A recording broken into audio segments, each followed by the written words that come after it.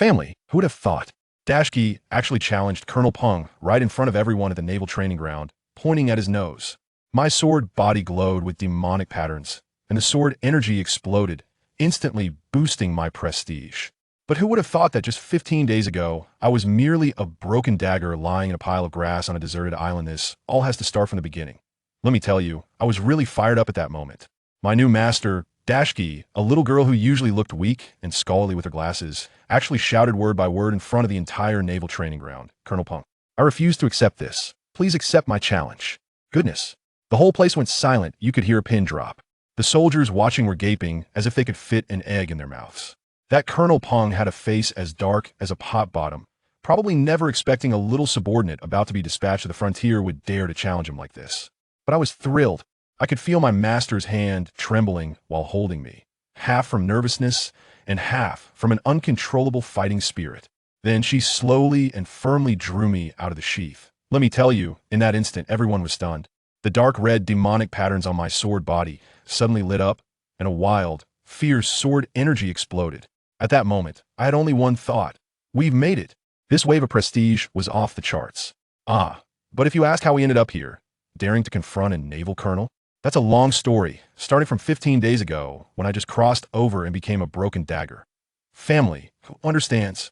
Others who cross over either become naval generals or the reserves of the four emperors at the very least. There's some talented individuals with systems. And what about me? I became a piece of scrap metal, rusty and discarded in a pile of grass on a deserted island for a full 15 days. I figured even the scrap collector wouldn't bother to bend down and give me a glance. I also had a system, but the panel was a hellish joke. Level, rusty dagger, damage points, 0, swordmaster, none. It made my heart sink, feeling like I was destined to just photosynthesize here for the rest of my life. Just when I was about to give up on life and start pondering the iron element periodic table, suddenly, someone arrived. A whole team of Navy personnel. Hearing the mumbling, I couldn't help but laugh. These guys were slacking off, exchanging sarcastic remarks, and the classroom vibe was practically bursting out of the screen. The leader was a little girl with glasses named Tashigi. She looked like the type who would be an honest worker in the workplace, too timid to retort when her subordinates dissed her behind her back. I thought to myself, this girl has the potential to become my tool. My destined swordmaster. As fate would have it, a muscular man suddenly leaped out from the bushes without a word, broke Tashigi's knife, and then delivered a kick right to my face. Really, it landed right beside me. I thought to myself, isn't this the perfect opportunity? I poured all my life's spiritual energy into it. Duong. I stood my rusty blade upright and frantically sent brainwaves to Tashigi. Look at me. There's a chance. Quick, pick me up. As a result, in her panic, she pushed herself off the ground and plop. Goodness, she pressed right onto my blade. The moment blood touched me, my mind rang out, ding. It worked. Congratulations, host. Successfully bound to Swordmaster. In that instant, I felt electrified. The rust vanished with a swish, and I evolved from a broken dagger worth 5 belly into a gleaming medium-length sword.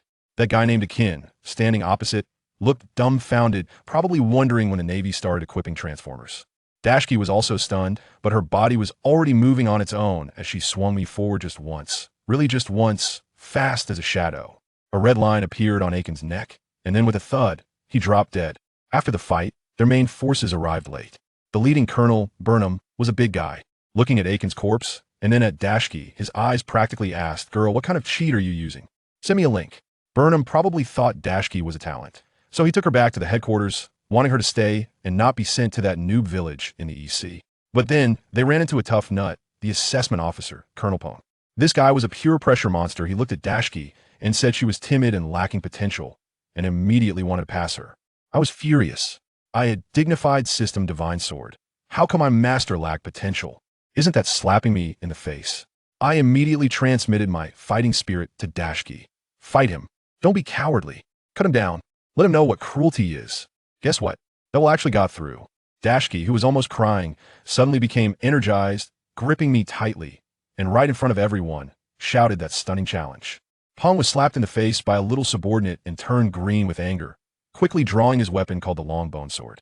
The surrounding Navy personnel looked at Tashigi as if they were watching a fool, probably betting on how long she would last. But the moment Tashigi drew me from the sheath, the whole place fell silent. The dark red, demonic patterns on my sword body lit up, and a wild surge of sword energy burst forth, dropping the training ground's temperature by several degrees. Everyone was dumbfounded, their expressions shifting from watching a fool to that of a monster. I could clearly feel that Peng's grip on his sword tightened. Even outside the training ground, a passing female Navy admiral was so startled by my aura that she stopped in her tracks. Anyway, after that fight, Tashigi became a sensation. We managed to establish our footing at the naval headquarters, and not long after, we received a new mission to escort a warship to the Shambadi archipelago for coating. Upon arriving at Shambadi, our contact was a muscular man in a red belly band wielding a large axe named John Tawan. This guy had some observation haki. He kept staring at me as soon as we met, making me feel uneasy. I was internally complaining. What are you staring at? If you keep looking, he'll have your broken axe melted down into scrap. While I was glaring at John Tawan, at the other end of Shambadi, an ultimate narcissist also landed on the island. A golden-haired handsome guy riding a white horse named Cavendish, also a supernova, entered a bar and asked the owner, Shaki, am I the most handsome guy on this island? Shaki took a puff of smoke and slowly replied, you were 2 hours ago, but now it's hard to say. A female swordsman supernova from the Navy has arrived who's stronger between you two is still uncertain. Let me tell you, I found that hilarious. Meanwhile, I suddenly sensed an extremely strong and unusual aura. This feeling, goodness, it's the scent of a famous sword.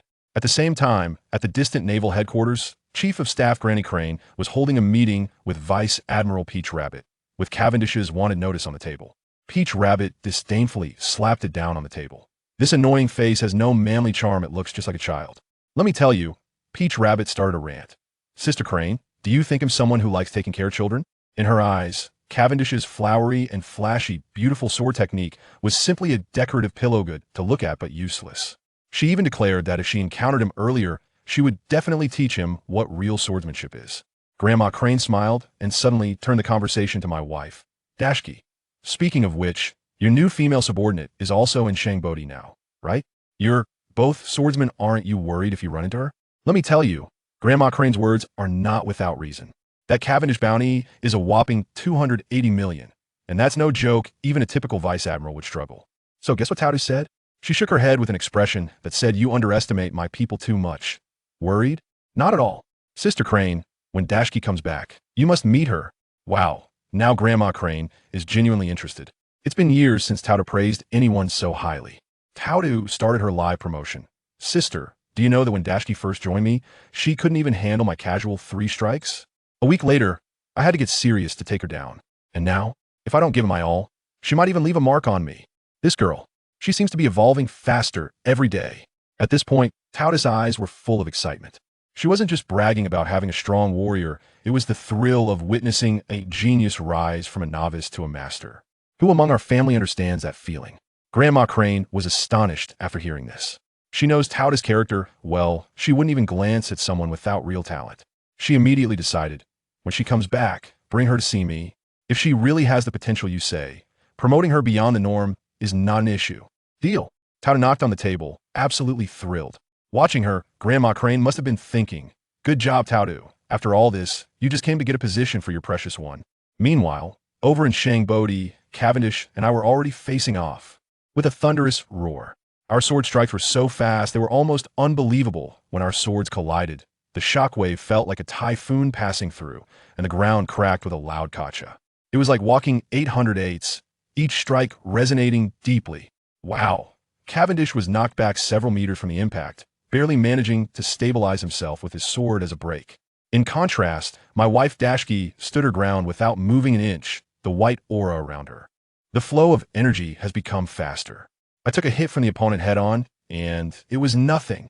At that moment, I was exhilarated in the sword. This power is invigorating. But the commotion was too loud. The shockwave directly reached the nearby port. There, a group of guards was escorting a bunch of shackled people, and they were immediately thrown into chaos by our sword energy. What the heck? What's going on? Get out of the way. Someone's fighting. The scene instantly turned into a mess. The shackled prisoners saw their chance, and, taking advantage of the guards' confusion, bolted. These people weren't actually criminals. They were poor souls being sent to a slave auction. They had been in despair, but unexpectedly, a chance to escape fell from the sky. What were they waiting for? They charged out like they were on adrenaline, rushing through the residual sword energy. But among the crowd, there was an old man with white hair and glasses. Standing still like an NPC, staring intently at us. A nearby burly man was getting anxious. "Hey, old man, aren't you gonna run?" The old man adjusted his glasses and smiled. "Young man, you should run. The farther the better. This is so interesting here.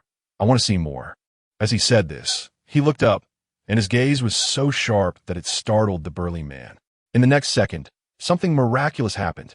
With a couple of clicks, the slave collars around the old man and the burly man's necks fell off simultaneously. The old man moved like lightning, kicking the two collars into the air. Then boom, boom, the collars exploded in the air like fireworks. The burly man's eyes turned red. These things would explode if forcibly removed. What kind of deity is this old man? He trembled and thanked him before hurriedly running away. Meanwhile, the old man with white hair from a distance had his gaze locked onto me like an X-ray. "This sword is quite interesting." At that moment, my heart trembled. Goodness, there are still experts around? This spiritual probing, if it weren't for my keen perception, I wouldn't have noticed at all. I immediately reacted. I had to end this quickly. In the smoke and dust, Cavendish emerged, covered in dirt, his clothes torn, and his arm injured, no longer possessing that previous air of confidence. He stared intently at Tashigi, his expression grave. "I admit, I underestimated you. As a naval lieutenant with a famous sword, you are worthy of being my opponent." As soon as he finished speaking, Tashigi's aura erupted again. Cavendish was stunned. What kind of joke is this? Shouldn't her stamina be exhausted by now? From a distance, he saw a massive red phantom enveloping Tashigi, and that sense of power was even stronger than during her peak. Cavendish's mindset began to crumble. What was wrong with this woman? Every time he felt secure, she would instantly level up. How could he fight like this? It wasn't just him. Ueno Peach Maru in the distance was also dumbfounded. He had initially thought Tashigi was dangerous and quietly called for reinforcements. Now looking at it, he thought it should be Cavendish who needed rescuing. Cavendish took a deep breath, preparing to unleash his ultimate move. He decided to use his strongest attack first. If that didn't work, he would have to awaken the monster within him. Just as he was about to act, Tashigi moved. The red phantom flashed, and she instantly appeared in front of Cavendish, delivering a slash infused with terrifying ghostly energy aimed straight at his crown. Cavendish's pupils constricted, and he roared out his own ultimate move, Beautiful Sword / Starfall. The two top-tier powers were about to collide, and the destructive force would definitely be apocalyptic. I was extremely excited at that moment. Come on, let me see how strong a true swordsman really is. Just at that critical moment, a figure suddenly and ghost-like inserted itself between us. That speed, that aura, made my heart skip a beat. It was him. Bang, bang. With two muffled sounds, our world-destroying attacks vanished into thin air, as if they had been crushed by an invisible giant hand. I was stunned along with Cavendish. As we sheathed our swords, we saw an old man standing between us, slowly retracting a black long sword in his hand. Ding! Congratulations, host. You have successfully absorbed the armament haki of King of the Underworld Rayleigh. You have gained a new skill, armament haki. Damn, the fortune has finally come to me. It turns out that the old man watching the show just now is Rayleigh. For months later, New World, Navy G5 branch. My wife Tashigi has become a legend. She's back. It's Captain Tashigi. My goodness, that was fast, wasn't it? She actually captured the bounty of 130 million on the axe-wielderman Sanlang in just 2 days. Incredible. Look at her great sword, Shadow. It's even more imposing than Vice Admiral Peach Rabbit's Kempira. That's right, in these 4 months, Tashigi has been grinding monsters and leveling up in the New World. And the total bounty from the pirates she's captured could buy several islands.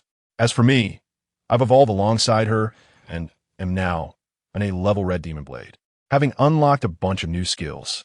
Tashigi is no longer that rookie she once was. She has advanced Busashoka Haki and intermediate Kenbunchika Haki, earning the title of Red Shadow Sword Master in the New World.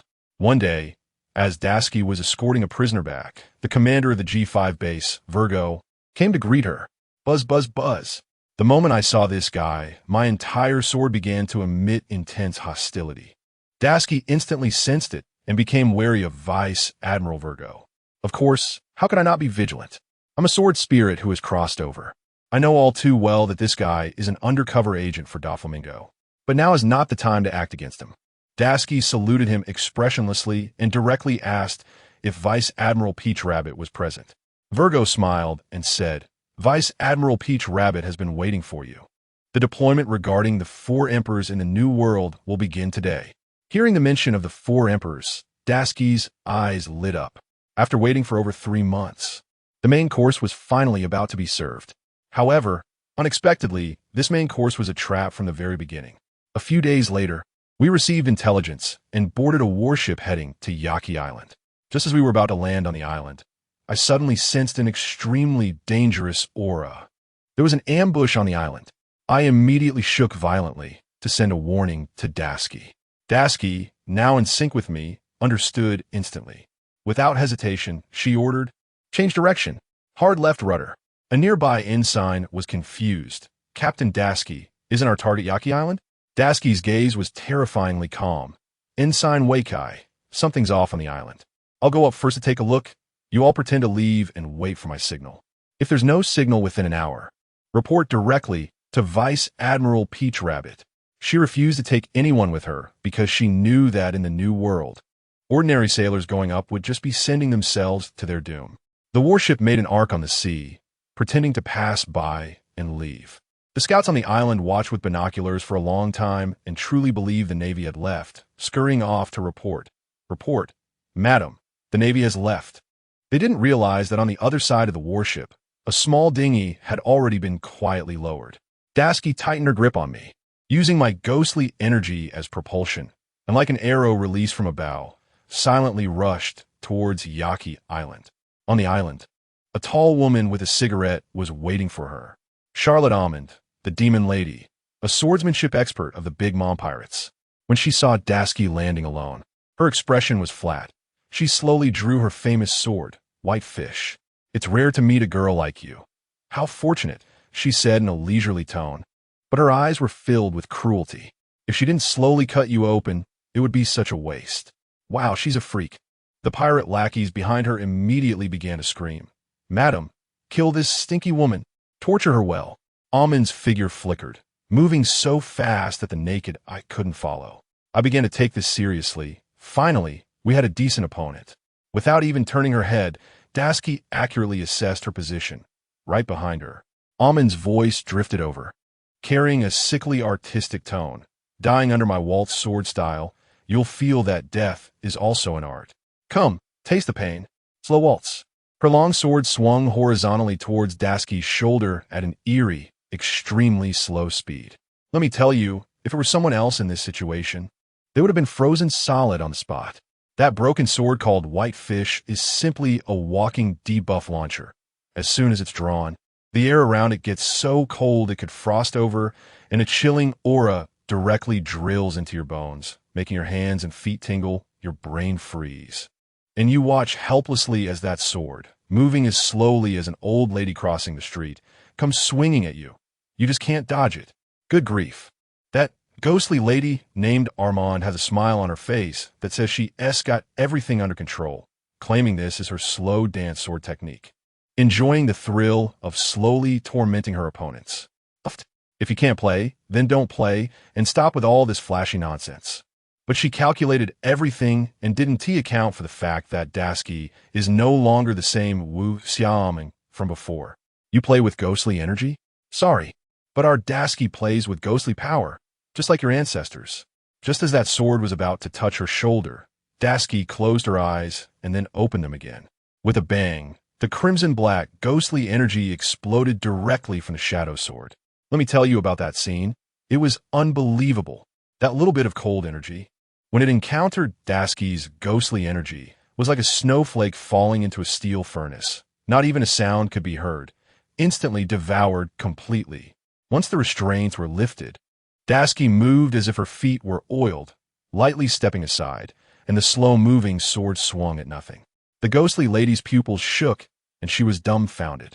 What terrified her the most wasn't that Dasuki dodged, but that Dasuki didn't retreat after dodging. She directly twisted her waist and turned her hips, ready to counterattack. In a duel, life and death are decided in an instant. If you miss a strike, it's the beginning of my counterattack. Now it's my turn. Dasuki's voice was as cold as ice. 7 ghostly divine sword techniques. First, ghostly divine, blade soul, Azura. One strike, instant kill, clean and neat. After dealing with this so-called officer, only one little minion, scared to the point of trembling, was left on the field. Dashiki walked up to him, and the guy collapsed to the ground, frantically waving his hands. Don't kill me. I'm not an officer. Dashiki couldn't be bothered to waste words and directly asked, "Where's Smuggy and Katakuri? I'll give you 2 minutes to spill all the information you know." And guess what? Although this guy was scared stiff, he was incredibly stubborn, trembling as he said, "I can't say. Leaking information? My soul will be extracted. Who understands, family? The culture of Big Mom's pirate crew is too intense, right? They would rather be killed by the enemy than dare to betray the organization." Fearing that Big Mom would conduct soul layoffs, the KPI pressure is simply maxed out. As time was running out, this guy suddenly seemed to be on a caffeine high, pulling out a handgun and firing 3 shots at Dashiki's head. A desperate struggle? Not happening. Dashiki didn't even turn her head, just tilted her body slightly, and the 3 bullets whizzed past her hair. Then, with a flick of her hand, the crimson ghostly energy engulfed the guy, and he fell to the ground without even letting out a scream, unable to extract any information. Dashiki realized things were serious and quickly took out her Den Mushi to call Vice Admiral Peach Rabbit. As soon as the call connected, she poured out all the information like a waterfall.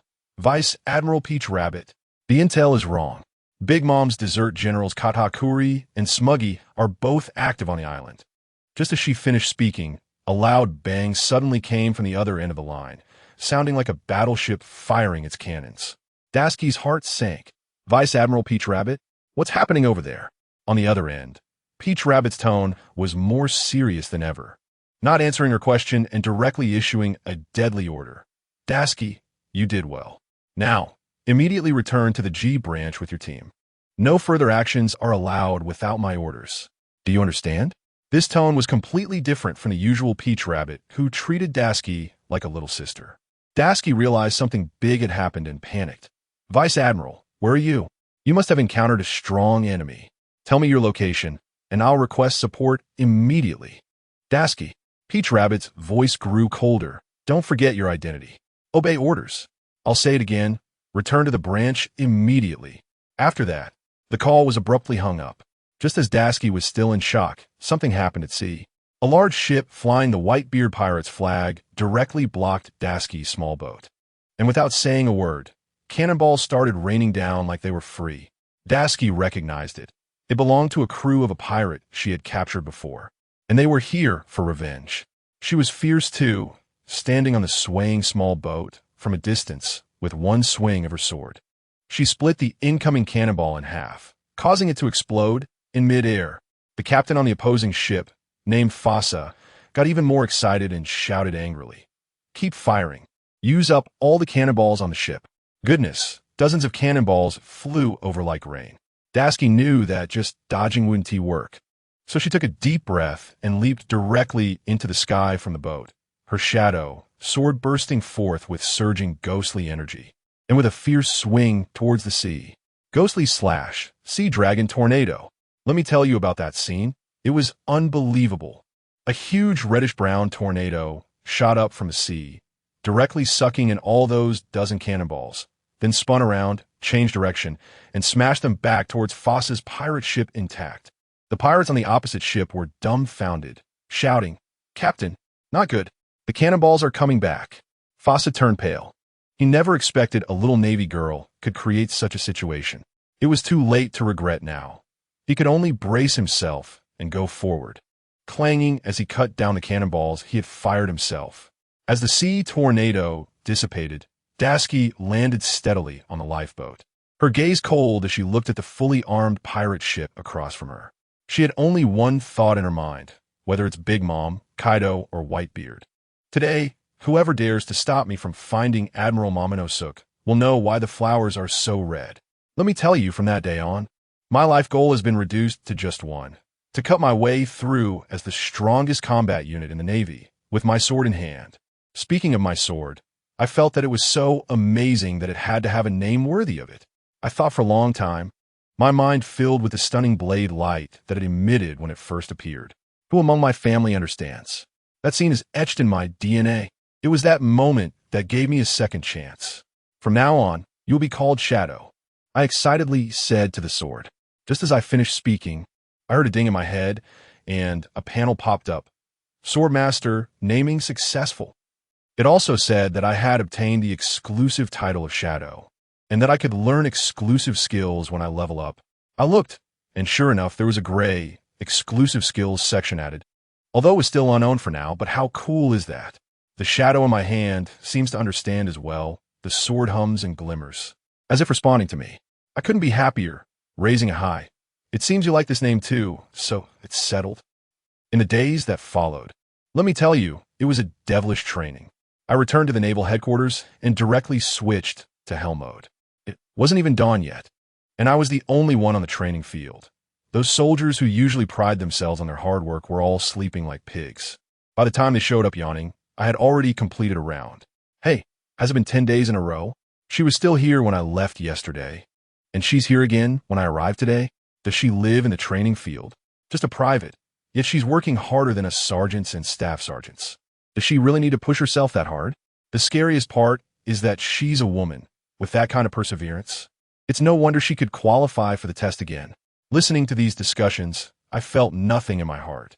If you want to show off in front of others, you have to endure hardships behind the scenes. I understand this principle. My talent may not match those monsters, but what I can offer is this reckless effort. 1,997. 1,998. I gritted my teeth and swung at the wooden sword post again and again.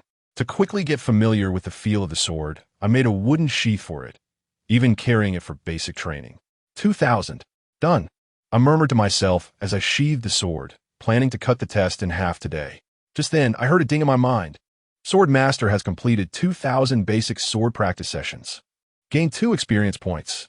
Current experience, 100 upgradable. It's here. It's finally here. I waited for a full 10 days, doing these tedious basic practices every day, and the experience points increase like a snail crawling. Finally, today, I have accumulated enough. The shadow within me, which is Lu Feng, is even more excited than I am. Without thinking, he directly clicked to upgrade in the system.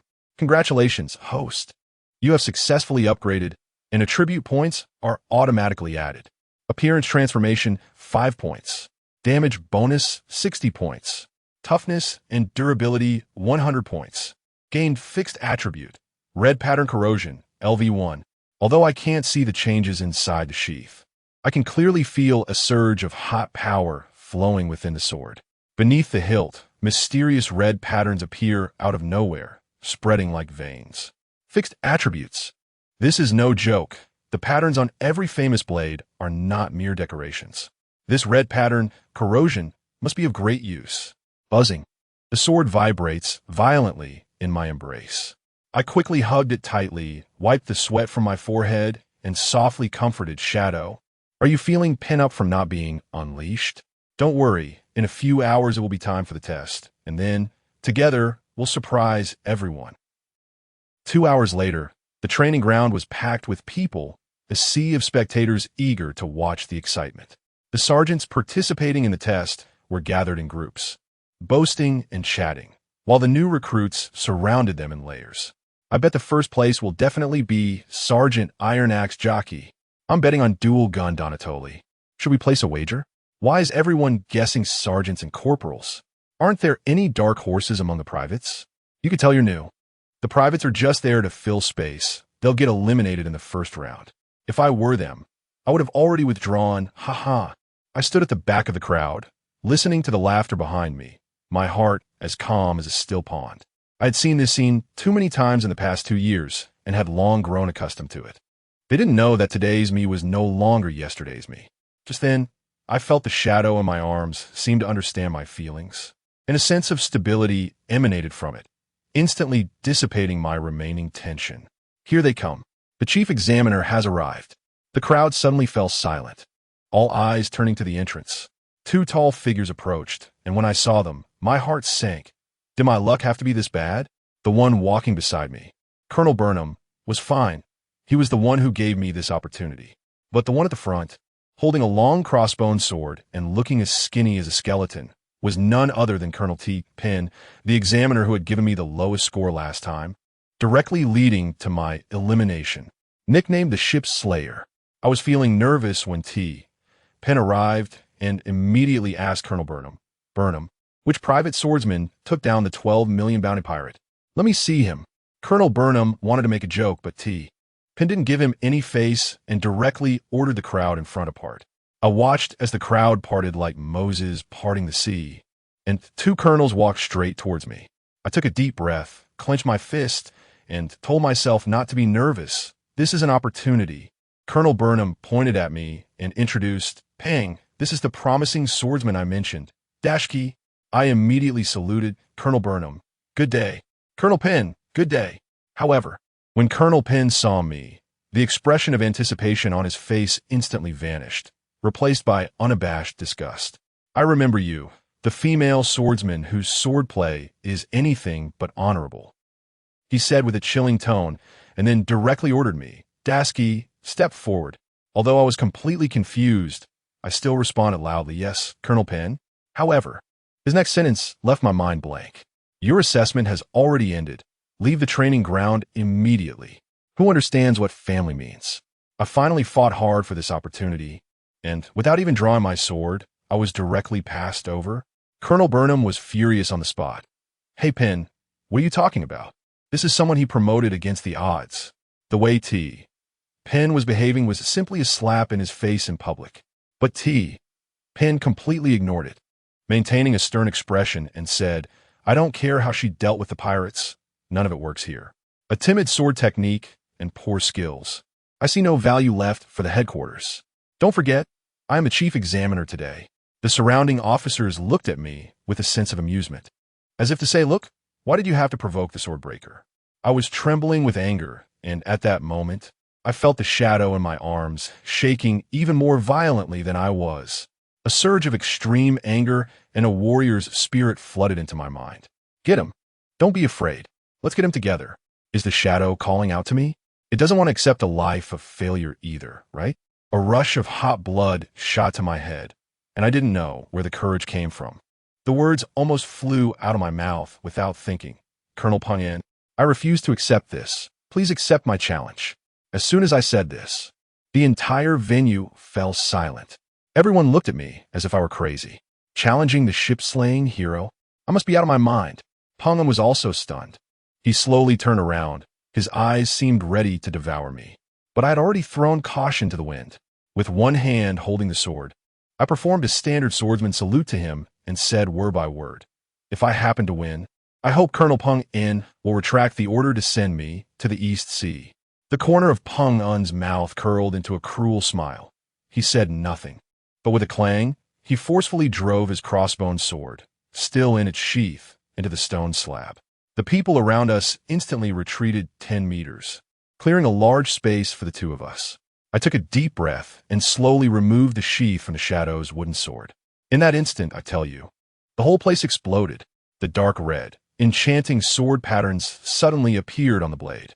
A powerful and turbulent wave of energy surged forth, causing everyone's clothes to flap wildly. A famous sword? Or a demonic sword? This thought popped into everyone's mind, including T. Peng Un. How intense was the commotion? Even Major General Tao, too, outside the training ground, felt it. The famous sword, Jinbi Luo, at her waist buzzed ominously, as if giving a warning. Major General Tao, too, frowned, following the energy-S aura, and when she saw the sword in my hand through the barbed wire, she was completely stunned. T. Peng In was also shaken for a moment, but quickly regained his composure, sneering disdainfully. Huh, I thought you had some confidence. Turns out it's just this strange sword. In 3 strikes, I will fulfill your foolishness. 3 strikes? The shadow in my hand trembled with excitement, as if saying today, let this old man know what the hottest damage rebound hack of 2025 is. I didn't waste any words with him. With a misstep, my whole body transformed into a sharp arrow and shot out.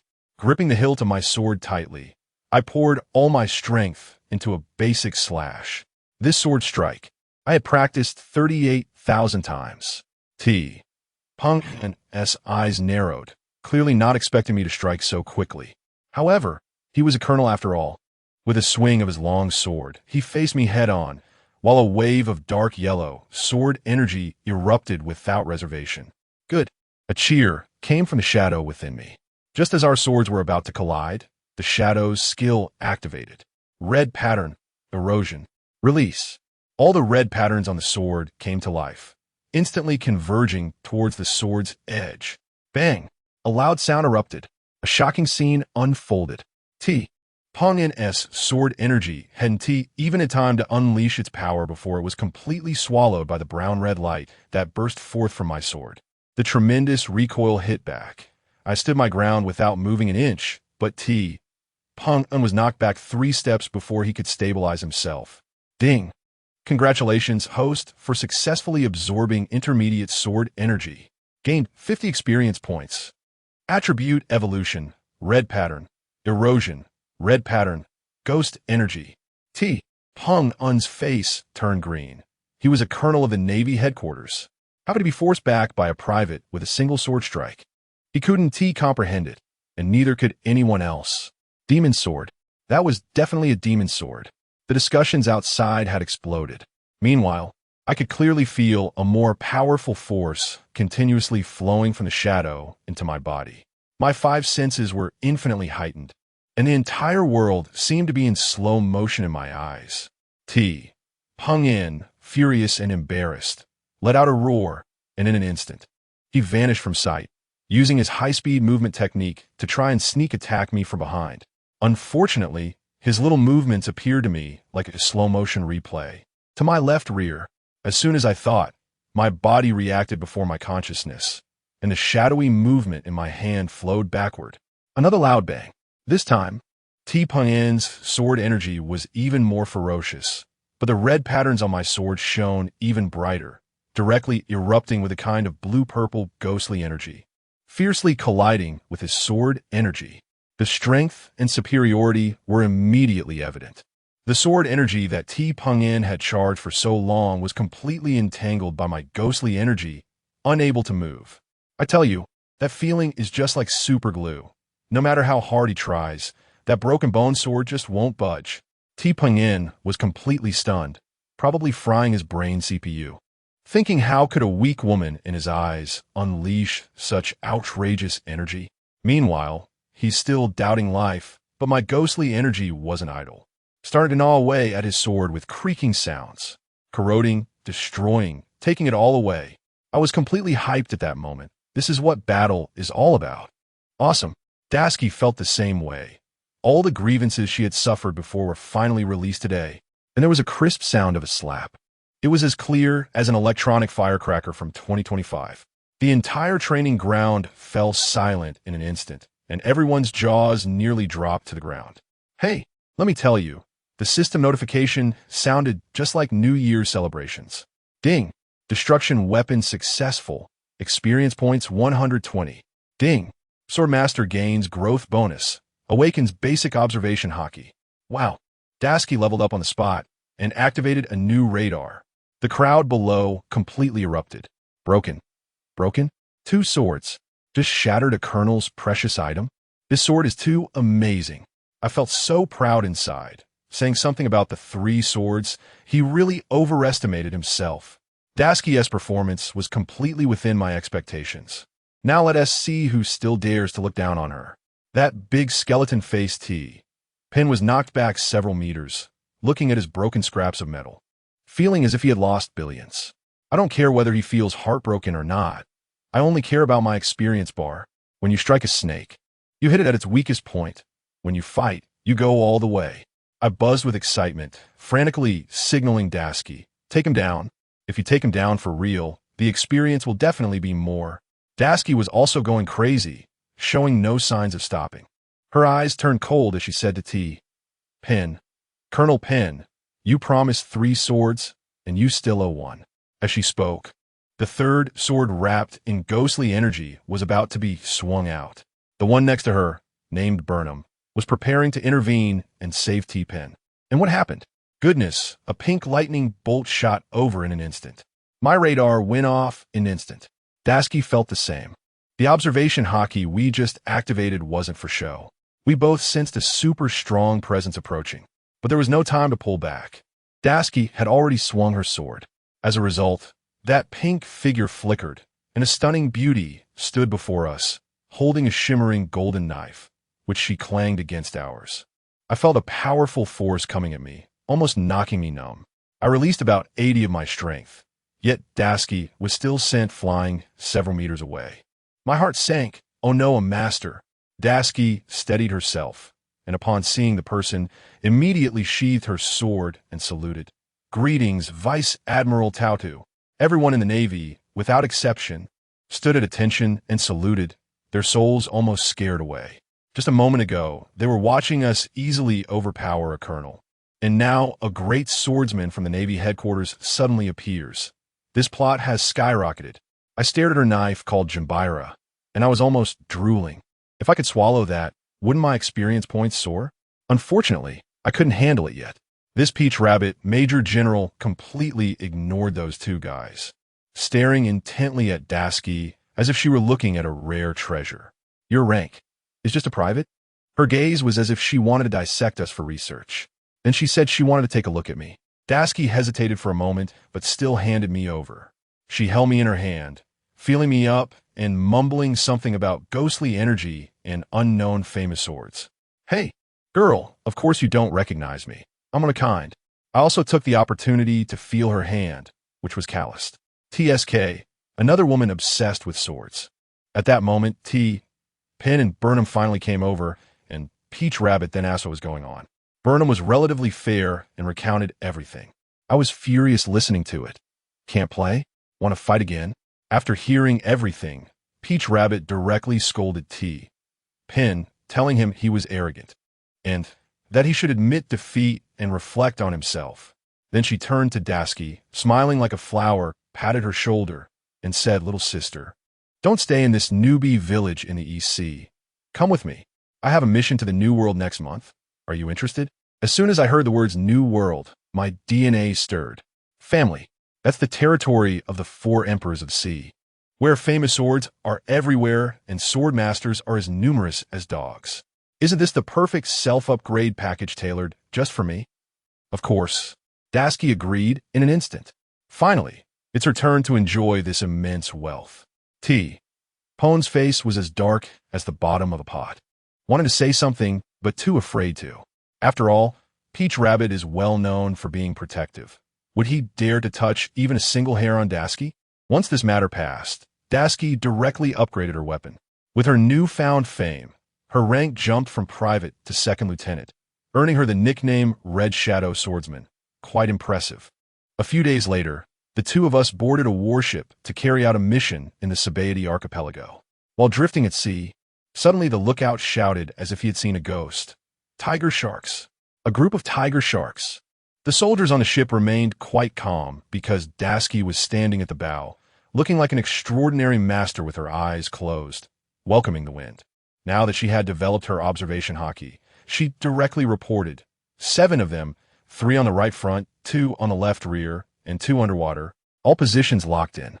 I've been holding back for a long time, and finally I can let loose. I quickly glanced at my panel, and hey, the data has increased quite a bit. I'm just a tiny bit away from leveling up. Just as I was thinking, a big shark jumped out of the water, trying to play a crushing move. Tashigi's eyes widened, and with the tip of her toes, she flew out, performing a graceful turn in the air, swish with a sword. The shark was still mid-air and instantly split into 2 halves.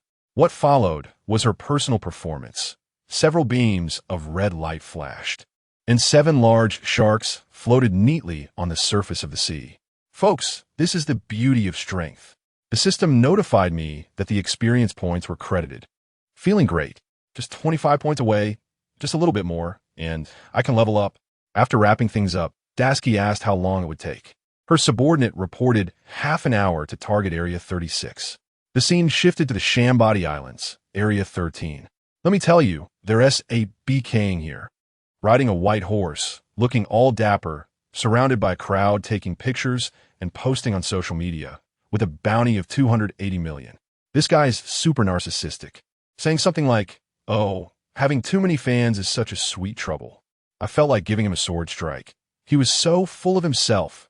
He was going to a bar called Shiachi to gather information, and the owner, Shiachi, is a smoking femme fatale who looks tough to deal with. This guy, Cavendish, came up and opened with, "Beautiful lady, haven't you heard my legend?" Shiachi immediately revealed all his secrets, leaving him speechless. Cavendish didn't mind and directly threw money at her, asking, "I just want to know, am I the most formidable one on this island right now?" Shiachi took the money and leisurely replied, "2 hours ago, it was you, but now, it's hard to say." A female swordsman from the Navy arrived, and she was also a super newcomer. Goodness, Cavendish instantly broke down, his face turned green. Back to our side, Dasky was at Dock 36, handing over a warship to a guy named Jean Tawan. This guy looked like a giant baby, wearing a red apron and carrying a big axe. He kept staring at me, giving me the creeps. He probably had quite the observation skill and sensed something was off with me. I cursed him 100 times in my heart. At that moment, I suddenly felt it, a familiar scent, the scent of a famous sword, and it was strong, stronger than that T-Pung in by who knows how many times. I immediately buzzed and alerted Dasky. Dasky felt it too. Her gaze sharpened instantly, and she opened her eyes wide, staring in the direction of the shipping lane. On the shipping lane, Jean Tawan reacted even faster. The war axe in his hand was already resting on the ground, and he gritted his teeth, saying, "Looks like something bad is happening." As soon as he finished speaking, we saw a warship with a Navy flag coming through the fog in the distance, just the kind we were waiting for, but the problem was, it was coming way too fast, and there was a broken bubble hanging beside it. Even a fool could tell something was wrong. This ship had definitely been hijacked. Jean Tawan's face turned furious as he gritted his teeth, saying, "I don't know which bold scoundrel dared to target the warship under my protection." The ship came straight towards us, and it seemed like there were people tied up on the deck, crying out. I tell you, those Navy guys on the ship were tied up like Zongzi, and a big bearded man next to them was loudly asking if they should be killed. Meanwhile, the guy in white sitting at the bow of the ship had a look of superiority, as if saying that they all deserved to die, and slowly said that killing a few useless people wouldn't relieve his anger. Goodness, who is this guy acting so high and mighty? He's Cavendish just out of the bar. Why is he so angry? It's because he spent a lot of money to find out that the so-called young talent, praised to the skies by the boss lady Shachi, who could rival him, was actually just a Navy lieutenant. Let me tell you, he completely lost it on the spot. He felt utterly humiliated, saying that a grand pirate like him, worth 280 million, was on the same level as a little lieutenant. How could he tolerate that? He couldn't. So he directly seized our ship and aggressively came over, wanting to slap someone in the face and prove that he was the best. When Wartao Maru saw who it was, his face darkened. White Horse Cavendish. This bastard actually stole my ship. He originally didn't want to deal with this pirate nonsense. But since it was right in front of him, he had to take action. He clenched his fists, cracking his knuckles, and said to my sister Dasky, "Wait here. Little sister, I'll get your ship back." At that moment, my heart skipped a beat. So it was him, that pirate nobleman with a dual personality in the New World. No wonder I felt a sense of crisis. Although this guy hadn't entered the New World yet, his strength was definitely at the level of a vice admiral in our headquarters. Quite the tough opponent. As soon as the ship docked, Cavendish's eyes locked onto Dasky like radar, muttering, "It's her, just like in the newspaper." As soon as he finished speaking, the hot-tempered Bartolomeo exploded, swinging his big axe and leaping forward with a kick, aiming a blow at Cavendish's head. Dasky was stunned by the side, thinking, "Aren't you being reckless too?" Seeing Bartolomeo's aggressive stance, Cavendish smirked and showed no sign of panic, saying, "Too bad my target isn't you." His extravagant sword, Durandal, instantly unsheathed as he exclaimed the move "beautiful sword, round table strike." Let me tell you, the speed was incredible. With a loud clang, the sword and axe clashed, and Bartolomeo, such a big guy, was actually sent flying back by a single strike. Bartolomeo barely regained his footing, already aware of the situation. This guy's strength was definitely not inferior to that of a vice admiral. Just as he was about to charge again, he realized Cavendish had completely ignored him and had shifted his focus directly to Dasky. Dasky reacted quickly, sensing something was off, and immediately stepped back to draw her sword. She was just a fraction of a second too slow. and Cavendish's sword tip carved out a 2-meter-deep gash right where she had just stood. That was close. Dasuki instantly understood that this was a true sword master. Stronger than any opponent she had encountered before, Cavendish was still pretending to be a gentleman. This lovely lady has quite the reflexes. Is that observation hockey? Dasuki didn't have time to waste on him and directly questioned him about what he intended to do by hijacking the warship. Guess what he said? He said, "Don't worry. Though I'm beautiful, I have no interest in women. I came here today to crush you. After all, you are also a marine supernova on this island, aren't you? Does anyone understand this?" Just because the newspaper praised Dasuki a little, this guy got so worked up. His mind is as small as a needle. Dasuki understood now. He was here to stir up trouble. She didn't waste any more words, drew her sword, and with a hum, the overwhelming aura of ghostly energy erupted from her. Cavendish was immediately stunned, his eyes fixed on me. He must have been thinking, what kind of sword is this? I've never seen anything like it. As for me, I looked at his Durandal and felt incredibly excited. I could sense that fighting with this sword would definitely bring me immense benefits. Wasn't this just an opportunity gifted to me? While we were on the verge of confrontation at the Navy headquarters, Admiral Tsuru was having a meeting with Vice Admiral Peach Rabbit. Peach Rabbit is Dasuki's current superior, and Tsuru jokingly asked her if she was worried about her new subordinate running into Cavendish in the Sabaody archipelago. Peach Rabbit, however, was utterly unconcerned, shaking her head and saying, "Not worried at all." She bragged to Kuru that when Dasuki first arrived, she couldn't even withstand 3 of her sword strikes. A week later, she had to take it seriously to win. Now, if Dasuki didn't give it her all, she might even get hurt herself. Finally, she concluded with a statement. Dasuki is evolving faster every day. I tell you, the tone was so proud, as if she were saying her child ranked first in the whole school. Back to the scene, Bartolomeo charged again, shouting, "You bastard! Your opponent is me." Yet Cavendish didn't engage him head-on. He moved like he had a speed boost, dodging left and right, while Bartolomeo's axe struck only empty air. It turned out this guy was using tricks, avoiding while leading Bartolomeo into the encirclement of his crew. By the time Bartolomeo realized, he was already surrounded by a bunch of pirates. Now it was perfect. There were no distractions. Cavendish shot forward like a phantom, right in front of Dasuki. I immediately warned Dasuki, "Behind you." Clang. The first collision was so powerful that Dasuki's palm went numb. I tell you, a power level of 280 million is no joke. However, I wasn't worried at all. I was even a bit excited. Why? Because I discovered that every time his sword Durandal collided with mine, a stream of white energy flowed into my body. Hey, isn't that the legendary holy light? I had only one thought in my mind, to collide more, just a few more times. Cavendish was also startled by the ghostly energy erupting from me, but he relied on his speed and completely disregarded Dasuki. His figure flickered as he began to move at high speed. Behind, left, right back, clang, clang, clang. Dasuki barely managed to block with my reminders and her observation hockey, but she couldn't keep up with his rhythm at all. Just defending took all her strength. I silently cheered for Dasuki. Little Dasuki, hold on a little longer, it's almost there. With a sound like a slice, Dasuki was a step too late and got a cut on her shoulder.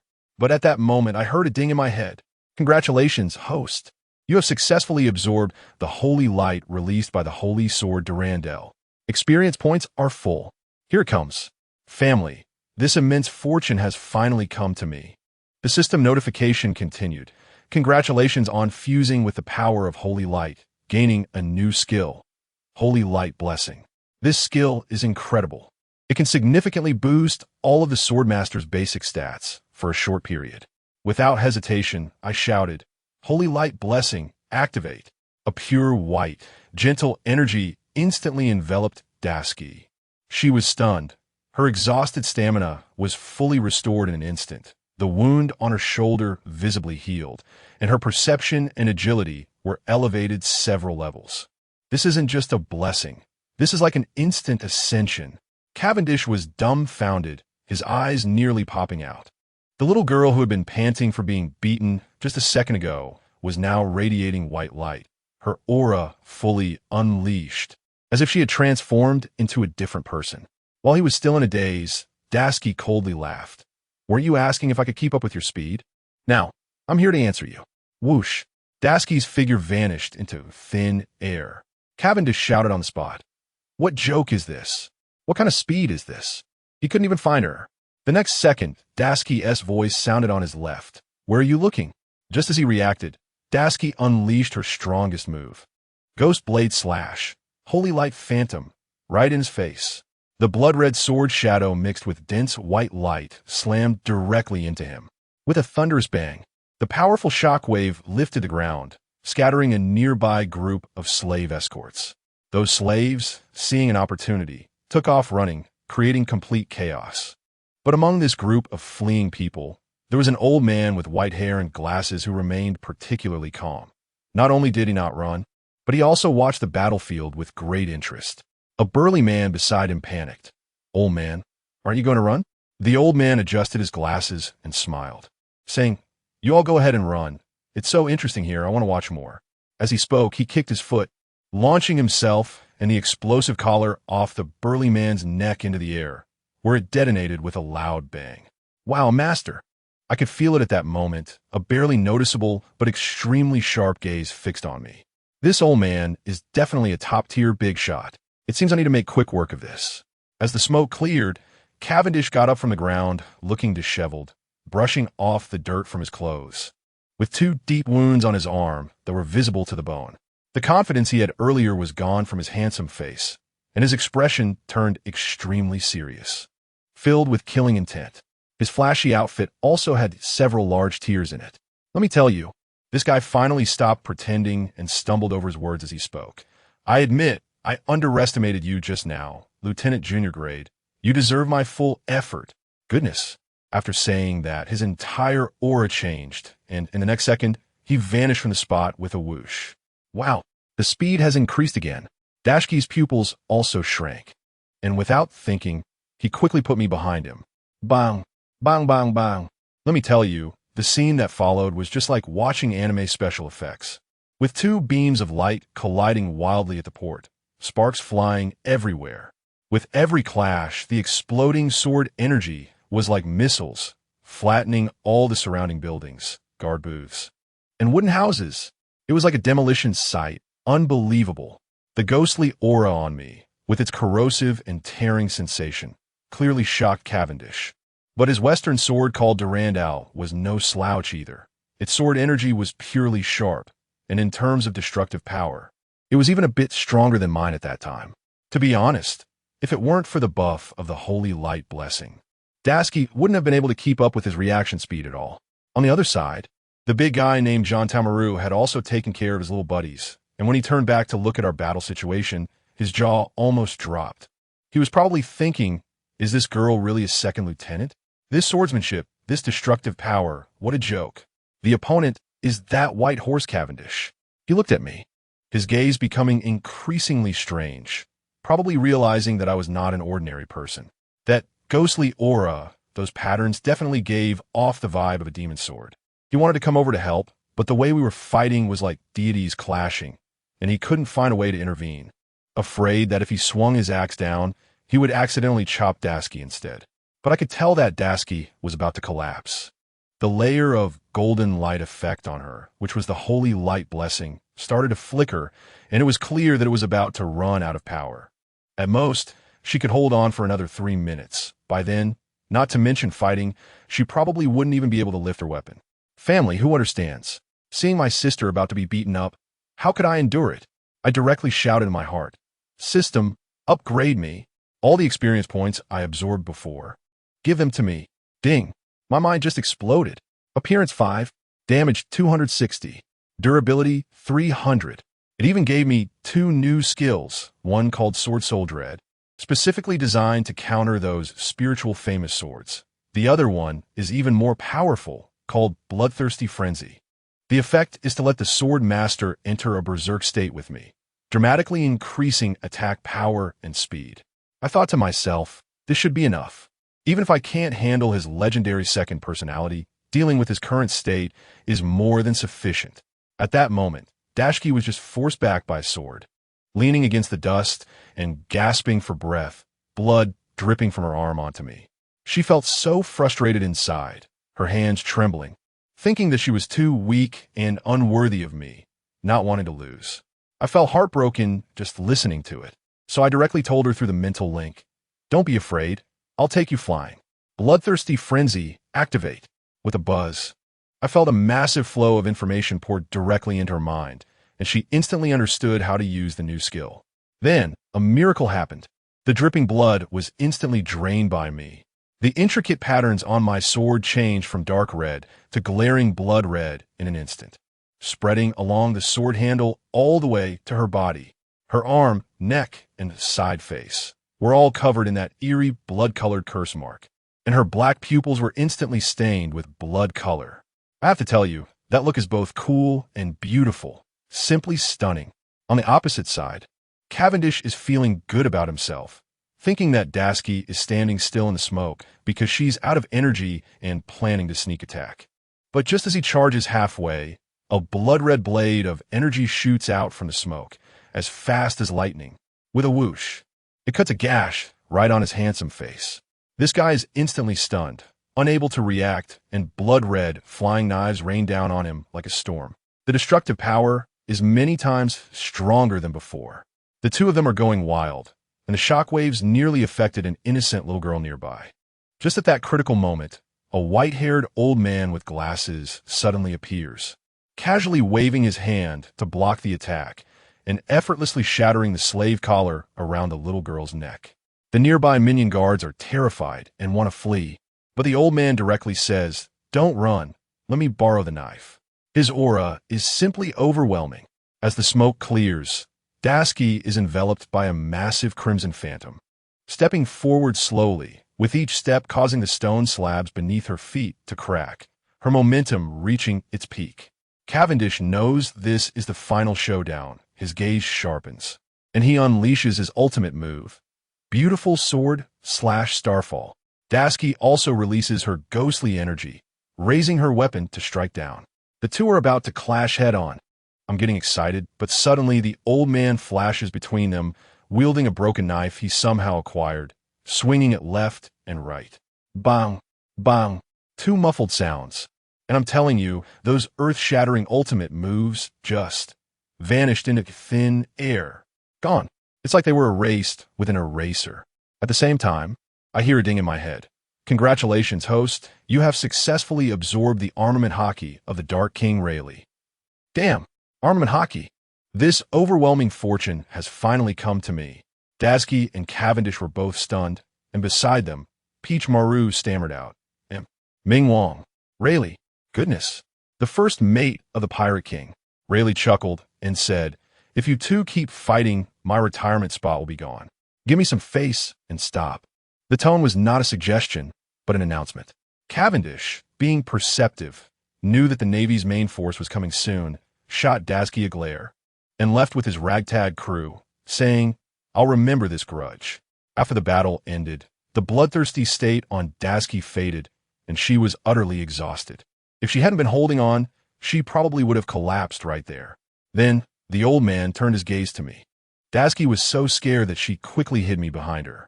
Rayleigh smiled and said, "Little girl, don't be nervous, I'm old. If I were a few decades younger, I would do anything to get your sword." Hearing this made my heart tighten. But then he changed his tone and poured cold water on me. "It's indeed a good sword, but unfortunately, you can't unleash its true power at all right now. Mastering your sword is a necessary path for every swordsman, but you are being controlled by your sword. It's leading you in battle, which only highlights your insignificance." Those words hit hard, and I could feel Tashigi's mindset completely collapse. By the time the Navy's main force arrived, Rayleigh had long since vanished. After this incident, I tell you, Tashigi seemed like a different person. A few days later, at the Navy headquarters training ground, under the blazing sun at noon, while everyone else went to eat and rest, she was the only one, with heavy lead weights tied to her arms and ankles, madly practicing weighted sword swings. Sweat pouring down like rain, never stopping. Not far away, in the shadows, Peach Bunny and Advisor Crane quietly watched her. This was already the 5th day of her relentless training. Peach Bunny and Advisor Crane probably felt quite gratified watching, but they had no idea that Tashigi was truly traumatized by the last battle. Her mind was filled with those monster-level swordsmen like Cavendish, Rayleigh, and even Peach Bunny herself, making her feel utterly inadequate, relying solely on my shadow, sword to survive. So she went a bit mad, talking to herself every day, swearing to me that she would never let me be tarnished. I will prove that I am worthy of you. Goodness, even I felt embarrassed. The sword vibrating lightly, as if giving her a thumbs up.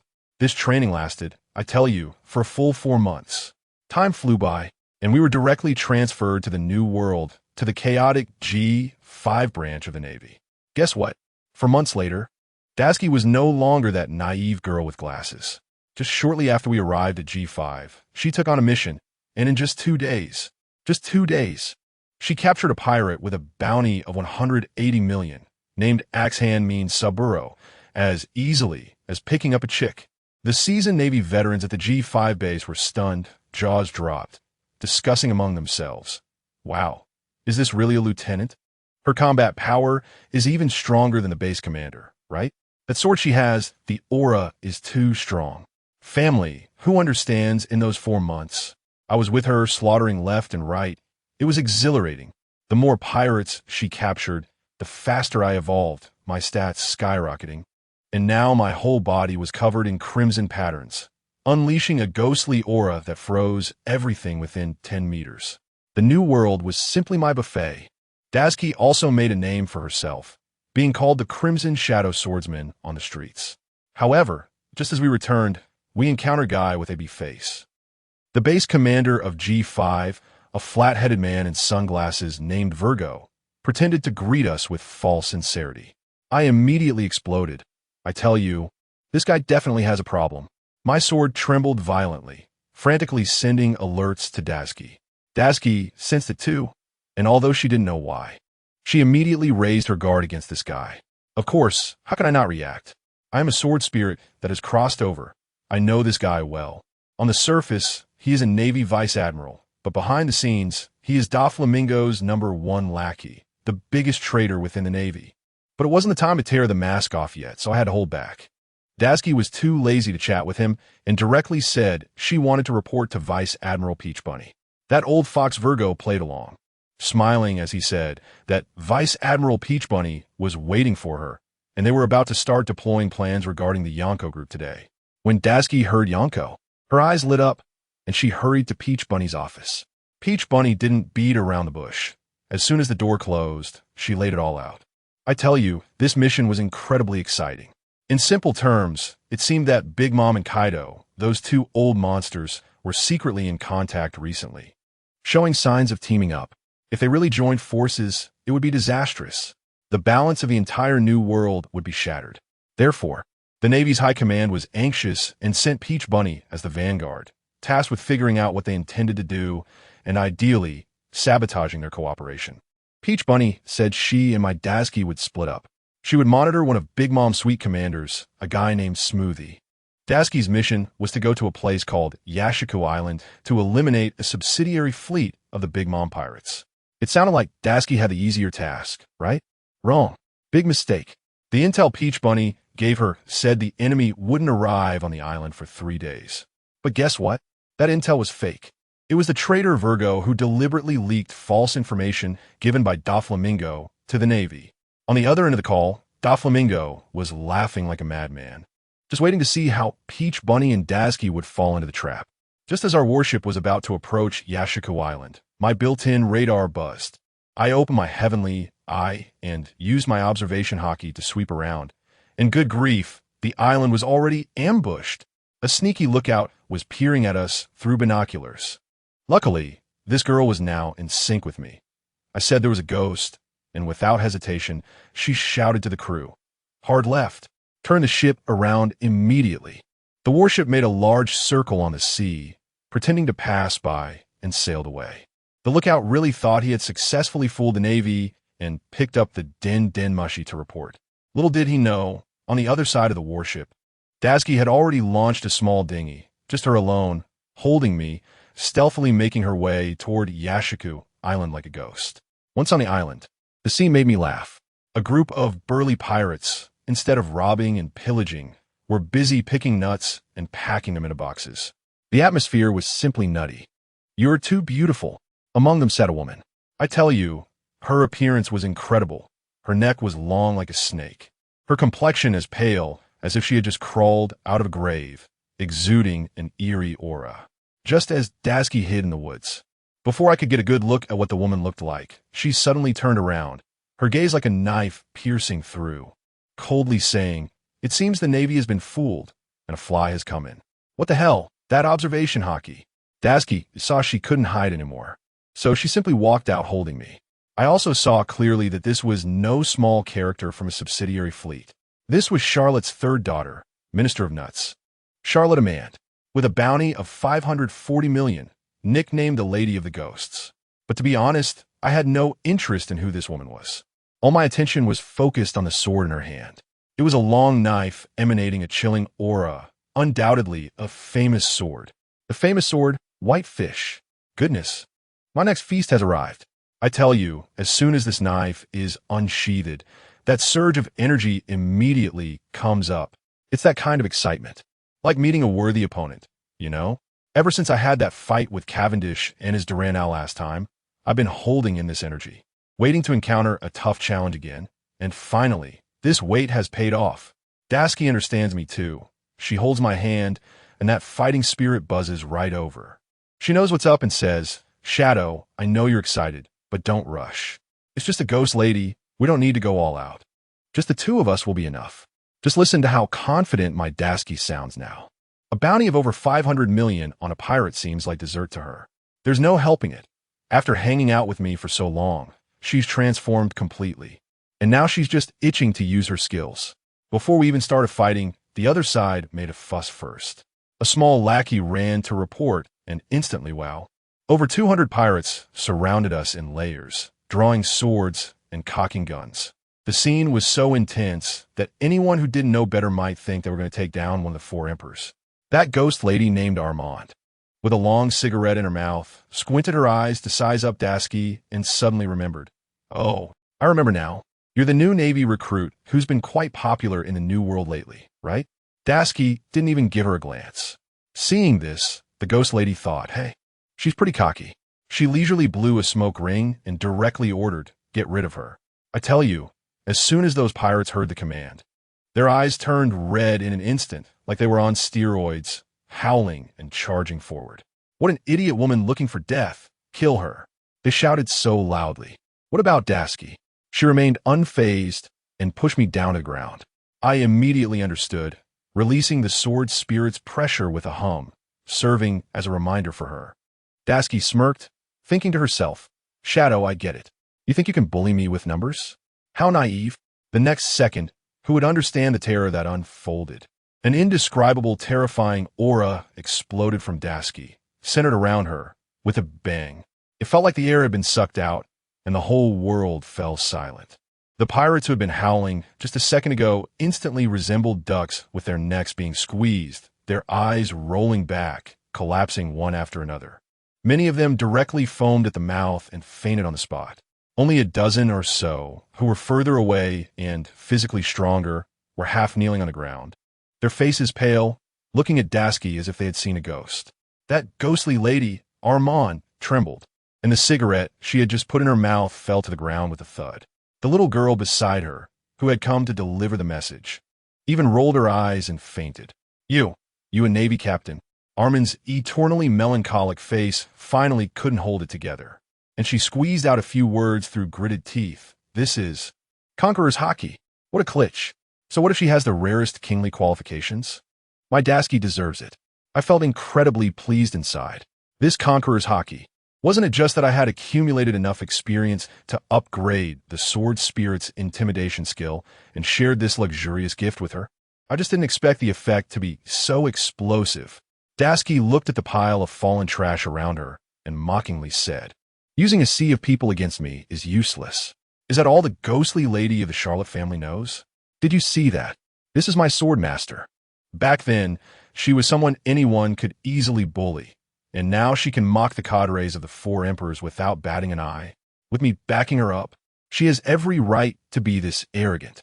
Armand's face showed no expression, but I could feel the killing intent in her eyes from a distance. She slowly, and one might even say elegantly, drew her saber, Whitefish. A girl with decent qualifications, she said, "If I don't slowly cut you open, it would be such a waste." As she spoke, a cruel smile appeared on her face. I thought to myself, oh wow, this is a psychopath who enjoys torturing people slowly with a knife. Just as her words fell, her figure vanished in an instant. The speed was astonishing. I immediately started calculating in my mind. Indeed, the Charlotte family's people are extraordinary, and their agility is not something ordinary fish can compare to. Moreover, there is a chilling and restless feeling in the air, which I suspect is the work of that white fish. To the right rear, I immediately reported to Tashigi, without even turning her head. Armin's voice already echoed in her ear like a ghost. Under my dance sword technique, you'll feel that death is also a form of art. Gulme, taste the pain. Slow waltz. I tell you, that scene was as eerie as it could get. Her sword came slicing horizontally towards Tashigi's shoulder, moving as slowly as a slow-motion shot in a movie. The few pirates still awake nearby were cheering her on. "Madam, kill her. Torture her well." But when Tashigi tried to dodge, she suddenly felt her body stiffen. A chilling aura wrapped around her like chains. Oh, so that is how it is. I understood in an instant. The reason this old woman's sword technique was so slow, yet could still hit someone, was all thanks to her blade. When the white fish was drawn, it released an extremely cold aura that amplified the fear in your heart, rendering your body immobile. This move focused on a dual control of both psychological and physical aspects. The consequence of arrogance is being unable to escape. Seeing Tashigi trapped, Ammon thought victory was in his grasp and wore a look of enjoyment on his face. Escape? Tashigi sneered. Who said I was going to escape? Just as her words fell, a rush of crimson-black, ghostly energy suddenly erupted from my sword.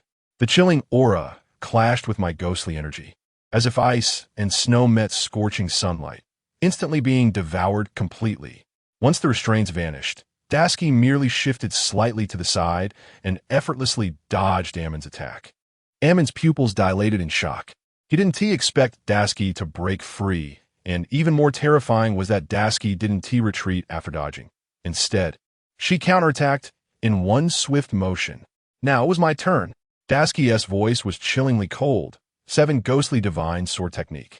First Ghostly Divine, Blade Soul Azura. In that instant, I felt most of my ghostly energy being drained away, but not dissipated. Instead, it all converged around Tashigi. The blood-red, rose-like patterns reappeared on her pale face, and above her head and behind her, a crimson warrior soul holding a massive blade was formed with a thunderous roar. I tell you, that samurai phantom is actually the embodiment of my consciousness. I directly controlled the illusion of Ashura and mimicked Tashigi's sword-wielding motion, locking onto the bewildered ghost lady. What is this thing? Armin's observation haki was almost in chaos. She must have sensed 2 waves of soul energy. In the next moment, Tashigi and the Ashura phantom I controlled struck forward and backward, 2 sword energies overlapping as they slammed down. Armand had nowhere to retreat and could only brace herself, crossing the white fish in front of her chest to block. Here it comes. I was just waiting for this moment. I unleashed all my power in that instant. Boom! With a loud bang, the ground beneath our feet cracked inch by inch, and massive boulders turned into dust in an instant. A crimson storm swept across the entire area, and those fainted pirates were startled awake by the storm, scrambling to escape in panic, fearing they would be caught in it. In the center of the storm, Armand couldn't withstand it all. She spat out a mouthful of blood and was blasted away like a kite with a broken string. The crimson storm lasted a full minute before slowly dissipating. When the dust settled, Armand was seen half kneeling on the ground, her wrists covered in cracked wounds. Trembling, she picked up the white fish from the ground and let out a heart-wrenching scream. Impossible. My white fish. We focused our gaze, and hey, that so-called famous sword. The white fish had a small crack that had spread all the way to the entire blade. That's right. The 7 Ghosts sword technique struck, completely ruining this famous sword. Hey, I happily absorbed the dissipating sword soul energy of the white fish, and it felt great. Immediately after, my mind was ringing with sounds. I was gaining experience and absorbing a new attribute called Frost, which was a trick just now that restricted movement. This was a huge profit. The Azura phantom behind Dasuki hadn't dispersed yet as she stepped toward Armand, coldly asking, "Now, do you understand the gap between us? You destroyed my white fish. I want your life." Armand went mad, charging at her with the already ruined sword, which was still covered in a layer of black armpaki. Losing one's rationality is a big taboo for a swordsman. Dasuki did not dodge. Her arms swung out with heavy afterimages. Without the enhancement of the frost attribute, Armin's slow sword techniques now looked like a joke. Dasuki's armed haki erupted instantly, clashing with a series of clangs. After more than 10 minutes, with a crisp snap, the already cracked white fish, under the enhancement of the armed haki, couldn't withstand it and was directly shattered into pieces. The surrounding pirate lackeys' eyes nearly popped out, and they scattered in fear. In Dasuki's final move, the Demon Slash, crossed of two intersecting sword energies, directly struck Armand, knocking her out cold. After the battle ended, I was savoring the moment when I suddenly sensed movement 700 meters away. A bearded pirate was hiding in the bushes, trembling as he pulled out a den mushi, muttering, "I must inform Lord Smoothie and Lord Katakuri." Goodness, still trying to call for help? Dasuki flashed in front of him, and before he could dial, a sword energy flew past and sliced the den mushi in half. The bearded man was terrified, begging for mercy. Dasuki asked him where Smoothie and Katakuri were, but he refused to say anything, probably fearing that the Charlotte family's revenge would be worse than death. In the end, he even tried to pull out a gun to resist, but was instantly taken down by Dasuki. It seems the Big Mom pirates have quite strict discipline. Something was off. Dasuki frowned and immediately took out her den mushi, calling Vice Admiral Peach Rabbit. "Vice Admiral Peach Rabbit, the information is wrong. There is an ambush on the island, and I heard the names of two sweet commanders, Katakuri and Smoothie." Just as she finished speaking, a loud boom suddenly came from the other end of the den mushi, sounding like a battleship firing its cannons. "Vice Admiral Peach Rabbit?" Dasuki asked nervously. The tone from Peach Rabbit was unusually serious. "Dasuki, you did well. Now, immediately return to the G5 base with your team. No further actions are allowed without my orders. Do you understand?" This tone was completely different from the usual way Peach Rabbit treated Dasuki, like a little sister. "Vice Admiral, where are you? I request support." Dasuki panicked. "Obey the orders." "I'll say it again. Return to the G5 base immediately," Peach Rabbit said, and without waiting for Dasuki to respond, the call was abruptly cut off with a click. I felt a jolt in my heart. Something big must have happened over at Tao Tuesday. That won't do. I have to get Dasuki to hurry over there. I tell you, the whole sword was buzzing, and my fighting spirit was at its peak. On one hand, I was really worried about Taodu, but on the other hand, hey, ISNT this an experience package delivered right to my door? An S rank, folks.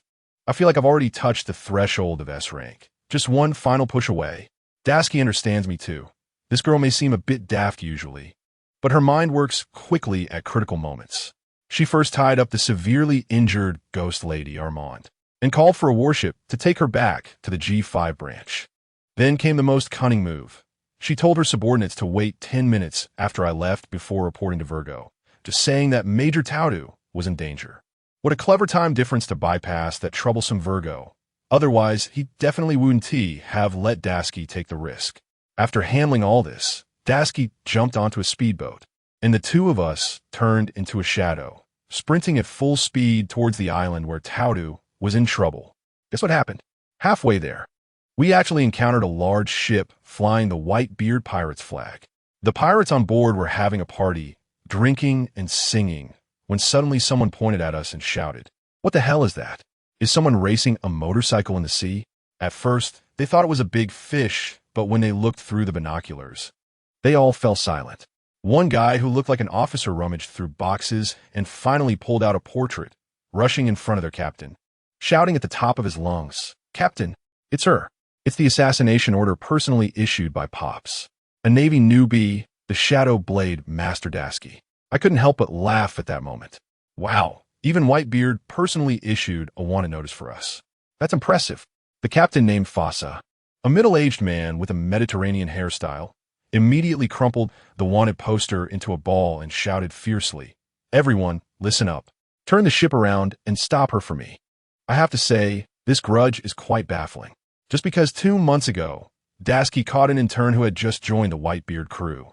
The Whitebeard pirates felt embarrassed and issued an internal assassination order against Dashiki. Who understands this? Are interns so precious these days? Can't even bump into one? One of his clever subordinates advised him, saying, "Captain, I've heard that the Red Shadow Swordsman is extremely powerful. Why don't we wait for Captain Marco to arrive before we act?" As a result, Captain Foza, feeling quite confident, snapped back. Wait for what? A little yellow-haired girl can't turn the tide. Fire the cannons. They were also cunning, not firing directly at us, but instead targeting our path, trying to capsize our little boat with huge waves. A bit of brains, but not much. Dashiki didn't have time to waste with them. As the cannonballs flew towards her, she didn't even look back, swinging her sword in a swift motion. With a whoosh, the cannonball was sliced in half mid-air, exploding. Seeing this, Foza got even more fired up, shouting, "Keep firing. Use up all the cannonballs." "All right, as you wish." Dozens of cannonballs came crashing down like a meteor shower. Dashiki's eyes turned cold, and she jumped up from the speedboat. I got excited too, knowing she was about to unleash her ultimate move. Rogue's Lair, Sea Tornado. Let me tell you about that scene. It was incredible. The reddish-brown ghostly energy instantly whipped up towering waves, forming a massive waterspout around us. All the incoming cannonballs, once they entered the range of the tornado, seemed to have navigation installed. With a sharp turn, they all turned back towards their own ship. The captain turned pale. Having to accept the takeout, he ordered himself, frantically chopping up his own cannonballs on the deck. Once the cannonballs were exhausted, they started using guns, with bullets pouring down like rain, some even wrapped in armed color domineering. Could I tolerate this? I directly unleashed a red light, frantically giving buffs to Dashiki. With one message, go for it. Don't be cowardly. Dashiki understood me. She immediately positioned her sword in front of her and shouted, 7 ghostly sword techniques. 4th ghostly god, flame, soul, heavenly fire. In that instant, the entire sky turned red. An endless surge of crimson ghostly energy erupted from me, condensing above Dashiki's head into a blood-red giant sword several meters long. The special effects were burning through the budget. All the bullets shot towards us were directly evaporated by this heavenly fire as soon as they got close. The Mediterranean captain panicked, pulling out a cigar and rubbing it on his broadsword. With a sizzling sound, his sword actually caught fire, and he even named it the explosive flame sword. Oh my, this move was all about the abstract. With just that little flame, he dared to challenge my heavenly fire? He was jumping up and down, charging towards the giant sword in the sky, cursing, where did this stinking girl come from, daring to attack the Whitebeard pirate crew. I was so angry that I laughed. Big brother, who fired the first shot? And what happened? His broken junk, when it touched my ghostly giant sword, made a crisp sound and got bent on the spot. The flames on the sword? Instantly extinguished. The best part is that I conveniently applied a frosty buff on him, directly disconnecting his thoughts from his body, freezing him for a moment, unable to even unleash his domineering aura. When experts clash, that moment is enough. That giant ghostly sword, carrying the bewildered Fossa, fell like a meteor, creating a huge bang. It split their proud ship in half, right down the middle. Wood chips flew everywhere, and it fell apart on the spot. Then my head was ringing with notifications, experience gained, level up, so satisfying.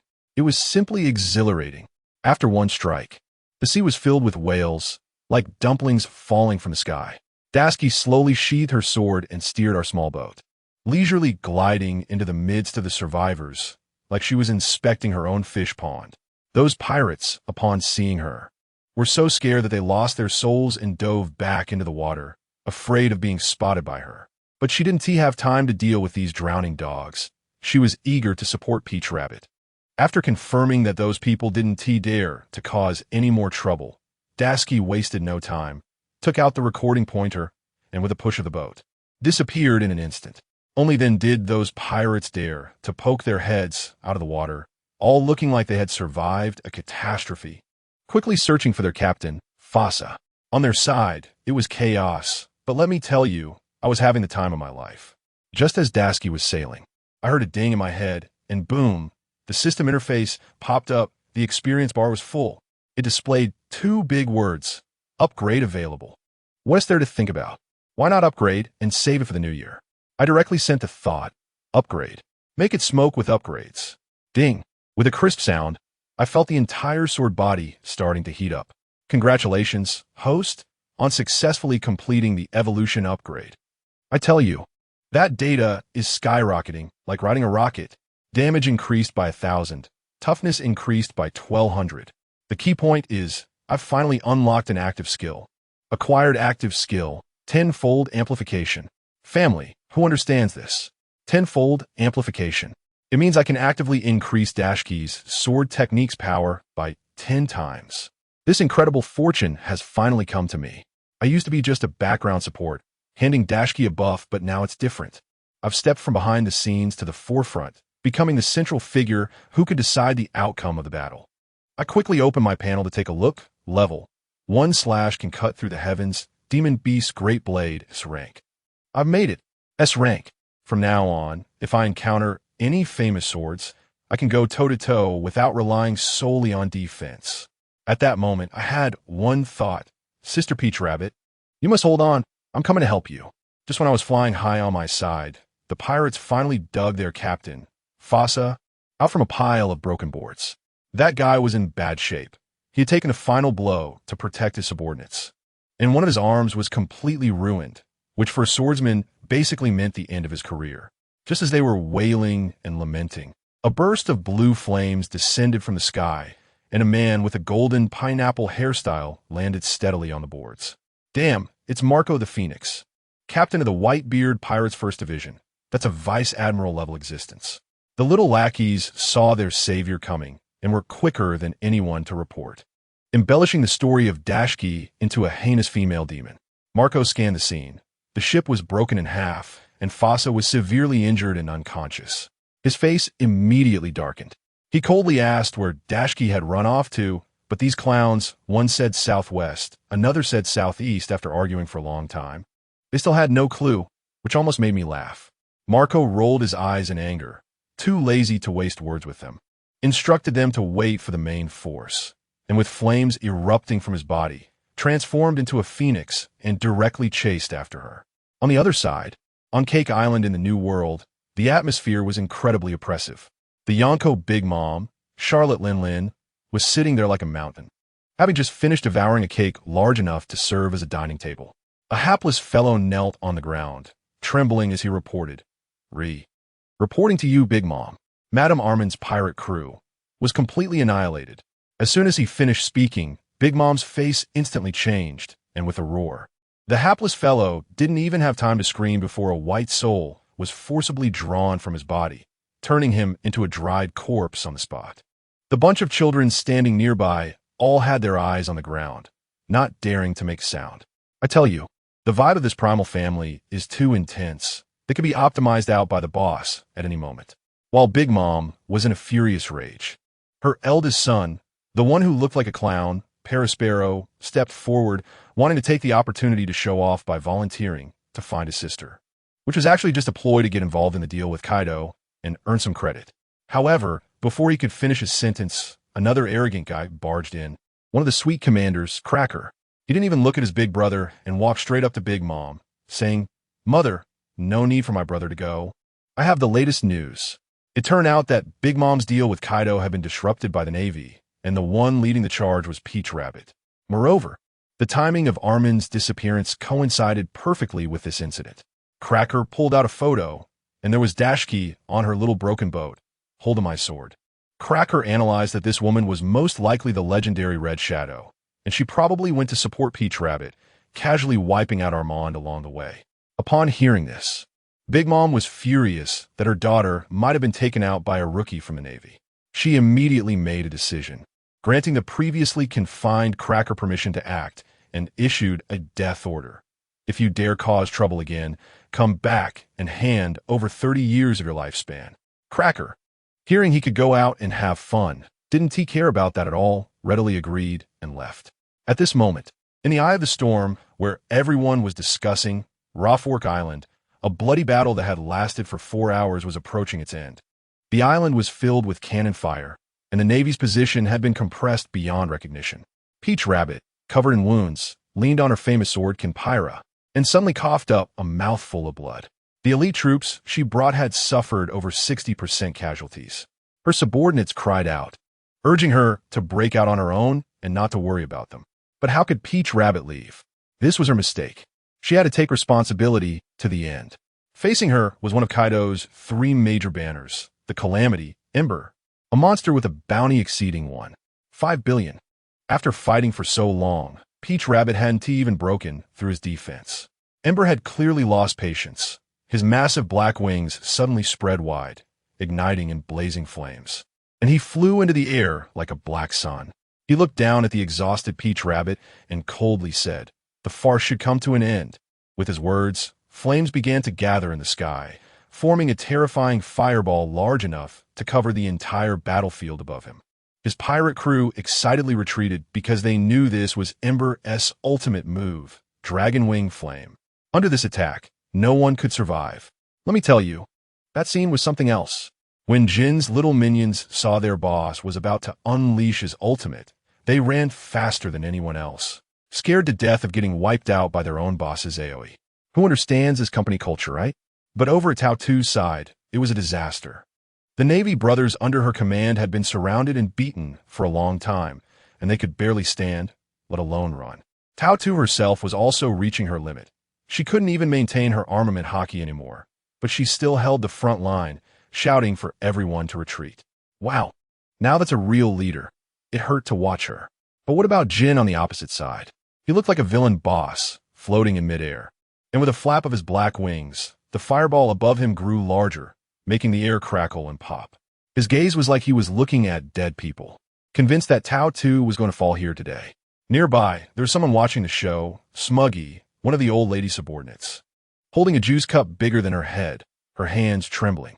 She was probably thinking 1,000 times, "This guy is just too fierce. I can't see his blue bar at all. No wonder my boss told me to be careful of him." She finally understood that the tidal flame calamity was not given lightly. Just when everyone thought Tao2 was doomed, let me tell you, a turning point came. A blood-red sword mark shot through the air like lightning from a distance. It was Tashigi. That girl was charging into the battlefield like crazy, chanting, "Hurry up, we have to catch up." I can feel how anxious she is. Tao2 is her benefactor, her idol. With her idol about to be lost, how could she not go all out? To be honest, I don't want Tao2 to just disappear either. So, as her strongest support, I've decided to reveal my power. I steeled my heart and thought, no matter the cost, today I'm going to let this girl go wild. Holy Light Blessing, activate. Tenfold Amplification, activate as well. Buzz. In an instant, Tashigi's entire aura transformed. Let me tell you, it felt like going from a 10K internet speed to 5G in a game. The whole world turned into slow motion. Her speed, strength, reaction, every attribute instantly maxed out. This maneuver directly launched her into a cyber cultivation mode, ridiculously powerful. Of course, the cost was frighteningly high. I could feel our powers depleting rapidly. We could probably last only a minute or two at most. But Tashigi didn't care at all. She had only one thought in her mind. Save the person. It was over. In the sky, Jean finally made a move, and that fireball, comparable to a small sun, came crashing down with a destructive force. Just as the moment arrived, Tashigi instantly teleported in front of the fireball. I tell you, at that moment, the entire battlefield fell silent. Everyone was stunned. The pirates of Jean, the pirates of Big Mom, and the Navy, all were dumbfounded. They must have been thinking, where did this reckless fool come from? Dare to take the Inferno's ultimate move with his face? Is he seeking death? Stop it! Tashigi shouted angrily, a flash of blood light flickering in her pupils, and then a wave of golden lightning erupted from her. Conqueror's Haki. Jean was also taken aback. His world-destroying fireball was actually suppressed and shrank by this Haki. The Navy side erupted in excitement. It's reinforcements. Could it be that a general from headquarters has arrived? We're saved. Jin's face turned green with anger as he roared. No matter who you are, you're seeking death. He intensified his attack, determined to turn Tashigi and Peach Rabbit into ashes. But it was too late.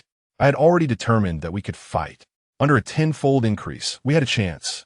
Tashigi understood as well, her rage reaching its peak, and she immediately unleashed her strongest killing move.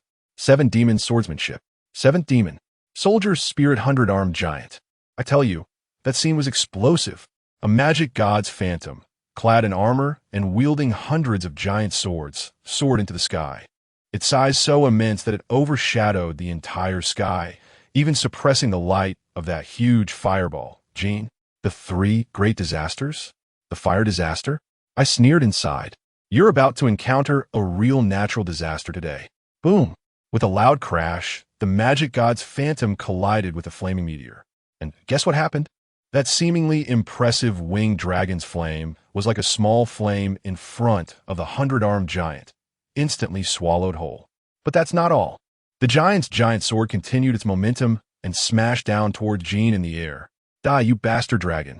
Jean hadn't even reacted. He was probably still wondering where my big move went. The next moment, the attack hit him right in the face. Bang! Jean flew backward like a baseball hit by a home run, screaming as he crashed into a massive pit on a mountain several hundred meters away. The entire place fell silent. Then it exploded with chaos. Jean was knocked away by a woman. Jin's little brothers were about to have their eyes pop out. Smuggy was also in shock. Her subordinates were exclaiming, "Lady Smuggy, it's a woman. The one who knocked away the fire disaster is a woman." Smuggy was drenched in cold sweat. She recognized it. That's right. It's that new Navy recruit. The Red Shadow Sword Master, Tashigi. I'm telling you, Smuggy must be panicking right now. According to the Charlotte family's intel, Tashigi isn't that strong. At this moment, the illusion of the 100-armed giant dissipated, and Tashigi slowly descended from the air. Peach Rabbit rushed over, supporting her and anxiously asking, "Are you okay? How are you?" Tashigi shook her head and turned to concern herself with Peach Rabbit's injuries. The surviving Navy around them recognized Tashigi, and one by one, they were as energized as if they had been given a shot of adrenaline, shouting Lieutenant Tashigi, as if she were savior. Of course, she is indeed impressive, but the aftereffects are significant. I can feel that move just now nearly drained both of us. I directly entered a state of sage time. Not to mention performing another big move, even gathering ghost energy is tough right now. However, just when I was feeling weak, a sudden ding sounded in my head. Goodness, the system reward has arrived. Not only did I level up my ghost energy, transforming it into the more powerful nether flame, but I also gained an ancient sword pattern. Sure enough, playing in high-level matches brings a lot of experience.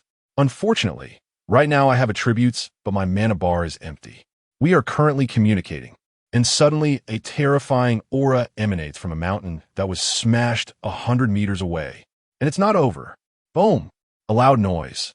And Jean flew out from the ruins, landing dozens of meters away from us.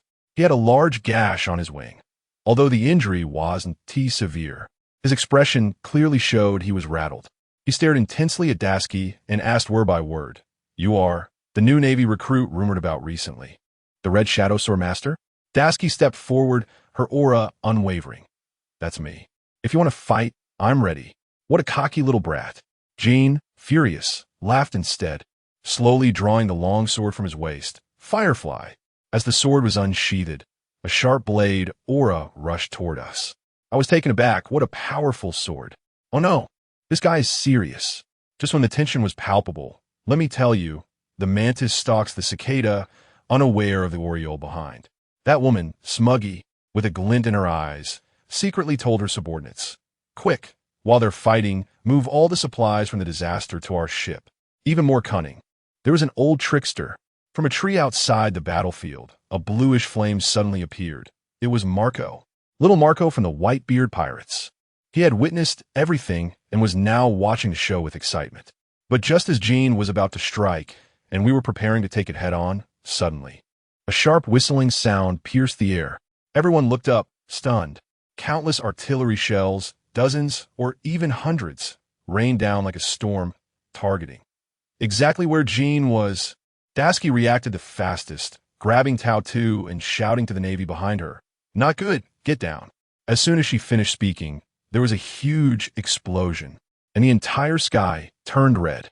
Let me tell you, the explosion's flames were even more exaggerated than when Jean was smashed into the mountain earlier. Our Navy brothers reacted quickly, and everyone dropped to the ground, narrowly avoiding being blown away by the deadly shockwave. But over at Jin's side, things weren't so fortunate. He thought that with one sword attack, he could clear all the artillery shells, but what happened? The poor guy was stunned. His armed hockey slash only cleared a small fraction.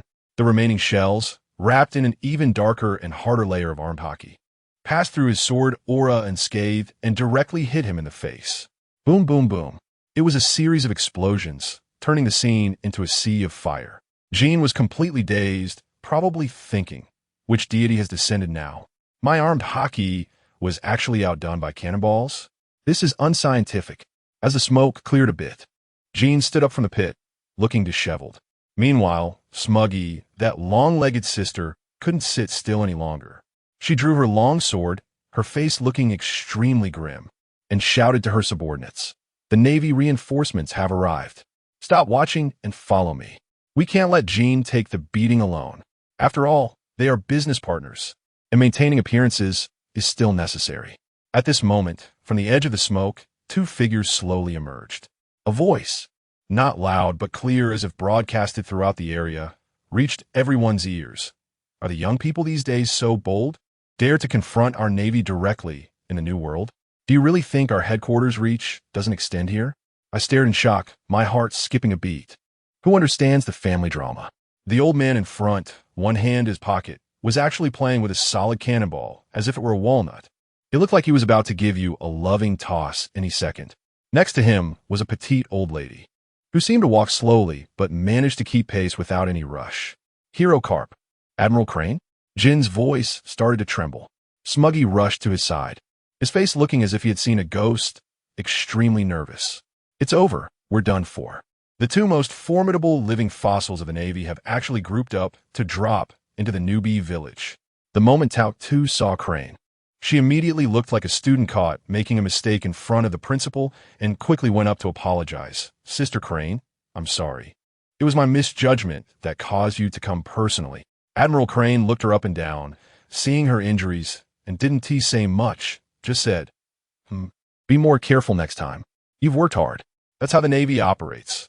If you're wrong, and there are no excuses. Then, the focus of the whole scene. The old rascal Carp, with his eagle-like eyes, fixed his gaze on our Darsky. With a serious face, he asked, Was that sword strike just now made by you? Darsky nodded in a daze. And guess what happened next? Carp's serious face instantly couldn't hold back anymore. He turned to Admiral Crane and burst into laughter. Huh? Crane, you don't need to repay me for the favor of coming to the New World this time. How about I take this Navy star under my wing? Goodness. The speed of his change in expression was truly unexpected. Admiral Crane couldn't be bothered with him, walked over to Darsky, gently patted her arm. Her eyes filled with approval and concern. Well done. Now, leave the rest to us. That tone instantly sent a chill down my spine. I felt a jolt in my heart. This old lady was genuinely angry. Seeing her junior beaten like this, she was ready to jump into the fray herself. Carp also dropped his joking demeanor, glanced into the distance, and said impatiently, Indeed, the people in front are not easy to deal with. 3 waves of the 4 emperors have actually come. His glance startled Marco, who was hiding hundreds of meters away in a tree, breaking out in a cold sweat. Marco was dumbfounded. I was hiding so well, my presence was completely suppressed, and I was still discovered? Does this old man's observation hockey have a full map cheat? No way. With these 2 monsters around, I can't fight anymore. I need to hurry back and report. The next second, we saw a blue-green light flash and take off. Tao 2 was still in a daze. Who was that? Darsky boldly guessed. It might be someone from the White Beard Pirates. Hearing this, Carp became even more excited and curiously asked, Oh, little girl, you even provoked someone from Whitebeard? Darsky was straightforward, standing at attention and saluting, then started listing off. Report. Vice Admiral Carp. I captured Big Mom's daughter, Almond, while on a mission on the island. On the way here, I encountered the captain of the Whitebeard's 15th Division, Fasa, who attacked me first. In a panic, I ended up cutting their ship. Fasa himself should still be alive. Should still be alive? Tao 2's eyes twitched. I can hardly contain my laughter. Did you see that? This is the territory our naval rising star has fought for. How to clean up this mess depends on you who are the support. Dasky innocently nodded. Yes, I did cut the ship, but I didn't have time to catch anyone. After all, I was the only one there and had to rush to provide support. It seemed she meant that not capturing anyone was her biggest mistake. The strategist Crane gasped, maintaining a calm exterior, but inside, he must have been in turmoil. Only Carp, after hearing this, was not surprised but rather delighted, laughing heartily. Ha ha ha. What an interesting girl. Well done. The Navy needs to catch pirates. You did nothing wrong. You have the entire Navy behind you. Don't worry, I'll handle this. As soon as he finished speaking, a dense crowd of elite Navy troops had rushed to the scene, stirring up dust. Smuggy, seeing the situation, quickly told Jean, "Brother, things are not right. Carp and Crane have brought a large force. We underestimated them. Let's find another opportunity next time." Although Jean was furious, he knew that a real man doesn't suffer immediate losses. He could only leave behind a fierce remark about not letting him encounter her again, as he was determined to get that sword. Smuggy, unwilling to back down, stated that whoever killed that female rookie would get the sword. Great. I haven't even warmed up yet, and I've become a coveted target for 2 high-ranking members of the 4 Emperors. Crane instructed Dasky to take the injured Peach Rabbit to retreat, and the battlefield was officially handed over. The battle between Carp and Jean instantly began, and the entire island fell into chaos once again. 3 hours later, on Whitebeard's ship, the Moby Dick. As soon as Marco returned, he was surrounded by crew members, all asking questions at once. He said nothing and walked straight to the center of the deck. There, a red-haired man was sitting across from Whitebeard, drinking, with a massive sword resting behind him. "Oh, Marco, you're back?" Red-haired Shanks greeted him with a smile. "Marco Fronith, Red-eyed, what are you doing here? Have you decided to join us?" Shanks laughed heartily. "I'm here about your second Captain Ace." Marco shot back. "This is our family matter. You don't need to worry about it." "Marco, say a little less." Whitebeard's calm voice rang out. He told Marco to directly say what happened on his side without minding this guy. So, Marco recounted everything he saw on the island. From Fossa being attacked to Dasky's earth-shattering sword strike, and then to Carp and Crane's appearance, laying it all out. Upon hearing this, Shank's expression immediately turned serious. "Whitebeard, the key point is that the Navy has an incredible newcomer." After hearing this, Whitebeard slammed his fist on the table, exuding an intimidating presence. "When did it become your place to dictate how I do things? If my son is harmed, I don't care if it's a newcomer or an old-timer from the Navy. The G5 branch, tell them to hand over the people. Otherwise, I'll declare war. Family, who understands? Whitebeard's protection of his son is simply incredible. His son goes out and causes trouble, gets beaten up, and he immediately wants to declare war against the Navy branch. This operation feels so nostalgic." Shanks saw that further discussion was pointless, so he could only shake his head and stand up. It seems that because of a Navy newcomer, the new world is about to change. Farewell. The next day, in the command room of the G5 branch, I followed Dasky to give a report. In the office, Carp, Crane, and Peach Rabbit, 3 big shots, were all there, each with a more serious expression than the last. Dasky detailed the whole situation again, starting from when we received the false intelligence. Advisor Crane said that the informant who provided the intelligence had already gone missing, and all leads were cut off. It was obvious that someone was deliberately trying to provoke a conflict between the Navy and the 4 Emperors. I clearly heard that this matter is most likely related to the base commander Virgo from G5, who has never shown up. Just then, a soldier rushed in urgently, holding a document, his face pale with fear. "Not good. Whitebeard. Whitebeard has released a message in the New World." Dasky took the document and was instantly stunned. Peach Rabbit leaned in to take a look, and her expression also froze. Carp asked in a deep voice, "Which of the 4 Emperors?" Peach Rabbit's voice trembled slightly. "It's Whitebeard. He wants us to hand over Dasky, who severely injured his son." I was listening nearby and almost burst out laughing. He can't even manage his own son, and now he gets beaten up for blocking the road, and he still wants the Navy to hand him over? Thieves are riding on the military's head. This is outrageous. Carp slammed the table, and his whole demeanor changed. Does he think I don't exist in the Navy headquarters? Don't even talk about breaking an arm. Killing him wouldn't be excessive. Want someone? What a load of nonsense. The expression on Staff Officer Crane's face was also extremely grim. She glanced at the phone bug on the table and coldly said, "Did you all hear that? Do I need to repeat myself?" We just realized that the transponder snail on the table had been on all along. A steady voice came from the other end of the line. It was Admiral Sengoku. The situation is clear now. Admiral Sengoku's voice came through, and unexpectedly, the one to take the first action was Whitebeard. "Sir, what do you think? If we withdraw from the New World now, will other forces take action?" "Withdraw?" Suru was taken aback by this question. Wow. As soon as I finished speaking, the transponder snail on the other end exploded. That old man carp was like a firecracker. He immediately blew up. "Sengoku, you old fool. What nonsense are you talking about? Retreat? Are you afraid of that old guy Whitebeard? Do you want the G5 branch to become the laughingstock of the world? I tell you, that loudmouth is shaking my head. It's like I want to overheat the CPU." Sengoku on the other end is still trying to reason. "Kapu, calm down." "But calm down my foot." Kapu is completely losing it, spouting phrases like what kind of marshal can't even protect his own people. And it's coming out like a machine gun. Dasky and Peach Rabbit next to him are turning green, feeling so awkward they could dig out a 3-bedroom apartment with their toes. Only Old Lady Crane can keep the situation under control, probably used to it by now. I'm not just watching the drama. Something feels off. This old fox Sengoku, sending in the first wave of support means he's not afraid of trouble at all. Now suddenly wanting to withdraw isn't being cowardly.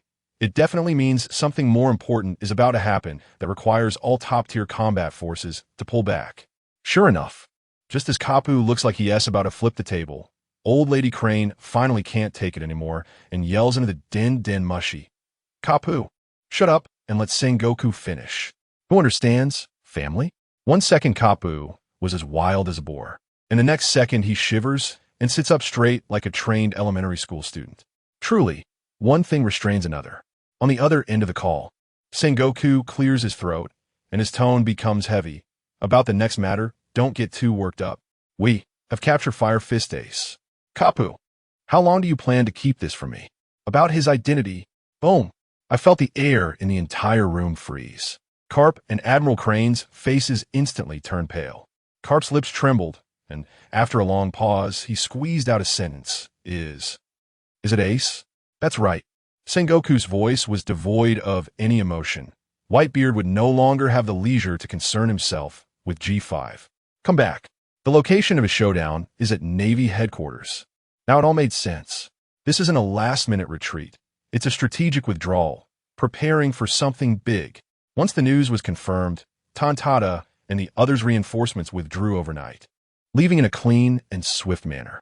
By the time those guys in the New World reacted, we would already be on high alert on the Grand Line. That old Sengoku, what he's playing is a game of information and time difference. Impressive. A few days later, at Navy headquarters in the Marshal's office, Dasky, dressed in her Major General uniform, stood straight at the door reporting. Let me tell you, her promotion speed is like riding a rocket. She has already broken the headquarters record. As I pushed the door open, the first thing I saw was the legendary strategist, Sengoku the Buddha. Goodness, there was actually a goat in this office. He casually handed over the documents he had just finished reading to the goat, which promptly started munching on them, effectively achieving physical destruction. The confidentiality work was well done. I felt a sense of joy in my heart. It seems that the epic raid of the Marineford War is finally about to officially begin. While battling in the New World, the experience points increase quickly, but every day feels like hell difficulty. Now it's just right to return to headquarters. Team up with the main force to farm the Whitebeard pirates, gain some glory, and level up. This plan is simply perfect. Dasky routinely reported on the situation in the New World, but couldn't help but ask about the safety of the G5 branch. Sengoku was quite candid. "Don't worry. G5 is very safe. Whitebeard is currently focusing all his energy on his precious son. The public execution in Marineford in 20 days will be the signal for the decisive battle." As he spoke, he shifted the topic. "I didn't just call you here to hear the report. There's a task that you're the most suitable for. Also, there's a strong reinforcement for this decisive battle who specifically wants to see you." "Strong reinforcement? And they specifically want to meet Dasky?" Both of us were confused. Sengoku kept us in suspense before leisurely revealing the answer. "In half a month, go to Mariewa to receive the Warlords of the Sea who will be present. One of them wants to meet you." "The Warlords of the Sea? Wow, The headquarters is really investing heavily this time, even bringing in these ambiguous figures. The opponent is the so-called strongest man in the world, Whitebeard. Without a star-studded lineup, it would indeed be hard to hold up. A few days later, in the calm belt, Amazon Lily, I stood on the deck of the warship with Tashigi, looking far away at the legendary Daughter Island. In the past few days, news from around the world exploded, announcing that the Navy would publicly execute Whitebeard's 2nd Division captain, Fire Fist Ace. This was clearly a declaration of war against Whitebeard. Our task this time is to pick up one of the 7 warlords of the sea, Boa Hancock, the Empress of the Amazons. I have to tell you, this place is heavily guarded to an absurd degree. I scanned the area with my mental power and saw several patrol teams along the shore, each exuding an intimidating presence. For an ordinary person, there's no way to sneak onto the island. As a result, the Empress really has a grand demeanor. We ended up waiting on the sea for over 2 hours, only to see her arrive fashionably late, surrounded by a large group of female warriors. Wow, when that figure appeared, I admit I was stunned. That figure, that face, that aura, simply breathtaking. Every frown and smile carried a damn charm. It would make any man's heart race, and even women couldn't help but be moved. The soldiers on our ship were practically drooling, as if they had never seen a woman before. Luckily, I was there. I directly used my mental power to give Tashigi a char immunity buff, allowing her to maintain her aloof demeanor. But this woman was definitely doing it on purpose. She didn't hold back her seductive aura at all. It was pure, indiscriminate attack. As a result, she immediately sought trouble. From a distance, she saw us, frowned, and in a sweet voice filled with thorns, asked, "When did I say that the Navy's dock could be placed on the land of Nine Snake Island?" Tashigi then noticed that a few infatuated soldiers had actually lowered the connecting dock. "Bring it back," Tashigi shouted sternly, finally calling those embarrassed fools back to their senses. But Hancock wasn't having it. She asked the person next to her, "Which rear admiral came to pick me up this time?" When she heard it was just a brigadier general, her expression instantly darkened. "Does that bunch of old geezers in the Navy look down on me? Great. So they're playing hard to get."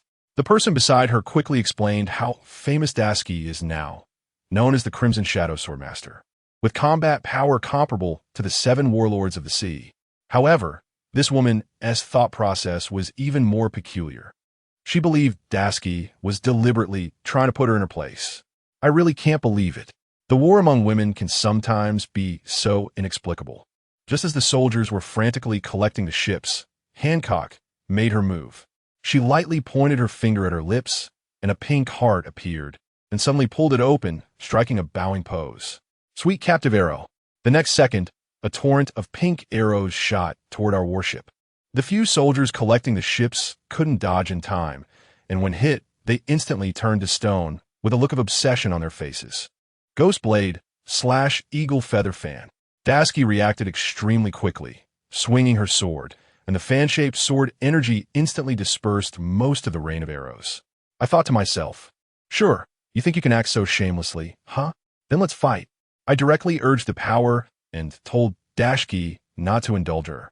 Tashigi, also known for her bad temper, steeled her resolve and jumped off the warship with a whoosh, landing steadily on the beach of Nine Snake Island. At this moment, everyone on Daughter Island was shocked.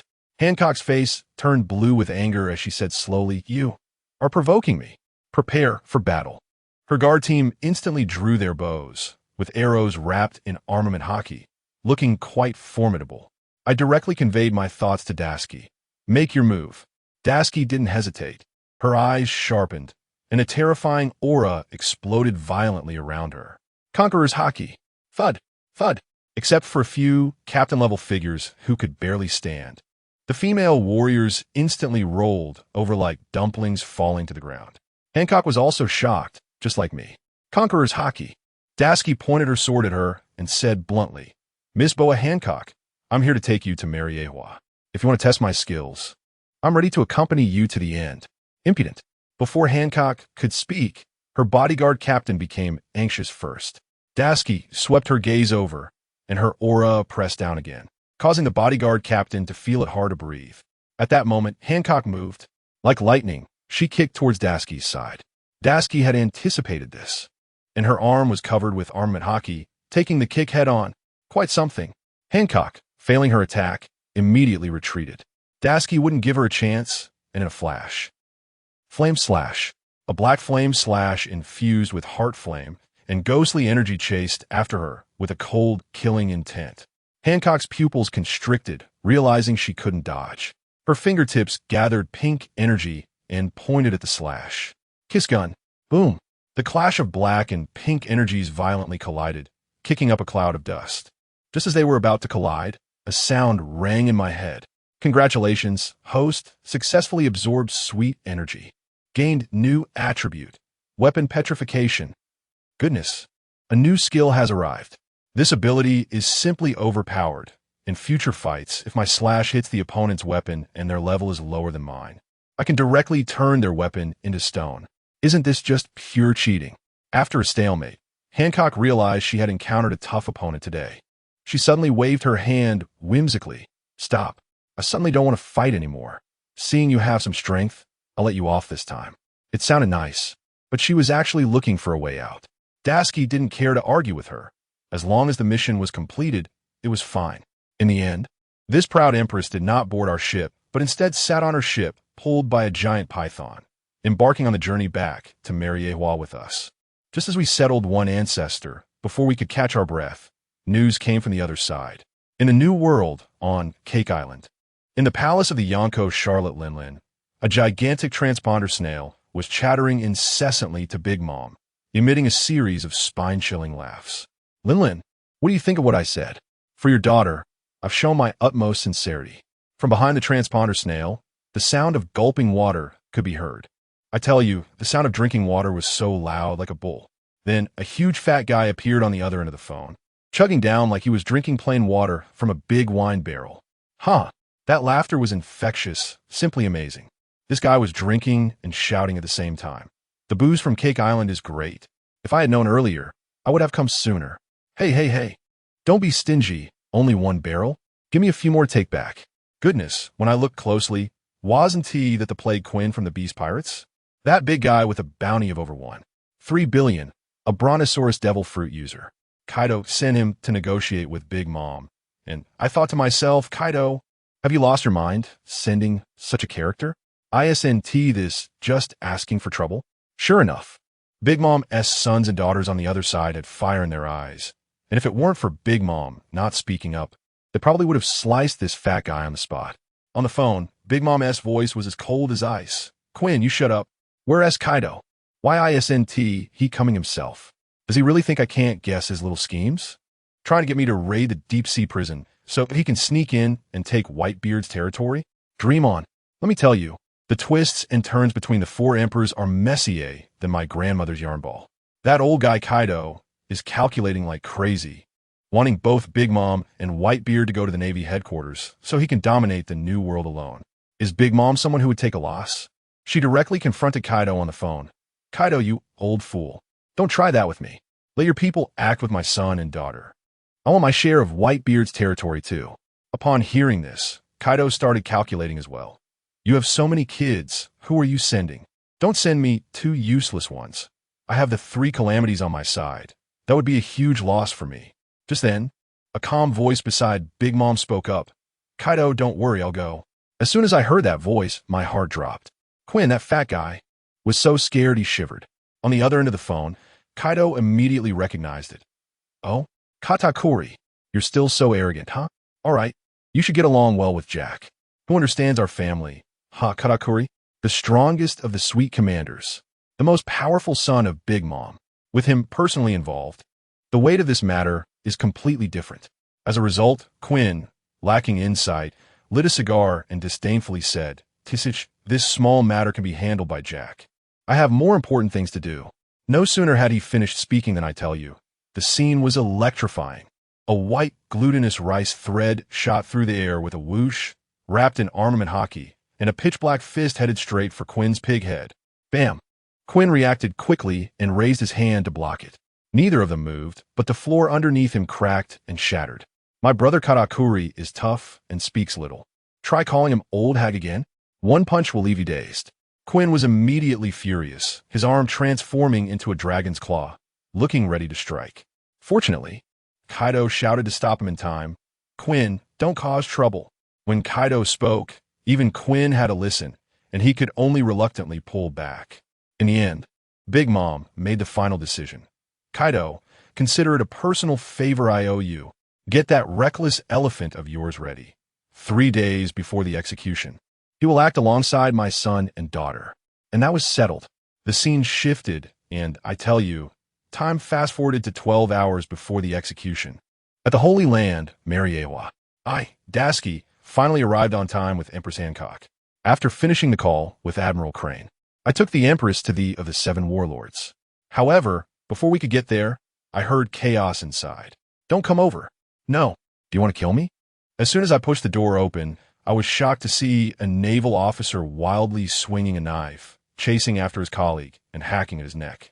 The one being chased was almost in tears, dodging while shouting, "I'm sorry, brother. My hands won't listen to me. Get out of the way." What was going on? Then I noticed a man on the sofa next to them, wearing a flamingo feather coat and sunglasses, casually crossing his legs, lightly gesturing with his fingers in the air, and laughing maniacally. It was Doflamingo. This guy was a complete psychopath, playing with the Navy like puppets on strings. He was fanning the flames. Hey, if you don't fight back soon, you really might get killed. Hee. The big bear sitting nearby couldn't take it anymore and, holding a Bible, said, "What a terrible sense of humor. Stop it." Then another oddly shaped guy, Moonlight Moria, chimed in sarcastically, "Yeah, you've been the loudest since just now." Doflamingo shot back directly. "You bastard, say one more word and I'll take you out right here." I glance around, and wow, this lounge is truly full of hidden talents. Besides a few noisy ones, there was a man sitting in the corner, holding a massive black cross sword, his aura so cold it could freeze a person to death. Dracula Mihawk, the world's #1 swordsman. Doflamingo, oblivious to the danger, tried to provoke him. "What's wrong, Mihawk? Are you bored too? Guess who will kill whom?" Mihawk didn't even lift his eyelids, coldly replying, "I'm not interested in such despicable tricks. Let me be alone for a while." Just then, the controlled Navy soldier was about to collapse, and it looked like he was going to be stabbed in the throat by his own brother. I was furious. This is the territory of the world government, under the feet of the celestial dragons, and how dare Doflamingo act all high and mighty here? Whoosh! I darted forward, drawing my shadow sword. With a series of crisp sounds, the invisible threads on those Navy soldiers were instantly severed by me. I held the sword, coldly staring at him. "Sorry to interrupt. This is Mary Geos, not your Dressrosa, so please abide by the rules here." Doflamingo's iconic smile froze for a moment, then widened even more. Such a sharp sword. You're the Red Shadow Swordsman, Dashiki, right? Interesting, the Navy actually managed to cultivate someone like you. A swordsman? He deliberately emphasized the word swordsman. Before I could respond, I felt a bone-chilling murderous intent shooting from a corner. "It's over, it's Hawkeye." This guy's gaze is like a knife, staring straight at me. Who understands? My reputation as the Red Shadow Swordsman has recently become too loud, attracting this main character. The fact that he came today is probably aimed at me. At that moment, Empress Hancock also walked in, twisting her waist with a look of disdain. Being with a bunch of men really makes me uncomfortable. "What? Are we going to fight as soon as we arrive?" Hawkeye slowly stood up, walking towards me step by step, his eyes sharp enough to see through everything. He focused on the shadow sword in my hand and delivered a critical blow. "Red Shadow Swordsman, your strength doesn't match the sword in your hand. No, man, you're being a bit pretentious. You come up and say I don't deserve it. Now the pressure is on me. The whole world says I, Dashiki, became famous because of this sword, and I thought the world's #1 swordsman would have some insight, but it turns out you were just a commoner." The shadow sword in my hand also started to hum, its fighting spirit even stronger than mine. It emphasizes authenticity. Even the sword is more restless than I am. I shot back directly. "Not worthy? Then let's compare and see. Let me see how long you can carry this so-called title of the world's #1. As soon as I said that, the air in the entire lounge froze. Moria was enjoying the spectacle, and Brother Ming was even happier, while even Big Bear closed his Bible. Hawkeye looked at me, a hint of surprise flashing in his eyes, and then slowly drew out the huge black blade, Knight, from his back. The moment the blade was unsheathed, an overwhelming sharpness almost suffocated me.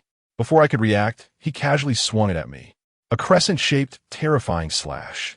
accompanied by a howling sound that ripped through the air, instantly appeared in front of me. Goodness, he really went for it. And in such a small broken house. Are you trying to demolish the place? I reacted quickly as well, and with a slight movement of my foot, I instantly dodged. Boom! With a loud sound. The wall where I was just standing was directly blasted open, creating a gaping hole over 5 meters long. The other warlords had long slipped outside to watch the show, afraid of being caught in the crossfire. Mihawk held his sword in one hand, looking at me, and surprisingly nodded.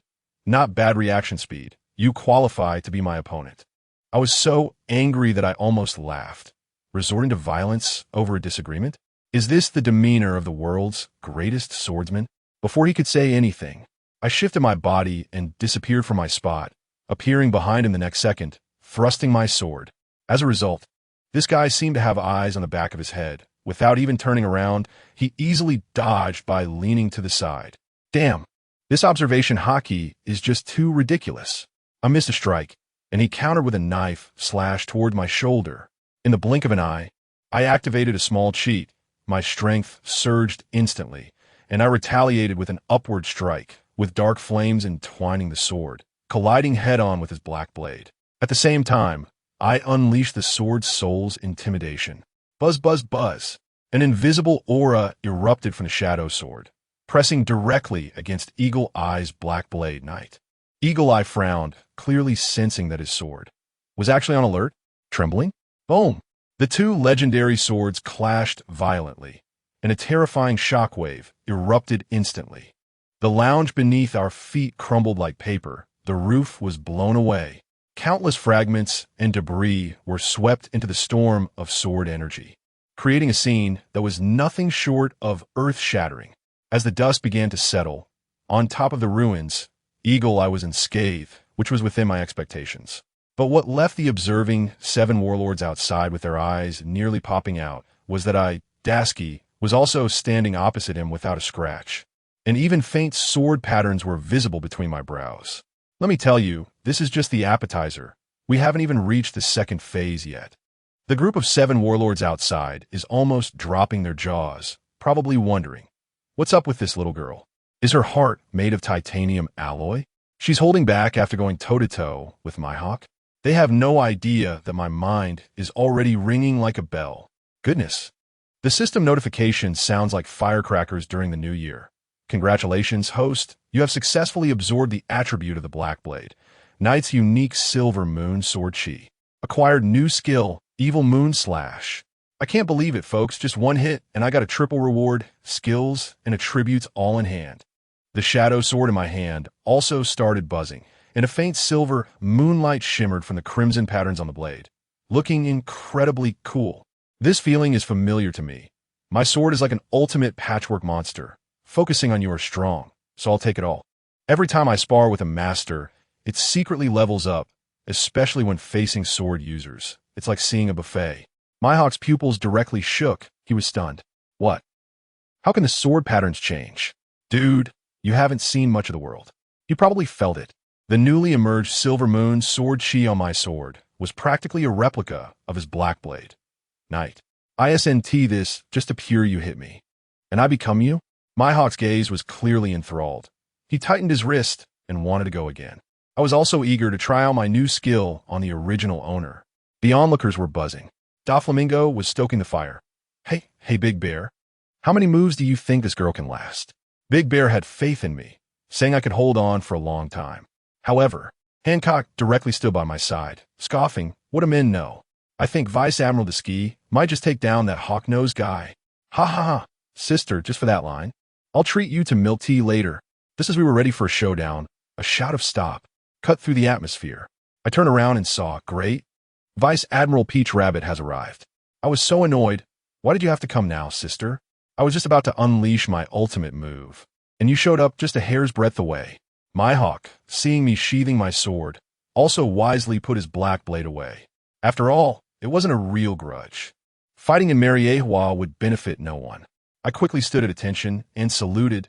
General Peach Rabbit, I'm sorry. Even though it was self-defense, I damaged public property.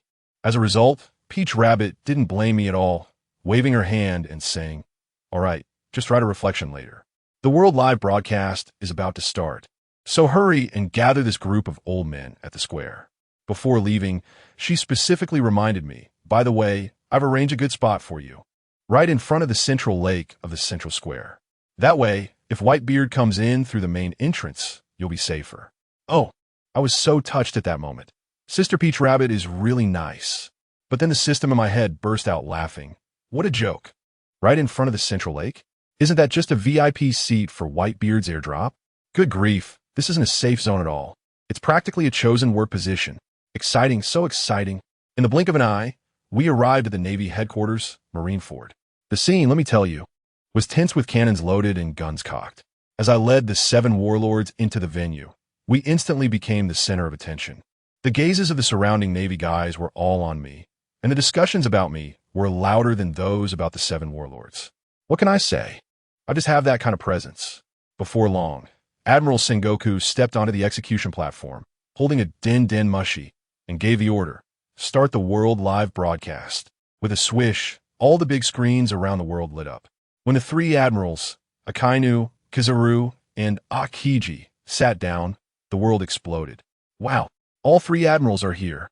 Something big is really about to happen. Then, Fire Fist Ace was brought up. Sengoku began his long-winded pre-battle speech, and I was almost falling asleep. Meanwhile, the system in my head was busy, scanning the seabed like a radar and mumbling, "Where's Whitebeard? Is the navigation broken?" Just when everyone was dozing off, Sengoku suddenly dropped a bombshell. Fire Fist Ace. He has another identity. He is the son of the Pirate King, Joel D. Roger. Boom. The whole venue fell silent. I was dumbfounded. The 7 warlords were dumbfounded. Everyone was dumbfounded. Wow. With that identity, the significance of the execution transformed from just a fight to a complete eradication. Just as everyone was digesting this information, the system in my head suddenly shouted, "He's coming." I was stunned and saw the calm central lake in front of us started bubbling. I instantly realized these old 6s are playing stealth. Without thinking, I yelled at the top of my lungs, "Enemy attack!" Under the lake. As soon as I finished speaking, there was a loud bang, and Whitebeard's flagship, the Moby Dick, emerged from the lake like a giant beast. Following that, 1 ship, 2 ships, and dozens of pirate ships all surfaced. Good grief. The Navy's so-called bronze wall and iron wall looked like paper in front of them. The captains on the ships were all shouting, "Ace, we're here to save you." Among them, the 1st Division Captain, Marco, who looked like a pineapple head, locked his gaze on me, saying, "That female swordsman in the middle is mine." No one else intervened. "Oh, he is quite the eye." Sengoku's face turned green, with reports coming in one after another. Report, Marshal. A large number of enemy ships have been spotted outside the Gates of Justice. Report, Marshal. The Gates of Justice are malfunctioning and cannot be closed. Huh. Looks like they were set up. Ace was crying on the execution platform, probably moved and feeling guilty. Then, the legendary man, Whitebeard Edward Newgate, holding a giant naginata, walked to the bow of the ship. The aura he exuded was incredible. The system in my head was about to drool. Another supreme, great blade. Cloud cutting. Today is truly my lucky day. The Navy wasn't just sitting idly by.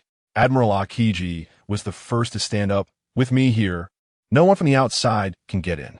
As soon as he finished speaking, he transformed into a beam of cold light, unleashing an ice age that froze the entire bay along with dozens of pirate ships into ice blocks. But these pirates were fierce too, unable to move their ships. They jumped off and ran on the ice, forcing their way in. Whitebeard saw this and waved his hand. "Everyone charge. Save Ace." As soon as his command was given, a blue flame shot towards my face. It was that pineapple head, Marco. He transformed into a phoenix, moving at an absurd speed. I got excited, a mythical beast type. If I could land a hit on him, what kind of divine skill could I trigger? Marco shouted at me, "Crimson Shadow Swordsman. I won't let you get close to Dad, even a step." I coldly sneered in my heart, reaching for the sea stone handcuffs at my waist, specifically made to deal with abilities like yours. Meanwhile, on the Admiral side, Kizaru, the old sly fox, wanted to come help but was stopped by Akainu. "Not yet. Let her fight. It's a good chance to see how much weight this newcomer has." "All right, just watch closely." As Marco flew towards me, he deliberately brushed against me with his flaming wings. That fire, let me tell you, it's not hot, but once it sticks, it can't be put out and has a corrosive effect. Really disgusting.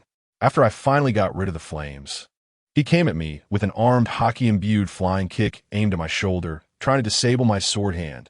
Pretty ruthless. Dream on. I directly activated my bloodthirsty frenzy mode. Crimson sword patterns instantly crawling from my neck to the corners of my eyes, turning my pupils into an eerie red. The system in my head was also hyped. Competing in attack power? Who's afraid of who? I raised my sword to block, and with a loud clang, the stone slab beneath my feet exploded into dust. Marco was knocked back, looking incredulous. A martial arts user actually matched my power as a swordsman? How embarrassing. However, the system was a bit displeased. No prompts? Did I not absorb anything? Or was it because I didn't actually hit him? I was wondering. That guy Marco didn't give me any time to react. Wow, this kid doesn't play fair. Just after being knocked back by me, he quickly pulled out a dagger and charged straight at Tashigi with a sudden change of direction. That dagger was wrapped in armed color hockey. Black, as if it could absorb light. It was thrust towards Tashigi's abdomen. Trying to sneak attack? Let me tell you, no way. Tashigi flicked her wrist and opened a big move. The first demon god, Blade Soul, Azura. Do you understand what it means to have a spirit behind you? A semi-transparent sword soul phantom emerged directly from her shoulder, looking incredibly cool, and with one sword strike, it deflected Marco's dagger with a clang. But wait, it gets even better. Who understands when Marco's treasured dagger, which had been with him for so many years, touched our sword energy? Guess what happened? It was instantly petrified, crumbled into dust with a snap. This is just a property we got from the Empress earlier, focusing on the idea that no matter how strong you are, when you touch me, you turn to stone. Marco was stunned, and in that moment of distraction, the Azura phantom behind Tashigi swung a massive sword, 3 meters long, like swatting a fly, and with a bang, it smashed Marco, along with his bird form, straight into the ground. The generals in the stands couldn't sit still anymore. Kizaru was exclaiming, "Incredible, she actually gained the upper hand." Akainu, that old stubborn man, even nodded, saying no wonder Garp and Akiji think highly of her. She truly is the Navy's rising star. Just then, a sound rang in my head. Here it comes. Congratulations to the host. Successfully absorb the Phoenix Flames. Gain fixed attribute. Healing Azure Flame. Healing Azure Flame fused successfully with Nether Flame. Gain new fixed attribute. Withering Nether Flame. Damn, I'm taking off right here. Healing and damage. Isn't this the perfect answer to the version? Both a healer and a damage dealer. Now, Tashigi also feels it. A wisp of green aura wraps around her arm, and the small wounds from the previous battle heal instantly, and her stamina begins to recover. She surprised herself. Healing flames? Is this the ability of the Phoenix? Obviously. Just look at Marco, who just flew out of the pit. He's dumbfounded, watching the same green flames erupting from Tashigi's arm, his eyes almost popping out. What the hell? My ability? Stolen by that knife? Dude, reacting now is too late. He just wanted to shout a warning to his teammates when a massive lava fist came crashing down from the sky. That old bastard Akainu is making a move, directly targeting Whitebeard's ship. Marco, distracted, yelled towards Whitebeard, "Dad, be careful." An opportunity. I shouted directly in Tashigi's mind. Now's the time, take him down. Tashigi dodged, moving as fast as teleportation, and instantly appeared behind Marco. On the stands, Kizaru was still shaking his head. Oh, it's useless, surrounded by the blue flames, too young. Let me show you what a version update looks like. Silver Moon, Evil Light Slash. Tashigi swung her sword, and the newly formed withered dark flames wrapped around it. The black-green eerie flames, upon contact with Marco's blue flames, melted away like makeup remover meeting heavy makeup. His proud Phoenix resurrection was rendered completely ineffective. This slash landed solidly on his body. Boom! Marco was blasted away like a human cannonball, smashing into a stone pillar in the square, shattering it completely. Tashigi didn't give him a chance to catch his breath, chasing after him with a series of Blade Soul 120 strikes, unleashing hundreds of sword energies imbued with withered dark flames like a torrential rain upon him. It left him unable to take care of himself, and finally, with a snap, the Sea Prism stone handcuffs were directly put on him. A loud bang echoed in my mind. Congratulations, host. You have successfully defeated Marco, the captain of the Whitebeard Pirates 1st Division. You have gained 800 experience points. Awesome. So exhilarating. The whole world watching the live stream went wild. Today, Daski's title as the Red Shadow Sword Master is officially established. Just as I handed the defeated opponent over to the nearby navy, I suddenly felt a chill at the back of my neck. A suffocating aura of murderous intent surged from behind me. I didn't even need to turn around. This presence, besides the man known as the world's strongest, Whitebeard. Who else could it be? I didn't know when he had taken down Akainu, but he appeared behind Daski in an instant. His voice booming like thunder. How dare you lay a hand on my son? Little girl, you shall not be forgiven. As soon as the words fell, the overwhelming Conqueror's haki pressed down on us. I shouted, activate all buffs. Tenfold amplification, max it out for me. Daski understood as well, letting out a low shout. Fifth demon god, immovable Mai. The hell flame sword chi took root beneath her feet, as steady as Mount Tai. She also pushed her haki to the limit, bracing against Whitebeard's pressure. The two conquerors' haki clashed, and the surrounding minions fell like dumplings, thudding to the ground. Then, Whitebeard's supreme blade, the Great Cleaver, empowered by the Gura no Mi, came crashing down on us. Boom! I felt like the whole world turned white for a moment. At the instant the swords clashed, the square beneath my feet shattered like a cookie, and the terrifying shockwave shook the entire Navy headquarters to its core. As a result, Daski was sent flying for over 10 meters, while Whitebeard on the opposite side was pushed back 2 big steps by our combined force. The Navy below went wild, shouting that they had driven back Whitebeard and suppressed the 4 emperors. I was cursing inwardly. What the hell is suppression? Does anyone understand just this one move? My blue bar was completely drained, and I almost burned out my tenfold amplification. Going head-to-head with such a monster is no joke. But just when I felt my body was emptied, suddenly the system prompt sounded like a party in my head. Ding! Congratulations. You have successfully absorbed the energy of the Tremor fruit. I tell you, at that moment, I was jolted awake, and the fatigue vanished in an instant. What is the new ability called? It's called Sword Chi Tremor. Sounds so domineering. The effect is even more outrageous, saying that my sword chi can cause tremors. And at the highest level, it can directly trigger earthquakes and tsunamis. It's here. Guys, this is it. The ability I wanted the most is finally in my hands. Now my destructive power has skyrocketed to a new level. It feels amazing. As for that Whitebeard in front of me, I tell you, his face turned green. He originally thought that with just one move and the use of Conqueror's haki, he could take me out in an instant. But what happened? I actually fought him to a standstill. The look in his eyes changed, going from disdain to a murderous intent that said this little brat must die. He was scared that I would grow up to be a major trouble for his sons. But he didn't know that the move I just used was already my limit. And once the tenfold amplification effect wore off, I instantly deflated. I was beating my heart, thinking this is it. If we keep fighting, I'm definitely going to lose. That old guy Whitebeard's eyes were like knives, clearly not planning to let me go. I had no choice but to quickly switch modes, retract all the aggressive sword light, and replace it with healing green flame to recover some health. I had already planned in my mind if it really comes down to it, I would have to tough it out a bit longer. The Navy wouldn't just stand by and watch me get slaughtered by Whitebeard. Just as I was thinking this, in a flash, when Whitebeard was about to finish me off, I tell you, the scene was incredible. Whoosh, a golden light flew past my left shoulder. And then with a whoosh, an ice spear grazed my right ear. Both hits landed solidly on Whitebeard. The old man was hit by these 2 surprise attacks and stumbled back several steps.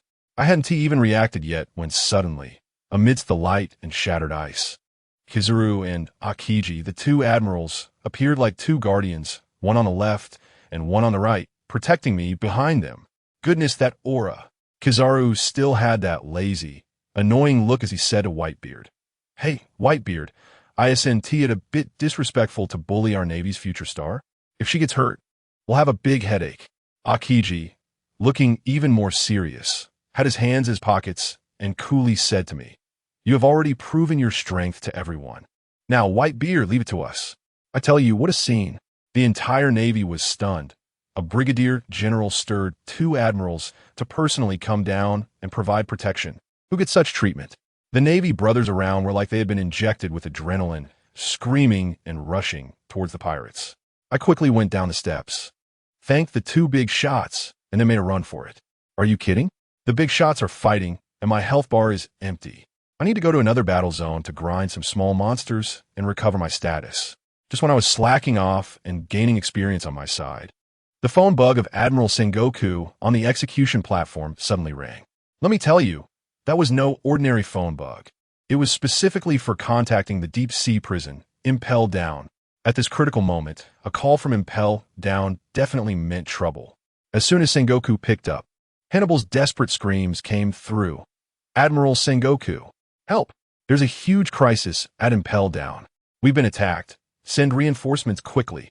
Sengoku remained relatively calm and asked where Magellan was. Hannibal on the other end was rambling incoherently. First it was Blackbeard, then Chief Warden Shiryu betrayed us, and now there's Drought Jack, plus 2 generals from Big Mom's crew. Help! After that, the call dropped. Wow, things just got lively. The Navy headquarters was clashing with Whitebeard, and back home, Blackbeard had led a group of powerful figures from the New World to take them down. Sengoku's face turned dark. He wanted to mobilize personnel, but none of the 3 admirals could move. At this critical moment, it was Vice Admiral Tsuru who remained calm. She analyzed the situation and said, the 3 admirals can't move, but we must send reinforcements. Have Tontada lead a team, with Cavendish, the Weasel, and Das Bones to go together. Just like that, I, a brigadier general who had just finished a high-level match and was clearing minions, was called to participate in a hell-level rescue mission. I'm currently grinding experience like crazy, and the system notifications are ringing nonstop. My status is almost fully recovered. Suddenly, Rear Admiral Peach Rabbit flashed next to me, quickly clearing out the pirates around me, and said, "Don't ask, follow me. There's an important mission." I was completely bewildered, thinking that my newly acquired vibration ability hadn't even warmed up yet, and I hadn't found a proper opponent to test my skills on. So why were we retreating? But orders are orders, so I could only follow her back. Meanwhile, inside Impel Down, chaos was erupting. Blackbeard Teach, that dark and chubby guy, had just released a bunch of legendary monsters from the 6th level, including Shiryu of the Rain, to form his new pirate crew.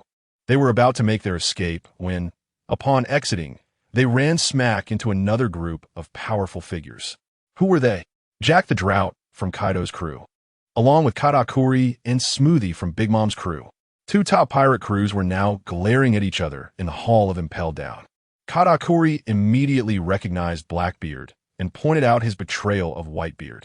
Blackbeard, being a social terrorist with a face thicker than a city wall, actually attempted to poach Jack, inviting him to join his ship. Jack nearly cleaved him in half with an axe. Just as tensions were escalating and it looked like a fight was about to break out, the future-seeing Katakuri suddenly spoke up, saying, "Forget it. Let them go. Our target today isn't him." Upon hearing this, Blackbeard felt like he had been granted a reprieve and quickly took his group of newly freed monsters and swaggered off. As they reached the port, ready to board their ship and escape, they saw a warship speeding towards them. Those legendary pirates were quite arrogant, not taking us seriously at all, thinking that the reinforcements were just some rear admirals, not enough to worry about. But they didn't know that I was on board.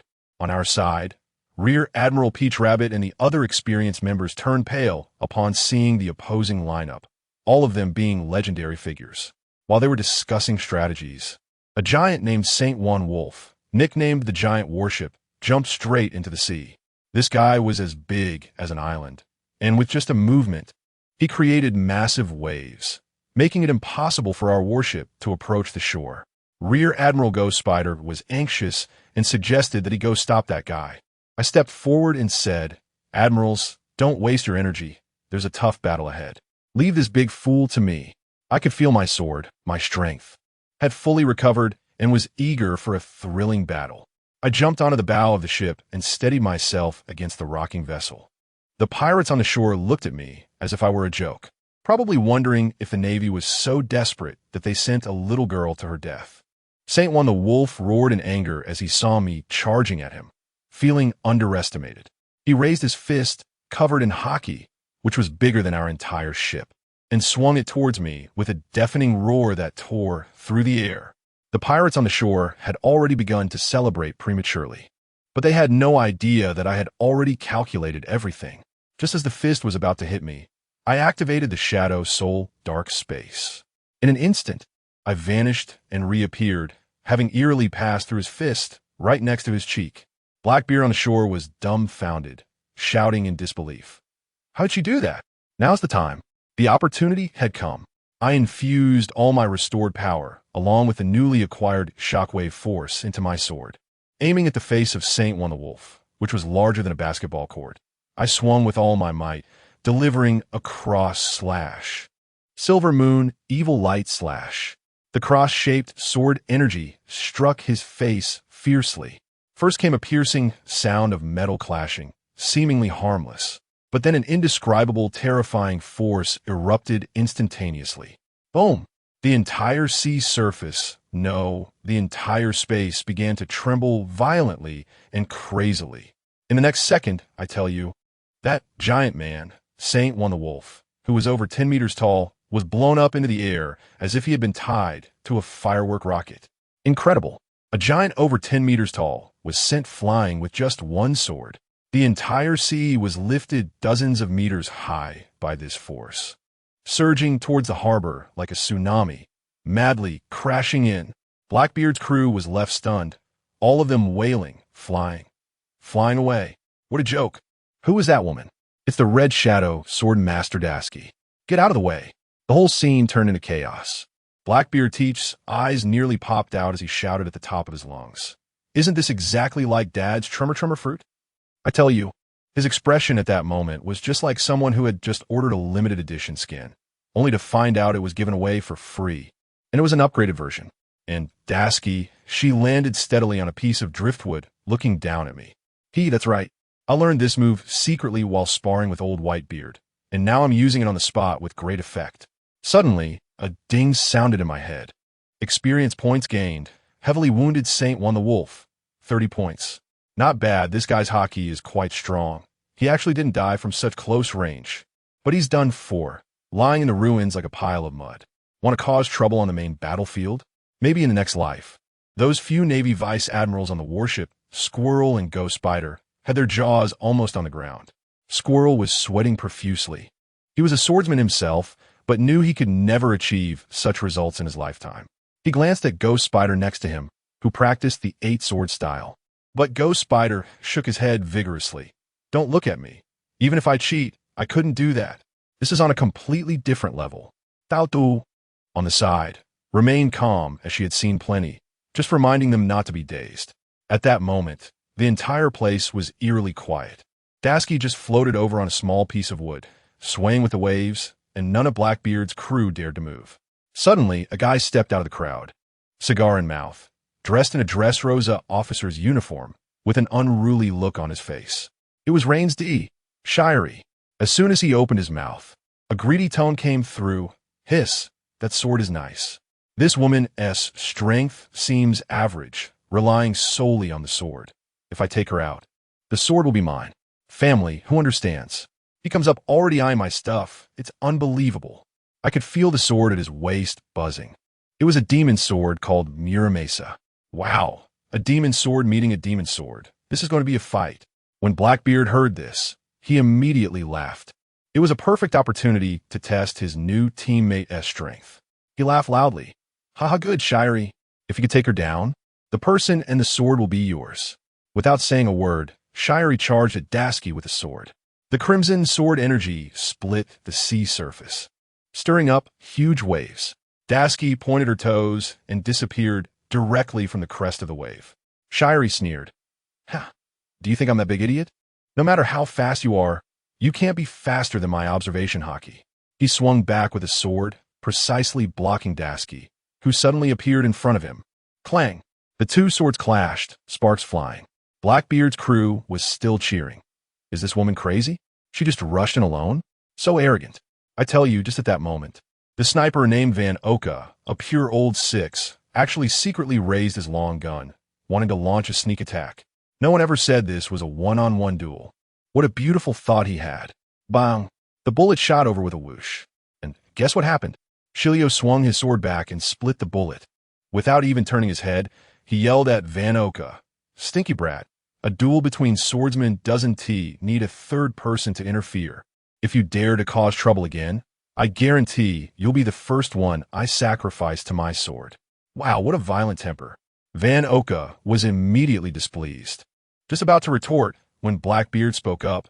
Van Oka, don't meddle, just leave it to Shiryu. A demon sword against a demon sword. Isn't that interesting?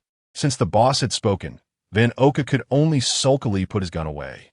Just then, Peach Rabbit arrived with 2 vice admirals, and the 2 sides instantly mixed into a chaotic battle. The battlefield was suddenly divided into 2 parts. Peach Rabbit and her team faced off against Blackbeard's main force. While on our side, it was a one-on-one duel between Tashigi and Shiryu. Shiryu's gaze was fixed on me, making me feel uncomfortable all over.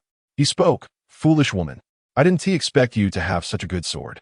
Hand it over, and I can let you go today." He thought Tashigi herself was weak. It was all me who was shining. Upon hearing this, Tashigi's expression instantly changed. Her pupils filled with blood. She was serious now. She coldly replied, "Want it? Come and take it yourself if you have the ability." "Interesting. So interesting." Shiryu shouted excitedly and charged forward. A wave of bloody sword energy instantly enveloped the entire area. Good.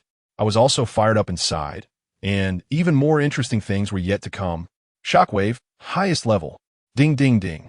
Our sword lights clashed crazily, and the surrounding buildings collapsed like paper. Shiryu became increasingly alarmed. How could this woman's power be so formidable? She wasn't falling behind at all. He was always wary of the shockwave I had used before, but I deliberately held back, just waiting for him to let his guard down. Tashigi's sword spirit flashed behind her. It was Azura. After a hard clash, Shiryu could no longer contain himself. He saw Tashigi's sword-swinging motion seem to slow down. Thinking he had caught an opportunity, he roared internally, "This slow sword swing, go to hell with your pride." Thunder and torrential rain. He transformed into a storm of sword blades, overwhelming Tashigi. I was waiting for this moment. I calculated his weakest moment of defense during his full-on attack, and unleashed the shockwave power I learned from Whitebeard without holding back. Boom! A deafening explosion. Shiryu's overwhelming sword energy was instantly devoured by my violent power. Immediately after, there was a crisp sound, and the demon's sword Murakumō in his hand shattered into iron shards. Shiryu was stunned, his eyes wide open, unable to believe it. For a swordsman, having his sword broken is even more painful than being killed. Just as he was in a daze, the building next to him collapsed with a crash, directly burying him. Done. I heard 2 chimes in my head, destroying the demon's sword, defeating Shiryu. A wave of blood earned 1,000 experience. Awesome. On the other side, Blackbeard saw this scene, his face turned green, and he burst out cursing. What the hell? So fragile? I thought I found a treasure, but it turned out to be a glass cannon. Damn Shiryu, you wasted my feelings. Everyone, get on the ship, retreat. Seeing the situation was not good, he immediately wanted to run. I quickly signaled Tashigi, hurry.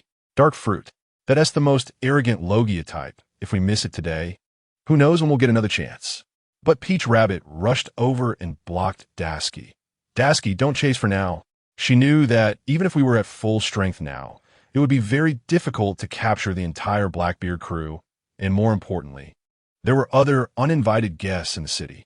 Alas, we could only watch as Blackbeard and his crew escaped. The Saint Juan Wolf, who had just woken up, was pushing the ship with his massive body, running away quickly. We can only deal with the mess and impel down for now. Soon, the ghost spider found Director Magellan lying in a pool of blood, looking utterly devastated, his body covered in venom that he couldn't control, sizzling and corroding the ground. Tao 2 quickly reminded, watch out for the venom. Don't touch it. If an ordinary person came into contact with this stuff, they'd be dead in seconds. But let me tell you, while others kept their distance from the venom, my family had no idea that to me, this was simply the ultimate invincible restorative soup. I started frantically signaling to Tashigi, hurry, let me taste it, let me taste it. Tashigi looked at me with a puzzled expression and muttered, you like this stuff? Seeing my buzzing excitement intensify, she hesitantly, when no one was paying attention. Carefully used the tip of my sword to lightly poke the venom on the ground. Just that one poke made my entire sword shudder violently. Dashiki, startled, quickly pulled me back to check. Thankfully, it hadn't been corroded. Only a strange purple hue had quietly emerged on the originally red sword markings. Ding! The system prompt sounded in my mind again. Congratulations, host. You have successfully absorbed the venom from the poison fruit. New attribute acquired. Poisonous sword chi. Experience points have reached the threshold for evolution. Would you like to evolve immediately? Whoopee. Let's take off. Just as I was about to choose evolution, suddenly, a loud rumble echoed from deep beneath us. Wow. That noise was so intense that it felt like the entire impel down was shaking as if it had been hit by a tractor, rattling us.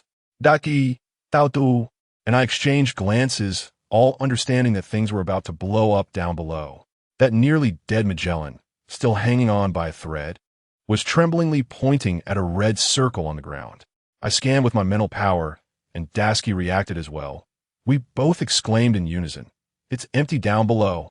Wow. It turns out every level has these hidden quick passages. It's like a VIP elevator. In a state of emergency, Tautu made a quick decision. I'll hold things steady up here. Dashiki, you go down first to scout? Without hesitation, Dashiki replied, understood. This girl was filled with a sense of mission and had no idea what fear was. Tautu looked at her with a complicated expression and finally said, 20 minutes. I will definitely handle things up here. Dashiki nodded, raised her hand towards the red circle, and with one slash, boom, she smashed through the ceiling of the second floor. She jumped down onto a piece of debris. Just as she landed, a big rhinoceros wielding a spike club, a guard beast, came charging at her. Dashiki didn't even bother to lift her eyelids. With her Conqueror's Haki activated, she shouted, "Get lost!" The big rhinoceros immediately knelt down, frothing at the mouth, and crashed out. Then it was boom, boom, boom. She drilled down layer by layer, acting like a human shield machine, focusing on efficiency. This commotion directly attracted the attention of Jack the Drought, who was slacking off 5 floors down. He and his crew split up, bringing along a bunch of bizarre subordinates. Let me tell you, these guys are like a zoo party, featuring bat people, centaur girls, and a guy with a lion's head on his stomach named Hold'em. They were all artificial devil fruit users, exceptionally abstract. The two groups met in the corridor. Dashiki recognized them at once. Beast pirates, Jack the Drought. My heart skipped a beat.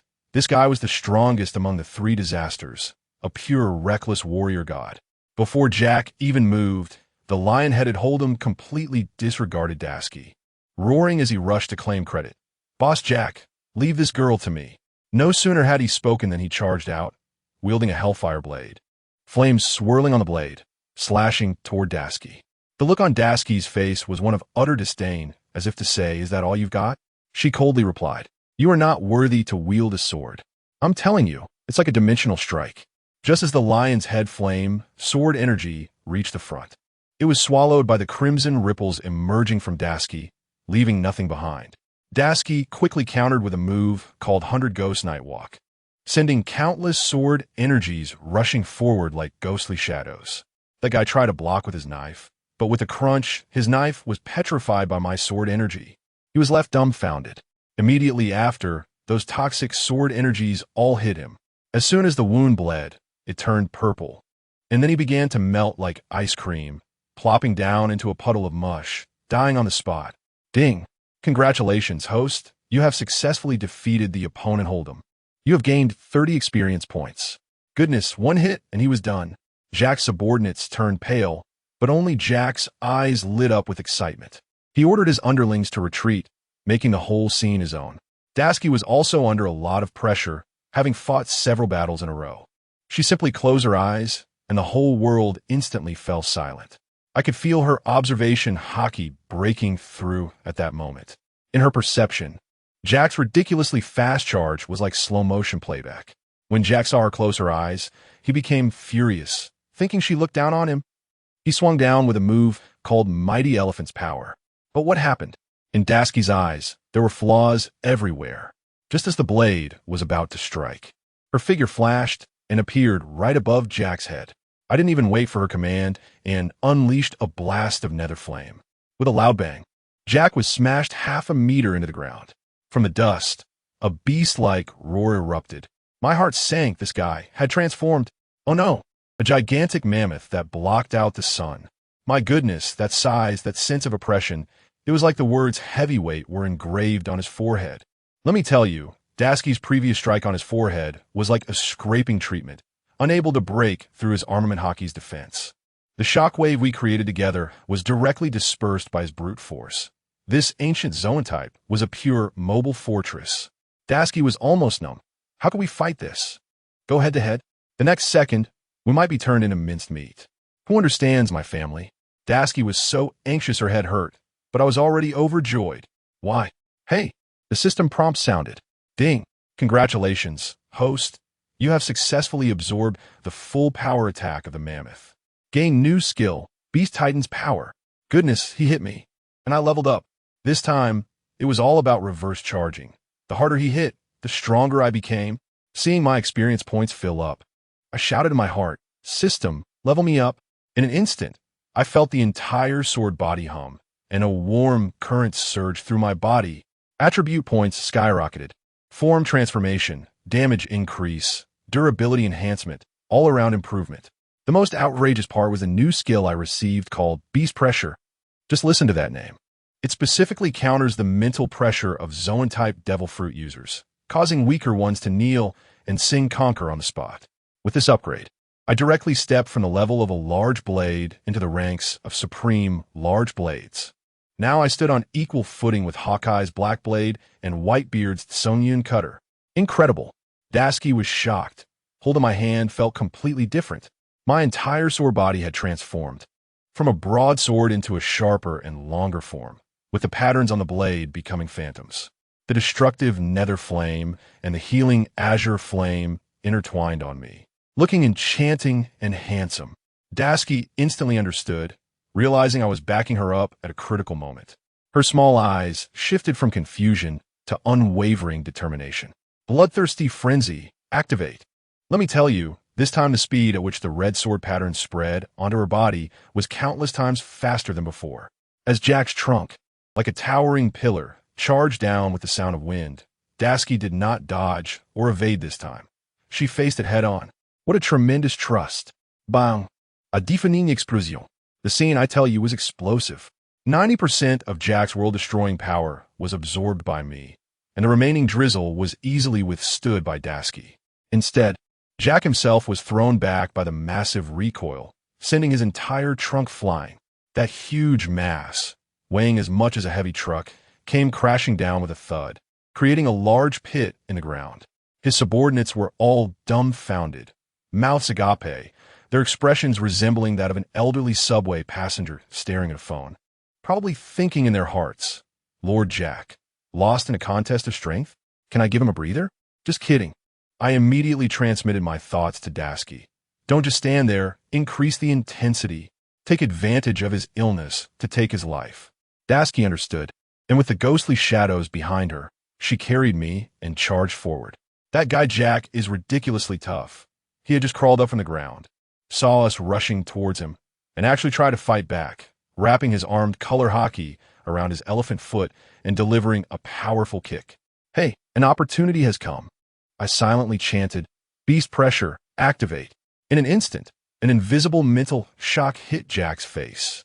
Let me tell you, from his perspective, my sword suddenly became larger and more terrifying than Kaido's dragon form.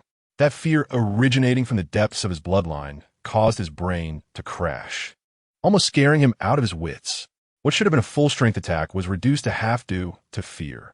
With this shift in power, is the result even in doubt? Daski's sword struck solidly on his elephant foot. Boom! Not only did it break through his proud, armed color hockey, but it also carved a deep wound visible to the bone on his foot. Jack's massive body flew back like a bowling ball that had been kicked, screaming as he crashed into his own men, instantly raising a cloud of dust and scattering debris, leaving the scene in chaos. His lackeys were also out of luck, probably never expecting to die from their boss's face smashing into them. But this guy is really tough, covered in blood. He actually staggered back up from the ruins.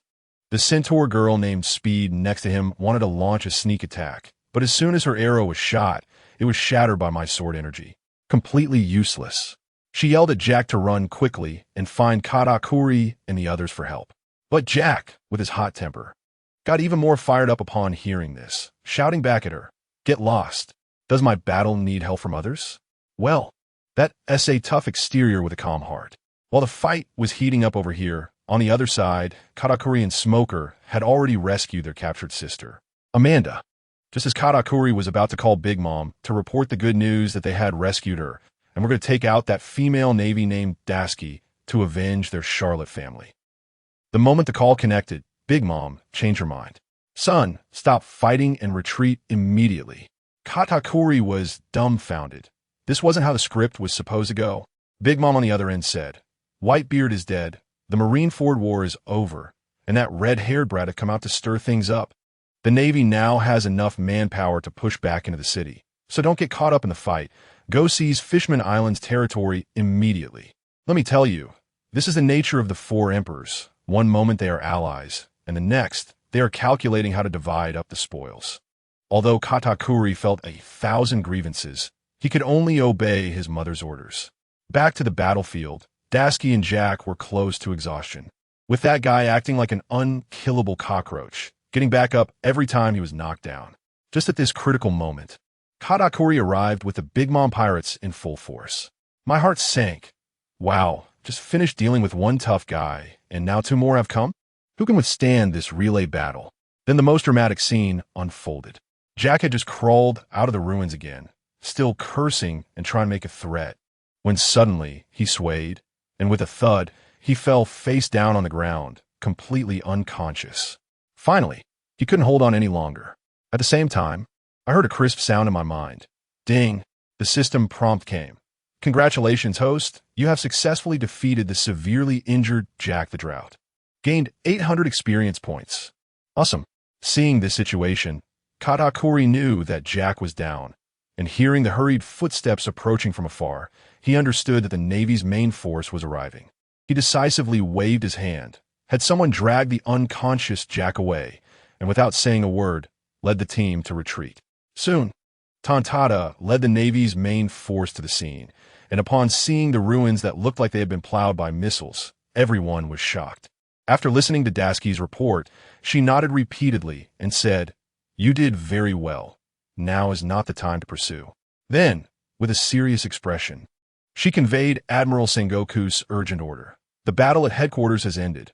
Whitebeard and Port Gasti, Ace are dead. The Admiral has instructed me to ensure your safety and immediately bring you back."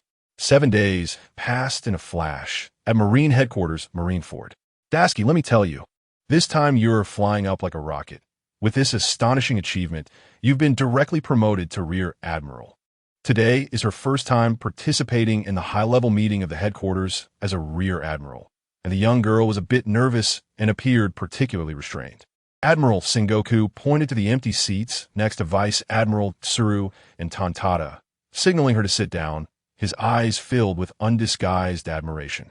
After Daski sat down, Tontada was still quietly comforting her. "Don't worry, you'll get used to it gradually."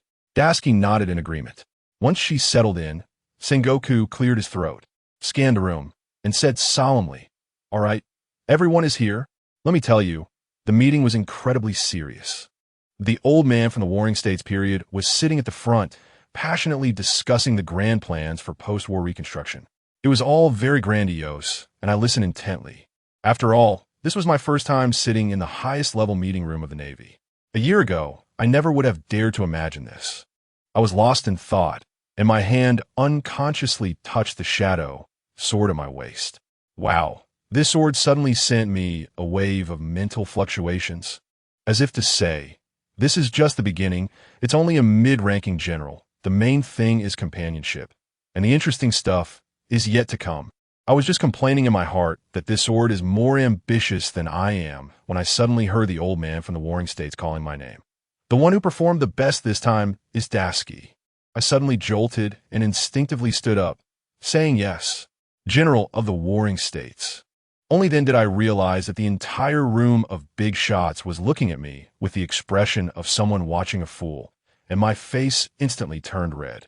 The general's beard twitched, probably trying to hold back his laughter, and then he dropped a bombshell. Daki, in addition to your exceptional promotion, today I'm giving you a special privilege. You can choose your next position. Pick any department or any general who wants you to join their team. It's up to you. As soon as these words were spoken, let me tell you, the atmosphere in the entire venue instantly changed. Especially the three gentlemen. The three generals, their eyes lit up all at once, like hungry wolves seeing meat. I am currently still in Sister Tao's team, but we are now at the same level and definitely can't stay together. There are many opportunities for the position of Major General, including those retirement positions stationed at headquarters, combat positions traveling the world with the three generals, and even assignments to overseas bases in the 4 Seas or New World. I haven't made up my mind yet. Akainu, with his eternally frozen iceberg-like face, was the first to speak. Dasuki, before you make your choice, I advise you to think it through. Before he could finish, Akiji interrupted him directly, casually removing his eye patch and saying, "Wait a minute, Sakazuki, before you speak, I want to have a word with Dasuki." Seeing the two of them getting anxious, Kizaru couldn't sit still either and chimed in with a smirk. Oh, are you all so eager? Then I won't beat around the bush, Dasuki. I have something to say too. In the next moment, the three admirals stood up in unison. The atmosphere was like a live stream where they were competing for the top spot, just short of shooting me with a sky-piercing arrow. Akainu and Akiji were directly at odds, exchanging words with a strong smell of gunpowder that could ignite at any moment. I realized that this wasn't about competing for me. These two were forming factions for the position of the next admiral. Kizaru seized the opportunity while they were arguing and quickly interjected, listing a bunch of benefits of joining his side, even promising to help me find an amazing devil fruit. Soon after, Akainu and Akiji also began to wildly paint a picture of prospects, talking about promotion paths and growth opportunities, practically throwing immense wealth in my face. Old Man Garp, watching the commotion, nudged Admiral Tsuru. Little Tsuru, such a talented junior. Aren't you going to fight for her? However, Tsuru remained calm and shook her head, quietly saying, "Such a girl cannot be kept. She has her own ideas, and merely talking won't do. Family, who understands? Only the big sister truly gets me." Seeing that the three of them were endless, Sengoku quickly stepped in to regain control. "All right, everything that needs to be said has been said. Dasuki, what do you think?" All eyes suddenly focused on me. I took a deep breath, stood up straight, and spoke with a voice that resonated. "Thank you, three admirals, for your kindness. But this is not what I want. I want to go to the G5 branch of the New World." As soon as I said this, the expressions of the three admirals instantly froze, looking as uncomfortable as if they had swallowed a fly. On the contrary, Admiral Sengoku had a knowing look and directly turned the conversation to Admiral Tsuru. "Tsuru, why don't you talk about the new mission of the G5 branch?" "I'm still too young, everyone." Admiral Crane is truly cunning. She stood up slowly and said that the Marine losses in the Marine-Forward War were severe, and that a world conscription order would be issued tomorrow, with the New World being the primary recruitment area. She smiled at me and said, "You can go to G5, but you must first cooperate with me to complete the recruitment work in the New World. Are you willing?" Wow, she directly offered me a bundle deal. Sister Peach Rabbit beside me couldn't help but give me a thumbs up, as if to say that old ginger is spicier. Of course, I had no problem cooperating for the sake of going to G5, so I immediately agreed. As soon as I said I was willing, Akainu exploded. "I oppose." Admiral Crane narrowed her eyes sharply, her gaze as sharp as a knife. "Admiral Akainu, do you think what I said makes no sense?" Akainu instantly backed down and quickly changed his tone. "Admiral Crane, I didn't mean it that way." The sword at my waist seemed to laugh and tremble. Where was that fearless spirit from the Marine-Forward War? Now he seemed like a well-behaved child. He hurriedly explained that there was nearly a 3-month gap before the formal recruitment began, and he was going to the New World to hunt down Blackbeard Teach and needed my help. As soon as Akainu finished speaking, Kizaru also stood up with a bang, his chair sliding back significantly. "Marshal, speaking of actions in the New World, I also have plans. Those little rascals called supernovas have all run into the New World, and I want to lead a team to eliminate them. Rear Admiral Dasbones, can you consider my mission?"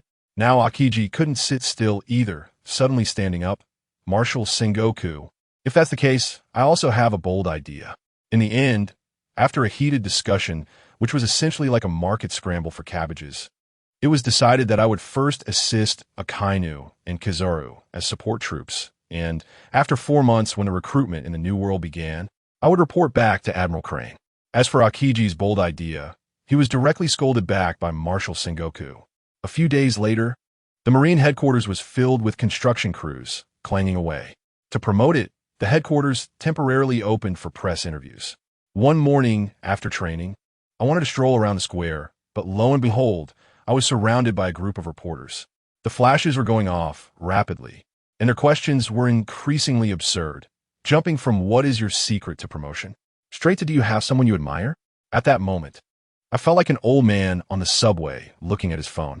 Don't you reporters have your own private lives? I was patiently answering one by one when the shadow sword on my waist suddenly buzzed and shook violently, giving me a frantic warning. My heart tightened. This feeling was definitely the presence of a powerful opponent. But didn't the main force go on a mission? Who would dare to cause trouble in Marinvondo? I followed the instinct and looked up, only to see a warship charging towards the port at full speed like a runaway wild dog, showing no intention of slowing down. I couldn't pay attention to the reporter anymore and quickly made my way to the port. The Marine responsible for the reception looked at me as if I were a savior. When I asked, they said it was a ship carrying waste materials that had already issued a warning, but the other side completely ignored it. I focused and instantly understood. Standing at the bow of the ship was none other than the former warlord of the Sea Knight Jinbe. Next to him, with bandages wrapped around him and a defiant look on his face, was Vice Admiral Karp's grandson, Monkey D. Luffy, and standing at the helm was an old man wearing glasses. My heart skipped a beat. It was the Dark King, Silver's Rayleigh, the first mate of the Roger Pirates. Oh my God, this old legend brought along 2 kids and hijacked a warship. What are they planning to do? Are they trying to crash the naval headquarters for team building? As the warship got closer, I shouted directly to the soldiers at the cannon. Fire immediately. Boom, boom, boom, boom. For cannonballs whistled away. But then Jinbe stepped forward, twisted his hands in the air, and shouted, "Fishman karate. Ocean current over the shoulder throw." A massive wall of water surged up, effortlessly swallowing all the cannonballs. On the warship, Rayleigh's sharp gaze had already locked onto me. I could feel that he knew I was a big trouble. And over here, looking at that legendary man, I also understood that now was not the time to hold back. I tell you, that old man's gaze is truly venomous, but our Dasky isn't a pushover either. Without saying a word, Dasky activated her bloodthirsty frenzy to the max. She charged up and raised her hand, unleashing an enormous silver moonsword wave. Wow, it was like she was throwing it for free.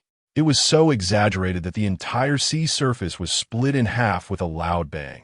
On the warship, Luffy's eyes were about to pop out, probably wondering how the Navy headquarters has such monsters. As for Rayleigh, the Dark King, his pupils suddenly constricted.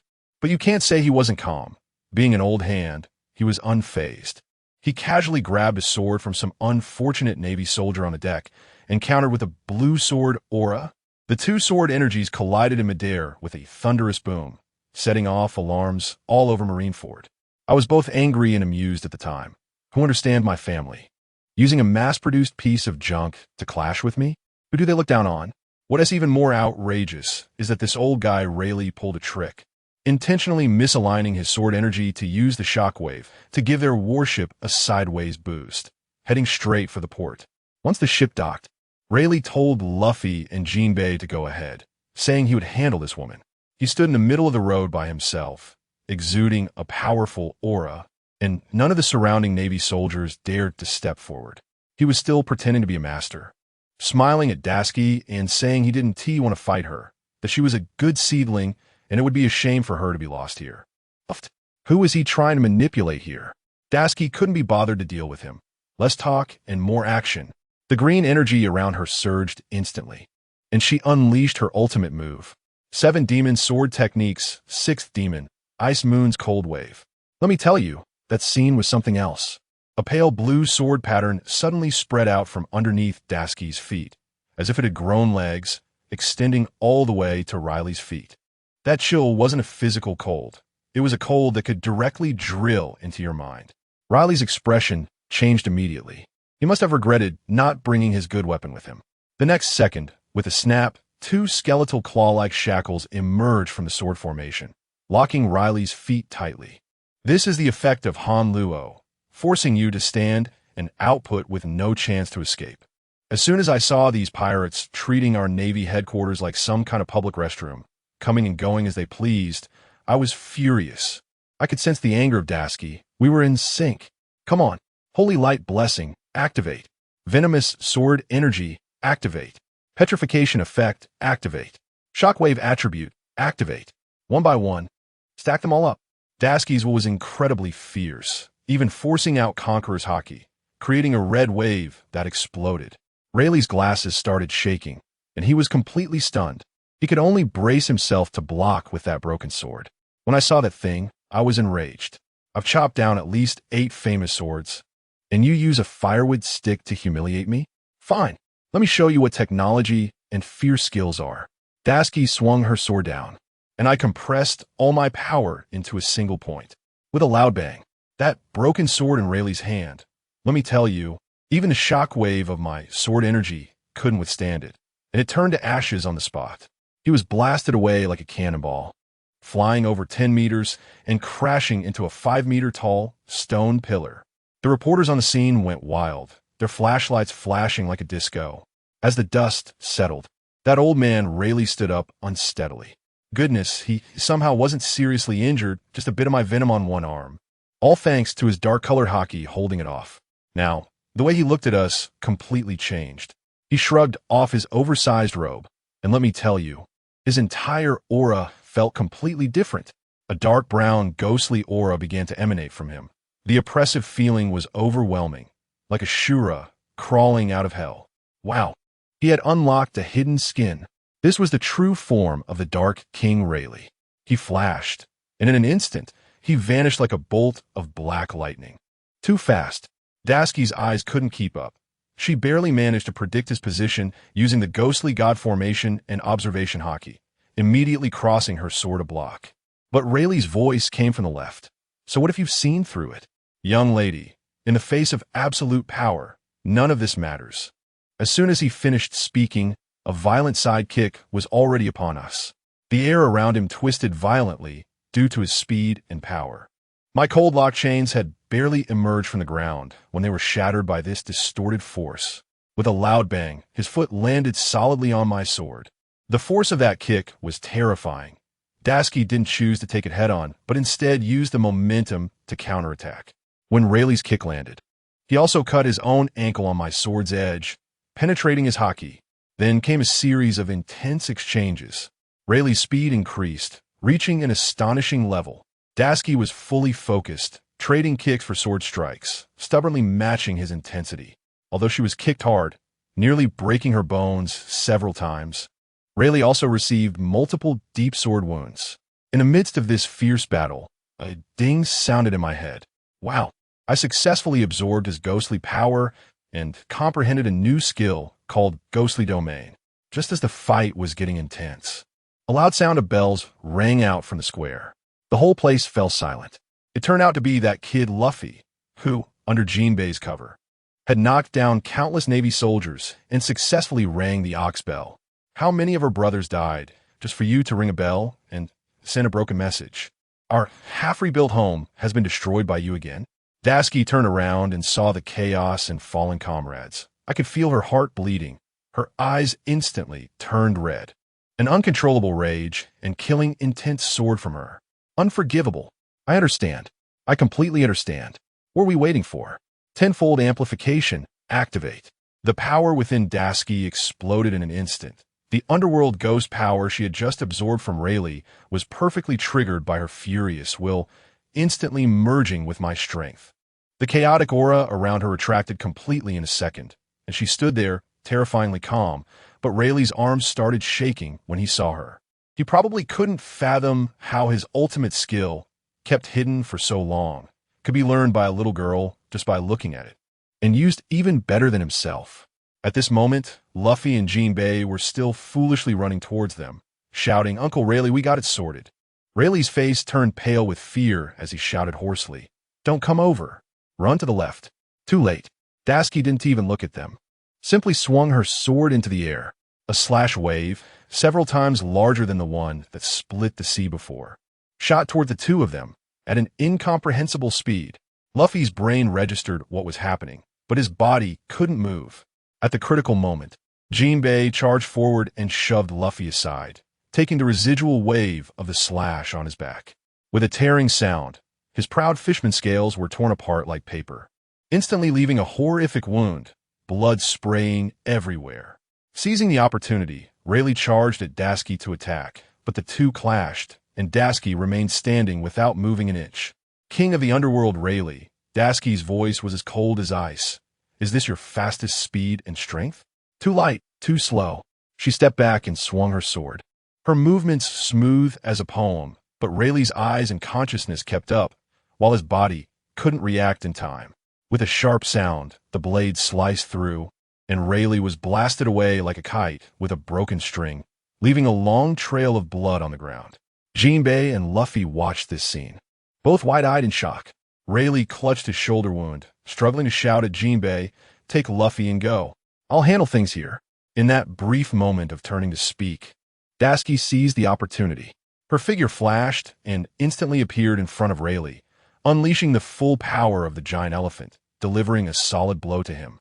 Rayleigh was blasted away again, flying even farther than before. Jinbei was completely stunned, realizing that if he didn't run now, they would truly be trapped. So he hoisted Luffy onto his shoulder, abandoned the warship at the port, and turned to jump into the sea, relying on his fisherman abilities to escape. But just as he was about to move, I tell you, a tremendous aura suddenly descended. It felt like someone had struck a huge bell right next to my ear, numb my brain. Jinbei, an old hand, was completely stunned in place by this overwhelming conqueror's haki, unable to move his legs. Looking at Luffy, who he was carrying on his shoulder, it was even worse. Luffy's eyes were rolling back, his whole body shaking like a sieve. And it was a miracle he hadn't fainted on the spot, given how low his health was. At that moment, I had only one thought in my mind. Want to run? No way. Today, you must realize that the Navy headquarters is not a public restroom. You can't just come and go as you please. Just when Dasuki was about to deliver the finishing blow, who shows up? Rayleigh. That old man appeared like a ghost again. Let me tell you, he looks even more disheveled now than before, covered in injuries. But his eyes still have that fierce determination.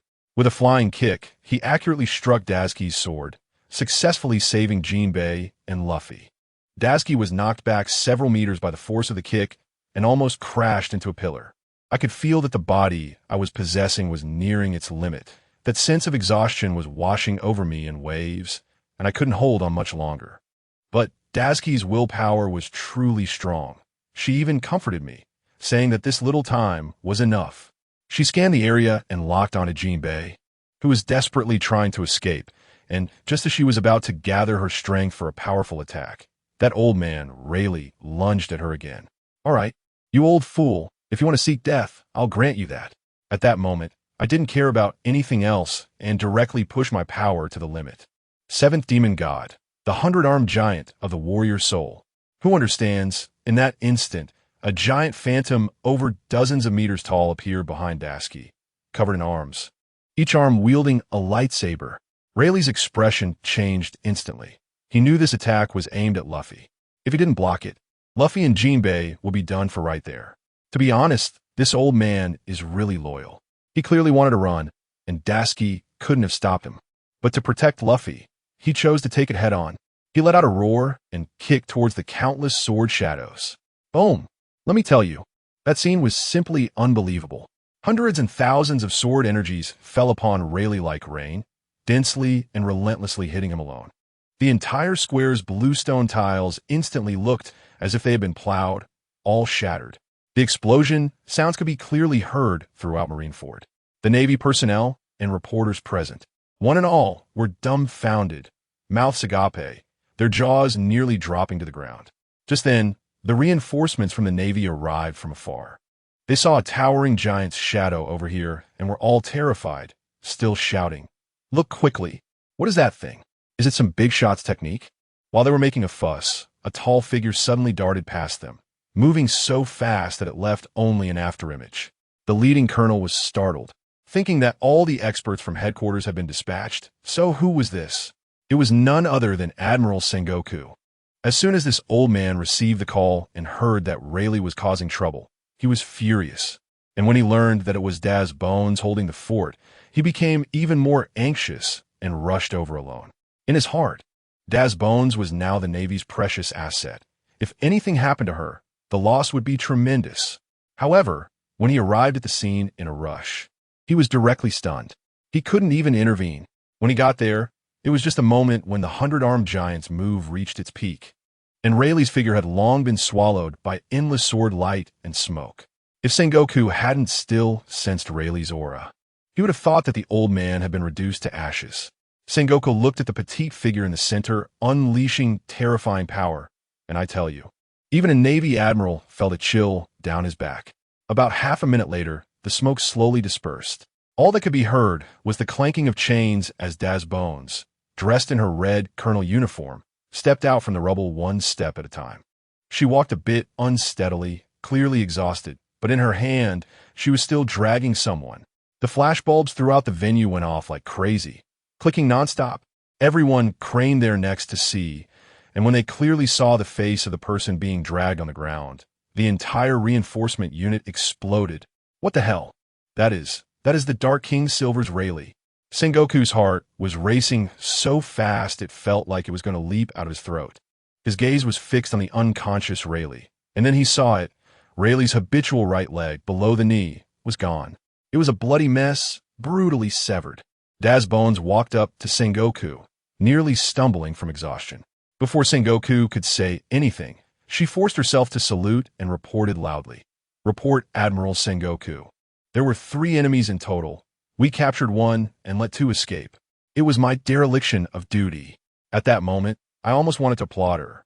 Girl, you really know how to play this Versailles literature. Capturing the Pluto Rayleigh, cutting off one of his legs, and still say it was a failure on your part? During the Warring States period, who had the time to care about those 2 little fish that got away? He was so excited that his voice trembled a bit as he said to Vice Admiral Dasky, "You've worked hard, Vice Admiral Dasky. Thank you for upholding the dignity of the Navy." Once this news spread, the entire sea erupted. In the Shambadi archipelago, in Shaki's bar, the owner Shaki was smoking while looking at the newspaper with Dasky dragging Rayleigh in the photo.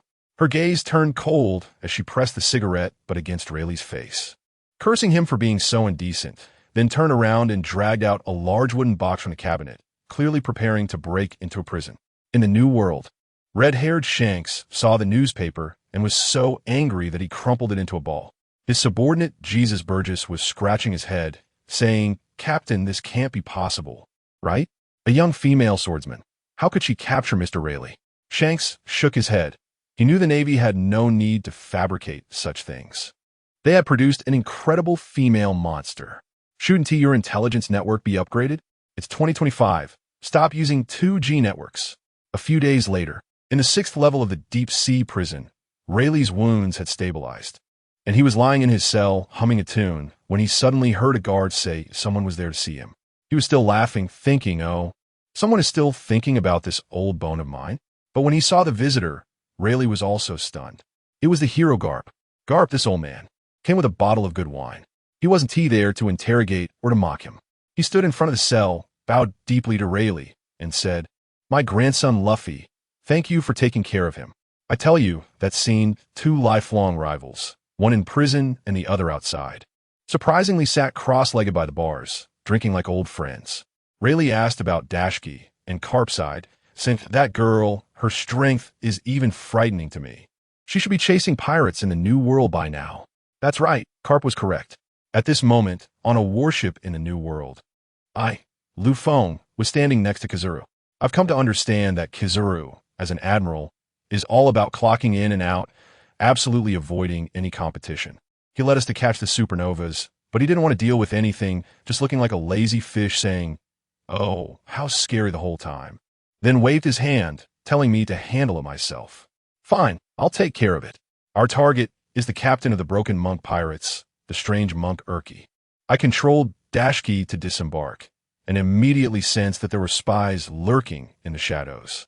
In just a few moves, I pulled that guy out. It turned out to be a lookout left by Ulki. Just then, the phone bug on him started ringing. I let Dasky coldly stare at him, signaling him to answer.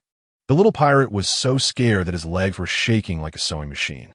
He answered the phone and, filled with a strong desire to survive, shouted at the phone bug, "Report, Vice Captain Fallon." "Yes, it's a Navy Colonel S warship. A man I've never seen before." Upon hearing that it was just a colonel, the vice captain on the other end of the line immediately lost interest and casually gave a few instructions before hanging up. The little pirate looked at Dasky with a mournful face and said, "Lord Chang, I did as you said. Please let me go." Dasky nodded, walked past him, and coldly said, "You answered well, so I've decided to give you a complete corpse." However, I didn't expect that on this island. There was actually another group of big shots. In a tavern in the town, a burly man with a gourd stuck in his hairpin was gnawing on a chicken leg while grumbling. What bad luck. Even eating a fried chicken leg. I run into a general and that Chiang swordsman. This man was none other than Charlotte Snag, one of the sweet commanders of the Big Mom Pirates. He had just received the news that we had arrived and was feeling annoyed. The more he thought about it, the angrier he became, and he casually threw the chicken leg he was holding away. Coincidentally, the chicken leg landed right next to another group of people who were having tea. The leader of that group, a similarly burly monk named Urki, didn't even look up and simply said, "Throwing things around is not a good habit." Just as he finished speaking, the chicken leg that had been thrown suddenly shot back, wrapped in a layer of armament hockey, like a cannonball, and slapped right onto Snag's hand, leaving him with greasy fingers. Snag's face instantly darkened. One of his underlings jumped out and shouted, "Which bastard dares to mess with our fried goods minister Snag?" The people on Urki's side recognized Snag and became tense. But Urki just smiled. He stood up, slammed his huge pencil-like weapon onto the ground with a thud, his eyes filled with fighting spirit. Snag also recognized Urki and disdainfully sneered, "Supernova? Just a bunch of inexperienced kids. Goodness, a commander star and a supernova were about to clash on this small island, all because of chicken leg." That guy named Snag didn't say a word and swiftly drew his sword, which was as big as a door, with a purple gourd hanging from the hilt. It looked like nothing serious at all. I was telling you, at that time, I was crouching with Dasky several dozen meters up high, and with a sweep of my mental energy, I felt overjoyed. I initially thought I would just catch the strange monk Urki, but unexpectedly, I also ran into a cadre from a Big Mom group. This aura was just like that of Kayer and the others, identical. Does anyone understand? This is a buy one get one free situation, a huge profit. Dasky was also impressive. As soon as I had the thought, she darted up to the rooftop. Just as she steadied herself, there was a thunderous roar below, with dust swirling. Two strong men had already started fighting. Dasky recognized them at a glance. Charlotte Snag. "Hey." She's one of the 4 dessert generals. Her expression changed immediately. I understood. Last time in the advanced city, it was this group that abducted the Phantom Lady right in front of her, and that grudge had long been formed. I originally wanted to tell her, "Don't rush. Let's watch the show first. When those two are tired from fighting, we can go down and take advantage of the situation." But what happened? Those 2 guys noticed us the moment we showed ourselves. Great. Now we can't even watch the show. Dasky is a straightforward person. She immediately did a somersault and jumped down. When she landed, the surrounding rubble and tiles shook, and her presence was instantly magnified. She walked forward step by step and said, "I was going to wait for you two to settle your personal grievances, but I didn't expect it to be so quick." When those 2 saw Dasky, their faces turned pale. One moment they were fighting fiercely, and the next they stopped, locking eyes and instantly forming a united front against her. The big monk Urki spoke first. "Hey, Gourhead, let's put our issues aside for now and team up to take this woman down first." Snag, being a sensible person, immediately nodded. "Okay, let's see who can knock her down first." I was almost laughing out loud in the sword fight. "Just the 2 of you?" Dasky didn't take them seriously at all and even commented with interest. "Oh, your sword is not bad, but lacks the essence of a famous blade. And what about yours? What is that? A giant pencil?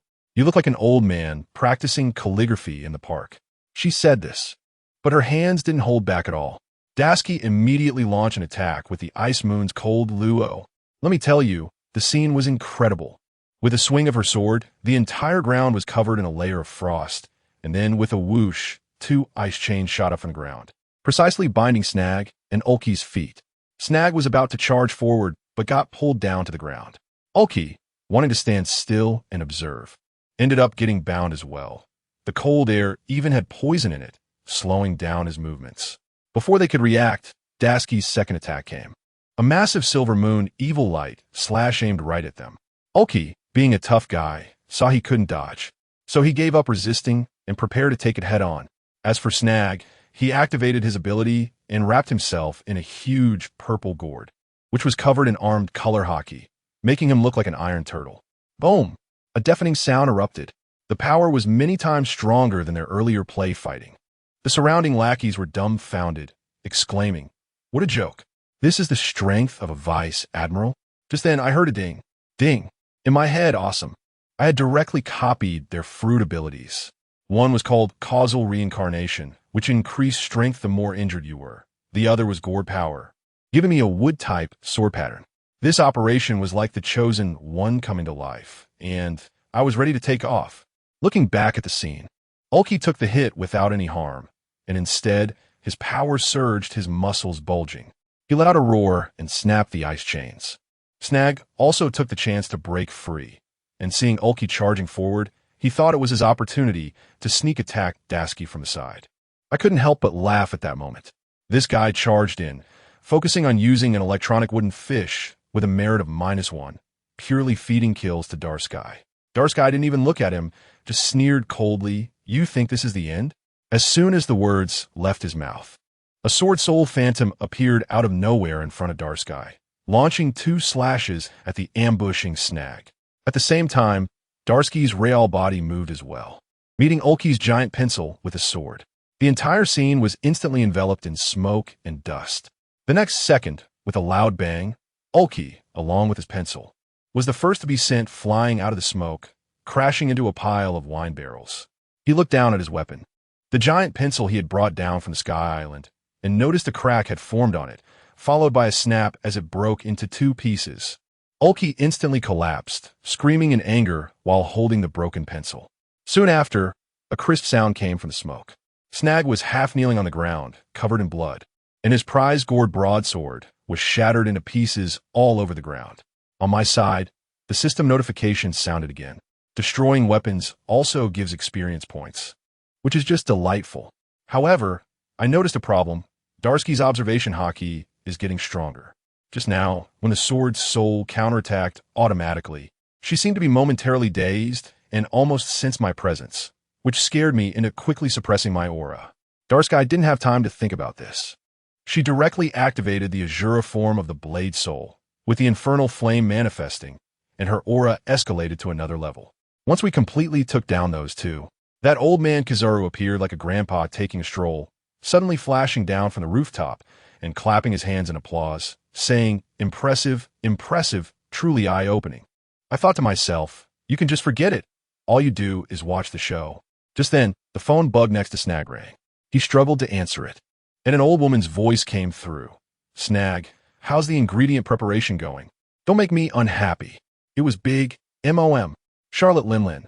Darsky exchanged glances with Kizaru, who shrugged, meaning it was up to her. Darsky, full of dominance, walked over, picked up the phone bug from the half-dead Snag, and said to the other end, "Hello? Is this Charlotte Linlin? Your son is in my hands. That desert commander of yours can now be renamed 3, missing 1 from today." There was a moment of silence on the other end, followed by a chilling sentence. Red Shadow. Darsky. Darsky smiled. "That's right, it's me. Last time it was your daughter, this time it's your son. It seems your Charlotte family is rather unlucky in front of me." Immediately, sounds of things being smashed and screams came from the other end, clearly indicating that Big Mom was furious and started threatening. Darsky didn't indulge her at all and directly interrupted. "All right, enough with the nonsense. Hunting down your Charlotte family's executives is my first target in the New World. If you have the guts, come to the G5 branch to get them. I'll be waiting for you." With that, she hung up the phone with a snap. This stirred things up, as it was essentially a declaration of war against the 4 emperors. For the next half-month, Darsky kept her word and took us on a rampage in the New World, capturing 11 of Big Mom's children within 10 days. although they weren't major players. It was a significant slap in the face. As a result, far away on the other side, Akainu, who was preparing to stir up trouble, held the latest newspaper with a face as dark as the bottom of a pot. Before he could recover from that, another urgent report hit him right in the face. I tell you, Akainu was completely stunned at that moment. The intelligence report clearly stated, target person, Marshal D. Teach, has successfully landed on Cake Island. Good grief. This guy really knows how to run. After being chased by us to the ends of the earth, he turned around and went straight to Big Mom's place. Now this is a big problem. Big Mom has already fallen out with our Navy G5 branch, and now that Blackbeard is going over there. If these two really team up, it would be a strong alliance, and they would come back to deal with us G5, which is no joke. Akainu is a ruthless man. He made a quick decision and shouted at his subordinates. Turn around. Immediately return to the G5 base. No matter how unhappy he felt, he had to endure it for the greater good. Meanwhile, Cake Island was bustling. Blackbeard's gang was, I tell you, all about turning the tables. In Big Mom's palace, they acted like they were in their own backyard. The guy named Burgess was chugging down from a barrel of wine, while another called Wolf was stuffing his pockets with snacks from the table like a starving ghost. The whole team was lacking in manners. Blackbeard even pretended to scold them. Tone it down, everyone. This isn't our home. Just as he finished speaking, a colossal figure emerged from the darkness in front of him. The lights flicked on, and Charlotte Linlin, that giant of a woman, was sitting on her throne, her gaze sharp as a knife. When she spoke, her aura was so overwhelming that I felt suffocated even through the screen. Marshal D. Teach, you traitor who betrayed Whitebeard. How dare you still be alive and come to my territory? What? Do you want to share the world with me? Blackbeard's skin is really thick. He chuckled. Haha, mama. Don't be angry. I'm not here to take your territory. I'm here to help you. Help you get back your children and teach those Navy guys in the New World a lesson. However, Big Mom wasn't buying it all. She stomped her foot, and the whole palace shook. Her Conqueror's Haki was released like it was free, directly overwhelming Blackbeard's crew, making their faces turn pale. Big Mom yelled, a stray dog that was just chased around by an admiral not long ago thinks he can team up with me? Teach, you better take a good look at yourself in the mirror. Do you think you're worthy? Who understands this was basically the strongest pressure interview in history? But who is Blackbeard?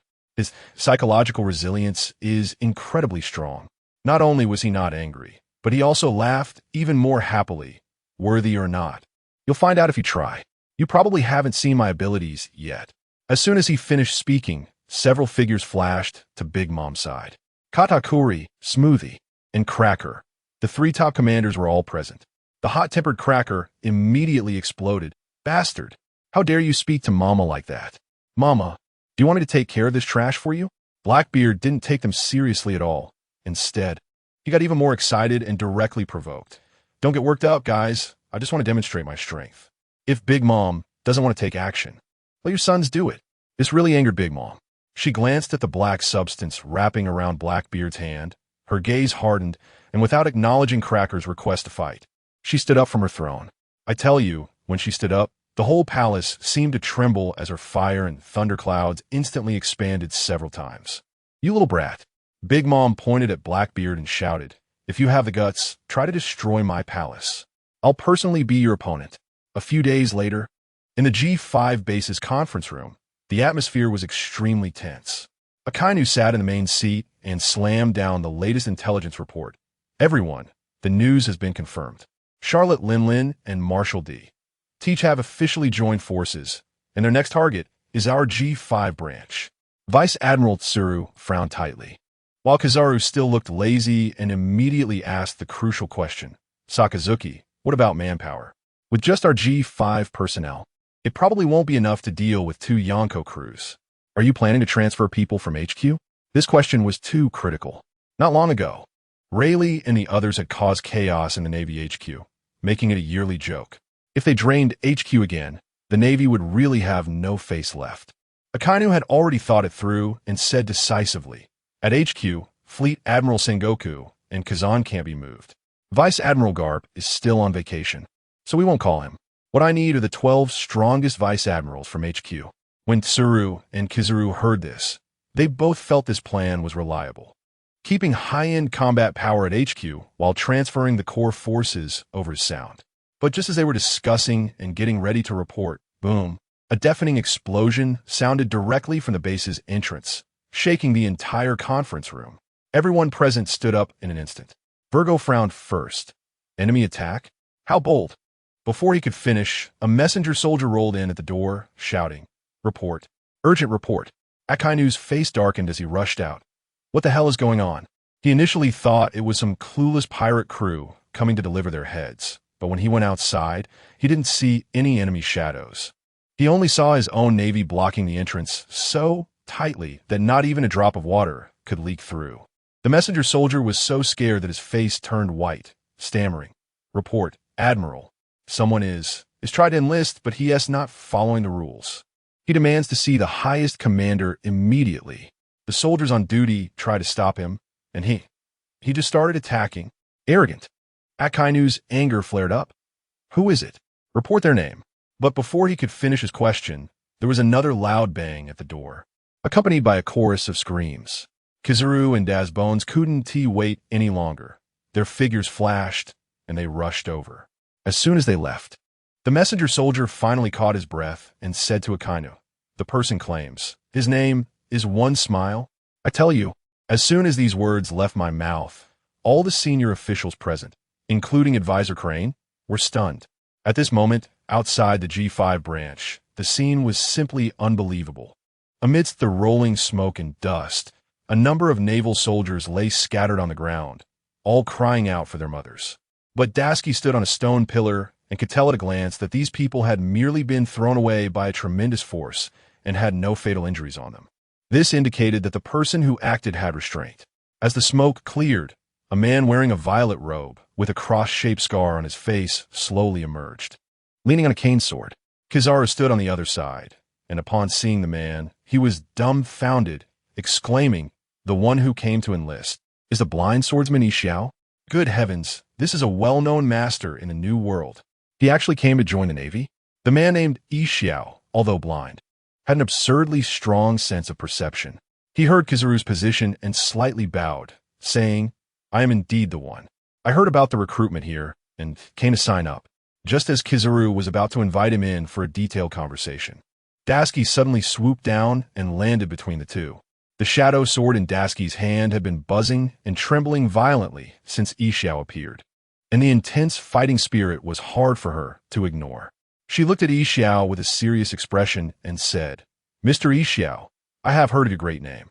I can understand your desire to meet the higher-ups, but this is not a reason for you to injure our naval soldiers." Kizaru was puzzled, thinking whether this girl was genuinely being stubborn or just looking for trouble. Just then, Akainu and Advisor Crane also arrived, with Advisor Crane directly agreeing. What Dasky said is correct. If you want to join the Navy, you need to have at least this level of patience. Upon hearing this, Ishiao immediately bowed deeply, saying, "What you all say is true. I was reckless, and I sincerely apologize." His attitude was quite good, but the sword in Dasky's hand was not in agreement. The fighting spirit was getting stronger, practically shouting in her mind, "Master, fight him. I want to have a duel with him." Dasky was also getting worked up and directly asked Akainu and the others, "Gentlemen, since this is an exceptional recruitment, can I take on the task of testing the skills of the newcomer?" Ishiao confidently replied, "I am willing to accept the test." Akainu saw this and thought, well, since you both have agreed, then let us fight. He waved his hand, "Don't embarrass yourselves at the door. Go to the training ground." The number 1 training ground was instantly filled with soldiers eager to watch the spectacle. Dasky and Ishiao faced each other in the center. Tontada was still nearby, advising Dasky, "Take it easy, this is just a test." Dasky nodded, but her expression was extremely serious. "Don't worry, the opponent is not simple. If I don't show my true skills, I'm afraid I won't be able to handle it." On the other side, Ishiao stood on the field. Although he was blind, the aura he exuded made Advisor Crane unable to help but admire. What a terrifying guy. He can't see anything, yet it feels like he can see through everything. Kizaru, watching the excitement, asked Advisor Crane, "Which one do you favor?" "That guy's a gravity user." As soon as he finished speaking, both of them suddenly drew their swords. Ishiao came in with a powerful attack, not bothering with any probing. slamming his cane sword onto the ground and shouting, "Gravity held journey." Boom! Before Dashiki could move, an invisible but extremely terrifying gravity descended from the sky and pressed down fiercely on the area where she stood. I tell you, if this were an ordinary person, they would be crushed into a meat pie on the spot. Dashiki also felt her body suddenly sink, making it incredibly difficult to move. But do you think she only has this little ability? How naive! With a light shout, layers of black infernal flames ignited on her body. The Blade Soul, Azura, a giant battle soul phantom with 3 heads and 6 arms, resembling a hellish demon, soared into the air behind her. That fierce aura instantly helped her offset most of the gravitational pressure. On the opposite side, a smile froze on his face. Who understands? Family? Although he is blind, his observation haki has been cultivated to an unfathomable level, making him almost a human radar. In his perceptual world, at the moment Dashiki summoned the Blade Soul, an incredibly huge spiritual creature, seemingly from hell, appeared on Dashiki's shoulder, and all the mental links of that terrifying creature ultimately pointed to the sword in Dashiki's hand. I tell you, as soon as that old man sensed me, he froze up completely, just like a lagging network. But Dashiki didn't wait for him. With a loud bang, she burst out from that damn gravity circle. Goodness, we were in sync. I circled around and directly flashed to his side, and he didn't even have time to fully draw his staff blade. With our sword strike, it was truly a case of man and sword as one. And with the 3-headed, 6-armed Azura Phantom behind me, it was like I had stacked up all the buffs and struck down towards him.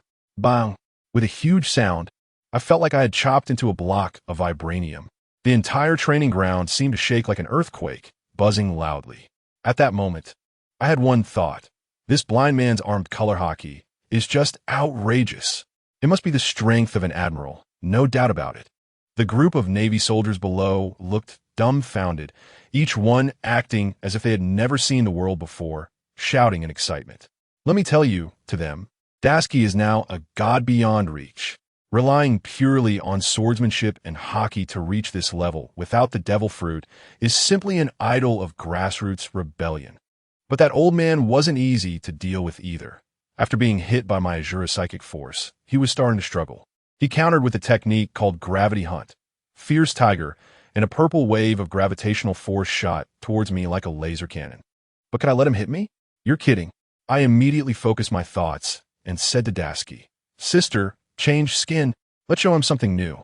The next second, a layer of silver moonlight brilliance covered Dashiki's pupils, and the crimson flames on me instantly faded, turning into a cold silver moonlight. At that moment, Advisor Crane and Peach Rabbit were stunned, saying they had never seen Dashiki in this form. Although the old man couldn't see, his humanoid radar was not just for show. He instantly sensed that my aura had changed from the previous raging demon to an unparalleled sharp blade that could cut through anything. Just as he was about to lock onto us, Dashiki had already chanted the name of the new technique, 7 Demon Sword Path, 5th Demon, Flame, Soul, Moonlit Shadow. With a swish, the two of us disappeared from his gravitational line. Let me tell you, before, Dashiki was intentionally slowing down to let him adapt. Now, she was going all out. I aimed for his side's blind spot and struck down at the fastest speed with my sword. This time, he couldn't dodge. He could only brace himself and cover his entire body with the strongest armed color to withstand it. Boom! The silver moonlight sword wave directly struck him.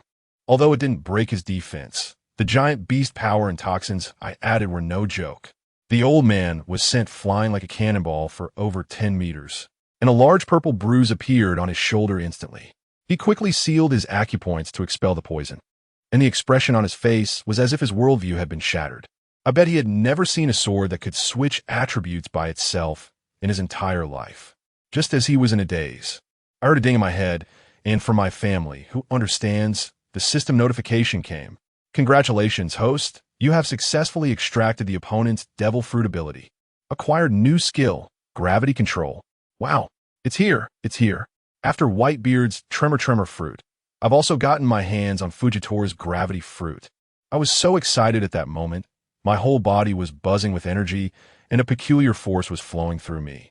Dashiki instantly understood. Standing still with the tip of her sword pointed directly at the still detoxifying smile.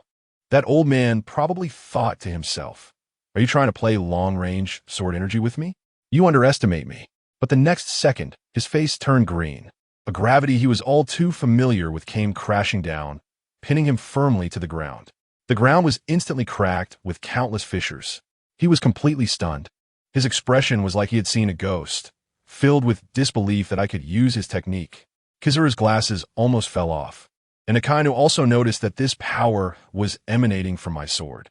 I couldn't help but laugh at the moment, thinking about using his own methods against him, giving him a little shock. With a thought, I controlled Dasuki to swing her sword, and all the shattered stones on the ground suddenly floated up, rushing towards Ishiao like missiles. Just as the battlefield was heating up, I suddenly felt that, hey, there's a hiding nearby, watching us. The aura was incredibly deep. If it weren't for my strong mental power, I really wouldn't have noticed. But I didn't pay attention to him and decided to deal with the current situation first. The giant stones rained down and buried Ishiao alive. But this old man was truly enraged. The next moment, an unimaginably vast mental power shot up into the sky, piercing through the clouds. Wow. I looked up along his mental power and was stunned. This guy was really serious. Directly using gravitational power to pull down meteors from outer space. 7 enormous fireballs appeared in the sky, trailing long tails, and came crashing down towards our naval branch. If they hit, the entire island would be gone. Akainu and Kizaru's faces turned dark as they prepared to intercept. Dasuki was also ready to hard counter with a 10-fold amplification, but just at that critical moment, an unexpected change occurred. Suddenly, a massive tree unexpectedly shot up from the side, growing at an incredible speed, directly blocking the space between the sky and the earth like a gigantic shield. Standing in front of those 7 meteors, boom! The meteors crashed violently into the giant tree, erupting with clouds of wood chips and flames. But they still couldn't break through. Damn, the whole place went silent, and everyone looked stunned. I immediately realized it was that peeping guy who made his move. Akainu's eternally cold expression was now filled with shock and a hint of apprehension. He gritted his teeth and uttered a name, Green Bull. Goodness, it turns out to be that monstrous admiral from the future. After the meteorite was blocked, the giant tree slowly retracted and a green figure descended from the sky, landing steadily in the arena. He glanced at Dasuki and then smiled, grinning. You two are really putting on a great show. But can I join in this rookie test too? Akainu's expression darkened like a pop bottom upon seeing this, and he directly called off the test. Green Bull was still quite arrogant, casually putting his arm around Akainu's shoulder and calling him Sakazuki, making Akainu want to stab him. Akainu ignored him and turned to Dasuki. What do you think of their strengths? Dasuki thought for a moment and seriously evaluated. Mr. Smile's strength is as troublesome as the Pirate King Rayleigh. Without using all my strength, I'm not confident I can beat him while protecting everyone. Upon hearing this, Mr. Smile himself could only smile wryly. As troublesome as Rayleigh? But Rayleigh ultimately lost to Dasuki. Doesn't that mean if they really fought, he would lose too? Green Bull, upon hearing this, became even more interested and directly challenged Dasuki. I was excited at that moment, frantically signaling Dasuki, fight him. It would be a huge loss not to take on such a rare plant-type ability user. Dasuki tightened his grip on me, his eyes instantly sharpening, and he boldly agreed. But then Akainu interrupted us, saying the test was over for today, and then mysteriously called Dasuki aside. Dasuki, in 3 days, there's a special mission for you. Let me tell you, that old man Akainu really knows how to stir things up. 3 days later, I was thrown onto a flagship, and as soon as I stood on the deck, I thought, is this the headquarters annual summary meeting? Raccoon, Ghost Spider, Fire Mountain. All familiar faces, each with a serious expression as if they were about to take an intergalactic exam. The atmosphere was incredibly tense. But the key point is, this operation has reached an S-level confidentiality. Why? Because we are finally going to catch that internal traitor who has been hiding for who knows how long. Just as our fleet was setting off, on the other side, Sister Peach Rabbit had quietly cornered someone, the base commander of the G5 branch, Virgo. This guy was sneaking around with a specially made small snail phone, reporting to Doflamingo, saying something about Fujitora and Green Bull being promoted to Rear Admiral, that the Navy's focus was shifting to the New World blabbering on like a walking strategic intelligence analysis station. Just after he hung up the phone, Sister Peach Rabbit emerged from the shadows of the ship's cabin like a ghost. Let me tell you, the look on Virgo's face turned pale instantly. But he still wanted to put on an act, struggling to say something like he was executing a special mission from Admiral Sakazuki. It was simply hilarious. Sister Peach Rabbit shut down all his escape routes with one sentence. Stop acting. Admiral, the Chief of Staff is not even in the branch. Where will they send you on a mission? The young master you mentioned is Doflamingo, right?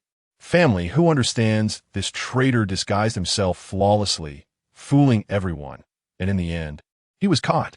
Sister Peach Rabbit said, if it weren't for my insistence to secretly monitor him without anyone knowing, our big operation would have probably been completely exposed by him. She directly told me through the snail phone, Dasky, the traitor has been caught. You can act with peace of mind now. There will be no one disturbing you this time. At that moment, let me tell you, I felt so exhilarated. Receiving the signal, I stood at the bow of the ship and ordered the entire crew, notify everyone. Full speed ahead. We must reach the destination within 20 minutes. The old General Ghost Spider next to me still looked confused and asked if I had received any special intelligence. On the contrary, the newcomer, the sharp-tongued Kai H. Murayama with the codename Green Bull, casually leaned against the railing and immediately saw through it. Looking in this direction, are we heading to Cake Island? Haha, interesting. We're going to battle the 4 emperors so soon?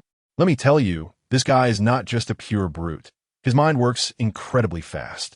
At this point, I won't hide it any longer and will lay it all out. That's right, after discussions with the higher-ups at headquarters and the 5 branches, we've decided to take the initiative. We need to launch a strong attack on the Charlotte family before they are fully prepared. Ghost Spider was stunned on the spot. He said that after participating in so many major events, this was the first time he encountered such an exciting strategy, where even the final goal was only revealed at sea. Green Bull, sitting nearby like a wise guy, lazily analyzed, of course, our opponent is one of the 4 emperors of the New World. They have eyes everywhere, and leaking even a tiny bit of information could be fatal for us. I looked at the 2 of them and finally announced the precise landing point of our ship. Our target this time is the surrounding islands of Cake Island, Wheat Island. As soon as these words were spoken, even the usually disheveled Green Bull's expression changed noticeably. He stroked his chin and said, Wheat Island, huh? It seems our luck isn't too good. If those 3 brothers are on the island, it will be very tricky to handle. He was referring to the 3 top fighters of the Charlotte family, Charlotte Katakuri, Charlotte Daifuku, and Charlotte Oven, especially the eldest brother, Katakuri, who is the strongest among the Sweet Commanders. Seeing Green Bull's excited yet serious expression, I tease him on purpose. What's wrong? Are you worried or scared? As a result, he immediately got fired up, grinning broadly, revealing a set of white teeth. If our captain isn't afraid, then I have no reason to be scared either. Compared to them, the more terrifying opponent should be in our team. Good grief, this guy really knows how to stir the pot, creating an atmosphere of extreme tension. I thought to myself, fine, just wait. Once this operation is over, I'll find a chance to stab you and see if you dare to act so boldly again. Just as we were rushing forward at full speed on Wheat Island, Katakuri was calculating his next plan as if nothing was wrong. Suddenly, a thunderous roar echoed from the port of the island. Katakuri immediately closed his eyes, and his observation haki enveloped the entire island. Good grief. The level of his observation haki was like having a live feed of the future. A series of images began to play in his mind. Navy warships docking, countless Navy soldiers disembarking, and his brother Daifuka being knocked to the ground. His face turned dark as he clenched his fists tightly. Damn it! How could there be Navy? Just as he was about to notify his other brother, Oven, to guard the central warehouse, his transponder snail suddenly rang like a death knell. It was his older brother, Perispero, calling, his voice frantic as if his pants were on fire. Katakuri, where are you? Come to my Candy Island. Something big has happened. The Navy has somehow found a blind swordsman, and they VE stormed my island. Katakuri was taken aback. You're under attack too? He finally realized that the Navy was not just causing minor trouble this time. They had come prepared and launched a full-scale assault affecting all islands. Just as he was about to tell the transponder snail that he couldn't help him right now because he was in trouble too, suddenly, a sharp piece of wood burst up from the ground without warning, piercing through the transponder snail in his hand. Immediately after, the figure of Green Bull jumped down from the tree like a ghost, arms crossed in front of his chest, provocatively looking at Katakuri. Huh, Mr. Katakuri, you don't need to report the situation anymore. Your mother, the Emperor Charlotte Linlin, should already know. This operation is to capture all of you. Katakuri recognized him at a glance. They clearly knew each other already. Just as Katakuri was on high alert, Special Machi starting to form on his shoulder. Ready to fight Green Bull. Green Bull lazily waved his hand and pointed behind Katakuri. Ah, who said I was your opponent? Don't misunderstand. Your opponent this time is the one behind you. Let me tell you, Katakuri's reaction speed is simply inhuman. The moment Green Bull finished speaking, he suddenly dashed several meters to the side. Zing! But it was still too late. A sharp red sword light pierced through his left shoulder. Everything happened in the blink of an eye. What a pity. I felt incredibly frustrated and cursed inwardly. Damn, I didn't hit the main body. Where's the prompt for obtaining the sample? At the moment, I locked onto him. This guy used the ability of the Machi fruit to change his body shape. And the part one struck was just a clone made from Machi. I held the shadow sword and stepped out from behind the tree, watching his rapidly healing wound. Deliberately taunting. Isn't it said that your observation haki has reached an extraordinary level, allowing you to foresee brief moments of the future? How could you not even notice someone approaching you? It seems the rumors about you aren't very accurate after all. Katakuri's face darkened completely as he stared at me fiercely. Red shadow. I didn't expect to see you again so soon. Have you taken to ambushing now? The Navy really is despicable. I shot back at him directly. Despicable? If I could take care of scoundrels like you with a single blow, I wouldn't waste another word. Just as we were at a standoff, his brother, named Owen, the one with the heat fruit ability, finally rushed onto the scene, making a commotion. As soon as he saw the situation, he was about to explode with anger. Green Bull laughed, rubbing his hands together, and said, Huh, looks like I'm in luck. Your opponent is me. Before the words even left his mouth, the two were already in a fierce fight. The surrounding lackeys heard the commotion and quickly gathered around. And in no time, the sounds of explosions and gunfire echoed through the air. But I paid no attention to anything happening around me. Green Bull had already promised that he would deal with all enemies on the island except for my target. On the other hand, Katakuri also didn't dare to be distracted for a moment. All his focus was on me. It wasn't confidence. He was very clear that facing me, even a moment's distraction, could lead to his demise. And so we were at a stalemate. Let me tell you, this guy had his observation haki activated to the maximum. Every move I made, it was as if he had seen the trailer in advance, crystal clear. To the left was a feint. Then came a sweeping shockwave. He was muttering to himself, and as soon as I moved, he already knew everything. I activated Bloodthirsty Frenzy directly. My pupils instantly turned blood red, and my speed shot to the limit. In a flash, I appeared to his left, precisely where I had anticipated him to be. He must have still been feeling smug inside, thinking he could keep up. Everything was under my control. Then, he twisted his body, trying to dodge. Hey, dodging pretty quickly. Huh, but did you think that was it? How naive. Let me tell you, I was laughing like a flower inside at that moment. Playing prediction in front of me? Your information is outdated, buddy. At the same time I swung my sword and missed, a buzzing sound erupted, and the gravity in the area I slashed surged instantly. Katakuri had barely taken 2 steps away when he felt as if an invisible giant hand had pinned him down, and he was suddenly stuck in place. Family, who understands? His expression was like a phone suddenly freezing, filled with who am I? Where am I? What just happened? Damn it. What kind of ability is this? His mind was racing, but there was no record of this in his information bank. He knew I could manipulate attributes. But didn't he know that my sword had just received a major update? In that brief pause of less than a second, the opportunity for battle arrived. The sword spirit shadow on my shoulder flickered, and he knew he couldn't dodge anymore. His reaction was incredibly quick. 2 fists the size of cooking pots instantly shrouded in armament haki, as black as the bottom of a pot, ready to take the hit. Goodness, this armament haki is really tough.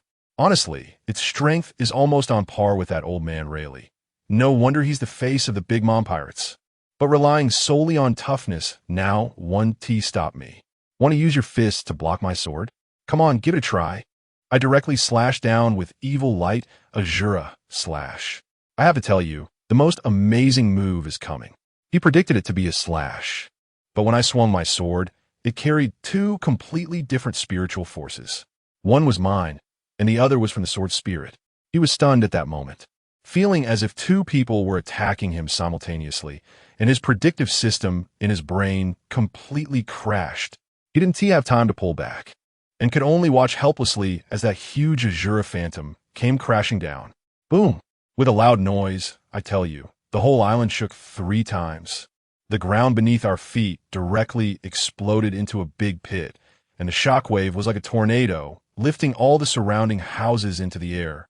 Those little minions who were ready to gang up on the Green Bull didn't even have time to hide, and were instantly buried in the ruins. The scene next to us was in complete chaos. That guy named Owen, seeing his big brother in trouble, was as anxious as an ant on a hot pan, wanting to come over to help. But what happened? Just that moment of distraction, the Green Bull directly took action. 2 vines seemed to have eyes, tying Owen up tightly from behind.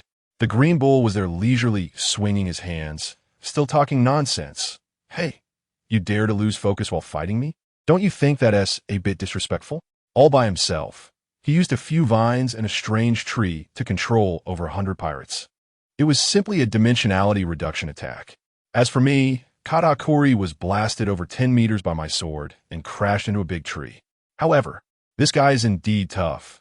His body is made of sticky rice, like a slime, soft, and managed to dissipate most of the impact, suffering no serious injuries.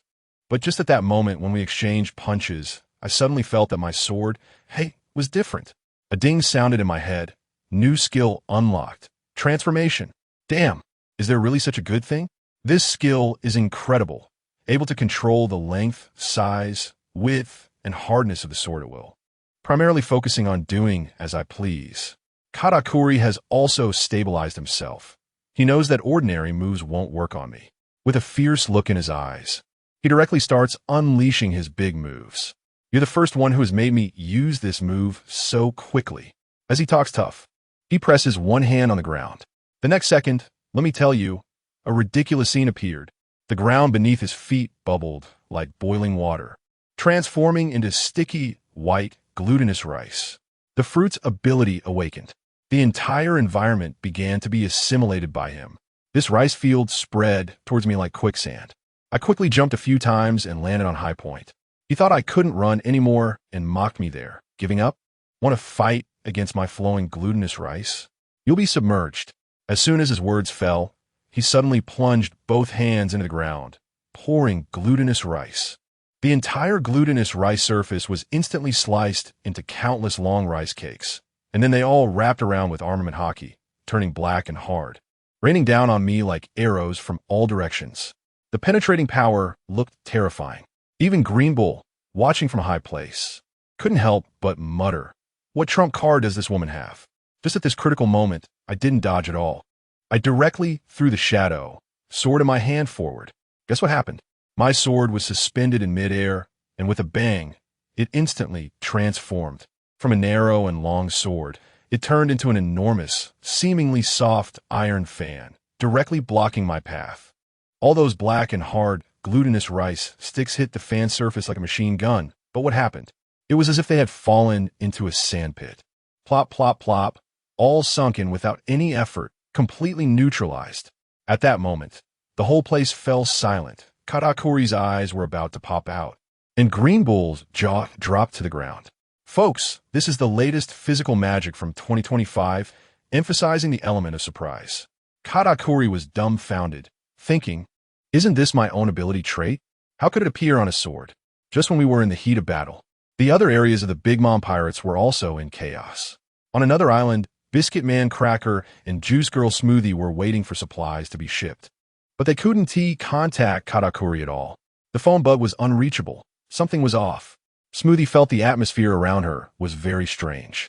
There was even a hint of blood in the air. When she looked up, good heavens, the Navy warships were right in front of them. Leading the charge were that blind old man Fujitora and Rear Admiral Momonosuke. After a quick discussion, they decided to each take one and finish it quickly. But the most ruthless was still back at Cake Island. An alarm suddenly blared on the island, and the pirates cried out. The Navy admirals are coming. Two of them. Yes, Akainu and Kizaru. The two admirals directly airdropped in. Kizaru, the old trickster, was casually looking around with his hands in his pockets, exclaiming, "This place is really luxurious." Akainu didn't care about that. His expression was as serious as if he were here to collect a debt, and without saying a word, he raised his hand and unleashed a massive fire blast. His gigantic magma fist flattened two buildings. Kizaru saw this and thought, "Hey, I can't just stand around either." With a move of his 8-fingered jade, he rained down light beams like rain, turning another block into a sieve. I tell you, these two are not here to fight. They're clearly the naval demolition team. The entire Cake Island is in chaos because of them. Just then, a furious woman's voice echoed through the sky. Akainu, Kizaru, you two damn old fools. How dare you come to my territory and wreak havoc? A roar came from under the distant dark clouds. The reminder from Feilu, there are 3 things in reading: collection, recommendation, and target annihilation. Charlotte Linlin, a more powerful skill. After waiting for a long time, the main character finally made an appearance. As one of the 4 emperors of the New World, to ensure a foolproof approach to deal with her. It was none other than Admiral Akainu and Kizaru who directly attacked the main island of Cake Island. This shows how much the Navy cares about Charlotte Linlin. Oh, it's been a long time. I didn't expect you to have gained a few more circles in size. Kizaru couldn't help but tease as he looked at Charlotte Linlin. Without saying anything, Charlotte Linlin's state was somewhat better. After she finished speaking, 2 lightning bolts flashed through the thunderclouds above her head, making her look even angrier. Following that, bright flames circled around Charlotte Linlin, making her look even more terrifying. These 2 things are actually still alive, but if they survive today, there will be no need for their existence. Akainu said very directly. Even if the opponent is the 4 Emperors Charlotte Linlin, he showed no signs of fear. The admirals of the Navy in the New World still have their own prestige. Sakazuki, it seems that the troubles are not just one. The main forces of Cake Island have all come along. These are all over 100 million bounty pirates. They really look quite formidable. Kizaru looked at the dark crowd of pirates behind him and pointed into the distance. Akainu didn't take it seriously. He took off his Navy Admiral coat and casually threw it to the ground. Salvino, it's fine to be lazy on normal days, but you have no room for laziness today. You, with 100 pirates with over 100 million bounty, won't be a problem for you, right? Those children's coalition will be left to you. I will deal with Charlotte Linlin. Akainu decisively assigned tasks. In this operation, Akainu remained the absolute commander. His orders, in theory, Kizaru would obey. Don't have such a scary expression. 100 pirates with over 100 million bounty. The old bones can't really handle that. A few dozen should be manageable. Whoosh. After speaking, Kizaru transformed into a streak of light, disappearing from the sight of Akainu and Charlotte Linlin. From idleness to sudden explosion. This man's speed is always beyond others' imagination. Here he comes. It's the natural type Navy Admiral Kizaru. Oh, that. The Flash guy? Everyone, don't be afraid. It's just 2 admirals, and they think they can handle our Charlotte family? What a joke. Help Mother turn them over. You're right. Let us move. Even though the children of the Charlotte family know the real situation and clearly see that their opponent is Admiral Kizaru, they are still fearless. For so many years, the Charlotte family has been a dominant force in the New World. Suddenly telling them to bow down is completely impossible. Regarding the safety of her children, Charlotte Linlin didn't seem overly worried. She charged forward suddenly, taking large strides before Akainu was fully prepared. Being of giant race, her sudden large step naturally closed the distance between them in an instant. Facing Charlotte Linlin's strong attack, Akainu remained exceptionally calm. Today, whether it's you, your children, or the entire Charlotte family, you all will be completely finished. Akainu shouted fiercely, and his body suddenly transformed into rolling magma, charging directly at the figure of Charlotte Linlin. At the same time, on Weed Island, Katakuri's spirit jolted. Images of various attacks flashed in his mind. It was clear that the situation was more troublesome for his side. After investing so much elite-level combat power, he could feel how serious the Navy was this time. They had no intention of leaving the Charlotte family any chance for counterattack. What frustrated Katakuri the most was encountering a strange, yet powerful opponent. His machi was completely blocked by shadow-like sword forms. Even more terrifying was what was behind. Oh, it seems the viscosity has decreased. Gulp gulp. Dasuki tried a bit. With a slight movement, she easily pulled her foot out of the machi. All of this was due to the white energy flow separating from the shadow sword. It seemed to share the same origin as the machi and was unaffected at all. This was just the beginning. The real fun was still to come. Lu Feng said proudly, speaking to himself. New shadow, sword skill, Dasuki's determination. Although it was a brief escape from the viscosity control, as long as Dasuki was preparing to act, she would still feel some restrictions.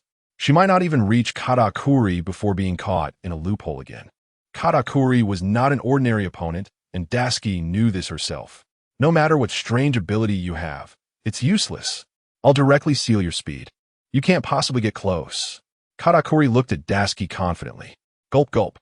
At the same time, as Katakuri's fist was covered with armament hockey, 3 more pairs of fists appeared directly above his forehead.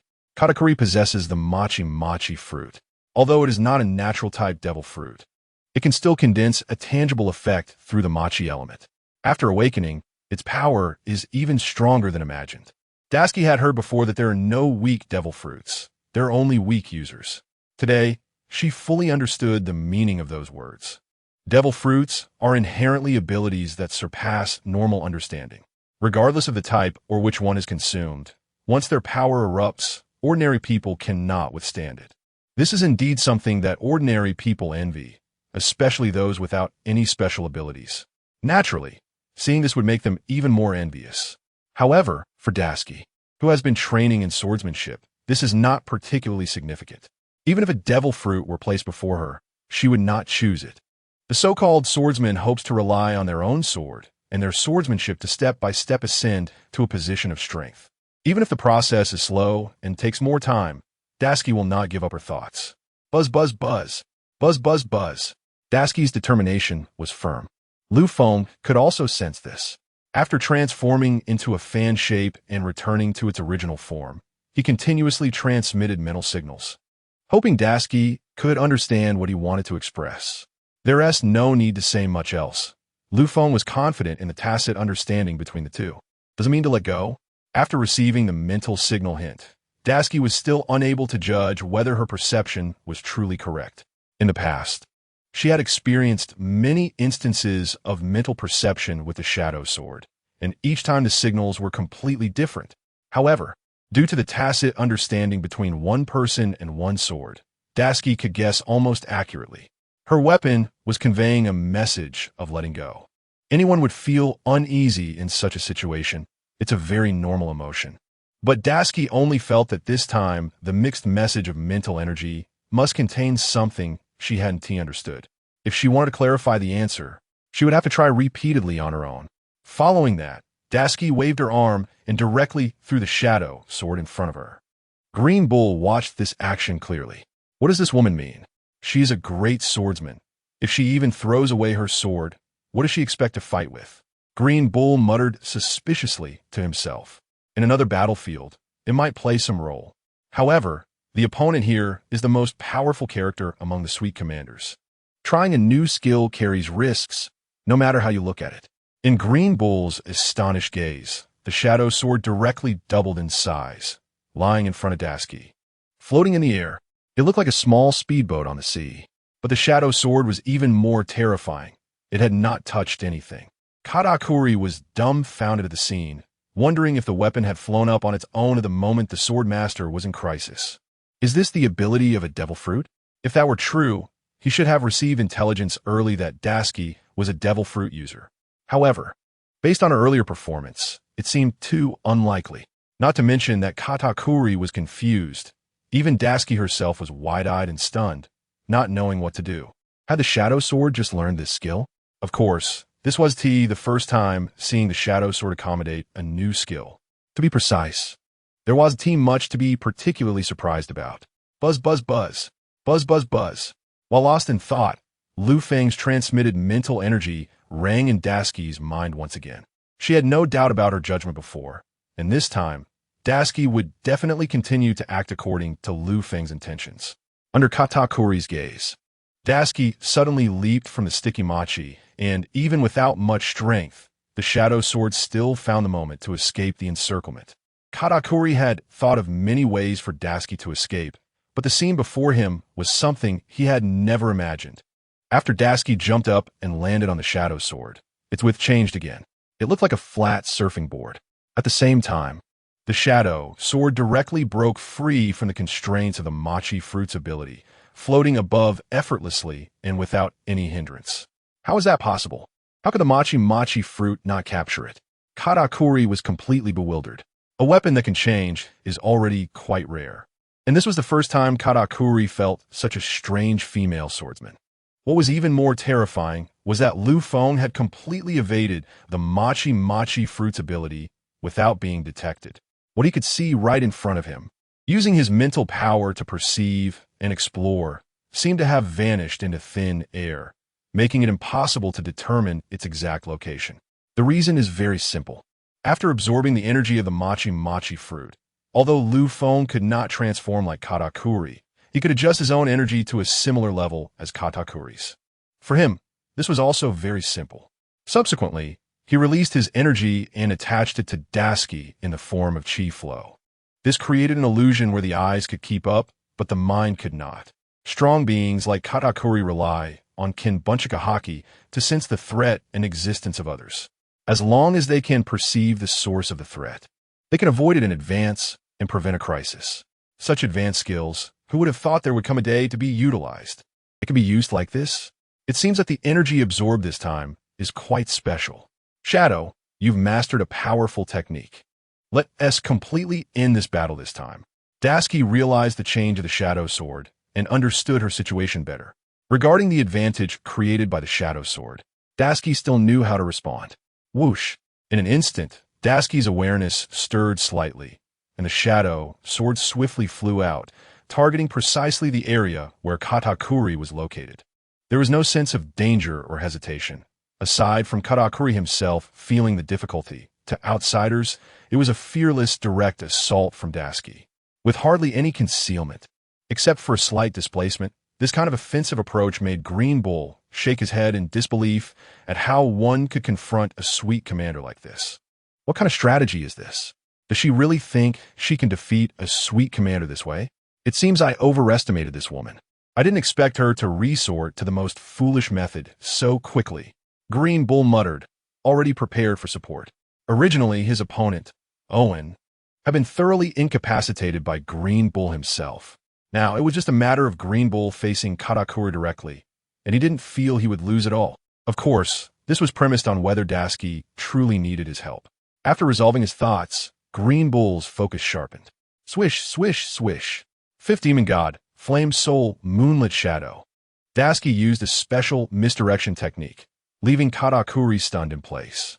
For a moment, he truly couldn't pinpoint Dasuki's location, only able to rely on the sound of explosions in the air to roughly determine where Dasuki was about to strike. In such a situation, he couldn't guarantee he wouldn't misjudge, so Katakuri had to wait passively, not daring to attack first. If he made an erroneous offensive move, it would completely expose all his vulnerabilities to Dasuki. Watching this scene, Green Bull frowned. Isn't his observation haki supposed to be powerful? Dasuki's speed isn't that fast. Why isn't he taking the initiative to strike? Green Bull was filled with doubts regarding Katakuri's actions. At the same time, he truly considered Katakuri's current predicament. Was there something particular about the situation that he hadn't noticed, leading to this cautiousness? What happened next completely overturned Green Bull's combat perspective.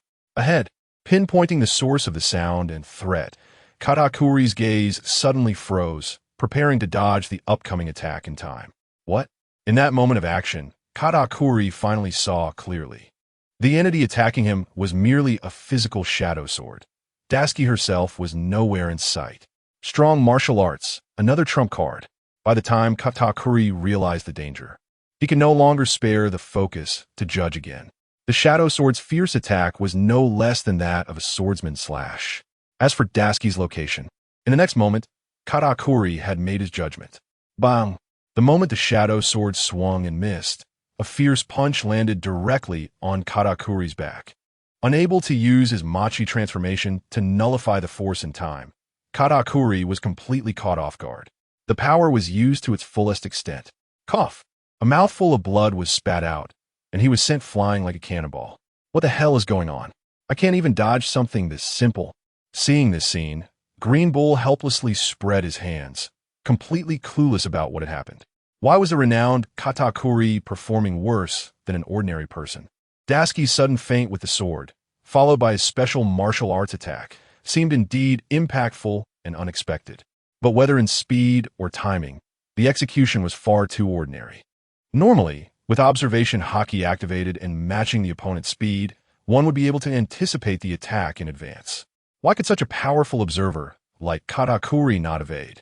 There must be something strange happening. There must be something I don't know. Green Bull concluded in his mind, while katakuri, enduring the intense pain, was filled with unprecedented fear. If he hadn't dodged at the last moment, the punch would have struck the back of his head. Having experienced the strength of Dasuki's punch, thanks to the contribution of the beast power, katakuri could easily imagine how powerful it was. Although he didn't seem to have serious injuries, when he stood up, he could clearly feel 2 ribs broken in his back. Continuing to be passively beaten like this would undoubtedly lead to a tragic end. Damn woman, when will you get lost? Just as katakuri was about to curse, he realized that Dasuki had already vanished from sight, and he couldn't determine her specific location anymore. Silence. Absolute silence. After having had his location pinpointed once, Dasuki already knew about katakuri's last defensive measures. As long as she eliminated those, katakuri would be completely helpless. Do you think I can't do anything about this? Don't underestimate me. Machi rotating castle. Katakuri, in a fit of rage, unleashed clumps of machi, causing the machi transformation on the ground to intensify. The machi floating in the air transformed into numerous fists, accurately locking onto the surroundings, readying for an attack. Normally, controlling a few pairs of fists would already be quite consuming, but this grand display clearly indicated that he was controlling over 30 fists. This was indicative of just how dire Katakuri's situation was. Now, it was a matter of life and death. There was no time to consider issues of consumption. As long as it was effective, that was all that mattered. Clang, clang, clang, clang, clang. Not only that, but all aspects of armament haki were fully utilized. In a situation where the opponent's position was indeterminate, a dense, offensive approach was taken. Even if Dasuki feigned an attack as before, Katakuri would respond immediately. Moreover, Katakuri was confident that as long as he could land a punch on her, he would be able to launch a sufficient counterattack. After several rounds of fighting, Katakuri discovered some of Dasuki's characteristics. In terms of strength and the use of armament haki, Dasuki was not inferior to him at all. However, her ability to withstand blows did not seem very strong. The reason he maintained the upper hand was that he had not formed effective strikes. If the process of attacking had gone smoothly, it might have been Dasuki who was in a passive position now. Where's the sound? Where exactly is she? Katakuri continued to change his observation position while softening his body to avoid taking on another body technique-like attack. He had previously misjudged Dasuki's martial arts. He did not expect that besides her swordsmanship, she had another ability that made him wary. The sound of explosive energy suddenly rang out again. The continuous changes did not touch the glutinous rice fist she released at all. Where? Which direction? Katakuri was extremely anxious. The continuous sound of explosive energy echoed in his ears, yet he could not determine Dasuki's exact location. Even if her energy blended with his machi fruit energy, he should still be able to see some of her movements. Why couldn't he find anything after observing for so long? This is bad. Above, realizing the trouble, Katakuri suddenly looked up. A small figure appeared in his line of sight. At such a distance, given Dasuki's speed, it was impossible for Katakuri to evade. Just being able to find out where she was would be enough. Machi Fusion Giant Rock Fist. In this crisis, Katakuri was still able to come up with a countermeasure based on his combat experience. The scattered glutinous rice fists rapidly fused toward the spot in front of him. The countless glutinous rice fists merged into dozens of giant fists. Under his spiritual perception, Katakuri realized something else. The energy surrounding Dasuki, which was of the same origin as his machi fruit, had completely vanished without a trace. He could finally capture Dasuki's position. Is the time of use limited? This time, You've completely lost your chance to defeat me. Katakuri concentrated all his energy and prepared to launch a fatal strike against Dasuki. Now that he could confirm Dasuki's position, if he continued to waste time, who knew if she would disappear again? If that were the case, he would have fallen into her trap and once again lost his composure. Dasuki, holding the shadow sword, had blood-red lines spreading in her pupils. A silver light emerged, gradually shining brilliantly, just with over 20 glutinous rice fists infused with armament haki. Do you think that that's enough to deal with me? Seventh demon of the Seven Demon Sword Path, Armament Giant. Buzz. Dasuki intentionally controlled the explosion of the underworld flame. A huge phantom, several stories tall, appeared directly in front of her. It looked like the Susanoo that Lufeng had learned about before. Its imposing stature made one's heart chill upon seeing it. Green Bull jumped to the top of the trees to clearly see everything not far away. My God, is this the woman's strength? What a gigantic monster. This power all comes from that cursed sword. Unheard of. Of course, it's a terrifying cursed sword. At Green Bull's level, he could naturally sense the source of the power.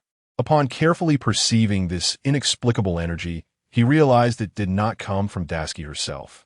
However, as a medium to harness this energy, Dasuki's mental strength being able to withstand the energy's explosion was not something just anyone could easily achieve.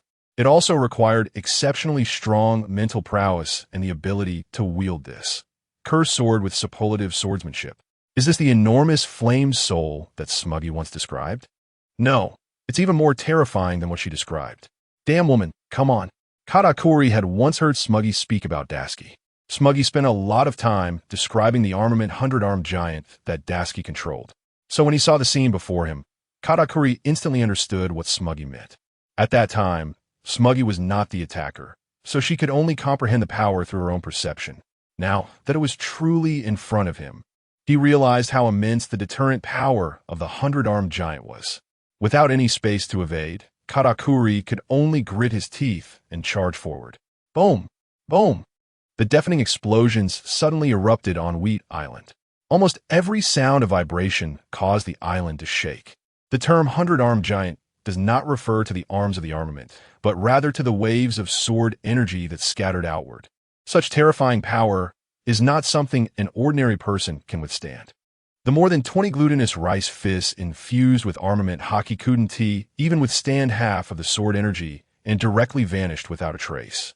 Waves of sword energy struck Katakuri, indeed causing some damage, but most of the damage was directly offset by the characteristics of the mochi fruit. Do you think you can evade all attacks with your devil fruit? How naive. Come out. Lufeng exclaimed, just as Katakuri thought he would not suffer a fatal injury. A gigantic arm aimed at his position and reached out, clearly in a soft and sticky state. But once the soldier's soul manifested by the shadow sword grabbed him, Katakuri immediately felt his movements were hindered. The overwhelming force made it impossible for him to break free, and even the originally soft and deformed ground instantly returned to its original state. Such a situation was completely unexpected for Katakuri. He had never imagined that the opponent he faced could possess such combat skills one day, completely disregarding the characteristics of his devil fruit ability. Boom, boom, boom. Waves of lethal sword energy struck Katakuri without mercy, showing no consideration for whether he might be killed by such an assault. Since he was already prepared to deal with the Charlotte family, Dasuki would not consider the possibility of failure in this operation. He believed in his comrades and was determined to complete his mission to the best of his ability. As Green Bull watched from side, he couldn't help but feel a shiver in his arm. He projected the scene before him onto himself. If he were the one who had just been captured, facing Dasuki's seventh demon god, would he have a chance? Could he defend himself against such an onslaught? All these questions awaited answers. Green Bull clenched his fists behind him, a look of excitement on his face. Such a powerful figure was right in front of him. If he missed the opportunity for a spar, it would be the greatest disrespect to himself. Green Bull chose to join the Navy largely because it allowed him to use his powers without limits to deal with those who considered themselves strong and could act with impunity. And Dasuki before him made him even more eager to spar. The explosions continued for several minutes. The turmoil on the island did indeed stop and began to recover. But the surrounding smoke and dust still lingered, suggesting it would last for a long time. Green Bull released the power of the giant tree and landed steadily on the ground. Thud! At the moment he landed, the barely conscious Katakuri was thrown at his feet. His hands and feet shackled with sea stone handcuffs. Dasuki still possessed a bit of awareness in this regard, ensuring that the pirate in his hands had no chance of escape, regardless of whether he was seriously injured or on the brink of death. He never expected to handle the most dangerous individual among the Suite Commanders so easily. Indeed, your strength must be at the level of a Marine Admiral. It seems my guess was not wrong at all. Green Bull looked at Katakuri, who had been thrown in front of him, and couldn't help but shake his head as he spoke. When he first saw Dasuki battling Fujitora, he thought that if the opponent were him, he would surely have the upper hand and be able to suppress Dasuki. But after witnessing the recent battle, it completely overturned Green Bull's perception. In a real fight, even if he brought out all his trump cards, it would only result in a 50-50 outcome against Dasuki. Today's performance by Dasuki far exceeded any preconceived notions Green Bull had about any admiral. He really didn't know how to evaluate it. Easily, this guy is really strong. Winning was not at all easy. Dasuki couldn't help but retort upon hearing this. What he said was completely his true thoughts, not an intentional attempt to elevate his opponent. It was simply stating the facts. However, this time, facing an opponent with physical strength and combat power comparable to Rayleigh, he did not use a tenfold amplification skill. Nor did he feel the shadow, sword's dark flames rapidly dissipating. This was a good sign, reflecting Dasuki's progress over the recent period.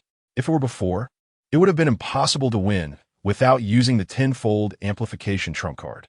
This girl progresses faster than I imagined. Although my continuous improvement can boost her a bit, it seems her own efforts contribute even more to my enhancement. Lu Feng couldn't help but marvel. During the battle, he could easily gain multiple boosts, and one could imagine how rapid his upgrades and feedback to the Sword Master would be. Even so, it still couldn't compare to the speed of improvement that Dasuki provided him. Dasuki's diligent training and obsession with swordsmanship could probably rank among the top in the entire pirate world. So, Commander Dasuki, what are we going to do next? Green Bull curiously asked Dasuki. Theoretically, their mission had already been accomplished. What to do next depended on Dasuki's judgment. Originally, Katakuri was their only target. Now that they were preparing to retreat and wait for news, it was understandable. However, based on Green Bull's judgment of Dasuki's character, it seemed that Dasuki didn't want to leave just like that. With such good combat strength right in front of them, retreating would be a tremendous waste of resources. If such a situation were presented, Dasuki would probably not accept it. Just as Green Bull thought, Dasuki answered without hesitation. Let's take all the captured direct descendants of the Charlotte family back with us. This matter doesn't require you and me to do it. Our target this time is the Yonko Charlotte Linlin. How she will react is anyone's guess. So, Vice Admiral Green Bull, let us go take a trip to Cake Island. After Dasuki finished speaking, she looked at Green Bull, waiting for his answer. In fact, when she mentioned this, Green Bull had already made a fundamental judgment. As expected of Commander Dasuki, her thoughts aligned with mine. The abilities of the Paramecia Soul Fruit user. I heard that the powers of the Yonko Charlotte Linlin are even more bizarre than my own tree fruit. I don't know if that's true. If I don't see it with my own eyes, it would be such a waste of an opportunity. Green Bull propped his chin up, answering to himself.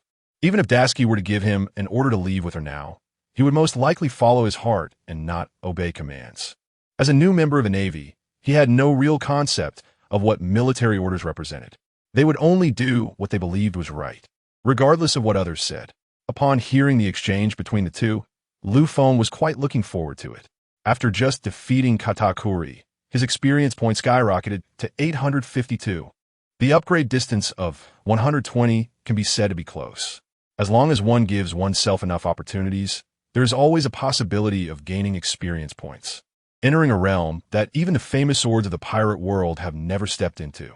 At that time, how will one's attack power and strength be? Everything is uncertain.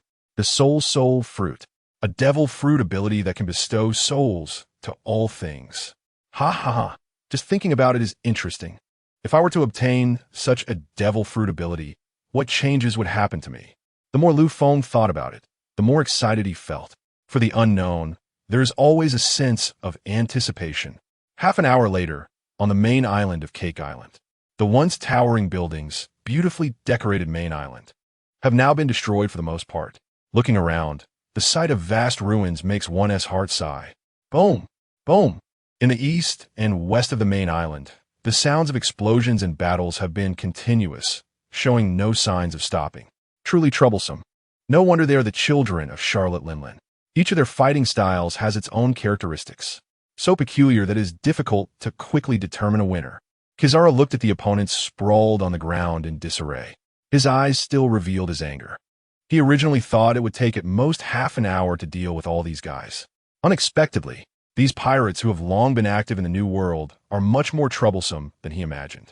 Their hidden cards emerge one after another. Strange devil fruit abilities keep appearing, especially led by Perispero. Some of the older ministers of the Charlotte family are exceptionally difficult to deal with in battle. Although Kizaru did not suffer any substantial injuries, he was indeed hindered. For a short time, he couldn't extricate himself. Boom! The soul thunder struck the ground. Under the control of the Black Cloud Zeus, Charlotte Linlin waved her hand, and a tremendous thunder directly struck Akainu. If it weren't for Akainu's quick reaction, avoiding it by elementalization, this blow might have taken half of his life. The ability to bestow souls to all things and turn lifeless objects into living beings. This ability in battle was something even Akainu did not expect to produce such a powerful effect. Indeed, to sit on the throne of the four emperors in the New World, Charlotte Linlin has her unique hidden cards. Ordinary people truly cannot shake her. Charlotte Linlin looked at the direction of the rushing magma, her eyes flickering with a cold light. Fighting against a marine admiral, Charlotte Linlin naturally had a hard time. Elbaf gun, great nation. Gurgle, gurgle. A series of magma gathered. A few meters in front of Charlotte Linlin, it condensed again. Akainu stood in place, drenched in sweat, his expression far from relaxed. Charlotte Linlin, you're more difficult to deal with than I imagined. This peculiar devil fruit ability you have actually utilized to such an extent. Akainu never expected that the application ability of the soul fruit could be so diverse.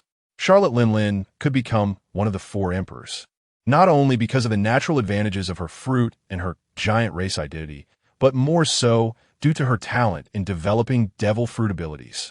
If she didn't have extraordinary abilities, it would be impossible to achieve anything in the New World where experts are as numerous as fish in a river. Ha ha ha. You fool. Do you only know how to run around? Do you think I can't catch you? What a joke. Napoleon, come out. Charlotte Linlin shouted loudly, her voice clear enough for everyone around to hear. Is it you calling me? In Akainu's astonished gaze, the horned hat above Charlotte Linlin's head flew up, transforming into a giant sword and landing right in front of her. Usually appearing as a horned hat, once the battle begins, it immediately transforms into a handy weapon. Without needing to say much, Akainu understood. This giant sword is undoubtedly another creation of the soul fruit. What kind of special ability it contains, Akainu still has no idea. The difficult opponents are not the obvious strong ones, but the devil fruit users with peculiar abilities. The endless dazzling skills make one dizzy. Every time they appear, one must be particularly cautious to avoid falling into the opponent's trap. This is a basic defense that must be achieved. The previous attacks directed at a certain point were all dodged by Akainu. Now that she has taken out her weapon, it is highly likely that she will use a wide-range attack. Akainu has some confidence in this prediction.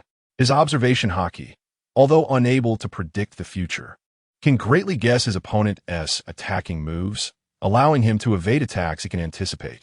Just as Akainu thought, Charlotte Linlin suddenly raised the giant sword in her hand. The black and purple sword body shimmered with a mesmerizing glow, suddenly gathering terrifying power that could destroy the heavens and earth. Boom, boom, boom. This old hag. What tremendous power. Akainu couldn't help but furrow his brows. The scene of overwhelming destruction before him was something he had not anticipated. Die, you magma fool. Elbaf gun. Great nation. Boom. A super powerful sword struck with the strength of a giant. The area covered was far beyond Akainu's imagination. Akainu, who had already transformed into magma, felt as if he was about to be caught by his true body. This is bad. What ability has this woman used? Why can't she completely transform into magma? Is it the deterrent of her conqueror's haki? Upon realizing something was wrong, Akainu reacted very quickly. A thick magma wall directly appeared in front of him. The rolling magma fell from the magma wall. The ability to melt everything. Even in the face of a giant's sword energy attack, Akainu had absolute confidence. Don't underestimate others, you idiot. Charlotte Linlin swung her sword with a thunderous crash. The purple sword energy completely shattered the ground. Akainu's lava wall was indeed as formidable as imagined. Even though the sword energy collided and surged, it only caused a tremendous uproar and did not directly penetrate Akainu's defenses. Kizaru noticed the commotion and turned to look, his expression dark. This guy Sakazuki is really in trouble this time. The name of Charlotte Linlin as one of the 4 emperors is not something that can be easily borne. Kizaru did want to step in to assist, but at this moment, he was utterly constrained. Many combatants armed with sea prism stone weapons continued to charge forward fearlessly. If he made a mistake and got caught, the consequences would be entirely different. This was the greatest weakness of devil fruit users. Once captured by sea prism stone, even the strongest could hardly exert their combat power. Bang! Damn it! A sharp explosion echoed from the lava wall. By the time Akainu regained his senses, he realized that Charlotte Linlin's sword energy impact was even stronger than expected. The released power ultimately breached the wall's defenses, directly threatening Akainu behind it. Looking at the current situation, it was almost impossible to avoid Charlotte Linlin's fierce attack. At the same time, the overwhelming deterrence mixed within the sword energy made Akainu suffer even more. Akainu had experienced Conqueror's Haki before and knew what effect it had on people. However, he hadn't felt the Conqueror's Haki at the level of the 4 emperors up close for a long time. Damn, I've been outsmarted. Akainu realized his miscalculation. If Charlotte Linlin had used her ability right from the start, she might have been able to suppress him for a while. But keeping it until now was undoubtedly the more correct approach. The power and effect unleashed now were completely incomparable to what could have been achieved earlier. At least at this moment, Akainu was thoroughly rattled, unsure of how to defend himself. Boom! Just as Akainu hesitated to coat himself with armament Haki and prepare to withstand the impact, a series of sharp, piercing sounds came from behind him. What is that silver light? What is it? I can't figure it out. Is it the Navy's reinforcements? It's sword energy. It has to be sword energy. I'm not sensing it wrong. It's coming. So fast. I can't even see where it came from. What position is the newcomer in? Watching the silver moonlight sword energy fly towards him, none of Charlotte's side noticed who the newcomer was. In contrast, Kizaru's shocked expression lasted only a second. Has the battle already ended so quickly? But that makes sense. It's precisely because of this that you've been able to remain strong until today, right? Kizaru muttered to himself. Boom! Following that, the silver moonlight sword wave precisely avoided Akainu's back and directly hit Charlotte Linlin's purple giant sword wave. The power of giants clashed with the power of beasts. This time, not only was Cake Island shaking, but the ear-splitting roar made everyone uncomfortable. The rebounding force unleashed from the clash pushed Akainu back. Most of the purple giant sword energy had already been neutralized by the silver moon sword energy. The remaining portion of the rebound force was insignificant to Akainu, and it was hardly a crisis. He could easily handle it. Watching the red figure flash by, Akainu couldn't help but exclaim, she actually appeared at this moment. I didn't expect her battle to finish so quickly.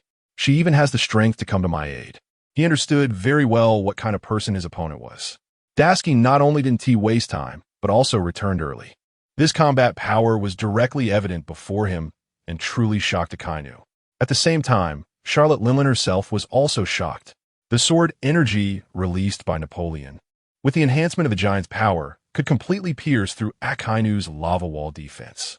An ordinary opponent would never be able to confront her head-on. But the suddenly appearing petite woman had completely turned the tide with just a single sword slash of energy, even showing an inclination to suppress him. Such a performance directly indicated the identity of the woman before him. The swordmaster of the Red Shadow must be that foolish girl for sure. Dashiki.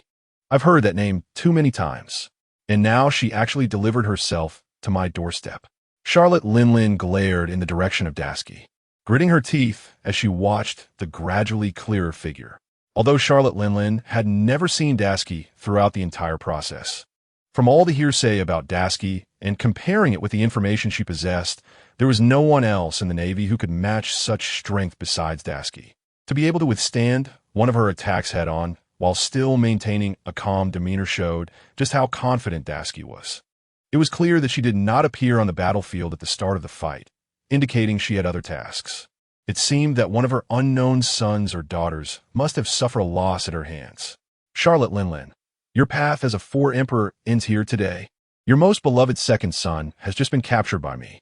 Soon, all of your sweet dessert stars will be caught one by one.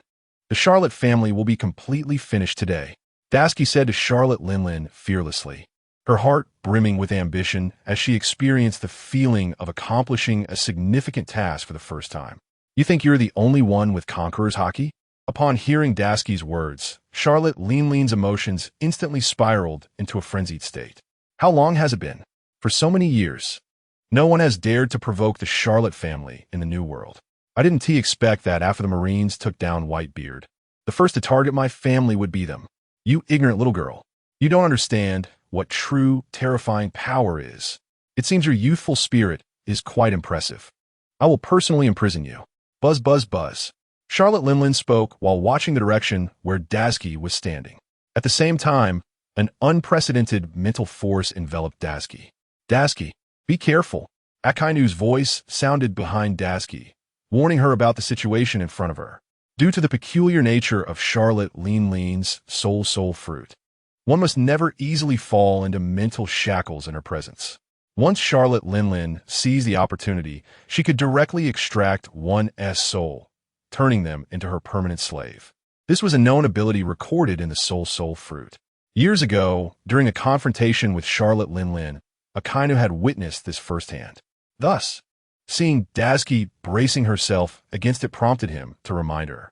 Admiral Akainu, speaking of which, Vice Admiral Green Bull should arrive soon. If possible, I have a small request. Tashigi looked at Akainu, waiting for his response. What request? Akainu asked suspiciously. In such a critical moment, what could she possibly request? Of course, eliminating the troublemaker in front of them was far more important. Admiral Akainu, there are many of Charlotte Linlin's children around. They are quite troublesome, and there are many of them. I hope you can temporarily focus your efforts on Charlotte Linlin's children. As for Charlotte Linlin herself, leave her to me, Tashigi said to Akainu earnestly. Her tone and demeanor showed no signs of acting impulsively. Buzz, buzz, buzz. The sword in her hand, Lufeng, continuously emitted mental signals to Tashigi. We must get it. If we can obtain a sample of the soul fruit, it will definitely be more interesting. This sample of the devil fruit must not be missed. Lufeng repeatedly thought to himself. Most of the sword's attributes he currently possessed were mainstream, lacking any special functions or effects. If he could obtain some non-mainstream devil fruit attributes, he was unsure what kind of effects they could produce. It was precisely because of this mystery that he felt particularly excited. However, the commander he was facing was Akainu. This guy always adhered strictly to rules and his own sense of justice. If he disagreed from the start, it would indeed be difficult to get another chance to continue the battle. After all, Tashigi was very aware of her identity and would not act against military orders for a chance to fight. Unexpectedly, something surprising happened. 20 minutes.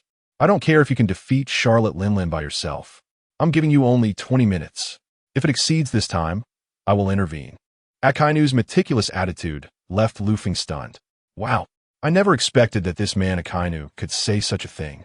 To be able to make Akainu relent is no small feat. Yes, Admiral Akainu. Tashigi confidently responded and stepped towards Charlotte Linlin. The private agreement between Tashigi and Akainu was completely unknown to Charlotte Linlin. All she could see was that Akainu had chosen not to join the battlefield, but instead turned his attention to his children. The scene was left entirely to Tashigi. What do you mean? Do you think you alone are enough to deal with me? Charlotte Linlin's anger grew with every word. Boom. Suddenly, the Conqueror's Haki exploded forth, targeting the approaching Tashigi. Tashigi did not dodge or flinch, confidently saying, after getting flustered, "Are you going to use any combat method? It's just Conqueror's Haki. Do you think you are the only one who possesses it? Fight against Big Mom, a head-on battle." Boom! As she spoke, dark red lightning patterns erupted around Tashigi. The Conqueror's Haki was forcibly released. After so many battles, Even when facing a Yonka-level powerhouse, Dasuki showed no signs of fear, remaining exceptionally calm. Her every action revealed her confidence. As the two waves of Conqueror's haki clashed, a terrifying convective layer formed in the scene. The pirates and navy engaged in battle paused their actions, turning their gazes towards the clash between the two women. What is this aura? Is this just an ordinary battle? What a joke. It's too strong. It feels even more powerful than the momentum displayed by Akainu and Kizuru. This is bad. It seems Mother is going to be in a tough battle. Akainu, this woman, there is no doubt about it. The crowd buzzed with discussions about the first clash between the two women. In a corner of the castle, a small figure hid in the shadows, observing every move here. From the moment Dasuki appeared, the small figure had shifted positions multiple times, aiming to see the duel between Charlotte Linlin and Dasuki more clearly. Such an intense scene conveyed information vividly, showcasing the strength of both Dasuki and Charlotte Linlin. Who would have thought that a woman could stand shoulder to shoulder with Linlin? What a formidable junior. The Navy seemed resolute in taking action this time. This is indeed a tough situation. Upon closer inspection, one could see that this speaking small figure was an elderly man, appearing frail. However, his eyes were clear, showing no signs of muddiness. Compared to the elderly Rayleigh, he was equally impressive, indicating that his strength was certainly not to be underestimated. Oops, I almost forgot about this guy. I didn't expect him to be hiding in the shadows. This old gentleman is the true guiding figure behind Charlotte Linlin becoming a pirate. Chef Lombred. Finally, when the long bread changed its position once again, Lu Feng discovered the hidden long bread. Previously, Lu Feng was pondering that, with the mysterious chef's combat strength, it should at least be able to entangle a general. However, when he arrived at the scene, it turned into a one-sided situation. Now Lu Feng understood that the long bread had always been hidden in the dark, without exposing its whereabouts. This time, risking exposure to get closer indicated that it was prepared to deal with Dasuki. Buzz, buzz, buzz. Buzz, buzz, buzz. Is there anyone else daring to interfere? The spiritual energy of Shadow Sword reminded Dasuki to be wary of the surroundings to avoid being ambushed by the long bread.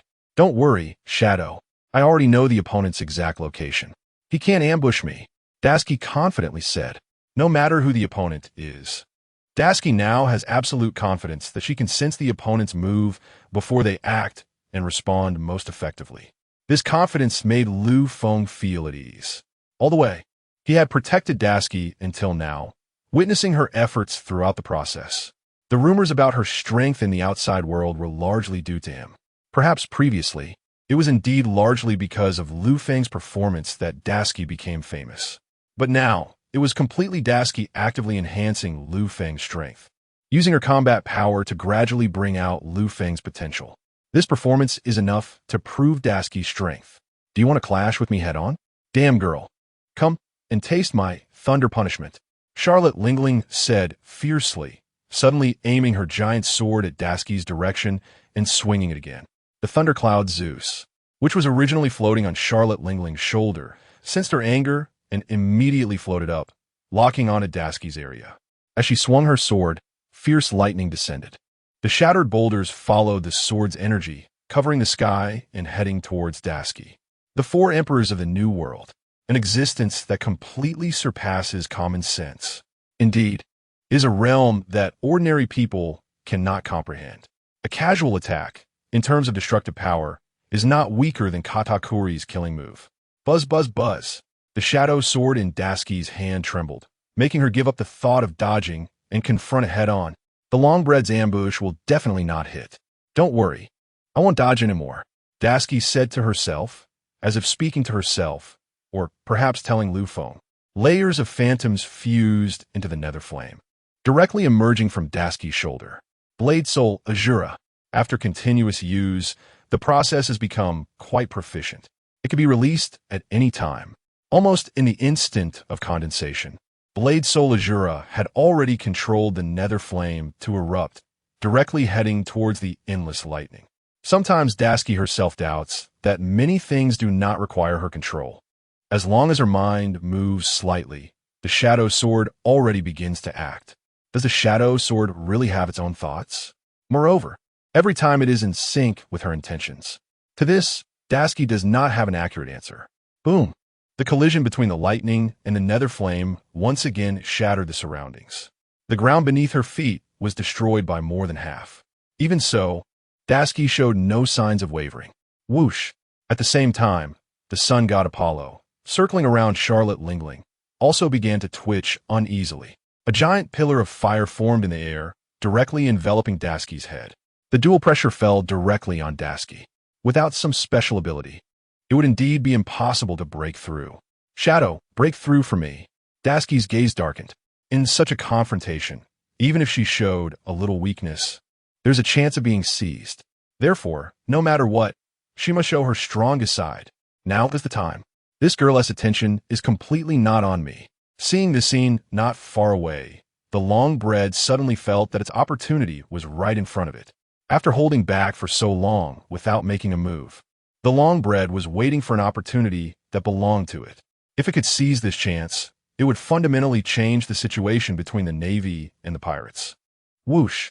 The small figure of the long bread suddenly rushed out, aiming directly at the area where Dasuki stood. The speed was so fast that it brought an overwhelming momentum to the scene. This is bad. There's actually an ambush. Damn, I didn't notice it earlier. This girl Dasuki is in big trouble this time. Its starting speed is comparable to that of a general. When Akainu and Kizaru sensed the long bread's starting speed, one wanted to support, but knew it was already too late. The opponent's action speed was beyond normal judgment.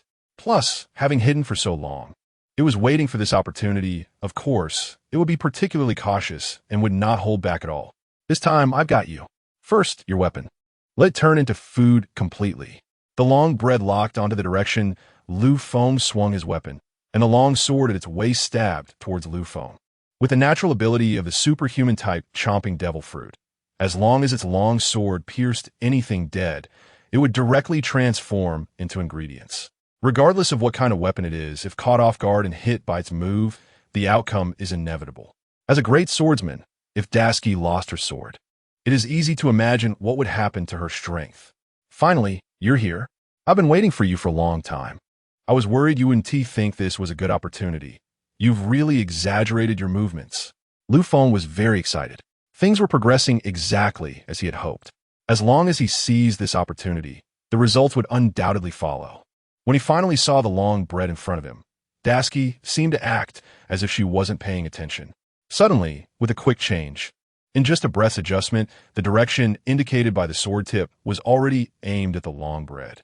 After experiencing so many battles, the long bread could easily judge whether the opponent was responding hastily or had already prepared. From Dasuki's calm demeanor, it was clear that she had long since noticed his presence. The fact that she hadn't acted for so long, was it all intentional? While pondering this, the long bread realized it was too late to hold back. He could only brace himself and trust in his devil fruit ability. Nothing was more important than that. Boom! Although there was no violent turbulence, both sides launched their prepared strikes, still stirring up waves of air at the scene. Many people's attention was focused on the clash between the two. Longbread's strength was unquestionable. As the head chef of the Big Mom Pirates, anyone who could become a head chef was no simple character. Coupled with his superb swordsmanship, he was indeed a powerhouse within the entire pirate crew. And now Dasuki was facing this person. Her sword seemed to have gained a soul. As they clashed, it was natural for everyone around to stop and watch. Clearly, at first, everyone had little confidence in Dasuki. After all, she was definitely not an ordinary opponent. Longbread could be considered one of the founders of the Big Mom Pirates, and his current strength was still top tier. Most importantly, his devil fruit could turn everything into food, and the power of the devil fruit was evident. So everyone was cautious. Now, as Longbread struck at Dasuki with his sword, it veered off kilter, moving at incredible speed. In other words, Longbread had no choice but to swing this sword. Dasuki quickly dodged to the side and avoided this strike. Realizing this, Dasuki wasted no time and threw her sword directly into the air. Lu Feng knew what Dasuki was about to do.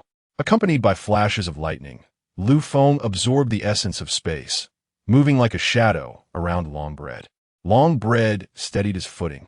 Everyone feared such a sentient sword, especially since it seemed to be even more formidable than its master. Naturally, Everyone yearned to possess such a sentient weapon. Seeing this, Longbread steadied his emotions and focused his gaze on where Lu Feng was. Perhaps Longbread's speed was so fast that he couldn't pinpoint his exact location. Tashigi, watching all of this from a distance, was sweating. At times, even though the sword was everything, when it came to critical moments, it seemed to have its own thoughts. Thus, for someone who cherished their sword, it was completely unfathomable what kind of ideas this sword might have, so she could only watch quietly from the side. Kizaru, watching from afar, couldn't help but slowly comment. This speed is really fast. Compared to my light speed, it's even slightly superior. Akainu shook his head after hearing this. Kizaru's speed was already considered top tier in the Navy. How could it be less than the speed of the sword? What are you saying? This speed is faster than yours, at least visually. However, if they really clash, who knows who will win? Kizaru first praised the opponent before saving face for himself, making it completely non-awkward. Hearing this, Akainu nodded. Perhaps it sounded reasonable. After all, it was a sword. A sword with a soul was indeed formidable, but without a soul, it was merely an object of no value, far inferior to a marine admiral. Tashigi was at a loss from a distance. She watched as the shadow sword circled around Longbread, but did not make a move. Why Tashigi didn't know. Even the sun god Apollo above had no clue. Even Big Mom, watching from afar, couldn't understand it. However, at this moment, Longbread knew that this sword could not attack directly. After all, his devil fruit could negate all things in the world. If it were to touch his sword, it would naturally turn into food. Therefore, under such careful consideration, no one dared to attack recklessly. This was also Longbread's advantage. So Longbread prepared himself. Since the shadow sword wouldn't act on its own, he would take the initiative. Swinging his sword, he instantly kicked up a mound of dirt from the ground. The dirt, lifted in an instant, formed a sprinkle of salt and pepper, scattering into the air. Such strength was no surprise to everyone. The power of the devil fruit was even more impressive than this. As the salt and pepper scattered into the air, it could hinder the shadow sword's attack. The shadow sword was not as weak as imagined. It even hovered directly above Longbread. As the salt and pepper fell, the shadow sword gathered a thunderous force and struck down from above. Apollo, taken aback, felt a shiver run down his spine. That feeling really made him tremble a bit. After all, the sun and such thunder were contradictory. Seeing this, he retreated a bit. Big Mom shot a glare at Apollo. The sun god was somewhat afraid, one from nature and the other from Big Mom's mercilessness. In any case, it was quite awkward to see that neither side was in control. At this moment, Longbread dodged to the side. The ground was struck by the thunder, creating a massive pit. However, Lu Feng did not stop. As he continued to unleash a series of thunder strikes downwards, the long loaf managed to evade all of them. The only frustration was that he felt a bit disregarded. The long loaf was even somewhat angry. For all the time he had spent in the Big Mom Pirates, he had always been cherished. But now, despite fighting, he still maintained his proud heart. It was impossible for him to lose here directly, as that would be truly embarrassing. For someone like him, who was talented in both singing and dancing, collapsing on stage would be something he could never forgive himself for. With this thought, his sword began to fly up and down, directly targeting Lu Feng in the air. As he activated his ability, the speed of his sword increased, forming a massive sword array around him. This way, it could touch all objects in space. When some spatial bugs came into contact with the sword, they instantly transformed into cute snacks, falling all over the ground. However, Lu Feng suddenly had his own idea. He decided to absorb all these devil fruits. At the same time, the two swords clashed together instantly. The deafening sound created huge waves that pushed people nearby, far away. The long loaf had used all his tricks. In this situation, if he didn't use his powers, he might not be able to win against this sword. So he could only resort to this method. But the moment the two swords touched, the long loaf laughed heartily. I knew that one day we would clash. Now that we have, you will become my food. The long loaf was more at ease. Clearly, he was very attentive to his own ability. Moreover, he understood why his power was so strong. Now, everything displayed was indeed somewhat different. No matter what kind of person or object it was, as long as his fruit activated its ability, it would naturally become a snack. But now, at the moment the two swords touched, it seemed that Lu Feng did not suffer any damage at all. Ding! Absorption of the eat fruit successful. Instead, the long loaf felt a slight loss of spirit. He didn't know what was happening. When he looked up again, he found that the shadow sword remained still and had even taken a few steps back. What was going on? Sometimes, the long loaf couldn't believe all of this. From the past to now, he had experienced everything in the Big Mom Pirates. Yet now, such a strange phenomenon left him increasingly surprised. At least what he had just done could have turned the sword opposite into food. But it seemed that was not the case. It was unaffected by his influence and seemed to have grown even stronger. The long loaf's face turned red instantly. Perhaps everything he was experiencing now was something he had never encountered before. That feeling was truly like swallowing a fly. It was very painful. At this moment, Tashigi instantly retracted her sword. Tashigi was also somewhat worried. About the moment the sword had just touched, she was extremely scared. If it really had turned into food, her heart would shatter.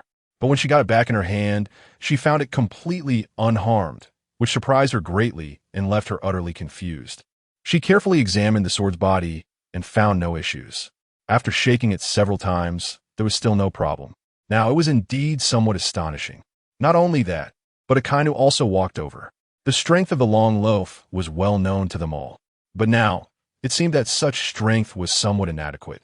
The sword in front of him had no effect whatsoever. What was going on? Did the long loaf's strength not work? I don't know. It seems this sword can completely restrain him. Tashigi replied. I see. The long loaf was now even more anxious, bouncing around. At this moment, he called out to Tashigi again. I want to fight you to the death. Come here quickly. Let me see your strength. After saying this, Tashigi stepped forward. If she wanted to compete with Big Mom, she had to deal with the long loaf first. If she didn't resolve this person, there would definitely be some issues in the battle between her and Big Mom. At least he would obstruct her with ease. Meanwhile, Tashigi swung her sword again. At this moment, even Tashigi didn't expect that the quality had changed. As she swung, the surrounding chess soldiers had all revived. It felt as if they were like ghost soldiers, which was indeed somewhat terrifying. The long loaf looked around at the revived chess soldiers, his expression unchanged. He realized that these figures had now transformed into a different form. They had even become edible snacks. The long loaf couldn't believe his eyes more and more. Just now, at the moment Tashigi swung her sword, had these all turned into edible food? Could it be that his devil fruit had been copied by her? The long loaf truly couldn't he believe it. After confirming the status of the chess soldiers once more, it turned out they were indeed delicious cakes. The long loaf was furious. What method did you use to turn these things into edible food? The long loaf asked again. Tashigi hesitated for a moment. Perhaps she hadn't expected that her sword had such an ability. At the moment the two swords had touched, had it completely absorbed the long loaf's ability? Tashigi also wasn't sure. However, when faced with the long loaf's questioning, Tashigi smiled slightly. I have nothing to say about that. The long bread is now furious. Sometimes, it feels really terrible when one's professional skills are completely stolen by others. So, the long bread is determined to fight to the death against Tashigi. However, even so, Tashigi has her doubts. But she wants to try to see if all of this is true. Just a moment ago, several chess soldiers nearby have already died. So, he swings his sword again. Lu Feng has sensed his thoughts and uses the ability of the Chi-Chi fruit. The only chess soldiers around stand up one by one. He can even resurrect these deceased individuals. However, the resurrection is not very agile. Instead, they have turned into pastries. At this moment, everyone in the Navy has gone crazy at what Tashigi is doing. At least they did not expect Tashigi to have such abilities. Moreover, this ability seems almost identical to that of the long bread. It feels like a perfect copy, and everyone secretly feels a bit surprised. They have never seen Tashigi's strength before. Where did it come from? I have never heard of this power before. Did she just steal it? I think that's impossible. How could a devil fruit be something you could just steal and learn? That really is a bit strange. Everyone here keeps discussing. At least regarding everything that is happening now, they don't know what to make of it. So, they can only continue to communicate. Tashigi is now certain that her sword has absorbed all of the long bread's powers. And indeed, this fruit has been completely absorbed. Currently, there seems to be no major issues, and she can even use about 70 to 80% of the fruit's power. The long bread is even angrier and rushes forward, sort of pointing at Tashigi. Meanwhile, Dasuki swings her sword and engages in combat with the long bread once again. This time, both of them are a bit more cautious in their fight because they both know that they have similar powers. If they're not careful and get stabbed by a sword, they may very well turn to pastries. Nobody wants that to happen, so their battle seems a bit boring. Moreover, the onlookers find their wrestling-like fight somewhat amusing. However, Lu Feng does not think so. After absorbing this ability, Lu Feng's own strength has significantly advanced to a new level. If he wants to end the long bread quickly, it is not impossible. However, the two have similar strengths, which adds to the difficulty. Thus, the long bread turns the surrounding chess soldiers into pastries, launching an attack with them. Dasuki performs the same maneuver, even transforming more chess soldiers. The two sides engage in a chaotic battle, shrouded in smoke, fighting fiercely. However, in the end, it ends with the long bread's defeat. The reason is that Dasuki's chess soldiers are simply too numerous and overwhelming. Thus, the long bread's strength is diminished. The long bread is taken aback. Why? Why is your created power so much stronger than mine? Dasuki smiles slightly. Sometimes, she herself finds it hard to distinguish such matters. Moreover, her demon sword truly gives a different impression. No one knows when it will bring new experiences. This sword seems to have a mind of its own and will never allow itself to be at a disadvantage. Therefore, Dasuki cherishes Lu Feng's sword greatly. She only uses it at the most critical moments. And now is such a moment. The long bread seems to stand there, surprised and motionless. He does not know how to describe everything that is happening now. But all of this seems to exceed his imagination. He does not know what to do, nor how to face such an enemy, because everything he has been seen through by others. It really feels a bit lonely to stand there. Dasuki, however, does not do anything.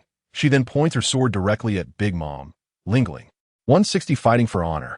Sometimes, the long bread feels very humble about himself. In the Big Mom Pirates, others do not care about him. Although he has been here for many years, he is not considered a star general or anything like that. He has always remained nameless, quietly serving as the head chef in the kitchen. He wants to prove that his strength is much greater than that of Big Mom's children. But now is definitely the best opportunity. However, facing someone with strength stronger than his own and similar abilities, he truly has no way to respond. But he has this thought in his heart. No matter what, he must defeat the person in front of him. Only then can he prove his worth on this ship. After thinking this, he raises the sword in his hand and begins to slash wildly at the ground. Everyone is dumbfounded by this action. After all, no one knows what he is trying to do. It really feels like someone has gone mad. Some people want to dissuade him, but they think better of it. After all, facing someone like him, no one knows what he will do next. It is indeed a bit awkward. The Navy watching this scene even chuckles. Perhaps they have no pity for the madness of pirates at all. However, Dasuki still has a heart, although the long bread has not done anything heinous. Now that he's been forced into such a state, she also feels a bit guilty. After thinking about this, Dasuki asks, "Chef, I think our battle can end here. There is no need to continue." The long bread does not respond. Although he hears her, he does not want to reply because he knows very well that in this war, he will definitely win and will not give the other side any chance to react. Once everything is done, the long bread laughs heartily. He then cuts out a huge black giant from the ground. "Cake giant, charge!" As the long bread gave the command, the massive figure charged towards Lu Feng. It seemed that the dust had transformed into cake. Even so, this punch carried an overwhelming presence. An ordinary person without such dominance would not be able to withstand it. Such a struggle made the scene even more exciting. Can he withstand it? Akainu asked from the side. "Yes, you all step back for now," Dasuki said calmly. After hearing this, Akainu ordered the entire army to retreat. Sometimes, when a person goes crazy, they can do anything. Take Long Bread, for example. He had reached such a point. To prove that he could win, to prove that he could defeat the opponent, this enormous giant had exhausted a lot of strength. He was also completely worn out. Not only that, but he also wanted to showcase his fruit's abilities in front of everyone. Once upon a time in this new world, various pirates emerged. However, some had already forgotten about Long Bread from over a decade ago.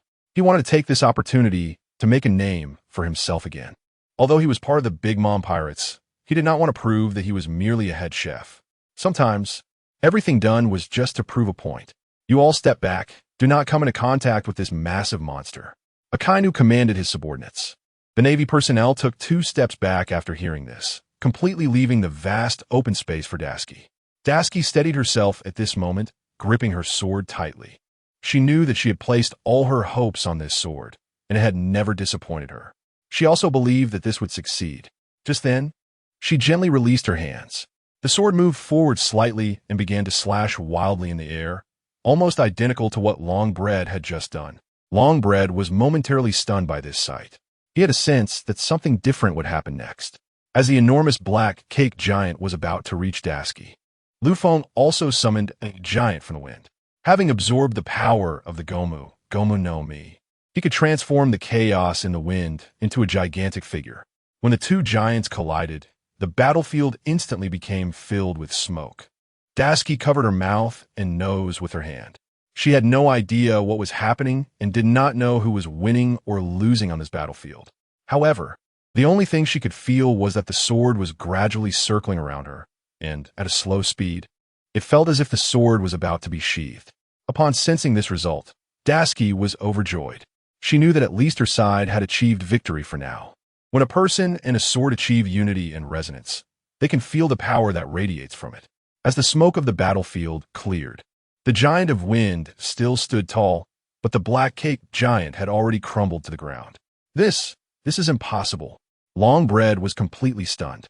The person in front of him had stolen his fruit ability and defeated him.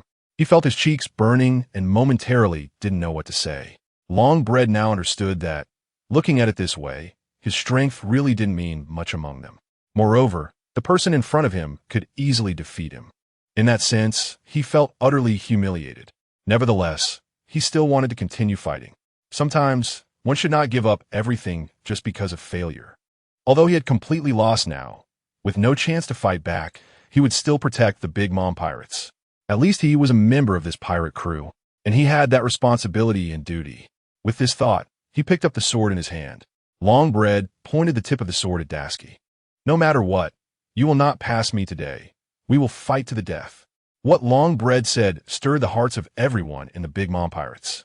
At least, these words also heightened everyone's desire to fight. Sometimes, regarding battle, everyone was somewhat relaxed. Although everyone was fighting to protect the Big Mom pirates. If Big Mom herself were to be defeated, then her sons and daughters might scatter in all directions and could even lose their unity. What Longbread was doing now was precisely aimed at achieving a sense of unity. Tashigi furrowed her brow at this moment. At least, regarding what he said, Tashigi was somewhat puzzled. She smiled slightly and said, "That's not good.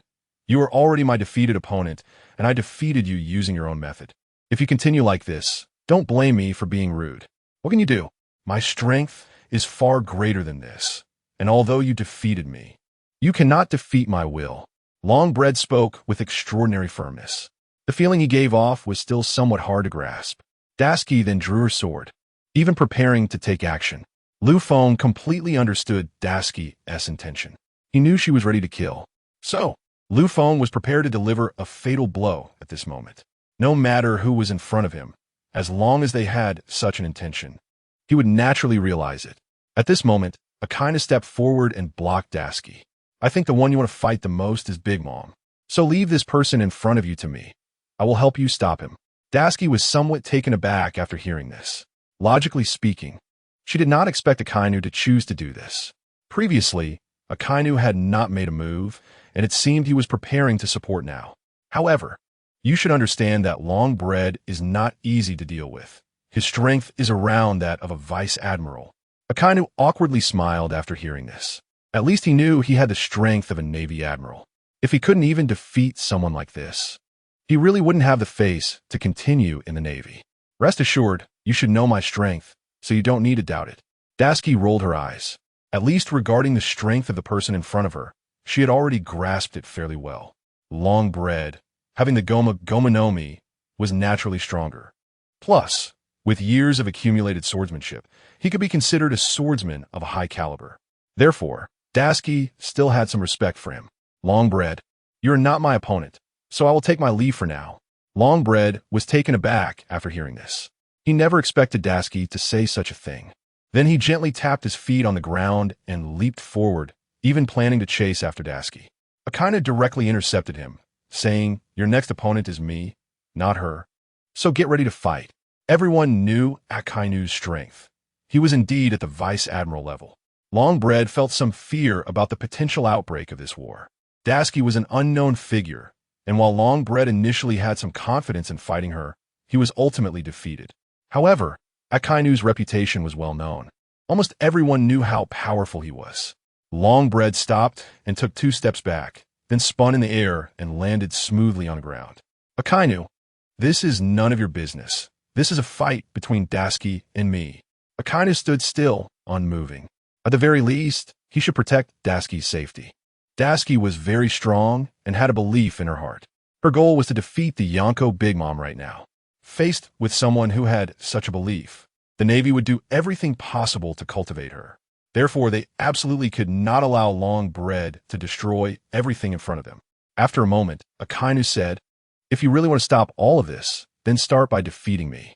With that, Akainu raised his fist. His magma-like fist came crashing down, shaking the ground. Longbread was quick. After all, he was a swordsman. As a swordsman, what he could do was fully enhance his body's speed. Longbread dodged Akainu's punch, but he did not choose to flee. He knew that, as one of the founders of a pirate crew, he should solve all the problems in front of him. He then used the Chi-Chi fruit to transform some dead objects around him into his soldiers. These soldiers had no souls or thoughts. They had completely become food. However, under Longbread's command, these soldiers seemed to be more resilient.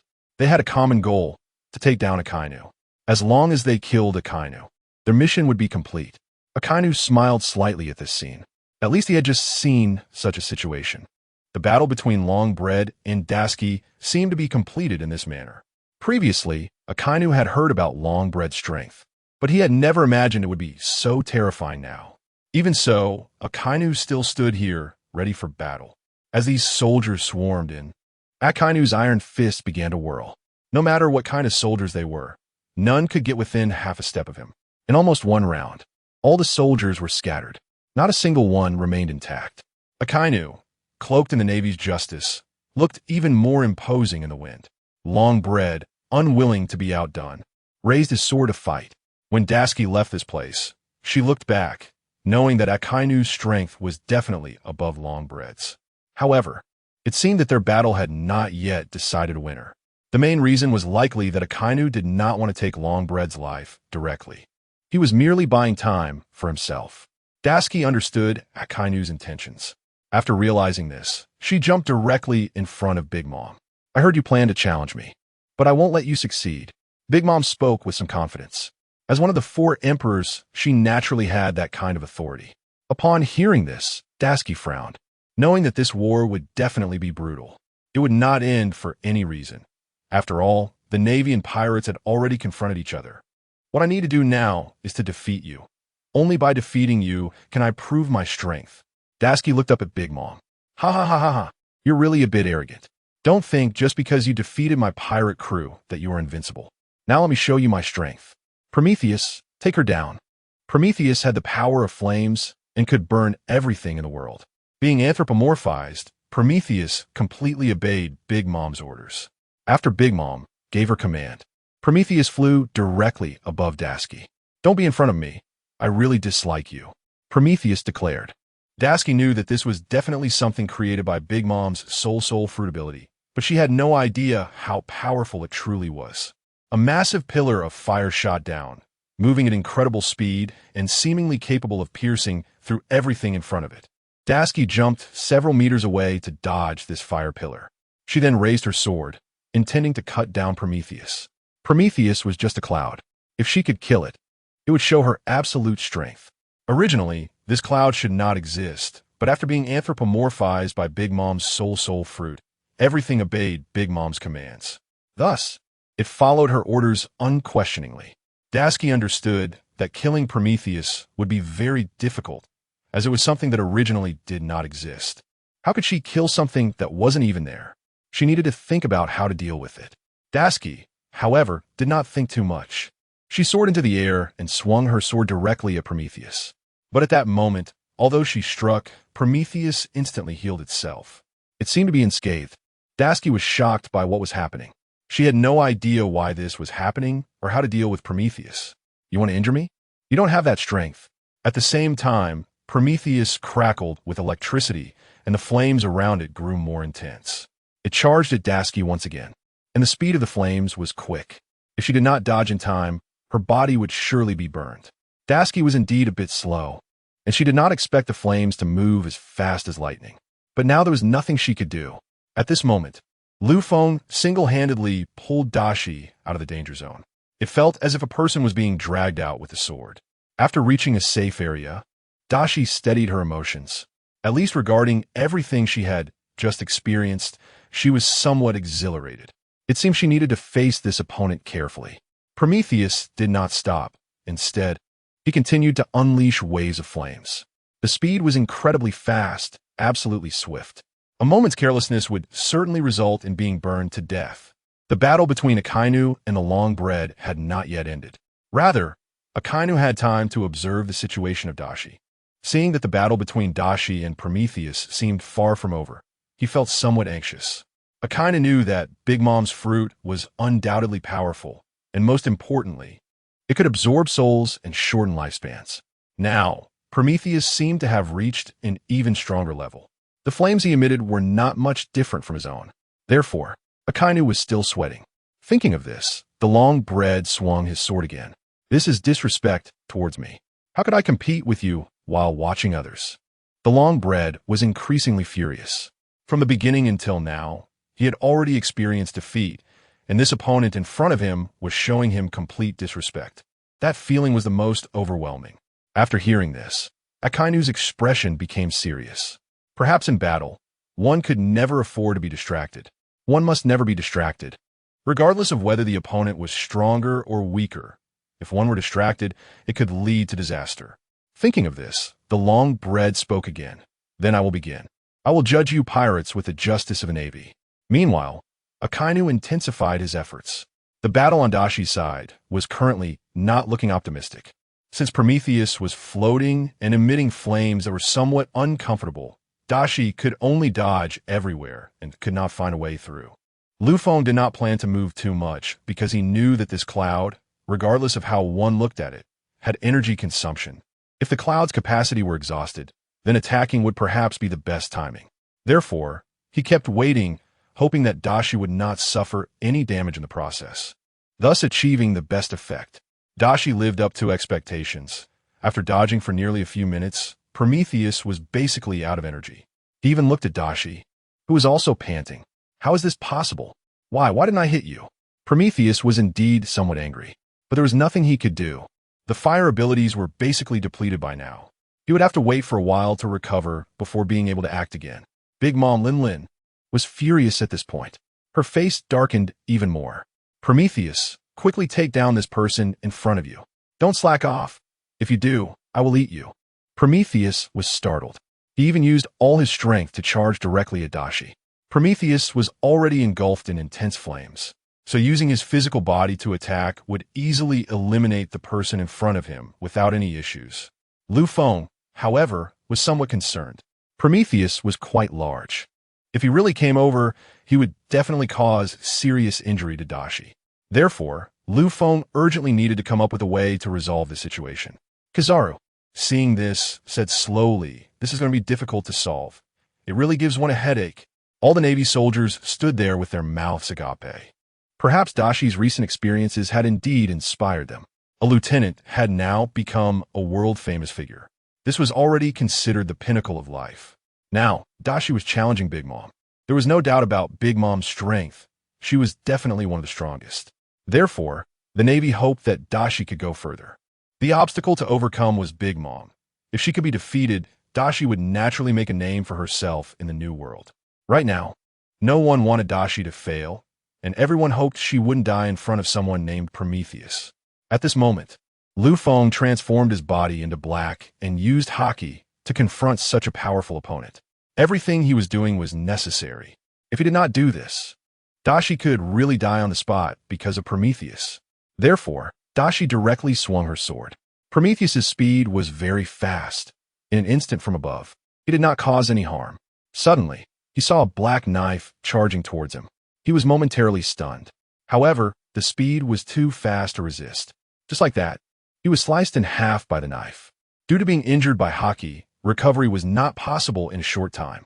Therefore, Prometheus was in a bit of pain, continuously howling on the side. Big Mom was becoming increasingly angry. She knew that Dashi's strength was definitely not as good as hers. But the sword in Dashi's hand was undoubtedly powerful. So Big Mom steadied herself and asked Dashi, "Can you tell me the origin of your sword?" Upon hearing this, Dashi shook her head. At least she would not mention the specific history of this sword to anyone. So, she said nothing more. "If you want to ask, then at least you should win. Only then will I tell you. If you can't defeat me, I definitely won't tell you." Due to Daski being the commander, she has significant power to resolve the disputes. The clashes between pirates and the Navy have always been quite frequent, much like mortal enemies who engage in battle without any hesitation upon meeting. Therefore, Big Mom is aware that the fighting is definitely ongoing and will not cease for any reason. So she feels there is no need to ask such a question. She further commands Zeus defeat her. Upon hearing this, Zeus floated over directly. He had just witnessed Prometheus's failure, making him more cautious now. Nevertheless, he looked at Daski and laughed maniacally, gathering the power of lightning in his body, ready to pierce through the woman in front of him. The amount of electricity in his body had reached a sufficient level. At the moment of release, the speed of the lightning was incredibly fast, almost hitting Daski directly. Daski's current strength is not strong, so if it were to pierce through her directly, it would be fatal. Daski is also aware that as the Navy's commander, if she were to die, the entire force would collapse. Additionally, she is very tenacious and absolutely cannot perish here. The second bolt of lightning struck down again. Still a high speed. The earlier battle with Prometheus had already been intense, consuming a lot of energy. So by now, there was almost nothing left to say. Her speed had become somewhat slow. At this moment, Lu Feng directly intervened, knowing that if he wanted to resolve the situation, he naturally needed to take action himself. The sword was thrown like it was discarded by Daski, spinning towards Zeus. Seeing this, Zeus dodged to the side, as he had just witnessed the sword's power. Therefore, dodging was absolutely essential. If he were truly cut in half, he didn't know if he could recover, just like Prometheus had. At this moment, he gathered the power of the weather. Since he could manipulate the weather, at that instant, dark clouds gathered, and lightning struck down in a manner that felt somewhat insane. Bolts of lightning rained down like carpet bombing, creating a terrifying sight. Not only that, but Lu Feng also felt hesitant upon seeing this. His main priority should be to protect Daski, not to eliminate the opponent entirely. So he returned again. Zeus, knowing this in his heart, understood that the sword was meant to protect Daski, which was why he fought with such determination. The dense weather did not cause much disruption. Lu Feng then conjured a massive tornado on the ground, which blew away the dark clouds and brought clear skies. Zeus was momentarily stunned. He initially thought his method could deal with the Navy commander in front of him, but he didn't expect it to be easily resolved by others. Now, feeling somewhat helpless, he realized that his strength had already been revealed, and there was nothing else impressive about him. Big Mom was genuinely furious. Ideally, she didn't want to get her hands dirty. If her subordinates could eliminate the person in front of them, she could save some effort. But now, even her trusted subordinate was so useless. Big Mom was infuriated. "Zeus, kill him directly. If you can't do it, I'll be the first to eat you." Zeus trembled in fear. However, upon hearing Big Mom's command, he became furious. He gathered countless bolts of lightning around him. If all the electricity were unleashed, it could pierce through anything. Daski gritted her teeth, quietly observing. Facing the enemy, she aimed to find a flaw to defeat them. Daski could not determine how to defeat Zeus. However, all the techniques Zeus used were basically lightning, which made it difficult to deal with. After thinking this, she withdrew her sword again. Zeus, under Big Mom's threat, became even more spirited, feeling as if he had nothing to lose. If he didn't deal with the person in front of him, he would surely be eaten by Big Mom. After realizing this, Daski urged, "Zeus, hurry and leave. My opponent is not you. I don't wish to engage with you." Zeus, feeling proud, replied, "Even if you're not my opponent, so what? As long as it's a command from Mama, I will carry it out, so you will surely die." Hearing this, Daski felt a bit awkward. Perhaps such a response left her speechless. You should know what happened to Prometheus. Do you want to end up like him? Zeus hesitated slightly upon hearing this. He indeed didn't want to end up like Prometheus, lying on the ground now. You might be able to defeat him, but you may not win against me. Subsequently, the electricity around Zeus intensified, as if the entire cloud was enveloped in electricity. Then, lightning poured down like a torrential rain, raising clouds of dust on the ground. Tashigi maneuvered, jumping out of the range of his storm clouds. If she were to engage Zeus, she wasn't completely confident. Looking up at the sword in her hand, she silently said, "How to resolve this is up to you." At the same time, Lu Feng instantly sensed what Tashigi had just said. He then released his sword. Tashigi understood better than anyone the power of Lu Feng's sword. Although they could not communicate or say anything to each other, they both knew the extent of each other's strength. Lu Feng had previously displayed astonishing techniques and had saved her multiple times. So now, putting all her hopes on him was the only thing Tashigi could do. Lu Feng charged directly at Zeus. At this moment, Zeus was greatly startled. He had never expected someone would dare to attack him directly. Then, with a smile at the corner of his mouth, he declared, "I will turn you into a pile of scrap metal." Then Zeus unleashed the power of thunder and charged directly at Lu Feng. Lu Feng was enveloped in a black aura, and it seemed that its original form was no longer as apparent. Very few people knew what it truly looked like. The recent unpredictable changes had instead raised some doubts about this sword. However, Lu Feng was not afraid. Although the power of Thundercloud Zeus was strong, it was merely a natural force. If it really wanted to pierce through him or turn him into a pile of scrap metal, it would be much harder than imagined. So, Lu Feng exerted all his strength to reinforce his outer shell. Only by doing so could he avoid all attacks. In the next moment, lightning struck down from the sky, hitting Lu Feng directly. Lu Feng felt nothing at all. Only the outer protective layer seemed to have slightly burned, emitting wisps of green smoke. Thundercloud Zeus, seeing this from the sky, laughed heartily. At least he saw that there was already smoke coming from his sword. If smoke was rising, it meant he had hit it. That was why Thundercloud Zeus was so happy, completely unconcerned. But at this moment, Lu Feng stood up directly and continued to charge at Thundercloud Zeus. What? No problem. For now, whether this sword had its own soul was irrelevant. At least it returned after being hit. But now, nearly all the power of that thunderbolt had been absorbed by it. Instead, it could continue to move forward, which was the most perplexing part. Thundercloud Zeus was now standing there, trembling slightly. He didn't know how to face this sword. At least the feeling this sword gave him was that it was invincible, undefeated. It seemed to have reached a point of being unmatched in the world. After thinking of this, Tashigi smiled slightly. At least she knew that success was just one step away. Lu Feng could cut through the difficulties of the world to reach the so-called final step of success. So now, there should be no problem. Sure enough, Lu Feng soared into the air, and the blade was exceptionally sharp. He struck down directly, and the speed was very fast, without a hint of hesitation. Thundercloud Zeus desperately dodged to the side. Only by doing so could he avoid this calamity. However, Lu Feng did not stop there. His current goal was to eliminate all enemies in front of him, creating the best opportunity for Tashigi to face Big Mom. So, Thundercloud Zeus was the person he urgently needed to deal with.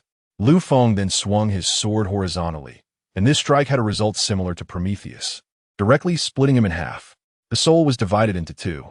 Thundercloud Zeus did not howl like Prometheus, remaining calm, at least having been scared out of his wits. He could never believe that he had been split open by a sword. Even more unbelievable was that this sword seemed to have its own soul, giving off a feeling that no one could see through. So now, Thundercloud Zeus was truly afraid. What he feared was the unpredictable and unacceptable. After handling the current matter, Lu Feng once again directly returned to Tashigi's side. Yellow Ape couldn't help but praise, "That's really impressive. I didn't expect that the sword in Tashigi's hand would indeed be astonishing." His voice was slow and steady, as if he were never in a hurry. However, even so, the bear next to him said, "Yes, it is indeed a sword with a soul. It seems to be a good sword." He just didn't know what Hawkeye would think when he saw this sword transformed into its current form.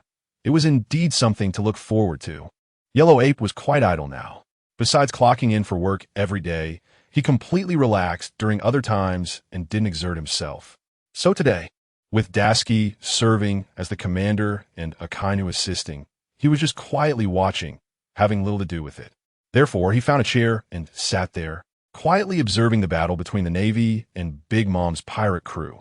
Akainu could also see that Yellow Ape was really doing nothing at all. Yellow Ape, everyone is fighting. You shouldn't just sit there. Hurry up and participate to deal with the pirate crew in front of you. Akainu shouted at him desperately. Yellow Ape awkwardly smiled. I don't think that's necessary. Your battles are all one-on-one. If I participate, people will think our Navy is unbalanced. So, what I should do now is sit here quietly and cheer you on. Yellow Ape's tone was indeed very comfortable, mixed with a hint of laziness and disdain, as if what was happening now had nothing to do with him. Akainu was really angry, but there was nothing he could do. Longbread's attacks came wave after wave, and he had previously sustained some injuries, so he couldn't fully respond. After all, there was still Big Mom, such a formidable character, so he was only holding back. He even fought back against Longbread without a clear winner emerging.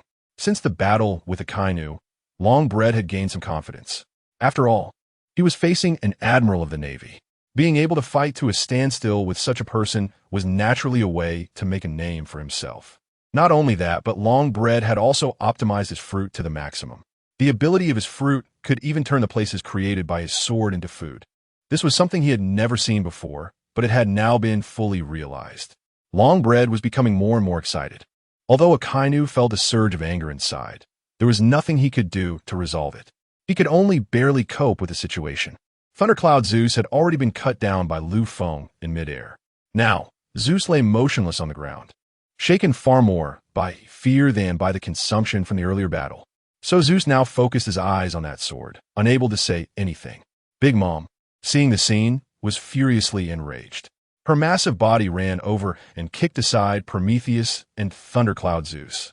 You useless ones, let me deal with you now. Then Aunt Linlin's terrifying laughter echoed once again. Everyone knew that Aunt Linlin was definitely a formidable character. Being one of the four emperors was not simple at all. So the battle between Daisuke and Aunt Linlin seemed to be what everyone was looking forward to. One was the rise of a newcomer, while the other was the established four emperor. Therefore, people hoped to see more of such battles, and they were quite enjoyable to watch. At this moment, Daisuke didn't think too much about it. She knew that this battle was bound to break out.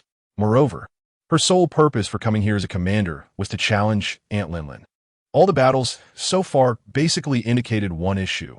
Whether one could win or not was the main point. Aunt Linlin was now increasingly excited. Besides being thrilled, she felt somewhat helpless. The main reason was that all of her subordinates had basically failed. Many of them were now captured by the Navy. In such a scenario, there was little chance of reversal. Aunt Linlin didn't know what to do and was somewhat worried. However, if she could kill the culprit in front of her, that would be the most important thing. Thinking of this, Aunt Linlin didn't say much and directly swung a punch. Flame burst. Aunt Linlin's fist instantly transformed into a ball of fire and then shot forward like a whip. The speed was incredibly fast, and the massive flame had a wide range. If one slightly failed to dodge, they would naturally become a victim of the flames. Daisuke skillfully dodged to the side and instantly avoided it. However, the huge flames swept over again. Daisuke used her legs to push off the ground, propelling herself into the air and dodging once more. She had known about Charlotte Linlin's move beforehand, thinking it was just some simple technique. But after witnessing it just now, she was drenched in cold sweat. After all, the speed was quick and the lethality was extremely strong. The few Navy soldiers right behind her had completely perished in this attack. Therefore, Daisuke heightened her focus to face Charlotte Linlin.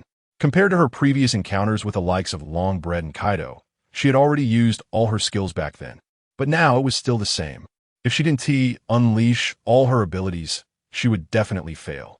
On such a battlefield, it was naturally a collision of life and death. If she didn't exert all her strength, she would surely face a dead end with no chance for regret. Akainu was currently engaged with Longbread and had no intention of dealing with him further. Instead, he thought it would be good for a warm-up. However, Akainu realized that Aunt Linlin's move was indeed a fatal strike and didn't give Daisuke a chance to react. At the same time, he felt a bit of cold sweat for Daisuke. As one of the admirals, Akainu understood the strength of the four emperors. Therefore, He truly admired Daski's courage to challenge Charlotte Linlin. After Aunt Linlin's flame impact, the flames continued to burn around. Many soldiers and cheese were engulfed in the fierce fire. Daski once again regained her calm. Everything she was experiencing now truly felt like a dream. Those two moves had been too fast. If Charlotte Linlin used other techniques, she really might not be able to withstand them. Thinking of this, Daski felt a bit strained. However, even so, she still had to fight. At least Daski knew that her sole purpose for coming here was to challenge the person across from her. Only by defeating her could she resolve such a huge pirate crew. Don't be delusional. Dodging my attack is not your victory, Aunt Linlin said, becoming even more intense. Then Aunt Linlin took a step forward. Due to her massive stature and formidable strength, the ground trembled slightly as she advanced. Then Aunt Linlin raised her right hand fiercely. Flames and electricity intertwined, showcasing their brilliance on her fist. Subsequently, Aunt Linlin's punch directly struck towards Daski. Daski had initially prepared herself, so this punch wouldn't cause much impact. However, even with preparation, she almost didn't manage to escape in time. This punch came with the sound of wind, and the lightning and flames intertwined, truly instilling fear in people. But the moment it struck the ground, the surrounding ships swayed and were almost capsizing. The ground trembled several levels. It was even more intense than an earthquake. Some Navy soldiers standing on the ships were thrown into the water. Even some of Aunt Linlin's people struggled to withstand such tremors, using their powers just to stabilize their footing. However, Aunt Linlin looked up and found Daski standing at a distance, thus confirming that her attack had not achieved its optimal effect. Aunt Linlin became increasingly angry. Logically, this punch was indeed very strong. Being able to create a large pit in the ground indicated that the force was substantial. If it had struck a person, it would undoubtedly flatten them with no chance of survival. Lu Feng watched closely and clearly recognized that Aunt Linlin's move was indeed powerful. If you want to restrain her, then the only option is to absorb Charlotte Linlin's devil fruit. However, up to now, Big Mom hasn't made any moves regarding the fruit. It's possible that she is very confident at this point. She might feel that she can defeat the person in front of her without using any devil fruit powers at all. Therefore, Big Mom has still not used her fruit abilities. Daski can see through this as well. However, Daski feels a chill at her heart. If Charlotte Linlin's strength is already this formidable without using her devil fruit, then if she really does use her abilities, will Daski be able to match her? At this moment, Daski has no idea how to deal with such a powerful enemy. The reason Daski came here in the first place was because she was fully confident in facing Charlotte Linlin. But after engaging, she found that their strengths seemed to be on completely different levels. Nevertheless, Daski is still willing to fight to the death. As a Navy officer, the best she can do now is to capture all the pirates in the world and lock them up in the Navy prison. Because only then can she be considered a qualified Navy officer, a just Navy officer. As for what Daski is thinking, Lu Feng naturally knows it well. However, Lu Feng currently has no way to help. The only thing he can do is to try to protect Daski as much as possible. An eye for an eye. If Big Mom uses the Soul fruit, then Daski will naturally find a way to absorb it and enhance her own abilities. So he can only wait for her to use such powers. Big Mom then threw a few punches, but it was still futile. Perhaps the power was simply too weak. It was impossible to inflict any damage on Daski through shockwaves. Now Daski is preparing to attack. She jumped forward, sword in hand, slashing at Charlotte Linlin. Big Mom initially didn't expect her to dare to strike directly, laughing heartily. However, at this moment, Daski was already in the air, and as she turned the sword, she aimed directly at Big Mom's back. Due to her speed, not everyone could react in time. Daski smiled slightly, thinking that Big Mom was a particularly heavy person. Under her agile attack, she might not be able to withstand it all, so she used this unexpected move, hoping to succeed completely or even injure Big Mom directly. But she was mistaken. Big Mom's armament haki was absolutely formidable. Her body was exceptionally tough, and coupled with her outstanding armament haki, it almost gave her another level of resistance to attacks. Just as Lu Feng aimed to pierce Big Mom's back, the armament haki instantly formed on her back. With the collision, a huge sound reverberated throughout the island. Daski felt helpless, her ears ringing from the impact. Then Big Mom turned around, her fist coming down directly. Dasuki had no choice but to take 2 steps back with her sword, landing on the ground. I told you, no matter what, you can't defeat me. Don't harbor any delusions. Big Mom laughed, completely not considering Dasuki as her enemy. Dasuki was now at a complete loss. This armament hockey was just too hard to deal with, and she had reached another level altogether. Her entire body was so tough that it was impossible to pierce through. Kizaru, watching from a distance, shook his head helplessly. I've seen this scene before, but the final victor is still Big Mom. I wonder if Dasuki can hold out. Kizaru's words reached Akainu's ears. If you think she can't continue fighting, then hurry up and help. Do you want to see such an excellent Navy officer die at Big Mom's hands? Akainu was completely enraged. At least the battle between Akainu and Sengoku had basically reached a pause. Sengoku was almost out of strength. Therefore, his swordsmanship was obviously weakened, coupled with some fatigue. Sengoku was retreating while fighting, and sweat was running down his face. This won't do. We all know how powerful Big Mom is, and I don't have that kind of strength to challenge her. If Dasuki can't win, then we can only flee in disgrace, definitely not lingering here. Kizaru's words were exceptionally realistic. Perhaps this is Kizaru's daily routine, clocking in and out with nothing to do. Even in such a critical moment, he wouldn't risk his life. Akainu was particularly furious now, but it was already futile. Kizaru knew well what kind of person he was, and he didn't expect any lies now to accomplish anything special. Meanwhile, Big Mom was getting closer to Dasuki. Punch after punch. It seemed she had an endless supply of strength. Dasuki took 2 steps back and buried her other sword in the ground. Perhaps this method could yield unexpected results. This approach was very secretive. No one but her knew. Dasuki knew that if she wanted to defeat Big Mom, she had to use some tricks. However, right now, it was indeed very difficult to choose such moves. The gap between Dasuki's strength and Big Mom's was enormous. Therefore, it seemed that if she wanted to win against Big Mom, it would be quite challenging. Thinking of this, Dasuki tightened her grip on her sword. Don't think that I will admit defeat just because of this, she declared with determination. Big Mom laughed. With your strength, you are completely no match for me. Why not just let me absorb your lifespan? How could Dasuki allow him to choose this? Thinking of this, he directly assumed a fighting stance. Since he had just buried the other 2 swords underground, when Big Mom passed through this area, those 2 swords would definitely go for her life. So this was everything Dasuki came up with on a whim.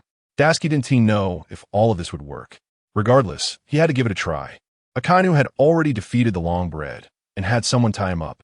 At least he wouldn't be able to unleash the effects of his devil fruit anymore. After everything was done, Akainu looked up at what Dasuki had done, even feeling a bit apprehensive. At the very least, what they did seemed a bit redundant. Everyone knew Big Mom's strength. Such moves might not have too much of an impact on her. Instead, they could provoke Big Mom. However, since Dasuki chose to do this, he had his own reasons. Akainu didn't say much beside him. Once the current situation was resolved, Akainu retreated back to the Navy side. He looked at Kizaru and asked, "Have the others been captured?" Kizaru nodded. Of course, most of Big Mom's crew had already been captured, and they were now completely under control. Akainu nodded, seemingly satisfied.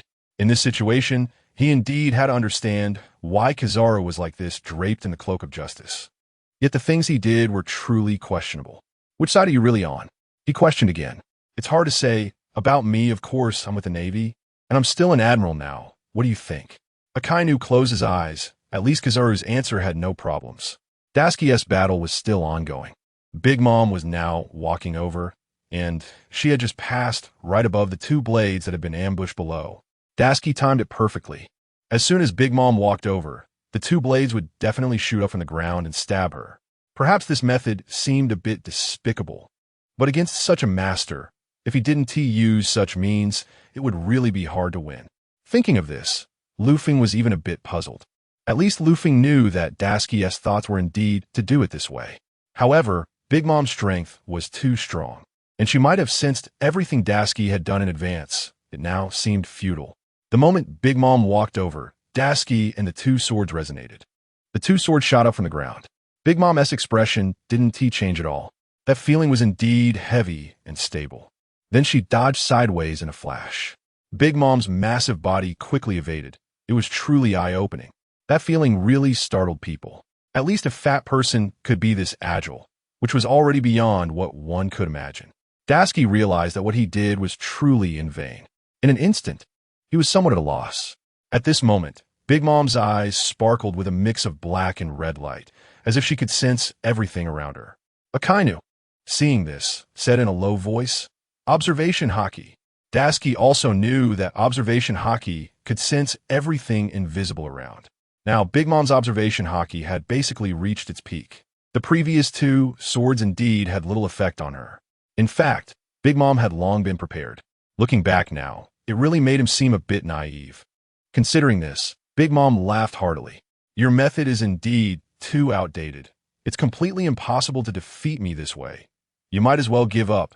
Perhaps after hearing her words, Dasuki's face turned red. If he could achieve victory in the battles with Long Bread or Katakuri, now it was completely different. 170 without a soul. Can he still fight? These two people are not even comparable to Big Mom. Her observation Haki is indeed quite formidable. Thinking of this, Dasuki gritted her teeth and stood firm. How could she back down at such a critical moment? After all, her ultimate goal for coming here was to defeat Big Mom. If she could win, that would be great. If not, there was nothing more to say. At least she had put in all her effort. Dasuki then stood up straight, like a hero ready to fight.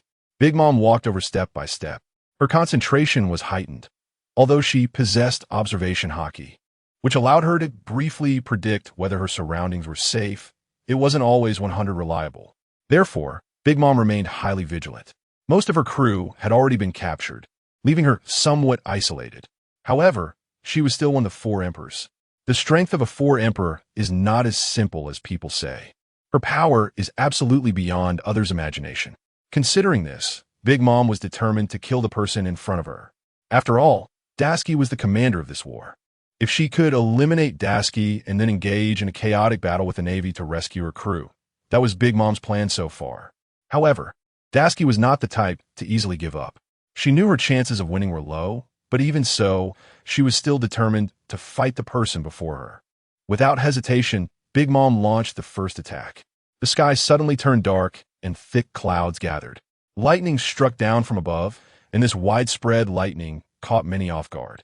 The speed was so fast that ordinary soldiers were quite unfortunate. Most of the ships were severely damaged.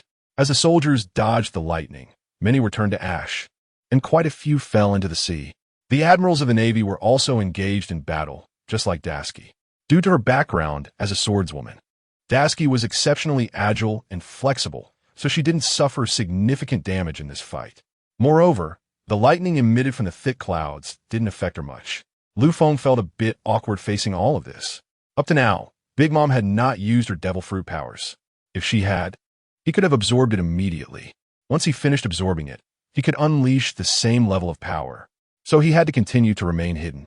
He absolutely could not let Big Mom discover his presence. However, it seemed that Big Mom had already noticed. When Dasuki was fighting with the long bread, Big Mom had been watching closely. She knew that this sword was definitely not an ordinary weapon. She also realized that the sword seemed to have its own soul, but she couldn't tell where that soul was at the moment. Earlier, Big Mom had tried to absorb the soul within the sword, but she failed. In that moment of failure, Big Mom frowned, feeling somewhat confused. Everything has its own lifespan and soul. This sword could move freely. Could it be that it has a soul? A sword that can act independently. If it didn't have a soul, no one would believe it. But now, Big Mom was beginning to doubt. Meanwhile, Big Mom halted her steps, and the dark clouds were completely dispersed. The Navy, however, appeared to be in disarray. Many ships were completely destroyed, and numerous people were seriously injured, which was truly heartbreaking to witness. Seeing this scene, Dasuki felt that Big Mom was unforgivable. Her Navy had suffered such serious injuries, all thanks to Big Mom. Therefore, this was absolutely unforgivable. Big Mom stopped, looking at Dasuki and then at the sword in her hand. "What is this sword of yours? It seems to have its own soul." Dasuki also looked down at the sword in her hand, then raised her head and stared wide-eyed at Big Mom. "This is my sword, whether it has a soul or not. I certainly know, but I won't tell you." Big Mom chuckled awkwardly upon hearing this. It seemed she was exceptionally brave at this moment. In front of so many people, she showed no signs of hesitation. Perhaps this is the dignity of a four emperor. As a four emperor, one must possess extraordinary courage and boldness. Big Mom's current demeanor demonstrated that this four-emperor was particularly composed. Over such a long time, pirates had risen everywhere. However, those who could threaten the position of a four-emperor were truly few and far between. Therefore, everyone generally showed great respect for the four emperors. In the absence of significant circumstances, no one dared to provoke them, because if they did, they would undoubtedly face death. And Big Mom, standing in front of many Navy soldiers, even chatted and laughed, completely unaware of the meaning of the word fear. However, just now, I did use my devil fruit ability to test the sword in your hand, and according to the results, it seems to be different from what I imagined. It has no soul at all, Big Mom said afterward. For a four-emperor, it is impossible to lie, and this has just been confirmed. Tashigi had always been unaware of whether the sword in her hand had a soul. From the beginning until now, she had no idea if it possessed one. However, sometimes, at critical moments, this sword could completely exceed her expectations. It had reached a point where it was no longer just a matter of consensus. It seemed to have independent thoughts. So, in this situation, it became somewhat frightening. Tashigi, upon hearing Big Mom say such words, became even less convinced. She had previously known that this sword must have a soul. If it didn't, it couldn't make independent decisions. Are you saying this sword has no soul? Yes. At least I can't draw any lifespan from it. In the distance, Akainu shook his head helplessly upon hearing Big Mom's words. He had heard everything clearly and understood that the concept of a soul definitely existed within this sword. However, why Big Mom couldn't access it was indeed surprising. After thinking this through, Tashigi became even more concerned. There's no point in discussing this anymore. I must now face you and defeat you. Then, Tashigi charged forward once again, swinging her sword horizontally at Big Mom's neck. The speed was fast, and the sword's edge was fierce. If it were to connect, death would be certain. Even with Busashoka Haki protecting her, it might not be enough to withstand such an attack. Moreover, no one would dare to use their flesh to block a sword. If that were the case, what difference would it make to being a fool? At that moment, Big Mom did not hesitate. She extended her left hand and gently deflected the sword, directly making contact with Tashigi's blade. Tashigi instantly felt her hand go numb and weak, unable to exert any more force. As she loosened her grip slightly, the sword rolled away to another spot. Due to the immense force exerted by Big Mom, Tashigi was also pushed back a few meters. After feeling Big Mom's absolute power, Tashigi felt somewhat disheartened. Defeating her was definitely possible, but the odds would be significantly lower, and no one knew what method would work. Tashigi had just tried 2 methods, but ultimately they were futile. Big Mom's Busashoku and Kinbunchika Haki were too powerful, far beyond what she could contend with. Realizing this, Tashigi reached out to grab the sword in her hand. Since the sword had just been knocked away and was now firmly embedded in the ground, a swordsman without a sword was utterly useless. That's why she was prepared to retrieve it. At that moment, however, Big Mom acted first. She directly pulled up the sword that had just fallen to the ground. After observing it carefully, she found it to be no different from an ordinary sword. Furthermore, she could not sense any soul residing within it. As long as there was a soul, she could completely absorb it. That was her power, the ability of her fruit. So now it was quite awkward, as she was unsure of the sword's origin. Just then, Tashigi noticed that someone had taken the sword away. She wanted to get it back, but found herself unable to do so, feeling quite anxious. Unexpectedly, the sword moved on its own, making a circle in the air, escaping from Big Mom's grasp, and once again flew towards Tashigi, landing in her hand. Big Mom's eyes widened as she watched everything unfold. She could hardly believe it. She had just seen clearly that the sword had indeed returned to her. Moreover, no one had manipulated it. How could the sword have its own in the air? Big Mom was truly at a loss at this point. Her Surusuru, no Mi, could not even sense this aspect at all. Thinking of this, Big Mom refrained from making a move and watched as Tashigi became increasingly serious. Big Mom understood that the reason Tashigi could command the entire Navy up until now was largely due to the combat power the sword provided her. Without it, Tashigi would be utterly useless. At that moment, Big Mom asked, "Tashigi, what exactly is this sword in your hand?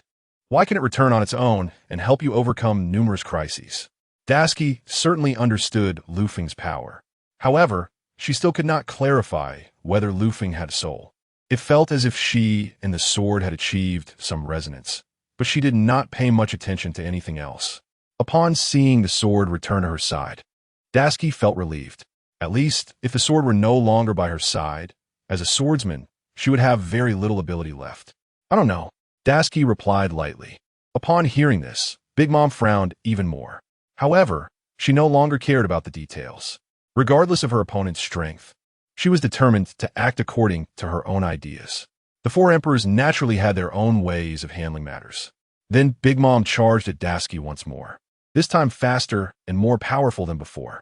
Her fists crackled with lightning as they slammed heavily towards Tashigi. After several rounds of bombardment, Tashigi easily dodged. However, it drained a tremendous amount of her energy. Longbread had already been captured, but he still felt somewhat unwilling. He was tied next to Akainu. I know that with Big Mom's strength, merely relying on it may not be enough to defeat her, Longbread said with extraordinary confidence. After all, he knew all about Big Mom's growth experiences, which allowed him to speak so boldly. Akainu looked up at Longbread after hearing this and asked again, "From what you're saying, it sounds like Big Mom is invincible." Longbread smiled awkwardly. At least he understood that, as one of the four emperors, Big Mom indeed had such strength, and for what he could see, the Navy was definitely no match for her up to this point. That's why Longbread could speak so fearlessly. Big Mom's strength is something you all have yet to comprehend, and it's possible you may never know just how strong she truly is. At this moment, the Longbread was speaking. Longbread had already been captured, yet he showed no signs of fear, as if he believed that Aunt Lingling would definitely come to rescue him. Therefore, despite the circumstances, Longbread remained completely unconcerned. Akainu shook his head helplessly. For them, the Navy, now that they had captured someone, they would never let them go. So, it would be quite difficult for Longbread to think of escaping. Regardless, if Tashigi couldn't take down Big Mom, then their group of admirals would have to intervene. There would definitely be a life-and-death battle today. Everyone was well aware of this. At least, the war was right in front of them, and there was no escaping it. Charlotte Lingling continued to throw punch after punch, mercilessly giving Tashigi no chance to react. Tashigi was panting. After all, the strength was a bit overwhelming, and her speed had slowed down. If this continued, Big Mom's punches would inevitably land on her. If one punch hit her, she would undoubtedly die, with no chance of rescue. Thinking of this, Tashigi's grip on her sword tightened. She wanted to find the best opportunity to charge out. But Lu Feng knew that such chances were becoming increasingly scarce. Big Mom's strength was absolutely formidable, and she wouldn't give anyone a moment to react. Therefore, if they wanted to defeat Big Mom now, they would at least need to absorb her devil fruit powers. Because Big Mom's fruit ability was quite powerful, only by absorbing it could one enhance their own strength. Realizing this, Lu Feng couldn't help but start to contemplate. However, he understood that he couldn't communicate with Tashigi at this moment, nor could he tell her what to do next. Everything would have to rely on Tashigi's own understanding. Tashigi was indeed feeling anxious, but she wasn't overly panicked. Facing a person of Big Mom's caliber, Tashigi's calmness was indeed commendable for a Navy commander. Big Mom swung a few punches but failed to land any. Instead, she stopped, surprised that Tashigi was quick enough to escape from under her fists. It seemed she had to think of a way to kill her. With that, Big Mom unleashed her fruit ability, targeting Tashigi. If Tashigi were to be directly drained of her lifespan by Big Mom, she would become grotesque and die quickly. Therefore, Tashigi had to dodge. Life and death were at stake in that moment, so it was reasonable for her to choose to evade.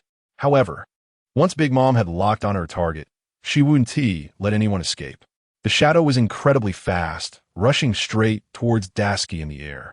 If Tashigi were to be knocked down, her lifespan would naturally be absorbed by Big Mom. Tashigi was now somewhat panicked, realizing that her leg speed might not be enough to match Big Mom's soul fruit technique. But she had no other options. In the distance, the Navy admirals watched nervously. After all, as the commander, Tashigi had won every battle up until now. If she were to die at Big Mom's hands, it wouldn't be a source of shame for anyone. In fact, people would only praise her more. With that thought, Akainu prepared to intervene and help Tashigi. Kizaru smiled, seemingly unconcerned, saying that given her speed, she might not be able to keep up. so it was better to wait and see the outcome. Akainu shot a fierce glare at Kizaru behind him. Are you really just going to watch Dasuki die? Akainu's tone was accusatory. Kizaru shook his head, remaining silent. I can't do anything. I'm fast, but I might not be able to catch up to Big Mom's fruit ability, so I'm powerless. As Kizaru said this, Akainu initially didn't believe him, but then he didn't say much more. Kizaru was someone who understood the situation better than anyone else. As the shadow was about to reach Dasuki, her sword began to resonate with its own will. Dasuki had been tightly gripping her sword, willing to share her fate with it even in death. However, now the sword was trying to break free from her grasp. Dasuki was too busy fleeing for her life to understand why the sword seemed to be straining against her hold. What was going on? Even so, she recalled what Big Mom had said earlier about her sword seeming to have a spirit. Yet Big Mom hadn't sensed any soul within it. Since there is no soul, how could it still move freely? At that moment, Dasuki completely forgot about the dark shadow pursuing her. In that instant, her eyes were fixed on the sword, wanting to know where it would go next and what it would do, so she kept her gaze locked on it. Lu Feng struggled to free himself from Dasuki's control and blocked the ability triggered by the soul fruit. The moment the shadow collided with the sword, the world instantly turned dark and the clouds above obscured the sun. That feeling, no one knew what had truly happened.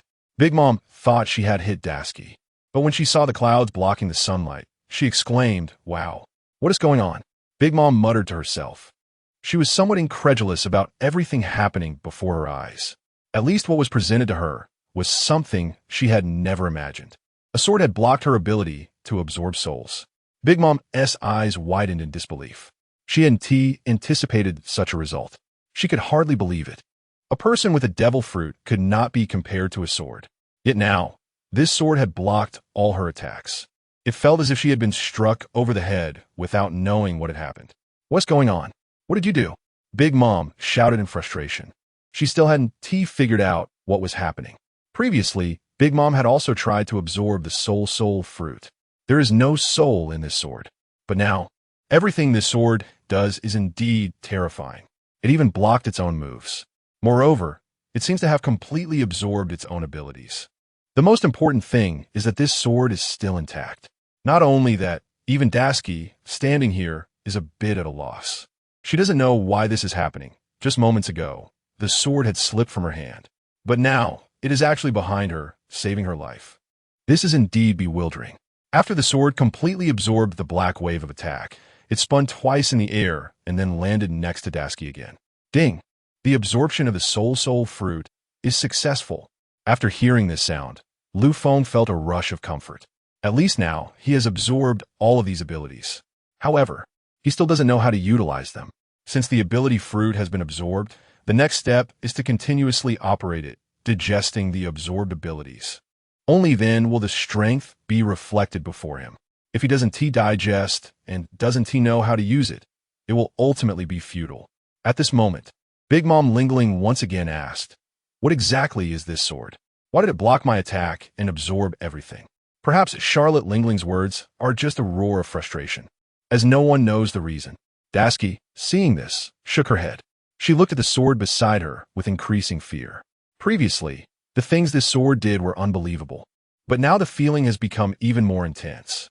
It feels as if at any moment this sword could transform into a human form. Or perhaps it has its own thoughts and will kill her. In any case, various possibilities kept swirling in Dasuki's mind. At this moment, after Lu Feng finished absorbing the soul fruit, he began to experiment continuously, so he could only float around. Everyone around saw this scene and felt it was increasingly strange. After all, a sword cannot have its own soul. It is always an object completely different from living beings. Then Lu Feng focused on Big Mom. With a swift strike, the sword shot towards Big Mom's throat. The speed was extremely fast. In the moment of her hesitation, the sword had already arrived. Big Mom was taken aback. At least when she hesitated, the enemy had already come, and now this sword was even more powerful than before. Big Mom is naturally one of the 4 emperors, and her strength is beyond doubt. Even though she was a bit distracted earlier, she would not be easily killed by Lu Feng's strike. On the contrary, after considering this, Big Mom became even more excited. Sometimes, the clash between strong individuals can ignite the strength of another strong individual. Just like now, Big Mom was getting more and more excited as she fought, completely treating the sword as her opponent. Just like Kaido of the 100 Beasts, who has committed suicide multiple times simply because he couldn't find a suitable opponent. So now Big Mom feels the same. She has been on Cake Island for a long time and usually doesn't encounter any decent opponents. But now, she is increasingly excited. At least the presence of such an opponent has made her more furious. Then the two began to fight. Tashigi, as the sword's owner, is now completely unable to intervene and can only watch quietly from the side. Sometimes, she herself doesn't even understand what is happening. But there is no doubt that this sword is hers. The duel between the two is indeed quite spectacular. The most important thing is that Big Mom's observation haki and armament haki completely counteract Lu Feng. Lu Feng's swift sword strikes landed on Big Mom, but only caused a bit of damage. It couldn't inflict a fatal wound, so Lu Feng is getting a bit anxious. Although he has absorbed some of the abilities of the soul fruit, he has no idea how to apply them. Unlike when he absorbed the long bread fruit, where the long bread itself demonstrated the usage method for him. But now, since he cannot absorb Big Mom's soul, she also isn't using her devil fruit. As a result, Lu Feng cannot learn anything from her. Due to Lu Feng's years of accumulated combat experience, combined with the system as assistance, his strength can certainly be considered powerful. And the most important thing is that he is like a perpetual motion machine, completely tireless. The ability to control the soul fruit. Only relying on his thoughts can the sword swing freely, but Big Mom is a living person. Although she has the devil fruit and has become one of the 4 emperors, if this continues, her stamina will eventually be exhausted. However, this method indeed seems somewhat foolish. Lu Feng has no other choice. After fighting for a while, Lu Feng suddenly returned to Tashigi's side. At least Lu Feng felt that dragging this out for a long time might not be a good thing. If reinforcements for Big Mom arrive, it would naturally lead to further conflict with the Navy. If a real fight breaks out, it would undoubtedly bring a lot of trouble to Tashigi. So now, Lu Feng's idea is to resolve the battle quickly. If there is any other way to solve the current battle, he will naturally use it. Big Mom was surprised to see Lu Feng leave like this. At least their previous battle could be considered a draw. Tashigi then took the sword and looked at it carefully, only to find that it was not much different from before. If there is a difference, it is that the brightness of the sword is much brighter than before. Thinking of this, Tashigi softly asked, "What is going on? Could it be that you really have some soul now?" Although Tashigi asked this, Lu Feng would not answer. He remained motionless in Tashigi's hand. At this moment, Big Mom felt even more furious. Perhaps she had just enjoyed the battle. Suddenly, Lu Feng withdrew like this, leaving her somewhat unwilling. "Why did you leave like this? We haven't determined the winner yet." It must be said that Big Mom has indeed become somewhat ferocious by now. Then Big Mom pointed at Tashigi and demanded, "Hand over the sword in your hand, or I will kill you directly." Tashigi pushed up her glasses. Perhaps the recent battle had left her physically exhausted. However, after Lu Feng had delayed for a while, her stamina had nearly recovered. As a swordsman, the most important thing is to focus on the sword in hand. One can never hand over their sword to another. That is the way of the swordsman. With Tashigi saying this, the area around Big Mom turned into a circle of purple. It seemed she was ready to explode with anger. Just now, Big Mom had not fully activated her devil fruit powers. There was no need for her to do so against such an opponent. But now, the person in front of her looked down on her so much that anyone else would be completely enraged. Then Big Mom looked at the pile of dust on the ground and directly infused it with her soul. The moment the soul was injected, a giant chess soldier suddenly stood up, looking imposing. Most importantly, this chess soldier had its own target. It charged directly at Tashigi with incredible speed, instilling fear in anyone who witnessed it. The strength of this chess soldier was much weaker than Big Mom's, as it was a product of her soul. However, the only difference was that this chess soldier seemed to have Big Mom's thoughts and was currently extremely furious. The food created by Big Mom was naturally very powerful, and this chess soldier was very large, twice the size of the previous one. Lu Feng seemed to have sensed how Big Mom was using the soul fruit. However, it was not the time for him to release his powers, as the enemy was already upon them. The chess soldier was indeed strong, but compared to Lu Feng, it was almost negligible. Without saying a word, Lu Feng directly broke free from Daisuke's grasp and lunged toward the chess soldier's head. Before the soldier could react, its head was already severed by Daisuke.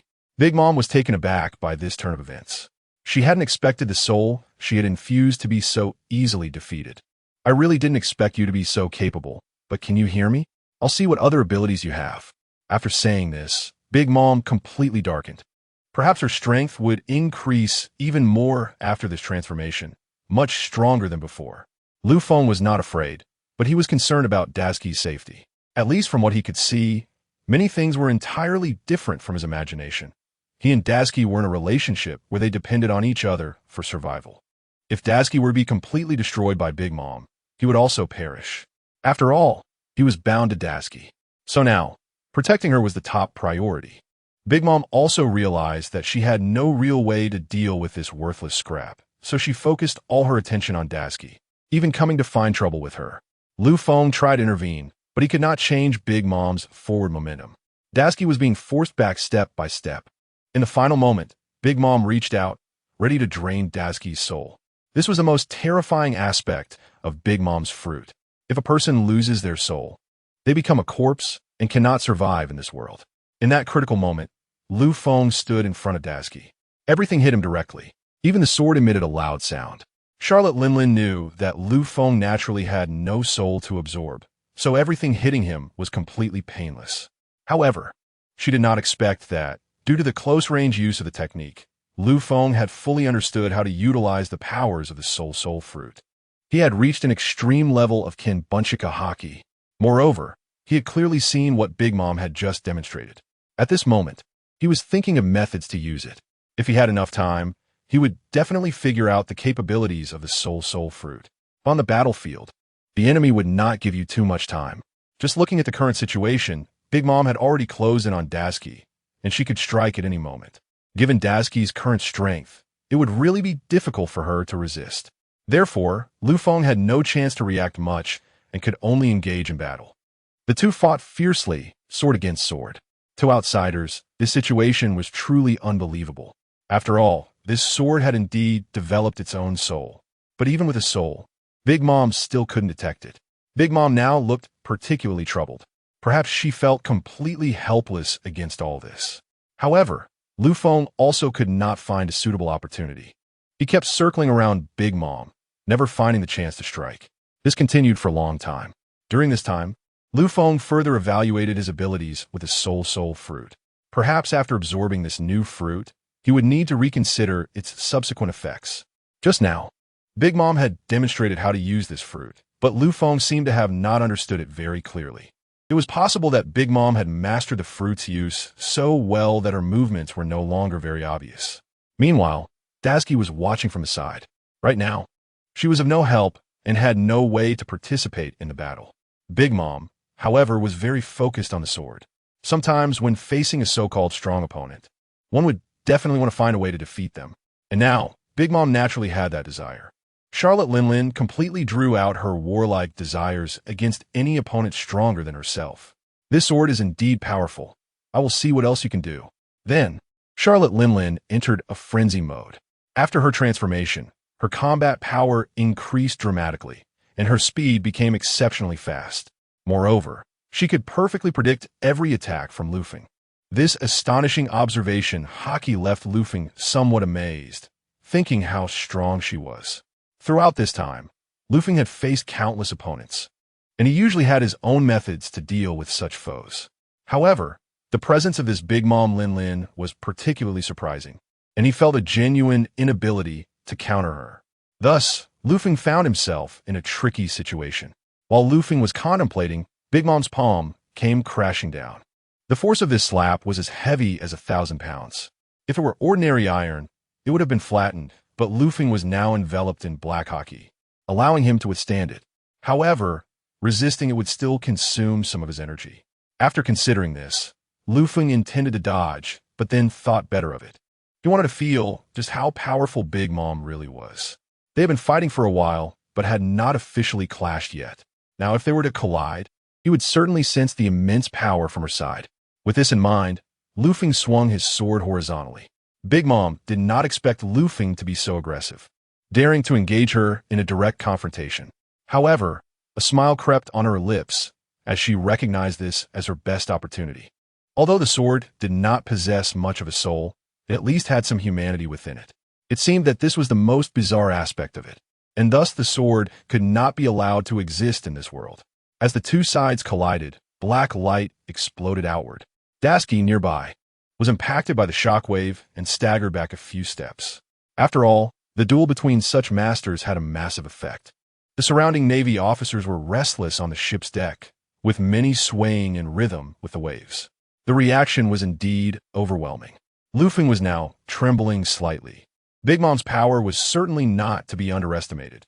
From the recent exchange, Luffy realized that if he had relied on his previous strength, he would not stand a chance against her. Big Mom sensed that her opponent was strong, but she believed he still fell short compared to her. She laughed maniacally, saying, "I thought your strength was impressive and that you could absorb many people's fruits, but now it seems it's nothing special, just a sword. Let us see what else you have." After saying this, Big Mom became even more reckless. Her fist came raining down like a storm, each punch landing squarely on the blade. Her armed haki significantly enhanced her body's defensive capabilities. Even when her fists struck the sword's edge, they caused no damage, remaining intact. Luffy was beginning to struggle against her relentless assault. After all, Big Mom was somewhat deranged. No one could contend with a madman, especially not a Yonko. Considering this, Luffy took 2 steps back and positioned himself next to Tashigi. His body now had several gashes, and he wasn't looking so perfect anymore. Since Big Mom's punches had indeed struck the blade, the cuts were uneven and painful to behold. Tashigi felt a pang in his heart, never imagining that the sword he cherished could be damaged so. Although Luffy had sustained some injuries, he was still alive and had not faced any serious problems, just looking somewhat worse for wear. Luffy did not expect Tashigi to react so intensely, as if he were about to cry. After all, Tashigi truly loved this sword, which had brought him much glory, hence his pain. After witnessing everything, Big Mom continued to laugh maniacally. "I thought you had great power, but it seems you were still lacking. You think you can take Cake Island? Clearly, you don't have that strength." After saying this, she raised her fist and aimed it at the unsuspecting Tashigi. Akainu, from a distance, saw everything unfold and shouted loudly, "Run!" However, it was evident that his warning came too late. Big Mom's speed was fast, and given the distance, her punch came crashing down almost immediately. The force of this punch was comparable to the last one, and Luffy could see clearly. There was no time to react. The sword slipped from Tashigi's hands and positioned itself between Big Mom and Tashigi. Tashigi was taken aback, not expecting the sword to save him once again. The shockwave sent him flying several meters away. Given the current situation, it was genuinely concerning. Big Mom hesitated for a moment. That punch could have easily taken Tashigi out. But now, that opportunity was lost. The sword was indeed becoming a source of annoyance. It had already been battered so much. Wasn't there a limit? Big Mom looked at the sword in front of her and said, "Luffy, although you have sustained injuries, it does not affect your performance going forward. Clearly, I need to break you to make you obedient." The old lady smiled and said, "Big Mom's power is far from simple. She cannot use the soul fruit with this sword, but others can." However, in that moment, a pair of Navy soldiers were closer to Big Mom, and she casually grabbed one. His soul was directly extracted. The scene was incredibly bloody and cruel. Although there was no blood, the extreme aging of a person was a sight that made one feel unbearable pain. Luffy was right next to Big Mom. After seeing this, he understood more about what was happening. Although absorbing the soul fruit, it was not possible to use all the techniques immediately. But now, it seemed he had some understanding of these techniques. Of course, Luffy could not use the Navy for experimentation. After all, Des Bounty was a commander in the Navy, and if he were to sacrifice the Navy, it would naturally cause him a lot of trouble with Des Bounty later. So, Luffy's approach was quite similar. He casually found a chess soldier nearby. Since these soldiers were from Cake Island, their souls were all granted by Big Mom. Luffy directly found this chess soldier. He didn't have the same flair as Big Mom. Instead, his technique was a bit stubborn. He plunged his sword directly into the chess soldier. Due to Luffy's immense strength, the chess soldier had no way to resist. The soldier's soul was directly absorbed by Luffy. At the moment the soul was absorbed, the chess soldier aged dramatically, just like the Navy soldier before, as his lifespan was completely drained. He collapsed on the spot and turned into a pile of pastries. Everyone was shocked at this scene. Perhaps this kind of fruit ability could only be controlled by Big Mom. 178, an astonishing performance. But now, it seems that this sword has completely learned the strength of Big Mom. This is indeed quite surprising. Not only that, but Tashigi, standing at a distance, also had her mouth wide open, watching everything unfold without knowing what to say. At least she had never seen a sword that could actually steal someone else's soul. But at least she was witnessing it now. Big Mom stood there, having absorbed the soul of a Navy soldier, slightly augmenting her strength. However, upon seeing Tashigi's recent actions, she remained frozen, staring at Tashigi, unable to react, wondering what was going on. A devil fruit typically only has one type.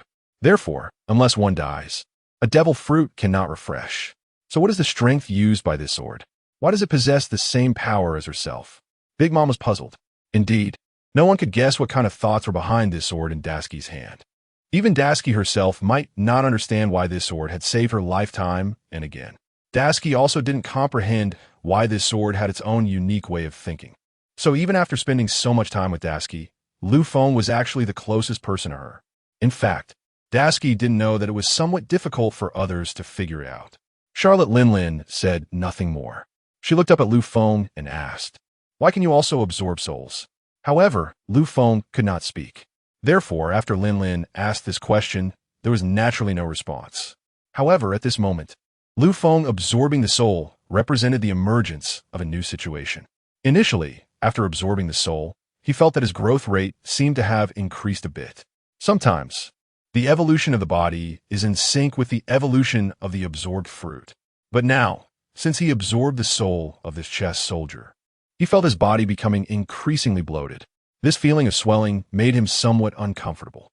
It was possible that after being in this sword for such a long time, he had become completely unaccustomed to many things outside. Just like now, suddenly feeling his body swell more and more might indeed be related to the soul absorption. Almost everyone's gaze was on him. Whether it was Big Mom who was tied up, the members of the pirate crew, or the Navy, they all had various doubts about this sword. But no one knew the origin of this sword, nor did anyone know what this sword would bring to everyone. In any case, this sword would naturally bring various different expectations to everyone. Just like some subordinates before defeating Big Mom's pirate crew, it would certainly make everyone anticipate endlessly. At this moment, Lu Feng felt that he could directly stand out. The swelling of his body made him feel a bit unsteady. Then a cloud of mist floated out from the sword. This sight looked as if a soul had appeared. Everyone at that moment didn't know what to say. They even felt increasingly fearful. Lu Feng knew that his body had undergone a new change. The mist slowly floated, but it remained above the sword. Then this mist became increasingly fixed. It was completely a cloud, a real, existing cloud. Lu Feng looked at the changes in his body and felt increasingly excited. He knew that he had been in this sword for too long. If it weren't for this absorption of the fruit, he really didn't know when he would transform into a different form. However, the current transformation was not his ultimate goal. He wanted to morph into a human, to take on his previous appearance. But that kind of appearance indeed felt like a foolish fantasy. Perhaps his ultimate evolution did not have such an option, but where the next evolution would lead, even he himself was not very clear. Facing this cloud, everyone was stunned. They were at a loss when they saw the cloud for that instant. A sword could morph into various forms. This perhaps was not something that could occur in this world. Tashigi hurriedly came to Lu Feng's side upon seeing this. Indeed, Tashigi was holding the sword, but she was still a bit worried. She didn't know what kind of ability Lu Feng had. She also didn't know if Lu Feng had thoughts. What if Lu Feng absorbed her soul? Therefore, Tashigi was somewhat wary. However, since Lu Feng already knew that Tashigi had such thoughts, the cloud in the sky even shook its head. Seeing the cloud shaking its head, Tashigi was even more startled. The feeling was that their thoughts could communicate with each other. There was even nothing else to say. Tashigi confirmed again whether it was shaking its head. "Can you understand my words?" The cloud in the sky nodded. Tashigi was now incredibly excited. At least I never thought that a cloud could have such thoughts, even to the point of understanding the words it spoke. Tashigi showcased his strength in the air. Not only that, but he could still control the sword in his hand. However, this sword required Tashigi to attack. Since he had already taken to the air, all he could see was the entire situation. So he couldn't do much for now. Tashigi held on tightly, ready to compete with Big Mom at any moment. When Charlotte Linlin saw the cloud, she was somewhat confused. She knew that this cloud was similar to the thundercloud Zeus and Prometheus. Thus it was completely endowed with a soul. And these souls belonged to Big Mom.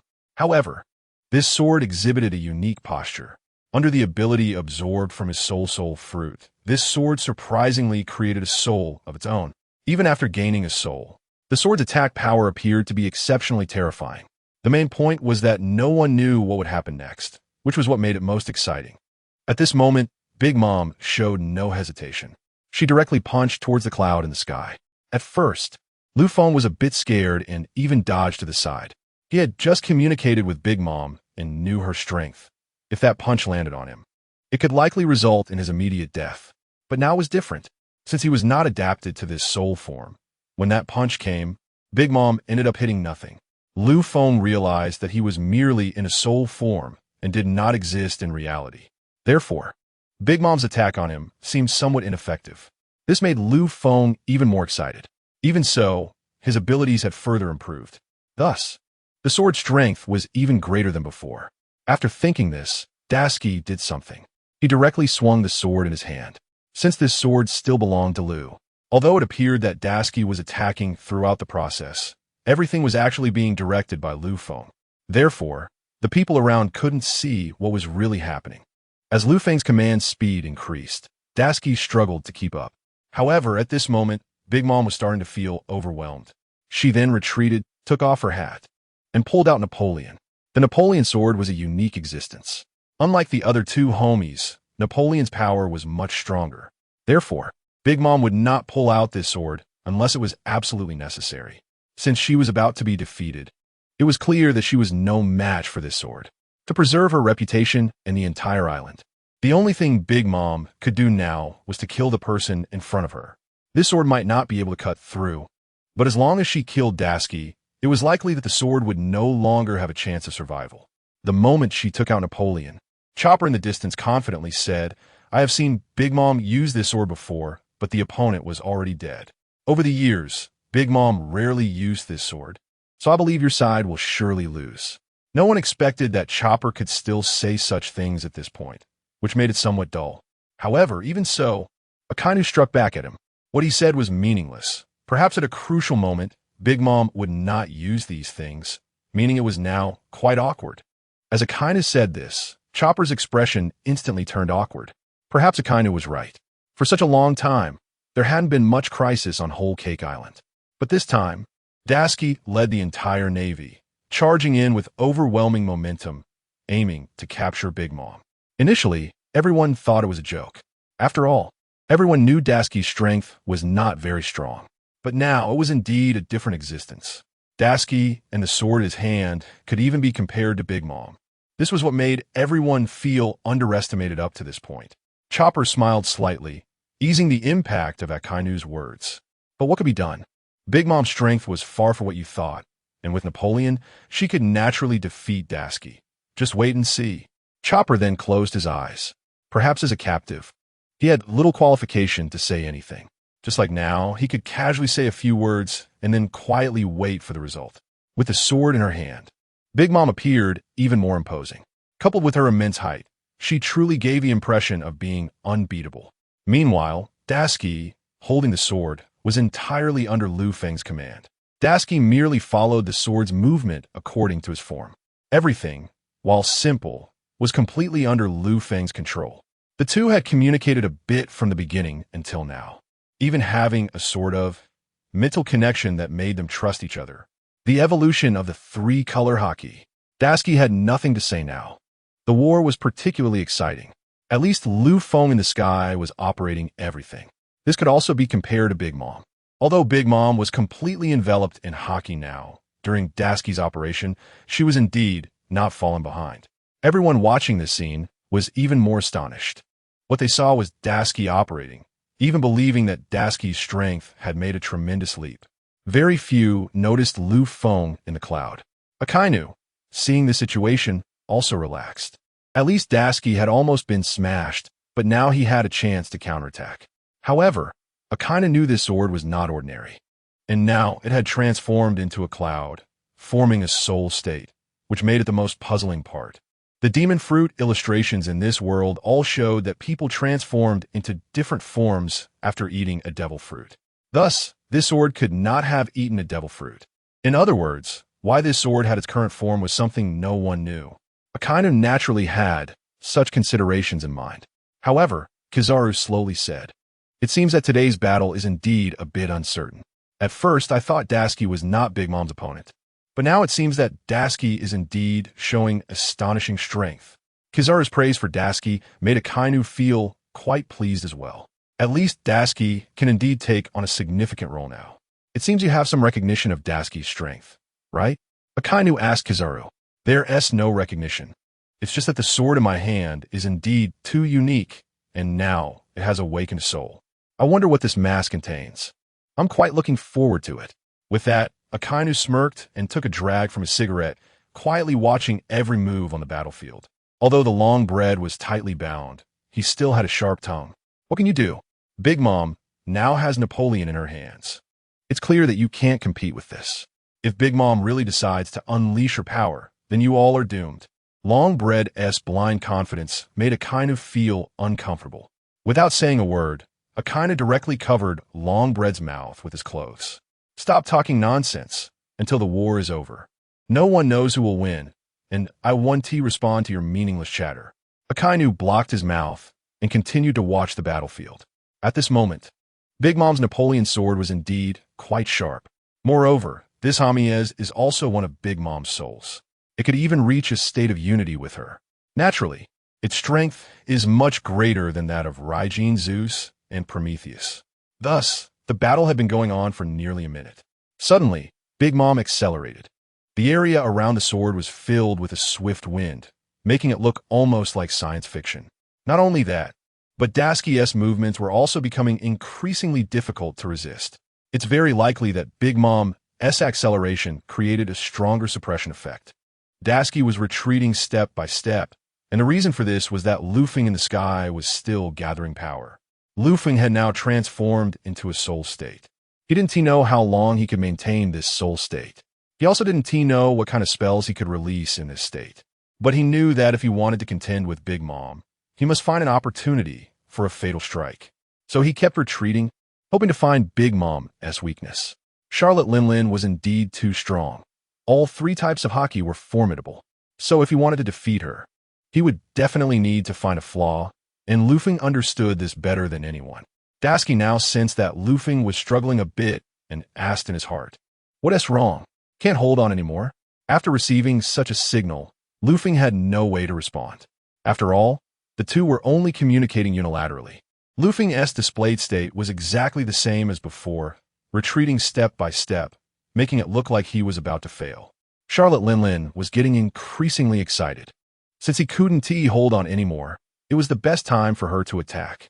However, things didn't go as expected for Charlotte Linlin. She had even learned the strategy of feints.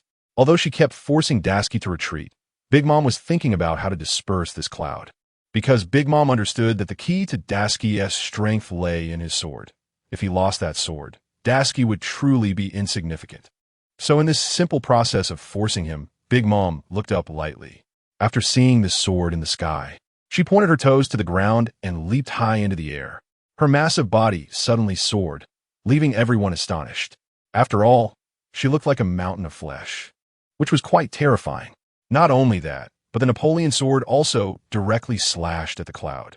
Lufeng was reminded, reading has 3 essentials: collect, recommend, and absorb souls crazily. And you can eat more. Haha, I see where you can run now. Facing this sudden attack, Lufeng was also taken aback.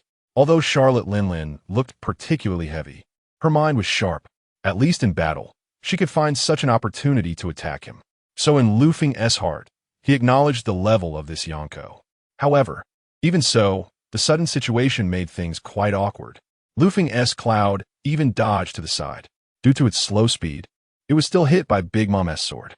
Although it was hit, there wasn't much damage. On the contrary, it seemed like the whole person underwent a new change. The cloud was split into two masses. However, a moment later, the two masses came back together. Although the Napoleon sword in Big Mom's hand was wrapped in haki, it still didn't pose much danger to Lufeng.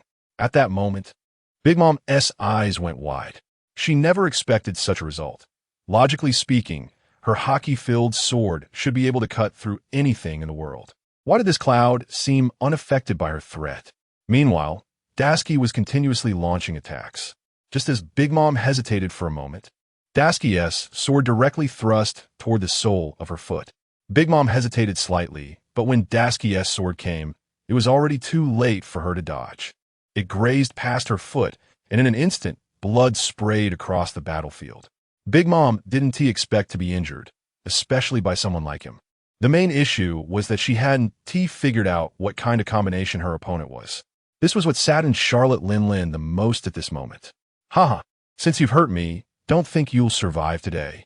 Charlotte Lingling is becoming increasingly irritable, and once again she jumps over, completely disregarding her wounds. This time, she is fully focused on Tashigi, having even given up on any attacks against Lufeng. Perhaps subconsciously, Charlotte understands the situation. Lufeng is someone she cannot defeat. However, the person in front of her, Tashigi, still possesses a complete physical form and a soul. Therefore, if she were to take down Tashigi, it would mean certain death for her. So now, her speed is increasing, completely ignoring the pain in her feet. For beings of their level, pain serves merely as a spur. It can even fully activate their adrenaline, achieving the best results in battle. For Charlotte Lingling, this pain is not a significant issue. When it comes to war and honor, she feels that she must kill the real person in front of her to regain her face. If she cannot completely resolve the person opposite her, she truly would have no face to continue living here. A foreign emperor who can't even defeat the Navy's commander would be a laughingstock if word got out. Initially, Big Mom did not take this group of people seriously, thinking they were completely unworthy in her presence, and that she could easily deal with them all. But now, everything has exceeded her imagination. Just like the sword in front of Tashigi, she has never seen anything like it before. A being without a soul that can attack freely and is not bound by anyone is truly astonishing. Moreover, this sword has now transformed into a cloud, seemingly possessing strong offensive capabilities that could even turn the tide of battle. Faced with this situation, Big Mom has completely collapsed. Perhaps the only thing she can do now is to fight with all her might. She cannot afford to be careless. If she truly lets her guard down, she would definitely not be a match for the person in front of her. So now, Charlotte Lingling is indeed quite serious. When Big Mom gets serious, it is truly terrifying. The feeling is overwhelming, just like the current situation. Tashigi really cannot cope with it, and is even retreating further. When Tashigi's sword collides with Big Mom's Napoleon sword, Tashigi feels a numbness in his hands, and his palm has already been shattered. The force and speed are simply not a match for his opponent. Tashigi can only let go. However, Lufeng is still continuing. Lufeng's combat strength is something he himself cannot fully comprehend. He is unsure how strong he truly is. But since he has absorbed Big Mom's soul fruit, he certainly has to match her level of power. At the same time, Lufeng begins to extend his magical claws toward the surrounding chess soldiers. Having just absorbed some souls, he is turned into a small cloud. This cloud has a very low density, and ordinary people cannot see it. Only those with considerable strength can perceive it. However, Lufeng has his own ideas. He knows that the more souls he absorbs, the more visible he will become. 182 End of battle, fatal blow. At this moment, Lufeng finally unleashed the power of the soul fruit against the surrounding chess soldiers. The few chess soldiers around him were completely doomed, transforming into cake-like forms and then collapsing softly onto the ground. Big Mom was all too familiar with Lufeng's methods. This was one of her own techniques. It was learned so thoroughly by Tashigi. Charlotte Linlin became increasingly irritated, losing interest in dealing with Tashigi. She turned to observe Lufeng's current transformation. Sometimes, even Lufeng did not expect that after absorbing souls, he would undergo such a new change. Now, after absorbing 3 more, although his form had not changed much, the cloud around him had gradually thickened. It was no longer light and airy, but rather becoming denser, giving a solid feeling to those who looked at it. Big Mom fixed her gaze on Lufeng in the air, seemingly unable to stop the sword in her hand from operating. She knew that she had to eliminate the person in front of her to satisfy the thoughts in her heart. However, to kill this person, a certain level of strength was still required, and she could not reach that level at the moment. Thinking of this, Big Mom became even angrier about the Navy coming directly to Cake Island, even planning to force the Big Mom pirates to retreat. This only fueled her rage further. At this moment, Big Mom was more ruthless than ever, unleashing all her power around her. As long as a soul came into contact, it would naturally be absorbed. This feeling was somewhat deranged. Faced with such actions, many people around began to flee in panic. Many nearby Navy soldiers suffered greatly. Their souls or lifespans were completely absorbed by Big Mom. It was now evident that it was difficult to resist such power. Akainu and Kizaru also stood up, knowing they had to block this power in the front. Otherwise, they would suffer even more injuries. But Lu Feng seized this opportunity, absolutely unwilling to back down. Having already transformed into a new state and absorbed several souls, he felt a bit inflated. With this thought, he rallied Tashigi and charged directly at Big Mom. Almost all his strength was concentrated in this strike, and that feeling was unstoppable. Additionally, it carried some of the power of the Soul fruit, aiming to absorb Big Mom's lifespan. Big Mom had just absorbed many Navy soldiers, and her strength had also surged. At the same time, she was unwilling to be weak. How could she fall behind in front of this person? With the same fruit and the same power, Big Mom was definitely not the weaker side. Charlotte Linlin raised Napoleon and instantly slashed down. At the moment their swords clashed, Big Mom realized her strength was waning. She did not know why, but it seemed that the power of the sword had risen several levels, and as she clashed with it, she was slowly falling into a disadvantage. In that moment of hesitation, Tashigi swung her sword, directly striking Big Mom on the shoulder. Thanks to the haki, Big Mom was not injured. Instead, she was knocked back far, landing heavily on the ground. Big Mom knew that if this continued, she would naturally lose. However, Charlotte Linlin could not fathom why the outcome was like this. She had never heard of Tashigi before, nor did she know what kind of power this sword in Tashigi's hand possessed. But now, everything was quite surprising.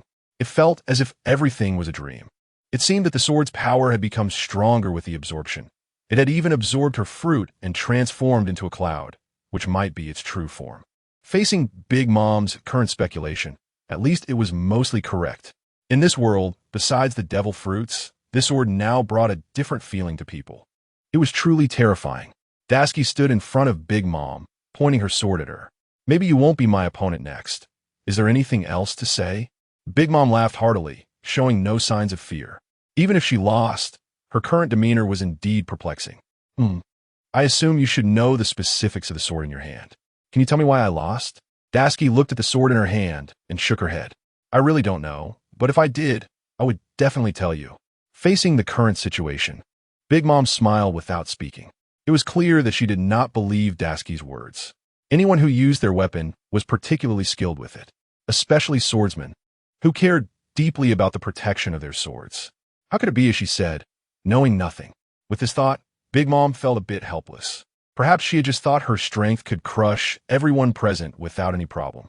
But now she realized her people had already been captured by the Navy. The feeling of being isolated and helpless made her heart chaotic. Since that's the case, I've already been defeated, but I will definitely fight to the death. I will never fall into your hands. After Charlotte Linlin finished speaking, she insisted on continuing the battle. However, in front of Lu Feng, she was completely insignificant. The power struggle between the two had already shown a clear difference. Big Mom's strength had gradually weakened significantly, while Lu Feng grew stronger with every fight. This was something that Tashigi had not considered, but since it had happened, her mindset shifted from despair to hope. As the battle continued, Charlotte Linlin ultimately exhausted all her strength and leaned on Napoleon, gasping for breath. Just then, a toothless pteranodon appeared in the distant sky, moving swiftly.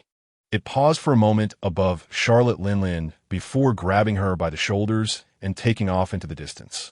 Seeing this scene, Lu Feng immediately concluded that this was one of the calamities, the Flame Calamity. As a user of the Dragon fruit, transforming into a toothless pteranodon and soaring through the sky showcased his power. However, the fact that he could come here indicated a connection to Kaido. With this thought, Lu Feng fell into contemplation. Akainu, witnessing this, hurriedly decided to give chase, believing that if he could capture Big Mom, the Navy would surely achieve a great victory, and he would be rewarded for it. However, Kizaru awkwardly reminded him, "I think it's better to give up. The Flame Calamity's strength is indeed too strong, and you saw the speed. You might not be able to catch up."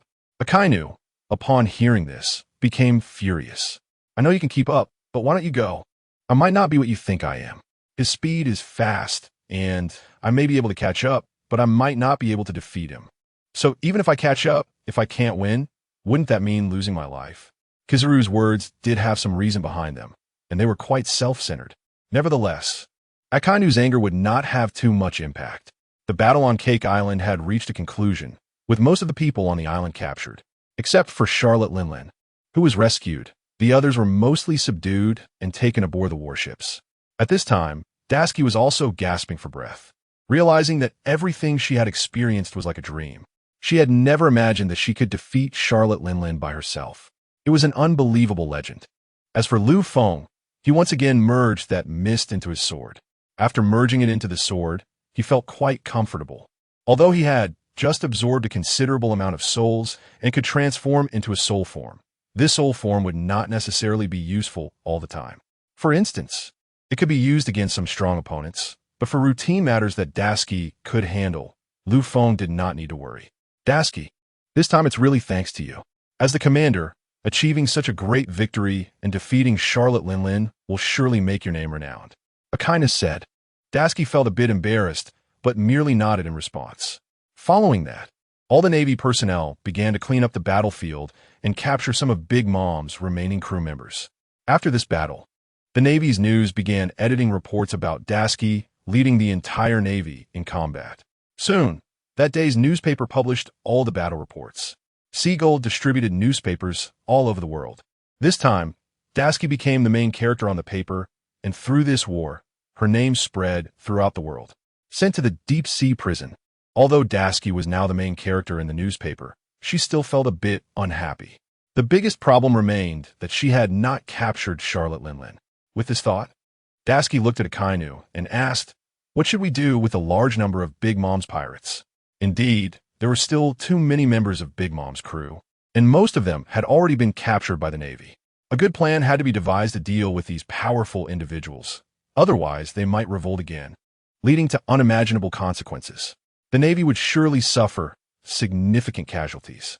Upon hearing Dashiki's question, Akainu hesitated slightly. Although he was the deputy commander this time, his command authority was not as great as Dashiki's. However, since Dashiki was a newcomer, it was reasonable for her to ask Akainu about such matters. "I'm not sure where we should put them, so I should consult the headquarters." He then contacted the headquarters through a den mushi. Dashiki did not wait for news there. Instead, she went to see the pirates from Big Mom's crew who were being detained. Most of them were still in disbelief that Big Mom had been defeated. They had never thought that Dashiki's strength was so formidable that it could cause Big Mom to suffer. Longbread still couldn't believe it and asked with a big nose, "What method did you use to defeat Big Mom? I really can't believe it." Upon hearing this, Dashiki felt a bit awkward. How she had won against Charlotte Linlin was not directly related to her. However, it did have a strong connection to the sword in her hand. But since that sword was hers, everything was her doing. "If I said I didn't know, would you believe me?" Dashiki looked at them and said word by word, "Do you think we will really believe you? Your strength seems to be just SOSO, not as strong as imagined. But defeating Big Mom means you have some special power. Yet I can't see how. If you didn't have that sword, then you wouldn't have your current strength." Longbread continued to speak without regard for any feelings, directly pointing out Dashiki's current situation. Logically speaking, this was indeed the case. Dashiki knew that everyone could see that she had won entirely due to the sword in her hand, and it had little to do with her. Dashiki smiled awkwardly and replied, "Since everyone understands what's going on, let's be quiet. My strength may not be as good as yours, but since you lost, don't make unnecessary struggles." As soon as Dashiki said this, everyone appeared somewhat helpless. At least what she said was completely correct. As a defeated opponent, there was no right to act recklessly here. After all, it was quite embarrassing. Now Akainu had received the news that he planned to imprison this group of pirates in the underwater prison. The Navy's underwater prison is also impregnable, So even if they were pushed into the sea, if they wanted to escape, it would naturally be impossible. Akainu once again approached Tashigi and said, "There are instructions from above to transport them to the underwater prison." After hearing this, Tashigi nodded and had no other thoughts. Looking at the underwater prison now, it definitely seemed like a suitable place. Especially with someone like Magellan as the warden, I think it wouldn't be a problem at all, so there shouldn't be any issues. Each level of the underwater prison is a harsh test, so if this group of people is locked up there shouldn't be too many problems. However, Tashigi confirmed repeatedly. Would there be any issues during the transport? Perhaps under such circumstances, Akainu also couldn't be certain if new problems would arise later, because no one knew what kind of trouble Kaido might cause. The appearance of the flame calamity meant that the Yonko Kaido was planning to take action. So now Tashigi felt a bit awkward. She even thought for a moment that all the prisoners might be rescued. After thinking this, Akainu nodded. So far, it's impossible to confirm what will happen, but in my opinion, let's send them to Magellan first. In the underwater prison, there probably won't be any bloodshed. As one of the admirals, Akainu's words indeed validated his own thoughts. Yellow Ape is quite impressed. After all, this group of people are prisoners. Although they are strong, they don't have much ability to turn the tables. If Kaido doesn't send anyone to help them, it would be really difficult for them to escape. Thinking of this, Tashigi no longer pressed for more details. Such matters could be handled easily by Akainu. Thus, Tashigi boarded the Navy's ship, escorting the prisoners away from Whole Cake Island. Whole Cake Island had long become a mess. There wasn't even any smoke. The people inside had basically fled. Originally, everyone on the island relied on Big Mom for survival. But now, with Big Mom rescued, there was naturally no soul left on the island. So it was only natural for everyone to leave. Tashigi didn't think too much about it. Sitting on the warship, she looked at the sword in front of her, feeling slightly embarrassed. Perhaps it wasn't her who had just defeated Big Mom. Instead, this sword had indeed contributed significantly to her victory. However, sometimes she completely didn't understand everything she was experiencing now. From the beginning until now, she had no idea what kind of secrets this sword was hiding. What else is different about you? What secrets do you have? Tashigi asked again. Lu Feng heard her clearly, but he didn't want to project his form again. He didn't respond at all. Since the moment he arrived here, he had been bound to Tashigi. So no matter what Tashigi asked, Lu Feng could hear it. On the ship, Yellow Ape slowly approached and was the first to congratulate her, saying, "I didn't expect you to be so impressive. You actually defeated the Big Mom pirates all by yourself. It seems you are a great commander." Yellow Ape's arrogant demeanor would never say such things to anyone. But now to say this meant that he truly admired Tashigi. This is everyone's effort. After all, so many members of the Big Mom pirates were captured by you all. If it were just me alone, it might not have been possible. Tashigi was somewhat humble about this. However, even so, Yellow Ape continued to smile. Actually, I think you don't need to be so humble. As the commander of this operation, you have completed a high-difficulty pirate extermination task. For all of us, it is a blessing that a Yonko-level pirate crew has been defeated, making our Navy's reputation resound throughout the entire sea. After Yellow Ape said all this, Tashigi nodded but didn't think too much about it. The situation was indeed as such. With the complete annihilation of the Big Mom pirates, Charlotte Leanlean's escape caused the entire pirate crew to disappear in the New World. For anyone, the escape of a sole figure of a pirate crew was unforgivable. The newspapers are all writing about you now. You have become the only subject of the world's newspapers. I'll keep an eye on you even more. After Yellow Ape finished speaking, he tossed his justice cloak behind him and stood at the front of the warship. At this moment, Akainu was also there, listening to what Yellow Ape said, keeping his head down and silent. Sometimes Yellow Ape was too low-key among pirates. Although he held the rank of admiral, he always seemed to put in minimal effort in everything he did. It was like clocking in and out of work, and anyone who worked with him complained a lot. Yellow Ape, I feel like you didn't do much during this battle against the Big Mom pirates. It seems unrelated to you. Yellow Ape smiled and shook his head when he heard this. No, I've helped a lot since I got here.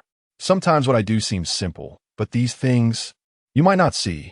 Yellow Ape had his own unique defense regarding such matters, so others couldn't say much to him. Tashigi listened to their debate and then turned back to her room. She hung the sword on the wall. As for the transport of these prisoners to the underwater prison, they were currently on their way. She didn't know what all this would entail. In any case, everyone was somewhat worried. Although Big Mom had been rescued, she hadn't lost her fighting capability. Charlotte Lean's vitality was still extremely tenacious, and if she were to return, she would definitely cause chaos at the Navy base. Regarding the current warships, after Charlotte Lin returned, she would definitely rescue her people. So after thinking about this, Tashigi remained highly vigilant. If there was even a slight oversight, they would have to be ready for battle at any time. She understood that no one wanted to fight. After all, fighting meant that someone could die. But if they didn't fight, then many unforeseen situations could arise. After considering all this, Tashigi leaned against the bedside and closed her eyes. Regarding sleep, one must never sleep too deeply. If there is any special battle happening outside that one is unaware of, that would indeed be the biggest problem. Thinking of this, Tashigi became even more reckless. The verbal sparring between Kizaru and Akainu was ongoing, nearly escalating to physical confrontation. However, soon after, the Navy headquarters sent another order. The order was simple. A few admirals were to return to the Navy headquarters with their warships. Then, the task of directly transporting the prisoners to the underwater prison was assigned to Tashigi and Momonosuke. When such an order came down, both of them were taken aback. After all, their strength had not reached that particularly high level. Furthermore, without the assistance of an admiral, the danger would be significantly heightened. Are we the only two to escort these pirates? Momonosuke asked, puzzled. Tashigi had similar thoughts, but chose not to voice them directly. Of course, this was the information relayed from the Navy headquarters, but regarding these circumstances, she was unsure of what was truly happening. Since there was news, let us part ways for now. After Akainu finished speaking, he began to deploy his troops and separated from Tashigi and the others. After watching Akainu and Kizaru leave, Tashigi looked up at Momonosuke and said, "Now it's just the two of us left. I think it will be somewhat difficult to deliver this group of criminals to the underwater prison." Momonosuke was even more confused. At least now the sea was calm and boundless, so why would Tashigi say such a thing? "Do you think there's a problem?" Momonosuke asked, perplexed. Tashigi nodded, looking at the pirates tied up on her ship. They were all bound with sea prism stones to suppress their devil fruit abilities. However, even so, their strength was still considerable, and with the slightest carelessness, they could break free. It might require some additional capabilities to keep them all contained. The Navy's decision to have Tashigi remain on the ship indicated that she indeed had the capability in this regard. In any case, the only thing we can do now is to escort them away. Given the current situation, it seems achievable, but I fear that accomplices may appear. If their accomplices truly show up, I doubt we can handle it. After Tashigi finished speaking, she walked directly into the temporary prison where the group was held. Since there were several prisons on this large warship, the purpose was to detain these pirates. When a few pirates saw Tashigi, they felt a deep hatred, but even so, it did not change the fact that they had been defeated. "What are you here for? To humiliate us on purpose?" One of them, Longbread, said, "There is no need for that. I'm here just to ask what your next plan is. Is there anyone planning to rescue you? And if so, who will it be?" With Tashigi's repeated questioning, Longbread could no longer hold back. "We haven't discussed this, but I know that since Big Mom has left safely, she definitely won't abandon us." Although Longbread had this thought, deep down he could never be certain whether Big Mom would come and help them. However, no matter what, given the situation, he should consider what to do next. So, where will we be sent next? Longbread had no idea what was going on, so he could only keep asking. "The underwater prison. Perhaps only that place is suitable for pirates like you." When Longbread heard this, he was instantly left speechless. No matter how one looked at it, it was indeed too difficult to get out of that place. Most of the people in the underwater prison were completely trapped there. Of course, that place is the only one that is truly suitable for you pirates. After Tashigi finished speaking, she smiled calmly and then walked out of the ship's prison. She came to the deck and encountered Momonosuke. Momonosuke, looking into the distance, completely did not understand why the Navy government sent them as the main force to escort Big Mom's pirate crew. "If something really goes wrong, I think the two of us are completely inadequate," Momonosuke said. "Yes, if another person of Big Mom's caliber shows up, we could indeed be completely wiped out. So we must be cautious. If it comes to it, we should escape as soon as possible," Tashigi said quietly. Momonosuke turned to look at Tashigi, but she could not accept what Tashigi said at all. No matter what, in their hearts, they longed for the kind of Navy justice. They had to capture this group of people no matter what. Daski's suggestion to flee was entirely contrary to the justice they believed in. This is absolutely not acceptable. No matter what, even if it means death, we must deliver them to the prison warden Magellan, and then everything will be fine. Momonosuke kept insisting, and she still had complete trust in the Navy. Daski said nothing, and so they sailed toward Impel Down. Meanwhile, Akainu and Kizura led most of the fleet back to Navy headquarters. After returning, they reported to headquarters about everything concerning Big Mom's pirate crew. That night, Daski did not sleep well. She stayed on the deck all night, guarding, because she did not know what would happen next. If enemies were to attack, she could fight at the first moment. Afterward, Momonosuke, watching Daski on the deck, asked, "About your battle with Big Mom. It has already become famous throughout the world. Honestly, I really don't understand why you were able to defeat Big Mom. Everyone knows the strength of Charlotte Linlin, and the fact that you could defeat her is something no one dares to believe. If I say I don't have that kind of strength and rely solely on the sword in my hand, would you believe it?" Daski then shook the sword in her hand. Momonosuke nodded after hearing this. Of course, she somewhat believed it. After all, this sword was too extraordinary, and one could never know what situation might arise next. It always felt somewhat unusual. Hearing this, Daski smiled. "This sword has been with me for quite some time, since Rogue Town, but I still don't know what secrets it holds. Sometimes I wonder why it can unleash such techniques. I just can't figure it out." Peach Rabbit laughed heartily. They were now able to talk freely after the Navy Admiral left. By the next morning, they had already traveled halfway. If there were no more issues, they would soon arrive at Impel Down, entering the underwater prison to escort this group of people inside. Only this way could they alleviate some of the government's concerns. The reason the Big Mom pirates are so powerful is because of Big Mom and her many children, each possessing unique devil fruits, making the crew exceptionally strong. However, if this group were all imprisoned, they wouldn't be able to stir up any trouble. But on the morning of the second day, it seemed the water's surface was not calm. The wind's speed slowed the fleet significantly. Daski frowned and looked at the helmsman, asking what's going on. "Why is the speed so slow?" "Report, Admiral. We can't move forward at all. The wind is too strong, and it's against us, making it hard to advance." As the helmsman said this, Daski stood at the bow, gazing into the distance. Logically, this shouldn't be happening. The sea had been calm for a while, with no major storms. How could it be, as the helmsman said, with the wind too strong to move? Although the wind was strong, it could still be navigated by turning 90 degrees. Is it really impossible to move? At the same time, all the warships dropped anchor and waited in place. Sometimes, after a warship anchors, all sails must be lowered. Otherwise, with the wind, the anchor could shift, and if one ship moved, it could collide with another. The consequences would be unimaginable. After everything settled, a huge ship approached from afar. It bore no insignia, but at the bow stood a giant, wearing an iron mask over its mouth and nose, with two massive horns protruding from its ears, giving off a frightening vibe. Peach Rabbit was the first to notice this figure and called Daski to look in the direction she pointed. "Who is that?" Peach Rabbit then asked. Upon seeing this figure, Daski was taken aback. Perhaps it was indeed a bit terrifying, the drought calamity, one of Kaido's 3 disasters. The appearance of the drought calamity further validated why the flame disaster had saved Big Mom. Perhaps there was a connection between them. Otherwise, it wouldn't be like this now. "This is the drought calamity, one of Kaido's 3 disasters," Daski said calmly. Regardless, this was a character of the Emperor level. However, this person coming here surely had no good intentions and was definitely linked to the Big Mom pirates. After considering this, Daski immediately drew her sword. Everyone in the fleet was ready for battle. The drought calamity was undoubtedly a powerful figure. Its every move made that clear. The owner of the fruit.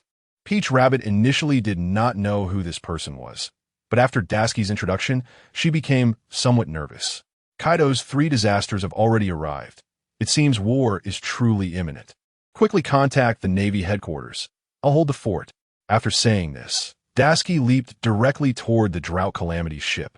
Peach Rabbit was also busy. Just as Daski had said, she quickly dialed the Navy headquarters snail phone. The person who answered was Vice Admiral Garp.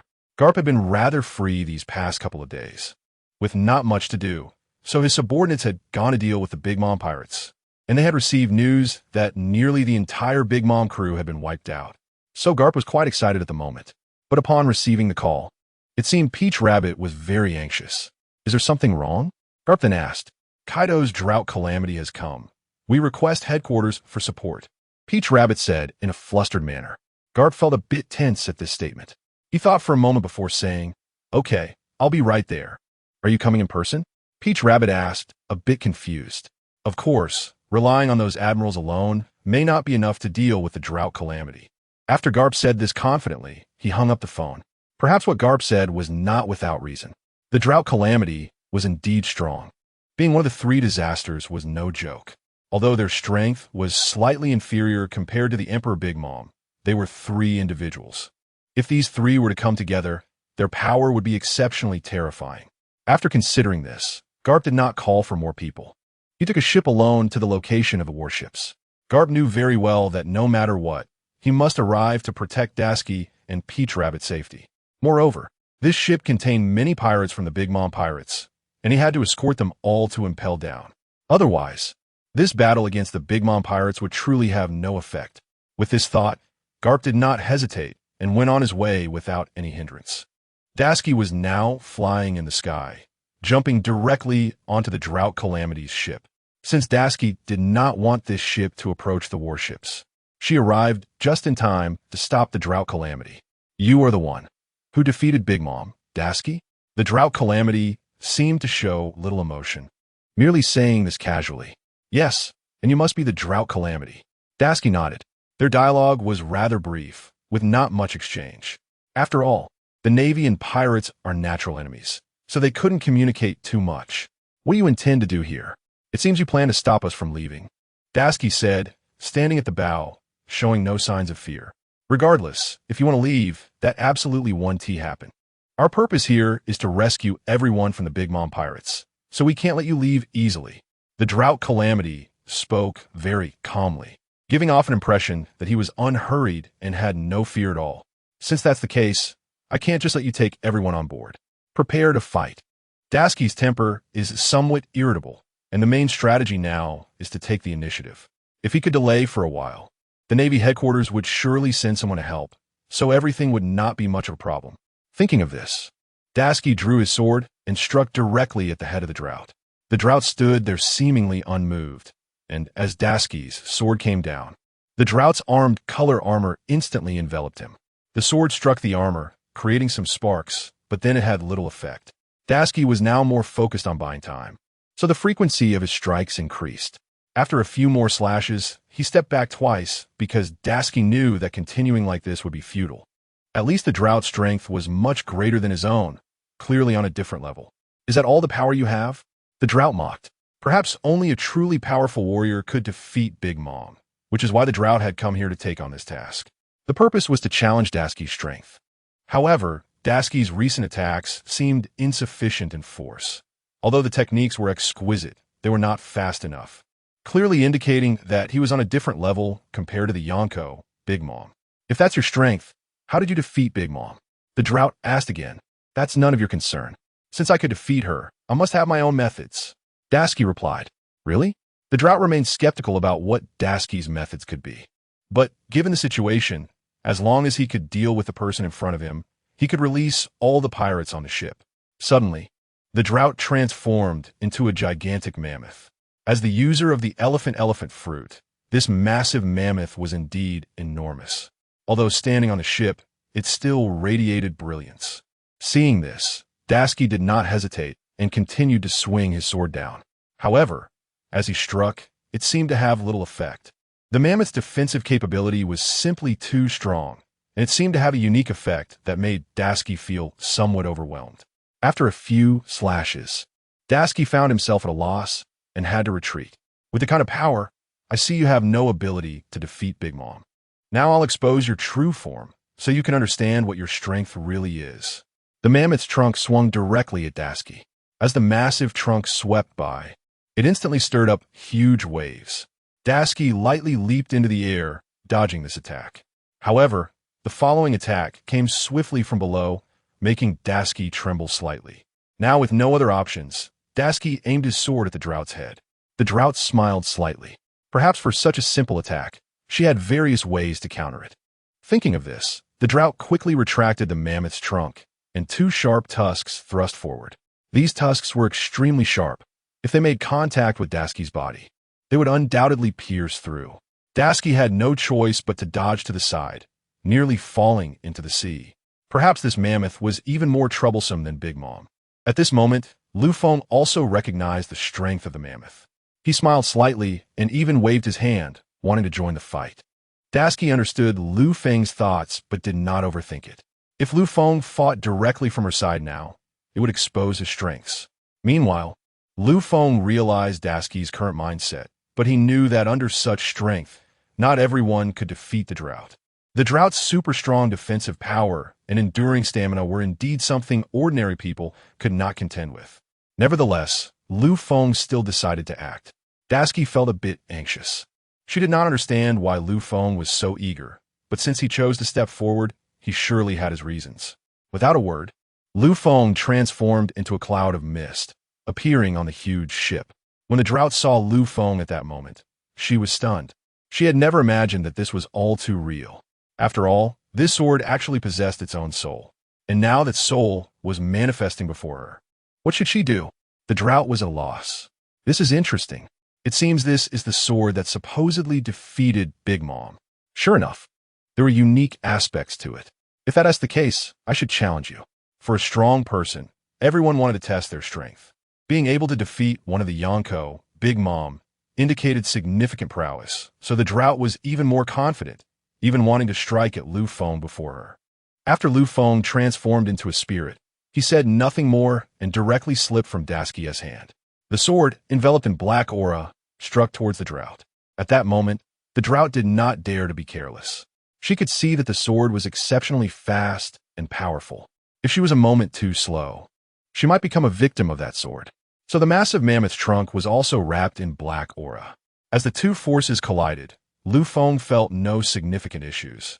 But the drought's trunk was already numbed by the impact. She realized she had underestimated the sword's true strength. However, after dealing with the current situation, the drought did not think too much and charged toward that cloud. Perhaps in everyone's mind, that cloud represented the sword's soul. If they could defeat this cloud, then the sword would be rendered powerless. Everyone thought this way, without exception. However, their thoughts were indeed wrong. The soul form that Tashigi had manifested was merely a cloud. Any attack on this cloud would not affect Lu Feng in the slightest. Therefore, Lu Feng acted without concern, allowing the drought's massive trunk to crash down. Meanwhile, Lu Feng had his own methods. The mammoth's weakness was beneath its trunk, a common flaw among all ancient elephants. After Tashigi thought of this without saying a word, she directly struck toward the area below her nose. The drought scattered the cloud. However, after a moment, the cloud reassembled, returning to its previous form. In this way, the drought was indeed somewhat surprising. At least now it felt like it had been deceived. At this moment, Lu Feng's sword tip had already slid to the position of the drought's nostrils. The drought then instantly wrapped its two huge fangs with domineering energy, blocking Tashigi's current attack. Due to the high speed, both sides engaged in a fierce exchange for quite a long time. Tashigi found herself at a loss, effectively sitting like an outsider at the bow of the ship, quietly watching. For her, such a battle was something she couldn't intervene in. Aside from watching, there was really nothing else she could do. However, even so, after several rounds between Lu Feng and the drought, Lu Feng returned to Tashigi's hand once again. Although there was no clear winner between them, Tashigi had already felt the strength of the drought. At the same time, Tashigi did not hesitate, then soared into the air and returned to the Navy fleet. Regarding this kind of confrontation, Tashigi only intended to understand her opponent and had no real intention of fighting to the death, as now was not the right time, especially since the ship was filled with notorious pirates. Tashigi did not want to let this group of pirates go due to her own mistakes. If she let them all go, then all the consequences would fall on her shoulders. Thinking of this made Tashigi feel quite helpless. So now all she could do was wait for the Navy support. If the Navy support arrived quickly, it would naturally be good for them, even avoiding any issues. After thinking of this moment, Peach Rabbit ran over and said, "I just contacted the Navy base. Vice Admiral Garp said he would come immediately." "Is he coming alone?" Tashigi then confirmed. "It seems that it should just be him." Tashigi sighed. Garp's strength was indeed formidable. At least he could match up against masters like Roger. But whether he could restrain the drought before them was the biggest question. Moreover, aside from the drought and the flames, the plague was completely unknown. With 2 of the 3 disasters already here, Tashigi thought the other one should also be nearby. After all, their main objective for coming here was to deal with everyone on this fleet. There was even a possibility that they would deal with all the Navy soldiers first and then rescue everyone. This was their only purpose for coming here, and Tashigi knew it better than anyone else. However, if Garp came alone, he might not be able to hold him off. So now Tashigi was filled with worries. But if the Navy could send support, that would be quite good. The Navy headquarters always had to go through layers of review before reaching a final conclusion. Every small matter had to be reported step by step. Then the highest Navy admiral would confirm it before issuing orders downwards. So the process was still quite cumbersome. However, Garp seemed to be free from such restrictions at the Navy headquarters. He could completely do his own thing, and no one could control him. So up to now, Garp was able to come on his own and at the fastest speed, which made Tashigi feel particularly comfortable. Sure enough, Garp quickly arrived at the warship alone. Upon seeing the drought on the opposite side, he frowned but then laughed heartily. After that, he jumped onto the warship. The drought had now come here, and it seemed quite interesting, but did he ask what his purpose was for coming here? Garp looked at Tashigi and asked. Their main objective is to rescue all the pirates of the Big Mom pirates on this ship. That's why the drought came. In this case, they really seem to be determined, but this guy is tough and powerful, Garp added. Even so, Garp clenched his iron fist, seemingly without any hesitation. It felt as if he faced the enemy without any fear. Yes, with extremely strong defense and tough skin. I just had a brief exchange with him and didn't get much of a result, then I withdrew. After Tashigi said this, Garp was somewhat taken aback. Feilu reminds you. 3 things about reading. Collect, recommend, 191 the hero Garp's joining. Perhaps among the 3 disasters. He could also be considered a top powerhouse in the New World. However, Tashigi casually mentioned it. It indeed surprised Garp. You just had a confrontation with him? Yes, but I just jumped onto his ship and fought for a few minutes before withdrawing. I had no confidence in defeating him. Tashigi had to admit, seeing Tashigi's courage. Garp gave a thumbs up. Really impressive, but you should know what kind of character he is, daring to board his ship to fight. You have a big heart. Garp laughed heartily after finishing.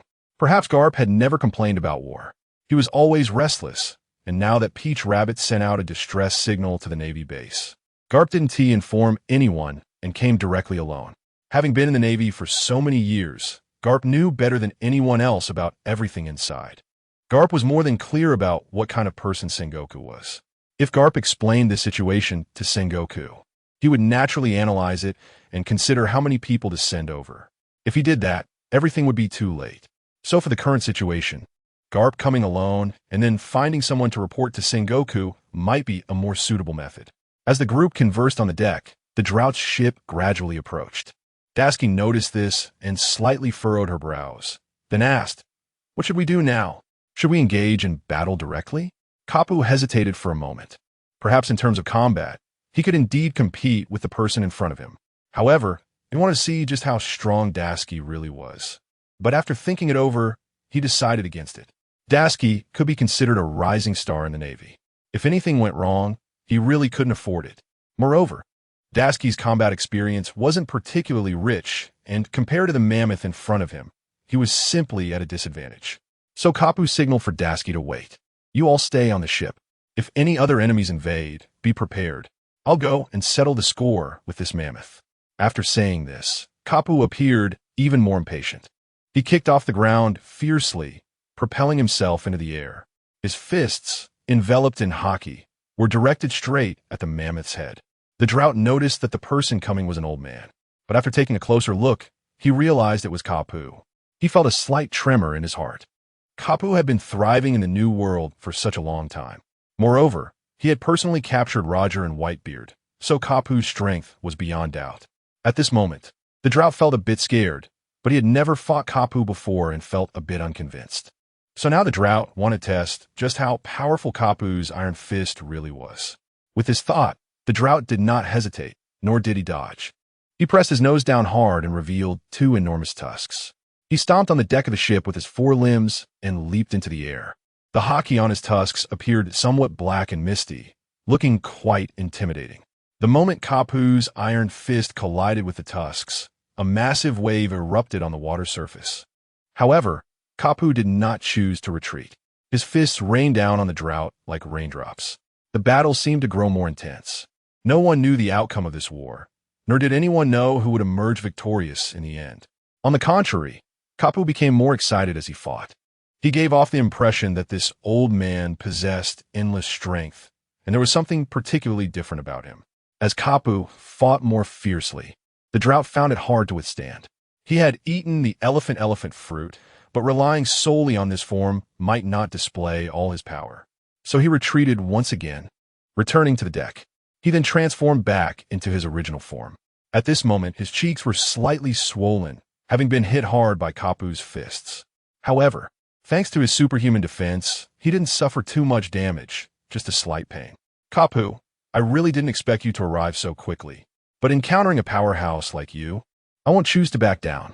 The drought's eyes sparkled as he stared at Kapu, his mind racing with thoughts of which ancient species to use against the hero Kapu. Ha! It's been a while since I've had a good workout. Let me show you the power of my iron fist. After saying this, Kapu raised his iron fist. Kapu's iron fist has always been full of strength, and in these waters, any notorious pirate would retreat at the sight of Kapu. However, the drought gathered his courage today, ready to fight. After all, his main purpose in coming here was to stop them from sending the Big Mom pirates to the underwater prison. So at this moment, Kapu was an obstacle for the drought, and action was necessary. The drought had now transformed into his human form. He pulled out two scythe-like weapons from behind him. These two knives, called shodel knives, had an irregular shape but were extremely sharp. For the drought Jack, these knives were his usual weapons. He had also beheaded many Navy soldiers with them. This time, he was even more excited. Kapu's reputation was well known, and if he could kill Kapu, it would be a significant achievement for him. At the same time, the two began to fight fiercely. Since the drought Jack had lost once before, he was quite dissatisfied this time and was determined to fight with all his might. The battle was exceptionally fierce, with the knives aiming for lethal strikes, even attempting to take Kapu's life directly. Kapu was not an ordinary old man. Although his hair and beard had turned gray with age, his combat strength had not diminished in the slightest.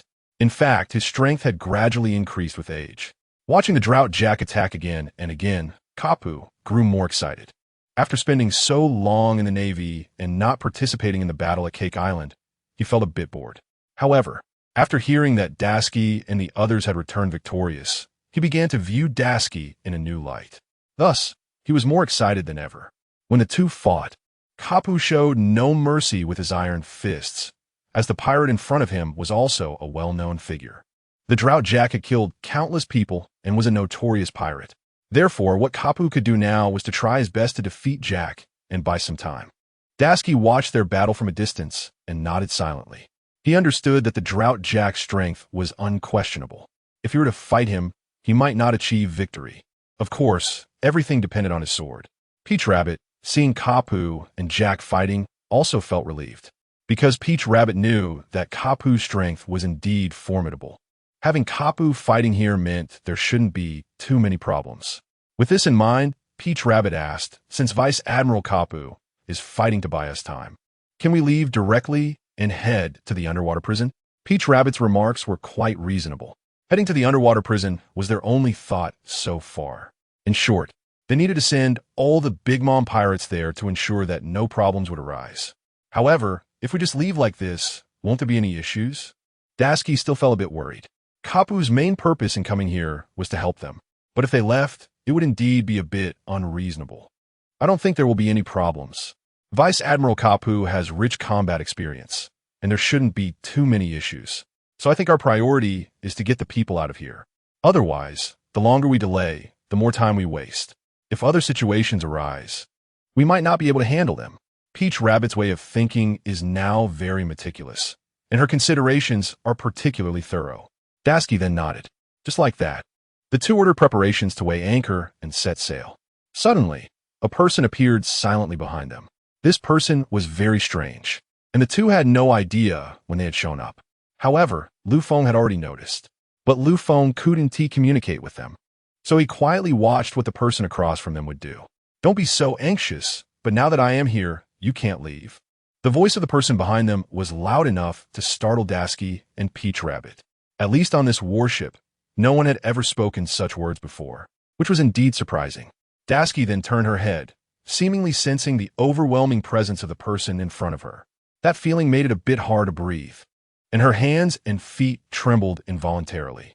It was indeed terrifying. "Plague," Tashigi blurted out. Tashigi was aware of the 3 great disasters. So, seeing the plague in front of her was not too shocking. Since she knew, that was even better. Carp was having a great time fighting against Drought Jack. So the only thing I can do now is to intercept the ship, kill both of you, and then go back to report. After the plague finished speaking, he laughed heartily. Tashigi was now completely panicked. She had no idea when the plague had come. The disaster of the 2 calamities was imminent. The main point was that the plague had come silently, quietly infiltrating the deck without anyone noticing. Tashigi then didn't hesitate any longer. She directly drew her sword from her hand, ready to fight at any moment. Peach Rabbit was in the same state. There was still something hard to articulate about the person in front of them. No one knew what problems they might bring. The 2 rear admirals prepared themselves for battle. The plague smiled slightly at this. He didn't even regard the 2 of them as a threat. "From what I see, your strength might not be able to defeat me, so it would be better to just hand over this warship to me. After I rescue the people, I won't pose any threat to you. What do you think?" Tashigi frowned. Regarding what the plague said, Tashigi could not agree from the bottom of her heart. "Do you think that is possible? Our main task is to bring this warship back to the underwater prison, so bringing the warship back is paramount. How can we give up halfway?" The plague smile suddenly turned serious. He raised his head to look at Tashigi and then stared at the sword in front of her. "You must be Tashigi, the one who defeated Big Mom, right?" Perhaps the plague already knew about this situation long ago. Compared to Drought Jack, the plague indeed had some brains. So he also knew what kind of person the opponent was and how to fight. "That's right, it's me. No matter what happens today, I will fight to the death to protect this warship, and I definitely won't let you take it." Upon hearing this, the plague chuckled. For this rear admiral in front of him, he should have various ways to escape death. But now he suddenly found himself interested, because his interest lay in the sword that Tashigi held, a weapon that could defeat Big Mom. "I'm not really interested in you, but I would like to see just how strong that sword of yours is. How about you show me?" The plague looked at Tashigi, then slowly. Tashigi had already drawn her sword, ready to explode at any moment. So drawing the sword was her main objective. Upon hearing this, Tashigi knew that war was inevitable. So she exerted force with her legs and jumped out. Then, her sword drew a half arc in the sky and then slashed towards the plague. The speed was fast, but in the plague's eyes, it didn't reach the level of her opponent's strength. He slightly moved aside and easily dodged Tashigi's attack. However, it seemed different from what she imagined. Peach Rabbit saw this situation and rushed over as well. Even with 2 against 1, they didn't gain any advantage. The plague's strength was just too strong. Within their encirclement, he suffered no injury, and he was still at ease. The battle between Carp and Drought Jack had not stopped either. Moreover, it was getting fiercer. In the end, both sides even began to exchange punches. However, Drought Jack was slightly timid. Carp's iron fists were just too hard, and he, himself, might not be Carp's opponent. However, at this moment, the battle on Tashigi's side continued, and Carp couldn't help but be a bit distracted, because he knew in his heart that the 3 great disasters were too powerful, and Tashigi and Peach Rabbit might not be reliable against their attacks. After that, Carp threw a punch and quickly jumped back onto the warship. Carp also called the other 2 over. Tashigi and Peach Rabbit noticed Carp calling for them, and quickly returned to his side at the fastest speed, not wanting to linger on the fight. "Hero Carp, I really didn't expect your support to be so fast. Logically speaking, it should take some time to get from the Navy headquarters to this place. But since you're here so quickly, it means you were well prepared, right?" Among Kaido's 3 great disasters, the plague was the most cerebral, and his strength was not weak either. "It seems you have researched us well. However, since I have already decided to suppress these pirates and impel down, no one can stop me." Carp stood there, his cape waving in the wind. That kind of hero of the Navy appearance was truly impressive. Carp may be old, but the will of the Navy has never ended. Plus, Carp's strength has increased with age, and now, dealing with these two posed no sign of slack. Drought Jack also jumped from his ship onto the warship. The soldiers on the Navy ship had long found places to hide. They weren't unwilling to attack, but they had received Daski's orders to find places to take cover. Because Daski knew that whether it was Drought Jack or the plague, their strength was just too strong. These ordinary soldiers would merely be sending themselves to death. So Daski's actions were indeed a wise choice. The two calamities exchanged glances. It seemed they had reached a consensus from their expressions. Without thinking too much, they directly charged at Carp. Carp, however, had long been on alert and naturally knew how to respond to their attacks. The three of them fought joyously, completely ignoring the situation of the surrounding people. Battles between strong individuals have always been about decisive moves. No one is giving you more time to consider the next move, and as a result, Daski and Peach Rabbit are completely unable to intervene. However, the sword in Daski's hand seems to be showing signs of eagerness. Daski looks down at it, and then quietly asks, "Are you planning to join the fight and help Vice Admiral Carp?" Since Daski doesn't know Lu Feng's specific thoughts, she can only keep guessing. When Lu Feng hears Daski say this, he moves slightly. Almost moving means that he indeed has such an idea. So, understanding the situation, Daski gently releases her grip. From the previous battles, Daski realizes that Lu Feng's strength is even a bit stronger than her own, and not just by a little. Therefore, if Lu Feng takes action, he should be able to help. The moment Lu Feng lets go, he directly thrusts at the drought disaster Jack. Jack did not expect a sword to suddenly appear behind him, and that this sword's target was actually him, which made him quite embarrassed. However, he quickly moved aside and continued fighting. Carp was also taken aback to see the sword participating in the battle. He had only heard that Daski used this sword to defeat the Empress Big Mom, and at that time, Carp thought it was somewhat fantastical, even dismissing it. But now, seeing it with his own eyes, it seems that the sword's power is indeed formidable and somewhat unpredictable. Carp was slightly stunned and then looked up at Daski, who nodded at him, indicating that everything was fine. So, the three of them, along with the sword, fought together. The war turned out to be more complicated than expected. The two calamities could not pose any threat to the sword, so they directed all their attacks at Carp. Meanwhile, the only thing Lu Feng could do was to weave through their battle. In addition to protecting Carp, he also needed to pose a lethal threat to them. Lu Feng had a wealth of combat experience, and although he had participated in fewer battles, he felt that his strength had risen to another level since defeating Big Mom. For an outsider, this kind of battle was quite suitable.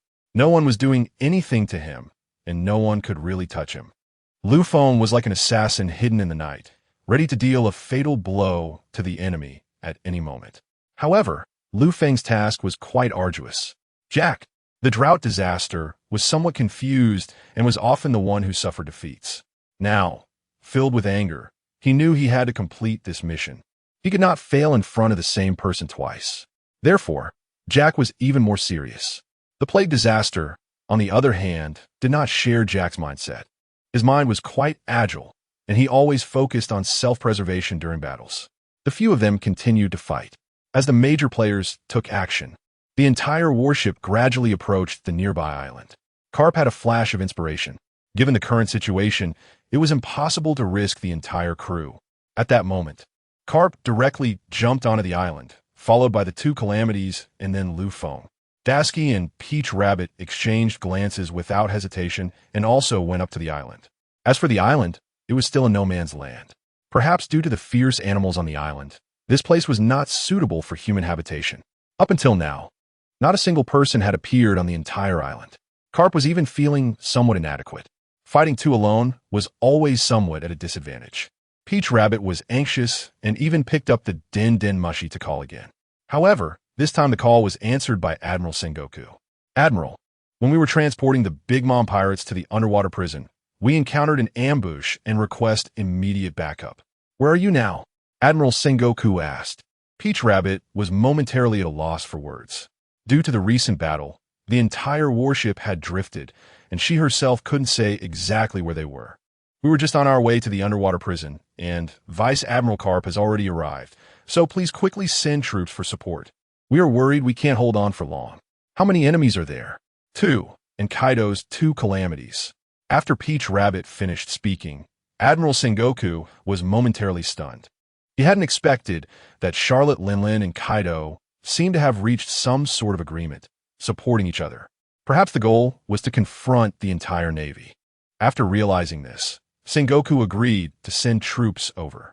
He then took out a map of the sea and began to ponder. Since they did not know where the battlefield was, he dispatched many fleets to scout their location in advance before sending reinforcements.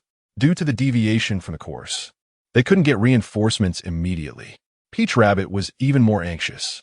She knew that while Carp was strong, he might not be able to win against the two. Therefore, the current situation was to try to buy time. After a certain period, the Navy headquarters would surely send reinforcements. Dasky, however, did not have such thoughts and called Lu Feng back.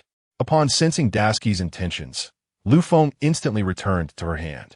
It seemed that Vice Admiral Carp truly couldn't hold on for too long. Since that's the case, I am ready to take action. Dasky said, if you're ready to take action now, you might not be his match. What if you can't win? Peach Rabbit was genuinely at a loss for what to do in this situation. After thinking for a moment, Dasky smiled. It's okay, I have my ways. However, before entering the battle, Dasky also told Peach Rabbit what to do next. All the pirates on the ship are in your hands. Just make sure they don't cause too much trouble, so this arduous task can only be completed by you. Dasky's meaning was clear. Peach Rabbit's strength was not very strong, so she could only handle the ship's matters. Peach Rabbit understood. After all, Dasky was the one who defeated Big Mom. For someone who defeated Big Mom, it was natural to have the strength to say such things. Be careful, I'll head back first. Okay, no problem. Then, Peach Rabbit turned around and jumped back onto the deck. Regarding the current battle, Peach Rabbit really couldn't take part. Her own strength wasn't particularly strong. If she got injured or became a burden, she would feel very guilty. Right now, watching Dasky manage the warship was the best situation for her. However, it was also a daunting task. No one knew if there would be comrades coming to rescue them next. Peach Rabbit stood on the deck, making sure all the Navy were prepared for defense, ready to repel any invaders at any time. Dasky was currently exceptionally fierce after just defeating Big Mom, and her popularity surged dramatically. By now, nearly all the pirates in the world knew about this news, so everyone regarded Dasky as a thorn in their side. However, Dasky was at sea, just about to return to the underwater prison, so she wasn't aware of how other pirates viewed her. Now that Dasky suddenly joined the battle, Carp was taken aback. Perhaps Dasky's own strength wasn't very strong at the moment. If that were the case, she would indeed be somewhat of a hindrance to Carp. The 2 calamities also stopped their attacks, as they noticed someone new had arrived and wanted to see what kind of person it was. When they realized it was Dasky, their expressions became quite awkward, especially for Drought Jack. You made it here. I can still handle these 2 for a while without too much trouble, Carp said, still trying to appear strong. After hearing this, Dasky shook her head and even smiled, saying, Vice Admiral, I think we can fight side by side. Carp was slightly stunned, but then smiled. It seems the Navy has no worries with juniors like you around. However, today's battle is more brutal than before. These 2 are exceptionally difficult to deal with. Dasky smiled as well, waving her sword in her hand. I think there won't be any major issues. I've already experienced Big Mom's strength before, and now these 2 are on par with her. While we may not have complete confidence in defeating them, at least I will try my best not to cause you any trouble. Carp laughed heartily. All right, let us see who could defeat the other first. The 2 calamities, standing nearby, heard this and felt somewhat mocked. It seems you Navy really don't take us seriously, but since that's the case, we'll teach you a lesson. Epidemic Disaster said with a grin. 196 is enough to prove my strength. Epidemic Disaster had always been stronger than Jack. Among the 3 calamities, Drought Jack was the weakest, often bullied by various people. So until now, Drought Jack was filled with courage. After being defeated before, he was determined to regain his face this time. He wouldn't let them defeat him again, as that could lead to his expulsion from the 3 calamities. So, Drought Jack was particularly determined this time. Carp noticed Drought Jack was almost going insane and asked with a smile, Jack, based on your strength, you are indeed formidable. but it seems you aren't favored by Kaido. Are you? Perhaps Carp's words were thoughtless, but they only served to further infuriate Drought Jack. Soon after, Drought Jack threw a punch without any sign of holding back. He definitely disagreed with Carp's statement. For such a long time, he had already proven his strength. Although his strength might not be the strongest, there was absolutely no issue with it. Just as it was said now, Carp was getting old. If he truly used all his strength, Carp might not be able to withstand it. Therefore, Drought Jack was now using all his power. The strength of a mammoth has always been beyond that of any animal. Being an ancient species, the mammoth was naturally one of the strongest creatures of the past. Moreover, there were no so-called natural enemies for the mammoth at that time. Even its enemies had been eliminated by it. And now, Jack was just like that. Drought Jack possessed an unstoppable strength on land, and his unbreakable endurance made him fearless against any opponent. Furthermore, Carp now had a gray beard, completely different from the imposing figure who once pursued Roger across the world. So, Drought Jack truly understood what he needed to do. If he could kill this man, he would at least make a name for himself among the four emperors. With that thought, Jack transformed into a mammoth. Planting his 4 feet firmly on the ground, he charged forward, his tusks aimed directly at Carp. Seeing the fierce approach, Carp took a step back and even readied his fist. Carp's iron fist has always been a symbol of strength in any era. Many pirates have felt the force of his iron fist, both in the past and present. The person before him, clearly, had never faced such a beating. Realizing this, Carp swung his fist down towards the mammoth's head. The force of this punch was enough to crush a small mountain. Carp had the strength to defeat this giant mammoth in one hit. However, the reality was not as imagined. Drought Jack also used all his strength to defend against Carp's attack. When the two collided, the surrounding trees were completely shattered by the shockwave. Tashigi and Plague stepped back a few paces. As they were quite close, the impact of the shockwave was significant. Therefore, they merely observed the battle from the sidelines, without any intention of participating. Sometimes, everyone wants to prove their own strength. If their teammates helped in the fight, it would definitely be seen as a bad thing for everyone, suggesting a lack of confidence in their own abilities. In these waters, everyone hopes for their strength to be recognized, whether by opponents or teammates. If not recognized, one might as well abandon ship and seek a different path. Thus, this matter is crucial for anyone. Therefore, when Carp and Drought Jack fought, Tashigi and Plague merely watched from the sidelines, never intending to help. Watching their battle, Tashigi was somewhat surprised. While Vice Admiral Carp's strength was indeed great, she did not expect that despite his age, his strength had not diminished at all. It was almost exactly as everyone had described, if not better. After seeing this, Tashigi's sword twitched slightly. It seemed she had experienced this feeling before. Just like when Plague boarded the ship, Lu Feng had also made a slight movement, as if to signal her. At that moment, Tashigi became highly alert and looked around. She noticed Plague was still nearby, but his gaze was now fixed on her. She wondered how someone so young could defeat the Emperor Big Mom. This question was not just something he wanted to ask now. It had become a major issue for all pirates in the world. If a person's strength is strong enough to crush another, it is natural. But someone like Tashigi, whose strength was not particularly strong, yet could still defeat Charlotte Linlin, posed a significant problem in today's society. Is there a problem? Tashigi asked Plague again. Of course there's a problem. Your strength is indeed great, but it's not at the level of Big Mom. Therefore, for all of us, there is still no clear recognition of your strength. And I want to challenge you to see exactly how strong you are. After finishing, Plague smiled slightly, extinguished the cigarette in his hand, and his eyes emitted a strange light. It seemed that Lu Feng's warning was indeed useful. So far, Plague had his eyes on her. If that were the case, the next developments could be somewhat terrifying. No one knew what would happen next. Everything was different from what they imagined. Tashigi quickly drew her sword, readying her defensive stance. One must always be prepared for battle, especially on such a remote island. The reinforcements from the warship still had not arrived, and no one knew who the marshal would send over. In the absence of outside help, their battle could only be endured. With this in mind, Tashigi asked, "Then let's fight. I want to see what your strength as one of the 3 calamities is really like." Plague laughed heartily upon hearing this.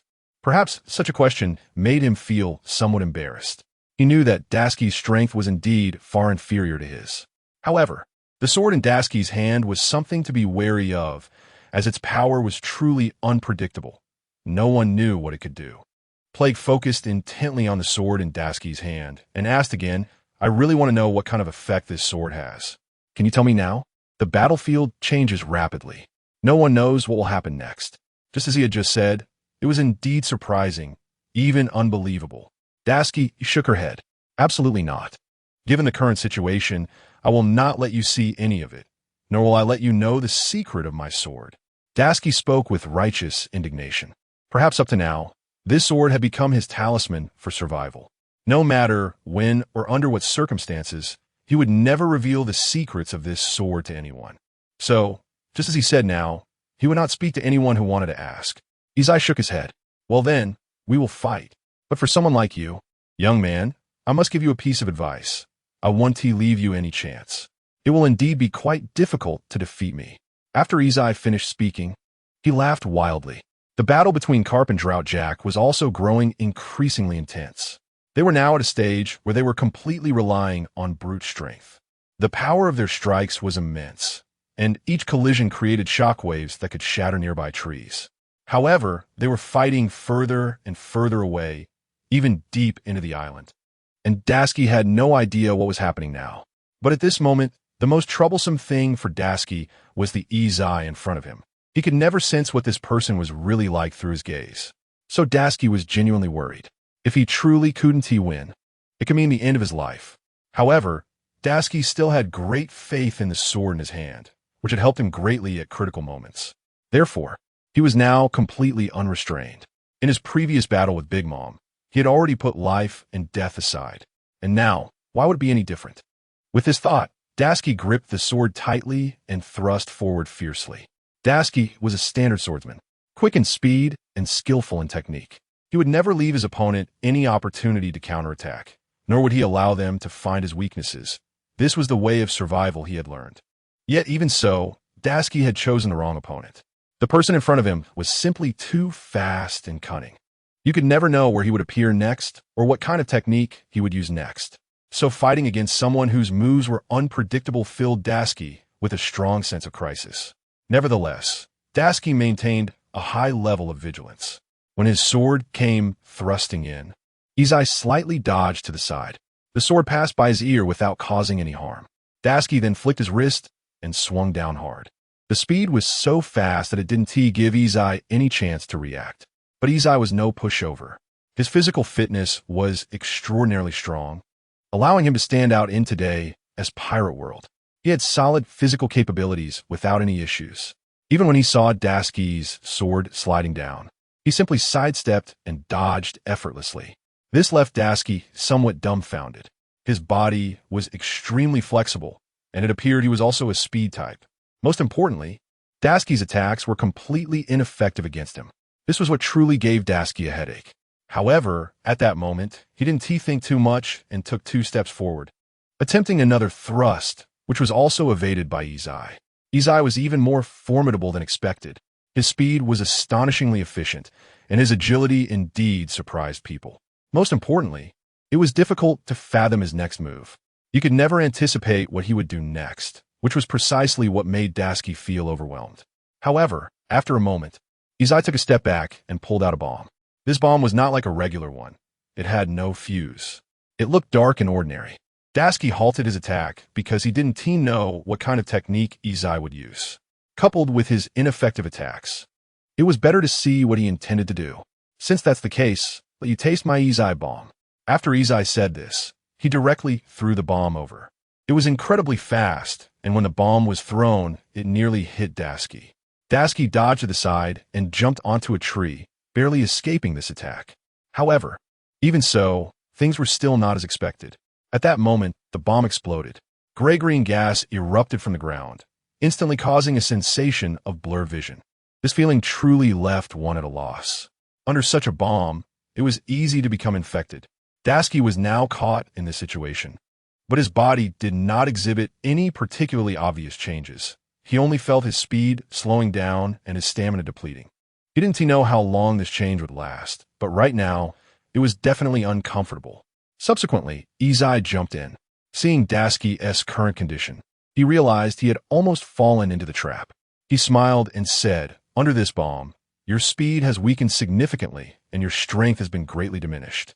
I have nearly neutralized you. In this situation, I'm curious to see what you can do to defeat me." After saying this, Izai appeared even more fearless. Seeing him use such a method, Dasuki understood that he was merely toying with him. He certainly didn't take him seriously. Otherwise, he wouldn't have used this method to deal with him. With this thought, Dasuki asked again, "Logically, you could defeat me without using such a method. So why choose this way?" This was something Dasuki still couldn't quite understand. From his 2 previous attacks, it was evident that Izai's strength far surpassed his. And now, by choosing this method, it seemed he didn't intend to kill him directly, but merely wanted to torment him. "I always take every precaution. Since I don't know what kind of strength you possess, weakening you with this method is also acceptable. It's beneficial for both of us."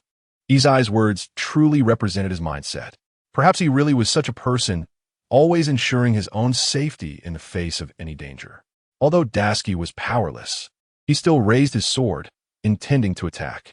As he attacked, the gas once again entered his body, causing his whole body to become increasingly stiff and weak. She didn't really know what the situation was, but looking at it now, there were indeed some negative effects. Even so, she still wanted to move. However, at this moment, she was already out of condition. Meanwhile, Lu Feng seemed to sense all of Dasuki's inner turmoil. He led Dasuki directly out of the bomb's range. Lu Feng guided her from the side, and Dasuki grabbed onto Lu Feng's pancake and rushed out. After bursting out, she breathed in the fresh air and then replaced all of that heavy atmosphere. This was the only way to achieve the safest state. However, she had now run to the center of this island. Since this island was uninhabited, monsters were rampant, and many of the animals were particularly huge. It truly looked frightening. After seeing this, Dasuki stopped again. She steadied her breath, felt that there were not too many problems, and then found a spring nearby to drink a few sips of water. At this moment, she sat on a bluestone slab, holding her sword and shaking her head. "Do we know where we are now?" Dasuki asked softly. Perhaps facing such a question, Lu Feng couldn't possibly give her any answers. So no one provided her with any answers. However, following the direction they had just come from, the plague also chased after them. Moreover, it was coming quickly. The plague was always puzzled about how she managed to escape from its range. This was completely disorienting and exhausting. Thus, Dasuki's emergence surprised her a bit, even making her feel somewhat confused. When the plague chased after her again, it looked at Dasuki and asked, "How did you get out? How could you so quickly identify the direction in my bomb's range?" Perhaps this was the only thing it couldn't understand until now. Its bombs weren't invincible, but they could confuse people for a short time. However, Dasuki's outstanding discernment, coupled with her speed, resolved all problems. This was something the plague couldn't explain. Dasuki herself knew that just now, due to her fatigue, she had little means to escape from the situation. If Lu Feng hadn't let her out, she would probably have lost herself there. Dasuki smiled slightly and said, "Since I could get out, I naturally have my own methods, and I don't need to explain anything to you." The plague nodded after hearing this. The long braid behind it swayed. Perhaps the plague understood that the person in front of it was no ordinary individual. If it really wanted to defeat her, it would have to exert some effort. However, after looking at Dasuki again, the plague noticed that her breath was not particularly stable, possibly still affected by the poison gas from its bomb. Thinking of this, the plague said, "In that case, your body seems to have become somewhat vulnerable. Even if you're not on my poison gas bomb, you still can't survive." As it said this, the plague stepped forward and threw a punch. This punch was very fast and exceptionally fierce. It was wrapped in a dominating aura, and if it hit, it would be fatal. Dasuki instinctively took a step back. However, her body was a beat slower than before, and instead of the previous grace. This punch landed hard on her shoulder. 200. Find the opponent's fatal weakness. Dasuki was knocked sideways. She crashed heavily against a nearby tree trunk. Since this punch was merely a probing strike and not intended to kill, the plague regretted it afterward. If it had used all its strength just now, perhaps one punch could have killed her. If it had dealt with this newcomer, it would naturally have less trouble with the Navy. But since it was like this, the plague had no more worries. The strength of the person in front of it had already been experienced, and there was not much to worry about. The whole person became increasingly excited. At least this person was better than expected, easier to deal with. When Dashiki got up from the ground, she found the pain in her shoulder was becoming unbearable. It might be due to her carelessness or because the poison gas had entered her body. In any case, various possibilities made her unable to fight now. Meanwhile, Lu Feng jumped up from the ground, his whole body wrapped in a dominating aura, charging towards the plague. Just like that, a sword that no one was operating suddenly had its own thoughts and charged directly at the plague. The plague hesitated for a moment, but still dealt with it with its fists. When the two sides collided, the plague took 2 steps back. At least it had not considered the sword's strength.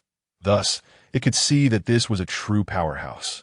For people like them, as long as they fought a little, they could discern each other's strength. So the difference was quite clear. Are you a sword or a person? It asked. The plague completely didn't know what was going on with the sword in front of it, which was said to have great power. But from the battle, just now, it seemed to be true, just as the world said. However, what kind of secrets this sword was hiding was something it did not know. Lu Feng did not respond. Even if he had, the plague might not have heard it. However, Lu Feng chose not to continue fighting and instead turned back to Dashiki's side. He made a cut on Dashiki's palm. Dashiki was startled by Lu Feng's action. This sword was hers. How could it turn against her? But soon Dashiki understood Lu Feng's intention. As the blood slowly flowed from the cut on her hand, her muscles became increasingly quick, and the poison gas hidden in her body was expelled more rapidly. In no time, Dashiki even felt her hands and feet were nimble, and her mind was much clearer. The plague watched Lu Feng's actions in astonishment. At least this sword was unfathomable. It was always the kind that could not be deciphered. At this moment, Lu Feng was not idle. Seeing the plague in front of him staring at him in a daze, he suddenly charged toward its head. Due to his speed, the plague did not notice immediately. By the time it reacted, the sword's tip was about to pierce its chubby head. The plague was fat and had no neck to speak of. Just as Lu Feng was about to make contact, the plague made an effort to jerk its head to the side. However, its braid swung over. As Lu Feng approached, a few strands of hair were cut off as they slipped past his sword. The plague has now taken a few steps back. After regaining his senses, he touched his hair and felt quite angry. However, he truly couldn't understand why a sword could be so fast, and it seemed intent on taking his life. This was what made him feel somewhat panicked. Thinking of this, the plague stabilized his mind. In such a situation, he couldn't afford to panic, especially when facing an unaware enemy. If he panicked, the enemy would definitely take advantage of it. He truly didn't expect your speed to be so fast. Much faster than I imagined. Since that's the case, I might as well challenge you and see just how capable you really are. At the same time, the plague was enveloped in a domineering aura. His entire body was covered in armed color, as strong as steel and iron, not easily harmed by ordinary weapons. Lu Feng was the same. He too was surrounded by a domineering aura, but he wasn't in a hurry to engage in battle. Dashiki had just sustained some injuries. Although they weren't severe, they still needed urgent treatment. So, he feared that this person might turn his attention towards Dashiki. Then he would really be in a difficult position. Therefore, Lu Feng's current thought was simple. Wait until Dashiki was fine before proceeding with the next action. However, the plague couldn't afford to consider the time too much, because he knew that Lu Feng's sword posed a huge threat at any moment. The most important thing now was to deal with it directly. Only this way could he eliminate the concerns in front of him. At that time, the plague had also heard that it was because of the sword that Charlotte Linlin had failed. So, the plague still had some lingering worries. After thinking of this, he charged forward, throwing a punch at Lu Feng's body. The plague was very confident in his strength. He believed that a single punch could break ordinary weapons. Since the sword hadn't reacted yet, he needed to act decisively. That's why the plague did this. However, it didn't turn out as he had imagined. At the moment the plague's fist collided with Lu Feng's body, he felt deceived. This sword wasn't particularly hard. Instead, it was somewhat flexible. His punch didn't cause much damage to the sword, while his own strength was absorbed. The plague instantly stopped, standing there dumbfounded as he stared at Lu Feng. What was going on? This sword is soft. He might have never thought about what this sword really was. But now it was clear that its versatility was the most headache-inducing aspect. Dashiki, having bled from her palm, quickly enhanced her body's recovery ability, expelling all the toxins within her. Then she stood up, wrapped the wound on her palm with cloth. and raised her head to look at the plague in front of her. Indeed, one of the three great disasters. You should be stronger than Drought Disaster Jack, Tashigi said lightly. Drought Disaster Jack had indeed faced many setbacks and had even lost to them once. That's why Tashigi made such a definitive statement. The battle form of the wrist. Because the plague seemed quite shrewd, you could never tell what he was thinking. So, dealing with someone like him was certainly much better than a mindless mammoth. The plague chuckled. What use is asking this? Today, we must come to a conclusion. Either I kill you or you kill me. Nothing else matters. Although the plague said this, he still didn't know how to deal with Tashigi. He had 1,000 ways in his mind to deal with her, but none seemed effective against the sword in her hand. Up to now, the plague had lost all confidence. However, since he had said those words, he had to respond very seriously. That's why he now appeared with a full-bodied, domineering aura. Tashigi's condition had basically recovered. After being poisoned earlier, her body's mechanisms had declined, and coupled with significant mental and physical strain, she had now almost fully recovered. Then, Tashigi grasped the sword and stood up. Tashigi now discovered that the sword in her hand seemed to have changed form again. That overwhelming desire for battle truly surprised her. In any case, this sword had helped her a lot, and was still the same now. Thinking of this, Tashigi smiled. The moment the plague saw Tashigi smile, he felt a sense of unease. Perhaps such a person suddenly laughing truly made people feel unsettled. No one knew what it meant. Could it be that he was planning some tricks? The plague remained on guard, always cautious of such people. Those who could defeat Charlotte Linlin were definitely not ordinary individuals. The plague was well aware of this. Thinking of this, Tashigi aimed the sword at the plague. Since there was no external help now, I think we should come to a conclusion between us. Although my strength may not match yours, I have the enhancement of this sword, so I believe we can determine a winner. Tashigi's confidence was innate. Others could never truly feel the sensation this confidence brought. Now, the plague also raised his fist. Both sides faced off once again. This time, Tashigi didn't think too much. She completely let her body attack alongside the sword. She knew that relying solely on her original abilities, she truly couldn't defeat the three great disasters. But this sword brought her to a new height. Therefore, Tashigi was clear that following this sword would definitely not be a problem. Lu Feng's desire for battle was indeed very strong. As long as he could defeat the person in front of him, then he could possibly challenge the four emperors, Kaido, afterward. So this was a necessary path.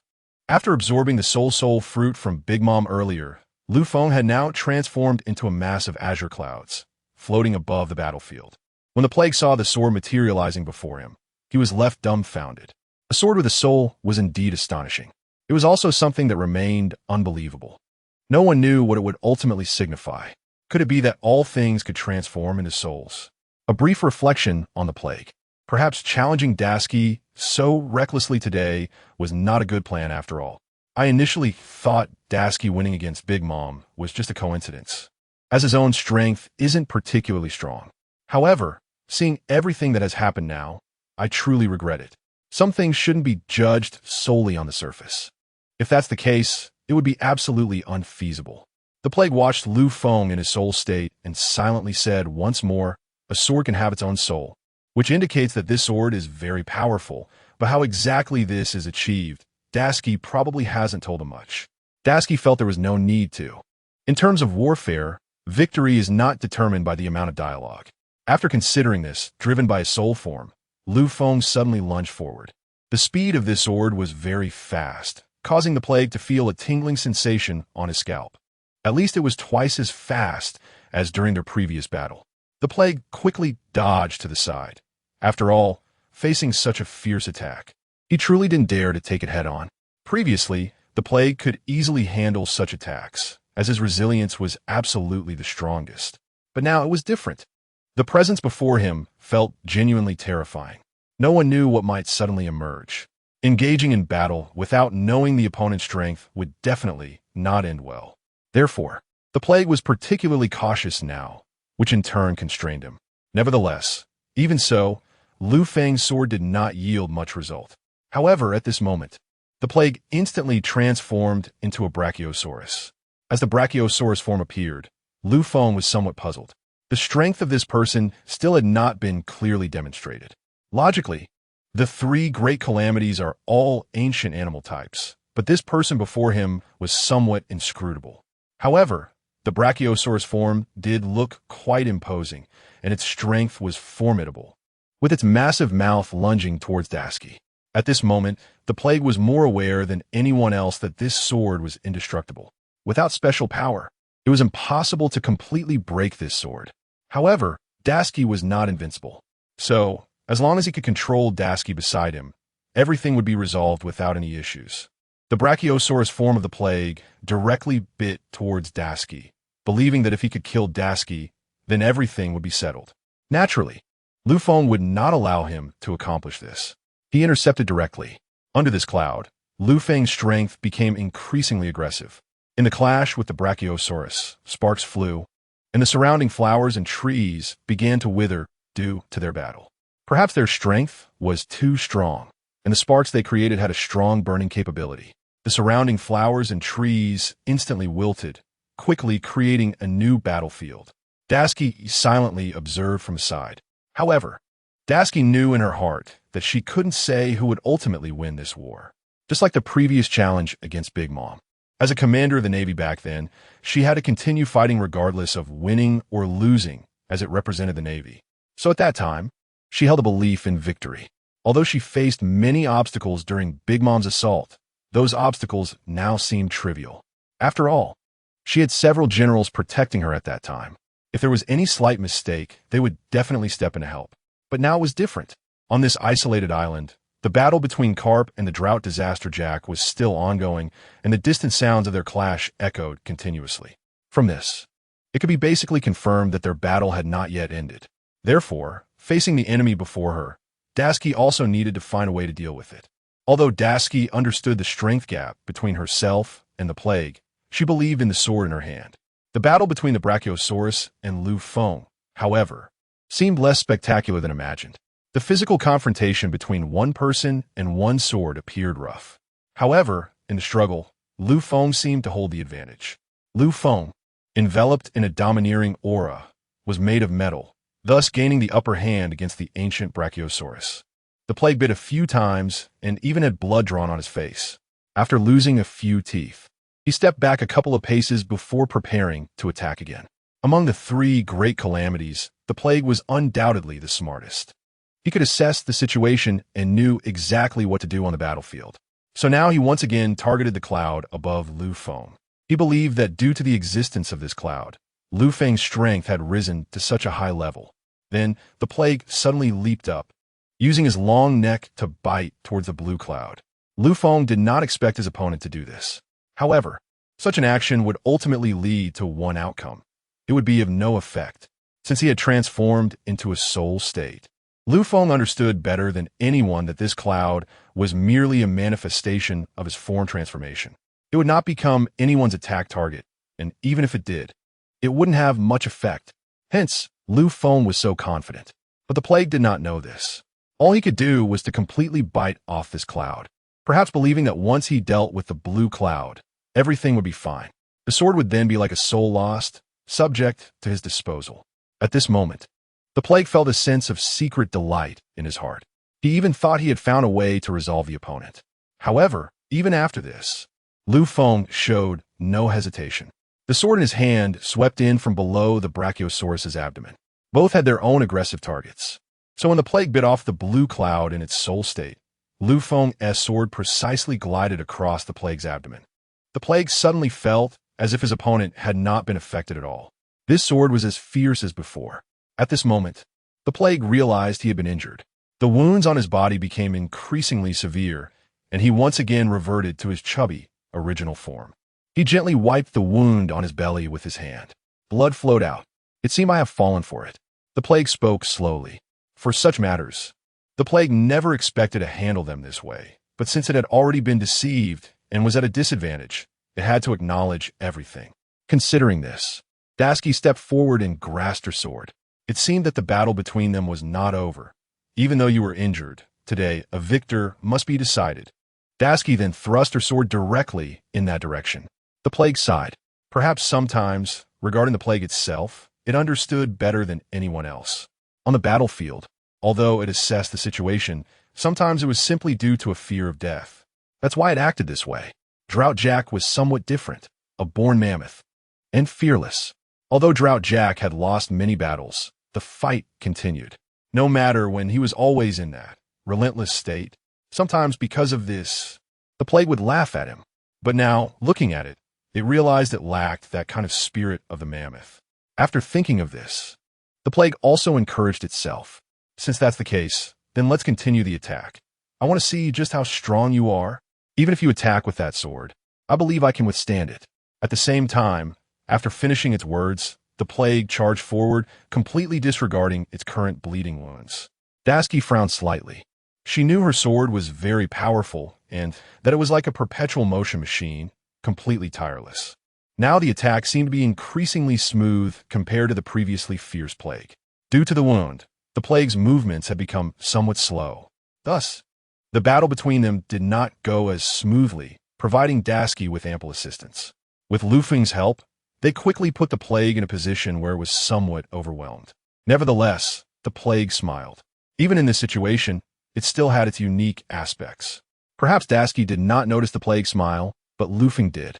Throughout this battle, Lufeng had been watching the plague closely, with his gaze unwavering. So under these circumstances, the plague could not escape Lufeng's eyes. No matter what methods it used, they were all ineffective. After thinking of this, Lufeng did not take any major actions. Only if the plague employed further tactics would Lufeng provide maximum assistance. Sure enough, when the plague was pushed to the brink, it suddenly threw another smoke bomb, which emitted a particularly foul gas. When Lufeng smelled the smoke bomb, he immediately felt it was toxic. Lufeng was fine. He was only in a spiritual state and was aware of everything. However, the biggest problem was Dasuki. As a physical being, she would definitely suffer significant damage from such poison. Thinking of this, Lufeng naturally thought of his own method. He then completely surrounded Dasuki with the azure clouds. This way, the toxic gas could not approach Dasuki. In this smoke bomb, the plague became somewhat arrogant. So, what other ideas do you have? Under my poison, do you think you could turn the tables? The plague said arrogantly. Perhaps this toxic gas was a lethal threat to anyone. As long as you breathe it in, the poison would naturally enter your body and pose a great threat to you. This lethal gas could kill an ordinary person within seconds. Even a general would suffer more damage the longer they stayed in the area of the gas. Therefore, someone like Dasuki would not be able to stay here much longer. In other words, she would soon succumb to the poison and die. The plague believed it had grasped the timing well. Thinking of this, it smiled again. Especially in conjunction with the smoke bomb, the opponent would surely not escape its plague range at the first moment. With this thought, the plague felt completely at ease. However, it indeed did not expect that everything would turn out quite differently for what it had imagined. Moments later, a sword charged out with Dasuki, and the soul energy surrounding her seemed to completely isolate the toxic gas and smoke. This is impossible, the plague said almost frantically, just when it felt completely confident. Lufeng's sword struck again, creating a massive wound in its abdomen, deeper than the previous one. Now the plague could no longer continue. It knew that this time the victory belonged to Dasuki and her sword. But the plague felt that it had thought it could achieve victory, only to find that this sword exceeded its expectations, leaving it increasingly at a loss. At that moment, the plague raised its head, covering its wound. It really is strong, perhaps even stronger than I thought. However, although I lost, one day I will challenge you again. You're not very strong, but that sword in your hand is indeed powerful. After saying this, the plague covered its wound and instantly left. Dasuki wanted to chase after it, but Lufeng timely stopped her. Then Dasuki looked at the sword in her hand, seemingly confused. She was already seriously injured. If she pursued now, it would be completely possible to capture it and then imprison it in the underwater building. Wouldn't that be a huge profit for us? Dasuki's thoughts were quite simple. If she could really capture the plague, this trip with the Big Mom Pirates would be a great success. Lufeng's prevention left Dasuki puzzled. Just as Dasuki hesitated, the plague had already vanished without a trace. So Dasuki looked around. She found that there was nothing particularly unusual. But why did Lufeng stop her? I don't see any problem. Now that it's injured, if we continue to chase, we will definitely kill it. Dasuki was now very confident. For someone like this, killing them directly was the most prudent course of action. However, Lu Feng, after hearing this, did not show any reaction at all. Although the plague has been injured now, it would still be quite difficult to kill it. The reason for this is that the plague is indeed somewhat hard to control. If it wants to escape, there's truly nothing you can do. Dashiki doesn't fully understand this, but Lu Feng is well aware. Hence, letting it escape isn't necessarily a bad thing. At that time, if it becomes desperate, Dashiki might actually suffer. Thinking of this, Lu Feng naturally feels that his way of handling things is also quite good. After that, Dashiki had no more complaints. The battle between Carp and Jack the Drought was still ongoing, and Dashiki, holding her sword, did not go over to check on the situation directly. Instead, she went back to the ship. The pirates on the warship were currently the main issue. The pirates of the Big Mom Pirates absolutely could not be let go. Each one of them was a pirate worth over 100 million. Therefore, Dashiki returned to see how things were here. If they encountered different situations, or if others attempted to intercept the ship, things would indeed become quite troublesome. After thinking of this, Dashiki hurried through the woods. However, along the way, a few huge monsters seemed to see Dashiki as food. Under Dashiki's sword, they all lost their lives. Other wild beasts, seeing this, ran away desperately. After all, life is only once, whether for humans or these beasts. When Dashiki returned to the warship, she found that Tao 2 was in good condition and there were no issues at all. Dashiki looked at Tao 2 and asked, "Was there any problem just now? Did anyone do anything to the warship?" Tao 2 nodded. As a vice admiral of the Navy, Tao 2 was very strict about naval management and was clearly aware that this war had little to do with her. The strength of the three disasters was hundreds of times stronger than hers, and even if she were powerful, she might not be their match. To avoid causing them trouble, Tao 2 had remained on the warship to manage these pirates. "Everything is fine. Everything is as usual," Tao 2 said slowly afterward. However, when Tao 2 turned to look at Dashiki, she noticed the wounds on her hand and that her clothes were completely torn. It was clear that she had been in a fierce battle. "You defeated the plague?" Tao 2's eyes widened as she asked. Perhaps the plague was indeed a strong opponent, even much stronger than their people. But for Dashiki to defeat the plague was truly hard to believe, at least now that the plague was not around, and Dashiki could return safely. It meant that Dashiki was indeed the so-called victor. Dashiki nodded, but did not continue to answer. She did not want to comment too much on this war. The sword in her hand had become the absolute protagonist. Without it, she would have died countless times already. "Is there still no news from the Navy headquarters?" Dashiki then changed her clothes in her room and came out to ask. "No news at all. Since we really can't tell where we are now, the most detestable is Jack the Drought, who completely knocked our ship off course. So without a clear route, we can't find our way back." Tao 2 stood at the front of the warship, looking into the distance, and said quietly, "How did you defeat such a strong guy?" This was indeed a fact, but it would take some time for the Navy headquarters to arrive, and no one knew what would happen during that time. The two could only wait silently there. The battle on the island continued and became increasingly fierce.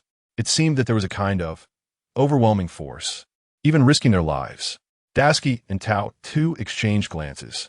Can Vice Admiral Carp really deal with that? Jack the Drought? Tao 2 asked this with her own thoughts in mind.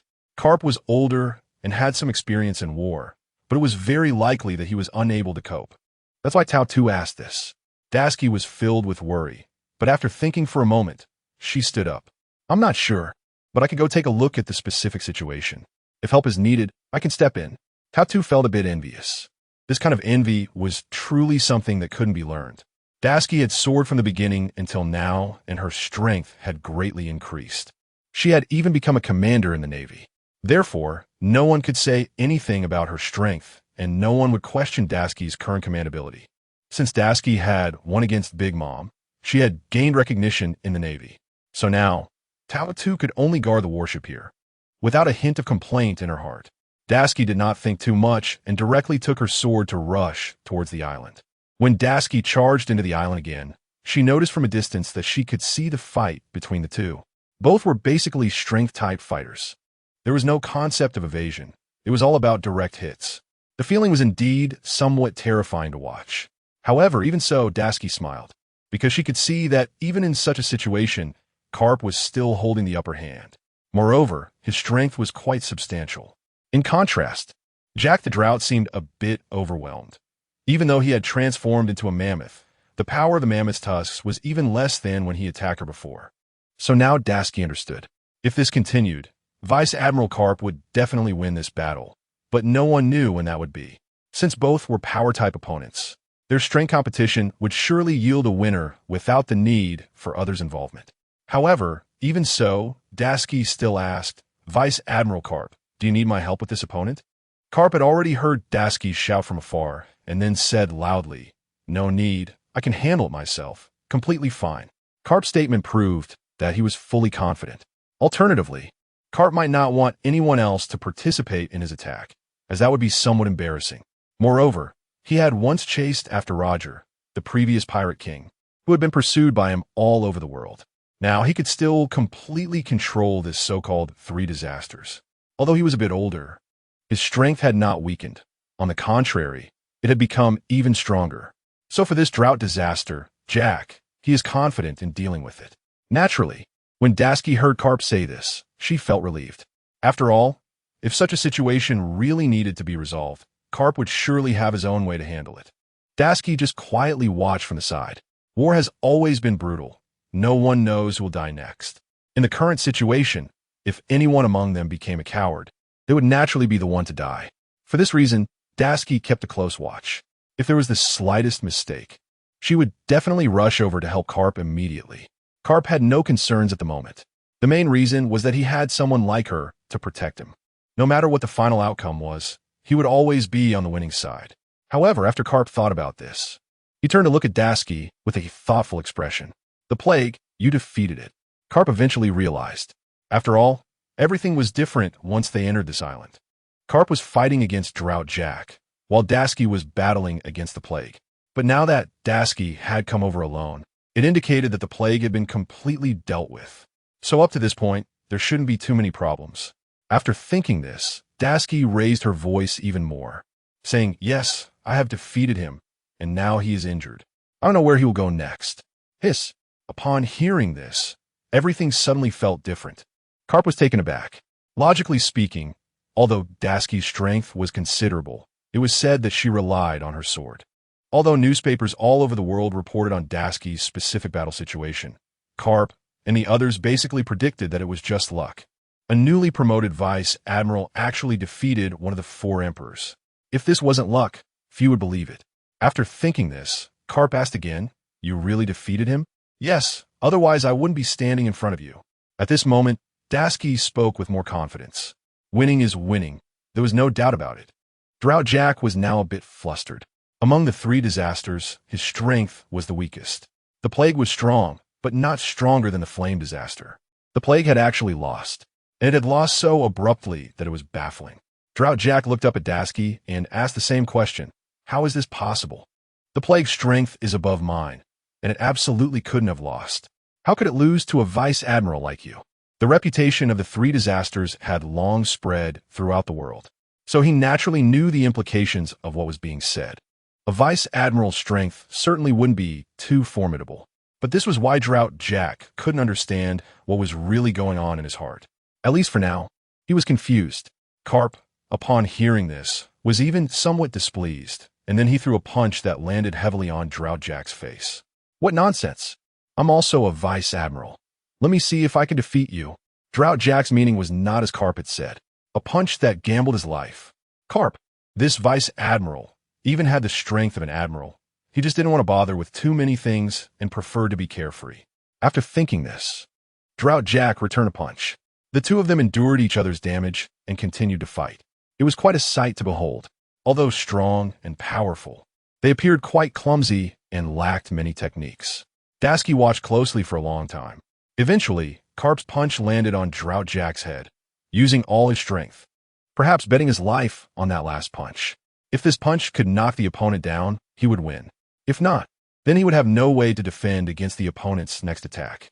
So Carp knew the consequences of this punch. With this thought, Carp's punch struck heavily on Drought Jack's head. Following that, a massive shockwave spread outwards. Dust and stones were kicked up from the ground. Tashigi stood up, wielding her sword and continuously striking. At least it didn't pose too much danger to her. Her newly changed clothes were still clean.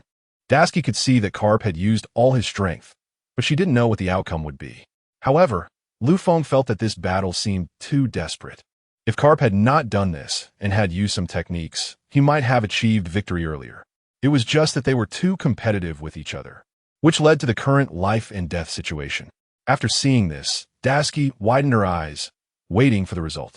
Sure enough, after being hit by Carp's punch, Drought Jack staggered a few times but still raised his fist. Wrapped in haki, he threw a punch at Carp's chest. At this moment, Tashigi even intended to stop him because she knew Carp had run out of energy and couldn't prevent this attack. If that punch landed directly on his chest, then his heart would surely stop instantly. But Tashigi had no way to intervene. Perhaps if it had been earlier, she would have made some judgment. But this situation came too suddenly. After all, Carp suddenly gambled his life, something no one had ever anticipated. Tashigi even dared not look at the scene before her and close her eyes. She didn't know what the outcome would be. After all, she didn't believe what her mind was imagining. However, Lu Feng had some confidence in Carp's judgment. Carp must have his own reasons for doing this. Lu Feng understood this. So he opened his eyes wide, watching everything unfold before him, ensuring he didn't miss a single moment. When Drought Jack's punch came, it had already lost some power during the journey. Rather than saying he was holding back, it was more like he had run out of strength. After all, both of them had consumed too much energy just now, and Carp's punch had struck Drought Jack's head, making him feel a bit dizzy now. He wasn't fully alert. He had even sustained some injuries. So the force of this punch was somewhat weak, lacking the previous fierce momentum. But that punch still landed on Carp. Carp stepped back 2 paces, then rolled twice on the ground before finally leaning against a rock to stop. I originally thought this victory belonged to Jack the Drought. However, unexpectedly, Jack the Drought shook a bit and then fell to the ground. It seemed that he was injured more seriously than Carp. Both of them fell, and it was really uncertain who won or lost. Tashigi saw this result and immediately ran to Carp's side. Carp was facing the ground, supporting himself with his hands, forcing himself to sit up. He seemed to be okay for the most part, but blood was flowing from the corner of his mouth, indicating he had sustained some injuries and internal damage. Vice Admiral Carp, are you all right? Tashigi asked again. I'm fine, just feel a bit tight in the chest. It seems he really put all his strength into that punch, but I'm out of energy, Carp said, and then he stood up directly. After supporting himself a couple of times, he finally managed to stand up. He moved his shoulders and felt that there was no major issue. But only Carp knew in his heart that he was completely shaken inside, and his organs had suffered slight damage. So the next step was to continue adjusting himself. After some time, everything would be fine. At least he needed to recover before he could continue to take action. Apart from that, he couldn't do anything else. Seeing that Carp didn't seem to have too many problems, Tashigi drew her sword and slowly walked towards Jack the Drought. With the 3 calamities down, the first thing they should do as the Navy was to bind them with sea stone. With this, their devil fruits would be rendered useless, effectively locking away their most core abilities. However, just as Tashigi was about to approach Jack the Drought, suddenly a bomb exploded next to her. This bomb was just an ordinary smoke bomb, and the smoke dissipated quickly, enveloping the area in an instant. The moment Tashigi saw the smoke bomb, she knew who had arrived. She thought that the plague would run far away after being defeated, but unexpectedly, he was quietly observing this battle from the shadows. So Tashigi had no choice but to defend herself with her sword in the smoke. Carp, seeing this situation from a distance, asked, "Can we get out?" This smoke bomb looks special, very different from ordinary ones. Carp's words reflected his years of experience. Otherwise, he wouldn't have been able to tell what was going on. Tashigi then replied, "For now, we probably can't get out. Let's wait and see, but he won't do anything to me." Tashigi had this confidence in her heart, as she had just defeated the plague, which boosted her confidence even more. The plague was injured and had just been observing the battle from the shadows. He didn't expect Jack the Drought to lose to Carp. With no other option, he had to step in and pull Jack away from the smoke. Sometimes, they had their own pirate crews and wouldn't have too much entanglement between them. But as one of the 3 calamities, he at least didn't want Jack the Drought to die like this. Otherwise, the plague wouldn't have intervened. After nearly a few minutes with a gentle breeze, the smoke gradually dispersed. Tashigi walked out, only to find that Jack's body was completely gone. Carp frowned upon seeing this and picked his nose. Let him escape just like that. Tashigi shook her head helplessly. There was really nothing she could do. The smoke bomb was indeed a hindrance. It was good that it wasn't a poison gas bomb, as those were particularly troublesome during her earlier battle with the plague. Tashigi then said. Thus, Tashigi helped Carp back onto the warship bit by bit. Peach Rabbit was now in a bit of panic, seeing that Carp had sustained such serious injuries. She quickly called for medical assistance.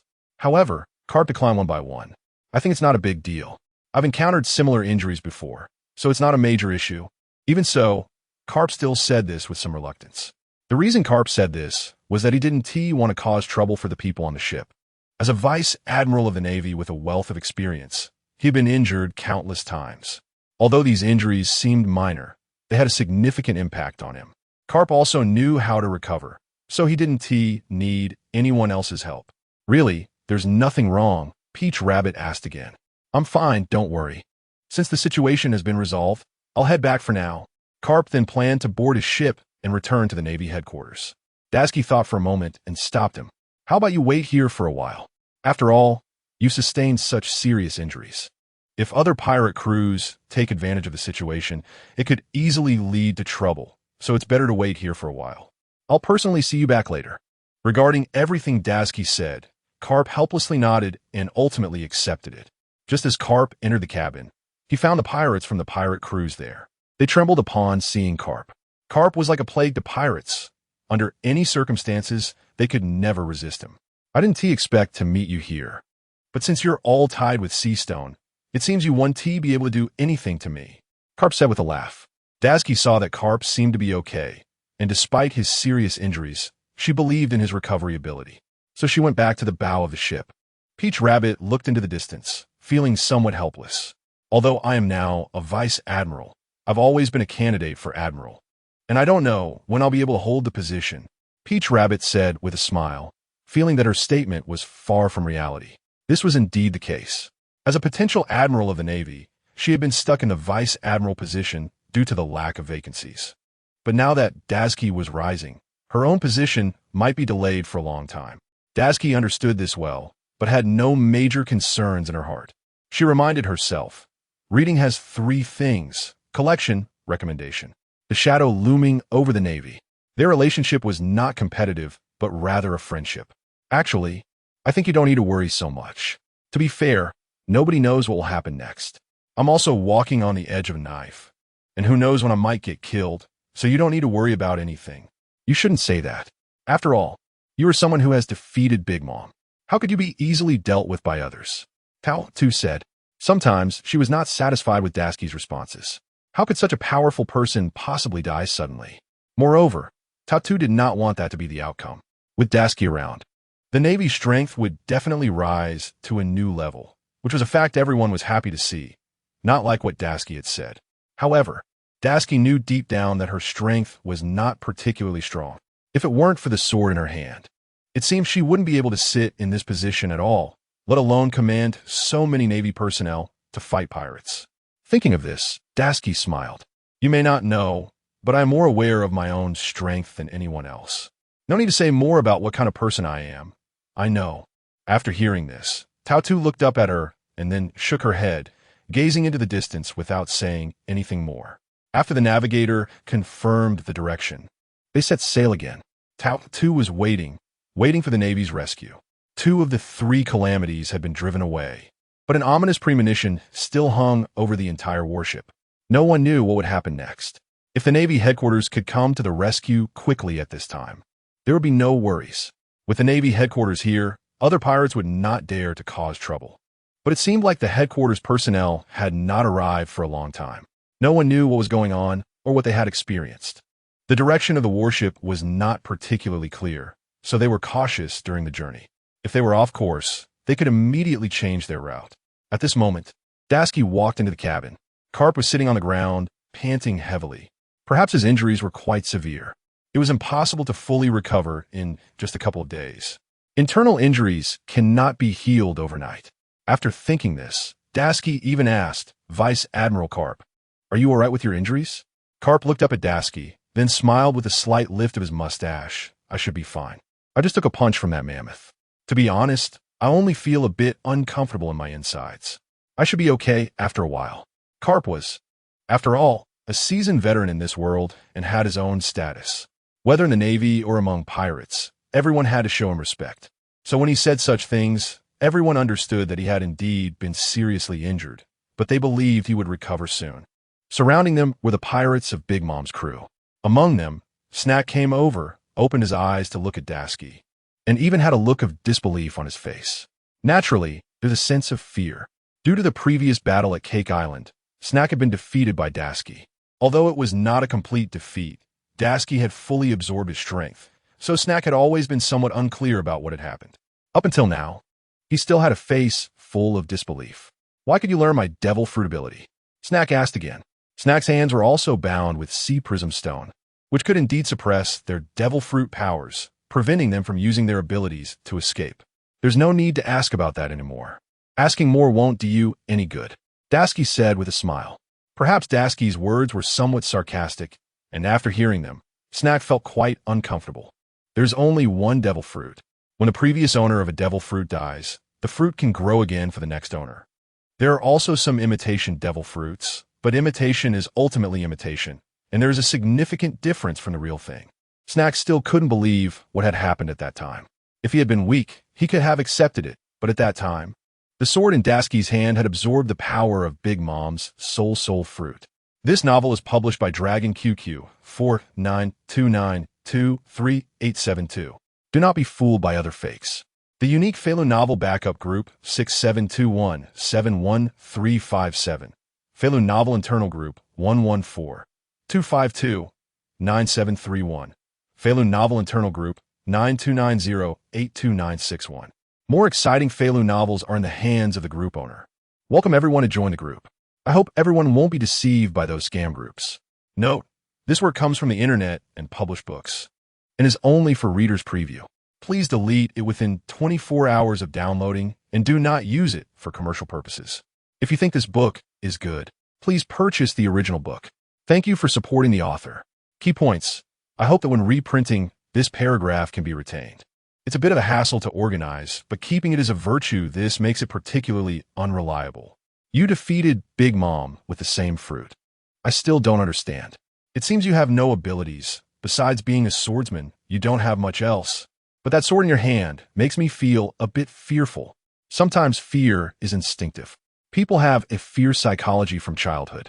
For the strong, especially those who have defeated them, it is natural to feel some fear. However, things are different now. The feeling of fear in the heart suddenly arose. After hearing this, Lu Feng helplessly shook his head. For Lu Feng, he really didn't blame himself for this. It was simply because the system made him absorb such power that he could use something that others had used. Tashigi nodded even more at this point. If feeling fear is good, then being a pirate will always lead to no way out. Tashigi then smiled and said. Meanwhile, Snack seemed to have his own thoughts and said, You and I both have our own dreams, so don't use your ideas to influence us. Tashigi calmly glanced at him. So what? You are still in our hands now, and there's nowhere to escape. After speaking such words, it seemed that there was not much difference from what was imagined. Carp was quietly listening on the side. Upon hearing Tashigi say such things, he gave a thumbs up. Perhaps what the Navy lacks is such dignified people, such a soul-level character. Both Sengoku and Carp have grown old by now, and they have little say in matters. Among the current 3 admirals, aside from Akainu being somewhat normal, the other 2 are not as strict in their management of the Navy as one might imagine.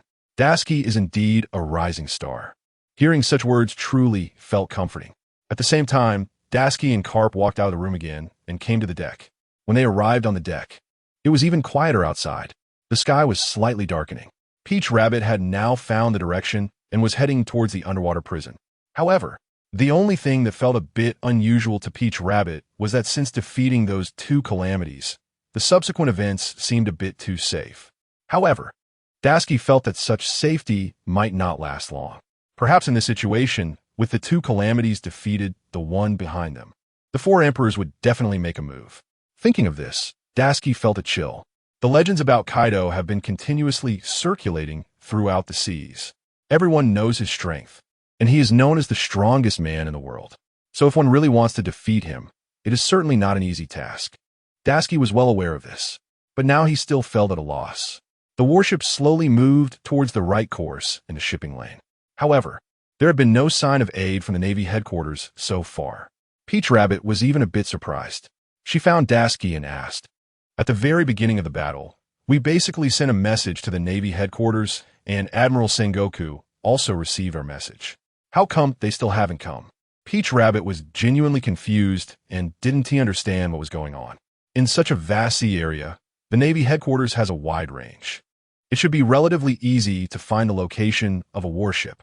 But now it seemed there was no sound at all. It felt as if a lot had happened, but no rescue ships could reach here. For this reason, Peach Rabbit felt nervous, even having a sense of foreboding. Tashigi was slightly taken aback after hearing this.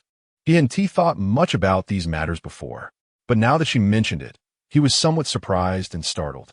Could it be that something bad has happened? It's very possible that someone has blocked our way, which is why it's like this. With that, the two understood everything.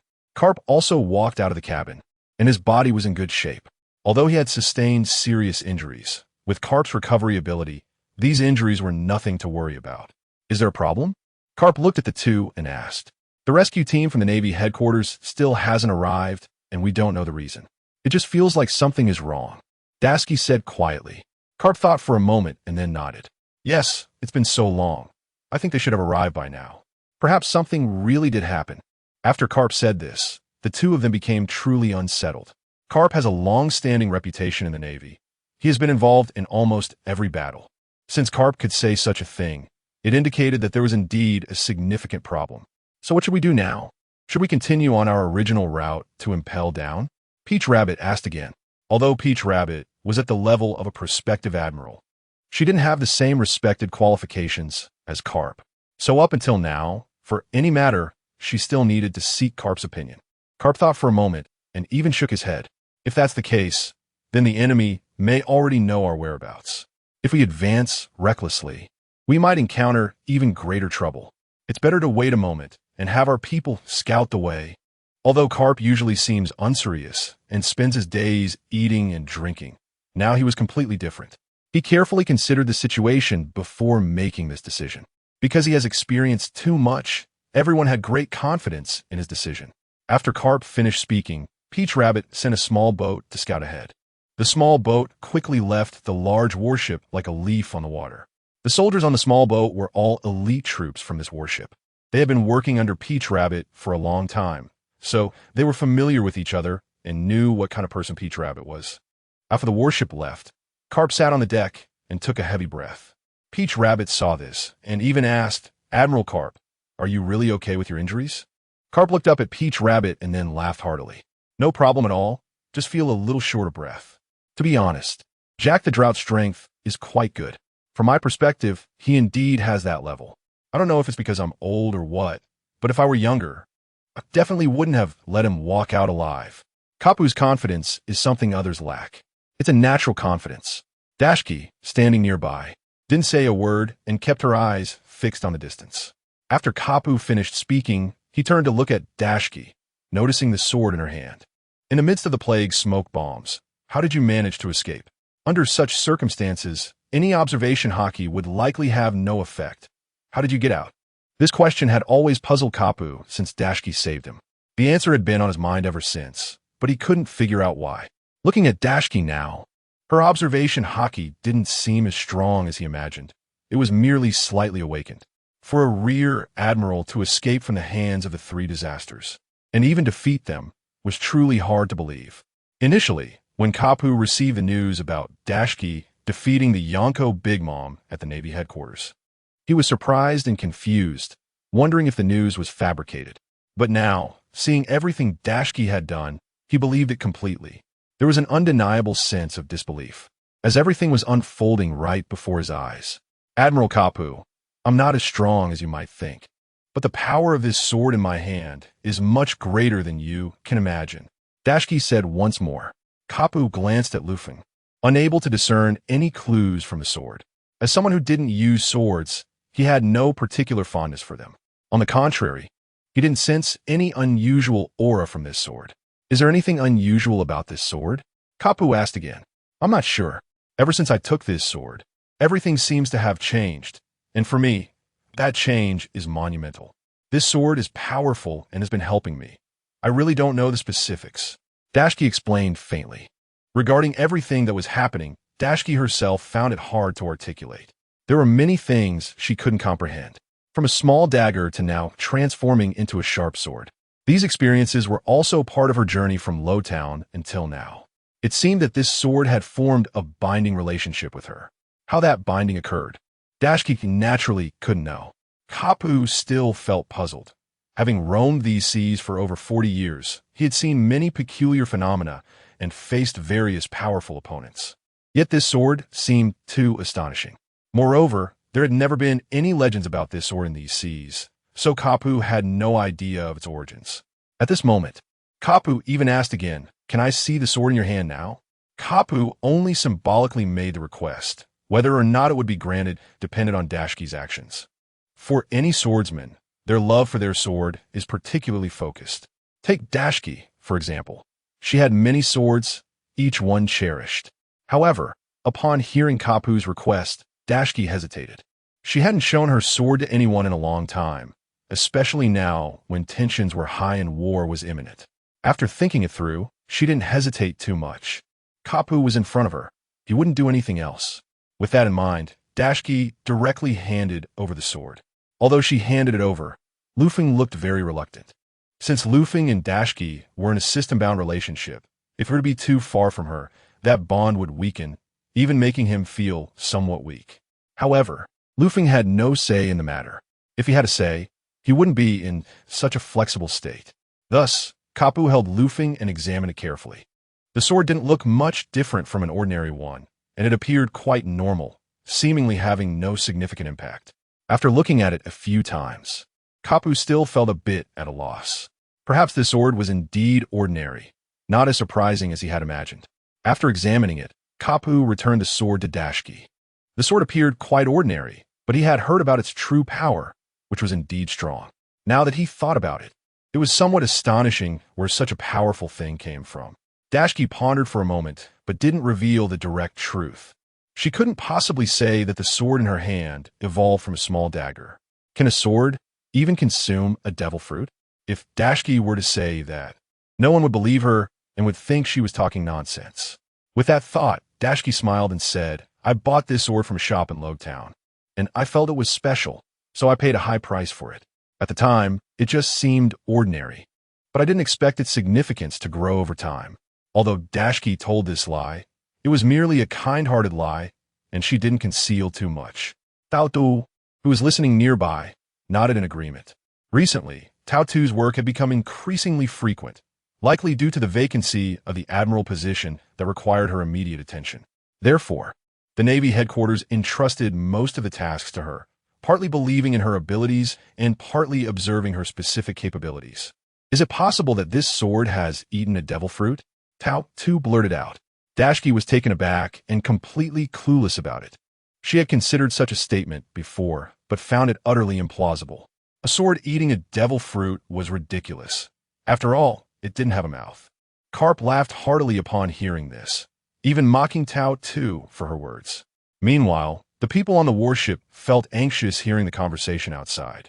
Katakuri furrowed his brows slightly, momentarily envisioning the future, which showed him that there would be no issues with the entire warship ahead.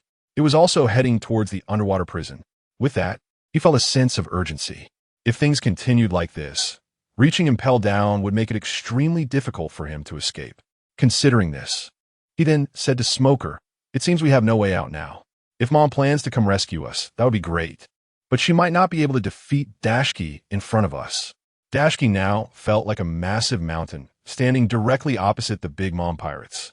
If the Big Mom pirates were to be completely wiped out, Dashiki would certainly have a role in it.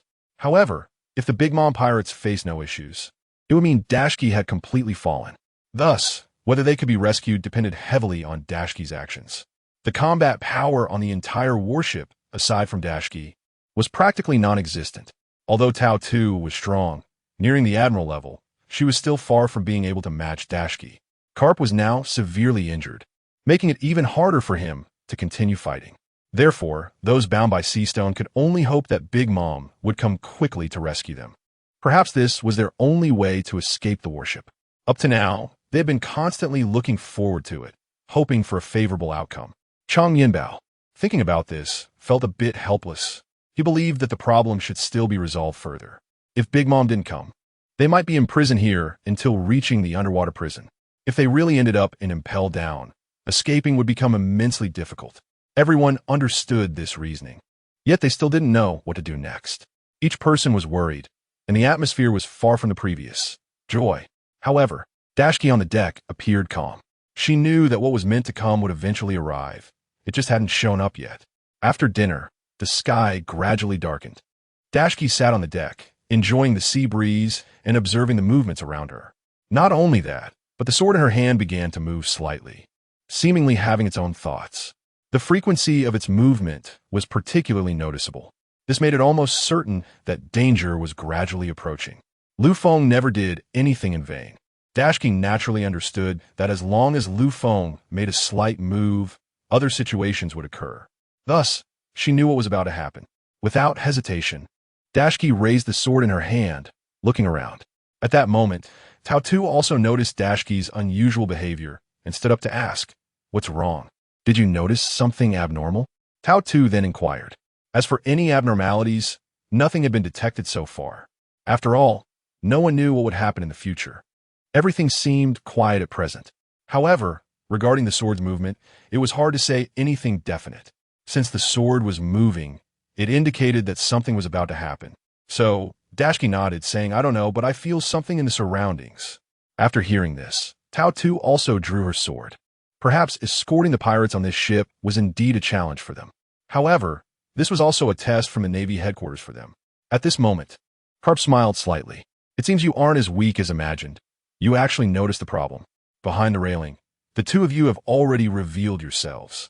After Carp finished speaking, the two people behind the railing had no choice but to show themselves. They had likely been discovered, so they had to appear. One of them was Drought Jack, and the other was Plague. Drought Jack was now severely injured, so he and Plague had probably just come to maintain appearances and wouldn't engage in combat. At this moment, Carp had basically recovered and didn't have too many issues. Although he had been severely injured before, after a day's adjustment, his physical condition was now at its best. If needed, he could continue fighting. Dashiki pointed her sword at the two of them, asking, "Why are you back here, defeated opponents?" As soon as Dashiki said this, Plague's expression instantly turned particularly ugly. After all, when he was still ruling this sea, Dashiki hadn't even been around. Suddenly being confronted with such words was quite embarrassing for him. "Although I lost, I haven't lost my fighting capital, so don't be arrogant here," Plague retorted. Upon hearing this, Dashiki laughed lightly. "So what? If I truly wanted to fight, the two of you wouldn't necessarily be my opponents." Dashiki's confidence was innate and came from within, and no one could completely extinguish that confidence. Meanwhile, Drought Jack's face was wrapped in bandages, looking as if he had suffered particularly serious injuries. It was becoming unbearable for Drought Jack now. He really wanted to tear open his wounds and continue fighting. However, he never imagined that, up until now, everything had changed. Plague stood in front of Drought Jack, signaling him not to act impulsively. Impulsiveness would not solve all problems. They were here to resolve issues, not to cause trouble. After thinking about this, Plague awkwardly smiled. He flicked his braid behind him and said, "Actually, I'm here to negotiate with you. It's clear that both of us have come here with great sincerity. If you release everyone on this ship, then naturally, we have no issues, and we won't take any action against you. What do you think?" For Plague to still say such things at this point indicated that he was somewhat foolish. Clearly, they were the defeated ones. Yet they dared to come here to negotiate terms, which was quite shameless. Negotiate terms? Do you think we would agree to that? For you too, you're completely defeated. Even the upcoming battle, you will still lose, so it's better to save your breath on negotiations. After hearing this, although Plague felt very unhappy, he did not show it.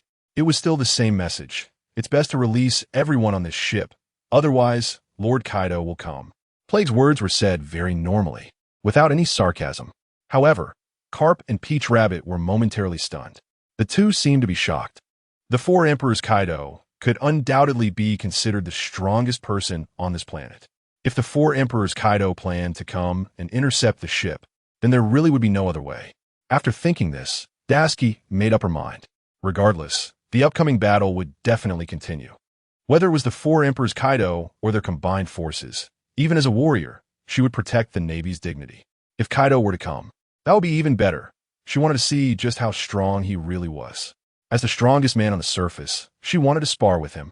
Dasuki's words were overly bold. That kind of fearless momentum made Plague dumbfounded. Plague did not expect that Kaido could not subdue the person in front of him. Moreover, it felt somewhat surprising. Completely unaware of their thoughts, Plague lowered his voice and laughed softly. It seems you really don't know Lord Kaido's strength. But even so, I won't waste my breath with you. If you don't agree, then I'll leave now. I don't want to communicate further with you. With that, Plague intended to leave directly. However, Dasuki would never give them such an opportunity.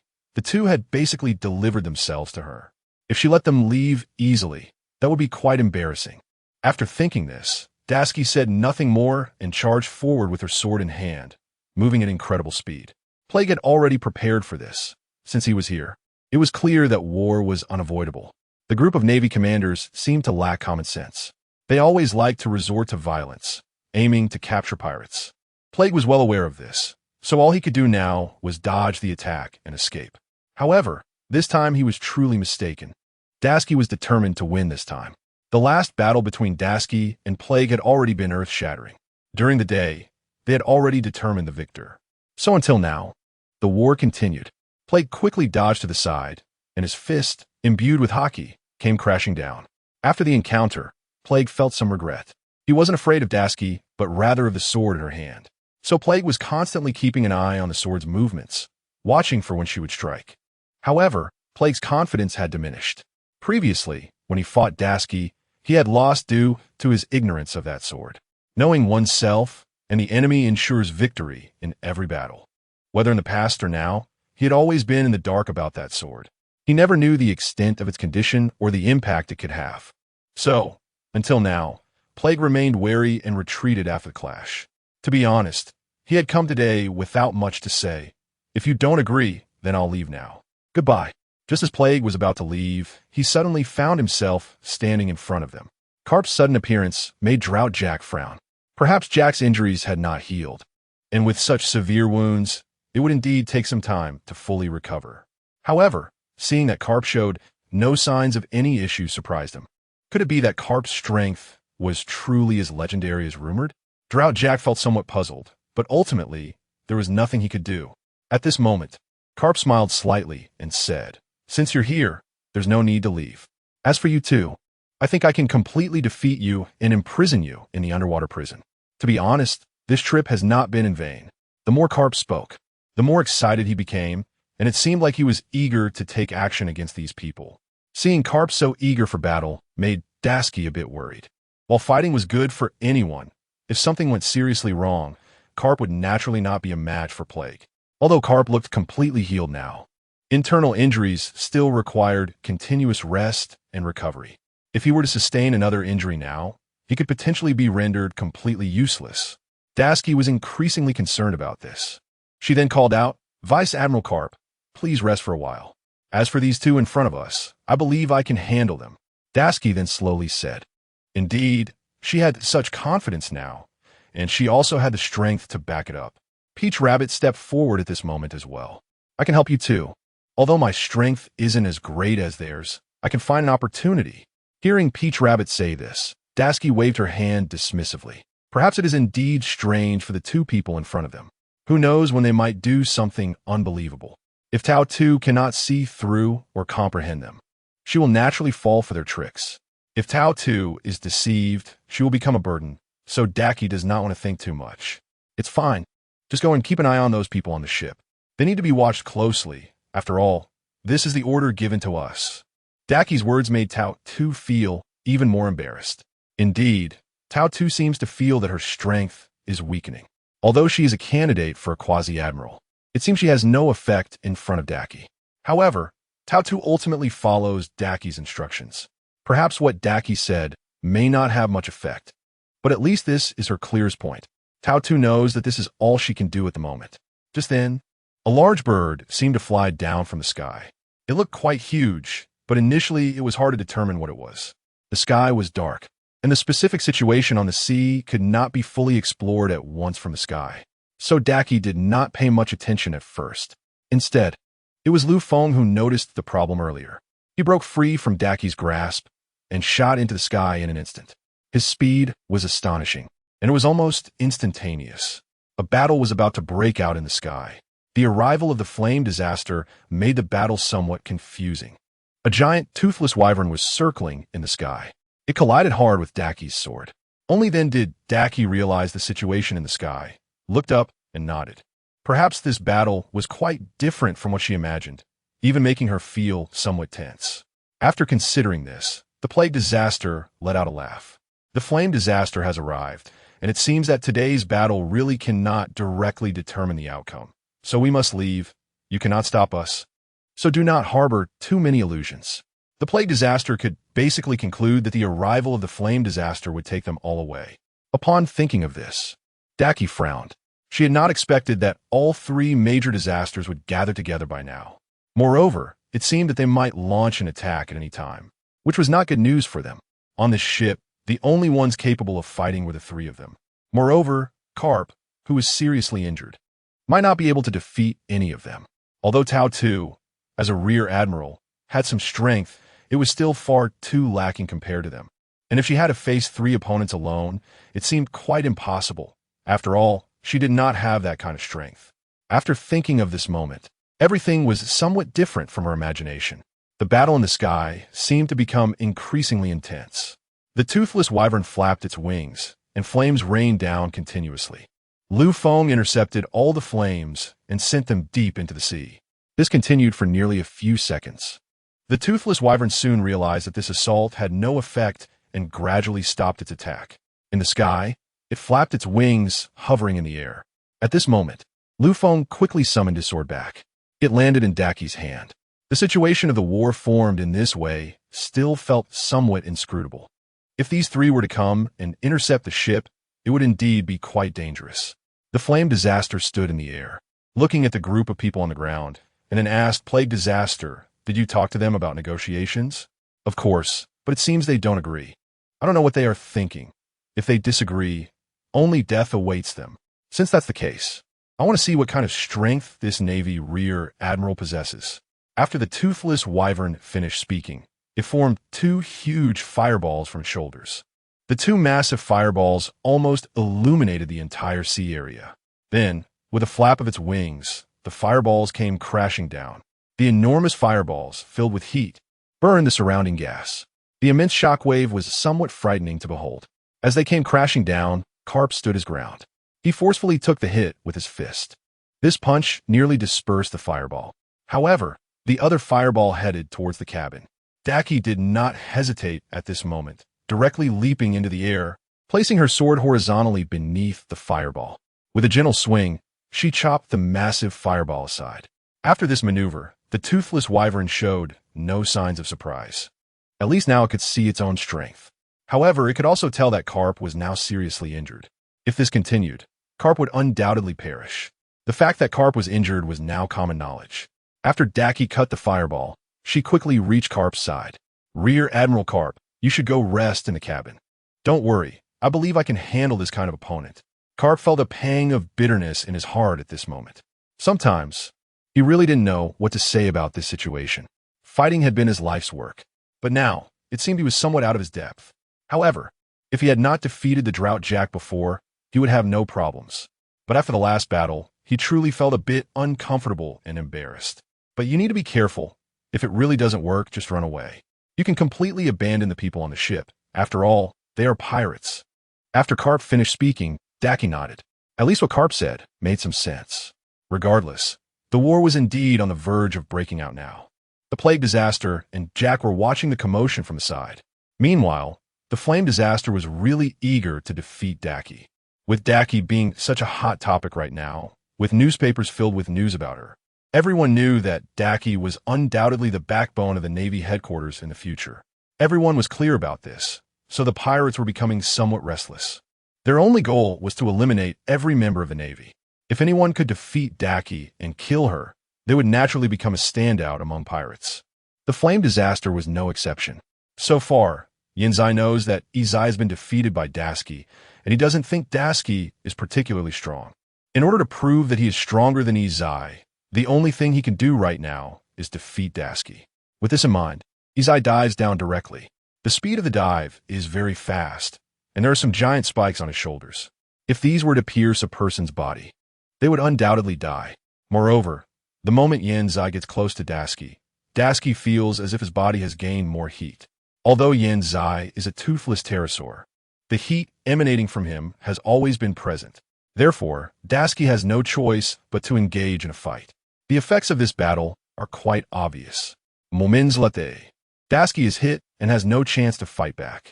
Moreover, the main reason it doesn't look particularly satisfying is that, given the situation between Yenzai and Dashiki, it is clear that Dashiki's strength is overwhelming. Dashiki is well aware of this and knows how to deal with it. He glances at the sword in his hand and thrusts it towards Yenzai. Once the sword is thrown, Lu Feng can basically unleash all of his abilities. With no restrictions so far, fighting becomes very convenient. Then his entire body is enveloped in a domineering aura, forming a cloud of blue energy. Since absorbing Big Mom's soul fruit, Dashiki seems to have changed somewhat. His body can completely transform into a soul state, which feels very comfortable. Since he arrived at this sword, he has never released his soul, and now it feels different. After releasing this fragment of his soul, Yenzai watches in fascination. Yenzai wants to see how this operation works, but ultimately notices nothing different. Subsequently, Yenzai does not pay much attention because he had seen Lu Feng in this state before on Cake Island, so it is no longer surprising to him. Izai, seeing this, reminds Yenzai, I think you should be a bit more cautious. Do not be careless against someone like her. If you're slightly negligent or careless, you will undoubtedly lose. Yenzai, born proud, is completely indifferent to everything. He even thinks that apart from Kaido, no one else is his opponent. So now, Yenzai snorts disdainfully. With this kind of strength, how could you possibly defeat me? Yenzai silently muses. Izai and Drought Jack exchange glances. At least they both know that Dashiki's sword is the most terrifying aspect. It is clear that Yenzai has not fought against Dashiki before, so he is not particularly aware of Dashiki's strength, and even now remains so. Izai again says, you should be a bit more careful with her. That sword in her hand is not what you imagine. Afterward, Izai nods at Yenzai again, perhaps suggesting that he should consider carefully. At this critical moment, he must not make any mistakes. Yenzai hears this and nods. However, the battle continues. The toothless pterosaur flaps its wings, continuously circling in the sky. It even makes an arc and then dives down. The claws are wrapped in a domineering aura and look very powerful. This sight is indeed somewhat frightening. The overwhelming aura is so intense that it makes it hard for people to breathe. Not only Dashiki, but even Carp beside him furrows his brow. It seems that Yenzai really intends to use all his strength to fight Dashiki, and there can be no mistakes.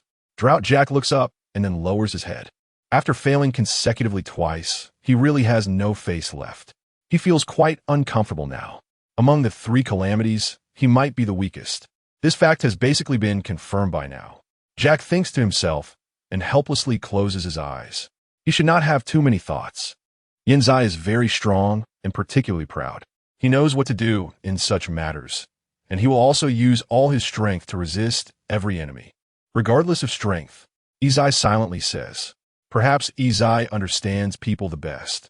The three calamities originally complement each other. Although they are all under Kaido, they each have their own pirate crews. Whichever pirate crew is strong, they have some face, which is why Jack is in this situation now.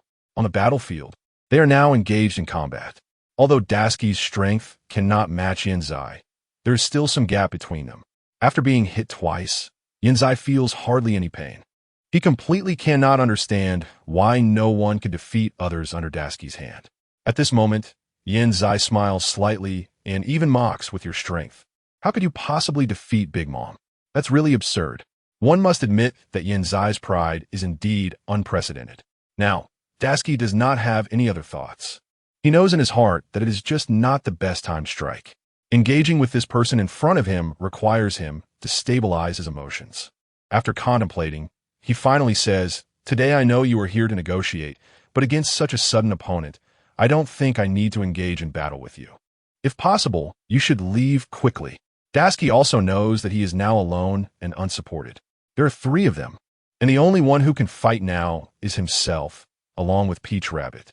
Peach Rabbit's strength is not as strong as imagined, so basically, only he remains capable of fighting. This is why Dasuki says such words.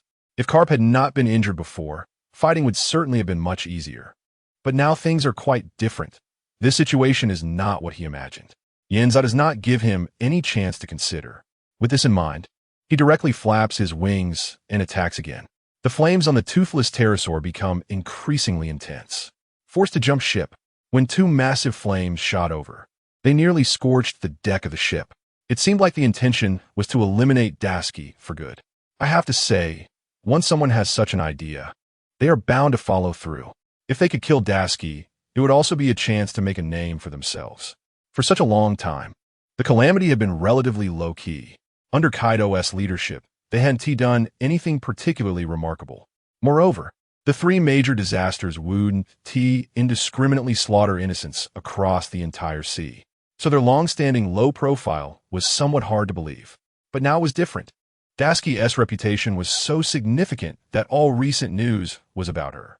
Plus, Dasuki had proven her strength by defeating Big Mom, which made her a target for some pirates. Inge was one of them. Having been famous for a long time, if he could defeat Dasuki at this opportunity, he wouldn't just show off in front of the other 2 calamities, proving his strength was superior to theirs, but he would also gain Kaido's trust even more. Inge wasn't a fool. He was well aware of how to handle such matters. He knew how to resolve these issues. So thinking this, the toothless wyvern spat out a massive fireball.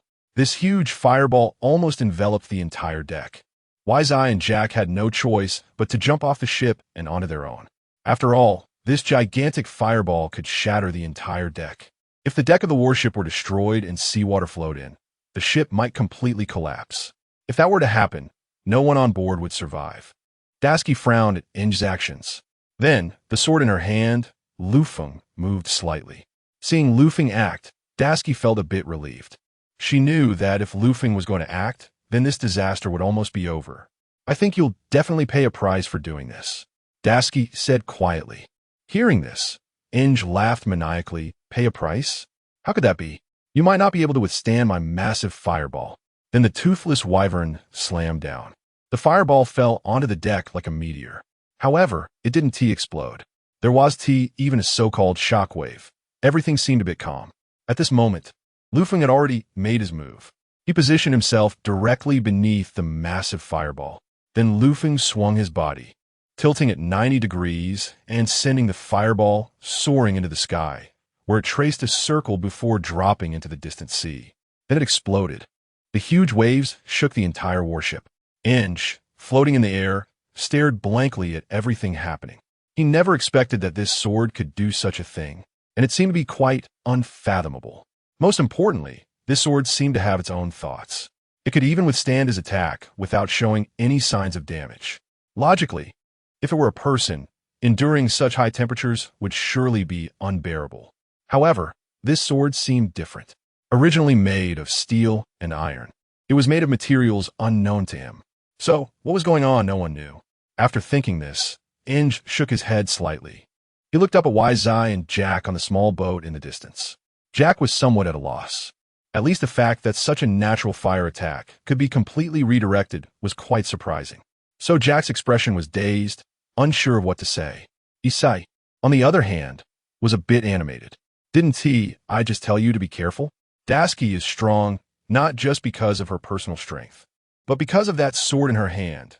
You can never figure out what it truly is. Isai shouted continuously. Inge was now feeling somewhat helpless. He naturally understood these matters in his heart, but was still a bit angry.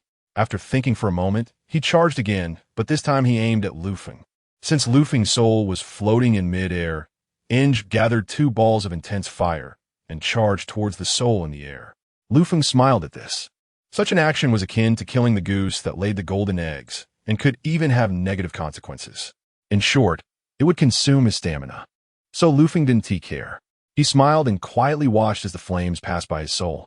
At least these 2 flames posed no danger to Lufeng's soul. As they floated by, Lufeng simply split in 2, and then the azure clouds healed again, showing no signs of injury. At this moment, Inge was truly at a loss. He didn't know what to do. He still felt some anger in his heart, but for a moment, he was powerless. He really didn't expect your strength to be so strong. However, I believe this sword should be able to understand what I'm saying. Whatever abilities you have, feel free to use them, and I want to see what exactly you are. Facing this, Lufeng appeared somewhat calm. He then returned to Daski's hand, not intending to further attack. Lufeng thought this way because the current situation was indeed unfavorable for them. The soldiers sent by the Navy headquarters had yet to arrive. Moreover, some of the vanguards they had sent out had also disappeared without a trace. So everything had become a mystery. No one knew what this would mean for the future. Daski shared similar thoughts with Lufeng. Up to this point, she did not intend to provoke more enemies, because the enemies were always too many to handle. If more and more enemies were provoked, it would indeed be a significant problem. Thinking this, Daski held the sword in her hand, showing no intention of attacking. Our battle ends here. I don't want to entangle with you too much. When I have some leisure time later, I will naturally come to find you, and then we will determine the victor. Daski said this as a temporary measure. Stabilizing the current situation meant that there wouldn't be too many issues arising. Inge didn't expect Daski to say such words. Kill. Leave no mercy. In theory, the battle against the flame calamity should only result in life or death. Yet, the person before him suddenly uttered such words, which was quite surprising. This feeling was truly perplexing. With that in mind, the flame calamity asked, "Are you afraid of me? Don't worry, I kill quickly, so I won't cause you any more pain." It was clear that the flame calamity remained very confident up to this point. Whether in speech or action, he always believed he could directly kill Daski. At that moment, the plague calamity shook his head helplessly. After all, he had experienced a battle with Daski before. Back then, he was also quite confident that a mid-admiral like Daski had little strength. But later on, that sword in Dashki's hand seemed to exhibit some extraordinary signs, making it truly hard to fathom, as one could never know what it would ultimately mean. Drought Calamity Jack, however, was somewhat confused. He asked, "How exactly did you lose back then? Even if that sword is strong, I don't think it could defeat you." With this question from Jack, the expression on the Plague Calamity's face became a bit awkward. Losing to someone like that was indeed somewhat embarrassing. On the other hand, it was entirely reasonable that Drought Calamity Jack lost to Carp. There was nothing much to say about that. Still, the sword in Dashki's hand was indeed puzzling. Its specific strength and effects were hard to determine, and it certainly brought a different feeling. If the Flame Calamity continued to fight, perhaps one could see exactly what was going on. As the Plague Calamity spoke these words, Jack's gaze became increasingly focused. When it came to battles, the mammoth was always the most adept. Thus, Drought Calamity Jack remained vigilant, fearing he would miss every detail. The Flame Calamity also learned some lessons by now. Regarding combat, he could no longer underestimate that sword. The effects brought by that sword were truly baffling. However, the Flame Calamity seemed not to consider more. With that thought, he directly transformed back into his original form, sprouting two enormous wings and wielding a sword in his hand. Now, he intended to execute a kill, as he couldn't allow Dashki to flaunt herself here any longer. Seeing this, Dashki was also fully prepared. However, Carp, noticing the situation, even reminded her to be cautious around this person, saying he had heard that his killing ability was very strong, so she shouldn't let him get too close. Everything else was secondary. Upon hearing this, Dashki smiled awkwardly. Sometimes, relying on her observation haki, Dashki couldn't predict the enemy's actions, so she was completely unaware of what the Flame Calamity would do next. With that thought in mind, Dashki replied, "Admiral Carp, my strength is limited, and perhaps I really can't stop what he might do next." Carp shook his head helplessly after hearing this. Sometimes, if a person reaches a height they shouldn't have, it can indeed be quite awkward. Take Dashki now. Having reached such a height, if she were to lose that sword, she would just be an ordinary mid-admiral. It is worth noting that since acquiring that sword, everything has changed. Thus, Dashki's observation haki was not as strong as one might imagine. It had slightly awakened, but not as much as expected. After considering this, Dashki smiled calmly. Perhaps she had placed all her hopes on Lufeng. Dashki even believed that Lufeng could stop all attacks, as this represented their mutual trust. Naturally, Lufeng could sense Dashki's thoughts at that moment. He felt somewhat helpless, no matter how one looked at it. The person before him was indeed bound to a system, and she could never die. If Tashigi were to die because of this, he would probably have no way to survive in this world either. With this thought, Luffy exploded into action, drawing a sword that blocked the Flame Calamity's path. If such a thing were to happen around ordinary people, many would think it was some bizarre event. But now, things were different. The sword in the Flame Calamity's hand tested the waters slightly, and Luffy easily dodged it. Faced with such a probe from the Flame Calamity, Luffy knew it would not harm him in the slightest, so there was no need for any excessive movements. Just as the probing ended, the Flame Calamity was somewhat surprised. It seemed that the sword opposite him had already anticipated his intentions. This feeling was as if the two were locked in a stalemate, constantly reading each other's thoughts. Considering this, the Flame Calamity smiled slightly. He knew that the other party definitely had a heart, and since she was a living person, there must be a way to defeat her. However, the Flame Calamity appeared somewhat cunning. As a speed-type warrior, besides dealing with Luffy, the best course of action was to kill Tashigi first, because once Tashigi was killed, everything would become much simpler. With that thought, the speed of the Flame Calamity's wings suddenly accelerated, and he vanished from Tashigi's line of sight in an instant. He moved so quickly that he appeared intermittently in the air. No one could determine his exact location. This was also the proud, killing technique of the Flame Calamity up to this point. When the Plague Calamity saw this method, he found it somewhat unbelievable. He didn't think that the Flame Calamity's approach would have a significant effect. On the contrary, he felt it would be of little use. This was because the perspective observed by that sword was simply too unique. Even if the Flame Calamity wanted to kill Tashigi with the sword, it would still be clearly seen by that sword. Thus, the distant Plague Calamity felt somewhat melancholic. If viewed this way, he estimated that the Flame Calamity would directly kill Tashigi without too many problems. Drow Calamity Jack silently remarked, "My thoughts differ from yours. I believe the Flame Calamity's attack might not succeed. The opponent isn't a fool and won't just stand there to be killed. So I think this attack will have little effect." After the Plague Calamity finished this statement, Jack turned to look at him, slightly incredulous. "You don't believe in the Flame Calamity's strength? That's not it.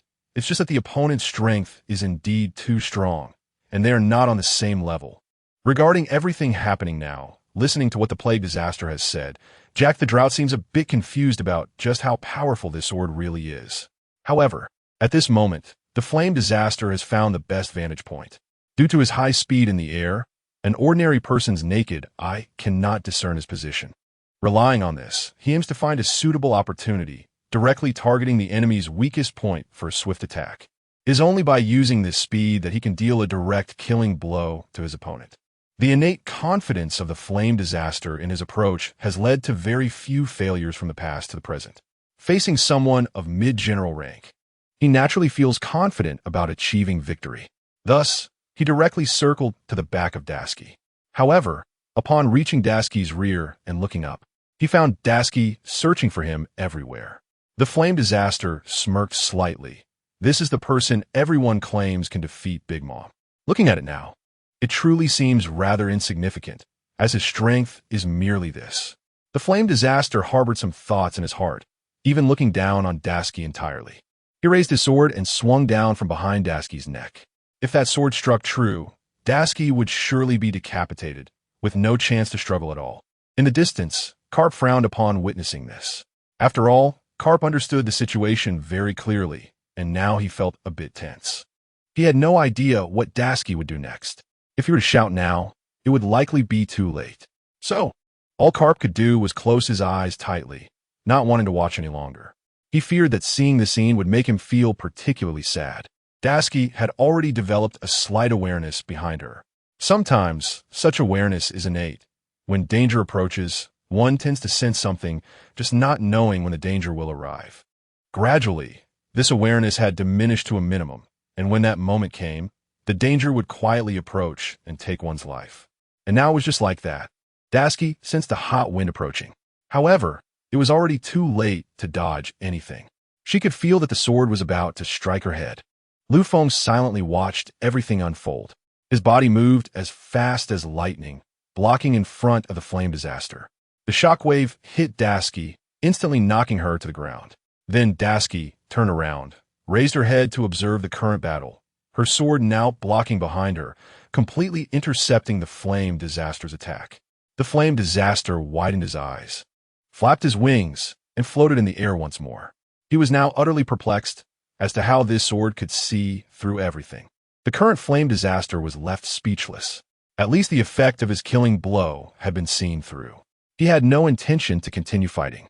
Meanwhile, the Flame Disaster took a step back.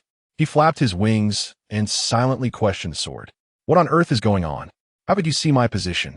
To say such things is undoubtedly the Flame Disaster's confidence. His confidence has been inherent since ancient times, and since he consumed this fruit, his development has been extremely exquisite. Having developed to such a level, he became one of the 4 Emperor's enforcers. Hearing this, Lu Feng slightly moved the entire sword body. Up until now, it was impossible to speak. He also did not want to have any attitude towards this person, as it was all just nonsensical talk. However, after thinking for a moment, Lu Feng still adopted a fighting stance. Seeing Lu Feng's current actions, the Flame Disaster hesitated. Engaging in battle with a strong opponent without full confidence means you never know the extent of your opponent's strength. Up until now, the two had only fought to a standstill, with no clear winner. Therefore, the Flame Disaster felt a bit hesitant. Should this battle continue? If it does, it will undoubtedly bring many problems. Just as the Plague Disaster said earlier, he might return in defeat. Thinking of this, the Flame Disaster hesitated. Those he fought against were either completely inferior to him in strength, or he knew himself and his opponent. If he couldn't win, he would join, just like the current 4 Emperor Kaido. However, the effect brought by the sword before him was truly puzzling. One could never know what thoughts lay within that sword. Even its soul might possess something. The ultimate moves, these were unknown to the Flame Disaster. Since that is the case, let us fight again later. For now, I will. The Flame Disaster finished speaking, flapping his wings, and flying into the sky, instantly disappearing from everyone's sight. This person came quickly and left just as quickly. No one ever thought about what was going on in his mind. Tashigi looked bewilderedly at the departing Flame Disaster, and then at the sword in her hand, feeling quite grateful. If it weren't for this sword, she would have likely been unable to survive at all. She might have even been dead by now. Thinking of this, the Flame Disaster once again asked, "What kind of magic do you have that can see through the opponent's moves?" Tashigi still felt somewhat unclear about everything. She knew nothing about it and had no way to do anything. At that moment, Peach Rabbit walked over from distance. Seeing that Tashigi was unharmed, he raised his head to look in the direction the Flame Disaster had left. He just left like that. Isn't he going to continue fighting? Peach Rabbit asked again. He probably won't continue. Maybe he doesn't have enough confidence to win. So leaving now is quite normal, Tashigi said quietly, but she cherished the sword even more. At least, besides saving her life, it could truly intimidate the enemy. Carp watched from a distance, seeing clearly that he had never thought a sword could save the lives of everyone on the ship. Moreover, what was even more incredible was that this sword could indeed understand what people were saying. It even had its own thoughts, and, most importantly, was stronger than everyone's abilities. Carp could not comprehend this, but later decided not to think about it anymore, as his injuries were still somewhat serious. If this continued, there would still be many problems. So he chose not to mention matters that should not be thought about. At that moment, Longbread was in the cabin, having seen everything outside clearly. He watched as the Flame Disaster left with great flair. Even felt a bit lost. At least, I never thought about this, never thought I would lose. And never thought that Calamity would not be a match for Tashigi. Although there was no clear winner between them, it was apparent that Calamity was not engaging in battle simply because he had not found a good opportunity. After thinking of this, Longbread even sighed and said, "It seems there's really no way out. The only one who can save us is probably Kaido, the 4 Emperors." Longbread's words made sense. The only one who could save them was Kaido. Otherwise, no one could match Tashigi. Epidemic and Drought Jack also felt somewhat awkward until now. At least they thought that Calamity could replace them and even defeat Tashigi. But now, everything they considered was completely different from what they had in mind. Drought Jack even said, "Why did he just leave us here?" Jack was originally a hot-tempered person, and this made it even harder for him to understand. Epidemic chuckled. "What else can we do? The best way in this situation is to run quickly and not stay here any longer." We don't want to face any major issues later. The major issue Epidemic referred to was if Dasuki and the others came to chase them. They might really not be able to handle it and end up dead. So the two quickly prepared to leave, not wanting to linger in this place. They knew Dasuki was indeed somewhat terrifying, so leaving as quickly as possible was only natural. After they left, Dasuki watched them go. He really didn't have much leverage to capture them. If his strength was superior to theirs, then capturing them would be justified. But if those people had another helper, then he would be completely trapped. So now he could only watch them leave, with no issues at all. Peach Rabbit was somewhat confused at this moment, saying, "You just let them go?" Peach Rabbit knew that Drought Jack was injured, and so was Epidemic. So if Dasuki were to directly take action, he might very well wipe them out. Therefore, this method could only be resolved by Dasuki. After considering this, Dasuki smiled faintly. To be honest, I really want to capture them too. If I could bring them to Impel Down, the underwater prison, the world would be much more peaceful. Dasuki's words were not without reason, but Peach Rabbit was somewhat puzzled. Then why don't you do it? If you directly capture them, it would only benefit us, not harm us. Peach Rabbit was even a bit angry, but still maintained a peaceful demeanor. After all, Dasuki's strength was completely above her. In this pirate era, those who are strong naturally have a say. I think Dasuki is right. In this situation, capturing those two would also be a difficult task. What if Calamity comes back unexpectedly? Then this ship would be doomed. Feilu reminded you. Reading has 3 essentials: collect, recommend, and share. Can prisoners not have hobbies? Carp said quietly from a distance. At least Carp could say such words, still supporting Dasuki, and there were not too many issues. Upon hearing Carp's words, Peach Rabbit nodded silently and did not say much more. Dasuki smiled and replied, "Peach Rabbit, actually you and I are the same. We both hope the entire Navy becomes better and better." After Dasuki finished speaking with a chuckle, he returned to the deck, sitting quietly in a chair and observing the direction ahead. As for this war, it was certainly not the end. Moreover, the road to sending so many people to the underwater prison was not peaceful at all. Therefore, it was very likely that different monsters would appear next. That was the most terrifying part. Peach Rabbit then returned to the ship's interior. The people inside still needed to be dealt with. They still needed to eat something and resolve their current demands. Meanwhile, the captured Longbread even had an idea in his mind. He called Peach Rabbit over and asked, "If I want to eat some bread now, can I?" Longbread's words indeed made people feel a bit amused. His name was originally related to bread. To say such a thing was truly a bit unbelievable. They had no idea what he was thinking. Peach Rabbit hesitated slightly after hearing this, realizing that this request was indeed somewhat unreasonable. This is completely not possible. The food we provide is basic. If we give you too much, you might undergo some changes. What if you run away then? Longbread even hesitated slightly upon hearing this. At least it seemed he had guessed his own thoughts. But I can't help it. If I don't eat bread regularly, I might die. Since there were no special foods prepared on the warship, only sushi and the like, bread was indeed somewhat scarce. Peach Rabbit thought for a moment, realizing that they couldn't just let them die. After all, these people were to be sent to Impel Down. If someone died on the way, then all the blame would be on them. So Peach Rabbit dared not let such a thing happen. In that case, wait a moment. I'll go outside to see if they're what you want. At the same time, Peach Rabbit walked out. She encountered Dasuki on the warship. This person was really interesting. He actually wanted to eat bread. As a prisoner, he still had so many ideas. She really didn't know what was going on in his mind. Dasuki initially did not pay much attention. Such quirks were something everyone had to some extent. Dasuki didn't think too much about it. Perhaps this matter was particularly related to him. If he wanted to eat, he could give it to him. Yes, but the main problem was that bread was hard to find. So now, I'll go see who has these things among the others. After Peach Rabbit finished speaking, she began to scavenge from some other soldiers. After a few minutes, everything was ready. Prepare a big loaf of bread for Longbread. 2 big loaves of bread were prepared for the long loaf, and they both looked freshly baked. This bread was brought back by soldiers from Cake Island on a warship. After all, Cake Island is all about food, so bringing it back wasn't much of a problem. At least everyone agreed on that. Peach Rabbit brought the 2 loaves into the monitoring room and said to the long loaf, "I went through a lot to bring these 2 loaves back, but don't you dare pull any tricks or you'll regret it." After that, Peach Rabbit threw the 2 loaves in front of the long loaf. The long loaf's eyes lit up at the sight of the food. Perhaps with this, he could find a way to escape. At least it was a unique opportunity. Don't worry, there won't be any problems. Besides, my hands are bound with sea prism stone. I can't do anything else. It must be said that this person was quite interesting, with a long nose that sometimes looked a bit cute.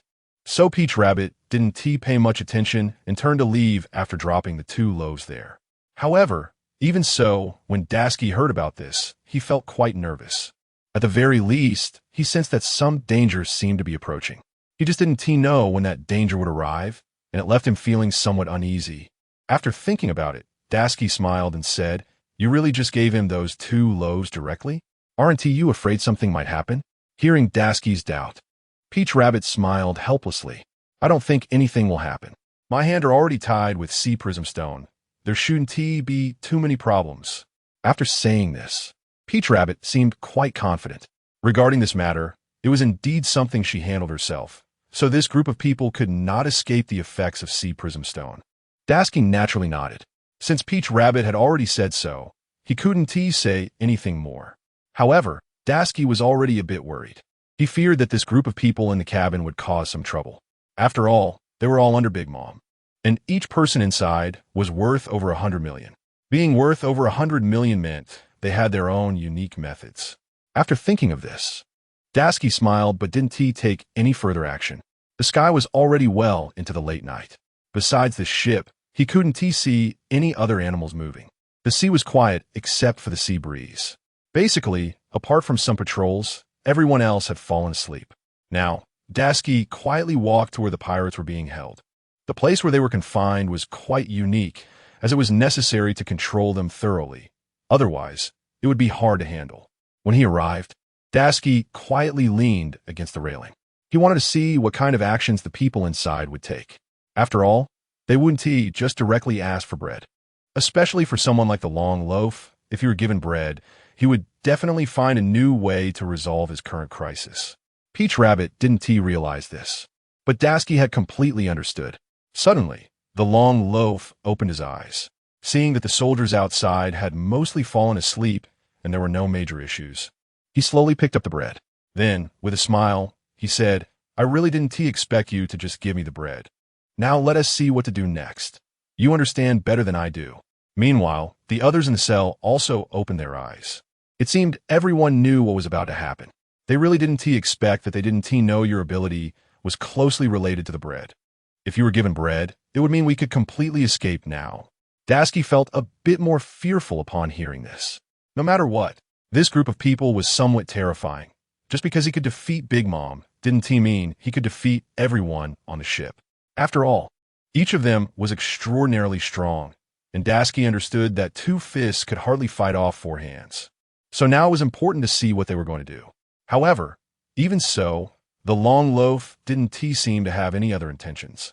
The long loaf thought for a moment and then said, "Don't worry, with my strength, I will definitely rescue you." Although with sea prism stone, he couldn't use his devil fruit abilities, the long loaf seemed different. Since he could turn everything in the world into something edible, the handcuffs made of sea prism stone could naturally also be transformed into something edible. At the same time, the long loaf placed the bread in his hand directly onto the handcuffs. Moments later, the handcuffs transformed into a cake-like appearance. Then, the long loaf easily freed himself from the restraints and regained his freedom. Now that it had come to this, the long loaf stretched lazily. After being restricted for such a long time, he felt particularly uncomfortable. Then the long loaf chuckled. He really didn't expect that while their strength was strong, their intelligence was not high. He had easily fooled them, and they actually thought he wanted to eat. The long loaf's voice wasn't loud, but it caught the attention of some nearby soldiers. "You inside, keep it down, don't cause any trouble," the soldiers outside said again. Hearing this, some people inside fell silent, fearing they would attract the attention of those outside. Others saw that the long loaf had gained his freedom and said again, "Hurry and free us. If we can remove all our restraints, we can completely destroy the warship and escape. That won't work. We're all devil fruit users. Besides, how can it be as you say? If something goes wrong, we won't be able to leave the sea area. After all, everyone is afraid of water." "That is true," So what do we do now? The best way now is to kill all the Navy on the warship. After we kill them all, at least we can occupy the entire warship and then sail back to Cake Island. And so they kept discussing what to do next, each person seemingly having their own ideas. The long loaf looked at the sea stone bound in their hands, feeling somewhat at a loss. He definitely couldn't touch it with his own hands. Although he now had strength, figuring out how to resolve the situation required a different method. So, the long loaf found a stick from the area. The stick wasn't very long, and he gently used it to poke at the handcuffs on another person's wrists. However, in that instant, a sword came slicing in from outside, swiftly cutting the stick in front of the long loaf. The speed was so quick that everyone was somewhat surprised. They hadn't expected such a result. Likewise, no one knew exactly what had happened. The long loaf was even more shocked. Everything was almost accomplished, and suddenly this situation arose, leaving him confused about what was going on. The long loaf screamed and turned to look back. At that moment, he found Tashigi standing there with her sword. Just now, the sword's aura had blocked the long loaf from saving the others. So now, when everyone saw Tashigi, they felt somewhat disheartened. At least everyone knew that Tashigi was quite clever and would never fall for tricks. Why are you here? Did you hear everything we just said? The long loaf even asked. Of course, how could I not? It's pretty clear from what you said to let you stay here safely and not cause trouble. But since you chose to act like this, I can completely send you to your death, Tashigi said, then charged in, intending to take the long loaf's life. However, at that moment, Peach Rabbit heard the long loaf scream and quickly rushed over. Seeing the scene before him, he was even more startled. The most important thing was that the long loaf's handcuffs had already come off, and he should be leaving soon. This was what made everyone feel terrified. Could it all be due to the mistakes he made earlier? Peach Rabbit saw this and asked what happened. How could he break free from the sea stone?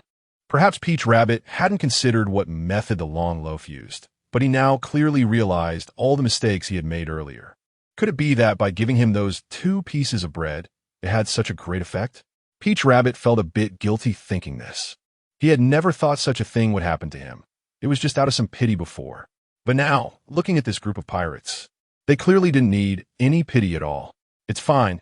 Someone like him with such special abilities can be killed directly. At least killing him means he won't cause any more trouble, Tashigi said, looking at the long loaf calmly. Now that the long loaf was no longer restrained, he was in a state similar to before. So he spoke with confidence, saying to Tashigi, "Don't think your strength is so great. If it weren't for this Cursword, you'd probably still be at the level of a captain. How could you possibly keep up with Big Mom?" The long loaf's words were filled with anger. Moreover, the Big Mom pirates had been established for a long time. How could they be defeated so easily without any chance to fight back? Tashigi couldn't stop herself. So, the long loaf was truly filled with rage at this moment. After saying this, Peach Rabbit looked up at Tashigi. He didn't know what thoughts were in her mind. But looking at the situation, indeed struck a nerve. It might really anger Tashigi. So now, Peach Rabbit dared not say anything more. If he said something wrong, the consequences would be dire. At this moment, Tashigi awkwardly smiled. She didn't care about these matters at all. Anyway, what you said is indeed the truth, but it poses no threat to me at all, Tashigi replied with a smile. Regarding everything the long loaf said, it was indeed as Tashigi said. She wouldn't give him a clear answer, nor would she feel particularly angry because of his words. After all, everyone knew how to resolve such matters. At this moment, the long loaf had some doubts and said again, "What I'm saying is my true thoughts. Without that sword, you're just an ordinary person. You might not even be able to defeat me." The long loaf still felt some resentment. He had lost to Tashigi before because he couldn't handle the sword in her hand. So, until now, his anger was just coming out at this moment. "You don't have much time left. What do you have now?" However, what surprises me is that the sea stone can actually be broken. I didn't expect that. Not only that, but even the Big Mom pirates were somewhat surprised. Others had not thought that such a result would occur. At least no one had ever considered that a devil fruit user could actually break something like sea stone. These are just minor skills. What can they do? I didn't manage to save everyone, and that is indeed my responsibility, but I know how to handle such things. Perhaps when the long loaf spoke these words, it was indeed from the bottom of his heart, and he already knew what was going on. The long loaf even felt that he had no chance to fight back now. The reason was that the opponent's strength was too strong far beyond his own. He even wanted to use these words to mock Tashigi and make her stop. But Tashigi seemed completely unaffected by his provocation. Since she had already decided what to do, Tashigi was clearer than anyone else. After thinking this, Tashigi smiled even more. Then, she swung her sword straight down, using nearly all her strength. Since the long loaf was no longer restrained, he moved agilely. In an instant, he dodged Tashigi's attack. Then the long loaf even smiled and said, "To be honest, just as I said earlier, apart from that sword in your hand, your level is really trash." Being questioned about his own strength would make anyone feel quite displeased. And Tashigi was still like this. Hearing the long loaf say this, she even intended to put down her sword to prove her strength. "You can't escape." Then she thought better of it. Perhaps someone like him was just trying to provoke her to gain victory from it. Peach Rabbit was also afraid that Tashigi would do that, so he said, "Don't listen to what he says. The main thing now is to capture him, or else he will cause endless trouble." Peach Rabbit understands how to resolve such matters, which is why she said that. "Don't worry. I know what to do about such people, so I won't be fooled by what he said, and it won't affect me." Peach Rabbit can tell that Tashigi has matured significantly inside. She doesn't pay any attention to what others say at all. At least for now, this is Tashigi. However, up to this point, we must not let him die. If he dies, it will be difficult to explain. Peach Rabbit repeatedly emphasized. Tashigi furrowed her brows slightly. Perhaps there really are some issues regarding this matter. A person like him can easily open Sea Prism Stone. If we don't use special methods to resolve it, he will still be a menace in the future. Are we really going to just let him be? Tashigi asked again. So far, there hasn't been any solution. So let's first stop them. We should soon arrive at the deep sea prison. Once we get there, everything will be easier. We'll leave it to Magellan, and the rest will be his responsibility, unrelated to us. Peach Rabbit now carries herself with the demeanor of a general. Moreover, she is fully committed to the Navy. So when she says this, Tashigi understands how to proceed. "It seems today I've spared your life, but I won't let you be so arrogant." After Tashigi finished speaking, she charged directly at him. In this cramped prison, the two began to grapple. Due to Tashigi's swordsmanship, she was still superior, but Longbread remained the same. Longbread's strength had not yet reached its peak. Being restricted by Sea Prism Stone for so long, he felt uncomfortable moving his muscles and bones. The process of fighting Tashigi left him utterly humiliated. Within a few weeks, Tashigi had managed to subdue him without giving him any chance to fight back. Longbread initially planned to struggle further, but ultimately it was futile. The handcuffs were once again fastened on his hands, and he was tied with another rope made of Sea Prism Stone. After completing all this, Tashigi nodded in satisfaction. "Now let's see where you can run. Let's not say too much. Looking at you now, I know you must have nowhere to escape." Tashigi laughed heartily after she finished speaking. Peach Rabbit didn't expect Tashigi to behave this way, and although it seemed somewhat surprising, it was indeed a good approach, at least ensuring the enemy had no follow-up options. "How about my handling of this situation?" Tashigi raised her head to look at Peach Rabbit, as if seeking her opinion. Peach Rabbit nodded. "Of course. Keeping them alive without a Navy order is the priority." After handling everything, Longbread was once again tied to a pillar in the prison, and from now on, there would definitely be someone watching him 24/7, ensuring he wouldn't escape again. Tashigi had her own goals in doing this, although she didn't intend to take his life directly. To put it simply, she just wanted to intimidate him. Longbread and his group were still useful. After all, he was a member of the Big Mom Pirates, so perhaps there would be more use for them later. Therefore, Tashigi didn't have too many thoughts at the moment. She just smiled after thinking for a moment. After Peach Rabbit and Tashigi left the place, Peach Rabbit also understood Tashigi's current state. How did you know he was going to run? All the bread and food were prepared by Peach Rabbit. She didn't know why Tashigi would know this, but she felt something was off. The food we provided them was already quite a lot, and they had enough to eat every day. So why would there still be some extras? This indicates there is a problem. Tashigi confidently said, "Longbread is indeed a bit different. The reason he can do what he is doing now is that the devil fruit in his hand can turn everything into food, including the handcuffs in front of him." As a result, Peach Rabbit even felt that everything was her oversight.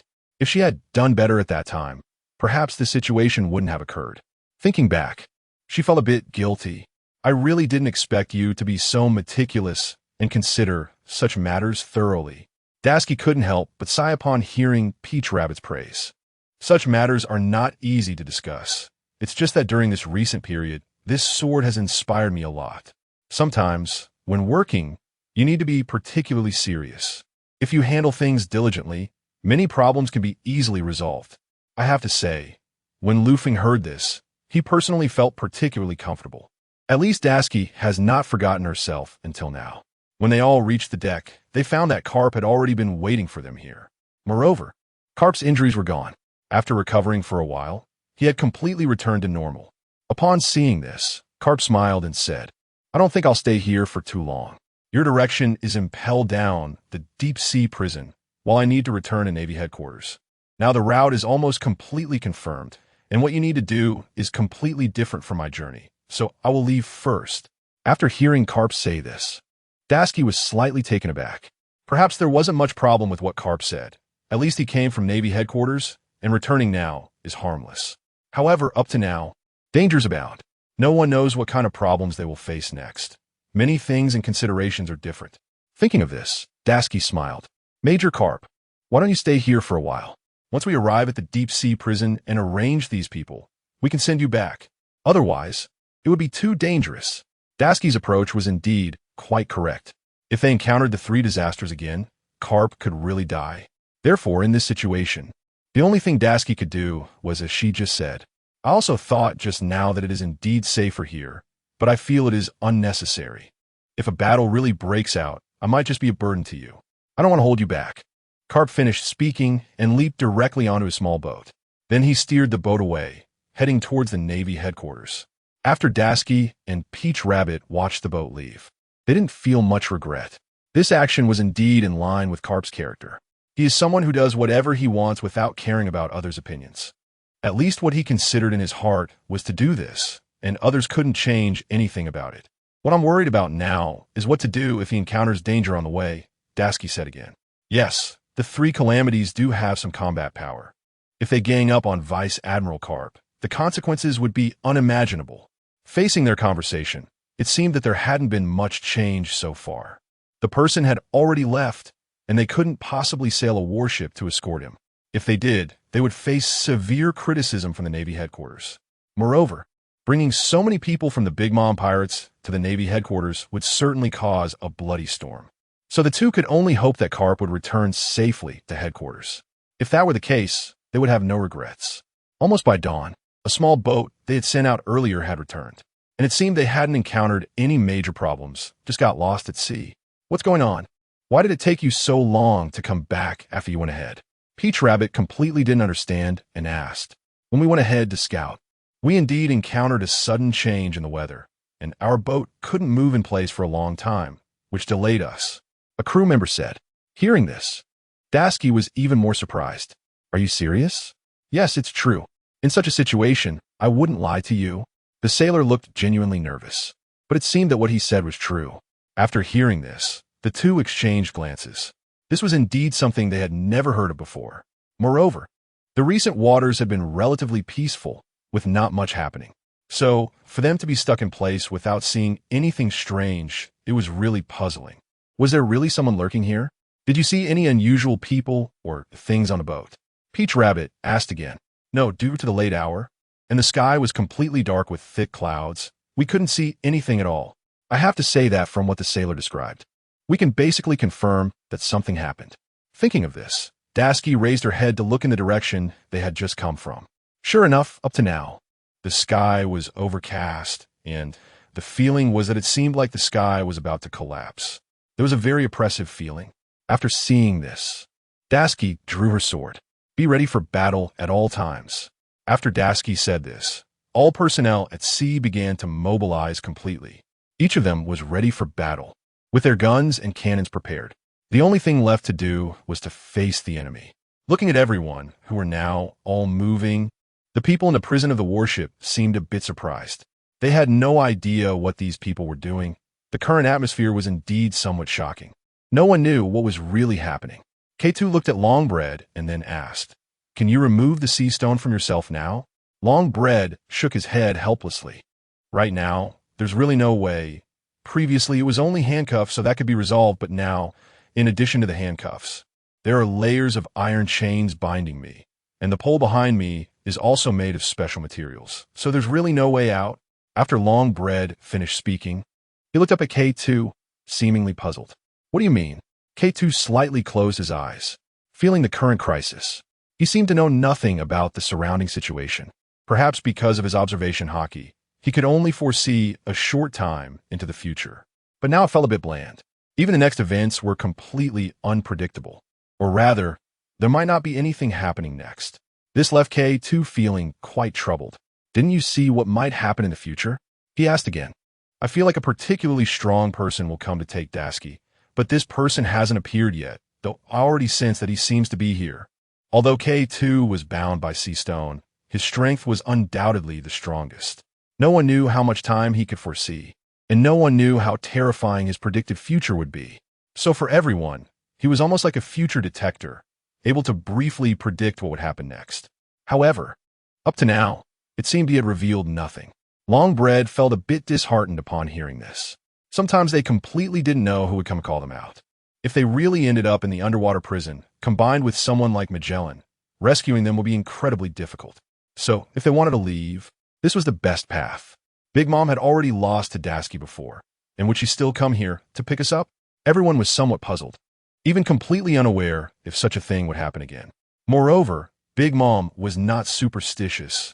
Under such circumstances, she would definitely find a way to defeat Tashigi and wouldn't easily admit defeat. K2, having predicted to this point, also opened his eyes. He shook his head slightly. Perhaps the person coming is too strong, even stronger than me, and I can't do anything. Everyone around was even more shocked after hearing this. At least these words were indeed quite terrifying. Katakuri's observation hockey was absolutely top-notch, and in the entire sea area, no one dared to compare with him. But for him to say such a thing indicated that the opponent's strength was formidable. Even though he briefly encountered some future events, ultimately, he couldn't change anything. Back again on the deserted island. As the people here were increasingly anxious and restless, Tashigi and Tauru on the deck commanded everyone to prepare for a large-scale defense. The current defense had become a crucial step, as they did not know who was approaching. The most concerning aspect was the overwhelming aura of the enemy. Faced with such a formidable foe, the only thing they could do was to maintain a defensive posture. Although it might not be very effective, it was at least a reasonable approach. After everything settled down, Tashigi even asked what they should do about this strong enemy. Should they quickly sail away or confront him head-on? When Tashigi voiced this, Tauru hesitated slightly. After all, the previous 3 disasters had been repelled, and it appeared that this time the imposing figure was most likely Kaido. With this thought, Tauru became even more worried. If it really was Kaido, what should they do? Tashigi also felt somewhat helpless. The reason Tashigi had been able to defeat so many opponents before was that the strength of the sword in her hand gave her great confidence. But now, the appearance of the Emperor Kaido made her feel quite out of control. That uncertainty surged in Tashigi's mind. She was unsure if she could defeat him, as he was one of the most powerful figures on this planet. Anyone who dared to call themselves that surely had considerable strength, and Tashigi believed it without a doubt. Looking at the current situation, their warship was no longer able to escape his range. If they could run, they would, but it was already too late. After Tashigi said this, the sky above the warship had completely darkened. Although it was already early morning and dawn was faintly breaking, the sudden darkness cast everyone under a shadow. That sense of despair, the inability to see light, inflicted great torment on their hearts. Tauru also drew her sword and tied up her hair. Perhaps they knew that this battle might not end in victory, but they were determined to defend the justice of the Navy at all costs. At this moment, Luffy moved slightly. Given the current situation, he knew he had to appear. If he did nothing, it would certainly cause issues among them. He slightly moved the sword in his hand, causing Tashigi to question his intentions. It seemed that Luffy intended to take action. Tashigi felt worried, as the opponent was Kaido. By this point, she could basically confirm that this person was indeed Kaido, but there was no way to verify it. With this thought in mind, Tashigi once again said, "Everyone, stay calm and be ready for battle." Nevertheless, the impact of Kaido was still significant. The towering waves made the entire sea increasingly turbulent. Moreover, as the wind blew, the entire warship deviated from its original course. This sensation was indeed surprising.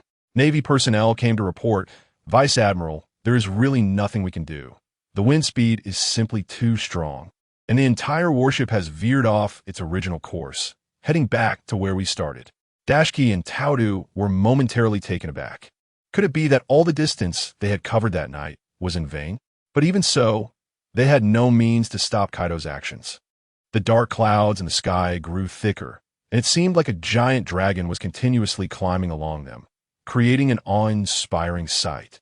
People had never seen a true dragon before, and now everyone on the ship was witnessing it firsthand. Everyone was indeed astonished, realizing how extraordinary it was. The dragon stood in the clouds, looking down at everyone below, making it seem as if it could swallow them all whole. This scene appeared truly terrifying. At this moment, a crew member reported again, "The ship has returned to the previous island. It seems we cannot continue forward. We have run aground." Dashiki frowned. She hadn't anticipated such a situation. However, since it had occurred, she felt somewhat displeased.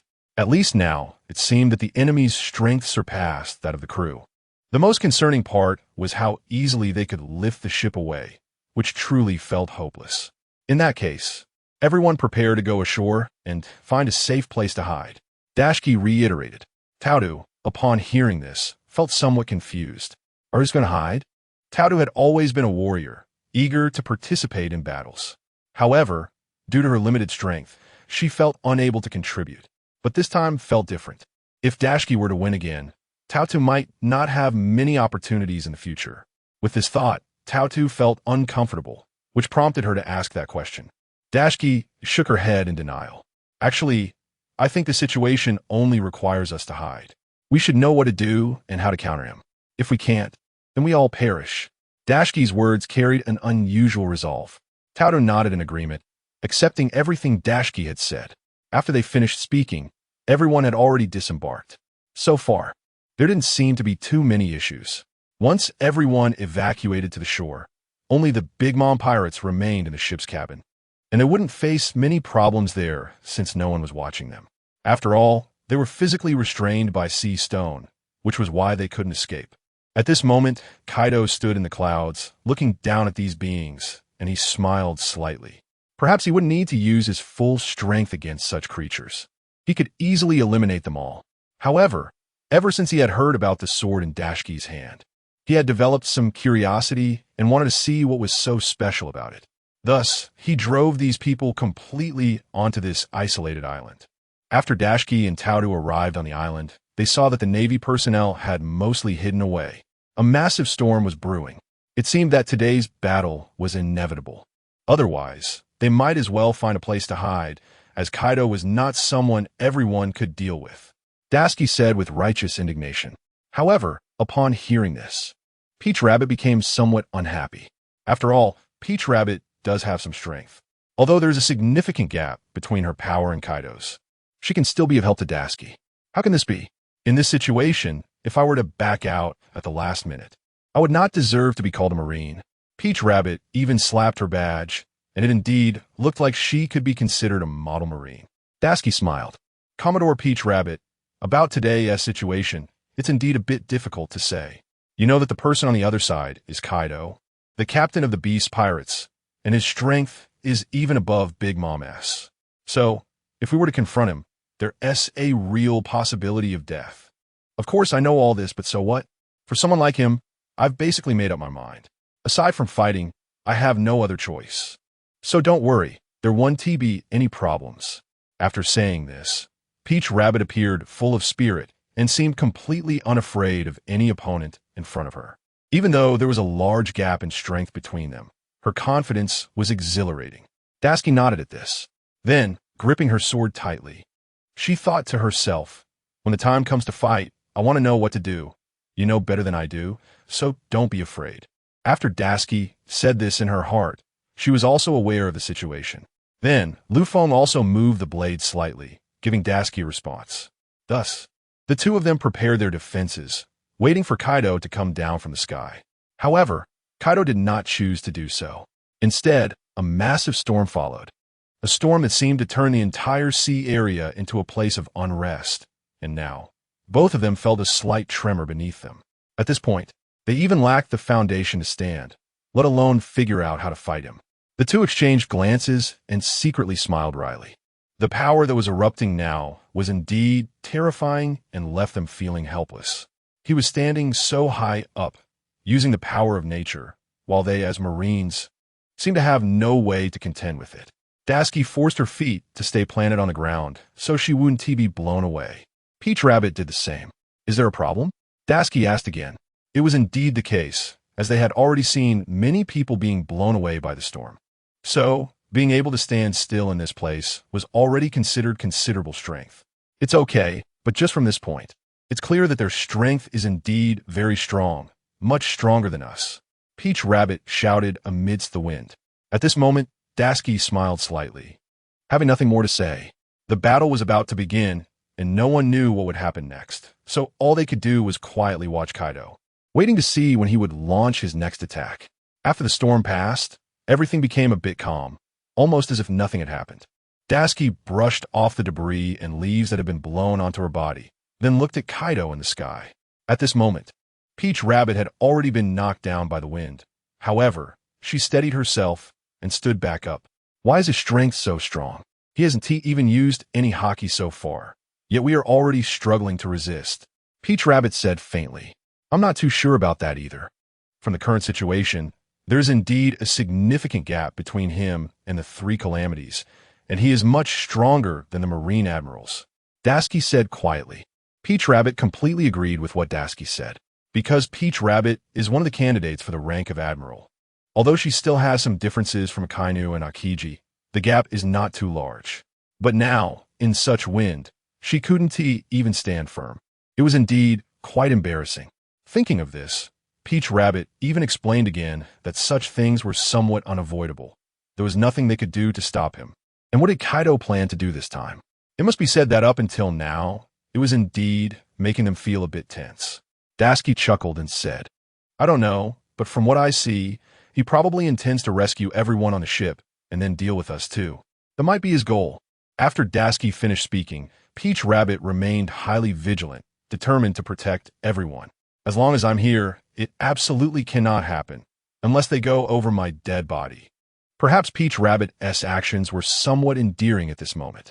However, in front of Kaido, they were utterly insignificant. As the strongest man on the surface, he certainly wouldn't care about someone like Peach Rabbit. He could easily defeat her without breaking a sweat. Tashigi naturally didn't expose all of this. Perhaps Peach Rabbit's thoughts were indeed moving. After thinking this, Tashigi smiled and said, "Actually, it's not a problem. I've already thought this through. After a while, you go back to the ship to check on the others, and then I'll hold off Kaido for a bit." After Tashigi said this, Peach Rabbit completely disagreed. "That absolutely won't work. If it's just you alone, you may not be able to stop him. It would be better for the people on the ship to be rescued, and we won't suffer any harm. That's the right way." Tashigi was naturally happy to see Peach Rabbit have such a mindset. However, perhaps Peach Rabbit had no real strength in front of Kaido. And if Tashigi were to say this, it would inevitably make her feel a bit sad. "Actually, I can't say too much about this. But you can see that since he has come, someone must deal with him. For now, let me do it. If I really can't hold on any longer, you can come back." Peach Rabbit could slightly sense Tashigi's intention. After Tao Rabbit finished speaking, she jumped directly onto the warship by herself. Since the warship had not been guarded by anyone until now, it had been battered by the giant waves at sea and had already run aground at the edge of the small island. Under these circumstances, Tao Rabbit returning naturally meant watching over this group of pirates, which was not a big problem. However, when she returned, she found that this group of people inside was also tied up. No one had any improper thoughts. The main reason was that they did not know what was happening outside. Although Kaido knew, he did not want to say anything because he did not know whether Kaido had come to save them or to kill them. In any case, there were many situations where they were unaware of what was happening. After thinking about this, Tao Rabbit glanced at the people in the cabin and said, "Stay here obediently, and don't cause any trouble. Otherwise, I will kill you all." Tao Rabbit's words still held some weight. After hearing this, the group nodded repeatedly. Although they were all billion-strong pirates, none of them longed for death. They all hoped to live a little longer, and even if they were imprisoned, they hoped they could eventually be released. So until now, everyone was afraid to act recklessly. However, at this moment, Longbread even had a bit of curiosity and asked again, "What is going on? Why is the ship swaying? Does it feel like we're back?" It must be said that up to this point, it was indeed surprising. The group of people being held here was also considering what was going on.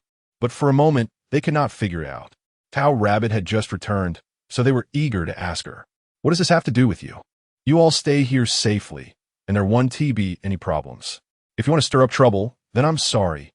Do you understand?" Regarding everything Tao Rabbit said at this moment, no one knew what was happening outside. However, Kaido opened his eyes and looked at Tao Rabbit, asking, "Why did Kaido come here?" When Katakuri spoke these words, everyone present was shocked. Could it be that Kaido really came here?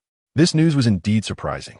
Katakuri's words made everyone feel like they were sitting on pins and needles. After all, Kaido's arrival would instantly change the current situation. Whether it was the Navy or the pirates, they would always take Kaido into account. Hearing this, Tao Rabbit smiled slightly and even replied, "Why do you think it has much to do with you?" At this moment, Tao Rabbit found it difficult to answer how much it had to do with them. After all, it was really hard to say. Hearing this, Kaido even slightly closed his eyes. He wanted to feel what Kaido would do next. However, there was ultimately no effect. A powerful person could even block Kinbunchikahaki, so Kaido's current actions were completely insignificant to Kaido. Feilu reminds you, read 3 things, collect, recommend. This novel was first published by Long QQ 4929-23872. Do not be deceived by other fakes. The unique Feilu novel spare group 6721711357. Feilu novel internal group 114-252-9731. Feilu novel internal group 9290-82961. More exciting Feilu novels are in the hands of the group owner. Welcome everyone to join the group. I hope you will not be deceived by those fraudulent groups. Note, this work comes from the internet and published books, and is for reader preview only. Please delete it within 24 hours after downloading, and do not use it for commercial purposes. If you think this book is good, please purchase the genuine book. Thank you for supporting the author. Emphasizing, I hope that reprinting can also retain this paragraph. Organizing it is a bit of a hassle, but retaining it is a virtue the strongest man in the sea. Longbread said again, I think Kaido is here to save us. Smoker shook his head after hearing this. After all, this situation was indeed somewhat strange. No one knew what would happen next. It was really hard to explain. It became even more confusing. Don't think too much. If Kaido is here to save you, his ultimate goal is probably this ship. But as you can see, his target is almost all of our navy, so it has little to do with you. Don't think too highly of yourselves. Tao Rabbit's words were not without reason. Kaido's sudden appearance indeed left everyone a bit flustered. No one even knew what the purpose of coming here was. Everyone was waiting for Kaido's next action. So the group of people right now was even more at a loss. Then do you think if he kills you all, will he save us? Katakuri asked with a smile again. Perhaps they were convinced that Kaido's purpose in coming here was to save them. That was why they were saying such things now. Tao Rabbit awkwardly smiled after hearing this, and even shook her head helplessly. It's really hard to say. After all, you 4 emperors have some grudges among you, and no one knows what will happen next. Similarly, no one knows if he is here to kill you and eliminate the threat to control the entire sea and wipe out the Big Mom pirates. Peach Rabbit is also an ambitious person.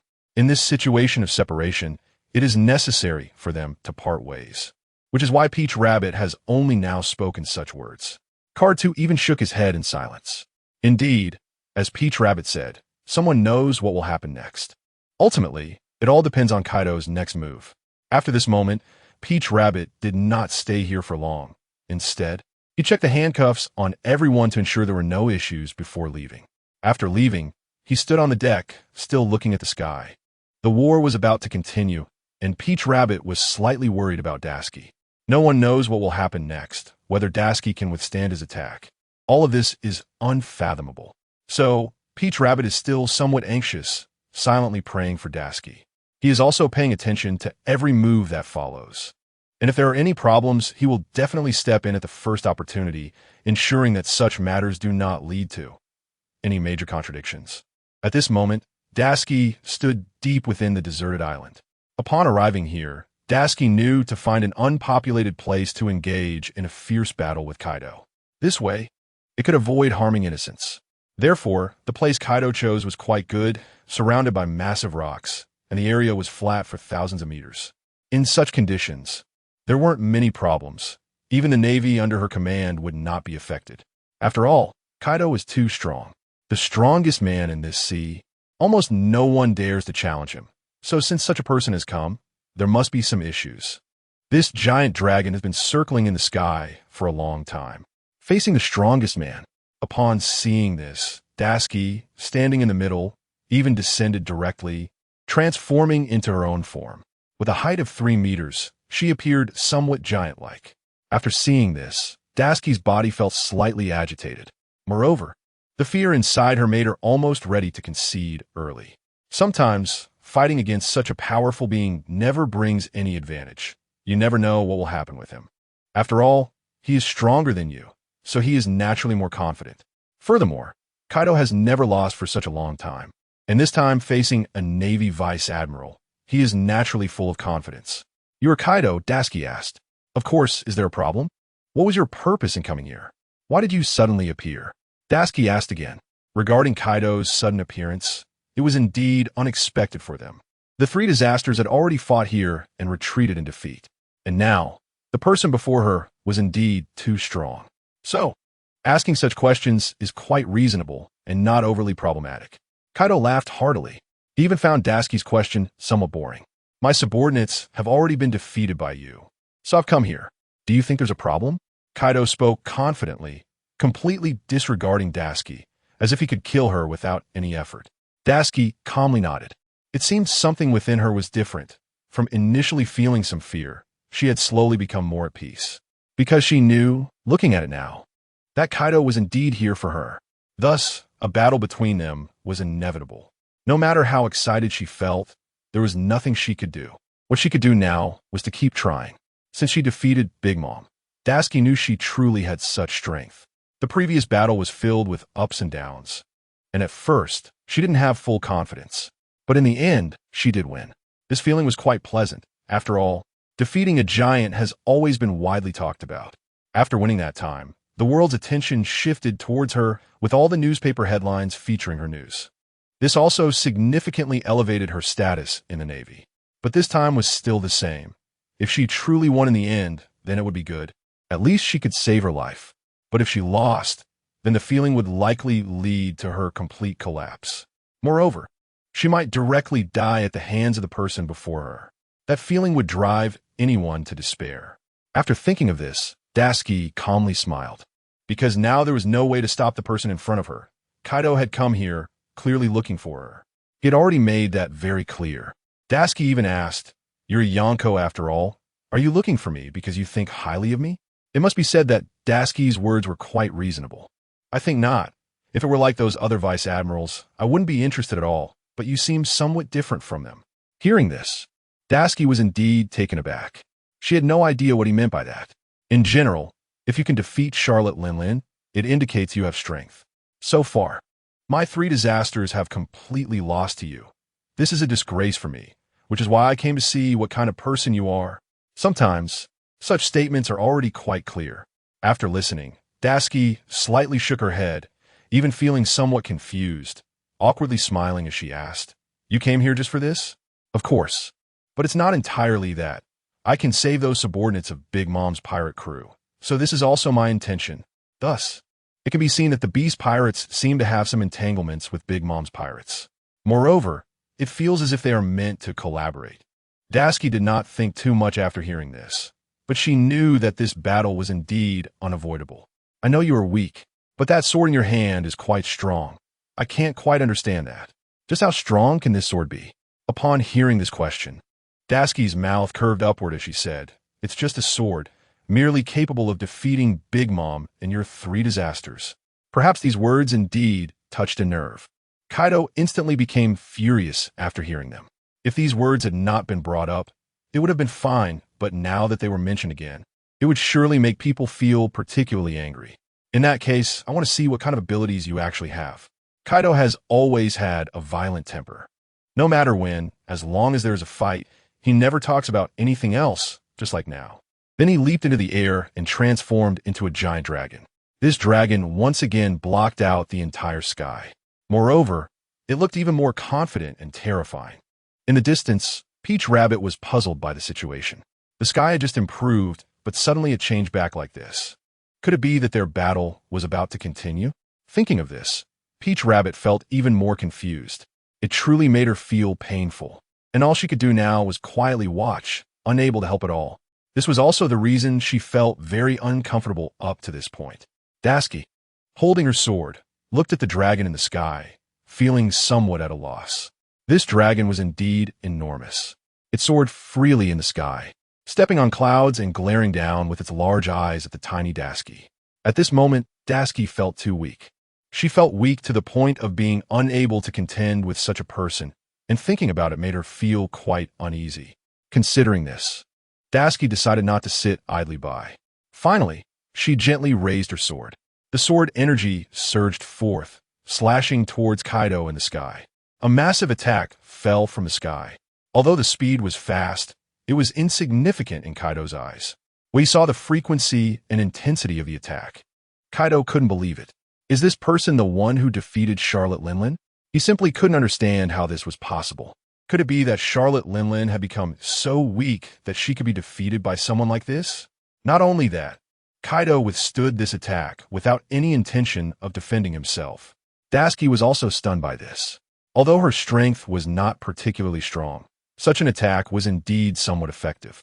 But why could the opponent easily dodge such an attack while she had no way to respond? Thinking of this, Tashigi became even more annoyed. She swung her sword several more times in quick succession, but ultimately they were all easily dodged without any issue. This level of strength was simply too weak.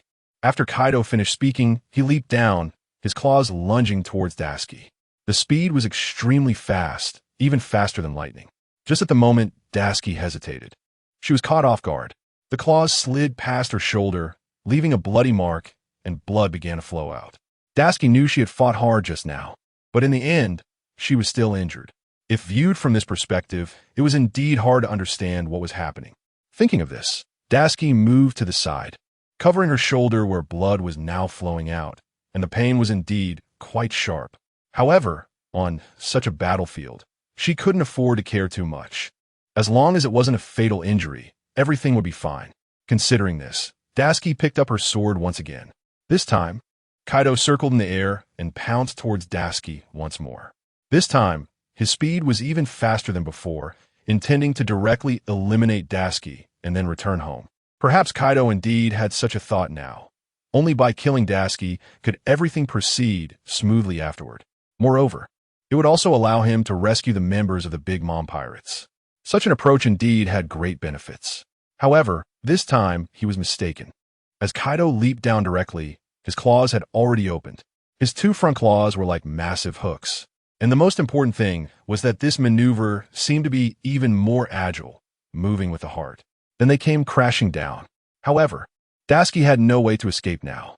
Lu Feng had already sensed the presence of danger, and at the same time, he quickly pulled Tashigi out from under the steel claws. Due to the high speed, the two massive steel claws crashed down to the ground, instantly kicking up dust. Kaido did not expect that his actions would have no effect at all. Just thinking about it made him feel somewhat angry. However, in an instant he regained his composure, raised his head to look at Tashigi, and squeezed out a smile from his cheek. It seems you're not as weak as you seem.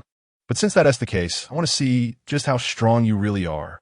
After Kaido finished speaking, he leaped up again, his massive body coming crashing down from the sky. The feeling is like a solitary sky covering the earth, which is truly terrifying to behold, as you never know how heavy this fire really is. Coupled with the Conqueror's haki surrounding him, if it were to press down directly, death would be certain. Under the premise of Conqueror's haki, Tashigi even felt somewhat unable to move. Fortunately, Lu Feng used all his strength to forcibly pull Tashigi out. Otherwise, Tashigi would undoubtedly be dead. At this point, when the massive body descended from the sky and landed on the deserted island, the entire island trembled slightly. It looked truly unbelievable. Not only that, but Tashigi was also panting heavily, feeling that such an opponent was incredibly difficult to deal with. You never know what kind of problems he might bring. She had just swung her sword twice, but ultimately it was futile. Those two strikes were like mere tickles, posing no danger to Kaido at all. So now Dasuki was somewhat at a loss. Compared to Charlotte Linlin before, Kaido was like a monster.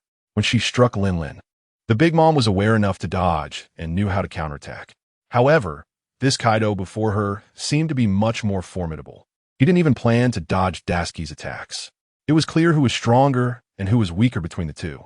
Dasuki was gasping for breath, feeling helpless. However, Lu Feng slightly moved his body, giving Dasuki a moment to breathe.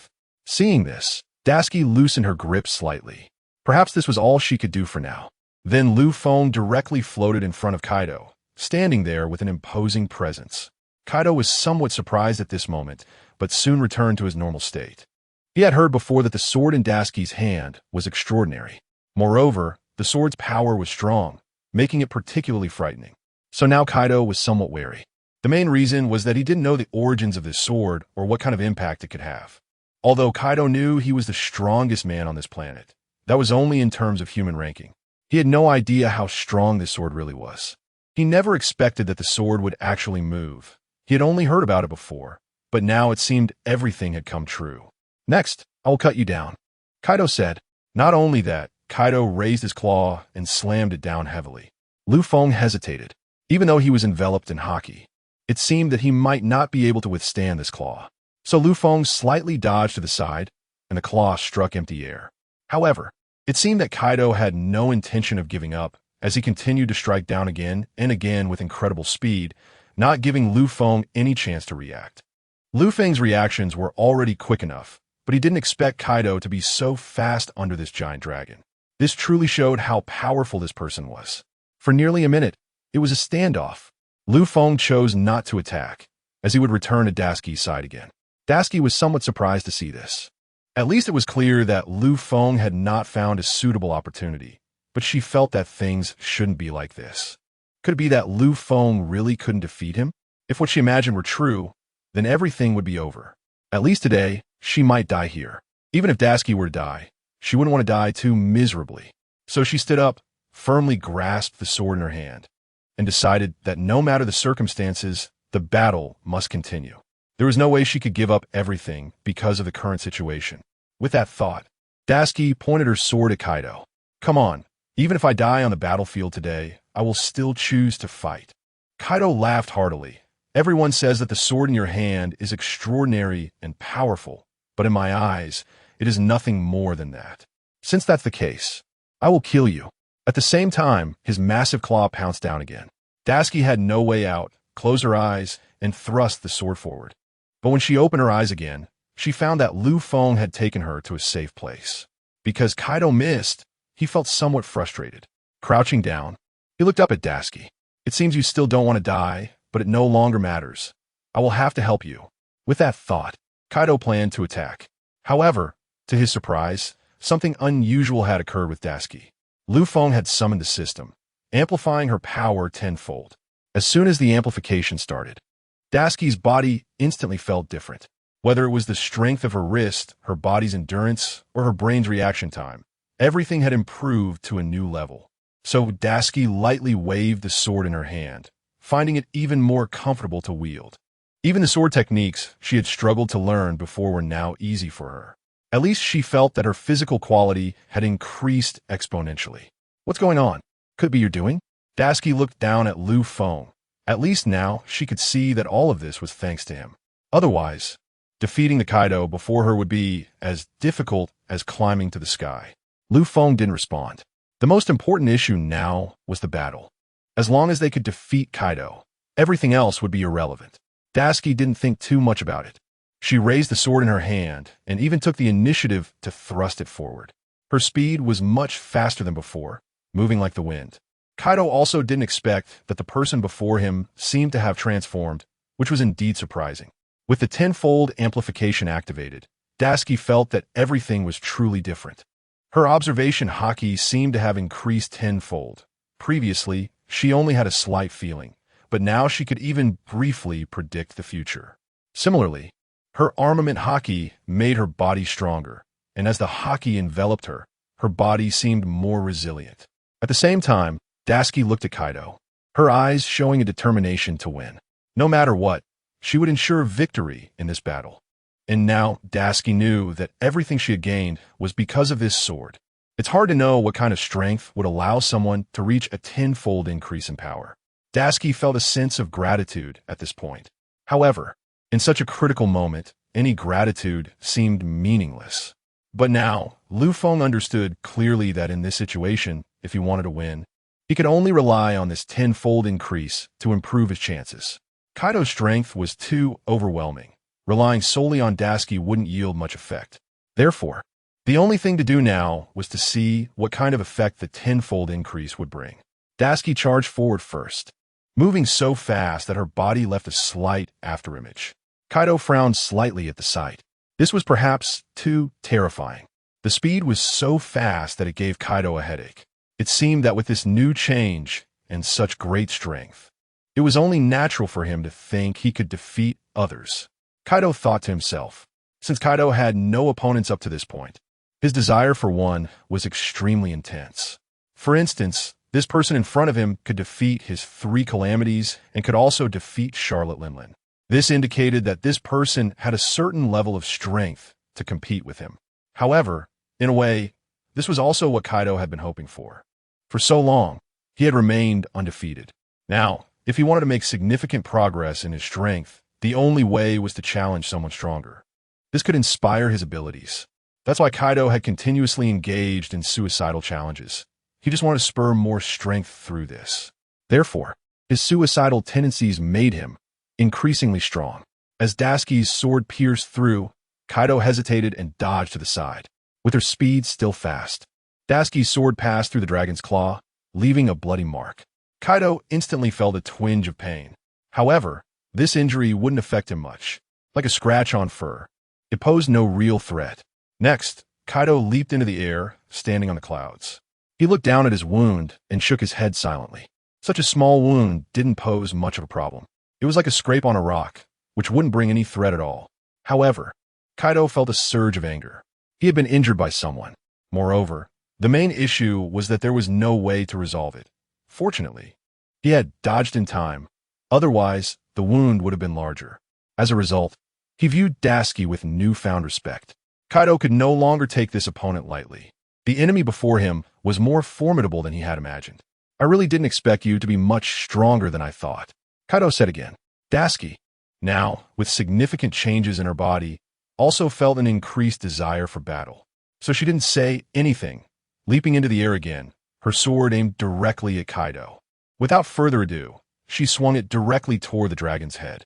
Kaido, seeing this, felt his own battle desire surge. The two were locked in a fierce battle in the sky, neither side able to gain the upper hand. Lu Feng now allowed Dasuki to take charge, as he was currently just a sword, and with the activation of the tenfold increase, he was merely an ordinary sword for now. At the very least, the tenfold increase could completely withstand Kaido. If even the tenfold increase couldn't withstand it, then he would really have to come up with a more suitable plan. At this moment, Peach Rabbit stood on the deck, looking up at the sky. Watching the fierce battle unfold, she silently felt anxious for Dasuki. At least this battle was indeed quite spectacular. Moreover, fighting against the strongest person in this sea was bound to draw attention. Many of the navy around had already found places to hide, but their eyes were still fixed on the battle. Everyone wanted to witness history. Everyone wanted to see how strong Dasuki really was. They had only heard that Dasuki defeated Charlotte Linlin, but many had not seen her specific strength with their own eyes. Now, it was indeed a bit frightening. The struggle between Dasuki and Kaido seemed increasingly fierce, yet for the time being, no victor had emerged. This clearly indicated that everything Dasuki had done before was indeed justified. Everyone said that Dasuki's success was due to the sword in her hand. But now, it could also be proven that some things were not just about the sword. For instance, Dasuki's own strength was considerable. At least she had not lost yet. Peach Rabbit thought to herself, feeling speechless. She looked around and noticed that the other members of the Beast Pirates had not come over, which relieved her. The main reason was that Kaido's battles did not allow others to interfere. After all, he needed to prove his strength, and if he had others as helpers, it would undoubtedly tarnish his honor. Therefore, in Kaido's battles, his subordinates would never participate. Regardless of whether Kaido ultimately won or lost, the outcome would remain the same. However, Peach Rabbit still felt uneasy about the personnel inside the cabin. The prisoners from the Big Mom pirates could not be allowed to take this opportunity to escape. If they ran away now, everything done before would be in vain. Big Mom pirate Charlotte Linlin had already fled, and her other subordinates were locked in the warship. The Navy had suffered heavy casualties at that time, losing many soldiers. Now, if this group were to escape, the Navy headquarters would surely blame her. Of course, they wouldn't blame Tashigi, as everyone had witnessed the battle between Tashigi and Kaido. So now Peach Rabbit knew her responsibility. She returned to the cabin once more. Looking at the bound prisoners, from what I can see, the battle outside should be quite spectacular, but we are tied up and unable to watch. Katakuri said afterward. Due to his observation haki being much stronger than ordinary people, he could anticipate what would happen next in a short time. It is indeed very exciting, and so far, no victor has emerged, Peach Rabbit said slowly. Longbread couldn't help but express disbelief upon hearing this, because Longbread had once witnessed Kaido's strength. That kind of terrifying power made him feel a bit hopeless. However, hearing that the battle outside was actually evenly matched was something he could hardly imagine. How could this be possible? Kaido's strength is absolutely the strongest. Could it be that even Tashigi can't win? Longbread repeated. Peach Rabbit nodded slightly, looking at Longbread, who was tied up with several loops of rope, feeling reassured. Kaido's strength is naturally strong, but our Tashigi is not to be underestimated. At least she could defeat Charlotte Linlin, who is your mother, proving Tashigi's strength is still there. With Peach Rabbit's response, Smoochy seemed somewhat unwilling to listen. When Tashigi defeated her mother, it was not only because of the sword in her hand. That demon sword indeed played a significant role. Without that sword, she definitely would not have succeeded. Perhaps everyone's perception still remains at this level. After all, everyone has witnessed how Tashigi managed to defeat Charlotte Linlin. It was simply because that sword in her hand was too powerful, and her own strength was not as formidable as imagined. That's why the current situation appears as it does.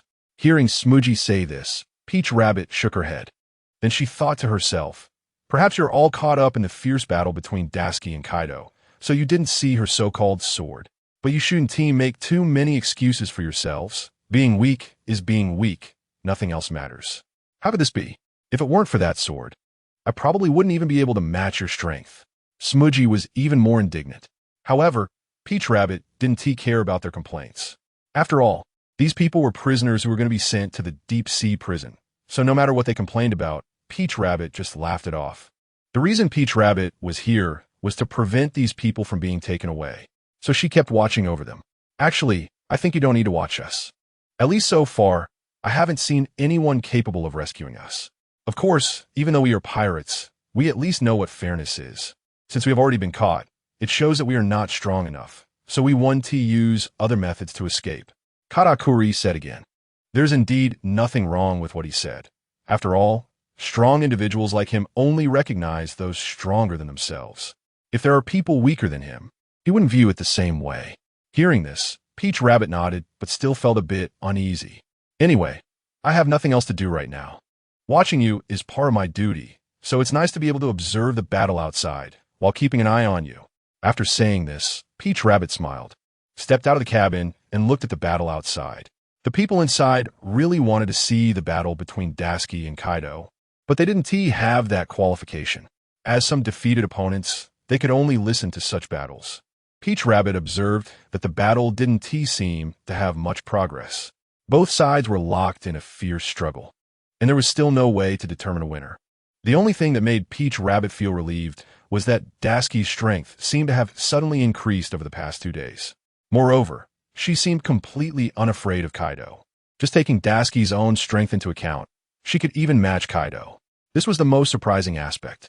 Peach Rabbit thought of this and shook her head slightly, feeling puzzled but not knowing how to continue.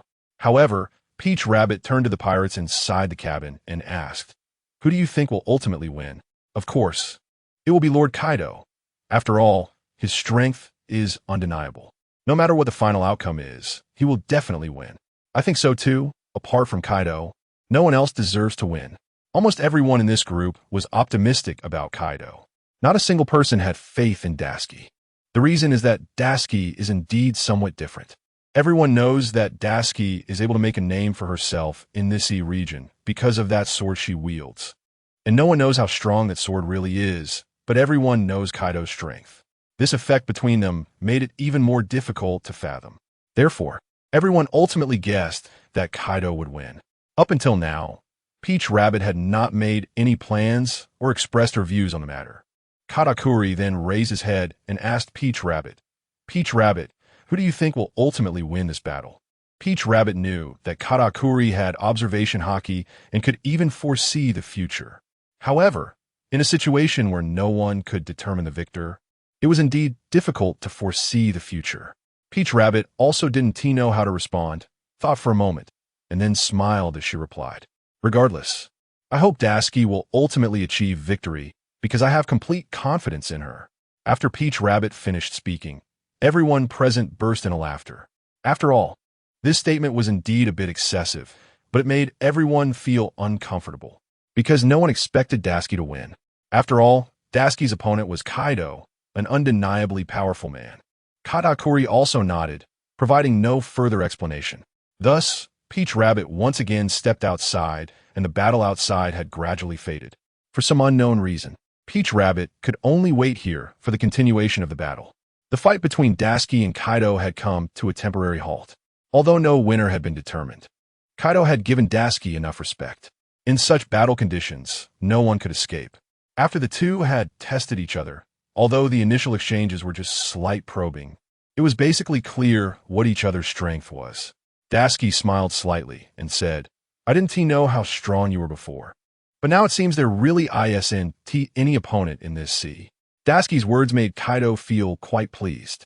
At this moment, Kaido once again smiled and said, Kaido knew very well that although Tashigi's strength was formidable, it was still a significant gap compared to his own. Therefore, he also knew what method to use to defeat Tashigi in front of him. It was not surprising for him to say such words. Tashigi also smiled. Regarding the battle, he could not possibly concede. At least if he lost, then the navy on this ship along with the prisoners might suffer greatly. So Tashigi was determined to endure no matter what. Besides, Tashigi now had a tenfold enhancement effect, making him much stronger than before. Thus, he did not feel too troubled about it. In that case, I'll wait and see what the outcome will be when you truly use all your power. Although I don't know what your full power looks like, I believe I will hold on with all my might. Upon hearing this, Kaido laughed heartily. Then he transformed back into his original form. Because his fruit allowed him to transform into a dragon, the sight of his original form was quite imposing to Tashigi. The main point was that his height of 3 meters was not something anyone could ignore, and Tashigi tightened his grip on his sword, ready to fight at any moment, as the person in front of him was too strong and could disappear from his world at any time. If he was not always prepared to fight, he might really suffer. Seeing Tashigi so nervous, Kaido calmly said, I don't think there's any need to be so tense. It's obvious that our battle is on the verge of breaking out, but I absolutely want to use sneak attacks because I think that would be shameful. After all, I have never relied on such methods to win battles. At this moment, Kaido did indeed seem like a so-called gentleman. However, for people like them, reputation was even more important than anything else. Therefore, Tashigi slightly lowered his guard. After considering it for a moment, Tashigi smiled and asked again, There are some things I would like to ask.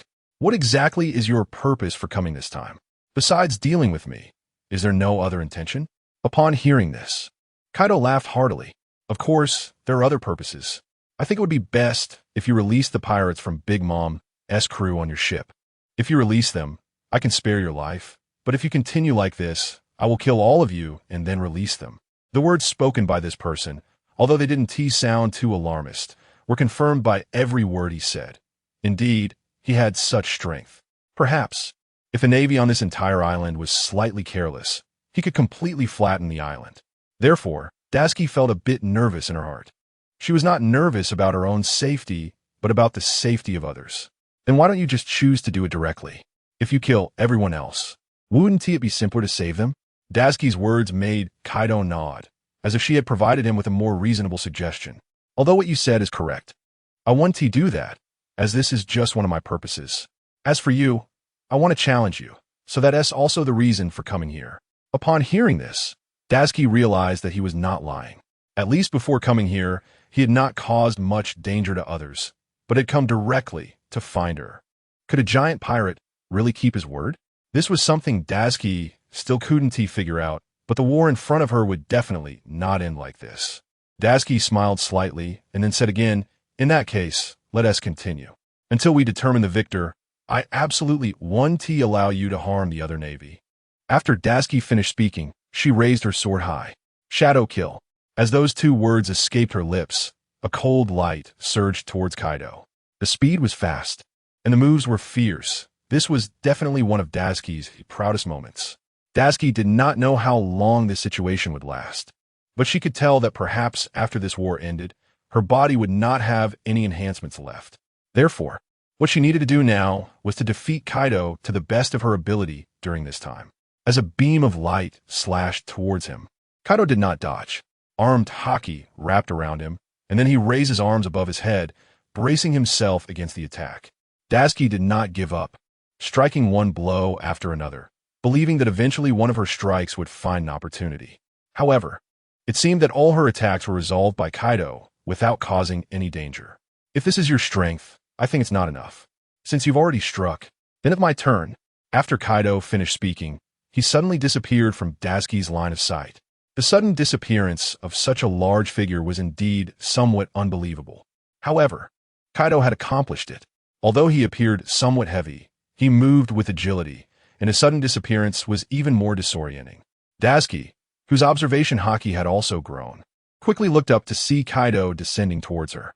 He was even preparing to punch down toward her head. At this moment, Tashigi had no way to counter it. She could not endure it like Kaido because her armed haki was not as strong as his. Faced with such a massive being descending, Tashigi had no real options. She intended to dodge, but it seemed Kaido did not plan to do so, because at this moment, Kaido wanted to experience just how strong his power was.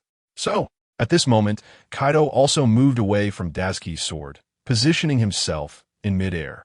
Kaido did not expect that this sword would be so strong that it dared to intercept his actions. This truly surprised him a bit. However, Kaido remained calm and smiled, knowing in his heart that very few dared to intercept him. However, looking at the situation, it really seems like it won't last long. After all, this sword appears to have some soul, and if it were to break right in front of me, Kaido would feel a bit regretful. Nevertheless, even so, Kaido still showed no mercy. He brought his fist down directly. It collided head-on with Lu Feng's body. The moment they made contact, a shockwave dispersed the surrounding trees, and the isolated island was once again severely damaged. The most notable sound was a crisp crack, as if the sword had broken. Upon hearing this, Tashigi was startled. What she was most worried about was Lu Feng's current condition. It's possible that due to this battle, Lu Feng could be completely incapacitated. If that were the case, she would truly feel unbearable pain. After all, Kaido's strength was too great, and this punch almost exhausted his full power. Perhaps Lu Feng's fate had come to this. Tashigi felt a slight sadness in her heart. Once the smoke cleared, everything returned to its original calmness. No one knew exactly what had happened, and no one understood what the situation was. Everything, just like before, became calm again.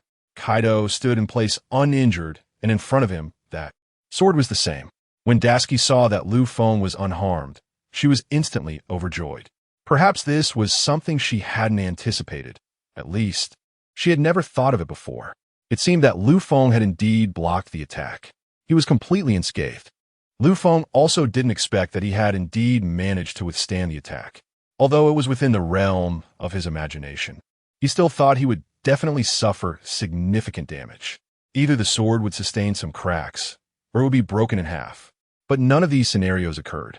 From this perspective, Tashigi's strength was not as formidable as everyone claimed, but if he wanted to defeat her, that would indeed be another matter. Tashigi immediately held onto Lu Feng and swung again. Since Kaido was standing there in a daze, somewhat confused, Tashigi took this opportunity to act. However, Kaido was still Kaido. Even if he was a bit puzzled, he knew how to evade when danger approached. He first took a step back and then turned around to deliver a punch. Due to the tenfold amplification, the moment his punch collided with Tashigi's, both were sent flying a few meters away. Such a confrontation might seem a bit brutal. Kaido stopped at this moment and looked at Tashigi, asking, "What is this sword made of?" My punch hit it, and it remained intact. If it were an ordinary weapon, it would naturally not be able to withstand my punch. Kaido was now at a loss, so he could only say this. Because he didn't know the specifics of the sword's construction, he kept expressing his confusion. Kaido didn't speak the truth, as he also didn't know. But after a moment of thought, Kaido said, "You don't have to tell me, but if I defeat you, you must tell me. Because this is something I've really wanted to know." Regardless of anything else, Kaido's current thoughts indeed surprised Dashiki. 260 tried to delay time as much as possible. He was very curious about this thing. It's not surprising, but Dashiki herself might not fully understand specifics of it. At this moment, Luffy once again formed a cloud of blue mist in the air, which was even denser than before. It even seemed to take on a humanoid shape. However, this so-called humanoid form was not as clear as one might imagine. If one didn't make an effort to look closely, it was impossible to see what it really was. After this, Dashiki didn't think too much and instead looked at Kaido, asking, "No matter what, I won't tell you his specific condition. Even if you kill me, you won't find out." This sword, in this regard, was even more interesting than becoming the Pirate King.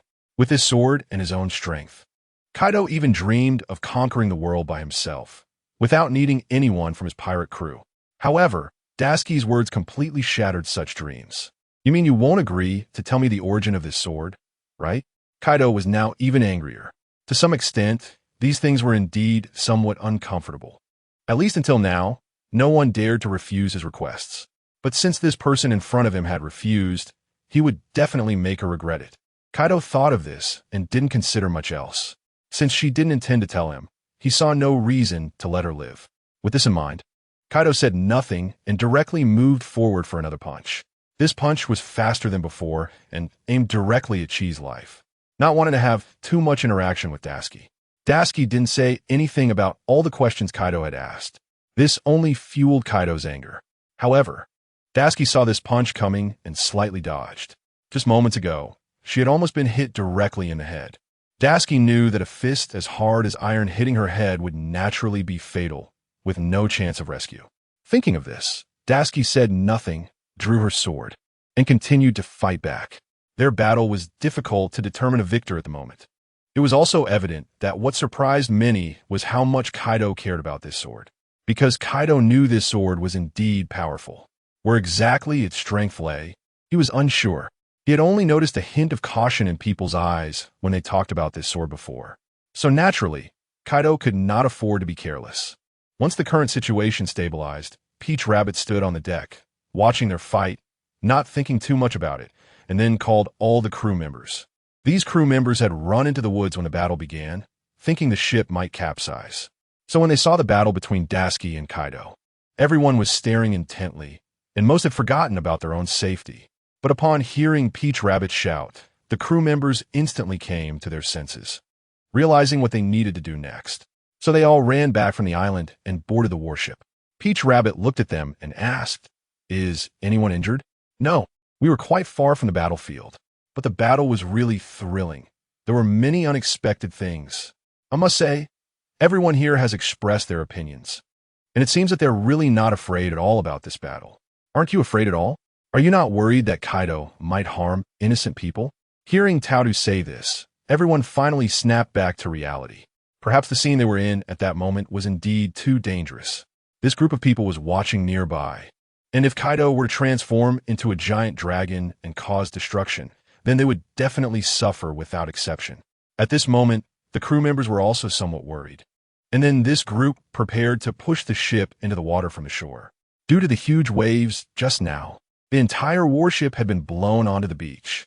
The warship was now stranded, and it could only move again if it was pushed back into the water. After pushing the warship into the water, Taoru was also in a dilemma. Dashiki was fighting ahead, and if she left with this ship full of people, it would indeed seem a bit unreasonable. However, for the sake of the Navy on the ship, as well as the prisoners in the cabin, it would definitely be the best opportunity to leave now. Taoru was constantly struggling here, completely unsure of how to decide. Dashiki and Kaido were now fighting fiercely. Neither of them showed any intention of giving up, and each battle was very cautious. However, Kaido knew that his strength was above Dashiki's. The reason he was being so careful was that he feared Lu. He feared the sword in Dasuki's hand. So he had been hiding his true strength, not daring to use his full power. Even so, it seemed that Dasuki also noticed some clues. He similarly signaled Lu Feng not to act alone. As long as Lu Feng did not act alone, Kaido would naturally be on guard. However, in the midst of the battle, Dasuki saw that most of the Navy had already boarded the warship. This made him feel somewhat relieved. Once this group of people boarded the warship, there was naturally not much danger, so Dasuki smiled slightly. He knew that fighting against this great demon in front of him still required some good strategies. However, seeing this group of people board the ship, Dasuki laughed heartily. It seemed that he no longer had many concerns in his heart. Kaido also understood Dasuki's thoughts upon seeing this. However, Kaido did not have much interest in these Navy members. Whether they lived or died had nothing to do with Kaido. So, the battle between the two continued. Dasuki watched for a long time and found that the warship had not moved until now, which was the most puzzling. Since the crew on the ship was already in place, why hadn't Taudu set sail? This was what made Dasuki feel the most bewildered. Then, Dasuki directly jumped out of Kaido's attack range and shouted loudly toward the warship. "Hurry up and leave here, don't stay too long." After Dasuki shouted, another attack followed. Such behavior was indeed puzzling to others. No one knew why Dasuki chose to do this.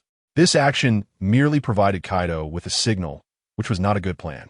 However, Dasuki knew very well that Kaido would not attack these ordinary crew members. Because his strength was far superior to theirs, doing so would be beneath his dignity. So far, there was not much of a problem. After hearing Dasuki shout, Taudu also made up her mind to set sail immediately. Taudu was worried that if Dasuki were to really be defeated, all the consequences would ultimately fall upon this ship.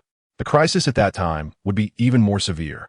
Taudu would not let such a thing happen, so all she could do now was to leave quickly. Many crew members also heard Dasuki's call. They said to Taudu, "Major General Taudu, can we leave now? If we don't leave soon, if their numbers increase, we really won't be able to escape." Regardless, what they said was reasonable. Then Taudu gritted her teeth and ordered her subordinates to set sail. As the warship left the deserted island, Dasuki felt very happy in his heart. At least everyone could retreat safely, and delaying here was indeed a correct approach against Kaido. Initially, Kaido had no thoughts about these Navy members. His strength was at a height they could never reach in their lifetime. However, seeing Dasuki like this, he felt very unwilling in his heart. "I suddenly feel like you're deceiving me here." The reason for the battle was simply to buy time and let them leave quickly, which would also allow the Big Mom pirates to be sent to the underwater prison. Now Kaido had transformed into his own form. His color was even darker than water. He was already furious. Dasuki nodded, not denying it. "Of course, dragging this out for a while to send them all away would also mean that my mission was accomplished. Regardless of who ultimately wins or loses, I no longer care." This was Dasuki's true thoughts. Regarding this battle, she initially did not think she would win because Dasuki knew that her strength was far inferior to Kaido's. However, this sword had given her a tenfold amplification state. Only then could she barely match Kaido. If this amplification state were to disappear, she would become a lamb to be slaughtered by him. After thinking of this, Dasuki felt a bit nervous and also a bit scared. Perhaps the situation was something that anyone could not prevent. Kaido was indeed too strong. Even if she activated the tenfold amplification, she still might not be his opponent. Although they could now fight to a standstill, no one knew what would happen afterward. If Kaido were to really use his full strength, then she would undoubtedly die, with no chance of resistance. However, seeing that the surrounding navy had already retreated, Dasuki felt naturally delighted. She picked up the sword in her hand and charged toward Kaido once more. Lu Feng seemed to have noticed something unusual in this war. Kaido had not used his devil fruit abilities for so long. Regarding his devil fruit powers, apart from transforming into a giant dragon, he certainly had other methods. There are many techniques that have not been fully displayed by Kaido. Therefore, Lu Feng is currently unclear. If he could absorb Kaido's dragon fruit right away, it would naturally enhance his strength. However, he does not know what negative consequences this fruit might have. So in the current situation, he can only wait. Wait for a suitable opportunity to absorb the fruit, which would benefit everyone. In fact, if he absorbs the fruit and helps Dasuki, they could naturally repel Kaido. Lu Feng has this confidence in his heart, so when it comes to fighting, no one can obstruct him. He lets Dashiki take control. Moreover, Dashiki suddenly realizes that Lu Feng seems a bit different. At critical moments, Lu Feng would usually have his own ideas and make some inexplicable moves to compensate for his lack of techniques. But now it seems different. Lu Feng does not intend to do this. Instead, he lets things unfold as they are. This is the most unclear thing in Dashiki's mind right now. But on the battlefield, one cannot think too much. If they are careless, Kaido's claws will show no mercy. The process of battle is not that simple. It is quite arduous. As the distant warship gradually sails away, Dashiki finally immerses herself in the fight. Kaido, while fighting, asks, "Rest assured, even if your warship has left now, after I defeat you, I will bring them back. I won't let them end up in the underwater prison." Hearing this, Dashiki's heart tightened. Perhaps their mission was to send those people to the underwater prison. And now, with Kaido saying such words, it seems she has a way to interfere. However, Dashiki cannot let him act recklessly. "So you look down on me? At least defeat me first. If you defeat me, then you can do whatever you want with that ship." After saying this, Dashiki increased her strength even more.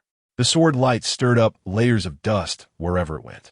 Kaido laughed heartily. He found what Dashiki said too simple. The person in front of him did not seem to be his opponent. As long as he used his full strength, she would naturally choose to surrender and was not qualified to fight him. Thinking of this, Kaido exerted more force. Each punch was delivered with the strongest power. Initially, Dashiki could block a couple of blows, but with repeated bombardments, Dashiki found it increasingly difficult to hold on. Kaido's strength was simply too overwhelming.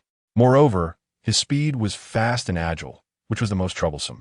It felt as if one could never escape from his attacks. Gradually, Dashiki even felt she was at a disadvantage. She knew in her heart that it was already quite difficult to reach this point. If it continued like this, victory was not guaranteed, and failure could very well be the final outcome. However, as long as she could drag it out long enough, everything would be fine afterward. She could even lead them away from this route and quickly enter the underwater prison. In that case, Kaido would be left with no options. Even if Kaido was strong, he wouldn't dare to storm into the underwater prison alone. That would make him an enemy of the entire Navy. Although they are already enemies, everyone is still in a relatively peaceful state. The Navy would not actively seek trouble with Kaido, as they wanted to eliminate the 4 emperors one by one, not all at once. Thinking of this, Dashiki did not consider too much. She focused on defense because she no longer had any opportunity to attack. Peach Rabbit is now on the warship, gradually drifting away from the deserted island. She also feels a bit guilty towards Dashiki.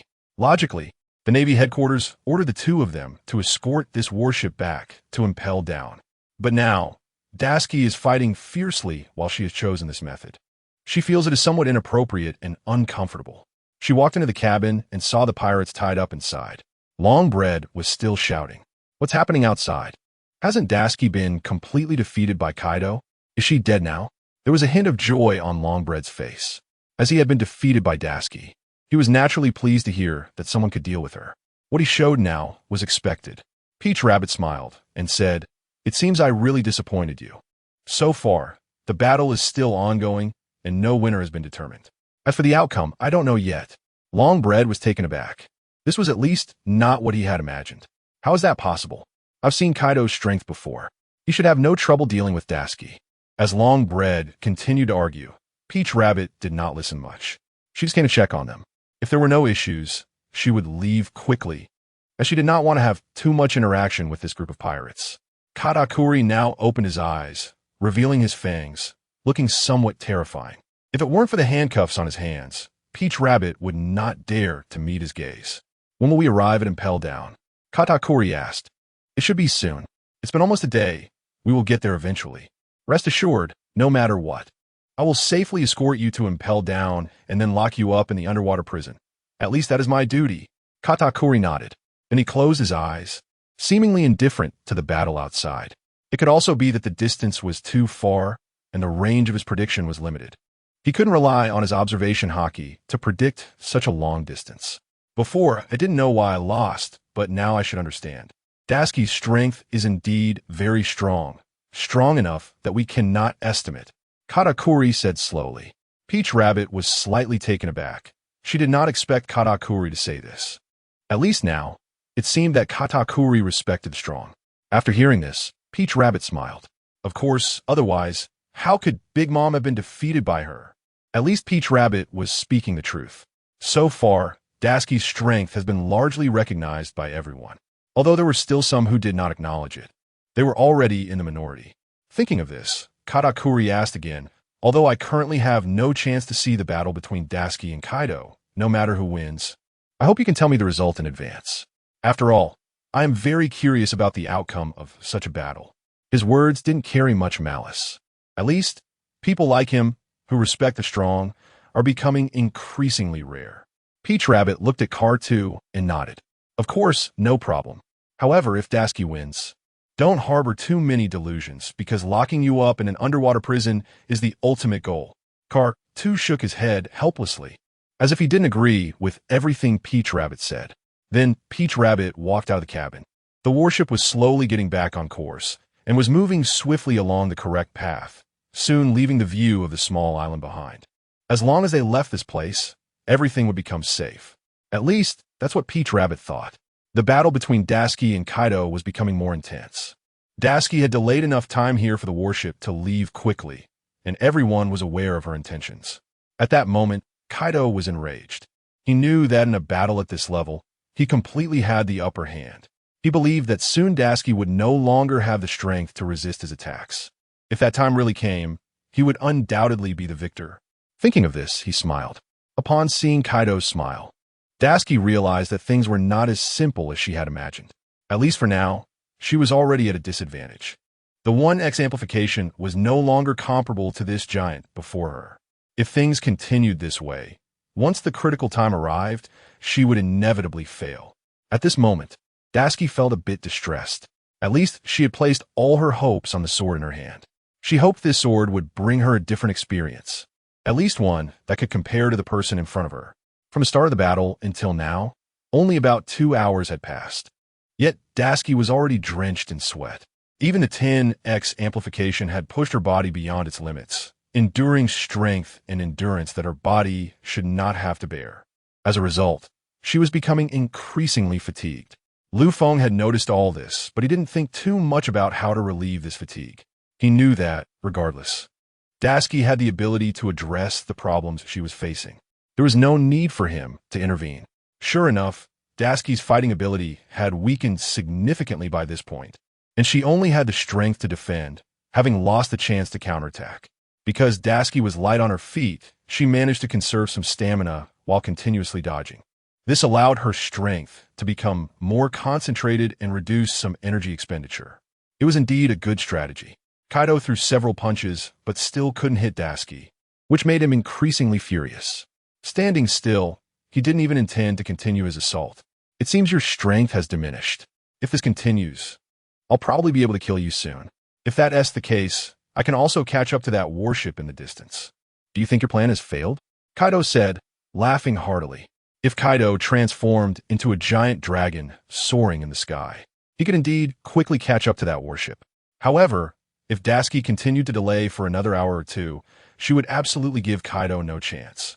By then, the warship would have long left this sea area. As long as they reached the naval headquarters, there wouldn't be too many problems. Therefore, Daski's inner thought was to try to delay as much as possible. But Kaido would never give her such an opportunity, especially on this battlefield.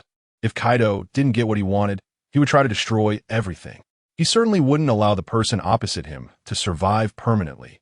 Otherwise, he wouldn't be Kaido. At this moment, Kaido raised his fist and murmured, "Thunder Bagua." As the move was unleashed, it directly bombarded Daski. Under this immense pressure, Daski's mind went blank for a moment. She even felt that she was finished.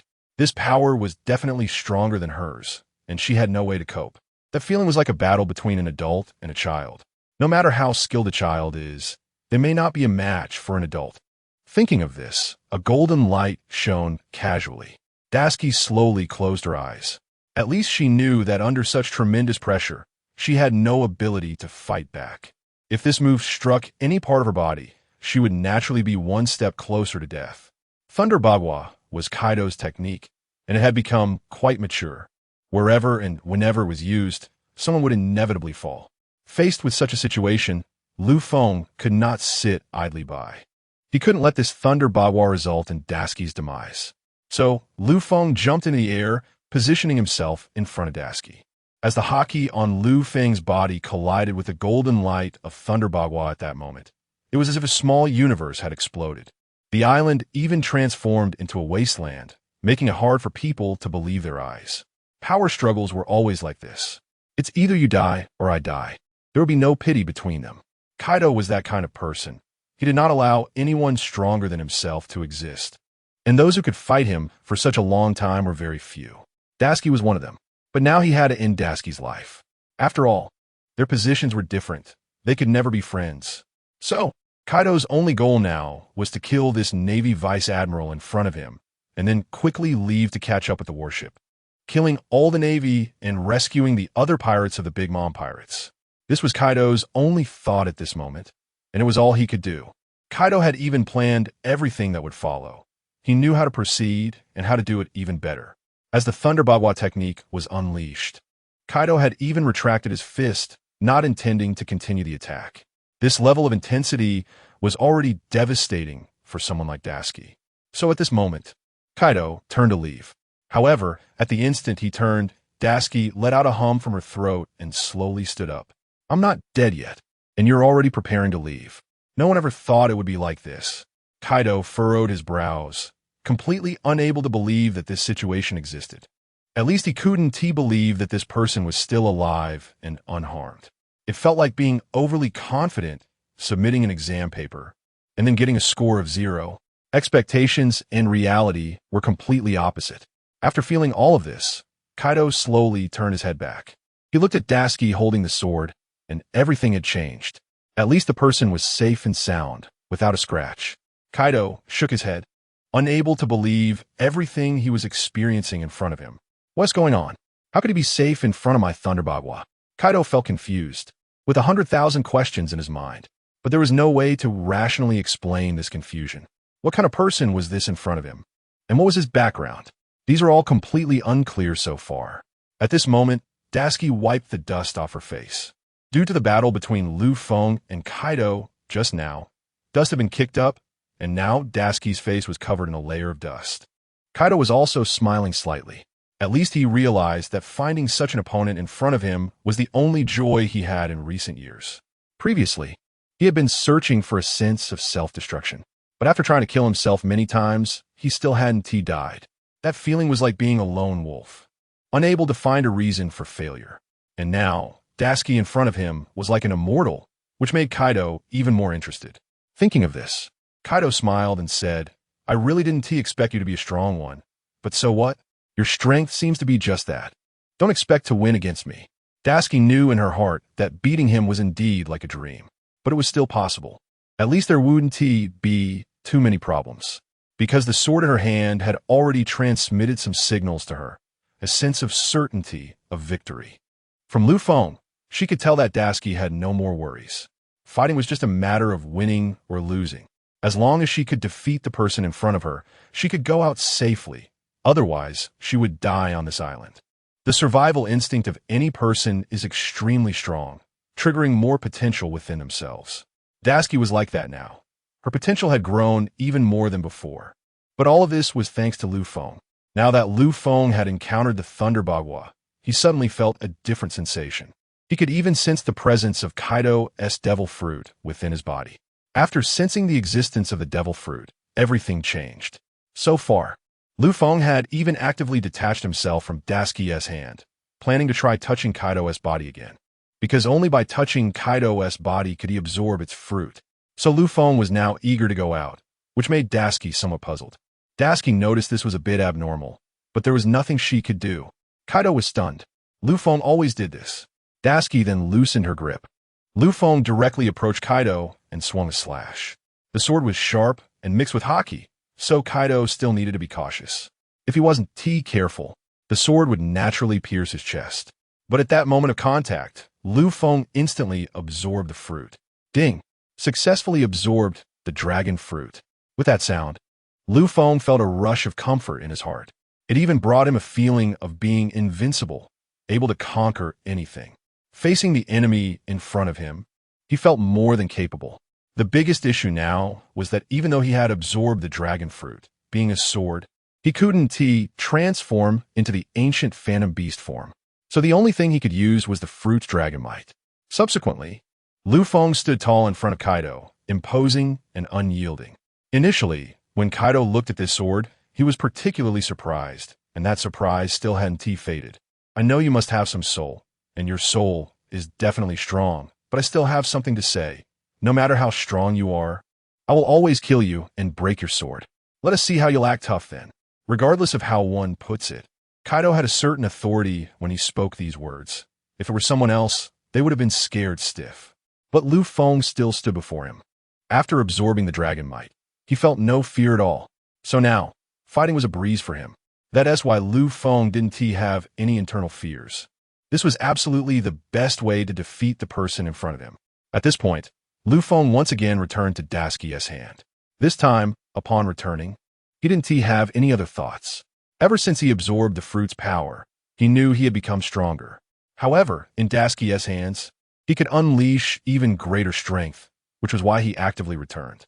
Daisuke didn't expect that if it were before, Lu Feng would definitely fight on his own. But this time was different. Instead, he chose to do it this way, which surprised her a bit. However, Daisuke didn't hesitate too much and swung the sword down. But Daisuke felt that the sword in her hand had become even stronger, and that feeling seemed to provide an overwhelming advantage, which was somewhat puzzling. But Daisuke knew that this sword must have something unique about it, otherwise it wouldn't be like this. Facing the next strike, Kaido was somewhat dazed. At least that feeling seemed no different from the dragon might emanating from him, which made it seem like the best kind of madness. Considering this moment, Kaido gritted his teeth and endured it. But as soon as the two of them made contact again, Kaido felt that everything was completely different from what he had imagined. It even forced his body to take 2 steps back. The opponent's strength felt like it had multiplied many times, making it impossible for Kaido to compare. Kaido was now somewhat stunned, looking up at Daisuke and asking again, "What is going on? How can your strength grow so fast?" Daisuke is now at a loss for words. Logically speaking, if she were to confront Kaido head-on, she would likely be the one to fail. However, it seems that she is becoming stronger. But Daisuke knows that the real strength lies in the sword in her hand. Instead of replying, Daisuke continues to attack. Kaido has never experienced this feeling before, but after experiencing it, he is becoming increasingly stubborn. He even chooses not to evade and instead clashes directly. This feeling is quite terrifying. Each contact feels like an earthquake erupting, shaking the surrounding waves and sending ripples far away. However, gradually, Kaido feels his stamina waning. Each time he uses all his strength, his dragon might is gradually weakening in subsequent battles. Daisuke notices this and looks for an opportunity, planning to directly cut down Kaido with this sword. Lu Feng also senses Daisuke's thoughts and uses all his strength to make the sword more resilient and easier to wield. The sword swings directly towards Kaido in front of her, leaving behind a colorful shadow. But Kaido is already too weak to resist. He never even thought about why he suddenly became so strong. What confuses him the most is that the sword seems to have absorbed his essence. This is what he finds most unfathomable. Kaido had heard that this sword could absorb others' devil fruits, but he didn't believe it at the time, thinking a sword was just a sword. How could it absorb fruits like a person? But now he truly believes it. It seems that even his own fruit has been absorbed. The devil fruit is fundamental for these pirates to establish themselves in this sea. If his fruit is cracked, it would be easy for others to defeat him. So when Kaido learns of everything he is facing now, he feels hopeless. As the sword strikes down fiercely, Kaido, helpless, uses all his strength to resist, but ultimately, it is futile. The force is too strong and too fierce, and Kaido is even sent flying. Lu Feng still doesn't know how to control this power. During the process, he even used too much force, leading to the current effect. However, Lu Feng is satisfied. Defeating Kaido is already a sensational news. Plus, he has spared Daisuke's life. If he cannot absorb her devil fruit, she will inevitably die. In terms of strength, Daisuke cannot fight Kaido. They are not on the same level. But now, things are indeed different. After delivering this strike, Dasuki stands in place, breathing heavily. Perhaps she never thought such a thing would happen. Dasuki's heart still trembles continuously. This battle felt like a dream. She may have never experienced such a feeling in her entire life, but now she has fully experienced it. After thinking about this, Dasuki gets up again, looks at Lu Feng and quietly asks, "What kind of sword are you? Why does it feel like your strength is increasing? So much has changed until now. What will you become next?" Faced with this question, Lu Feng feels helpless. At least by now, he doesn't know how to respond. Such matters can only be left to fate. Dasuki gradually stands up, finds a piece of wood around, and throws it into the water. Then she uses her haki to propel the wood forward. Soon, they see the Navy warship. The soldiers on the warship notice someone following them. Initially, they don't know who it is and are somewhat worried. They even plan to inform Vice Admiral Momonosuke. But when they see it is Dasuki, everyone is somewhat incredulous. After all, in their minds, Dasuki must have been killed by Kaido. How could she possibly reappear in their sight? This is absolutely impossible. However, as Dasuki approaches, everyone begins to cheer, because this is indeed something to celebrate. Dasuki then approaches the warship and jumps on board. When Momonosuke sees Dasuki return, tears well up in her eyes. At least in this battle with such a disparity in strength, Dasuki must have gained the upper hand.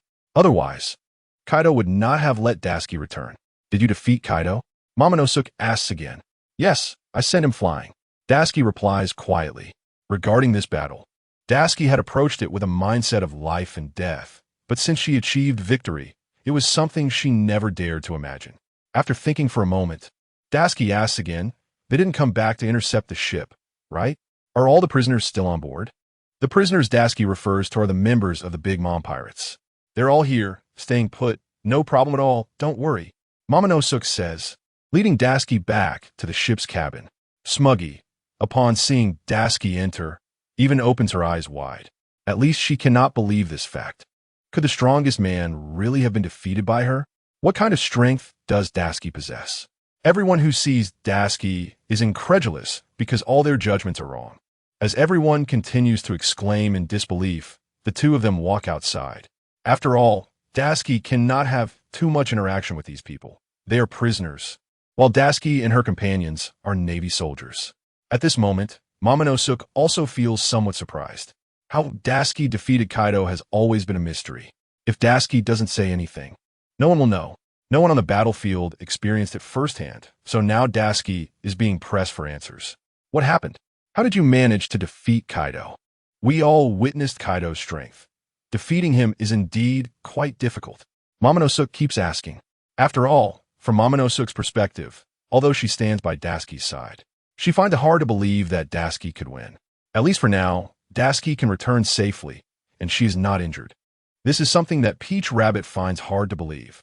Even the current 3 admirals of the Navy, when working together, may not be able to completely defeat the formidable Kaido. The main issue is that I don't quite know how to explain it clearly. But one thing must be stated. The sword in my hand is indeed incredibly powerful, bringing hope at the most critical moment. Otherwise, I would probably have been dead by now. Upon hearing this, Peach Rabbit felt a bit surprised. Everything seems somewhat unbelievable. Can all the victories really be attributed to this sword? On the contrary, Peach Rabbit now believes that Dasuki possesses such strength. If previously all the credit had gone to the sword, no one would have opposed it. They would have thought of Dasuki as merely a pretty face. But now it's different. This sword may have its own thoughts, but not all thoughts are necessarily correct. Ultimately, it is still Dasuki who guides it. So, with this in mind, Peach Rabbit looked at her and asked, "I feel like you are exaggerating. By your strength, you should be quite strong too. Have you been hiding something all this time?" Peach Rabbit began to question Dasuki, making Dasuki feel a bit embarrassed. Normally, she wouldn't accept such doubts. But now, with the questioning coming down upon her, it was indeed difficult for her to accept. "Are you questioning my identity?" Dasuki asked. "Not at all. I have never doubted you. I have always chosen to believe unconditionally," Peach Rabbit replied with a chuckle. Regarding such matters, Peach Rabbit knows how to handle things well and understands that Dasuki is indeed a treasure. The Navy is currently in a transitional period. If Dasuki can take on a significant role now, it will be great news for the entire Navy. So Peach Rabbit is more than happy and has no reason to doubt Dasuki's identity. Daisuke sat at the bow of the ship, looking into the distance. As they were nearing the underwater prison, at least they would reach Impel Down, hand over the group of prisoners, and then return to Navy headquarters. Everything felt like a dream. Thinking of this, Daisuke silently said, "You may not have been clear at the time, but the battlefield was about to erupt. Kaido's strength was even greater than we imagined. Although I returned victorious this time, Kaido is not dead. He was merely knocked away. I rushed back quickly because I was worried about the situation, and Kaido will definitely come back for revenge." Upon hearing this, Peach Rabbit nodded. She knows that Kaido has a strong competitive spirit, and being defeated under such circumstances would indeed be a blow to his pride. Therefore, it is only natural that he would seek revenge. There is nothing left to worry about. Daisuke can truly defeat Kaido now and can stand on her own. They arrived at Impel Down in the afternoon. The admirals personally welcomed them. The Navy personnel saw their comrades approaching, but still did not dare to let their guard down. Since the Navy headquarters had sent personnel to meet them, after confirming that nothing was amiss, they returned. Thus, they handed over the group of prisoners to Magellan. During the handover, Longbread felt slightly displeased. After all these years working in the restaurant at sea, it was the first time he was treated like a mere ball to be passed. He surely felt quite uncomfortable about it. Nevertheless, Longbread looked at Daisuke and asked, "Did you really defeat Kaido?" For these prisoners, they still couldn't believe such a fact because they didn't know what it would mean. But now, these facts were beyond doubt. Everyone was clear about the situation. No one was unaware. Was there any chance of it being false? If I had lost, I would not have been able to return. Kaido would surely have taken my life. Not let me come back like this. Longbread nodded and then lowered his head, being escorted into the depths of Impel Down. Katakuri didn't say anything because he knew that everything was within his expectations. Daisuke could defeat him, defeat Charlotte Linlin, and even defeat the strongest Kaido. This was indeed within his imagination. Although he was being escorted now, he still wanted to engage in a fierce battle with Daisuke, even as a defeated opponent. He hoped for the day he could turn the tables. It seems that Daisuke would not give him such an opportunity. Katakuri shook his head and followed the front team down. After everything was handed over and the paperwork was completed, the two of them once again boarded the ship back to Marineford.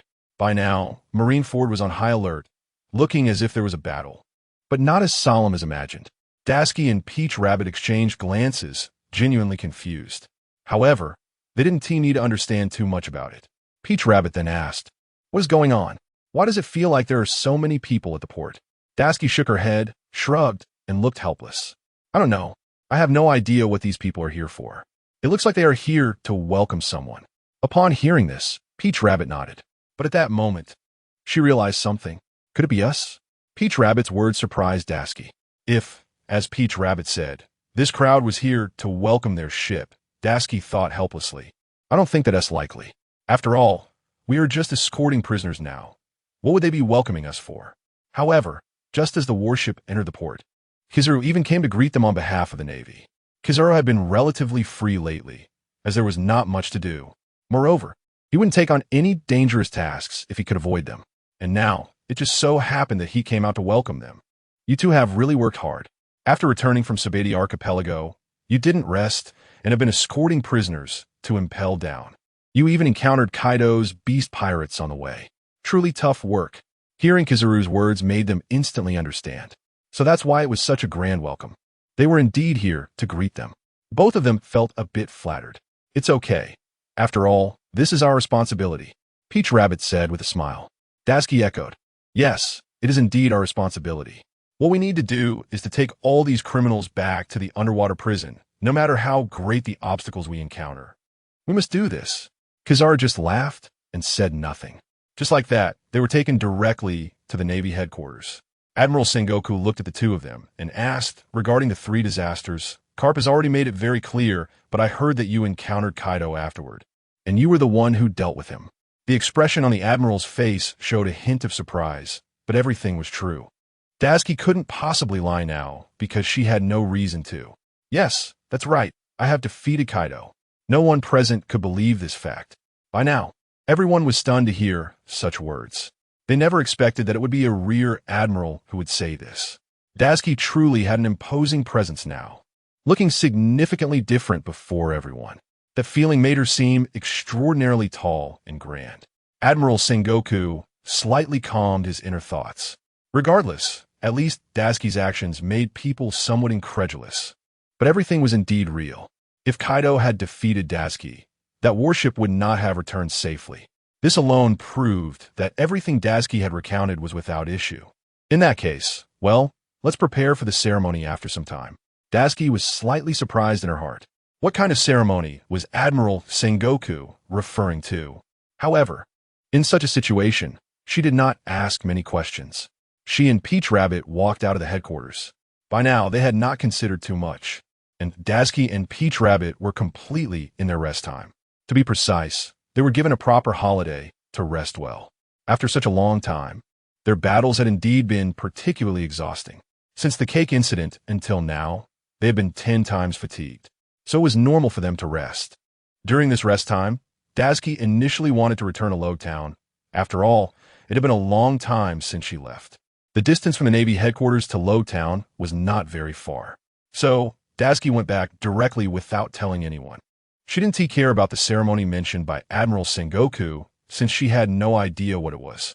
Upon returning to Lowtown, she found that the situation in the town was not much different from when she left. She immediately found Smoker. Recently, Smoker had been patrolling the entire town on his motorcycle, as there had been a surge of pirates lately. Lowtown was also the place where Roger died. Therefore, many pirates came here to pay their respects. For this reason, maintaining security and capturing pirates had become Smoker's biggest headache. Seeing Daisuke return now, Smoker smiled happily. I heard you defeated one of the 4 emperors? When Daisuke left, her rank was not high, but now she had already become a rear admiral.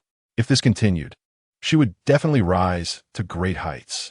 Thinking of this, Smoker asked, I heard you defeated one of the 4 emperors. This kind of news has spread throughout the entire city, and it's not hard for everyone to know, so there's no need to hide it. Daisuke nodded. Yes, it was indeed quite challenging. It took a long time, and I only found the opportunity to defeat them after a lot of effort. Smoker, with a cigarette in his mouth, listened to Daisuke recount everything, becoming increasingly incredulous. At first, Smoker thought this news was just a joke. He could not believe that the previously weeping swordsman could now possess such strength. Did you eat a devil fruit? Smoker questioned. No, if I had eaten a devil fruit, I wouldn't be able to swim, so I refused to eat such things. Then Smoker took a closer look at Daisuke now and found that her physique was only a bit sturdier than before, and overall there weren't many changes. Could it be that this was the so-called physical skill? Your physical skills have reached an astonishing level, Smoker asked again. Daisuke laughed, and all of Smoker's assumptions were wrong. At least what she relied on was only the sword in her hand. Daisuke had no secret for Smoker, so she placed the sword on the table. It's because of this sword that I have become stronger, or rather, this sword has become stronger, and since it belongs to me, my strength has been recognized by everyone. With this explanation, Smoker began to understand the reasoning behind it. Thus, he helplessly shook his head and asked, It seems your strength has indeed improved. Otherwise, you wouldn't be so at ease among many powerful individuals. You really are impressive. With Smoker saying this, Daisuke also felt quite fortunate. After all, she had now become the object of admiration in everyone's eyes. Moreover, most importantly, she had even become their hero. Some of her previous colleagues came over and smiled at her. After understanding all this, Daisuke asked again, Is there anything unusual happening at sea lately? I heard that there are quite a few pirates coming and going here, but I don't know if it's true. Of course it's true. This route is the only way to the New World, so it's completely normal for many pirates to be here. However, recently, this group of pirates has indeed been quite troublesome, far more than usual, Smoker said as he held his head, looking genuinely troubled. Pirates are something that can never be completely dealt with. Moreover, with the 2 of the 4 emperors having already failed, everyone started to wonder if they could take over such positions. And the number of pirates is increasing day by day. For this reason, various powerful individuals have begun to rise. Thinking of this, Daisuke smiled and said, Anyway, I'm also free lately, so I think I can go out with you and see what the situation is like outside and how rampant this group of pirates really is. Smoker naturally enjoyed hearing this. The current Daisuke was very different from the previous one, as her status had indeed become quite important. Coupled with her victories over 2 Yonko, Her reputation had skyrocketed.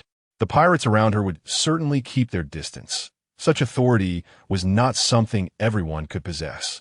Sure enough, as Smoker had said, when Dasky once again stepped onto the streets and arrived at the port, almost all the pirates had vanished without a trace. They had heard that Dasky was back, so everyone chose to avoid her. No one wanted to die here directly.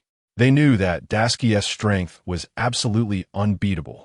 After 2 or 3 days had passed, Dasky herself felt rather bored. The main reason was that, by now, the pirates preparing to enter the port had mostly retreated. Very few remained here. Most of the pirates who stayed had also chosen to leave. They had no need to take the risk of confronting the Navy directly. Most importantly, they knew they could not compete with Dasky's strength, and leaving early would make them safer. This would also allow them to enter the new world more quickly. Once she had resolved the current situation, Dasky smiled as she looked at Smoker, who was riding his motorcycle. It seemed that I have helped you solve the recent troubles. These people aren't showing up at all. Smoker could only smile bitterly. In this situation, it was indeed hard to say. Although this group had left quickly, once Dasky was gone, another batch would surely return. After all, one batch followed another. The sea could never be completely restrained. So, Dasky took some free time to return to the dojo and check on many of her friends and masters. Then she set off again for the Navy headquarters. When she arrived at the Navy headquarters, nearly half a month had passed. During this recent period, not much important had happened. Although there had been a riot in the underwater prison, it seemed that many prisoners were preparing to escape, but in the end, they did not succeed. Warden Magellan had recaptured them all, and it appeared that some formidable individuals had been completely locked away on the 7th level. The 7th level of Impel Down was no joke. Perhaps after being locked up, aside from a huge riot, very few could escape from there. When Dasky heard this news, she initially found it a bit unbelievable. After all, she had been to Impel Down before and knew that it was tightly managed with layers of guards. If someone wanted to escape from there, it was absolutely impossible without a significant effort. If it were her, she might not be able to get out either. Of course, Dasky meant that she wouldn't have her sword with her. Thinking of this, Dasky decided to visit Garp again. Garp was currently training newcomers, and he looked full of energy. Holding a bowl of cereal, he trained the newcomers while eating, telling them to work harder. If they didn't put in the effort now, they would definitely die on the battlefield later. The Navy had a designated death quota every year, so they should be clear about these matters. Hearing this, Dasky couldn't help but laugh. 276, just like when I was young. This seemed to be a reflection of her previous signs. Then she approached Garp. Vice Admiral Garp, is your injury completely healed now? When Garp saw that it was Dasky, he laughed heartily. I'm completely healed. No problem at all. To be honest, that fight with Drought Jack was really exhilarating. It's been a long time since I've fought with real weapons. Garp even felt a bit nostalgic, but that nostalgia had already become a thing of the past. Dasky smiled and asked again, I heard that there was a riot in the underwater prison recently, and many prisoners were preparing to escape, but they were all suppressed by Warden Magellan. I've only heard that this warden is very strong. Just how strong is he? This was something Dasky still couldn't quite figure out. Magellan has always been a powerful presence. Didn't you see him when you escorted the prisoners? Garp questioned. I did see him. He is a poison man, covered in toxins, but I stayed quite far away and didn't approach. I heard that if you get close to him, you would definitely be poisoned, so I chose to be safe. After Dasky said this, she couldn't help but smile helplessly. After all, it was the truth. No one wanted to get poisoned, and it was best to keep a distance from someone like Warden Magellan. Since you've seen him, let me just say this. He is covered in poison, and wherever he touches, his venom will dissolve it. So, for someone like him, he is a complete poison man. Although many of these criminals are powerful, they may not be able to withstand such poison, and if they don't want to die, it's better to be imprisoned. Garp said as he ate another chip while teaching the newcomers. Suddenly, Garp turned around to look at Dasky and asked, by the way, how are you preparing for the upcoming ceremony? Hearing Garp ask this, Dasky was taken aback.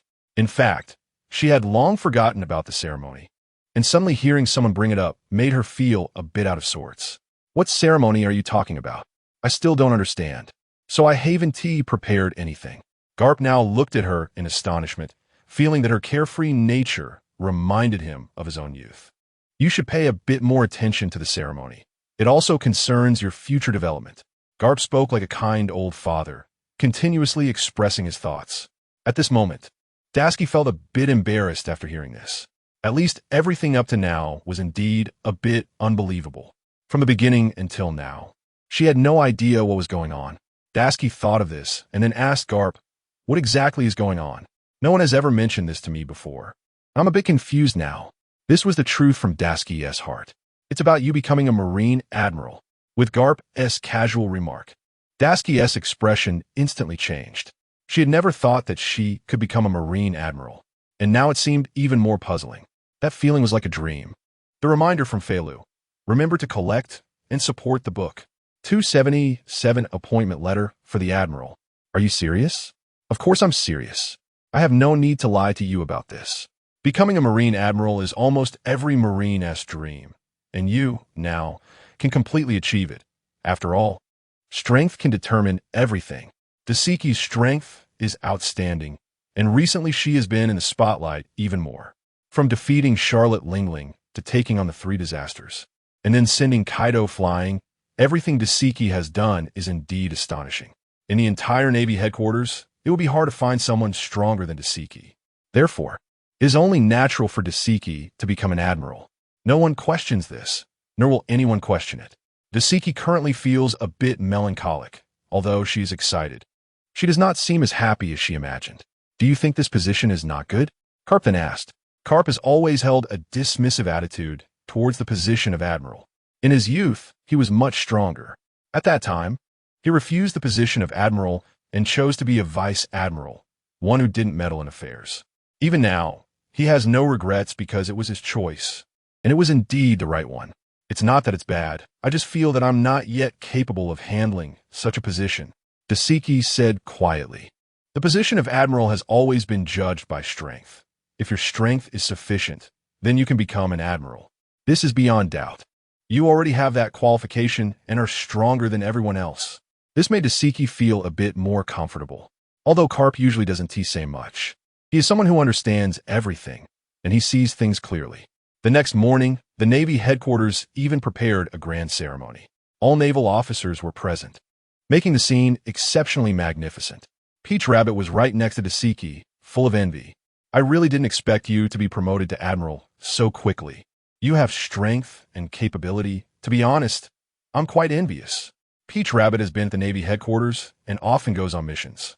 Now she's also a vice admiral and a candidate for admiral. So for Peach Rabbit, if there is a vacancy for the position of admiral, she would definitely be the first to fill it. The Navy's mechanism has always been like this. After all, everyone works hard. If someone really dies, some reserves can take care of things. So Peach Rabbit has always been a reserve, but now it seems hopeless. Meanwhile, Daisuke can even surpass her and easily become an admiral. However, Peach Rabbit knows Daisuke's strength. She is stronger than anyone else, and based on that, it is only natural for Daisuke to become a naval admiral. Realizing this, Daisuke smiled. "I didn't expect this either. There have indeed been many strange occurrences recently. A few days ago, I returned to Fusha village, and no one told me anything about the admiral position during those days," Daisuke said honestly, without any pretense. The marshal stood at the front and issued the appointment letter for the new admiral. Daisuke then stepped forward.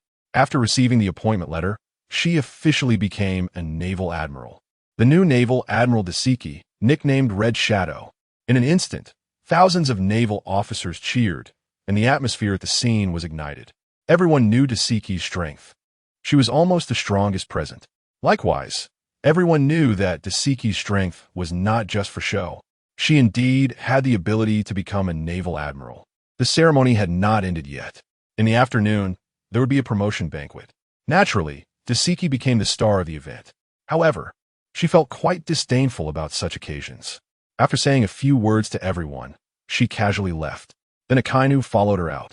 Akainu is also considered a pillar of the Navy. From the past until now, he has been the one truly dedicated to the Navy. He genuinely intends to think about the Navy, so he puts an extra effort in everything he does. He came out and followed Daisuke, and the two arrived at the seaside. "Now that you've become a naval admiral, what are your thoughts?" Akainu asked again. Although Akainu has the power of a fruit, one cannot feel any warmth from him. His face always carries a stern demeanor. Dashiki saw was Akainu, thought for a moment, and said, "Not much in terms of future plans. After all, as the Navy, we must always capture pirates. But now, most pirates are already more or less dealt with. There are many small pirates, but they are also somewhat difficult to handle." Dashiki's words expressed her inner thoughts. Ever since she defeated Kaido, pirates see her like mice see a cat. Therefore, most small pirates really do not want to confront her, and they definitely avoid her. If there was someone stronger than Kaido, it seems they truly do not exist. Up to now, Dashiki even feels that she has been completely demonized by them. Upon hearing this, Akainu laughed heartily. He even understood the specific meaning of Dashiki's words. Actually, it's not a big deal. Although things have not been peaceful recently, the two you eliminated were indeed somewhat formidable in the entire sea area. After removing them, perhaps there will be peace for a while. Akainu wondered why he followed Dashiki out. Dashiki still found it hard to understand. Logically, most people at the banquet should know she has come out. But what is Akainu doing by coming out? There are many things I must clarify with you. As the Navy, we must do things concerning the Navy. Whatever happens in the future, we must prioritize the interests of the Navy, and remember, we cannot have any personal feelings. After finishing, Akainu turned around and left. Watching Akainu's back, Dashiki felt a bit awkward. Logically, Akainu is the most diligent person in the entire Navy headquarters. No matter what he does, he is always the one who works the hardest, and he still is. Moreover, he almost hates pirates the most, and Dashiki knows this better than anyone. Watching Akainu leave, Dashiki smiled. Perhaps what he gave her was advice, or perhaps it was a kind of entrustment, urging her to always prioritize the Navy, with nothing else needed. After that, Dashiki no longer considered anything and continued to enjoy the breeze there. However, at the same time, Kizaru also walked out from the banquet. Looking around, when he saw Dashiki, he smiled slightly and walked over. "Congratulations. Thank you. I really didn't expect that now we are considered to be at the same level. I never thought that someone like you, a mere colonel, could be promoted so quickly. It truly amazes me. No matter what Huang Yuan does or says, you can never see his true intentions, because beneath his aged face, what is hidden is known to no one. Coincidentally, this is also something I am somewhat unclear about at the moment. There are many things I can't understand myself." After Dashiki finished speaking, she smiled bitterly. "I just saw Akainu come out and say something to you. He is quite serious, always very earnest in whatever he does, so you need to have your own thoughts. If it comes down to it, you must make your own decisions. It can be seen that among the current Marine admirals, each has their own considerations. Some do it for themselves, and some for the Navy. Similarly, Dashiki is also a bit confused right now. Perhaps this is why Carp doesn't want to be in this position. In any case, after becoming an admiral, the responsibilities only grow. There are many things that need to be managed by oneself, so these matters can make Carp feel particularly troubled. Someone like Carp, with such a rebellious nature, naturally cannot stay too stable in this position. So he chooses to leave the position to others. Perhaps it is a good plan. However, Dashiki does not have such thoughts. She wants to work hard for a promotion. After all, everything is the result of her efforts. She even looked down at her sword and then remembered her title, Crimson Shadow. Now Dashiki finds it somewhat amusing. Perhaps all the credit goes to this sword. In fact, it doesn't have much to do with her anymore. Sometimes, relying on this sword can also help her turn the tide. This is Dashiki's biggest thought so far. After taking a deep breath of fresh air, she turned back to the banquet hall. Inside, there were quite a few drunkards completely plastered. Similarly, many sober people had already left. Of course, all the expenses here are on the Navy's account. Dashiki doesn't need to bear any cost. Seeing that there was no one around to say anything, Dashiki prepared to leave. At this moment, Peach Rabbit also came out, and the two walked side by side back to the Navy headquarters. On the way, Peach Rabbit asked, "Now that you're already an admiral, what are your thoughts moving forward?" Dashiki shook her head. After becoming a Marine admiral, she feels that nothing has changed. The world is still the same, and the Marine admirals remain the most authoritative figures in her heart. Therefore, Dashiki doesn't feel any difference. It's nothing much. She just feels that her identity is different, and the way she interacts with others is somewhat different. The way Dashiki refers to interaction is in relation to Huang Yuan and Akainu just now. Perhaps now that they are at the same level, their way of speaking must be different. This point certainly exists. Thinking of this, Peach Rabbit awkwardly smiled. This is indeed true. After all, your identities are the same, and your statuses are consistent. So, for everyone, there aren't too many issues. Regarding your plans moving forward, I'm still a bit unclear as well. I don't know where to go next, and I still feel somewhat lost. Some Marine admirals can stay at the Navy headquarters to handle matters. So even without going out to sea, they can sit comfortably in their positions. However, Tashigi absolutely would not choose to do so. She is not a particularly stable person. From a young age, she has been instilled with Navy ideals, so she knows that pirates are her enemies. If she is not allowed to catch pirates, she would go crazy. Well, there was some unrest in Impel Down recently, so I need to go check it out. Do you want to come along? Peach Rabbit has many responsibilities now. Aside from the Admiral not appearing, most other personnel need to go out. So Peach Rabbit's invitation makes Tashigi even more excited. Of course, I can go, and after my last visit to Impel Down, I found it quite fascinating. I also want to see what the structure is like, and what kind of people are there. The two then set off toward Impel Down. Upon arriving, they first met Warden Magellan, who is also aware of the Crimson Shadow matter. After all, this is a new title, the birth of a new Marine Admiral. Moreover, the strength of this Marine Admiral is indeed somewhat terrifying, capable of defeating Charlotte Linlin and Kaido single-handedly. Magellan looked at Tashigi with a hint of joy on his face. A while ago, Tashigi was an ordinary person, and suddenly reaching such heights is indeed somewhat frightening. It really makes one feel how fast the world changes. Admiral Crimson Shadow, do you have any orders for coming here? Regarding the prison in Impel Down, one can only enter with orders. Moreover, without commands from above. No one can be mobilized here, not even an admiral. Peach Rabbit had the orders in hand and showed them to Magellan. After reviewing them, Magellan nodded and then allowed the two to go down. Thus, they took the elevator directly to the underwater prison. The prisoners from the first layer to the 7th layer are indeed quite different. The pirates in the first layer are mostly very noisy. As they go deeper, it becomes increasingly somber. By the time they reach the lowest layer, there is almost no sound. Many people have been locked up here for a long time. But the people held on the 7th layer are indeed somewhat different. After all, this group consists of significant figures among the celestial dragons, capable of threatening them. Currently, Katakuri is also imprisoned on the 7th layer. He can also be considered a sub-royal figure, so it is not surprising that he is held here. When Tashigi arrived and saw Katakuri, he didn't show much expression. At least with his observation haki, he had already anticipated Tashigi's arrival. What are you doing here? Are you here to watch us make fools of ourselves? Katakuri said silently. Not at all, just that I've been relatively idle recently, and I heard there was some unrest here, so I came to see if it's safe. If not, I can take some action. Hearing Tashigi say this, Katakuri nodded. Indeed, a couple of days ago, this place was quite chaotic and particularly noisy, which really affected my sleep. It's apparent that this riot doesn't seem to have much to do with him. He seems completely unconcerned about such matters, which is surprisingly striking.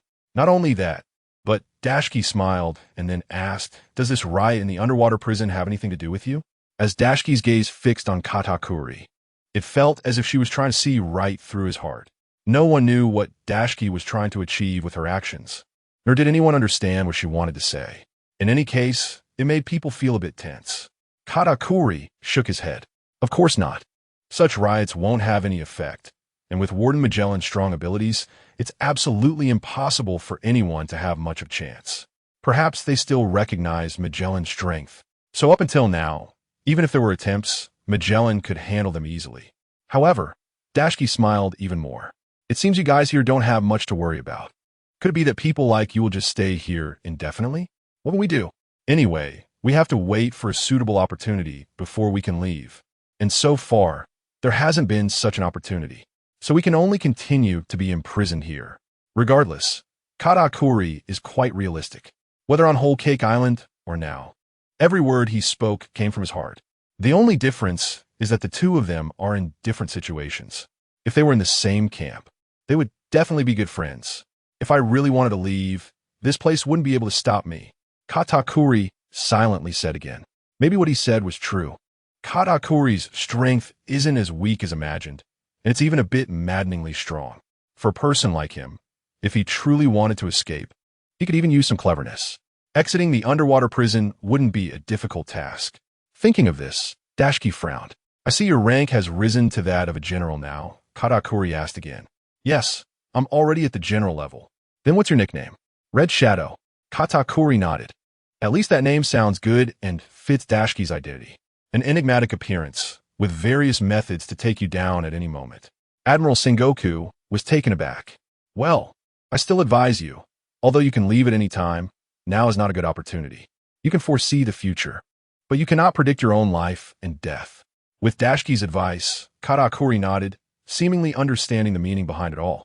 Of course, I understand what you mean, but lately, I really don't have much to say. I'll stay here for a while, and if there's an opportunity later, I will definitely go out. Katakuri's words were quite clear. At least he doesn't want to leave now, and if he wanted to, he could. Peach Rabbit had patrolled the area and found no major issues. Then met up with Dashiki, and they left like that.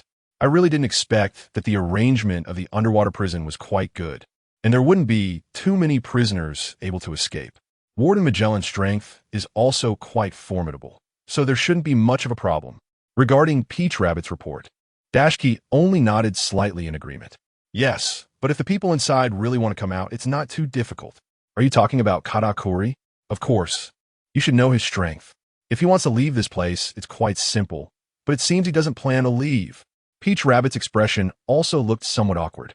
After all, such matters are the hardest to handle. Considering this, Peach Rabbit asked again, should we strengthen management over him? Perhaps what Peach Rabbit said now is the most important. Strengthening management could make them safer. It could also make the entire prison impenetrable. Dashiki shook her head. For this group in the underwater prison, strengthening management is useless for those who really want to escape. If they truly want to flee, it will be quite easy for them. I think it's pointless. If these people really want to leave, no one can stop them. So it's better this way. Those who want to riot can't leave, and those who don't want to riot don't want to leave at all. The two returned to headquarters once again. Due to Dashiki's different identity, her treatment was also different from before. Now during meetings, there was a position for Dashiki. However, Dashiki felt somewhat awkward about this position. Listening to reports and doing analyses every day made her feel that it would lower her own strength. Since Dashiki had nothing to do now, her strength couldn't reach a new level either. Now, Dashiki felt she should go out and do something rather than continue to sit here listening to their reports. Regarding the Navy's reports, there were many messages coming in almost every day, but it was enough to have a sufficient number of people staying here. Thinking of this, Dashiki even brought up her thoughts. So she found Sengoku. Recently, Fleet Admiral Sengoku also had nothing to do, as most of the pirates at sea had been completely eradicated. The only thing left to do was to intensify training for the Navy. So he'd been quite idle lately. When Dashiki found him, Sengoku was also taken aback, not knowing what was going on.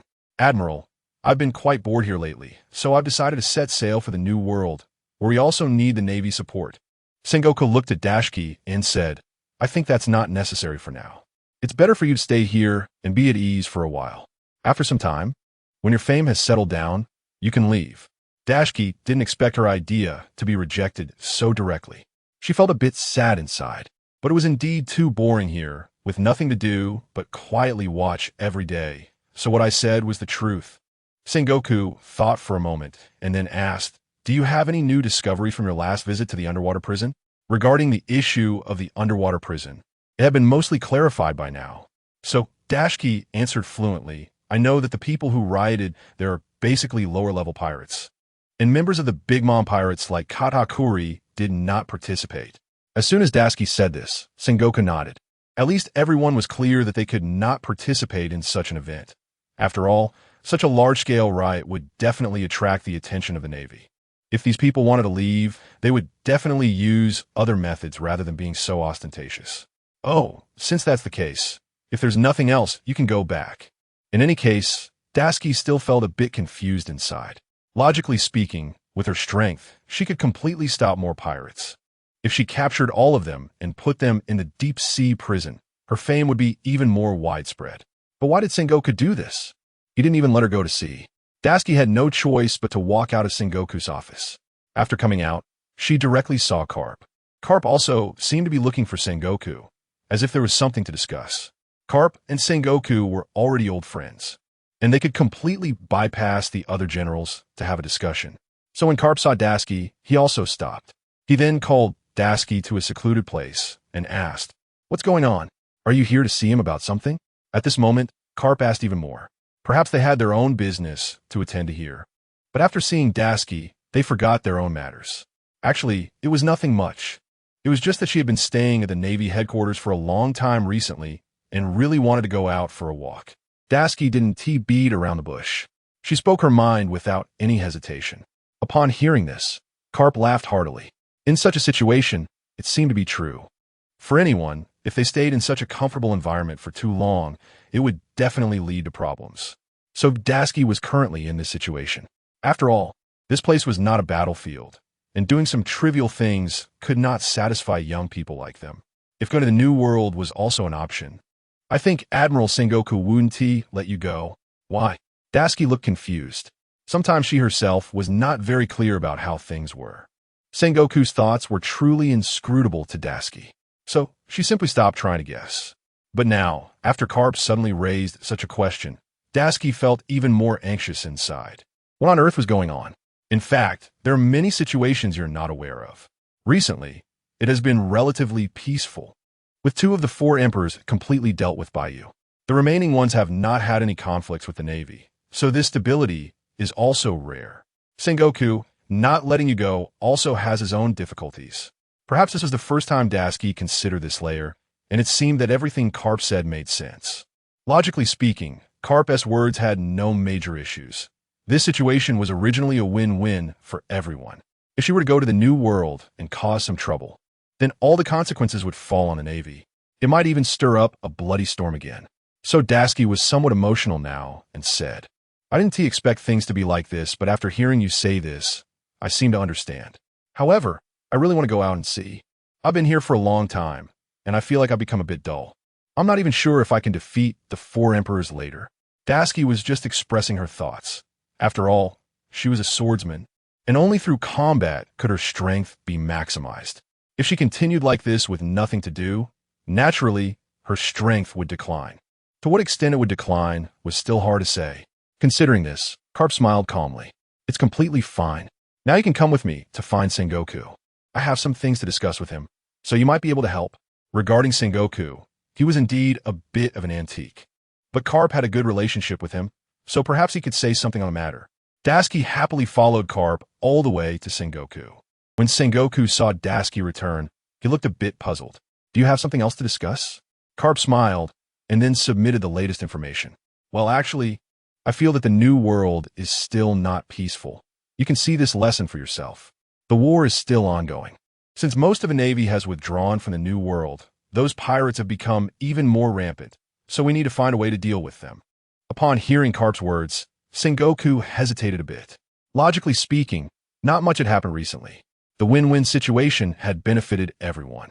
At this moment, Carp's words almost shattered his thoughts. "Then what do you think we should do now? I think you should have noticed that although we want to catch pirates, the big pirates have been eliminated, and the rest are just a bunch of stragglers. Nothing to be afraid of." Sengoku still looked particularly formidable. Dasuki felt awkward upon hearing this, and asked again, "Actually, these small pirates can be quite terrifying. Although their destructive power is not as strong as those of the 4 emperors, their burning, killing, and looting is indeed a bit excessive." As Dasuki said this, Sengoku felt somewhat speechless. This matter was indeed a bit difficult to handle. He had originally planned to manage these issues a bit better, but he didn't expect Dasuki to be so persistent. Moreover, Carp had now brought up such a report. Sengoku helplessly sat in his chair, stroking his goatee, and asked, "If you go to the New World, make sure nothing happens, understand?" "Of course I understand. At least I now know my identity. I fully represent the entire Navy. At least my status as a general can represent it, and I want to bring shame to the Navy." "All right, then you can go back for now." After Sengoku finished speaking, he sent Dasuki out. At this moment, only Sengoku and Carp were left in the room. Carp looked at Sengoku and then smiled. "I know what you're thinking. You have your reasons for not letting her go, but for a young person like her, going out more is still very beneficial. After all, with a few more years of training, she might become even stronger. Hearing Carp say this, Sengoku could only shake his head helplessly. You may not be aware recently, but she has completely defeated 2 of the 4 emperors and has gained quite a reputation. However, she's also being challenged by many people, so it's still quite dangerous. My idea is simple. Let her stay in the Navy base for a while longer. And after the storm passes, let her go to sea. The warring states had such thoughts, which were indeed extraordinary. At least he knew how to protect his own general. I think it doesn't matter. Even if someone challenges her, what can they do? You should know that Saki's strength is more than enough to handle anyone. The warring states just nodded. Of course, I know this, but I still worry. Pirates don't play by the rules. They might attack in groups of 2 or 3. If it comes to that, Saki might not be able to withstand it. The warring states' concerns stemmed from his own thoughts. After all, Saki is still a newcomer and doesn't have much experience in warfare. If she falls into someone's trap or dies outside, it would truly be a great loss. That's why the warring states said such things, allowing Saki to stay at the Navy headquarters for a while longer. Once the situation is basically resolved, the warring states felt a bit uneasy and called Peach Rabbit over again. Since Peach Rabbit handles things well and has her own thoughts, she could definitely help Saki. The warring states then said, regarding Saki's journey to the New World, I hope you can assist her. She is still young and doesn't handle some matters very well. So protecting her would be beneficial. Hearing the warring states say this, Peach Rabbit couldn't help but laugh. Marshal, that's a bit excessive. How strong Saki is. I believe you know without me saying it. Besides, I can't protect her. After all, I'm not as strong as she is. Upon hearing this, the warring states shook his head. Of course, this matter is a bit different from what you think. Because she is young, she is prone to falling into traps. So your help can reduce a lot of losses. Peach Rabbit is a smart person. From what the warring states said, she quickly understood the situation. You can rest assured. Marshal, there won't be any problems. Besides, I've been cooperating with her for a long time, and we understand each other. That will be perfect. However, Saki didn't plan it that way, and even found it quite boring at that place. After leaving there, she ran into Peach Rabbit again. Saki, you seem quite happy. What's making you so cheerful? Hearing Peach Rabbit say this, Saki smiled and said, of course. I told the Marshal that I wanted to go to the New World, and the Marshal agreed, so I'm excited. Perhaps after hearing this, Peach Rabbit smiled even more. Yes, recently the Marshal seems to have some reason to keep you here for a long time, but it seems that leaving now is a good way. I can accompany you. Really? Of course. Now, Peach Rabbit is the warring states Marshal assigned to protect Saki, although Peach Rabbit is just a rear admiral. She has rich combat experience and can handle any situation clearly. With Peach Rabbit by Saki's side, it's safe and worry-free, and there won't be much danger. Thus, Saki packed up and prepared to leave. After staying at the Navy headquarters for such a long time, she felt quite excited. Having been here for a long time, it felt increasingly like home. Without any other thoughts, she stepped onto the warship. While on the ship, the Navy headquarters sent a message, instructing Saki to restrain the alliance of Kaido and Charlotte Linlin. Since the 2 of them, as Yonko, teamed up, their strength has greatly improved compared to before. Therefore, in the face of such a powerful situation, a good way to deal with it is definitely needed. Currently, there aren't many ways to handle this.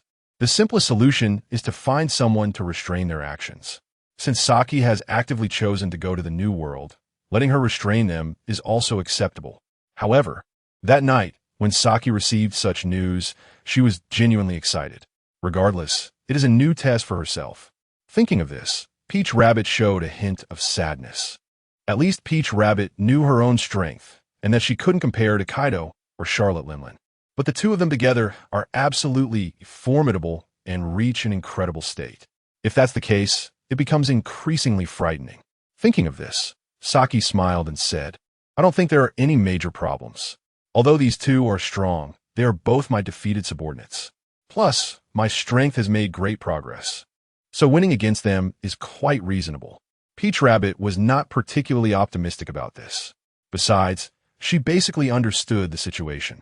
After all, this duo is undoubtedly the overlord of the Navy, and there are hardly any rivals in the entire sea area. Thinking of this, Peach Rabbit said again, don't be too optimistic.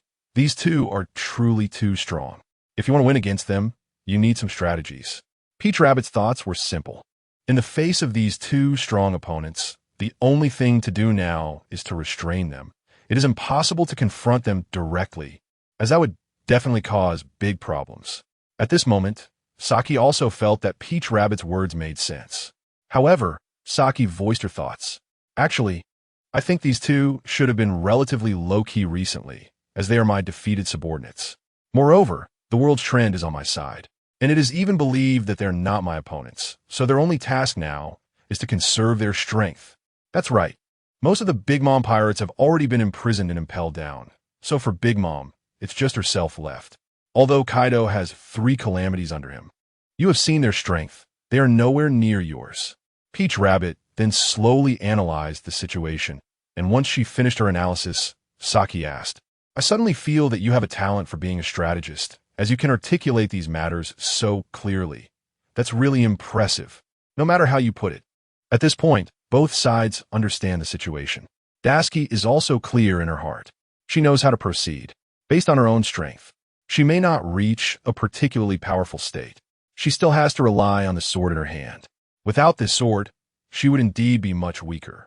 Thus, the two of them set out to sea directly. The distance from the Navy headquarters to the New World is not very close, but it is also manageable. Before entering the New World, the journey was peaceful. With the Navy flag flying on the mast, all the children looked from a distance and retreated. They saw the newly promoted Admiral Red Shadow. This person is strong and can defeat the 4 emperors in the New World. While these little pirates who have not entered the New World are indeed unqualified to fight against him, they would only choose to retreat, at least not wanting to get involved. Sometimes Daisuke even saw their pirate ship, but she wouldn't take the initiative to attack, because now she is a person of status. How could an admiral of the Navy act so recklessly? After thinking about this, Daisuke smiled and said again, Do you see that pirate ship in the distance? Following the direction pointed by Daisuke, Peach Rabbit also looked over. Indeed, that pirate ship has no one on it now. It seems there are only 3 or 4 people, and each one is trembling in fear. The bow of the ship has long fallen off. It looks like they are completely afraid of us. Hearing this, Daisuke calmed down. Should we sink them? Peach Rabbit shook her head upon hearing this. I actually don't think it's necessary. After all, we are leading a fleet under the Navy. Dealing with such small thieves is indeed a bit excessive. Really? Of course. During their conversation, that small pirate ship had long disappeared from sight. Perhaps as Peach Rabbit said, Daisuke is an admiral of the Navy, and an admiral certainly cannot deal with these people. It would be too degrading. So they continued on, heading straight to the New World. When they arrived in the New World, not much had changed. It was vastly different from before, even a bit more reckless. After Kaido's defeat, many people were preparing to develop their devil fruits to their strongest potential. Because if so, they could replace the 4 emperors in the future. A position among the 4 emperors can earn a lot of money and even lead to historical significance. Only with these can they find the ultimate treasure. Therefore, the turmoil in the New World is even more intense than before. However, as soon as they entered the New World, Fujitora also arrived by ship.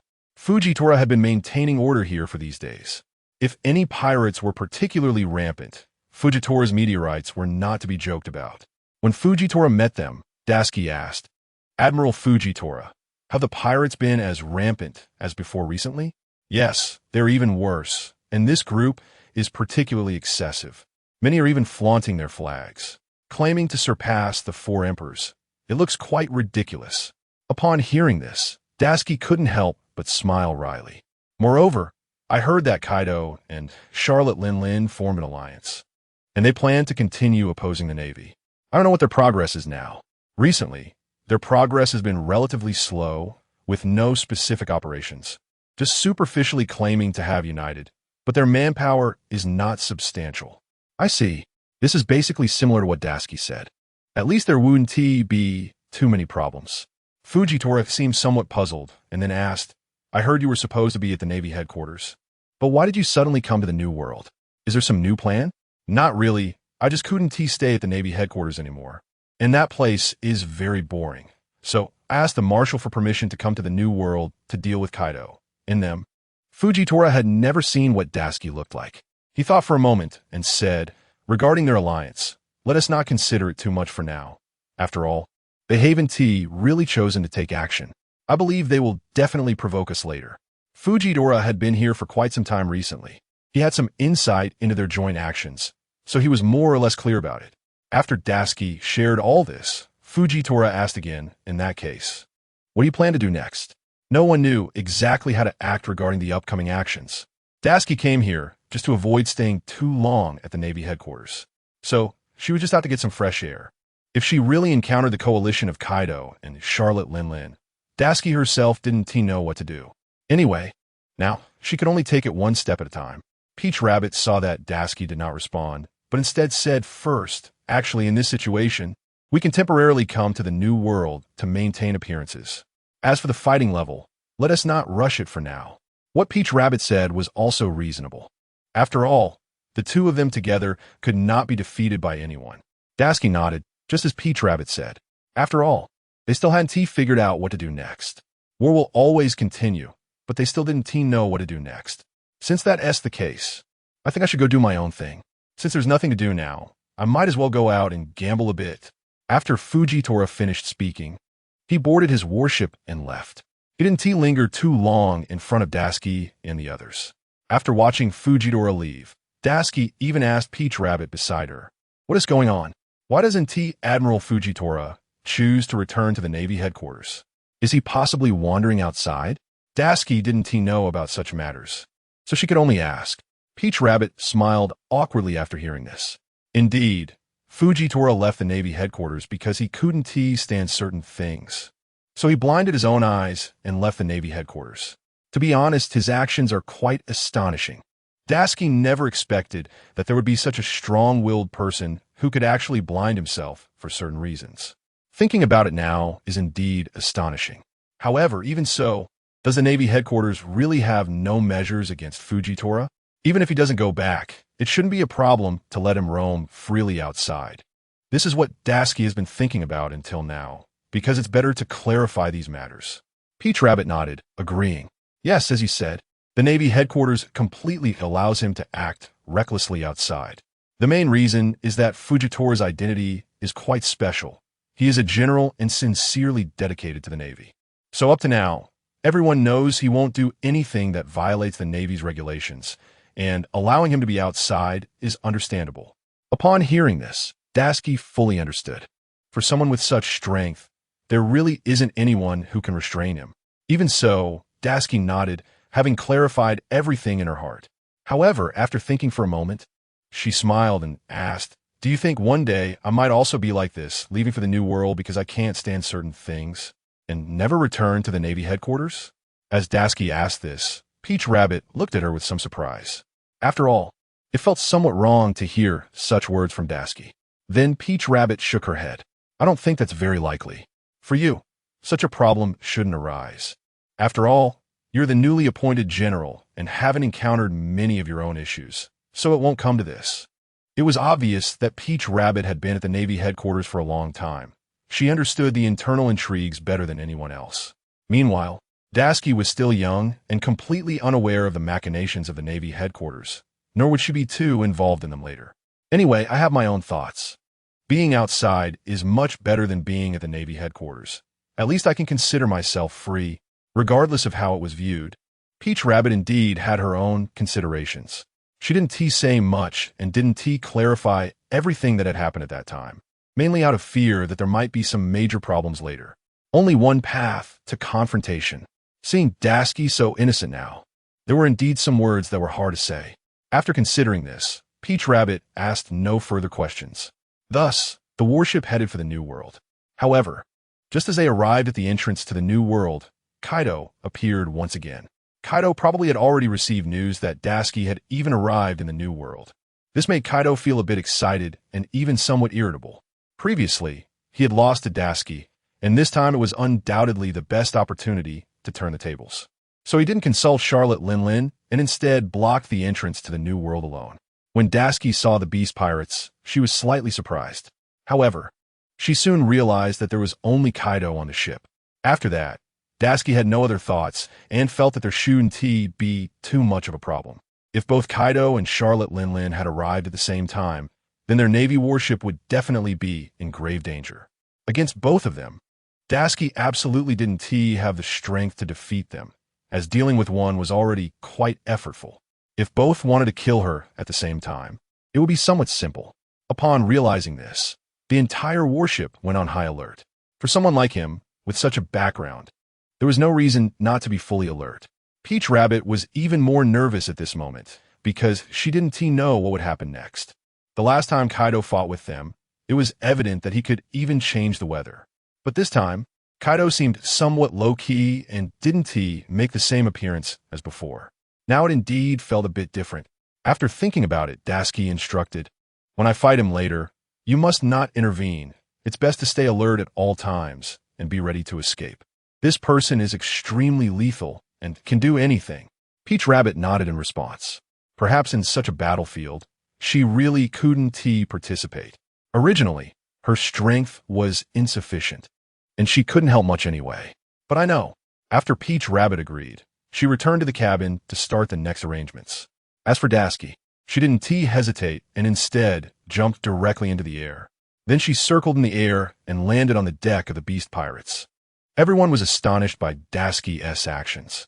They had never expected that Dasuki would take the initiative to attack, choosing to confront Kaido head-on. Logically speaking, no one would choose to do this. After all, the person in front of them was one of the 4 emperors.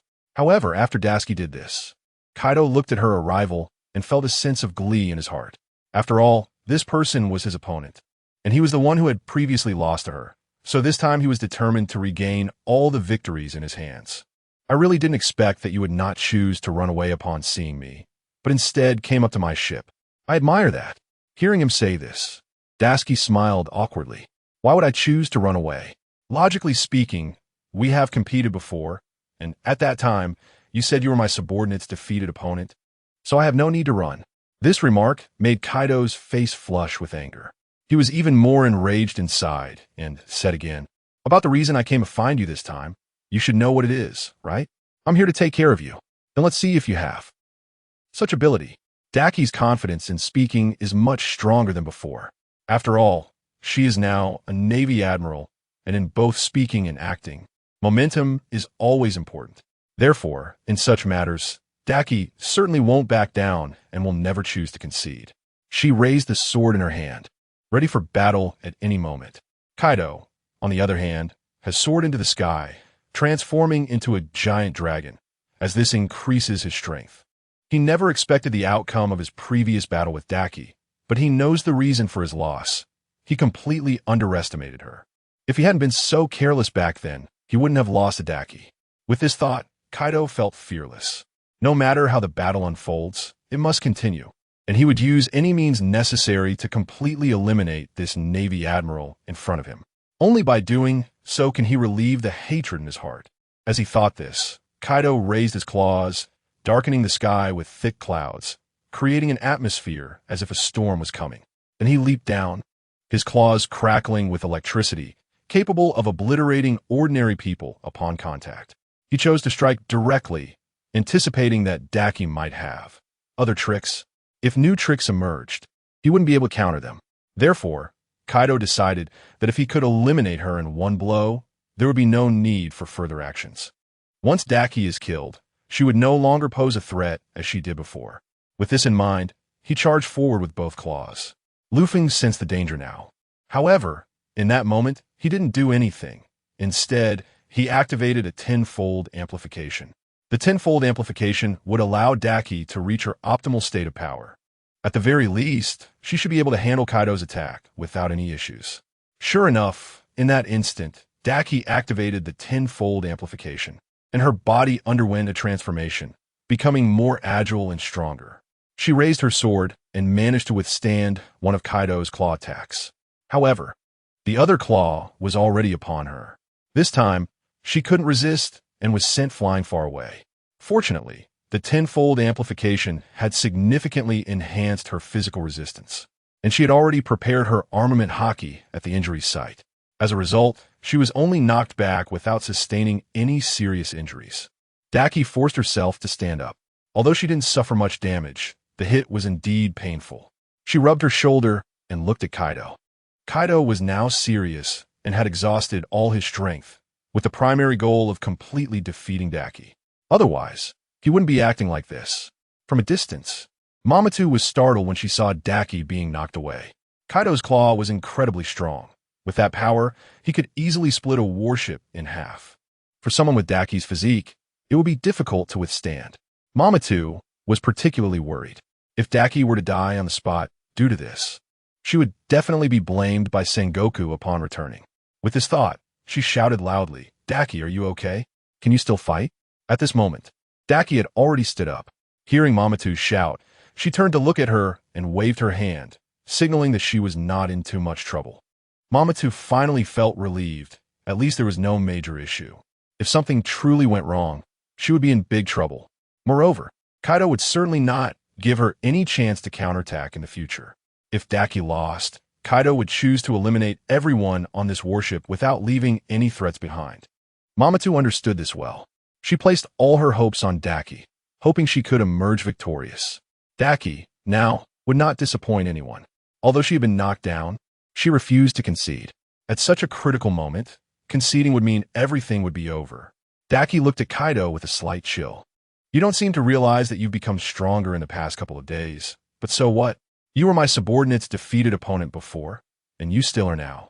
I will not give you any chance to turn things around. This is a defeat, and I will definitely kill you." Daki had long since made up her mind to kill. The alliance between Kaido and Charlotte Linlin had reached an agreement. Now, Kaido was acting on his own to challenge Daki, clearly without proper communication with Charlotte Linlin. Therefore, while they were separated, Daki's task was to eliminate one of them. Once they became a complete unit, Daki would no longer have such an opportunity. Thus, this was undoubtedly the best chance. After considering all this, Daki sort of clarified all her thoughts. What she needed to do now was to quickly resolve Kaido. Only by killing this Yonko would she eliminate future threats. Then, Luffy transformed into a wisp of blue smoke.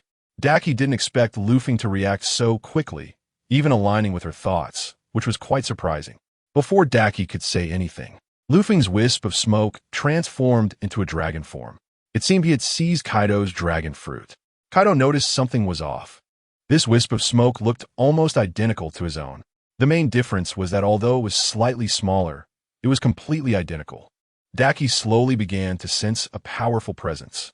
That kind of power made her head ache, and it was emanating from the sword in her hand. They called this momentum the dragon might. Kaido is strong because his dragon might is exceptionally powerful, something akin to Conqueror's Haki. However, here, it is much stronger than Conqueror's Haki. Now, after this dragon might was unleashed from Daski's body, Kaido instinctively took 2 steps back and then soared into the air. This kind of authority was even stronger than his own. Unfortunately, she hasn't fully mastered it. If she did, he would undoubtedly lose. However, Kaido is still confident in himself. In such a situation, he must fight to the death. To flee at such a critical moment would be a significant problem for someone like him, a Yonko, if it were to be known in the future. Following this, Kaido unleashed his own dragon might. In his dragon form, he concentrated all the lightning in his palm. That phenomenon was even more dazzling. Although it was daytime, the presence of lightning was quite terrifying, as it can cleave through all flesh. Thinking of this, Daski remained calm because she had previously endured the attack of the Thunder Bagua. Last time, Luffy completely blocked it for her, but what should she do this time? The Thunder Bagua was too powerful, to the point that it was impossible to resist. With this thought, Daski softly said, "What should we do about the Thunder Bagua this time?" Luffy naturally sensed Daski's helplessness and then moved his sword, seemingly responding to her words. So, Daski felt much more at ease. As long as Luffy was here, everything could be easily resolved. At least she completely trusted the sword in her hand. As soon as Kaido finished speaking, the Thunder Bagua came crashing down. The momentum, mixed with lightning, ignited the surrounding air. This time it was much stronger than before. Luffy jumped in front of Daski, his whole body wrapped in haki, capable of resisting all things in the world. Even the lightning produced by nature had no effect on him. The special material did not conduct electricity at all. After a deafening roar, the deck of the beast pirate ship was shattered. However, the sword remained intact, standing before Daski. Daski was still as she was, having not received any harm, which surprised onlookers. In the distance, Peach Rabbit watched this unfold and admired it. Perhaps if this situation were to happen to her, she would have died long ago. Dasuki survived because that sword had protected her. Similarly, Peach Rabbit knew that Dasuki could become a general due to her own strength, and she truly admired that. After the Thunder Bagua was used up, Kaido quietly observed every move of his opponent.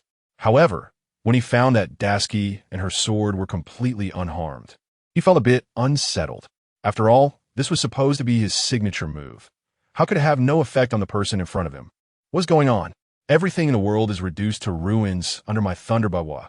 Yet why does it have no effect on this sword? The strength greater than that of a general.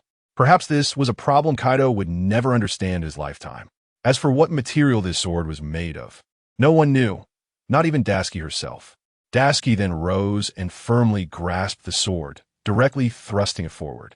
This strike, accompanied by the forces of wind and rain, surged from the lightning and thunder, even aiming directly for the giant dragon's throat. Since Dasuki did not know where Kaido's heart was, hitting his throat could also take his life. Seeing this, Kaido was furious, as it was yet another failure for him. Perhaps he needed some special abilities against this person in front of him. Otherwise, he would ultimately fail. Kaido's claws clashed with Luffy's, and then neither side moved. In terms of strength and endurance, Kaido had the upper hand, but he knew that the other side would not engage in a war of attrition. Dasuki continued to fight, then dodged to the side, swinging her sword at Kaido. Dasuki's sudden withdrawal of force left Kaido somewhat at a loss. If both had continued to engage in endurance, Kaido might have won. However, this strike was aimed directly at Kaido's cheek. Kaido realized that this sword was incredibly sharp. Even if he used his haki to protect his face, he would still be at a disadvantage. In that moment, he felt that he was left with no chance of victory. At the same time, a toothless wyvern suddenly appeared in the sky. The massive dragon launched 2 fireballs at Dasuki. Left with no choice, Dasuki had to withdraw her attack and dodge, and the sword did not strike down. The toothless wyvern grabbed Kaido's shoulder and flew away in the opposite direction. Dasuki knew this was the Flame Calamity. Now, thinking back, she had once again defeated Kaido. She felt a mix of excitement and disappointment. The disappointment being that she had not completely finished him off, which could become a significant problem later. Dasuki then wiped the bruise on her shoulder. The injury was indeed severe, causing her pain, so she used the sword to release the bruised blood. At that moment, Peach Rabbit saw that the person had left and jumped in front of Dasuki to ask, "Are you okay?" "I'm fine, just a bit injured."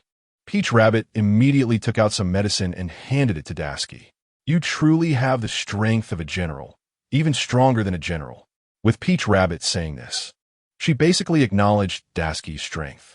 There might have been some doubts about her strength before, but now there was absolutely unconditional recognition.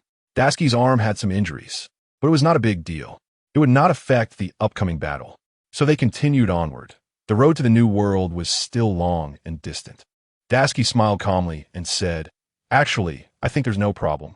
Although Kaido's strength is formidable, he is not unbeatable. At least I have managed to do it now." Regardless of everything, there was nothing more to say at this point. After Peach Rabbit applied the medicine to Dasuki, those injuries would heal quickly. This was due to Dasuki's remarkable healing ability, because she still can't understand why her healing ability is so strong. It might be due to the fact that she is still in a state of tenfold growth. Even Dasuki herself feels a bit different. She stares at her shoulder, slowly watching the wound heal bit by bit. That feeling is indeed happening at a speed visible to the naked eye, which is quite astonishing. Upon seeing this, Peach Rabbit looks at Dasuki now and realizes her strength has increased even more compared to before. Confused, she asks, "Why does it feel a bit different from when we just set sail? You didn't have this level of power before, and now the aura around you even makes me feel a bit afraid." After hearing this, Dasuki smiles faintly, regarding the effects brought about by the tenfold increase. She really can't explain it at the moment. Even she doesn't know why, but she knows it was passed on to her by Luffy. Dasuki is also in the dark about when this enhancement will disappear. She can't explain it.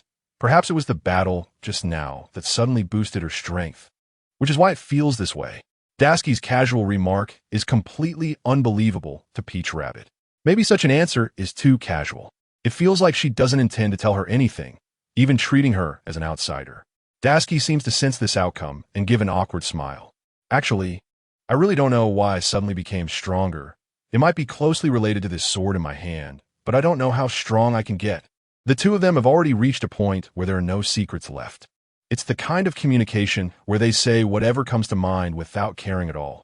Peach Rabbit sighs, if only I could be as strong as you one day. But I can't reach that level. Indeed, until now, Peach Rabbit has felt this way. She hasn't reached such strength and can't fight Dasuki on equal terms. It's okay. My strength doesn't entirely rely on myself. If I didn't have this sword in hand, everything wouldn't be as strong as it seems. After hearing this, Peach Rabbit didn't continue the discussion. After all, this isn't something they need to consider right now. War could break out at any moment since she just defeated Kaido. No one knows if he will come for revenge afterward. This situation feels quite troublesome. Dasuki tends to her wound and then asks again if there's nothing else. I think we can speed up. Peach Rabbit agrees after hearing this. The purpose of Peach Rabbit coming here is simple. The main reason is to protect Dasuki's safety. So all of Dasuki's safety issues are on Peach Rabbit, requiring perfect protection. In any case, the safety issue indeed doesn't need to be overly considered right now. Because Dasuki, when it comes to crucial moments, always makes people uneasy in battle. Moreover, she is quite simple in handling certain matters. With an old hand like Peach Rabbit around, everything can be resolved.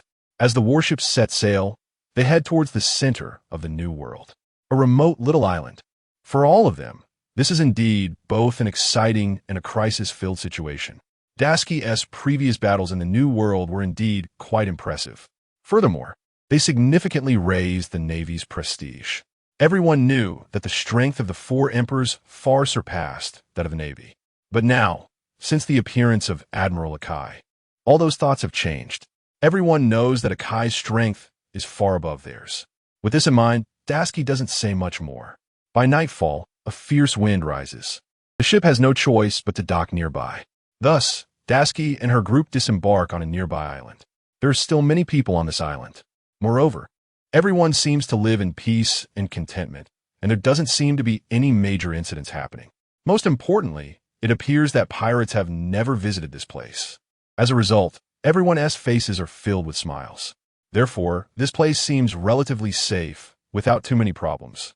After Dasuki and Peach Rabbit directly disembark, the others remain on the ship. They proceed to a bar. Upon entering the bar, they find that it's just getting dark outside, and there's still quite a few people inside. The atmosphere is lively. Dasuki shakes her head after seeing this. Since she and Peach Rabbit have now taken off their outfits, which no one recognizes, they don't drink alcohol and instead order some juice. Dasuki gets drunk easily if she drinks too much, so waiting for a bottle of juice is also fine. Dasuki instructs the crew to remain still until everything on the ship is arranged before letting them disembark. After all, there are many matters to manage on a warship. It's not feasible for everyone to abandon the ship at any time. After all the arrangements are completed, her subordinates also disembark one after another. The sudden arrival of the Navy has indeed surprised everyone. They never expected such a situation. The Navy rarely visits this island, so the people here look at them with a bit of disbelief. Dasuki notices everyone's doubts and helplessly shakes her head. It's indeed difficult to explain such matters. But since they are already here, they still need to do something. She finds the town mayor and asks, has there been any pirate disturbances here recently? If so, please let us know. We can help you deal with them. Dasuki is wearing her normal clothes, which have nothing to do with the Navy. Upon hearing this, the mayor is momentarily taken aback. Peach Rabbit then adds, actually, there's no major issue, just asking about the situation. If there's nothing, then we won't need to worry. The mayor laughs and shakes his head. Of course not. Our place is quite remote. Neither the Navy nor the pirates come here, so it's relatively safe. Upon hearing this, Dasuki nods. There's really no problem with what the old mayor said. They certainly have their reasons for not wanting pirates to come. Dasuki then asks again, actually, I just want to ask if there's nothing, then we'll just stroll around the island. After all, the weather outside is quite harsh, and we can only hide here for a while. So let us not overthink it. After listening to this, the mayor temporarily agreed. After all, this is indeed how things are. If the Navy wants to station here, then they have no conditions to stop them. However, while they were there, a group of pirates entered from outside. These pirates were swaggering, looking disdainful. The main reason was that they were hiding here due to the weather outside. "Boss, bring me a dozen bottles of good wine, or I'll kill everyone here." Since the tavern was quite large, it was really surprising that no one stood up to the pirates' provocations. Everyone chose to leave, not staying there for long. Many people had already paid and left, clearly feeling that they couldn't afford to offend these pirates. Dasky and Peach Rabbit were sitting there, quietly sipping their juice and watching the pirates. Perhaps what these pirates were doing was too excessive, but at least they hadn't harmed anyone yet. They had no reason to intervene, so they could only stay quietly. If there was any minor disturbance, they would definitely take action. Not only that, one of the pirates directly kicked over a table. "Hurry up. It's just speed. If you don't hurry, I'll tear this place apart." Regardless, this kind of bullying was really disgusting. Dasky could hardly contain herself and stood up, planning to teach the pirate in front of her a lesson. No matter how one looked at it, what he was doing was absolutely wrong. Thinking of this, Peach Rabbit pressed down on Dasky's shoulder, telling her not to act rashly. In this situation, they must not lose their temper. It was clear that they did not want to reveal their identities now. And if they wanted to deal with the pirates, there were many ways to do so. They should wait and see. After Peach Rabbit said this, Dasky sat back down, showing no intention of continuing to act. Dasky had a clear plan for justice in her heart. Her sense of justice was different from that of others. She believed that the justice in her heart was absolute, while others did not share the same view. Thinking of this, Dasky smiled calmly and said, "If those two do anything too excessive, I will definitely take action." Peach Rabbit helplessly shook her head. She had long understood Dasky's situation, knowing what kind of thoughts Dasky had. So if Dasky acted directly, it would seem a bit reckless. Therefore, Peach Rabbit wanted to help Dasky improve the situation, so she wouldn't act so impulsively. The pirates' actions were becoming increasingly outrageous. They even picked up knives and swung them at the tavern owner. 298, the man with red hair. At this point, Dasky really couldn't hold back any longer and jumped up. The knife in her hand swiftly cut through the air, leaving a huge gash on the pirate's shoulder. This move indeed amazed everyone. The speed was too fast, and there were no unnecessary actions. It was surprising to see a girl handle things so deftly.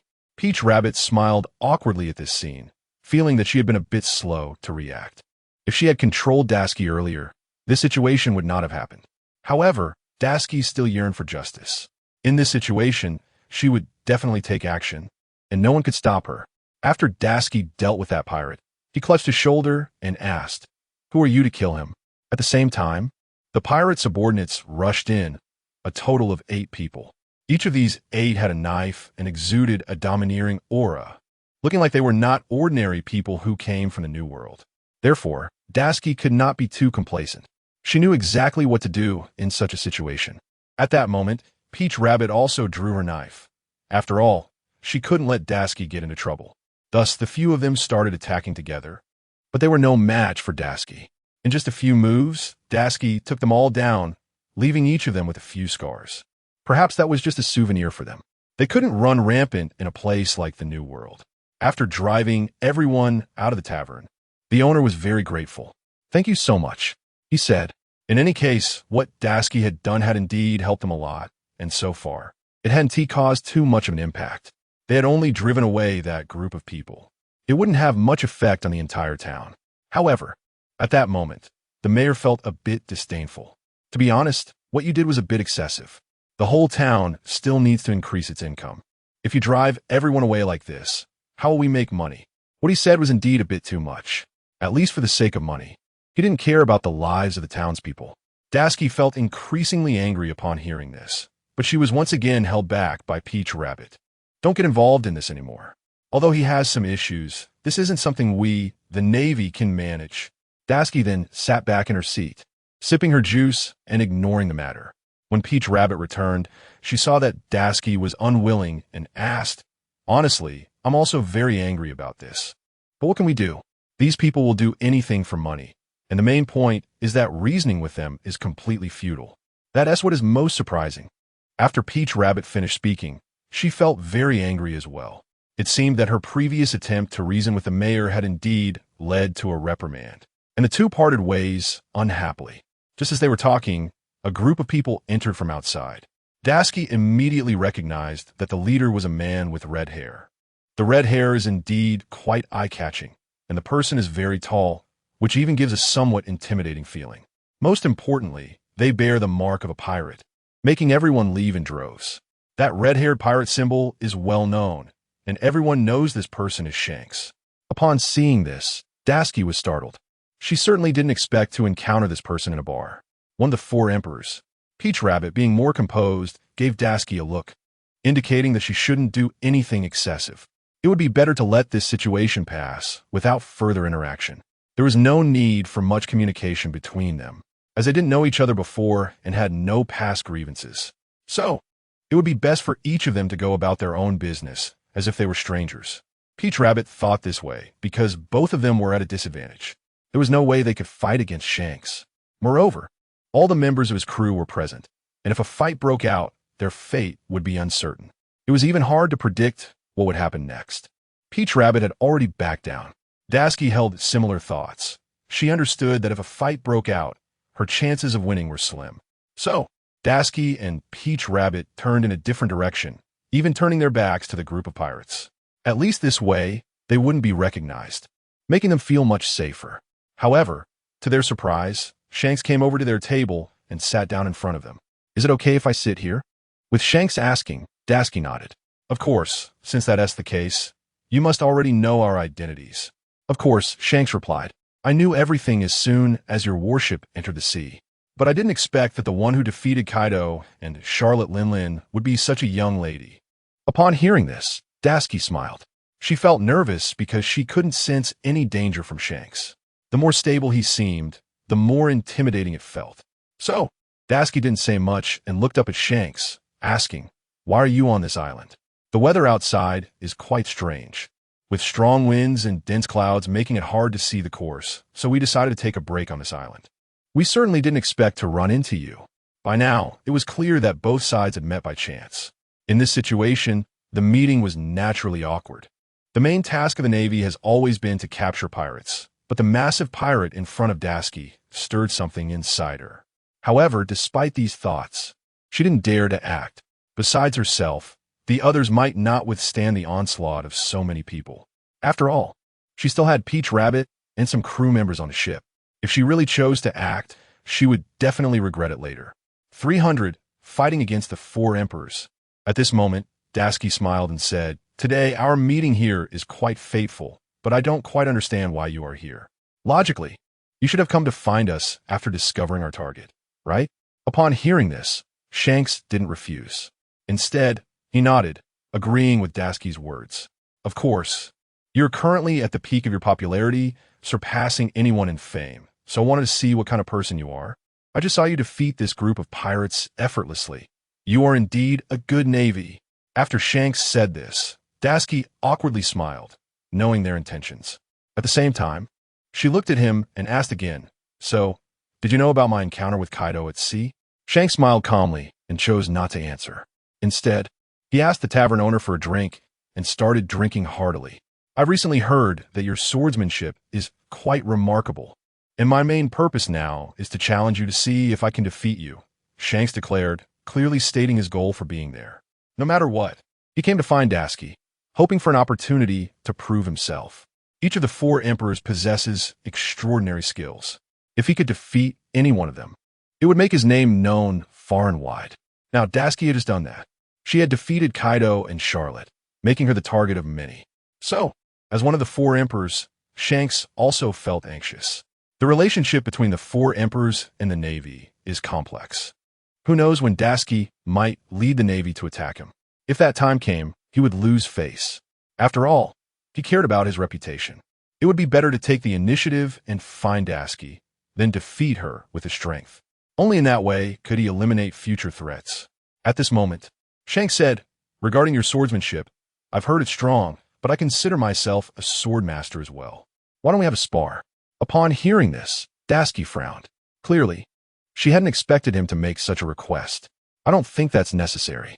After all, there's no hatred between us, and if we were to spar, it wouldn't be good if either of us got hurt, so there's really no need," Peach Rabbit had nothing more to say and could only mediate. If things escalated into a fight, the consequences would be unimaginable. The main issue was that Shanks had too many people on his side. Each person's strength was catastrophic. If they really fought Shanks, the Navy would surely suffer. Therefore, Peach Rabbit's actions were to maintain their safety. Dasky listened to Peach Rabbit's response and nodded in satisfaction. At least Dasky and Peach Rabbit shared similar thoughts. After all, this was definitely not the best time to fight. Dasky smiled and said, "What Peach Rabbit said makes sense. At least I really don't have that desire right now." Shanks chuckled after hearing that. At least up until now, he still felt somewhat displeased. "It seems that my request was directly rejected by you like this. I still have my pride, and being turned down so straightforwardly leaves me with no face. If you really want to spar, there will be plenty of opportunities in the future, but definitely not now, because I know you could be considered a good pirate, different from other pirates, and there's no plundering involved. For someone like you, I don't want to capture you, nor do I want to be your enemy." Dasky's words were already quite clear. For someone like Shanks, up until now, he really couldn't be completely categorized with those who have killed countless others. After all, Shanks has his own principles regarding what should be done and what shouldn't. He knows better than anyone else. As Dasky finished speaking, Shanks nodded in agreement. "You do have a point. During this time, I really haven't done anything too wrong.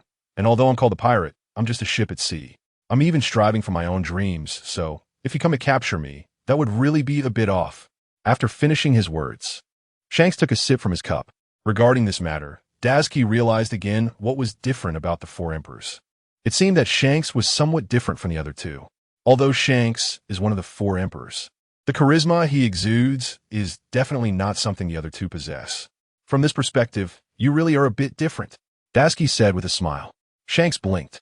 He completely couldn't understand what Dasky meant by her words. It seemed somewhat mocking, but it also felt like she wanted to say something else. "Is there really a difference? From my perspective, we are all the same. All the four emperors have the same goal, which is to become the ultimate pirate king. So this goal remains the same. Everyone is the same."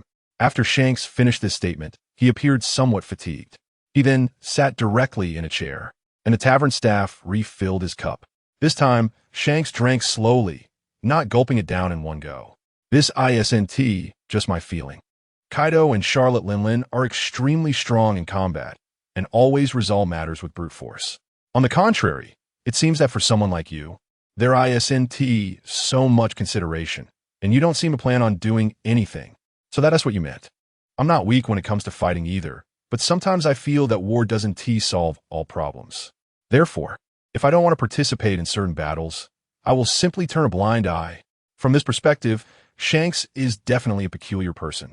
Up to now, it's clear that what exists in his mind is completely different from others. Moreover, as a pirate, he is not the most successful. Dasky then smiled and didn't say much more. However, when Shanks looked up and saw the sword in Dasky's hand, his eyes instantly became focused. It felt as if he had spotted something good.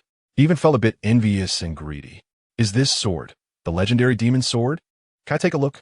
After Shanks said this, he raised his head to look at Dasky, seemingly trying to gain her consent. Dasky shook her head, directly refusing, saying, "Absolutely not. This sword has always been with me, and I want to show it to anyone because this sword is indeed my everything." After Dasky's refusal, Shanks felt a bit displeased. After all, as a great pirate, usually any request would be met. But this Dasky before him seemed somewhat unyielding. No matter what he said, she always countered him. This was what made him feel the most uncomfortable. "The reason I came here this time is to find you and challenge your swordsmanship. If you don't agree, don't blame me for being rude. I might attack at any time." After Shanks finished this, all his subordinates fixed their gazes on Dasky. It felt as if with a single command from Shanks, someone would directly attack and tear Dasky apart. Tontada initially planned to mediate the situation, but felt that nothing he said would work. The final resolution depended on Dasky. If she wanted to fight, then so be it. But if she didn't want to, they really needed to think of a good way to escape this island.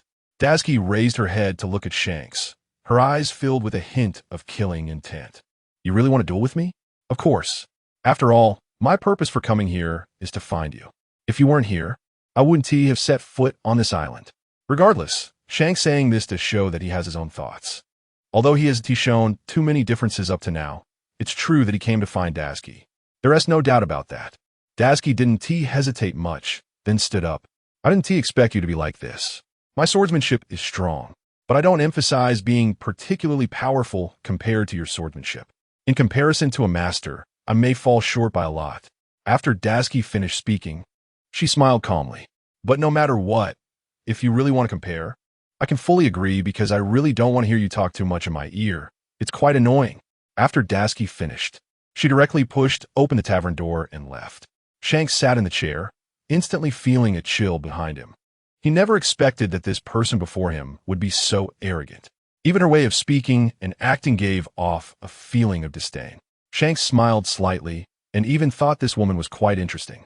If it's like this, then I definitely can't lose to her. He then looked at his other subordinates and said, "You all stay in this tavern for now. Don't get involved in the battle between me and Tashigi. No matter who wins or loses, you'd better not come over." After Shanks finished speaking, the others stood there, looking somewhat at a loss. "Captain, isn't this a bit too much? If you encounter danger, shouldn't we help?" "Of course not. If I really encounter danger, it would mean my strength isn't strong enough to defeat Tashigi. So no matter what happens, you all just watch from the sidelines. Don't intervene." As Shanks finished speaking, he directly left the place and followed Tashigi outside. The weather outside had improved significantly compared to before. The storm had gradually weakened, but the rain was still falling drop by drop. The two stood by the shore of the island, facing each other. Tashigi looked at the red-haired Shanks and asked, "I don't know what you all think, but now that we are challenging each other, how do we determine the winner and loser?" This was their first match, as they didn't know each other before. Therefore, they were unsure about how to proceed. With Tashigi's question, Shanks was also confused. Normally, a match between two people would end with the final loser. However, Tashigi's comment made Shanks consider a different perspective. Let us stick to the old rule. Whoever loses is the loser. After Shanks said this, he nodded in satisfaction.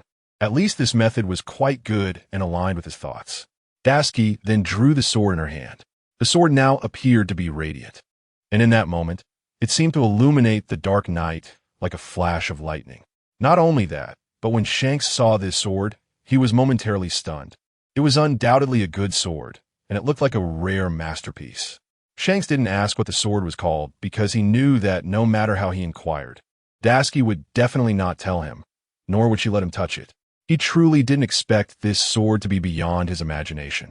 He had only heard that it was the one that defeated Kaido and Charlotte Linlin, and now that he saw it, it certainly lived up to its reputation and opened his eyes.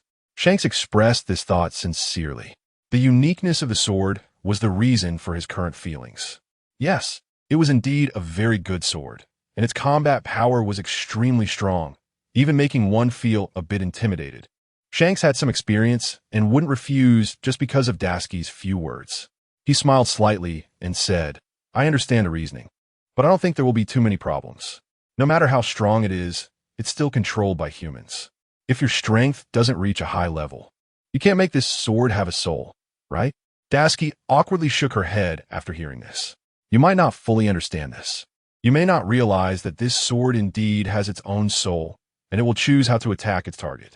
Let me make this clear. Don't be too surprised when the time comes." After Tashigi finished speaking, she flipped her wrist and struck down. She didn't give Shanks much time to think. At that moment, Shanks was taken aback because he was still contemplating Tashigi's earlier question, but suddenly the attack came, which indeed made him a bit nervous. In a moment of desperation, he stepped back and easily dodged Tashigi's attack. However, Tashigi did not choose to give up. Several consecutive attacks were easily deflected by Shanks, appearing particularly effortless without any hesitation. After a few strikes, Tashigi stood still, staring at Shanks and asked, "Why aren't you fighting back? If this continues, I might end up hurting you." Shanks had his reasons for his actions. From this perspective, Tashigi's strength wasn't as formidable as everyone claimed. Regarding swordsmanship, Shanks had his own main research. For what he could see, Tashigi's skills clearly did not meet his expectations. At the same time, Shanks asked, "I can see that you are indeed strong, but your swordsmanship does not meet my standards. How could you defeat the other two emperors?" This was the most surprising thing Shanks had encountered so far. The reason he hadn't fought back was to assess Dasuki's true strength. As a master swordsman, he could sense the level of strength between them as soon as someone made a move, but what he felt from Dasuki was somewhat ordinary and completely below his standards, which is why he spoke so casually.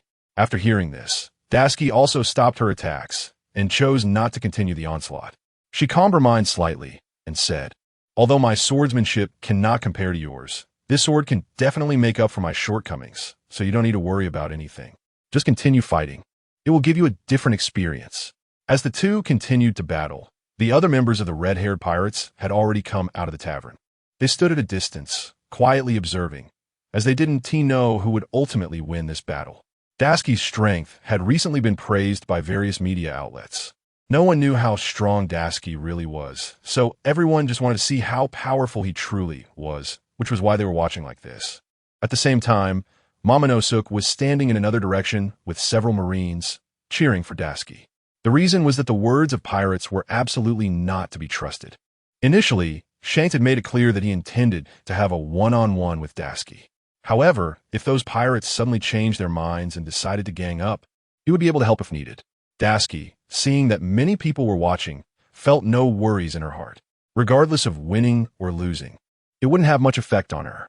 At least the person in front of her was definitely very strong, and it was rare for anyone to have seen him in action. Even though someone like him had never fought, he still held the title of emperor, which indicated that his strength was recognized by the Marines.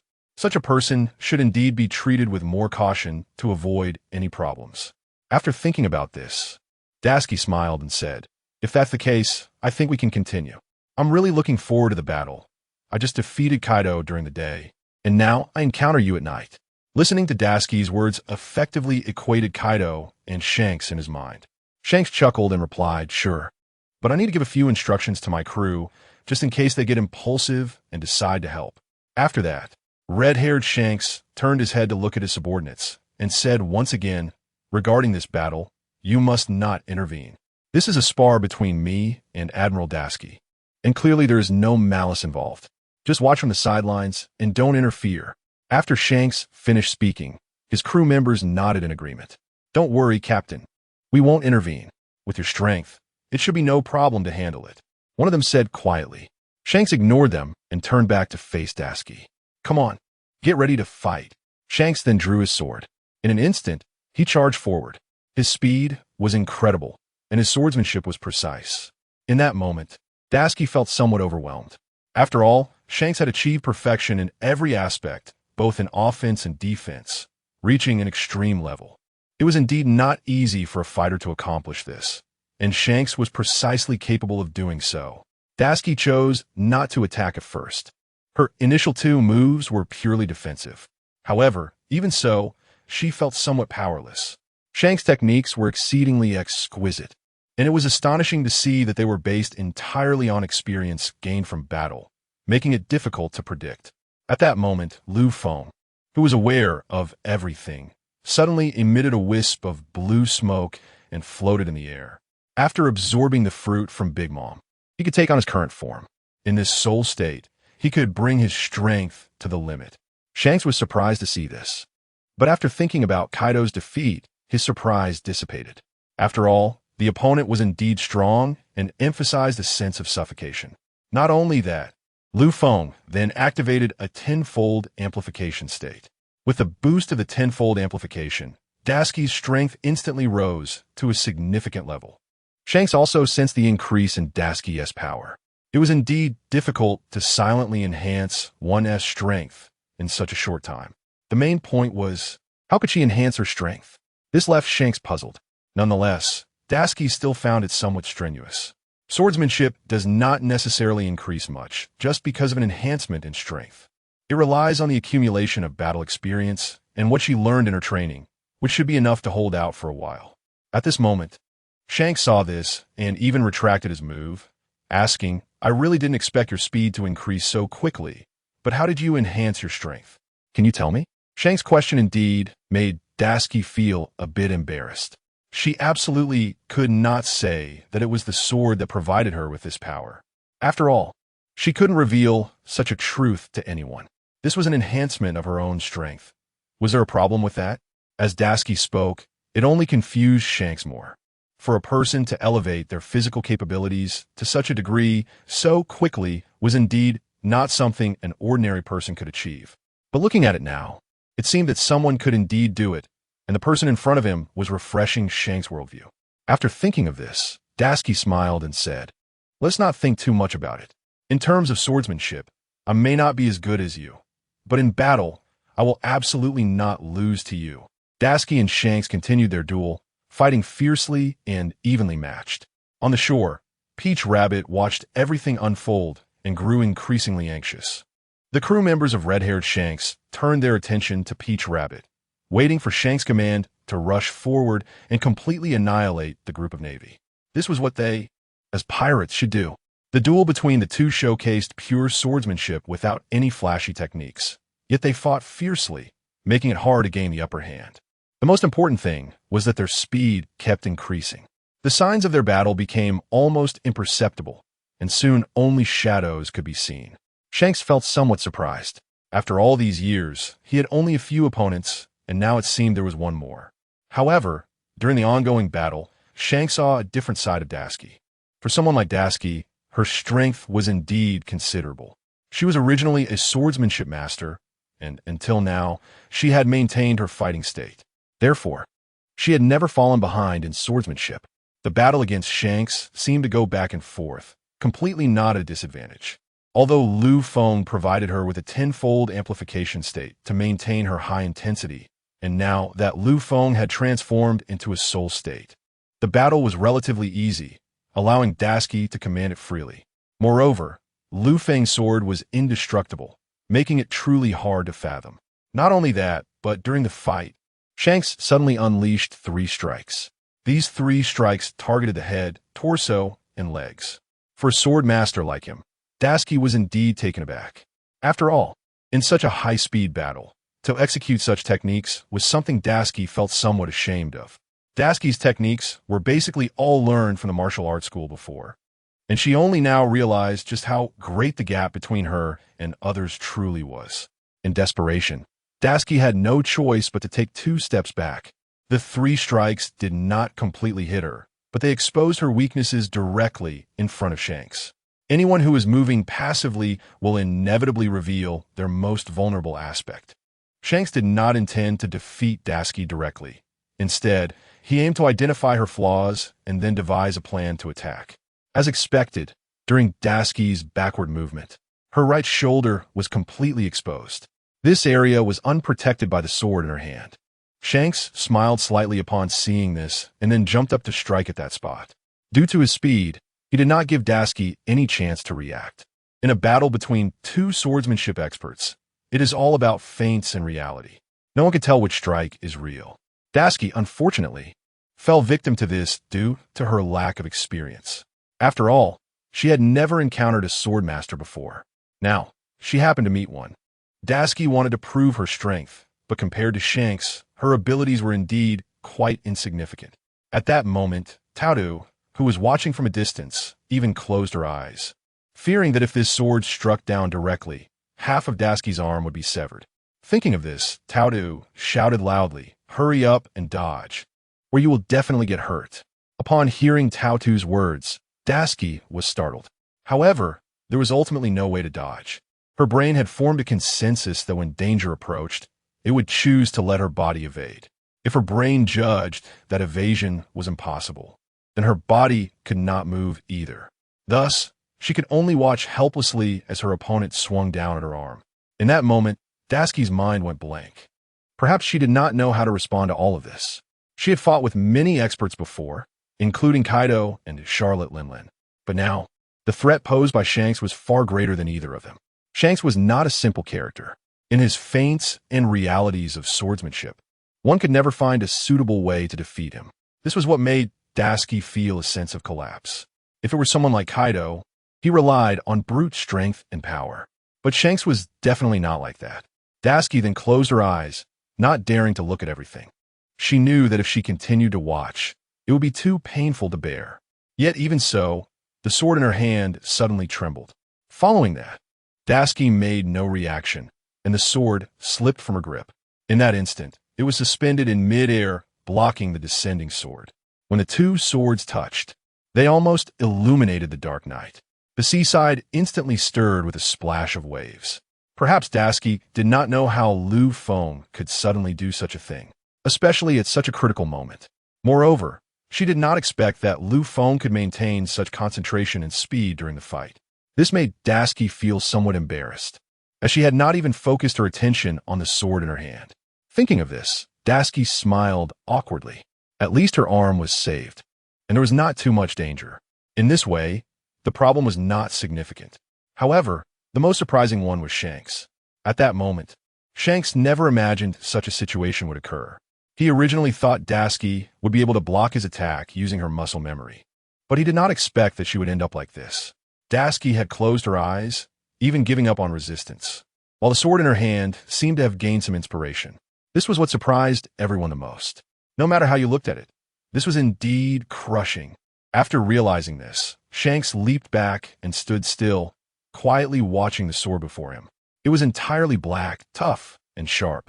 In the faint light by the seaside, it appeared somewhat dazzling. He had never considered the origins of this sword. Although he had heard about it before and had just seen it, he never expected it to be so powerful.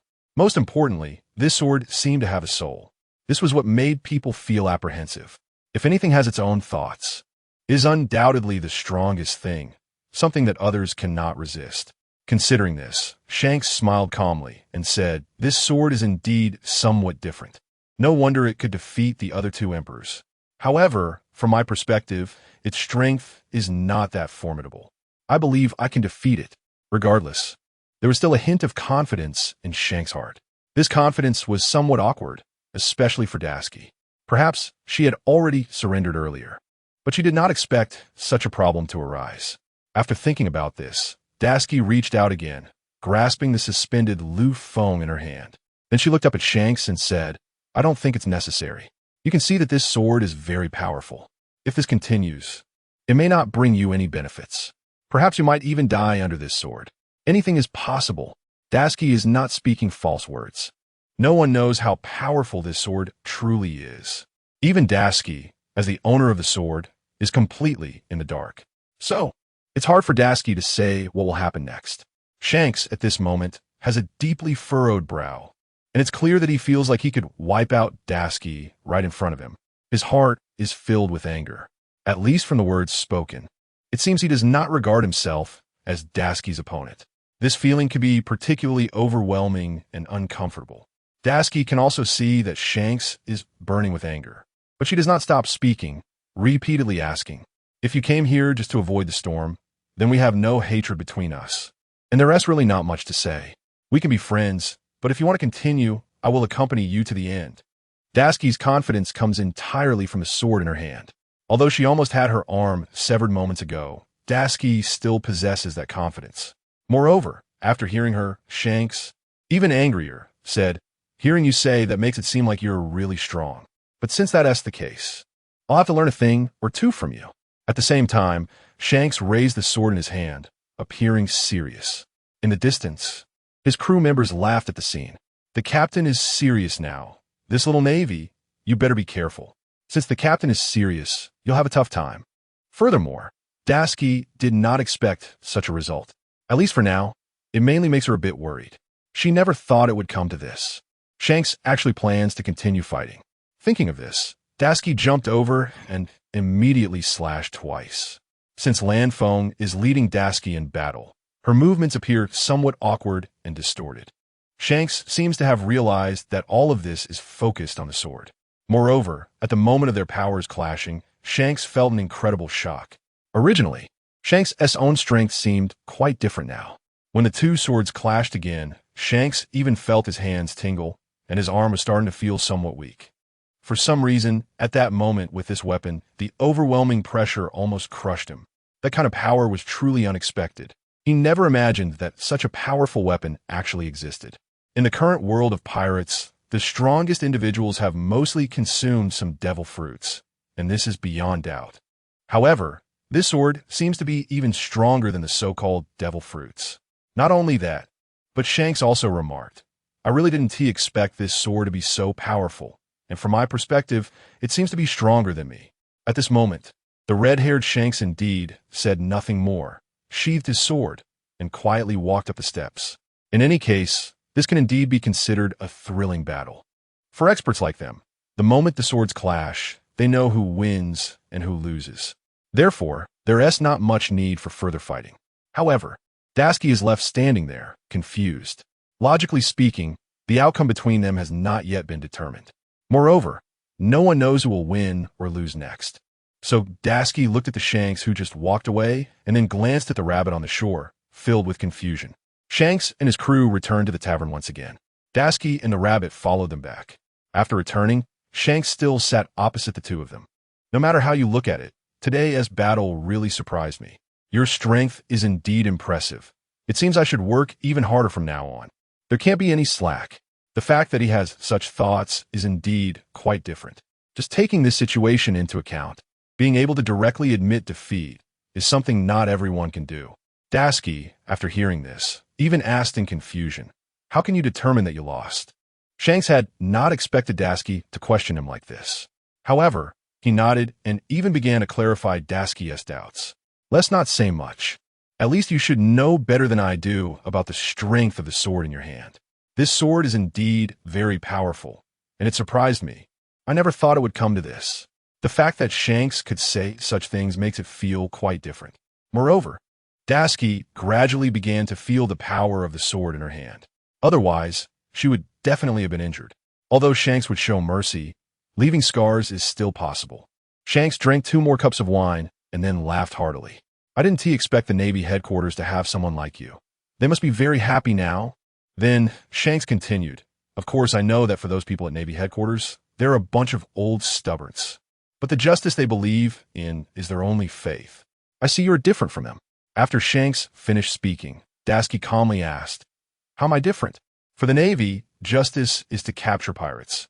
This hasn't changed since the past. And what about me? I'm also a pirate. Why didn't you act against me?" After Shanks said this, Dashiki was stunned. "So, does that mean she is somewhat different from them?" Akina believes in absolute justice, but now, she's indeed somewhat different from him. Logically speaking, although red-haired Shanks is a pirate, she does not have the desire to capture him. He hasn't done much wrong in this sea region and has a very good reputation. This is the ultimate reason that led Dashiki to give up. In any case, maybe I am indeed somewhat different from him. Dashiki smiled to herself and then took a sip of the juice in front of her. Shanks looked at Dashiki's current state and actually appreciated it. "In fact, for a Navy like you, it's truly an honor for the Navy. I've fought with countless navies, but it seems these people haven't accomplished much. If their strength were higher than mine, they would definitely have captured me to claim credit, but you are completely different. This really makes people feel a bit of a headache." The dialogue between Shanks and Dashiki was overheard by many around them. After they finished speaking, Shanks left with his people, completely unconcerned about the storm outside. After leaving, Tashigi looked at Dashiki and felt a bit worried. According to Dashiki's personality, she would never do something like this, nor would she go after Shanks. Feilu reminds you, 3 things about reading: collect, recommend, and 311. If you encounter him again in the future, will you still choose to ignore it? This is definitely not the best approach. Tashigi said silently, "I'm not sure about this situation either. Perhaps if Shanks' sword hadn't injured me, he was just trying to test my strength. But I didn't expect to be defeated by the sword in my hand. Now I find it really interesting." Regardless, Dashiki is now considering her options. Although the battles between them seemed trivial, there were many aspects that were genuinely scary. Take this situation, for example. If I encounter Shanks again in the future, I might not be able to act. Moreover, the two of them, along with some Navy soldiers, spent an entire night on this small island. After a day, the storm completely subsided, and there were no significant waves. The sea was calm and peaceful. With the storm past, Dashiki was somewhat calm and ordered all her people to prepare to leave. However, some reporters were relentless. Many people had witnessed the battle last night. Who won and who lost remained uncertain, but what they saw was Shanks leaving with his people overnight. So it gave them the impression that Shanks lost the match. This question made Dashiki feel quite awkward. If you had seen this battle, you definitely wouldn't think that way. We had just started and then chose to end it. There was no continuation. With Dashiki's explanation, most people believed her, but at least Tashigi took this action. Everyone was somewhat nervous, because they knew that Tashigi had only been a Navy admiral for just over a month. To have such strength, and to be able to take down several of the 4 emperors, was indeed concerning for this group of people. They had already regarded Tashigi as the backbone of the Navy. If the Navy faced any issues in the future, the impact would certainly be greater. However, unexpectedly, the Navy headquarters called directly. When the phone rang, Tashigi knew it was Sengoku on the other end. "I heard you fought with Shanks." The Navy headquarters always has the fastest news. They can know all the information in the sea area and can immediately learn about everyone's movements. Moreover, the moment Tashigi fought Shanks, the Navy headquarters already knew everything. Now that Sengoku called, he wanted to ask about the specific situation. "Yes, I fought with them, but there were no casualties, and there was no clear winner or loser." Sengoku on the other end of the phone seemed a bit worried. It was hard to believe what she said. How could there be a battle without a clear winner or loser? That is absolutely impossible. "So what happened?" "We only exchanged one move, and Shanks admitted defeat. I still can't figure it out. After he left, I received your call this morning." Moreover, upon hearing this, Sengoku silently nodded. The most important decision. Shanks is very intelligent, and his IQ is definitely higher than anyone else's. He understands human feelings and knows how to handle situations. Perhaps regarding this battle, you might have really won, but Shanks just didn't want to make the outcome too obvious. With Sengoku saying this, Tashigi also nodded. "Of course, if you say it like that, I basically understand the reasoning. In this case, Shanks is definitely not an ordinary person. Well, no matter what, be careful in the new world. There are many people like Shanks. They're powerful and particularly formidable. So being cautious is definitely a good idea." After hanging up the phone, Tashigi silently looked into the distance. About today's battle, she truly didn't want to promote it, but unexpectedly, all the media quickly spread the news. Because this battle felt more like a friendly spar. It didn't possess too much of a competitive nature. Unfortunately, after the media released the news, the Navy's authority rose to another level. 3 out of the 4 emperors had already been defeated. That was the most frightening part. Tejado looked at Tashigi and expressed some helplessness. "I know you definitely don't want to make a big deal out of this, but it got spread anyway, and now it feels a bit awkward." Tashigi smiled helplessly. "Yes, that is true. I really don't want to say anything more about it. I originally thought no one knew, and I don't know who spread the news. It hurts to think about it. So far, things have come to a conclusion. From the encounter with the red-haired to the confrontation with him, it has been no more than an hour. However, this experience has made Tashigi feel that this new world is full of talented individuals. You never know when you might encounter someone stronger than yourself, or perhaps a hidden master. In any case, Tashigi has matured significantly in her mindset. It's clear that one should know when to stop in battle, just like the red-haired, who wouldn't let his reputation be damaged. However, Tashigi doesn't feel particularly excited about this incident. The war continues unabated. The battles between pirates and the Navy are endless. Therefore, Tashigi is well aware that they have been on this island for quite some time. Recently, since there's nowhere else to go, it's nice to stay here peacefully. The scenery on this island is beautiful. From the island, you can see far into the ocean. Moreover, if any crisis were to arise, they could quickly set off from this island. This has resolved quite a few issues. After thinking about this, Tashigi has been particularly happy these past few days. However, the busiest person is Peach Rabbit. Since she came along with Tashigi, there are many things that Tashigi cannot handle, so Peach Rabbit has to take care of them all. Therefore, Peach Rabbit is currently the busiest. Not only that, but the Navy headquarters called Tashigi again. This time, they seemed quite anxious. It seems something new has occurred. At first, Tashigi didn't know, but once she found out, she gained some experience. The message reminded her, read 3 things, collect, and push. You said that after this battle, the Navy's prestige has been raised again, and even the headquarters decided to disband the 7 warlords of the sea. With Tashigi's questioning, Sengoku on the other end seemed a bit surprised. Of course, this is the Navy's unanimous decision so far. In any case, this decision seems too hasty. Everyone knows the strength of the 7 warlords of the sea. They are not simple characters. Simply removing all of them would be a headache for anyone. With this in mind, Tashigi asked again, isn't this a bit inappropriate? These individuals have some strength, if their qualifications are completely revoked in the end, they will definitely pose a certain threat to the Navy. After hearing this, Sengoku smiled slightly. In his mind, these matters can be easily resolved. He even felt that Daisuke's question was somewhat unnecessary. There is no need to worry about such matters. The disbandment of the warlords is indeed the headquarters' decision, and they are no longer of much use to them. They cannot restrain the four emperors, so it is better to remove their positions entirely, which is also a good thing. Sometimes, speaking of such things makes Daisuke feel a bit uncomfortable.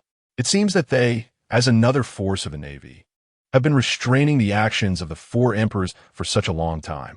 If they were to have their duties revoked for no reason, it would lead to more questions for this group.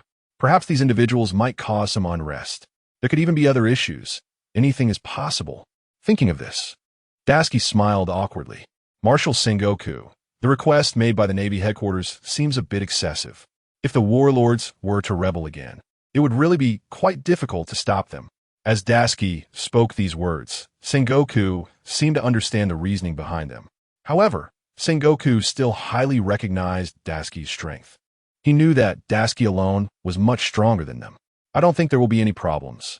With your current strength, you are 100 times stronger than them. I believe you can handle these warlords by yourself. Regarding everything Sengoku said, Daisuke couldn't agree. However, after hanging up the phone, Daisuke sat there, continuously reflecting. Sengoku's words had some truth, but there was still a significant gap for what she thought. At this moment, she asked Peach Rabbit again, "What are your thoughts on the Navy's decision?" Peach Rabbit shook her head, showing a bit of worry. Revoking this responsibility means there will be many more issues in the future. If they unite to attack the Navy, it will be another big battle. In any case, at this point, more situations have arisen. Just like the sea, it is unpredictable. No one knows what will happen next. At this moment, Daisuke smiled calmly and asked, "Actually, I have nothing to say about the Navy's decision. If everyone thinks it's fine, then I naturally think it's fine too. However, there is one thing I still don't understand. How strong is the strength of the seven warlords?" Listening to Daisuke's question, it seems she is truly a newcomer. It's hard to say. Some are very strong, like Mihawk, while some are quite weak. In any case, their strengths are uneven, but each of them has their own influence, which is what the Navy wants to win over. After Peach Rabbit finished this statement, she provided Daisuke with an overview of the current situation in the seas. In any case, Peach Rabbit is quite familiar with the dynamics of this sea area. She knows what kind of people can be friends and what kind can be enemies. In other words, these individuals do have power, and most importantly, they all have their own influence, which is what the Navy fears, right? Of course, that's how it is. Daisuke has now completely clarified what is going on. However, for her, many situations are different for what she imagined. Since she is a Marine Admiral, her actions must uphold the justice in her heart. It is absolutely impossible to allow this group of pirates to act recklessly. With this in mind, Daisuke did not hesitate any longer. She called Sengoku again. Sengoku initially thought Daisuke would not agree, but when he saw the call coming in, he picked it up first. "What do you want to say now?" Sengoku asked on the other end of the line. The entire Marine headquarters relies too heavily on Daisuke. Almost anything Daisuke does will influence the direction of the entire Marine. Therefore, Sengoku treats Daisuke specially. As long as Daisuke is in the Marine, there will be no major issues ahead. So regardless of what Daisuke says or does, he will always follow her thinking. I have a pretty good understanding of the seven warlords now, but I have my own considerations regarding combat. So far, they haven't taken many measures. Even though this position has been abolished, we can't just launch an attack. That would lead to a lot of complaints. Sengoku heard this and was particularly pleased that Daisuke had come to such a conclusion. At least Daisuke's heart was not leaning towards other directions, which could significantly enhance their entire Marine strength. Of course, you can rest assured about this. We will never take the initiative to provoke them. Besides, this group is very strong, and we can't afford to provoke them. Otherwise, we would suffer significant losses. Sengoku is now clear that he only abolished this position, but it does not mean he will immediately go to war with them. So, Daisuke leisurely stayed on this island for many more days. The scenery on this island is nice, and the climate suits her well. During her free time, she practices swordsmanship in secluded areas, which can quickly enhance her strength. Because for a long time now, She has been fighting outside and never had a suitable place to further improve her abilities. Relying solely on her current strength is not the most authentic representation of her power. Therefore, Tashigi knows that only by improving her strength can she break free from any dependence. With this in mind, Tashigi did not do much else. Practicing swordsmanship here every day felt quite comfortable. However, after 2 days, news arrived that the Marine station in Dressrosa had all been driven out. It seemed that there had been some conflicts between Doflamingo and the Marines. Such conflicts quickly made headlines, and seagulls spread the news across the seas. When Tashigi learned of this news, her brow furrowed. Doflamingo is now considered a brutal king. Having occupied Dressrosa for a long time, he has completely imprisoned the king inside. So now he is a king. And now that there has been a conflict with the Marines, they have been expelled. This is what makes Tashigi particularly angry. With this in mind, Tashigi asked, "Can we move out regarding the situation? It's been a bit boring staying here recently. If we can set off now, I think it won't be a problem." Peach Rabbit shook her head after hearing this. She even said, "I don't think this is a very good time. You should know that for everyone, if we go out directly without receiving orders from Marine headquarters, it would simply be resisting orders." Tashigi laughed after hearing this. "I think that's not a big deal. Marshal Sengoku will definitely forgive us later. After all, we are doing this for the honor of the Marines." It seems that what Tashigi said is indeed true. The honor of the Marines is indeed heavy, and being expelled from Dressrosa is considered a serious humiliation for the Marines. Therefore, Tashigi intends to take action to regain that dignity. At this moment, Peach Rabbit had her own thoughts. Tashigi is an admiral. Wherever Tashigi goes, she can only follow. And it's unconditional. All she can do is protect her safety and provide constructive suggestions for handling critical matters. She really does not have the authority to make such decisions. Since that's the case, let us go. It's been a long time since we stayed on this island, and there is no point in continuing to stay. As Peach Rabbit said this, Tashigi was taken aback. She didn't expect Peach Rabbit to say such a thing. Peach Rabbit had never supported acting on her own before, but this time she had a significant change of heart. "Tell me more about the situation in Dressrosa. We need to express clearly what is going on inside. Otherwise, it will be very difficult to act." Tashigi's statement was reasonable. Knowing oneself and one's enemy ensures victory in every battle. So it is best to clarify the current situation inside. Now, without saying much else, Doflamingo has established his own empire, and his subordinates are mainly family members, mostly capable of using devil fruit powers. This indeed makes them strong, but they're still somewhat lacking compared to you. Moreover, Admiral Fujitora is also there, so he should have more information than we do. Hearing that Admiral Fujitora is currently in Dressrosa, Tashigi was shocked. What? He is there? Yes, he is there. So he knows more about the situation there than anyone else. Tashigi felt a bit confused upon hearing this. Why does it feel a bit off? According to what you said, if he is there, why hasn't he been driven out by Doflamingo? After all, he is also a Marine. The 7 warlords are not to be trifled with. Peach Rabbit smiled. Admiral Fujitora is a bit different from others. He is quite strong, and he does not wear Marine clothing. He is hiding in various casinos, making it difficult to find him. As Tao Tu spoke these words, Tashigi finally understood what kind of person Admiral Fujitora was. For someone like that, there was indeed a bit of anticipation. Although they had met before, it was merely a fleeting encounter. They had exchanged a few words, but there had been no further communication. However, up until now, Tashigi had not expected the situation to turn out this way. Just as the two of them were contemplating, Sengoku sent another message, instructing them to head to Dressrosa. Tashigi smiled and agreed. Regarding Sengoku, it seemed like he was a step behind. Tashigi had already managed everything, and only then did Sengoku's message arrive. Nevertheless, after receiving permission, Tao Tu felt even more confident about the situation. The warship set sail once again, and standing on the deck, Tashigi felt quite comfortable in the sea breeze. However, they really should have been a bit more discreet. They did not head directly to Dressrosa's port. Instead, they arrived at a secluded little island nearby to settle down for the time being. After all, with such a large warship, it would be easy to be spotted if they set off directly. If Doflamingo took a defensive stance, it would complicate matters. Despite this, Doflamingo still noticed them. In the hall, Doflamingo sat in the central position, surrounded by family executives. They were particularly aware of the entire island. As a warlord for many years, Doflamingo had not fought a single battle against the Navy. In fact, under the Navy's banner, Doflamingo had completely controlled the entire country. After all, he was a business genius. He adjusted his glasses and looked at the people below, then asked in a low voice, "Has the Navy headquarters ship arrived?" "Not yet." "Then where's the latest ship from?" "It is said to be from the new Marine Admiral, a Kainu, but their ship did not directly enter our port. Instead, it stopped in a nearby small island. However, it seems they will come over soon."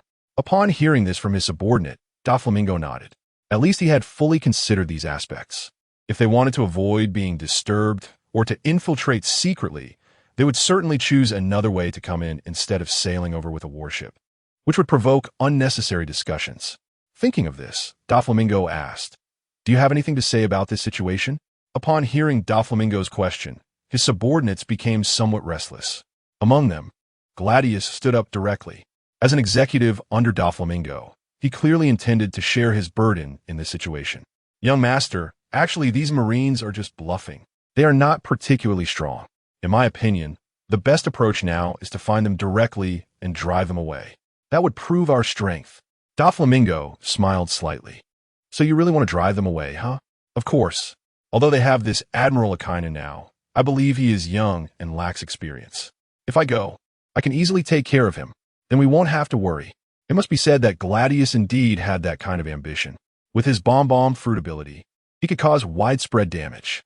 Moreover, there were many Marines on the warship that had come, so his ability was very useful. Thinking of this, Doflamingo nodded. "All right, since that's the case, act quickly and drive them as far away as possible." Gladius nodded in response, turned around, and left. He took a boat and headed toward the small island. They were particularly familiar with the various islands around Dressrosa. With a map in hand, they understood better than anyone else and arrived near the warship directly at midnight. Tautu was quite astute. She had been guarding here, and as long as there was any movement around, it would not escape her eyes. When Gladius arrived here, Tautu was already aware and even woke up Dasky.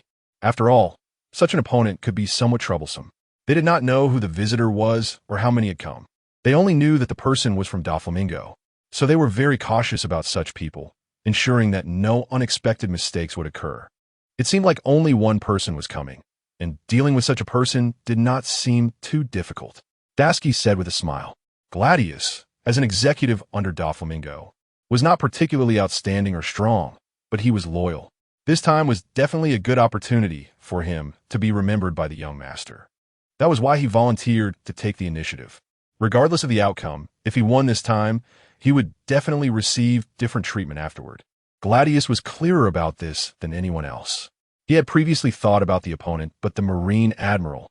One could only wonder how strong this newly appointed admiral was. After all, this admiral had defeated 2 of the 4 emperors and recently fought to a draw with red-haired Shanks. Gladius still felt a bit of fear towards such a strong opponent, but he did not think they could do anything to him.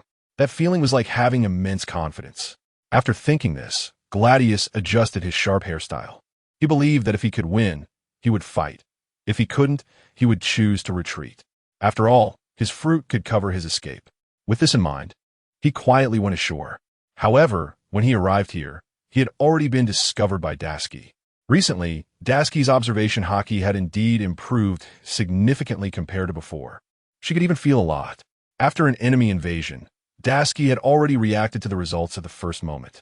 However, this enemy seemed completely unaware, indicating that her strength was even greater than theirs. Without the use of Conqueror's haki or assistance from Lufing, the enemy was already weaker than her, proving that this person was truly weak. Gladius stepped onto the island and headed straight for their station location. After assessing the situation, he set up explosives. With a gentle touch of his hand, he blew up their living quarters completely. Gladius felt a bit smug at this moment. He believed he had executed everything perfectly, as no one knew about it. After detonating the bombs, he turned to leave, only to find 2 people behind him. Dasky and Peach Rabbit had been waiting for him there for a long time. Even the campsite he had just seen was fake, merely a facade. No one was actually living there. Everyone was still on the warship. Looking at the devastation in front of him, Dasky glanced at Gladius. You blew up the place, and now plan to leave? You must be one of Doflamingo's subordinates.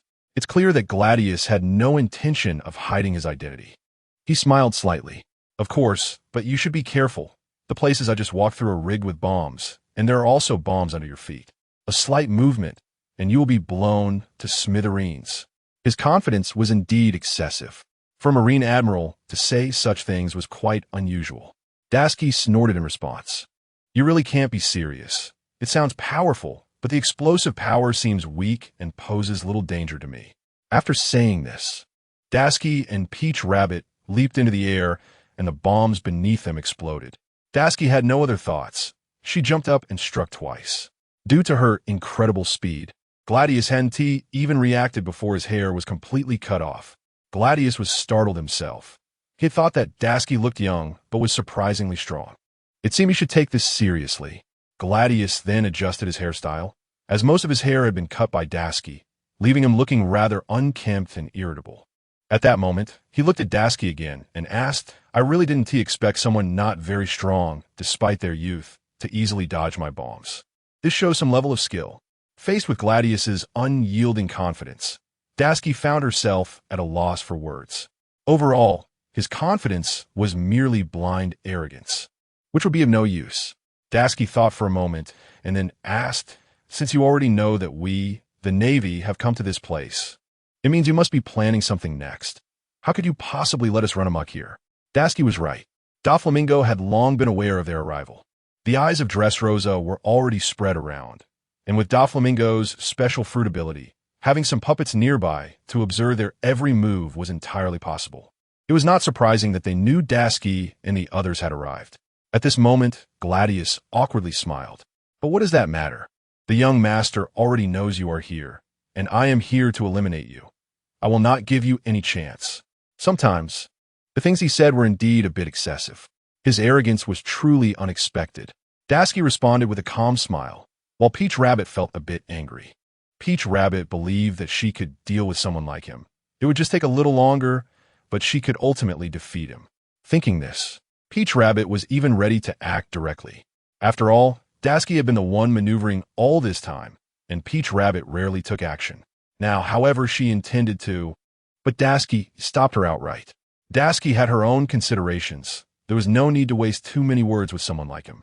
Engaging in a drawn-out battle would be better resolved quickly, preventing future complications. I suppose your target should be me, since you dare to come here alone. It shows you have guts. If so, let us get to it. Gladius then smiled slightly. He instantly threw the rocks in his hand. These stones had already been rigged with mechanisms, and the moment they touched Dasky, they would explode. No one would have expected the impact of his fruit would be this significant, and Dasky certainly did not care. Just as the stones were about to reach her, she swung her knife, striking the edge of the stone. It ricocheted off and exploded in the nearby open space. Gladius was taken aback. He hadn't expected the speed at which he threw the rocks to be countered like that. Now, Gladius was filled with questions. However, regardless of anything, this was not a significant issue. With a smile, Dasky asked again, your reaction is quite surprising. But no matter what, it seems you don't know my strength. Today, let me show you. At the same time, Dasky planted her feet on the ground and leapt into the air, instantly disappearing from Gladius's line of sight. Just as Gladius was searching for Dasky, her blade had already carved a huge gash in his back. With hockey wrapped around her blade, it was easy to cut down someone of his caliber. In almost no time, Gladius was thoroughly defeated, his body in tatters and bleeding profusely. At this point, Gladius truly felt like giving up. He had thought that on this Dressrosa island, he was relatively strong, ranked among the top people in the world aside from the young master. However, he hadn't expected to have overestimated his own strength. In the brief moment of battling Dasky, he realized just how weak he was, weak enough to send shivers down his spine. Now, in order to ensure his final honor, he thought that if he could take down this admiral in front of him, it would also relieve a significant burden for the young master. With that thought, he charged forward, intending to use his final move, igniting his entire body to explode in front of these two. The seven warlords have no meaning of existence. Dasky retracted her moves. After seeing this scene from a distance, she frowned. She had no idea that the person in front of her had already sustained such serious injuries. Yet why were they still crazily running towards her? Peach Rabbit also considered it several times and then signaled Dasky to step back. Dasky understood. Perhaps this was the enemy's last struggle. At the same time, the two of them split in different directions, and at that moment, Gladius's time was up. Since he didn't blow them up, he could only silently say, "Young master, I tried my best." Following that, a huge explosion echoed across the entire island, creating waves over 3 meters high on the sea. Indeed, if Dasky had been nearby, she could have been injured by such an explosion. Although it wouldn't kill her, it would at least cause some disability. Dasky still felt a bit apprehensive. Although people from a gladiator company were easy to deal with and could be defeated easily, the main issue was that a person like him, if he fought desperately, could really take her life.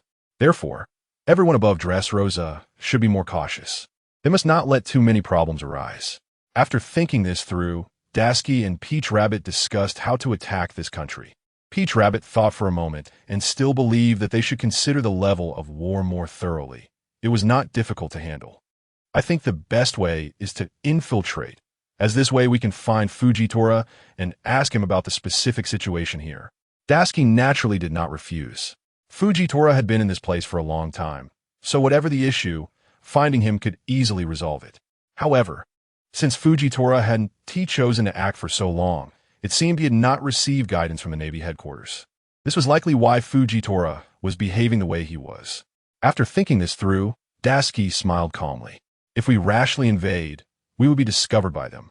It's better to be cautious and come when no one is around. Peach Rabbit was also startled after hearing this.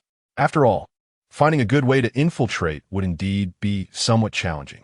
Doflamingo had tightly controlled the entire country. If Dasky were to secretly sneak in, it seemed a bit unreliable, and there were no other methods left. Realizing this, Dasky smiled calmly and said, "We can enter from underwater. It shouldn't be a problem for the two of us." Indeed, for them, this was not a big issue. Therefore, the plan to infiltrate from underwater was temporarily accepted by both of them. And now that Gladius was dead, Doflamingo felt a bit heartbroken in his own hall. After all, this was a cadre of his family. Now that one was dead, it truly made him even angrier. It was obvious he understood that if he really became enemies with the Navy, his upcoming days would definitely not be easy. Although at first, the Navy only removed the position of the 7 warlords of the sea and did not do anything excessive to these warlords. Doflamingo would absolutely not allow the Navy to act recklessly in his country. He then completely drove the Navy out of his island. For this reason, everything calmed down a bit. Since Dasky received this news, she could not bear it. Therefore, she immediately took a warship to this place, even planning to deal with Doflamingo. Dasky and Peach Rabbit took advantage of the night to dive into the water and swam all the way to Dressrosa. Both of them had excellent stamina and encountered no problems. Once they reached there, they quietly came ashore. Since they were just 2 women and were not wearing any Navy uniforms, everyone here did not recognize them.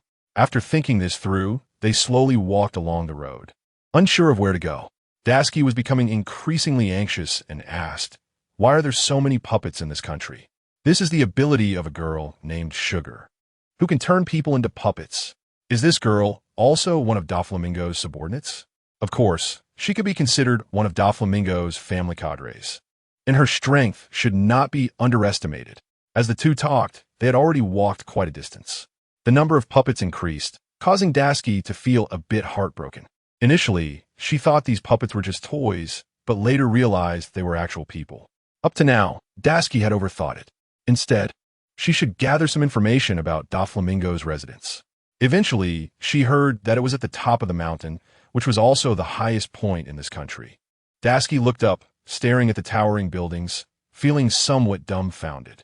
Although this height was not difficult for her to climb, they must have already made complete preparations for defense. Regardless of the approach, there would definitely be defenses to protect this group of Navy personnel. After thinking this, Dasky smiled faintly and did not immediately choose to find Doflamingo. "I want to find out where Fujitora is and talk to him about the specific situation." Meanwhile, upon hearing Dasky's words, Peach Rabbit burst into laughter, saying, "If you want to find him, you should definitely go to the casino. He is a natural gambler, so if you want to find him, you can definitely find him at the casino. Sure enough, when the two directly arrived at the casino, they found that Fujitora was indeed there. Moreover, he had his eyes closed, seemingly playing better than anyone else. Even the chips on Fujitora's table were piled high. It looked like he had already made a fortune. When Tashigi and Peach Rabbit arrived, Fujitora had already noticed them. His powerful observation haki allowed him to perceive everything happening around him. Although he was blind, he seemed to see more clearly than anyone else. After thinking this, Fujitora slightly turned his head. He had indeed noticed the two of them and asked, "How did you two get here? Were you not discovered by anyone?" At this moment, he asked again. Fujitora had been hiding his identity here quite well recently. Almost no one had discovered where he was. No one realized that he had been in this city all along and had never gone out. Moreover, Tashigi calmly smiled and said, "Of course, we wouldn't be discovered by others. We took the water route, which is extremely safe." Thus, the two of them approached Fujitora. Seeing that he had made so much money, they were somewhat surprised. After all, even a blind man could make money from this. It was hard to believe. Tashigi smiled slightly and asked, "Since you can't see, how can you earn so much? Aren't you afraid of being scammed?" Fujitora replied, "So what? I believe these people wouldn't do that." The others in the casino felt helpless upon witnessing this situation. Someone had previously scammed Fujitora, but after being beaten up by him, everyone became honest. Now, all they could do was gamble with Fujitora, leaving their wins and losses to fate. Meanwhile, the three of them walked out of the room onto the street. Fujitora said, "I know why you are here, but the situation here is quite complicated. This country is basically under the control of Doflamingo. If you want to save the country, you need to defeat Doflamingo." Upon hearing this, Tashigi smiled calmly. "Of course, that is our plan. However, looking at the graves all around, it feels a bit helpless. I think you should turn them back into human form first before making any decisions." Tashigi, being a woman, had come to this conclusion, which she wouldn't have said casually otherwise. Hearing this, Fujitora chuckled. "Sure, but that is up to you. I'm just here to pass on some information. I won't help further. You should be able to handle it." No one expected Fujitora to say such words. He could be considered a marine admiral, and although he had different views from Akainu, he wouldn't obstruct such matters, nor would he assist. Tashigi understood the situation and smiled slightly. "Of course, that is fine. I already have a clear understanding.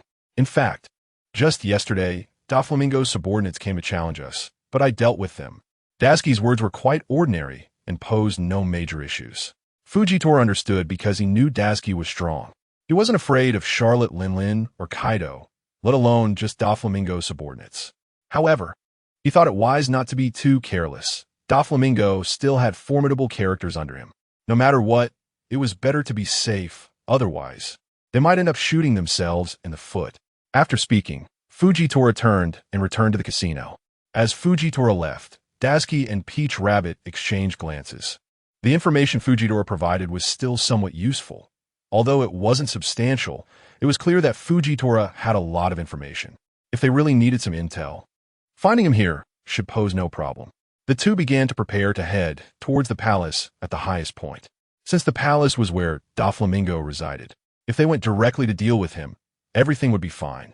Peach Rabbit had her own considerations. After thinking for a moment, she asked, "If we do it this way, it might not save all these puppets. They are completely under control now, so we should first find Sugar, deal with her, and then we can take further actions." Peach Rabbit continued, "By the way, she has a bodyguard named Treble, who has the sticky fruit ability and is quite formidable." Tashigi listened intently and noted this down. However, there was originally a king in this kingdom who had been imprisoned by Doflamingo after being completely controlled. So, the two of them deliberated on their battle plan. "Do you think it's wise to defeat them one by one? It might be better to split into two teams. You go rescue the king, and I'll look for Treble. Let us turn these puppets back into humans first." After Tashigi proposed this idea, Peach Rabbit naturally agreed. After all, it was a reasonable plan and wouldn't pose too many problems. Thus, they parted ways from that point. Once separated, Tashigi thought for a moment and then returned to the casino to find Fujitora. Fujitora was surprised to see Tashigi again. "Why are you back? Is there something wrong?" "No, it's just that it's getting late. We'll act tomorrow morning. For now, I just needed a place to rest," Tashigi said. Fujitora smiled faintly and didn't press further. When morning came, Dasuki quickly left to find Sugar. Since Sugar particularly liked grapes, she headed to the largest vineyard, which wasn't very crowded. Most of the people there were puppets, so they didn't need to eat, and only Sugar could buy grapes now. Dasuki waited there for a long time and finally spotted Treble. Treble was tall and imposing, and the sticky mucus on him was quite off-putting. However, he bought a lot, enough to fill a large basket, and seemed ready to carry it all back. Dasuki watched quietly from a distance, initially choosing not to follow too closely for fear of being discovered. However, unexpectedly, Treble noticed her. He seemed to sense the surrounding situation. Otherwise, he wouldn't have been able to detect Dasuki. Once he realized her location, he called out, "Whoever you are, come out quickly. I've already found you." It was only natural to be discovered on someone else's turf. Dasuki slowly stepped out. "Did you buy all those grapes for Sugar?" she asked with a smile. Treble, not knowing her intentions or background, was somewhat surprised by her question. "What is your identity? Who are you, and why are you so concerned about Sugar?" "I'm just a visitor here. I heard this place has beautiful scenery, so I came to take a look. It's just as everyone says, Dressrosa is a wonderful place." Treble gradually relaxed his guard. "Of course, the scenery on this island is stunning. It's definitely a great place to visit." Treble finished speaking and prepared to leave. He needed to deliver the basket of grapes he bought back early since Sugar was waiting at home to eat them. Meanwhile, Dasuki walked beside him. Since these items were bought for Sugar, could she see that lovely little girl? She had heard that Sugar was particularly cute, and it shouldn't be a problem to go see her now, right? Regardless, this was absolutely not allowed. Previously, Doflamingo had said that Sugar's protection was of utmost importance. After all, Sugar did not have many other abilities. She only had the power to turn people into puppets. So if Sugar were to die, the whole country would be thrown into chaos. Doflamingo was very clear about this now. Protecting Sugar was the top priority, no matter what others thought. Sugar must be protected and must not suffer any harm. Of course, the young master would not agree to that. So you shouldn't have too many thoughts. After Treble finished speaking, he took a few steps forward, but suddenly felt something was off. How could this woman know? Treble turned to look at Dasuki, who had a long stream of snot running down her face and seemed ready to act. He didn't know Dasuki's background or her current identity. "Who are you? How do you know Sugar?" For most people in this country, knowing Sugar was not common. After all, she was one of the executives of the Don Quixote family, and not everyone knew her. Sugar had always lived in the palace, and very few people were aware of her existence. Faced with Dasuki's words, Treble was truly puzzled. His large body slowly moved towards Dasuki. He wanted to know what kind of background this woman had. In any case, Treble had not seen this woman in Dressrosa, and it was clear she was new. Upon hearing this, Dasuki realized she might have exposed her identity. Maybe discussing her identity was indeed a bit awkward at this point. Being a new face on this island, it was normal for others not to know her. However, when interacting with Doflamingo's subordinates, she should still try to hide it. Otherwise, if discovered, it would be quite awkward. Thinking of this, Dasuki smiled. "Of course I know. Sugar is a particularly cute little girl, and she especially loves grapes. I heard about it before, so I just wanted to ask." Treble was not a very bright person. No matter what others said, he still agreed. Yes. Since that's the case, then I'm leaving." "All right, may we meet again by fate."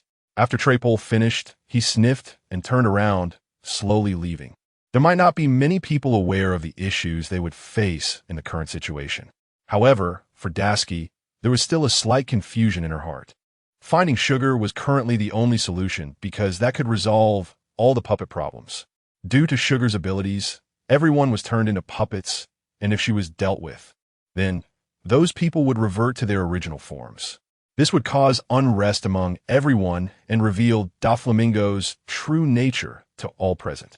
With that thought in mind, Dasuki quietly followed behind Treble. Treble himself was not very bright either. He was single-minded in whatever he did.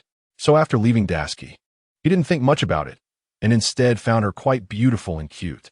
He continued walking upward until he reached a secluded place. This area was mostly filled with discarded tools, which looked quite pitiful. However, Dasuki was slightly surprised to see this place. It really seemed like a production base for various toys. Seeing this, Dasuki frowned slightly and hid deeper inside. The place she was hiding was absolutely impossible for anyone to discover. If found, there would be many problems.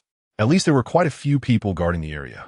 Daski's agile movements allowed her to see clearly from above, so she focused her gaze on the movements below. Regardless, Daski's actions were aimed at achieving the best outcome for herself. If she could strike her enemy in one blow, she wouldn't choose anything else. That would seem very boring. A redundant habit. Just then, a little girl wearing a blue hat walked out from inside.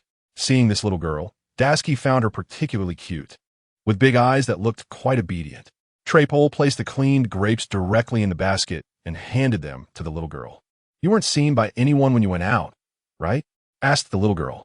"No, but one person knew my identity. I got rid of her afterward." Upon hearing this, the little girl was somewhat surprised. She had never thought that someone had followed Trapole, which was indeed quite concerning. "You really got rid of her?" "Yeah." That woman clearly had no strength. She looked just like an ordinary person, so I quickened my pace and shook her off. "Don't worry, it won't be a big problem." One must say, Trapole was indeed very confident in himself. That kind of confidence made Daski, who was watching from the tower, find it somewhat amusing. Perhaps everything was not as imagined. Looking at this cute little child, she should be Sugar. Logically speaking, that was correct 9 times out of 10.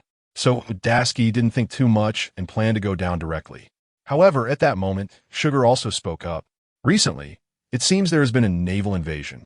We should be more prepared for defense and must not let them have any opportunity.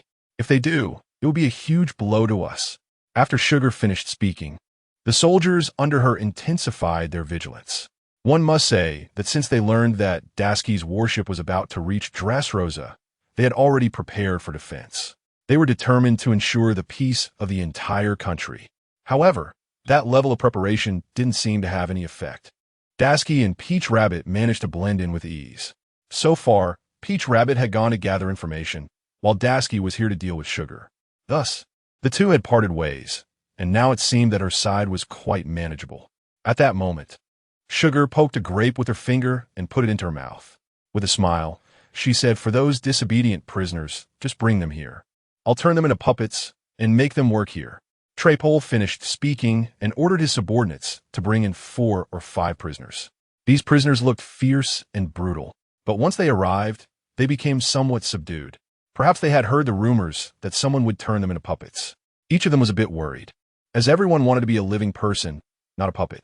Sugar smiled, her face somewhat dark, and even her eyes held a hint of wickedness. Without saying much more, she touched one of the prisoners. In that instant, the prisoner transformed into a puppet, completely safe and harmless. He even obeyed Sugar's commands. This was truly terrifying. The person's will was completely erased, and finding their original identity was impossible. This was indeed the most horrifying existence. Daski, standing high above, was stunned by the sight before her. However, this situation was somewhat unexpected for her. She had never heard of such things happening before, and now she was indeed witnessing it. Thinking of this, Daski decided to take action. She wanted to see what they would do next. After Sugar turned one person into a puppet, she casually touched a few others, turning them into puppets as well, sending them off to work at the docks. Generally speaking, any puppet created by Sugar would have to be loyal to Doflamingo and work very hard without any meaningful breaks. This situation was particularly cruel. As a Navy officer, Daski could not allow pirates to continue such activities. Daski then leaped down from the high tower, landing lightly on the ground and looking at the two in front of her. Trapole was startled. After all, this woman had just managed to shake him off. So how could she suddenly appear before him again? This was indeed surprising. "Hey, when I went to buy grapes, didn't I shake you off? Why are you suddenly here now?" Trapole was truly confused, feeling like he was completely at a loss. Could it really be that easy to shake me off? To be honest, I came to this place out of curiosity, just to see what you were doing, and now you are doing such inhumane things. It seems I really should eliminate you. Daski had finally made up her mind. Only by completely eliminating these people could she ensure the peace of the entire country. Thinking of this, Daski drew her sword without hesitation and charged at Sugar. At that moment, Sugar furrowed her brows. Perhaps she felt a bit angry, especially at Trapole in front of her. A woman like her should never have been brought back, allowing her to see the moment when someone was turned into a puppet. Such matters were only known to their internal members. Therefore, it was absolutely unacceptable for an outsider like Daski to know too much. Trapole, when I asked you, you said you completely shook her off, but now look, she has followed you here. What do you have to say for yourself? You really are an idiot. As Sugar scolded, Trapole felt helpless, scratching his head in a silly manner. I wasn't very clear at the time. After all, I was moving too fast and didn't give her any chance. But I didn't expect she would follow me here. Since she chose to follow, then I'll just deal with her. After Trapole finished speaking, he shook his head, and mucus flew directly toward Tashigi. Faced with such a unique attack, Tashigi was taken aback. It was indeed somewhat different. However, Tashigi didn't expect the mucus to have such a wide range, even sticking to her feet. So far, it hadn't caused any harm, but it was truly disgusting. The sticky substance left her feeling at a loss. Tashigi wanted to move, but couldn't. What on earth was this? It really looked disgusting. Tashigi couldn't help but think this way. Seeing such a large amount of mucus in front of her, anyone would feel a sense of revulsion. And now it was still the same. Hearing this, Trapole laughed heartily. So what? I'm a holder of the sticky fruit. I can stick any person or object completely. To be honest, his actions were indeed a bit excessive.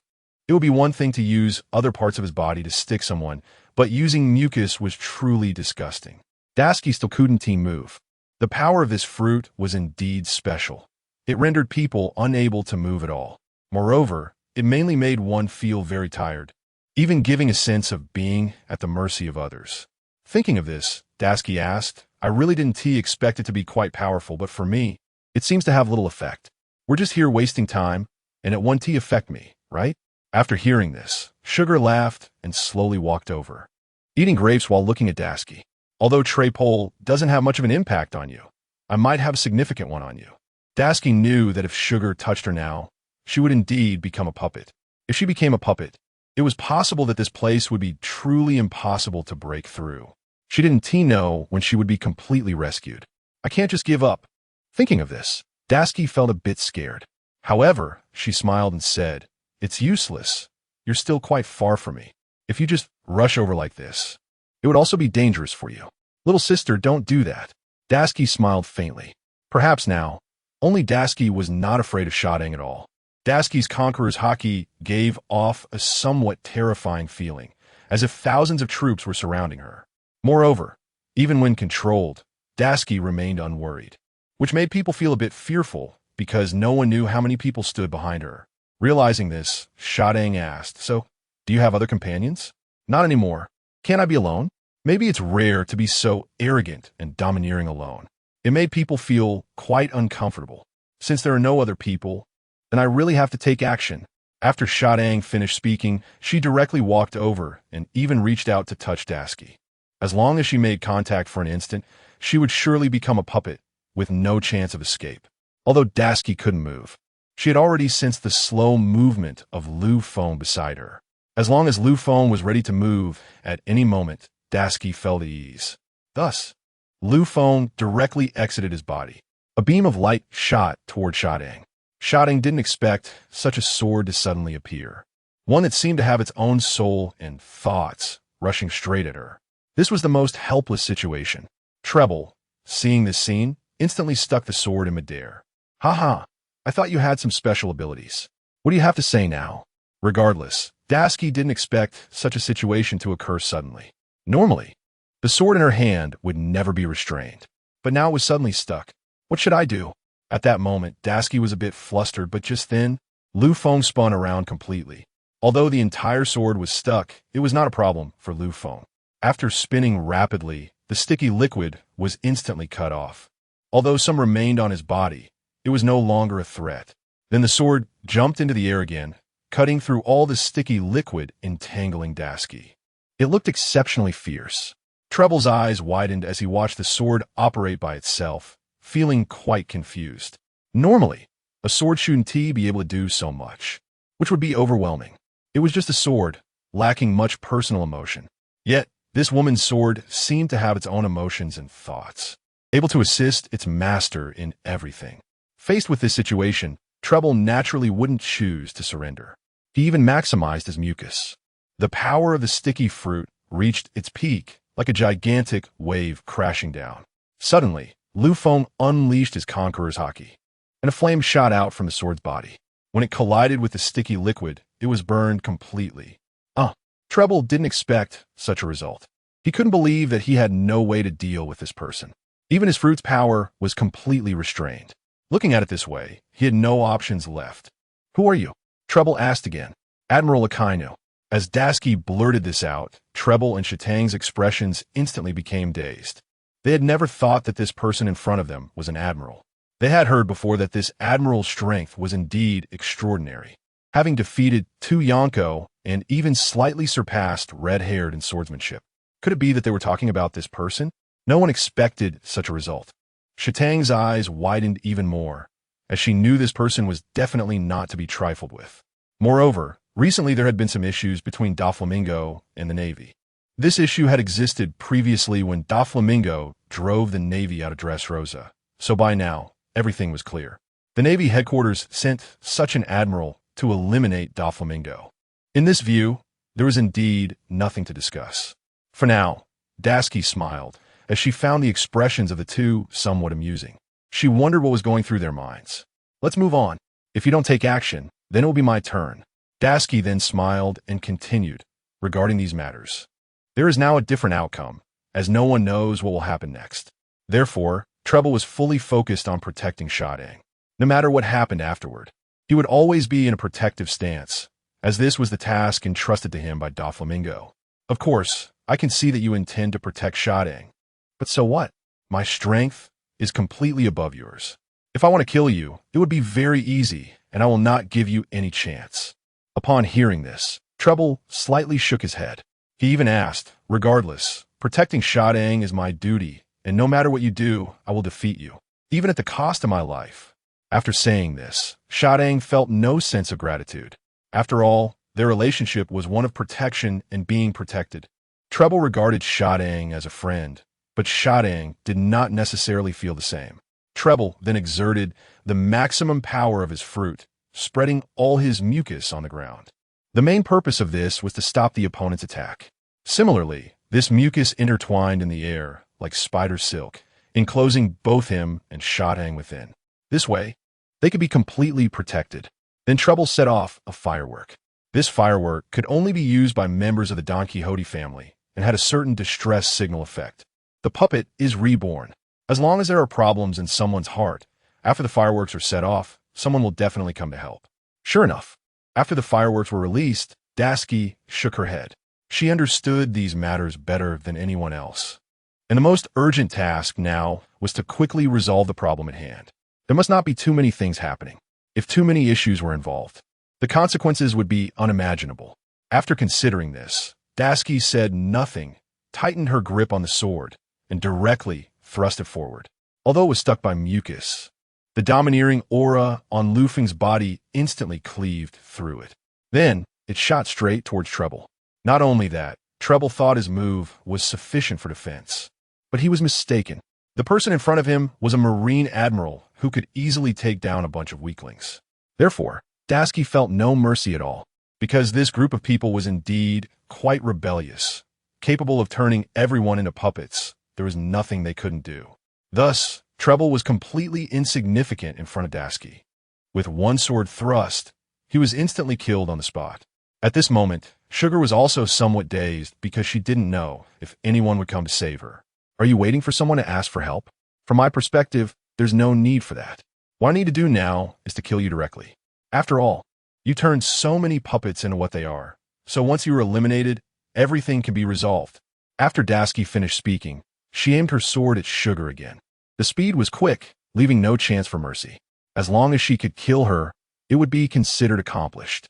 But just then, Sugar spoke up. "I think you can't kill me. If you do, these people may not turn back." Perhaps Sugar truly held the switch for these people. But Dashiki would not be swayed by her at all. She pierced through her chest. Sugar also died from this. Following Sugar's death, a tremendous change occurred here. The two who had just been turned into puppets instantly transformed back into human form. This meant that Sugar had indeed been deceiving herself. It seemed her will was not firm, and she had not been deceived by her, since Treble had just set off the fireworks, which were surely a call for help. Dashiki did not linger here for long and immediately jumped onto the tower, disappearing into the night sky. By the next morning, She and Peach Rabbit met by the seaside. "How is it? Any news?" Dasuki asked slowly. "I have gathered specific information. Doflamingo is currently in the palace." I was quite surprised. I never expected that such a big incident could happen, and he could still sit there. Is Doflamingo really that calm? Dasuki certainly did not think so. As the leader of the entire family, he knew his next goals. He also understood that he couldn't act recklessly. He definitely needed his subordinates to scout the way. If he acted and ended up dying, then everything here would be completely ruined. With this in mind, Dasuki asked again, "Have you noticed any new changes?" "Of course. I have noticed. When we came here before, there were so many puppets, but now they have all disappeared. Could it be that you have already killed Sugar?" Peach Rabbit said. And as she spoke, she also felt a bit incredulous. After all, Sugar was protected by someone, and that protector was particularly powerful. It was a feat that no one but Dasuki could accomplish in just one night. Of course, she had to be killed. All the puppets had deep grievances in their hearts. Once those grievances were released, everything would change. Dasuki appeared particularly calm now. Regarding what happened last night, she still did not want to bring it up. After all, Treble's mucus was just too disgusting. Dasuki would even dream about it. So she really didn't want to talk about such repulsive things again. Very good. It can already be seen this morning that some people have begun to oppose Doflamingo. This indicates that these people were indeed changed by Sugar. They had long harbored grievances, and now it was indeed time to release them. Peach Rabbit's words were indeed correct. Dasuki nodded after listening. Actually, I think the main problem still lies with Doflamingo. No one knows what actions he will take next. We can only wait and see. Just as the two were talking, Fujitora walked out of the casino, looking like his bag was full, having gained a lot last night. Why are your actions so fast? However, it's good for young people to be quick. I, on the other hand, stayed up all night yesterday, and now need to find a place to rest. You all continue. After Fujitora finished speaking, he raised his head to look at Dasuki, perhaps because everything was orchestrated by Dasuki. Otherwise, it wouldn't be possible for the two to discuss matters here. Peach Rabbit smiled upon hearing this. Such matters must be dealt with quickly.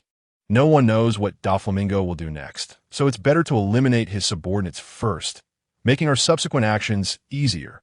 Fujitora nodded, not even caring, and then said with a smile, "Anyway, since you have already dealt with Sugar, it will definitely attract Doflamingo's attention in the coming time. When that happens, what he will do will definitely harm the interests of everyone on the island. I wanted to do something about this before, but I held back. I'm going to take a nap now. Call me if you need me." After he finished speaking, he turned and left, and after leaving, he never appeared again. After watching Fujitora leave, Dasuki turned to ask Peach Rabbit, "What kind of person is Admiral Fujitora? Why does he feel different from others?" Indeed, Admiral Fujitora is different from some other Navy officials. He has his own thoughts. Whatever he does, he has a clear judgment in his mind, which I still find hard to understand.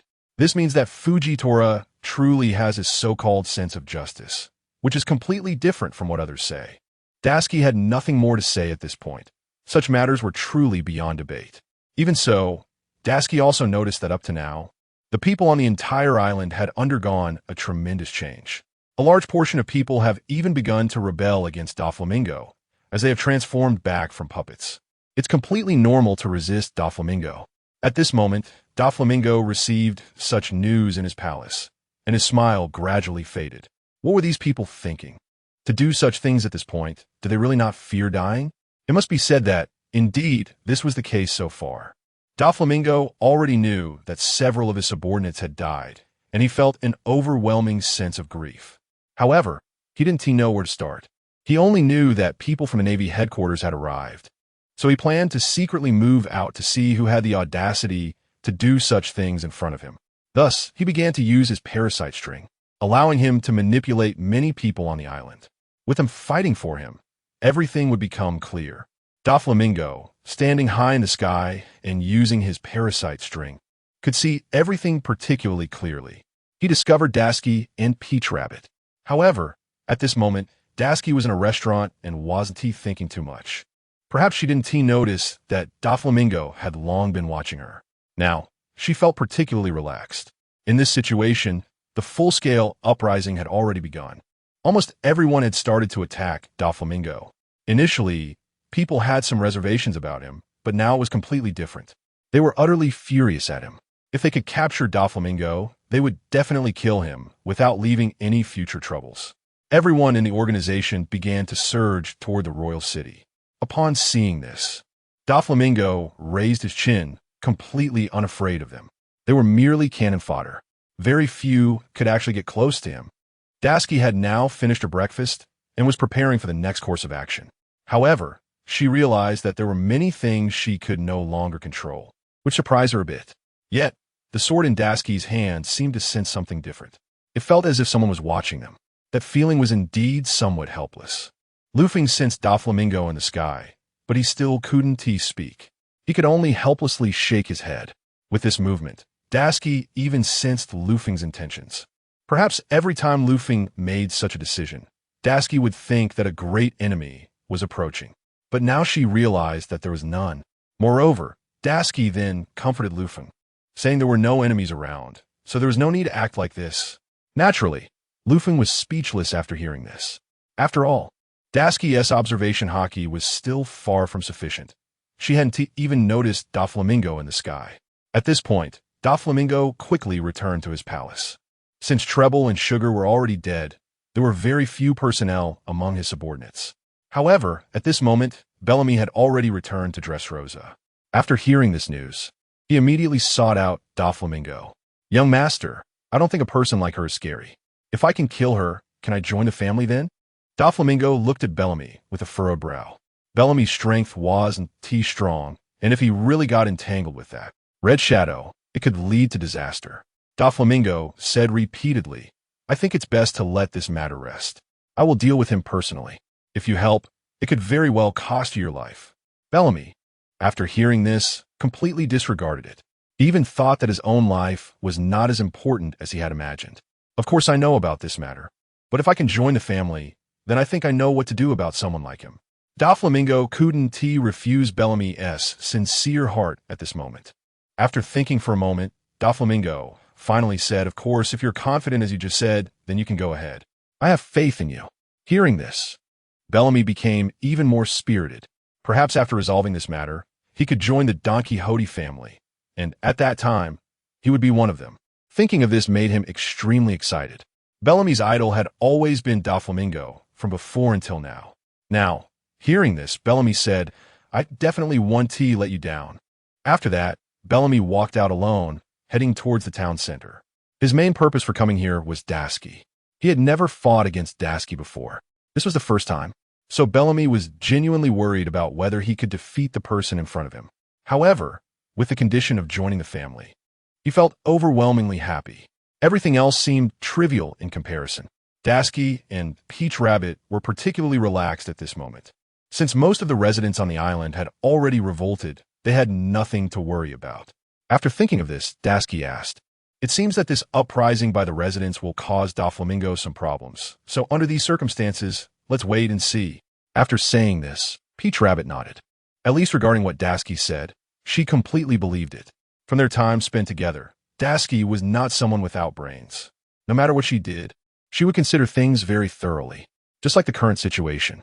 They thought that once Doflamingo resolved this issue, they would act, and at that time, it would definitely be easy to resolve without any problems. The two had discussed this and planned to find a place to rest. However, they didn't expect Bellamy to arrive at this moment. He even stood in front of Tashigi, looking very arrogant.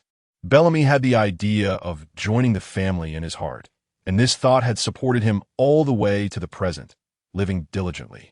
Whether defeated by others or defeating others, it was merely a form of training. Yet, he didn't expect that even now. The fact that Doflamingo was his idol was still ever present, so Bellamy's thought was very simple, a miscalculation of his own strength. The goal is to confront the person in front of him, and, as Doflamingo said, he can fully join his family.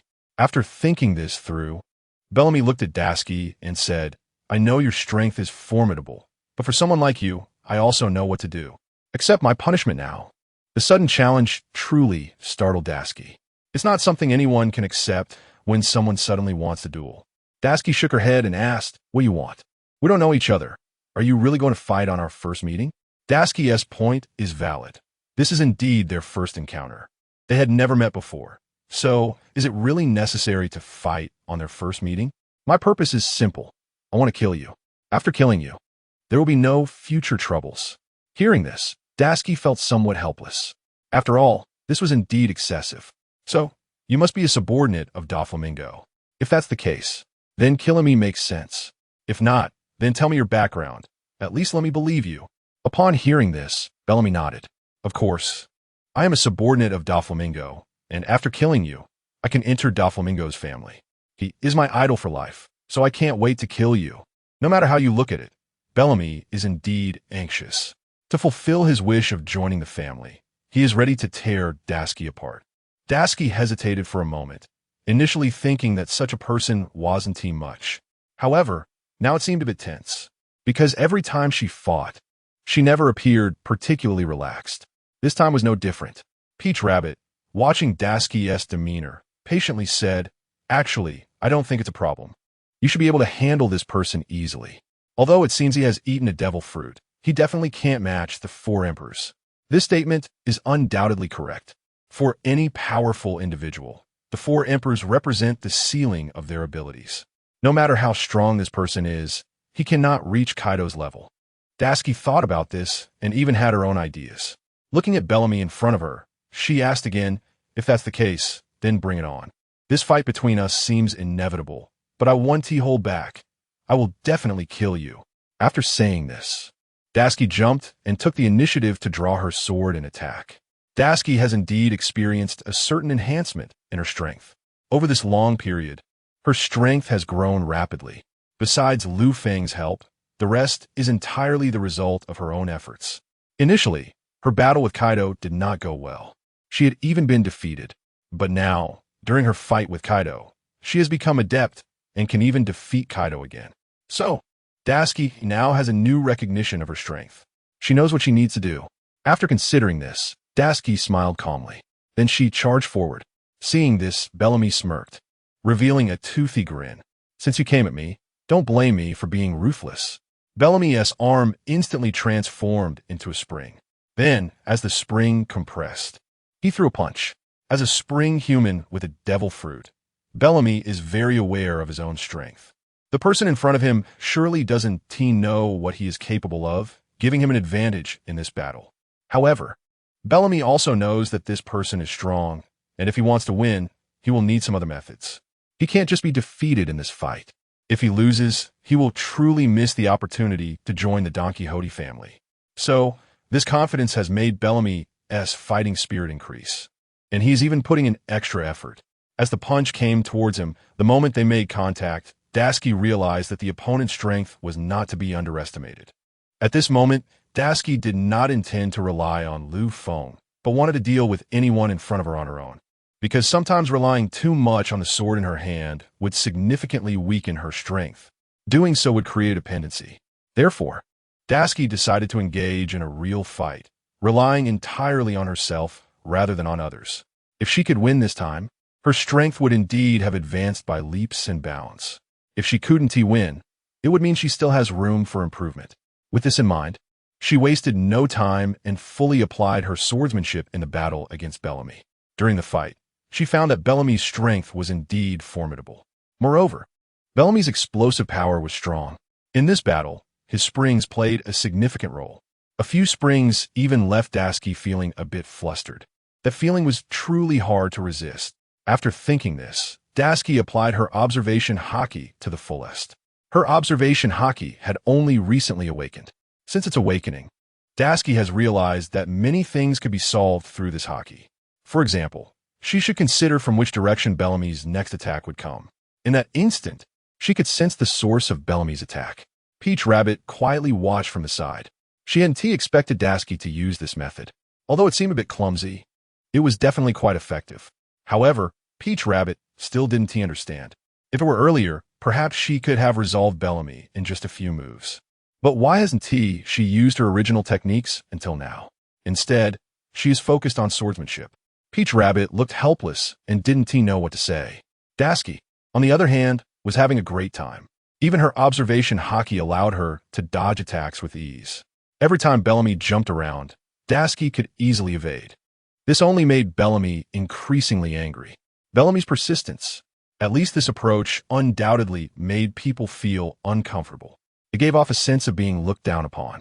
Then Bellamy chose not to attack and gritted his teeth, asking, "Is your strength lacking if you only dodge? I heard you're very powerful, well known on the sea. But if you only use this way to evade attacks, then I think you really might be falling short." Perhaps Bellamy is trying to provoke Tashigi in this way. After hearing this, Tashigi even shook her head, completely unconcerned. She understood very well what was being said. While her own strength might not be the strongest, defeating Bellamy in front of her was still particularly easy. After considering this, Tashigi smiled and shook her head. Recently, her observation haki had awakened, so she wanted to feel the strength of her haki. "However, if I attack, you should be careful too."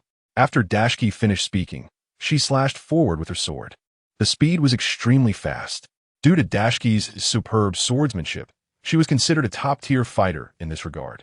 As the attack swept by, Bellamy attempted to dodge to the side, but his speed was still relatively slow, leaving a bloody cut on his face. Bellamy wiped it with his hand and then licked it with his tongue. His whole demeanor became even more excited. That feeling made people feel somewhat helpless. After all, it was truly terrifying. No one could be like this now. Indeed, Bellamy was in this state. It seemed that seeing blood made him feel increasingly powerful. After this moment, Bellamy seemed even more excited at the prospect of Tashigi preparing to attack. "It seems you are quite strong, not as weak as I imagined. Since that's the case, I will kill you." Bellamy thought he should be able to dodge this sword strike, but he chose not to evade, intending to bait his opponent. At the same time, Tashigi charged over, engaging in a life-and-death battle with Bellamy. The fight between the two didn't seem particularly spectacular, but it was still quite engaging to watch. Besides Peach Rabbit watching from the side, there were many spectators around. However, most of these people were Navy soldiers, and they were all under Fujitora. Since Fujitora was lurking in this area, no one had noticed his presence. These Navy soldiers had also come here with Fujitora to watch the battle between the Admiral and Bellamy. Tashigi's displayed strength was indeed impressive. Besides her observation haki, she hadn't used any other haki, making their battle feel somewhat tense. Bellamy was becoming increasingly fierce, and it was particularly confusing to watch. No one knew what exactly was going on in Bellamy's mind. After thinking about this, Tashigi appeared more composed. She knew how to end the fight. Bellamy's legs compressed like a spring, and he jumped into the air. His fist came crashing toward Tashigi's head. The force generated by the spring was immense. If that punch landed on Tashigi's head, her skull would surely shatter. However, Tashigi chose not to dodge. Instead, she stood her ground, unmoving. When Bellamy saw Tashigi's choice, he snorted from his nose. After all, such a choice was truly perplexing. It even made people feel uncomfortable. He thought to himself, in this situation, why not choose to evade? If my punch landed directly on her head, she would definitely be done for, and there wouldn't be much chance left. She would die on the spot. Bellamy was very confident in this punch. He knew that if it landed, death would surely follow. Therefore, he felt quite exhilarated up to this point. However, what Bellamy didn't expect was that Tashigi chose a different approach. She wrapped her sword in haki. With the presence of haki, this sword became indestructible and incredibly hard. When the two made contact, Bellamy's punch hit the sword, and he felt his fist loosen, even experiencing extreme pain. That feeling spread throughout his brain in an instant, because he had never expected such pain would come upon him. Regardless, this was indeed a bit excessive. At the very least, he had not anticipated such a result. What is happening? Why did this happen? Bellamy then covered his fist, which was now dripping with blood. Seeing Bellamy like this, Tashigi did not attack. She didn't want to take advantage of him while he was down, nor did she want others to think she had an opportunity. Looking at him now, I should know that your strength is still far from enough. However, if you want to continue, I think that's fine, but to a large extent, you should call Doflamingo. Perhaps only he can fight me. Tashigi's words were indeed quite arrogant. Doflamingo, after all, was one of the 7 warlords of the sea. Although that position had been completely canceled by the Navy headquarters, his strength still existed. After considering this, Bellamy rubbed his fist and stood up. At least I haven't admitted defeat. After he finished speaking, he was filled with fighting spirit. Perhaps he had already prepared himself in his heart for being defeated. As long as he could defeat the person in front of him, there would naturally be no problem. After thinking this through, Bellamy smiled and charged forward again. This time, his speed was still very fast. But what was perplexing was that he began to spin and jump around. This way, it would be difficult for others to know where he was. However, Dashiki's observation haki was no joke. She could quickly discern Bellamy's position from behind. As Dashiki made her judgment, Bellamy's punch came directly from behind. Dashiki slightly dodged to the side, and the punch slid past her ear. In that instant, Dashiki broke out in a cold sweat. She had not anticipated that Bellamy's speed was even faster than she had imagined. After dodging this punch, Bellamy did not choose to give up. Instead, he threw another punch at Dashiki's abdomen. Dashiki similarly blocked it with his sword. Bellamy's hands were now covered in blood, and he stood still, unsure of what to do next. He did not realize the immense danger he was in. This enemy in front of him was indeed quite difficult to handle. No wonder 2 officers from the Don Quixote family had already died at his hands. After thinking of this, Bellamy stood up and looked at Dashiki. I used to think that an admiral of the Navy was very strong, that a character like me could be killed instantly, but now it seems different. It's not as formidable as I imagined. Hearing Bellamy say this, Dashiki awkwardly smiled.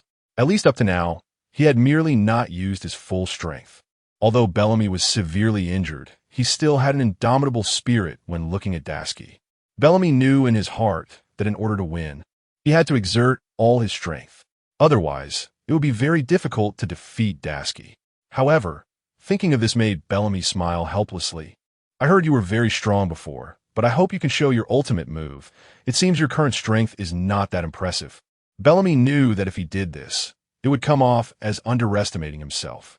After all, the opponent could defeat him without using all their strength. This was an insult.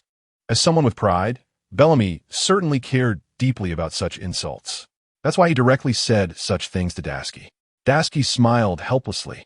Perhaps he really couldn't do much at this moment. Previously, if he wanted to enhance his strength, it was entirely through loofing. And now that he had such a request, Dashiki was internally pondering. Bellamy wants me to show my strength. What should I do? At this moment, Loofing had already established a verbal exchange with Dashiki.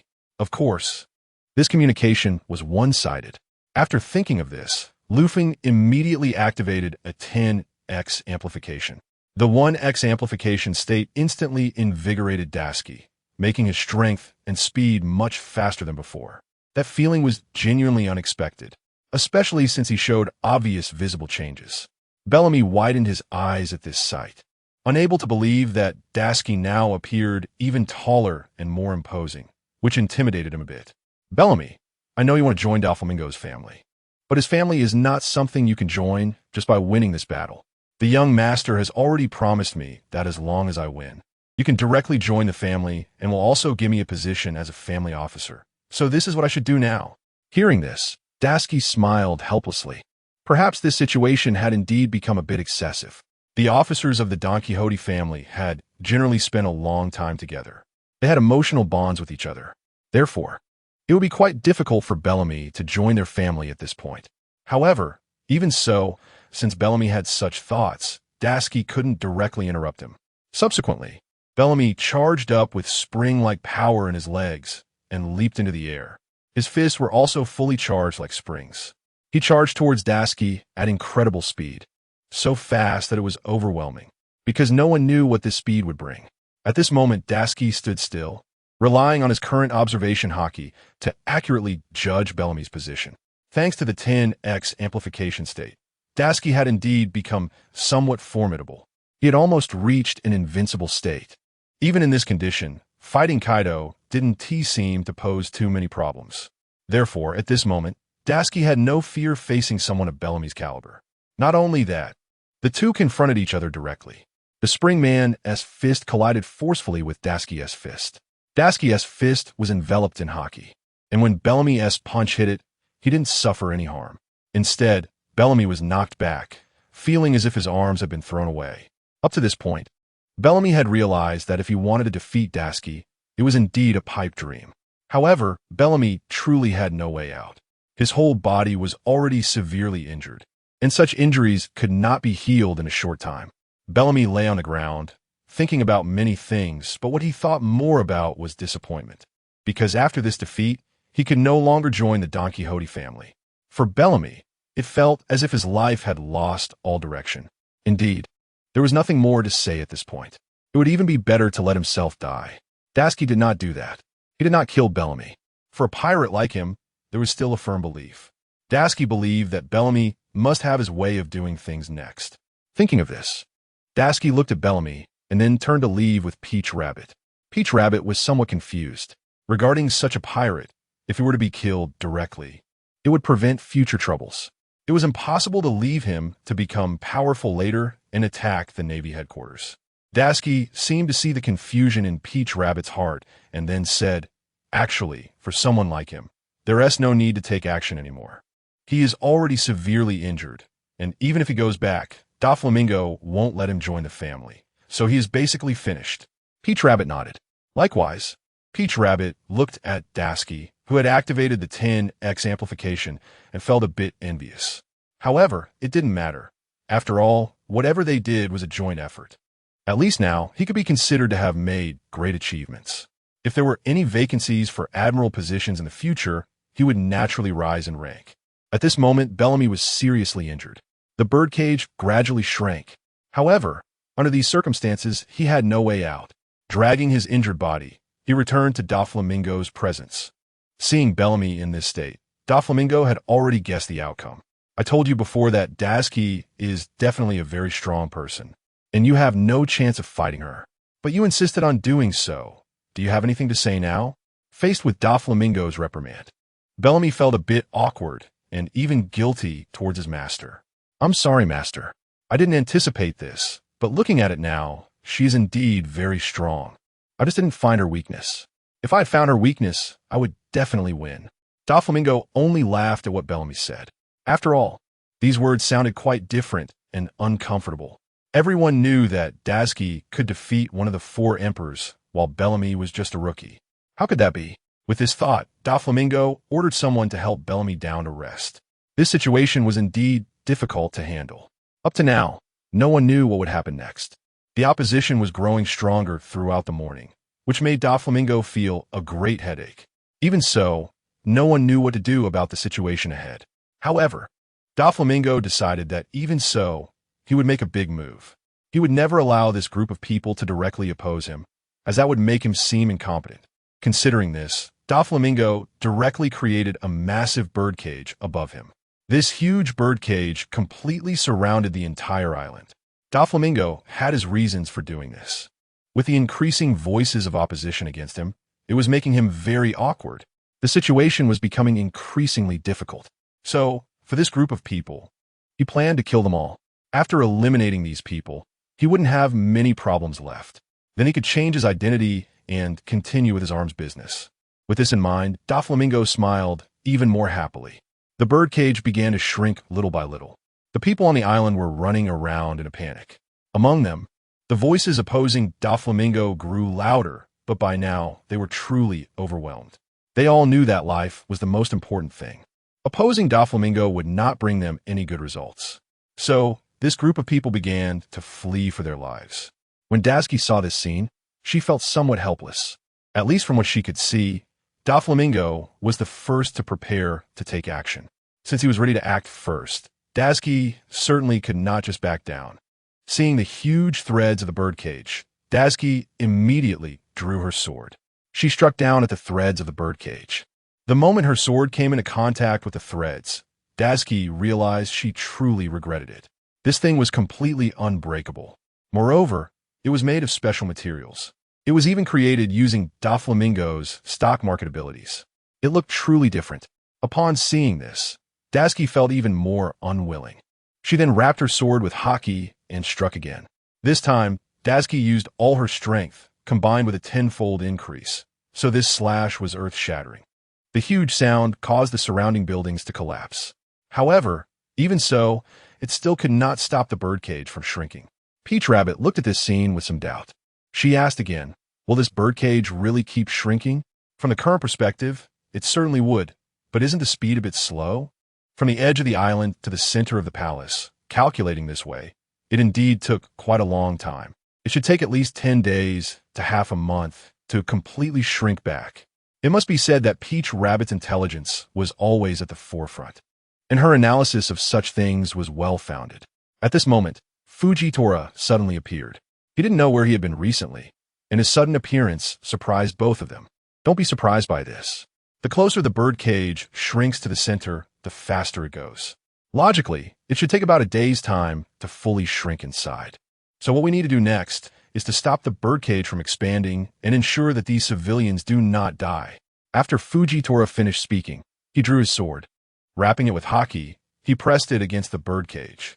Since Fujitora also had the strength of an admiral, this action indeed slowed the birdcage's shrinking speed. Dasuki saw this and had a similar idea. Although her previous strike could not cut through, she still had the strength to stop its shrinking. With this thought, Dasuki gathered all her enormous strength and concentrated it on Lufeng. Up to this point, Lufeng had also felt something. Without saying much, he directly braced against it. Dasuki's strength was truly immense, and combined with the benefits from the sword, when the sword pressed against the birdcage, the entire birdcage stopped moving and even showed a slight trend of expanding outward. However, this indeed consumed a tremendous amount of Dasuki's energy. Although she could continue to suppress it, the consumption of her strength was quite arduous. This was someone else's devil fruit power, and what she was doing was relying on her strength to counteract someone else's devil fruit. It felt like a struggle against nature, and she felt it could completely fail. After resisting for a while, Dasuki suddenly withdrew her sword. The birdcage quickly shrank again. It seemed that Dasuki's resistance had indeed played a significant role, but with her action, the birdcage shrank once more. Fujitora looked up at Dasuki and asked, "Why did you stop resisting? Your strength has a great effect on this birdcage." Dasuki shook her head helplessly, saying, "I feel this isn't a solution after all. I have already exhausted most of my strength. If I continue like this, it would be a huge test for me. Although I can withstand the birdcage, if I end up exhausted, that would make me a soul under someone's blade." Dasuki's words are indeed reasonable and well-founded. The matter should be addressed from the root. As long as the root issue is resolved, everything else will follow suit. With this thought, Dasuki glanced at Fujitora and smiled, saying, "I think the main problem lies with Doflamingo.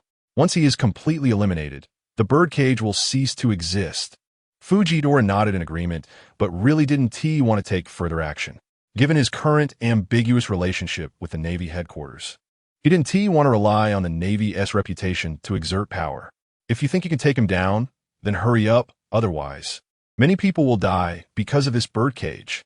After Fujitora said this, Dasuki didn't hesitate. Instead, she hesitated for a moment. Doflamingo was not someone to be dealt with easily. Therefore, Dasuki felt a bit worried. Doflamingo had many powerful subordinates, and trying to act now would indeed be quite difficult and very challenging. If it were just Doflamingo alone, Dasuki would be confident in defeating him directly. However, the situation had indeed changed now. Dasuki thought for a moment and then asked again, "If we defeat him, will the birdcage completely disappear?" Fujitora smiled slightly. Of course. Doflamingo's strength allows him to control the entire birdcage and the lives and deaths of the people on this archipelago, but he is just one person. If we use our strength to defeat him, the birdcage will naturally disappear. Dasuki now understood and didn't think too much about it. She headed alone towards the palace where Doflamingo was. Dasuki knew that the journey wouldn't be particularly safe. Doflamingo's subordinates were numerous, and it was possible that someone would rush over to stop her at any moment. Doflamingo, in the palace, watched as the birdcage gradually shrank, and he couldn't help but smile with delight. He knew that the ultimate fate of those who violated his rules and prepared to resist him would be death. So he was very clear about this. He had no intention of sparing them at all. Not only that, but he also saw Dasuki approaching on the big screen. Doflamingo's smile instantly stiffened. He didn't know what this meant or how great a crisis it would bring him. He was determined to eliminate Dasuki and leave no potential future trouble. With this thought, Doflamingo even chuckled and said, "As for today's matter, someone should deal with Dasuki. It's best to kill her." Diamante even stood up from his seat. As one of the 3 highest-ranking officials in the family, Diamante was known for his madness in battle. He had never shied away from combat. Having been under Doflamingo for so long, he had indeed become a central figure. "Young master, I think it's fine. I can handle someone like her and will absolutely not let her approach our palace. Diamante was feeling quite confident. He wasn't sure where this confidence came from, but it was surprising. Previously, Treble and Gladius had already died, and their deaths were unclear, failing to last even a few rounds in front of Tashigi. This was what surprised Diamante the most. From the big screen, Tashigi appeared to be just a young girl with no special abilities. Yet why did she seem so strong? This was something everyone found hard to explain. Therefore, Diamante proactively volunteered to challenge Tashigi. Doflamingo smiled and agreed. Perhaps, in the current environment, his top subordinates were dwindling. If he didn't agree, it was very likely that Tashigi would come knocking at his door.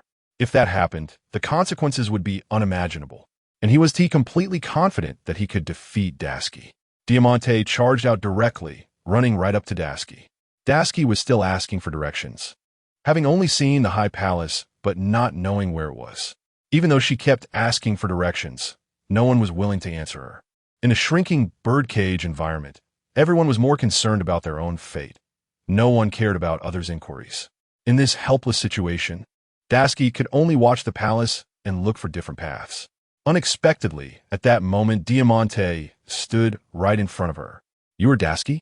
Diamante really couldn't understand how someone who could be a Navy admiral was standing in front of this young girl, who seemed not very strong. Although he had been lucky to defeat Gladius and Bellamy before, Diamante was very clear that he would not let Tashigi pass this hurdle. "It's me. Is there a problem?" Tashigi asked. "If you want to go to the palace through this path, I advise you to give up. I will absolutely not let you pass." Diamante was a user of the flare fruit, meaning anything he touched could become a flag. The cloak behind him was made of large iron blocks, which he could transform into a protective cloak by touching it. His clothing and armor were made of steel, very hard, ensuring he wouldn't be harmed by outside attacks. Tashigi didn't recognize this person because she had never heard of many of Doflamingo's subordinates. Perhaps because these people were not well known. It was understandable that Tashigi didn't recognize them. "Since you are here to protect Doflamingo, I would like to ask, what is your relationship with him?" "I'm Diamante, one of the 3 cadres of the Doflamingo family. Therefore, my main responsibility now is to protect Doflamingo's safety, and you absolutely cannot pass through here." Upon hearing this, Tashigi didn't mind and swung his sword directly down. However, it was blocked by his hard wrist guard. These wrist guards were made of extraordinary materials, essentially crafted from mysterious iron, and were incredibly tough. Even if the sword was wrapped in domineering energy, it might not be able to cut through this hard armor. Not only that, after Diamante blocked the sword, he laughed heartily, having heard that this naval admiral was strong. He was now eager to see what kind of abilities he truly possessed. "No need to say much now. Come and fight." After Diamante finished speaking, he pulled out the sword in his hand. The 344 flag fruit user. Originally, this sword was soft, but since it was turned into a flag, it was quite convenient to carry. However, after transforming it into an incredibly hard sword, it looked imposing in Diamante's hands. Seeing this, Tashigi realized that he was also a devil fruit user, but someone like him was indeed a bit troublesome. The strength derived from the devil fruit depends on its development. Some people are strong because they have developed their devil fruit abilities, while others, like the Paramecia type, are inherently powerful. Therefore, Tashigi understood this very clearly. Looking at this flag fruit, Tashigi smiled slightly and didn't say much. However, Diamante didn't care and directly attacked. Wherever his hand touched could turn into a flag, which was quite surprising so far. Tashigi felt a bit awkward, unable to confront him head-on. Thus, he had to choose other techniques to deal with this person. However, figuring out how to defeat him remained a challenge. Watching Diamante, who was clad in high-quality armor, Tashigi felt somewhat at a loss. After all, the opponent's armor was too high, and his sword couldn't penetrate it, which was what made him feel most embarrassed. But after a moment of thought, Tashigi even asked, "I didn't realize your armor was this tough, and it seems to be made of iron." "Of course, even my cloak is made of iron, so your sword can't break it," Diamante replied, feeling a bit proud. This pride seemed to come from nowhere, giving off a somewhat false feeling. However, Tashigi smiled slightly, not thinking too much, and continued, "I didn't expect your strength to be quite formidable, but what of it? Today, let me show you my true power." After saying this, Tashigi tightened his grip on the sword. Lu Feng understood Daisuke's actions immediately, and then he enveloped himself in domineering energy. As the domineering energy wrapped around his entire body, he smashed down directly. The speed of this attack was incredibly fast, almost suffocating, and Diamante had never imagined that Daisuke's speed would be much faster than he expected. However, Diamante did not choose to retreat. On the contrary, he directly touched a huge pole nearby, which instantly transformed into a flag at the moment of contact.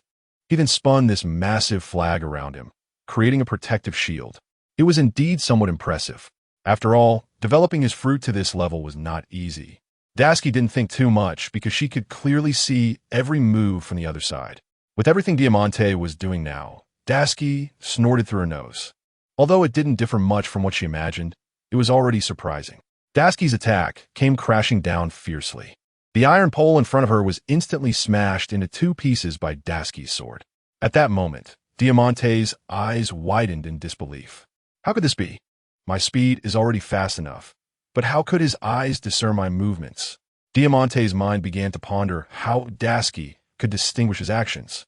Just now, when Daisuke attacked, Lu Feng had already activated a 10x amplification state. The activation of this 10x amplification state gave Daisuke an extraordinary change. The observation haki was 10 times stronger than before, so it was understandable that she could see everything in front of her clearly. Up until now, Diamante was indeed a bit scared. That kind of fear was something that arose spontaneously from the heart, because the observation haki from the opponent rendered his move somewhat useless. Thinking of this, Diamante raised his head to look at Daisuke. The observation haki had actually developed to such a level, truly allowing me to witness it. I have to say, Diamante is now somewhat regretful. At least he never thought that his opponent would be this strong. His fruit ability is truly somewhat vulnerable in front of the other party. In other words, if he wanted to survive, he could, at least under his steel armor. The person opposite him might not pose too much of a threat. However, he chose to fight. After all, he is a member of Doflamingo's fighting group. It wouldn't be acceptable to lose directly in such a situation, as that would make him seem weak. After his rod was cut in half, Diamante had his next thoughts. Next, he needed to fight. The sword in his hand could directly cleave the person in front of him. If it were a normal person, he would definitely land a hit. But Daisuke was different. The moment the two of them clashed, both swords were wrapped with haki, and they found themselves in a deadlock. Daisuke didn't use all of her strength from start. She held back at first. She understood better than anyone how to maximize her swordsmanship when fighting someone like this.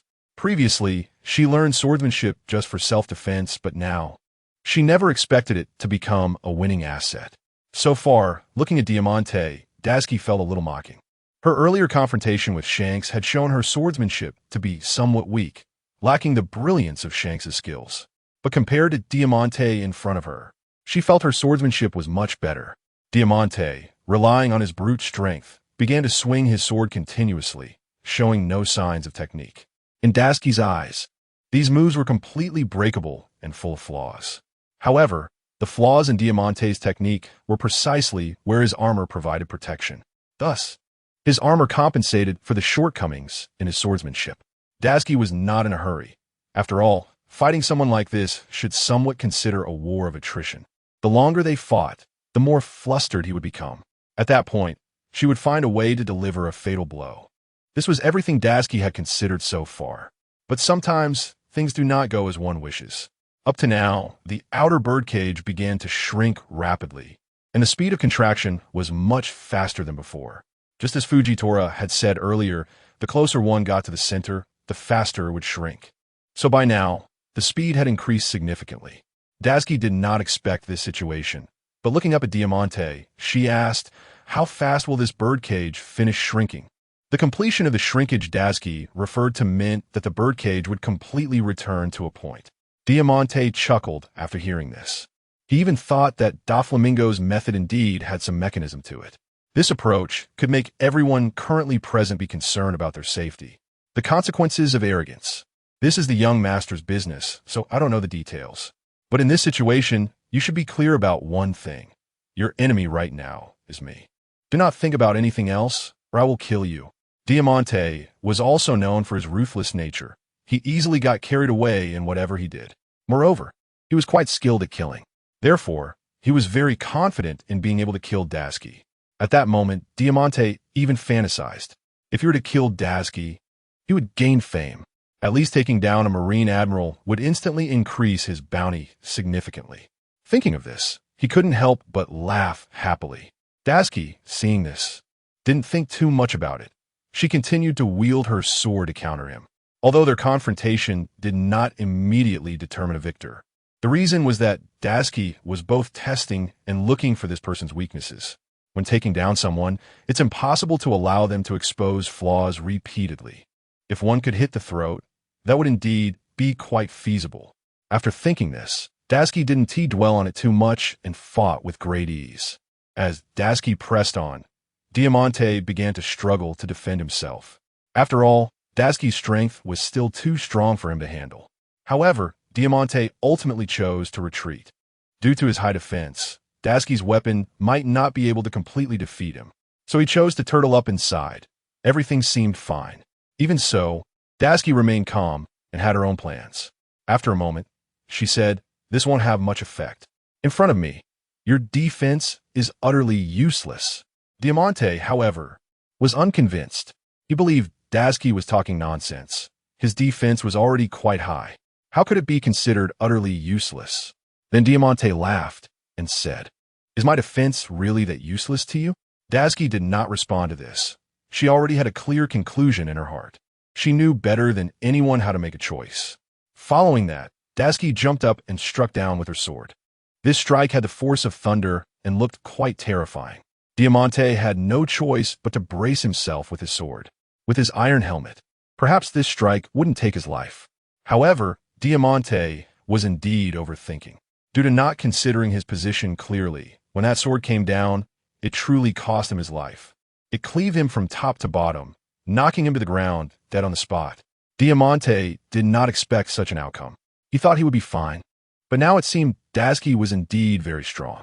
Furthermore, after Diamante died, Doflamingo, watching from the big screen, furrowed his brow in surprise. He never expected such a result. Although Diamante's strength was not very high, his defense was considerable. Being one of the 3 major officers of the family indicated he had some power. Yet he never expected that in such a scenario, he would die so suddenly. Doflamingo felt a pang of heartache. After all, these are his own relatives, and their deaths truly made him feel somewhat unable to accept it. Thinking of this, Doflamingo helplessly asked, "Who will stop him next?" He absolutely cannot come to the capital. Upon hearing this, Pika instantly became energized. Without saying a word, she rushed out. As a user of the stone fruit, she could transform into a giant stone figure to block Tashigi's advance. However, not only that, a huge stone man, while appearing particularly tall and strong, also looked somewhat out of place. It was because her tiny voice and that towering body were completely mismatched, which made others find it quite amusing. "Do not come any closer, or I will crush you." Pika's small voice made Tashigi chuckle. Faced with Tashigi's mockery, Pika instantly became angry.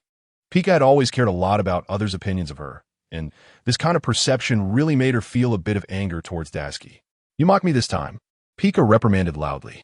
"No, I just wanted to ask how your huge body and tiny voice match. It really sounded a bit out of place." At this moment, Pika became even more furious. Without saying a word, she directly thrust the fork in her hand at Tashigi. Due to her massive size and the swinging fork, many surrounding buildings had already been damaged. Moreover, it seemed to have a great destructive power, but this heavy rock was even stronger than Mandy's defense just now. Tashigi then jumped to a safe spot nearby. Who has stronger defense, you or the earlier Diamante? No one expected Tashigi would ask such a question.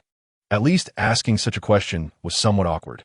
Pika, upon hearing this, was even more furious and said, "What does it matter who is stronger or weaker? My goal today is to kill you directly. Don't confuse the issue here." That sharp voice indeed did not match her huge body, and the more Tashigi listened, the more interesting it became. Really, there are all kinds of people. Watching Tashigi laugh more and more joyfully, Pika jumped up, launching a series of attacks against Tashigi. Due to the opponent's large stature and frenzied fighting style, Tashigi appeared quite small. However, Dasuki was not afraid of the relentless attacks from the opponent, but she did take some interest in this giant figure. In fact, this time coming to Dressrosa, she had indeed seen many unusual fruits. Each of these people had their own unique fruits, and their fruit abilities were all different. Looking at it this way, there were indeed many fun things happening in this new world. Dasuki thought for a moment, then jumped a considerable distance away and asked, "What fruit is this exactly? You look like a giant stone mountain. What is going on?" It must be said that with Dasuki's question, Pika stopped her attack, appearing somewhat naive. "I ate the stone fruit. My body is incredibly hard, so if you want to defeat me, don't harbor any delusions." Hearing him say this, it could basically be concluded that there were indeed some issues. With such a massive body, if one wanted to defeat him, they should find other methods. Otherwise, it would really be quite difficult. However, Dasuki wanted to try and see if her sword could directly cut through him. 348 Derringer and Rao. Upon thinking of this, Dasuki jumped out directly, waving the sword in her hand in midair. Lu Feng had already sensed everything by now, and upon learning of Dasuki's actions, an overwhelming aura enveloped him. He then swung down a sword light that struck the massive Pika. Since Lu Feng infused his own strength into this attack, the power was indeed immense. With both Dasuki and Lu Feng exerting their strength together, the sword light became unstoppable, cleaving Pika in two. The surrounding spectators were utterly astonished. For such a gigantic stone giant, which had been a menace in Dressrosa, no one had dared to mock it. But now it was different. Under Dasuki's sword, it had lost its life. This left everyone feeling quite surprised. At this thought, Dasuki felt a bit embarrassed in her heart. After all, she hadn't expected that her action would take its life, and she also felt it wasn't easy for such a large stone giant to exist. With this in mind, Dasuki didn't linger and bypass the massive stone mountain, continuing to move forward. At this moment, most of the cadres around Doflamingo had been completely dealt with by Dasuki. However, at the same time, a fast figure appeared on the screen. This person moved quickly, wearing a hat with two horns, and charged directly towards Dasuki at his fastest speed. Doflamingo recognized this person. It was Dringer. Dringer had the blood of both humans and fighting fish and was particularly obsessed with battle. Moreover, given that Dasuki was almost invincible at this moment and had no opponents who knew her, Dringer felt particularly frustrated. Following Dringer was Rao. The two of them were significant members of the Don Quixote family. Up until now, Doflamingo had only just realized the situation, but it was already too late. Dringer and Rao had definitively decided to escalate this matter.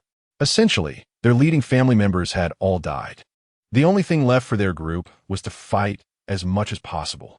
So the two of them had agreed that once Pika was down, they would definitely charge in. Doflamingo, witnessing this scene, didn't know what to say. At the very least, this was happening without his consent. The people around him were increasingly dwindling, and there were hardly any left. Seeing the two standing in front of her, Dasuki felt no fear at all. From the surface, their strength seemed quite ordinary. In fact, they didn't even possess devil fruit powers. With this thought, Dasuki then asked, "Are you two here to stop me from moving forward?" Of course, regarding Dasuki's question, it was somewhat unnecessary. They would definitely do so without too many issues.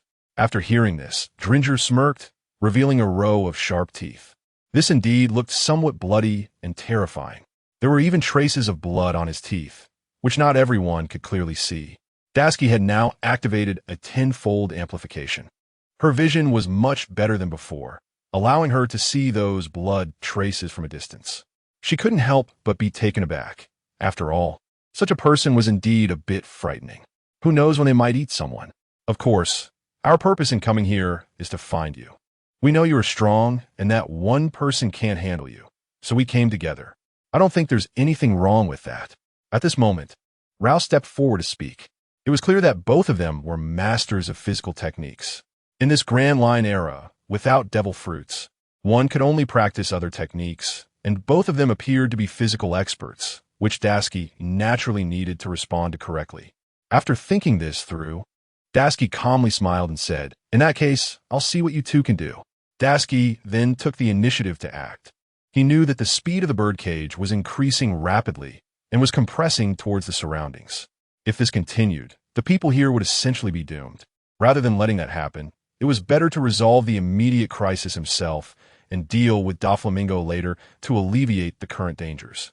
Therefore, Daisuke couldn't afford to waste too much time here. However, Drinji jumped up directly, like a fighting fish in the sea, biting at Daisuke's cheek with his teeth. The speed was incredibly fast, even a bit faster than that of a fighting fish. Not only that, Rao's fist also came in, using both fists and feet, which was quite surprising to see. Such an elderly man had such strong physical skills. Perhaps this was a high-ranking officer under Doflamingo. Seeing this, Daisuke didn't hesitate much. Rather than that, it was better to eliminate them first. As Drinji charged over, Daisuke swung his sword upwards, almost slicing off the horn on Drinji's head. Drinji instantly changed direction in midair, not even expecting that his opponent would match his speed. Rao's punch aimed at Daisuke's ribs, but Daisuke dodged and countered with a punch. The moment their fists met, Rao felt a tendency for his bones to crack, and he was shaken with pain. Even so, Drinji still didn't have any intention of delaying. Taking advantage of Daisuke and Rao being engaged in their fight, he charged forward. Although one of his horns had been chopped off, he still had the other one to use. He directly thrust it towards Daisuke's chest. Given how sharp the horn was, if it hit directly, it would be fatal, leaving no chance of survival. However, the moment Drinji's horn struck Daisuke, Drinji immediately realized his mistake. He felt that his strength was far inferior to Daisuke's. Daisuke was fully enveloped in his armament haki, rendering Drinji's attack ineffective. The horn struck against the armament haki, and the other horn broke off as well. He then held his bleeding head, rolling on the ground.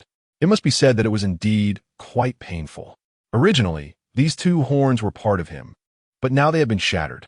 Rao, seeing this, didn't stop. At least he threw another punch. Since Rao relied purely on physical skills, his punches were solid, but Daisuke appeared completely unconcerned. In that instant, he drew his knife and struck fiercely at Rao's arm. Just like that, the two major players were instantly incapacitated. In that moment, they had lost almost all combat capability. It was entirely due to Daisuke's good nature that he didn't kill them outright. By now, everything was nearly done. Daisuke looked up at the towering royal city. The puppet Bellamy. He felt a bit of a smile, regarding how Doflamingo would decide his fate was beyond his control. But what he could do was to fight him. Due to the birdcage's speed, it was now compressing rapidly. Daisuke was also concerned about the civilians on the island. After all, he was a Marine. With this in mind, Daisuke leaped up, climbing continuously from the wall, aiming to rush to the top. Meanwhile, the injured Bellamy appeared before Daisuke once again. The moment Daisuke saw Bellamy, his brow furrowed. Why was Bellamy appearing again at this time? He had just sustained serious injuries and was almost incapacitated. But now he was blocking Daisuke's way. Daisuke couldn't understand why, at least not his intentions. Why would he, having suffered such severe wounds and being a defeated foe, still wish to continue fighting? Wasn't that a bit excessive? Did he truly want to die at his hands? Daisuke looked at Bellamy, showing a fighting spirit. In this pirate world, the victor often had a higher say. Take the current situation, since Daisuke had achieved victory. His voice carried more weight. Bellamy, at this moment, felt somewhat helpless, swaying slightly as he spoke, evoking a sense of pity. However, Daisuke now noticed something. Bellamy had been relatively agile before. Although he was injured, those wounds weren't necessarily fatal. There were just some muscle damage along with skeletal injuries. But now he seemed stiff, like a zombie. That feeling truly made one feel a bit overwhelmed. Daisuke couldn't help but think he had never expected such a result. What happened to you? Bellamy coldly approached, saying nothing more. Seeing this, Daisuke felt Bellamy was like a puppet, which should have a lot to do with Doflamingo's parasitic strings. Even now, Bellamy was entirely under Doflamingo's control. Looking at Bellamy's current state, Daisuke felt a bit sorry for him. After all, a person completely controlled by others could not exert their strength at all. It was even possible that he would die here. Moreover, any movement of his body would not be controlled by his own thoughts, but by someone else. With this thought, Bellamy even spoke up. I have no other thoughts in my heart. My intentions remain the same as at first. I just want to defeat you. After defeating you, I can fully join the Don Quixote family, but it seems different now. With Bellamy saying this, Daisuke basically understood what was going on. He was now completely under Doflamingo's control, and it looked like he was in great pain. That feeling made Daisuke feel a bit sorry for him deep down. Regardless of what had happened, Up to this point, he had done a lot, but he didn't want to fight with him now. Just then, as the two were speaking, Doflamingo stepped out from behind Bellamy, looking particularly arrogant. I know you are a strong person, but why don't you dare to fight Bellamy? As Doflamingo spoke these words, Dasky frowned at him, finding it quite excessive for someone like him to say such things. After all, he could be considered the lord of this island.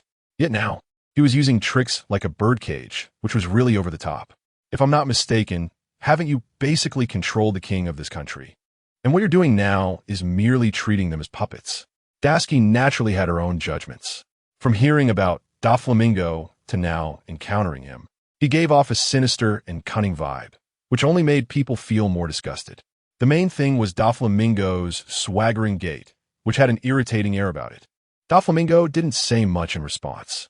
He turned and jumped onto a higher platform, then moved his fingers, seemingly connected by some invisible thread with Bellamy. Since his parasite thread could completely control Bellamy, every move Bellamy made was under Doflamingo's control. Then, Bellamy's fist came crashing down. This punch was powerful, and if one was not careful, it would definitely cause a lot of trouble. Thinking of this, Dasky quickly retreated a few meters. After stepping back, everything felt a bit safer. However, Dasky now felt somewhat awkward, especially facing the people across from her, unsure of how to respond. The most pressing issue was Bellamy, who still felt like a threat. After thinking about this, Dasky smiled and jumped, intending to strike Doflamingo with her sword. But Bellamy stood directly in their way, leaving Dasky with no way to act. Currently, Bellamy was just a puppet, and she felt reluctant to kill him. Yet Dasky gritted her teeth, hoping to make a clear decision quickly. Furthermore, she thrust her sword into Bellamy's chest. Since it was quite heavy, Bellamy fell directly to the ground. Upon seeing this, Doflamingo just laughed even more joyfully. Perhaps a dead person meant nothing to him at all. Thinking of this, Dasky awkwardly shook her head. After all, such a person was indeed quite infuriating. As she witnessed with her own eyes, a silver thread suddenly appeared in Doflamingo's palm. The thread flew directly into Dasky's body.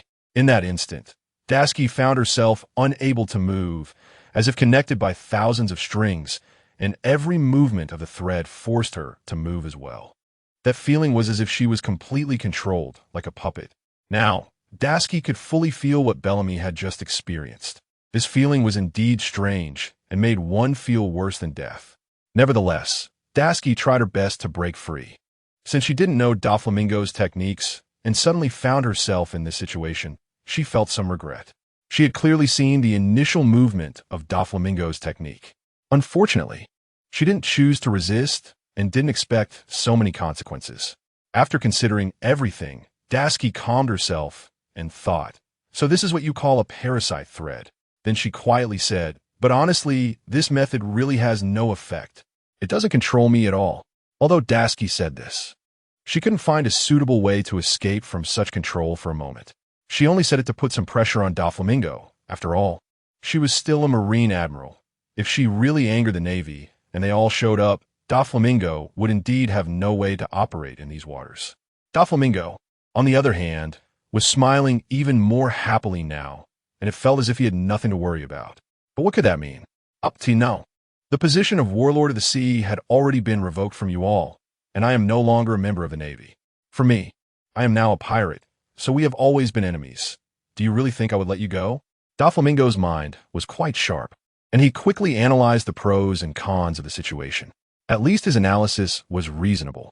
After the position of Warlord of the Sea was cancelled, all the great pirates felt extremely angry, as the Navy could no longer guarantee their safety.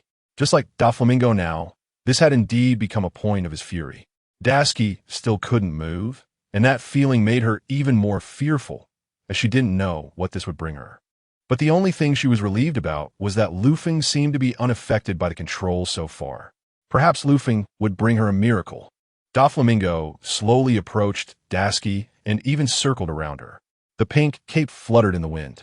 She had heard that Marine Admiral Akainu was a formidable figure. However, it seemed that was not the case. In this way, your strength is nothing much. Doflamingo rarely mocked others. He always let his strength do the talking. If he could defeat her, he would definitely say such things. Dasuki closed her eyes and rapidly spun her thoughts in her mind. She was thinking about how to escape this control. After all, this control was too overwhelming. It gave the impression that there was no way to improve the current situation. After thinking about this, Dasuki suddenly opened her eyes and asked, "If that's the case, then there should be some enmity between us. Considering that most of your family has been killed by me, are you really not planning to take my life directly?" Upon hearing Dasuki say this, Doflamingo's smile suddenly vanished. Perhaps the fact that most of his family had already died was something he still couldn't accept. However, Doflamingo, despite appearing to care deeply for his family members, sometimes did not think as one might imagine. In the face of absolute interests, he would rather give up all his family members to ensure his own benefits. Of course, as he just said, I do care about their deaths. They were indeed my family members and had accompanied me for many years.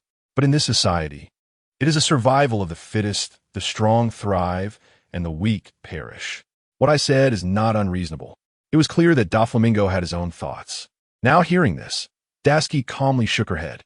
It seems that you do not care about the deaths of your family members. Upon hearing this, Doflamingo laughed even more and did not respond much. Seeing him smile like this, Dasuki basically understood what was going on. Many things were essentially like this. After thinking for a moment, Dasuki asked again, "Since you were so indifferent to the lives and deaths of others, what about your own life and death? Would you care?" Doflamingo did not expect Dasuki to say this. He turned to look at her, his eyes filled with a hint of ferocity. "Of course, there are many who wish to put me to death, but how many of them can actually do it?" Perhaps this is Doflamingo's confidence. He had been in Dressrosa for a long time, and at least many people in the Navy knew about the arms trade. Yet no one mentioned it, which gave him such boldness. Dasuki was completely under Doflamingo's control now and showed no sign of fear. This behavior made Doflamingo feel somewhat confused. Obviously, since she was completely under his control, it would be a piece of cake for him to kill her. However, looking at your line, it really is impressive. It can control my entire body, and this feeling is even more terrifying than Kaido's before. Upon hearing this, Doflamingo laughed heartily. Perhaps this was the greatest compliment for him.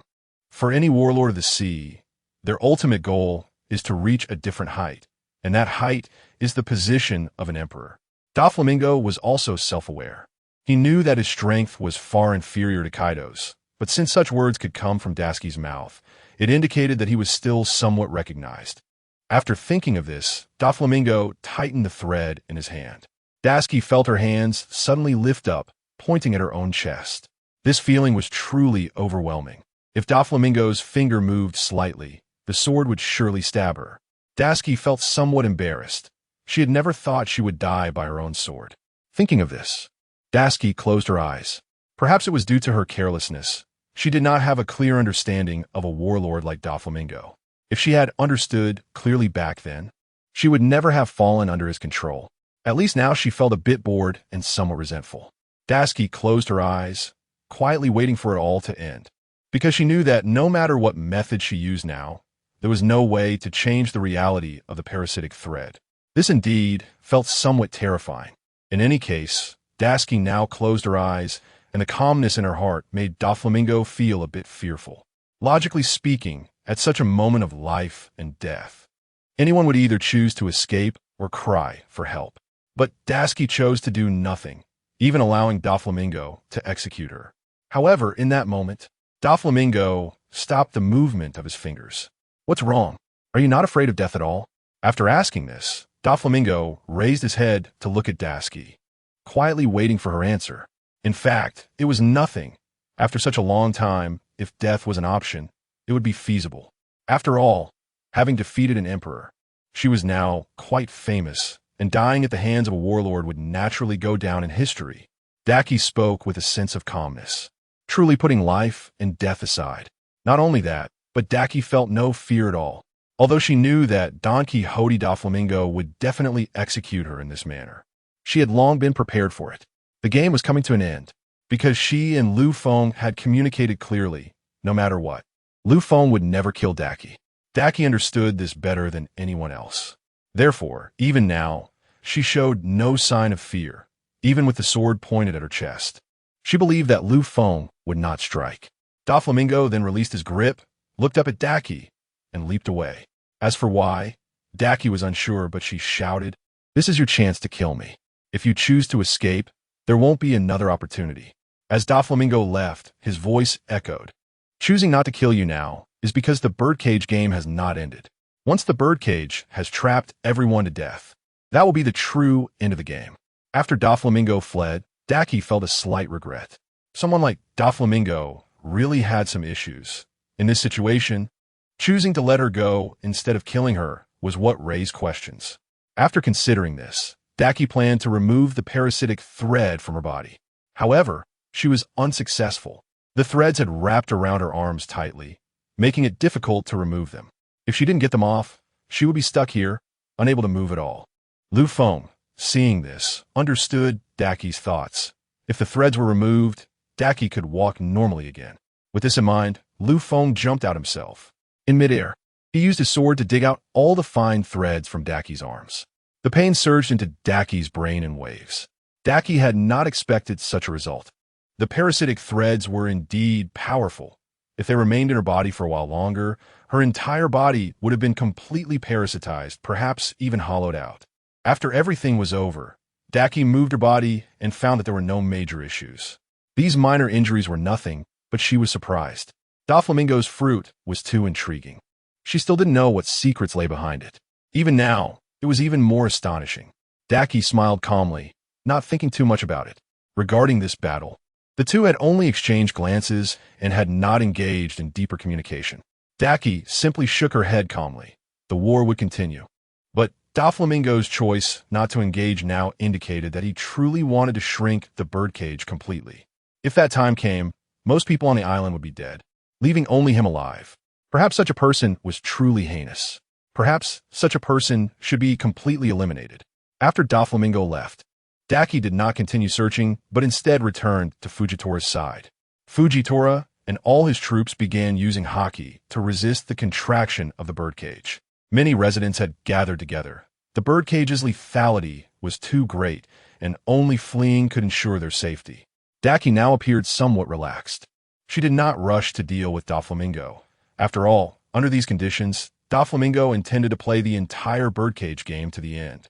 With this thought, Daki felt a bit of anger. However, Doflamingo had left quite quickly. No one knew where he would go next. So Daki chose to return to this place. Fujitora looked at Daki with some questions in his heart. "Did you not find Doflamingo?" "I did, but the situation was urgent at the time, and I sustained some injuries. He placed parasitic threads on me, so it was quite dangerous, and I chose to leave at the first opportunity." Daki's words did not reveal the whole truth.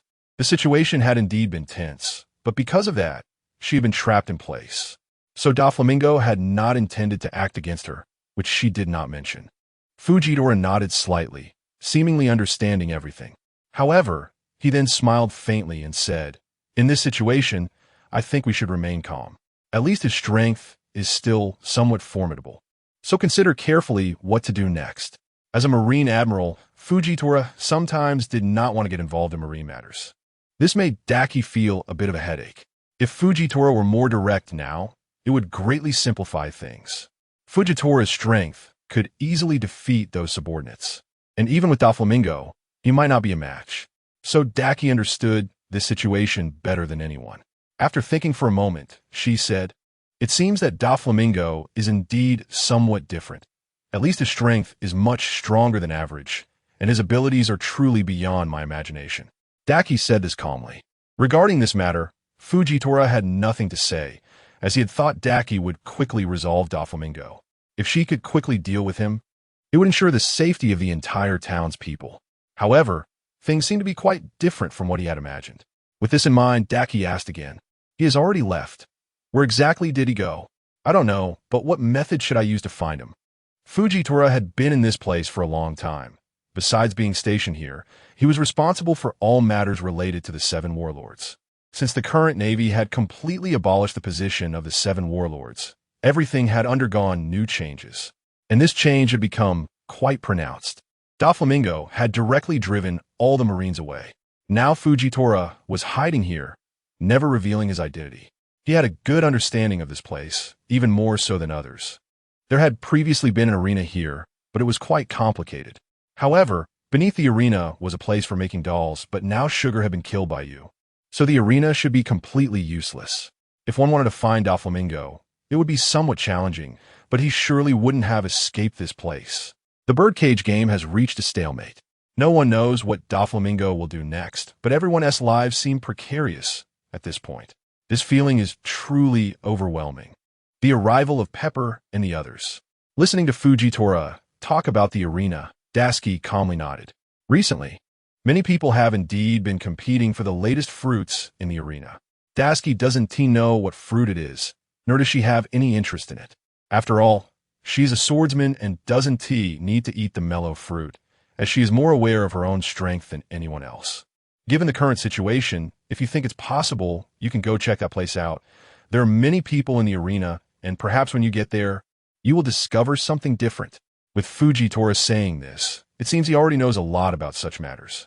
However, Fujitora has chosen to remain unmoved until now, resisting the birdcage and not doing anything else, which makes Daisuke feel that something is different.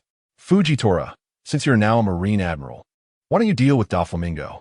If you had acted sooner, it would have been easy to handle someone like him. Upon hearing this, Fujitora turned to face Daisuke. Since he couldn't see anything clearly, he had to rely on his instincts. Perhaps those people in the arena would help you. As these words were spoken, Daisuke's expression changed, and she felt less troubled. She hadn't considered these matters. Having been here for so long, she had been fighting against Doflamingo's subordinates. The main issue is that she doesn't fully understand the environment here. Now that Fujitora has provided her with such information, Daisuke responded, "Of course. If that's the case, I'll go check that place out. Participating in the arena might bring me different news." Daisuke did not hesitate and pushed the massive cage with all her might. Although she managed to move the birdcage nearly half a meter, it still couldn't change the fact that it would always contract. Seeing the current situation, Daisuke helplessly shook her head. She then turned and walked toward the direction of the arena. Daisuke had never been to the arena before, and now it was her first time here. Upon arriving, she found that the arena was indeed quite impressive, and it gave off a special feeling. However, Daisuke didn't linger too long as the matches in the arena had mostly concluded, and many people had turned into puppets due to defeat by Sugar. But now, Sugar was dead, and all the puppets had returned to being real people. When Daisuke arrived in her Marine uniform, everyone was somewhat angry. After all, Daisuke was a Marine, while they were pirates. There was a capturing relationship between them. So, everyone fixed their gaze on Daisuke. The likely reason is that Daisuke was indeed somewhat different. A girl wearing an admiral's uniform and holding a sword. That feeling was quite out of place. The main reason was that Daisuke was too young. And now it even seemed a bit unbelievable. No one believed it was true, and no one believed that Daisuke was the so-called admiral. At this moment, Pepper looked up at Daisuke with a helpless expression. Perhaps he saw some differences in her. For a long time, all the news about the Marines was under his control, and he was particularly angry with Carp. So, he had many complaints about the Marines. Suddenly, a Marine appeared, which was a bit overwhelming. Thinking of this, Pepper asked, "Little girl, where are you from?" Daisuke, hearing this, shook her head helplessly and replied, "Of course, I'm from Marine headquarters. I came here to see if you all have returned to normal after being turned into puppets." After Daisuke said this, everyone felt a bit tense. After all, her words sounded as if she already knew everything. That feeling was indeed a bit surprising. Pepper shook his head and said, "I still think that's not necessarily true. Recently, I heard that a new admiral named Akatsuki has emerged from Marine headquarters. Given your age and appearance, it should be you, right?" It was clear that Pepper seemed to have a deep understanding of matters related to Marine headquarters. Otherwise, it wouldn't be possible for him to get such news from thousands of miles away in such a short time. Moreover, in his impression, the so-called Akatsuki should look like Daisuke. Hearing Pepper say this, Daisuke smiled and nodded, not denying it. "Of course, according to what you said, that person is indeed me." After this statement, everyone present was astonished. They really found it hard to believe that this little girl was the so-called Marine Admiral. "Is what you said true? You are a Marine Admiral, but at such a young age, it's indeed quite extraordinary to hold such a position. Indeed, I find it hard to believe. A Marine Admiral is very strong. You look weak and fragile." Different people kept expressing their doubts about Daisuke's current identity, and no one recognized it.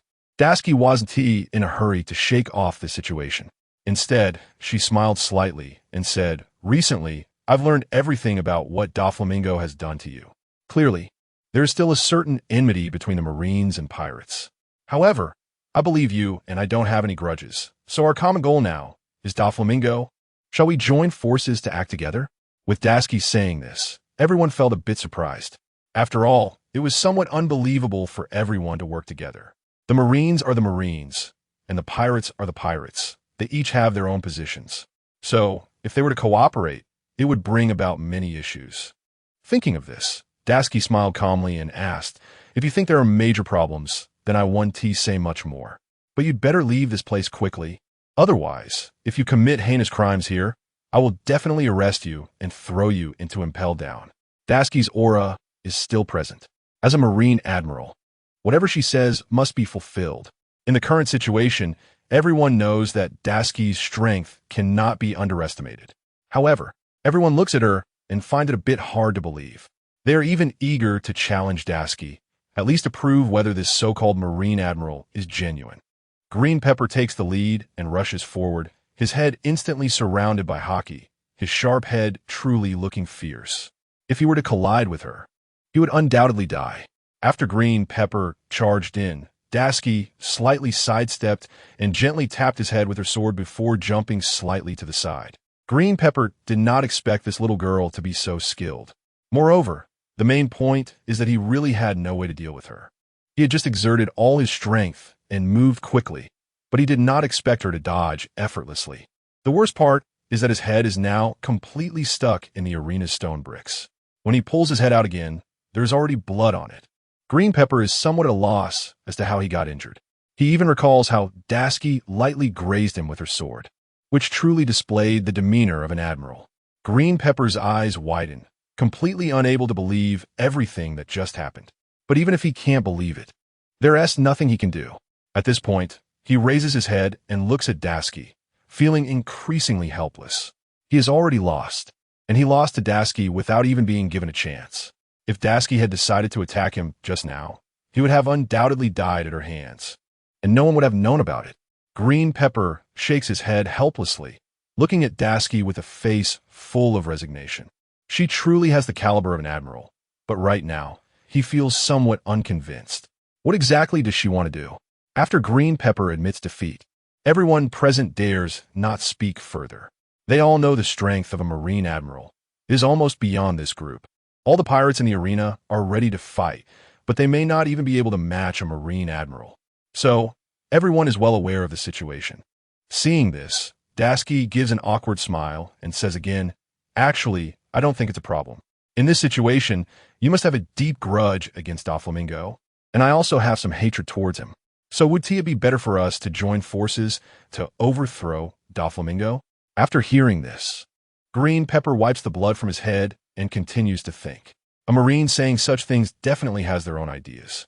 He then asks again, "What benefits would this bring us?" Dasuki smiles calmly. "To be honest, there really aren't too many benefits for you. In this situation, you should know better than anyone that if I really wanted to attack now, you would all be defeated by me and sent to Impel Down. Then your future would be completely over. Collaborate with me without any conditions." This statement shocks everyone present. Some of them want to act, even drawing their weapons, ready for battle, but no one dares to move. This is the dignity of an admiral. Every word spoken by an admiral can have a significant impact on them. At this moment, Dasuki's words make them feel somewhat helpless, and Green Pepper even takes the lead to agree. "Absolutely no problem. I agree with this on this level." After Green Pepper says this, the others have no reason to disagree. After all, they all know Green Pepper's strength. He is a formidable character. So far, Dasuki smiles calmly. It seems that Fujitori's information is completely accurate. At least this group has some issues. They are pirates, and they should be somewhat exploited by others. Otherwise, this group would definitely become a menace. So far, I've already dealt with some of Doflamingo's subordinates, but he still has some subordinates who have yet to appear. You guys are also strong characters, and I believe that if we work together to eliminate his subordinates first, then Doflamingo will surely show himself. Green Pepper feels somewhat helpless after hearing this, as he knows that the strength of this group is strong, and there is no particularly weak character among them. Moreover, Green Pepper asks again, if in the end, Doflamingo really appears, do you really have the confidence to take him down directly? At this point, Daisuke does not answer. Regarding the Yonko Kaido and Charlotte Linlin, how strong they are. After this statement, everyone falls silent. After all, what has been said is indeed a bit excessive. They all know that Admiral Akainu has recently defeated the Yonko one after another. For them, this is already huge news. Everyone is avoiding the Marine Admiral, fearing to encounter her, but unexpectedly finding her here makes them feel somewhat regretful. If they could cooperate with her and not be her opponent, that would be fine. The old man feels somewhat ashamed for saying this. In that case, I have nothing more to say. Regarding some of Doflamingo's subordinates, I believe we can handle them. Daisuke's words indeed carry a strong aura, and even others agree. After hearing this, Daisuke laughs heartily. As for the current situation, if there are so many people to help, then there will definitely be no major issues. After all, Doflamingo has many subordinates. So far, I can certainly take them all down with my strength, but sometimes having more people to help makes things much easier. Considering this, Daisuke doesn't say much more. She just lightly contemplates her current thoughts. You may not know the situation outside while you are in the arena. The birdcage game has now become a life-and-death game for everyone. So by now, you should be clear about your current predicament. Doflamingo will ultimately kill everyone. Regarding the birdcage, most people in the arena are already aware of it. However, this group initially did not pay much attention to it. In their minds, this was not worth mentioning, as each of them was a particularly powerful pirate. They believed they still had some strength to resist everything that Doflamingo had done. This indicates that they have not yet grasped their positioning. Therefore, Daisuke's words surprised them and even felt somewhat unbelievable. With this in mind, Daisuke smiled and said, "In this situation, I think you shouldn't worry. Doflamingo will definitely take this game to the end, rather than resorting to random killings. We need to stop him now." After Daisuke spoke, everyone agreed. After all, they had already reached a consensus. They all understood that following Daisuke's words would pose no problem at all. The belief of the 360 family members. Daisuke could be considered a Navy admiral and was quite strong. Even if this group joined forces, they might not be able to match Daisuke. So for them now, the only one they could rely on was Daisuke. "Admiral Chiang, I still believe what you said, but I feel a little uneasy about it. Perhaps after we completely deal with Doflamingo, what if you choose to target us?" Qing Jiao said this at that moment, and it did make some sense. After all, he was already quite old and had many things to consider, making him clearer about such matters than others.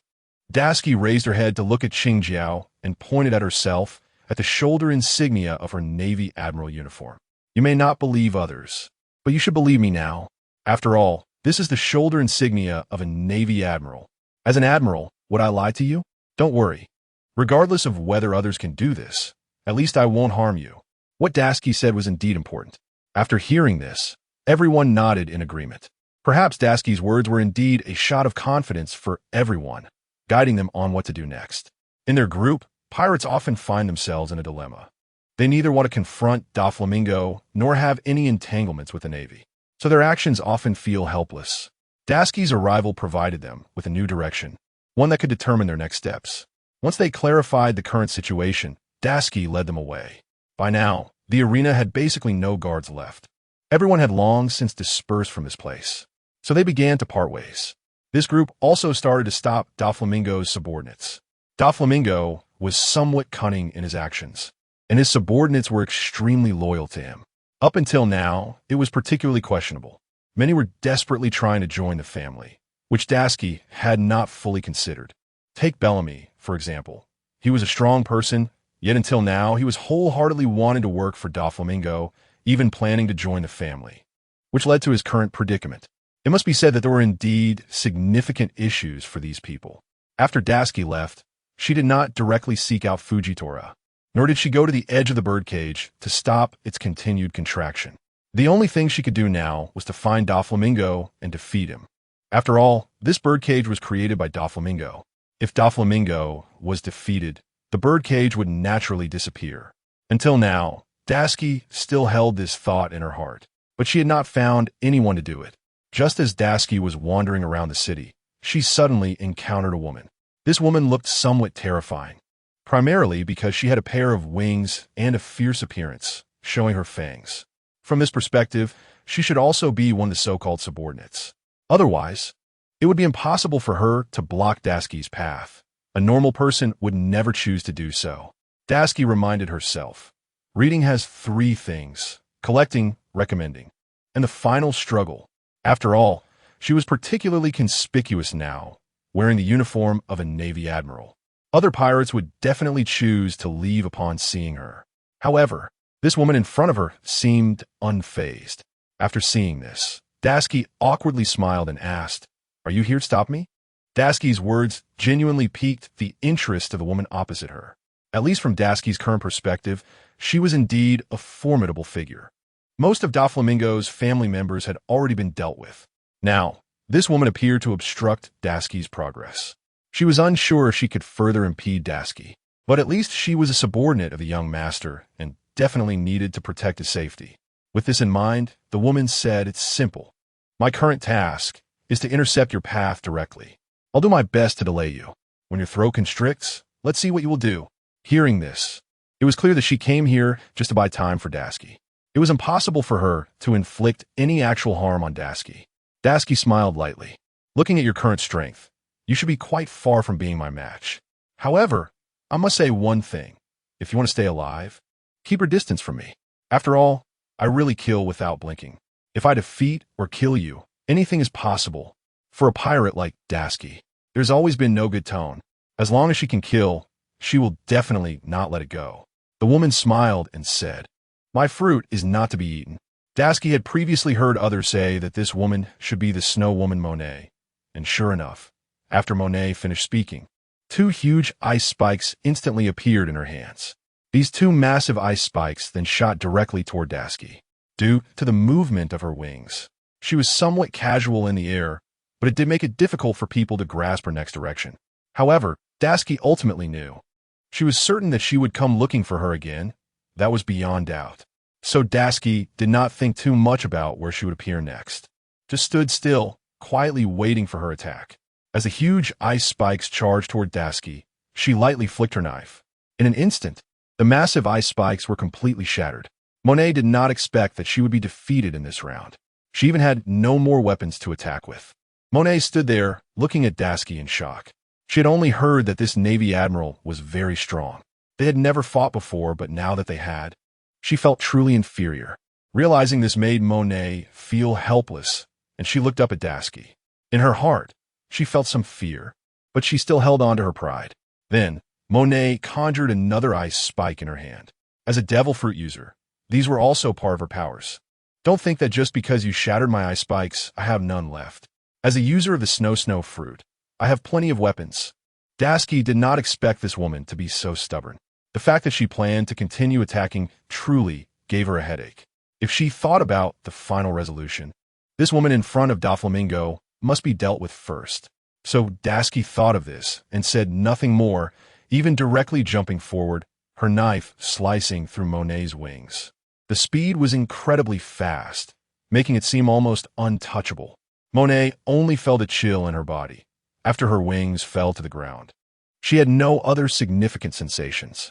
She did not expect that this Navy admiral's strength was truly thousands of times greater than hers. Monet then fell to the ground. With one wing gone, she could no longer fly. She looked up at Dasuki, enduring the pain, and said, "You are still no match for the young master. He will ultimately become the pirate king." Even so, Monet still spoke these words. Upon hearing this, Dasuki looked at her, her gaze intensely fixed. Her expression became even more serious. There was no need to say too much about the pirate king. People like them would definitely not be able to get past her. Anyone who wants to become the pirate king must first go through her hands. Only then could they possibly escape from her. This was what a Navy admiral should say at this point. Although Monet had now lost a wing, her legs were still intact. At the same time, she directly ran over, extending her huge fangs, intending to bite Dasuki to death. For such a close-range attack, Dasuki still had her massive weapon in hand. So Dasuki was completely unafraid, not even a bit worried. With a flick of her wrist, the knife swept across Monet's neck, and in that moment, Monet died on the spot. Without any reaction, after dealing with her, Dasuki even vaguely saw Doflamingo above. Doflamingo was indeed hiding quite well. The reason he was at the top of the blindfolded was that he had many subordinates to block Daski's advance.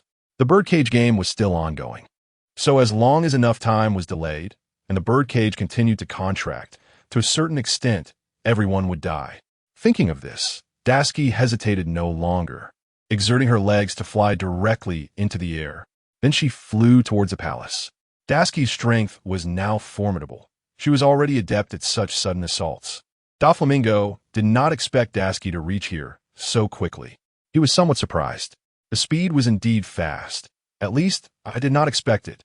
Hearing Doflamingo say this, Daski laughed heartily. Of course, it's just that your subordinates have either died or been injured. None of them are particularly strong. In my eyes, you are the ultimate opponent. Doflamingo, hearing Daski's words, also smiled calmly. My subordinates are my family. Since you have hurt them, I will make you pay in blood. Daski was unimpressed, even smiling as she said, so what?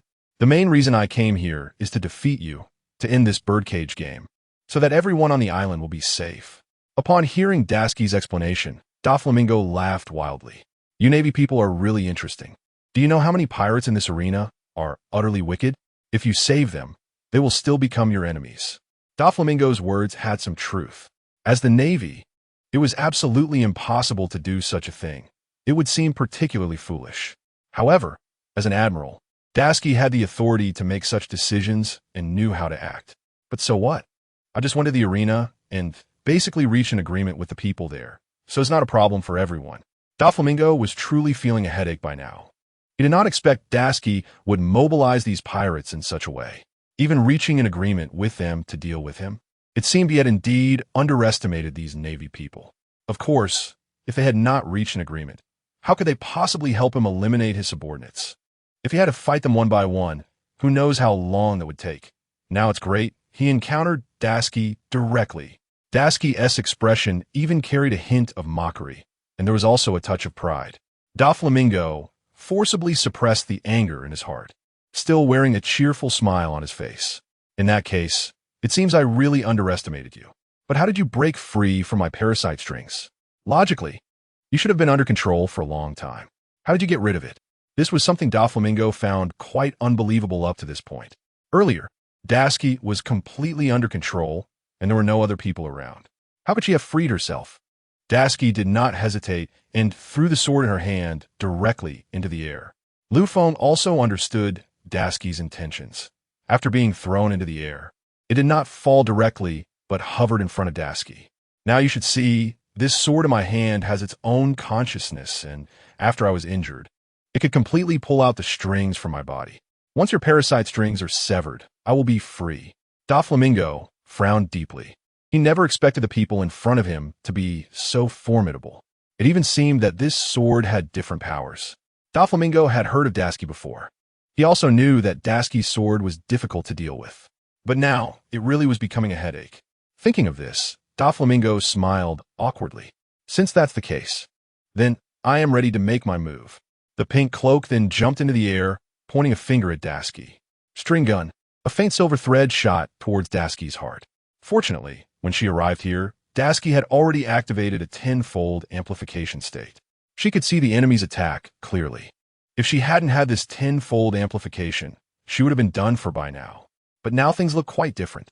At least she had reached a point where she could see the string gun even coming towards her.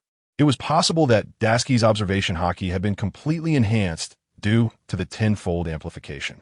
Up until now, Daski could even clearly see every move Doflamingo made. Then Daski slightly dodged to the side, and a silver thread instantly passed by her. It struck the stone slab on the ground, causing it to crack and fly apart. This demonstrated just how powerful the destructive force was. At this moment, Doflamingo did not choose to stop his attack. Instead, he charged at her again and again. Those thin threads were truly terrifying, making one feel overwhelmed. Daski could only dodge now and had no way to change anything. Daski then gripped the sword in her hand, leaping into the air and slashed down. Doflamingo also knew that someone like Daski was indeed very strong. 364 dragons might collision. He could not use his haki to counter it. Thinking of this, Doflamingo smiled calmly. Spider silk net. As this move was unleashed, A huge web of silk completely trapped Tashigi. Tashigi was even somewhat unable to move. This power was indeed somewhat special. Using strings like this could be incredibly versatile, making it quite a headache. Although Tashigi was trapped in the air, the sword in her hand fell directly to the ground. Doflamingo saw that Tashigi could not move at all now. Instead, he leisurely pointed at Tashigi. String gun. Since the enemy could not move, this shot should hit its target without fail. Doflamingo previously knew that Tashigi had the strength to defeat Kaido, but the main reason was that she lacked experience. Due to insufficient combat experience, anything could happen on the battlefield. Up to this point, when such a situation arose, Tashigi showed no fear at all. She also knew she could not die. She and Lu Feng had long reached a consensus. In such situations, Lu Feng would definitely make a move. Just as Tashigi thought. When a silver thread was about to reach her chest, the sword on the ground suddenly jumped up and directly blocked the silver thread. At this moment, Doflamingo was truly taken aback. He had never expected such a move. It was indeed somewhat terrifying, as this sword seemed to have more of its own thoughts than others. Lu Feng did not hesitate and quickly cut away the thin threads behind Tashigi. Once dealt with, Tashigi regained her freedom. Looking at Doflamingo in front of her, Tashigi smiled calmly and said, "So, do you have anything else to say?" Even so, Doflamingo was using all his strength. Giant wave, white line. As Doflamingo spoke this line, everything around them basically turned into strings. These strings surged towards Tashigi like a tidal wave. Each thread, if it passed through the skin, would naturally cut through it. Seeing this, Tashigi gripped Lu Feng's hand tightly. Lu Feng was now somewhat different. After absorbing Dragon's Might earlier, this was the best opportunity to release it.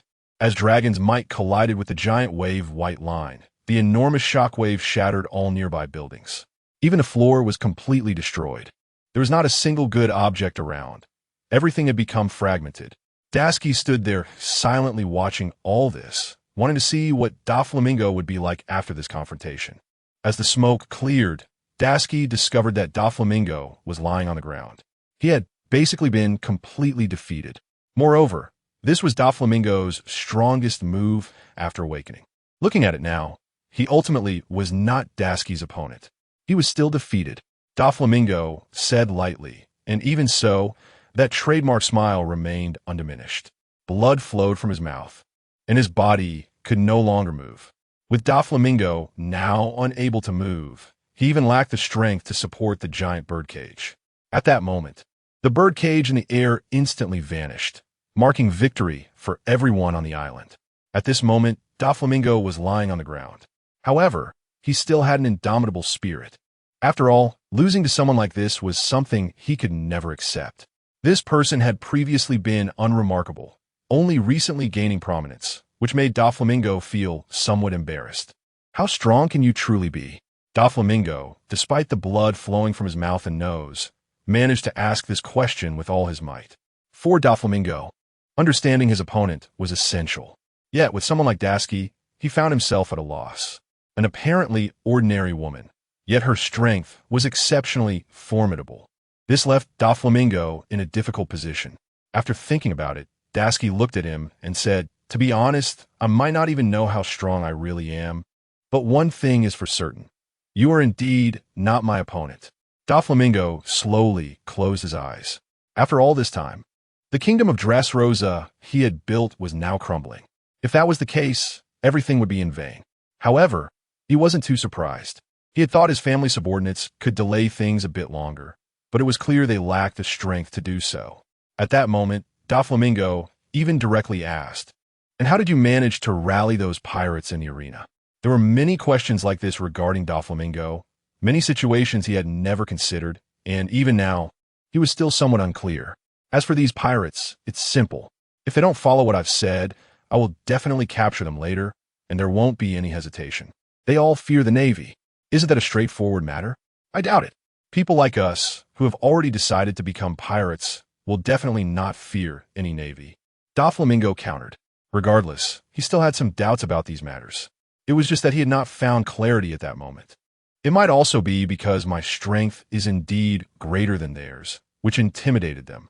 Upon hearing this, Doflamingo nodded slightly. At least this statement seemed reasonable. There were no further doubts. Strength was undoubtedly the most powerful thing in these waters. Now that you mention it, I basically understand. They aren't afraid of the Navy. They are afraid of you. Doflamingo truly had nothing more to say at this point, since his strength was inferior to others. And with his hands now shackled by sea stone, he had no complaints. Seeing his current state, Daisuke was finally satisfied and nodded. At least everything was progressing as she had envisioned, with no major unexpected issues arising. Thus, everything was still looking good. Once the current situation was resolved, many Navy personnel came directly to Daisuke's side, taking Doflamingo onto the ship. Daisuke did not leave just yet, as there was still more to handle regarding the current situation in Dressrosa. Everyone knew that Doflamingo's birdcage had turned the place into a complete ruin. Most of it needed to be rebuilt. Therefore, for Daisuke, her main priority was to stabilize the order there. After such a major disaster, new issues were bound to arise, but they needed urgent resolution. Daisuke then met with the king of the land. The old king had become a bit disoriented by now. Life under Doflamingo had not been easy, and he had not been particularly happy recently. Upon seeing Daisuke and realizing she had driven Doflamingo away, he became increasingly cheerful. However, now that the entire country was under his control again, Daisuke felt somewhat uneasy. She sent her capable subordinates to help manage the situation. Otherwise, there would definitely be many problems ahead, some of which exceeded their imagination. When Daisuke saw Fujitora again, she found him still in the casino. The main thing was that this casino had not suffered any damage so far, as it was located in the city center. The birdcage had not reached this place. Seeing Fujitora so relaxed, Daisuke felt somewhat helpless. Admiral Fujitora, where do you plan to go next? Fujitora shook his head and did not say much. Instead, he asked Daisuke to wait for a while. After finishing the current game, he slowly said, I don't know where to go lately. The main thing is not to return to the Navy base. I will not go to Navy headquarters. So what I need to do now is to continue upholding the justice in my heart. For a powerful figure like Admiral Fujitora, it would indeed be challenging if he didn't do something. However, if he was to uphold his sense of justice, no one could inflict too much harm on him, even if he stood alone to defend that justice. Daisuke nodded after hearing this. If that's the case, I won't disturb you any further. However, I do have something to say about the current situation. When you leave here, please spare those pirates. After all, they have helped a lot in dealing with Doflamingo. Fujitora nodded in response and agreed to everything Daisuke had said. Don't worry, those pirates still have some sense. They haven't chosen to indiscriminately kill innocents. On the contrary, helping everyone defeat Doflamingo is indeed what I call justice. Afterwards, Fujitora slowly left the casino alone, and Daisuke did not know where he had gone. After Daisuke left the town again, she arrived at the port. Don Quixote Doflamingo was tied up, sitting on the deck of the ship. Doflamingo did not insist on doing anything. He just looked around, feeling a certain nostalgia for Dressrosa. He knew that if he were sent directly to the deep-sea prison this time, he might never return to this place again. This thought made him feel a bit sad. However, his iconic smile still hung on his face, as if he had no worries, just a bit of unhappiness in his heart. Daisuke saw the deck of her warship, but did not go up immediately, as the other pirates were quietly watching her from distance. The leader, Bellamy, even brought his grandson over and said, Admiral Akainu, regarding today's events, we should at least thank you. If it weren't for you, this so-called birdcage would have imprisoned all of us to death, and there would have been no way to operate our strength. Bellamy's words made sense. At least, everyone could see that if Daisuke hadn't come here, they would have inevitably become puppets. So now, Daisuke could indeed be considered their savior. Although this savior was not particularly successful, she had done her best at this point. Upon hearing this, Daisuke did not hesitate much and looked at Bellamy, saying, That's no problem. You all have helped quite a bit. You've basically taken care of the remaining members of Doflamingo's family, which means I'm getting closer to defeating him.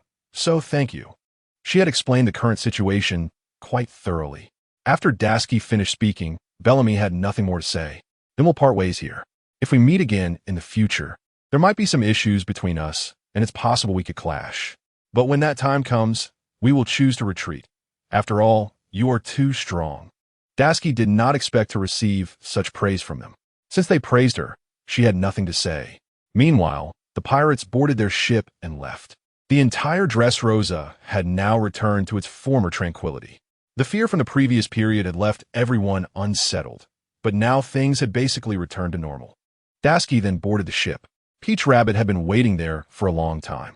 Due to Peach Rabbit's previous confrontation with Fujitora against the birdcage's contraction, she had not gone to help Dashiki. Seeing that Dashiki looked perfectly fine and unharmed made Peach Rabbit extremely happy. She truly did not expect Dashiki to be so strong, remaining unscathed and capable. This indeed surprised her. No matter how you look at it, Peach Rabbit had her reasons for saying this. Dashiki was not only strong, but also very bold. She dared to infiltrate Doflamingo's inner lair alone, which was indeed impressive. To be honest, it was not easy to deal with someone like Doflamingo, especially since his devil fruit made him quite difficult to handle. After Dashiki finished explaining everything, Peach Rabbit nodded in agreement. Of course, I know all this. However, what puzzled me was when I was there with Admiral Fujitora pushing against a birdcage. One of the officers even tried to obstruct me, but I killed him. Peach Rabbit's words truly surprised Dashiki. Although Peach Rabbit usually seemed strict, Dashiki knew she was the kind of person with a tough exterior but a soft heart. However, killing an officer was indeed out of character for her, leaving Dashiki astonished. Did you really kill someone? Dashiki asked in disbelief. Yes, I did. Peach Rabbit confirmed. She explained that the person she killed was a woman who could turn her entire body into weapons, and she seemed very strong, but during their fight, Peach Rabbit was able to take her down without any room for resistance. Upon hearing this, Dashiki did not think too much and rushed toward the deep-sea prison. At least getting rid of such a person will bring a bit more stability to Dressrosa in the future. Don Quixote Doflamingo is now tied to the deck of a warship, listening to the conversation between the two and feeling somewhat tearful. The massive empire he built has completely collapsed. Moreover, he had some dealings with the Yonko Kaido, but now there's basically no way to continue those dealings. After thinking about it, Doflamingo couldn't help but laugh. He even felt that what he did was incredibly foolish. There were many ways to solve this situation, but he didn't choose to take any of them. Hearing Doflamingo's wild laughter, Bones even asked, "Why are you laughing so happily at this point?" Daz's words were not without reason. Doflamingo has basically been completely subdued. What awaits him now is prison, and it's the kind of deep-sea prison. Escaping from there is indeed nearly impossible. But why is he laughing so joyfully? It's truly puzzling. I once had an undercover agent in the Navy, but later, such an agent provided me with a lot of help, and I was well aware of the Navy's movements. But how did you two get here so quickly? Bones was somewhat unclear about the movements of the Navy headquarters. Yet he didn't expect Doflamingo to know everything. I really didn't expect you to be here at the Navy headquarters. Of course, for businesses like ours, there must be undercover agents. If there were no undercover agents and the Navy came to catch us, what would we do? But let us not talk about that for now. Let us talk about how you got here. Why didn't anyone report to me? Doflamingo still had many things he couldn't figure out, and he still didn't understand the situation. Upon hearing these words, Bones awkwardly smiled and said, "Although I am now a part of the Navy headquarters and one of the admirals, I didn't have a specific purpose for this voyage. Initially, it was just to confront Kaido and Charlotte Linlin, so I chose to rest on an island along the way. Later, I learned of this news, so I didn't come from the Navy headquarters." Hearing this, Doflamingo could only nod helplessly. Perhaps everything is different from what he considered. The undercover agent did not provide him with sufficient evidence, so their arrival here is indeed somewhat unusual. Bones then said again, "Since that's the case, I would like to ask about your undercover agent. Can you tell us? After all, there's basically no need now. You've already been captured, and revealing the undercover agent would be beneficial for you. Do you think I would say? Regarding my family's executives, especially one who is quite loyal to me, I will absolutely not reveal such a person. In any case, I will not come out again after being imprisoned and impelled down, so whether I say it or not, the result is the same." From this perspective, he had no expectations for his future at all. He even knew that he would no longer be able to walk out of the great prison. Thinking about it now is indeed somewhat sad. Bones didn't think too much about it, because he knew very well how to better resolve such matters. So the entire warship set off, heading straight for the deep-sea prison. The deep-sea prison is under strict supervision, and although there have been many riots and escapes, they have all been easily dealt with by Warden Magellan. Anyone daring to riot would definitely not leave any future trouble. Those who should be killed have been killed. Given the current situation, Doflamingo even felt a bit envious. He has lived for more than half his life and has never experienced what the deep-sea prison is like. When he was a warlord of the sea, he thought about visiting the deep-sea prison, but later decided against it, as it was too heavy with resentment. However, he didn't expect that now such thoughts have been realized. Doflamingo said this, feeling somewhat ridiculous, because he knew that the deep-sea prison is not a place anyone can enter. It seems your dreams have been completely realized. Should I congratulate you? Desbones then asked. Doflamingo just chuckled and didn't respond again. Desbones was busier now, because everything they were doing now needed to be reported to the higher-ups. He was constantly thinking about how to write such a report. Tontado was nearby managing things, since they had stayed on the island for about 6 or 7 days. The daily expenses on the warship, along with the casualties and personnel changes, were all handled by Tontado. In contrast, after Tontado finished processing these, Desbones still hadn't written a single word on the blank paper in his hand. Aren't you going to report to the Navy headquarters? Tontado then asked with a smile. I have no choice. I don't even know how to write this. Previously, after winning a few battles, I never needed to write these things, but recently I don't know who suggested it. Now that I think about it, it's really a headache. No matter how you put it, Desbones had never done this before. And since he had learned swordsmanship since he was young, he naturally didn't understand many things up to now. How to express all this in writing is indeed a big problem. Tontado didn't hesitate and wrote down everything that had happened recently. I've finished writing for you. Just redial to Sengoku according to what's written on the paper, and it will be completely fine. Desbones was now extremely excited. This was already a way to solve the most important issue at the moment. When Desbones called Sengoku, he found Sengoku was also in a hurry. Moreover, it seemed that he didn't particularly care about the reports of these achievements. Marshal Sengoku, Don Quixote Doflamingo is now basically under my control, and we're planning to head to Impel Down. Is there anything else we need to do next? Doflamingo's recent actions were indeed self-inflicted, privately selling arms and establishing a national regime, which is basically no longer allowed. However, now let us not consider anything else. Quickly pressing him down to Impel Down is the most important thing. Upon hearing this, Desbones nodded crazily. Sengoku's words were indeed quite reasonable. After he is added to Impel Down, I will return to the New World again. The alliance between Kaido and Charlotte Linlin has not yet dispersed, so I will still go to the New World to confront them. Daisuke's heart is always in the New World. No matter what happens afterward, he will continue to fight and will never rest. However, Sengoku is currently even more hesitant. There are some words he wants to say, but he can't seem to get them out. The core strength of the Navy. Daisuke seems to have sensed all of this on the other end of the phone. He then asked again, Marshal, is there something else? Indeed, there are some matters, and they are particularly tricky. The fact that Sengoku said this indicates that these issues are really difficult to handle. A tricky matter cannot be solved easily. Recently, Hawkeye has also been extremely arrogant. The Navy headquarters once sent a portion of troops to confront him, but the outcome is clear. They returned empty-handed, and it had no effect at all. Daisuke has basically understood the meaning of this at this moment. However, Daisuke has his own considerations. If he challenges Hawkeye, he may not have a chance of winning. Hawkeye's strength is indeed very strong, even comparable to red-haired Shanks. When it comes to swordsmanship alone, he is definitely not Hawkeye's opponent.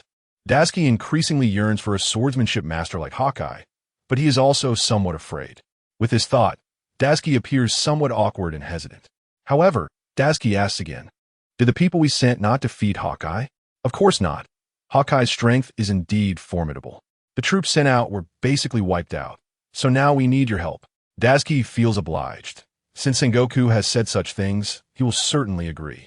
However, Daisuke still has a sense of Hawkeye's strength that cannot be underestimated. If he advances recklessly, it will definitely cause dissatisfaction and even lead to huge misunderstandings. Daisuke does not know why Sengoku would choose to do this. At least until now, there has been no hatred between them and Hawkeye. Although the Navy headquarters has basically abolished the warlords of the sea's responsibilities, why do they want to eradicate them? This is something Daisuke still does not understand. Marshal, according to what you said, why is that? Why provoke Hawkeye? Everyone knows Hawkeye's name. For such a powerful person, no one dares to do anything to him. He is a complete symbol of strength, especially someone as formidable as him. He is considered top tier among the warlords of the sea. This matter is indeed hard to explain. At first, we really didn't want to provoke this huge monster. But due to our Navy carrying out tasks nearby, some conflict arose with him. When we sent people to reason with him again, basically all of them were wiped out. Hearing this, Daisuke has basically understood what is going on. Until now, Hawkeye has rarely shown himself. He has always preferred to live in solitude. Now, there is such a huge entanglement with the Navy headquarters. Daisuke wants to go to that place to resolve this entanglement. After thinking about it, Daisuke is a bit unsettled. After all, he's just dealt with Doflamingo. If he directly goes to that place, he feels quite exhausted. Marshal Sengoku, I think you can let others handle this matter. Maybe they will adapt better here. And there are quite a few generals at the Navy headquarters now. They can set off directly for the Sea of Ruins, which will be good for them. Daisuke's words are essentially shirking responsibility. There are some things she doesn't want to reiterate. Is there only me among the generals at headquarters? Sengoku on the other end of the phone also feels a bit embarrassed. No matter what has happened recently, almost everything needs Daisuke to solve. Thus, Daisuke has almost become the pillar of the entire Navy headquarters. For such a formidable person, Sengoku is particularly polite in asking. In fact, for a person of Hawkeye's level, others may not necessarily find benefits by going. If you choose to go directly, you might even have a chance to fight Hawkeye without being at a disadvantage. Sengoku's words seem a bit humble, but they are indeed the truth. For a powerhouse like Daisuke, others may not be able to match her. So Sengoku says this merely to boost Daisuke's confidence and elevate her to a high status. Daisuke feels a bit awkward upon hearing this. But then she hangs up the phone. Daisuke has just made it clear to Sengoku that she plans to take some time to consider. There are still some matters that need to be thought over. It is not possible to choose to rush into the Sea of Ruins without any direction. If that were the case, it would feel a bit inappropriate. Sengoku does not say too much about Daisuke's choice. At least whether to go or not is Daisuke's own decision. Although he is the Marshal of the Navy, he cannot impose all matters on Daisuke. That would truly be inhumane. Since Daisuke has just dealt with Doflamingo and solved the Dressrosa issue, sending her out again is indeed a bit unreasonable. Sengoku knows this, so he is trying to be accommodating. After she hung up the phone, Daisuke exchanged glances with two others. Peach Rabbit looked at Daisuke and asked in this situation, do we really have to choose to go to the Sea of Ruins to find Hawkeye? Peach Rabbit knows that Daisuke is still somewhat dissatisfied, but does not say it out loud. Daisuke awkwardly smiled and said, actually, there's no other way. Recently, many people at the Navy headquarters are indeed not as strong as me. So, if I choose to go, it will naturally alleviate some of their issues. Daisuke is considering this matter very thoroughly. She has her own unique insights. However, thinking of this, Peach Rabbit also smiled and said, Marshal Sengoku has given you enough respect up to now. You can choose to go or not, but if you decide to go, you must be prepared. Hawkeye is not an easy character. Perhaps Hawkeye Mihawk is just one of the 7 warlords of the sea and hasn't reached the so-called height of the 4 emperors. However, his strength is not much weaker than that of the 4 emperors. For a long time, Hawkeye has been on his own as a solitary swordsman, which hasn't caused much of an impact in this sea area. Therefore, his overall threat level is not particularly high, which is why he sits as one of the 7 warlords of the sea. With this in mind, Daisuke pondered for a moment. She knew better than anyone that she has never been fond of war, and if all matters could be resolved in such a situation, it would be relatively easy for her. In fact, she already had a mental image of dealing with Hawkeye Mihawk. However, she still felt somewhat reluctant. Now, she found it hard to understand why. Among so many admirals in the Navy headquarters, it had to be her going to the peak moment of 372. This could be considered the peak moment since she became an admiral. She should know that both Kaido and Charlotte Lin were defeated by her. And for someone with her strength, everyone acknowledges her. Therefore, if she goes, it shouldn't be a problem. If others go, they might really face difficulties.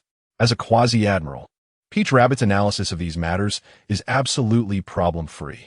There are many things she can analyze, especially perfectly. She knows the current situation of the Navy headquarters and some of the interests and hobbies of other people in the Navy headquarters. No one wants to engage with Hawkeye Mihawk. After all, that big sword of his is no joke. If one is not careful, it could cost them their life, which is why the other admirals choose to avoid him. Tashigi sighed helplessly at this point. Regarding this matter, it really seems that it falls solely on her. If she doesn't go, then Hawkeye Mihawk will definitely become more formidable and further out of control. With this thought, Tashigi directly called Sengoku. Sengoku was quietly waiting, knowing that Tashigi wouldn't take too long to consider, so he stood by the snail phone, waiting. After receiving Tashigi's call, he asked if she had thought it through. I think I've pretty much considered it. I can go for this operation, but once I get there, what should I do next? You can completely let go of this matter. Being overly nervous is unnecessary. The main way to deal with Hawkeye Mihawk is to defeat him. This will prove the Navy's strength, and after defeating him, you won't need to do anything else. Tashigi now understood that she was like a tool of the Navy headquarters. As long as she was sent to battle and defeated the enemy, everything else was none of her concern. Tashigi smiled and said, well, if that's the case, how should I proceed now? But what about Don Quixote Doflamingo on the ship? It might be somewhat dangerous for someone like Doflamingo. He could escape at any moment. Therefore, the best way to handle such a person is to imprison him and impel down. However, currently, there is only one warship with Tashigi, and they plan to head to the Sea of Ruins. But how to deal with someone like him remains a problem that Tashigi finds difficult to solve. Hearing this, Sengoku laughed heartily, as he had already considered how to resolve the issue. Actually, this is quite simple. I'll dispatch a warship to pick him up, so you don't have to worry about any major problems with Doflamingo afterward. Upon hearing this, Tashigi nodded, realizing that Sengoku had already thought everything through. He even considered what would happen after she agreed, indicating that he definitely knew she would agree. With that, Tashigi helplessly hung up the phone. It seems that the older generation indeed has more experience. At this moment, Tashigi looked up at the bound Doflamingo and asked, to be honest, there are some things I'm not clear about, and I plan to ask you. Fortunately, Doflamingo always wears a smile on his face. That smile makes him seem somewhat terrifying, as no one knows what kind of expression lies beneath his mask. As a Navy admiral like you, is there anything you need to ask me? Logically, you should be stronger than me and know more. Plus, you're younger. Doflamingo's words were not insincere. He felt a bit envious and jealous. Regarding what kind of person Hawkeye Mihawk is, after Tashigi asked such a question, Doflamingo's expression turned slightly grim. It seemed that this person was becoming even more terrifying now. This person's swordsmanship is superb, and his strength is formidable. If you plan to challenge him now, you really need to be careful. It might bring you some unexpected harm. That sword in his hand is definitely not to be taken lightly. So good luck to you. Tashigi's entire phone conversation had been overheard by Doflamingo. Therefore, Doflamingo did not hide anything and directly expressed his thoughts. Anyone who can receive such high praise from you is definitely not an ordinary person. Looking at it now, this trip is indeed a bit dangerous. Tashigi smiled and said, however, regarding danger, it might not be particularly necessary. Just like you said to Sengoku earlier, if you choose not to go, I don't think Sengoku will hold it against you. Doflamingo could tell from their conversation that the Navy headquarters, led by Sengoku, still relies heavily on Tashigi. If Tashigi were to encounter any major problems during an operation, the Navy would surely suffer a significant loss of honor. Therefore, everyone should take these matters into consideration more carefully. With this in mind, Tashigi looked at Doflamingo and said, regardless, I'm also a member of the Navy headquarters, and now I wear the Admiral's uniform, so I should consider the Navy headquarters, don't you think? Of course, you're right. But it seems that this matter still has its complexities. You can think it over slowly. No one can decide how to arrange things next regarding this matter, so they can only wait slowly in Dressrosa. The warship has been docked by the shore, waiting for the naval headquarters to send someone to take the person away. After all, a dangerous character like Doflamingo cannot afford any mistakes. If there is even a slight mishap on the way, it would be a huge loss for them. Moreover, Doflamingo has many partners in the entire sea area. If someone intervenes, everything that Tashigi has done would be in vain. After finally capturing him, if he manages to escape, Tashigi would truly be furious. Admiral Sengoku has already considered all of this, so he directly sent Carp over. With an old veteran like Carp in charge, there shouldn't be too many issues regarding this matter. Thus, Dasuki waited here, and on the second day, Carp led people to directly take Doflamingo away. He seemed even more worried. It's unclear what exactly happened, which is quite puzzling. Seeing this, Dasuki looked at him and asked Rear Admiral Carp, what exactly happened? Carp replied, it's nothing serious, but I'm still quite worried about you. Regarding your preparation to go to the Sea of Ruins, Hawkeye is not an easy character, so you need to be cautious. Dasuki nodded. At least he and this old general had reached some kind of tacit understanding. They recognized each other. After all, they are both strong candidates in the ruins of the kingdom. So Carp took Doflamingo directly from Dressrosa to impel down. After they left, only Dasuki and Admiral Peach Rabbit remained on the ship. Peach Rabbit had nothing to say now, following Dasuki quietly, no matter what Dasuki did. Although her purpose for coming here was quite simple, to ensure Dasuki's safety and offer strategies, this seemed unnecessary now. After all, Dasuki's strength was truly terrifying. So terrifying that even Peach Rabbit was somewhat astonished. She even felt that she didn't need to protect Dasuki at all, since what Dasuki was doing was also what she would do. They had already reached an agreement in whatever they did. After thinking about this, Peach Rabbit even asked, Admiral Dasuki, are we ready to set off directly now? Hearing this, Dasuki found it difficult to make a decision. Some matters were still difficult to handle, such as Hawkeye and Mihawk. Let's set off towards the Sea of Ruins. With Dasuki's command, everyone was ready to sail. After all, Dasuki was the boss on this ship. They had to listen to whatever Dasuki said or did. In this situation, there was almost nothing left to consider. Dasuki thought for a moment and didn't hesitate much. He wasn't very familiar with Hawkeye.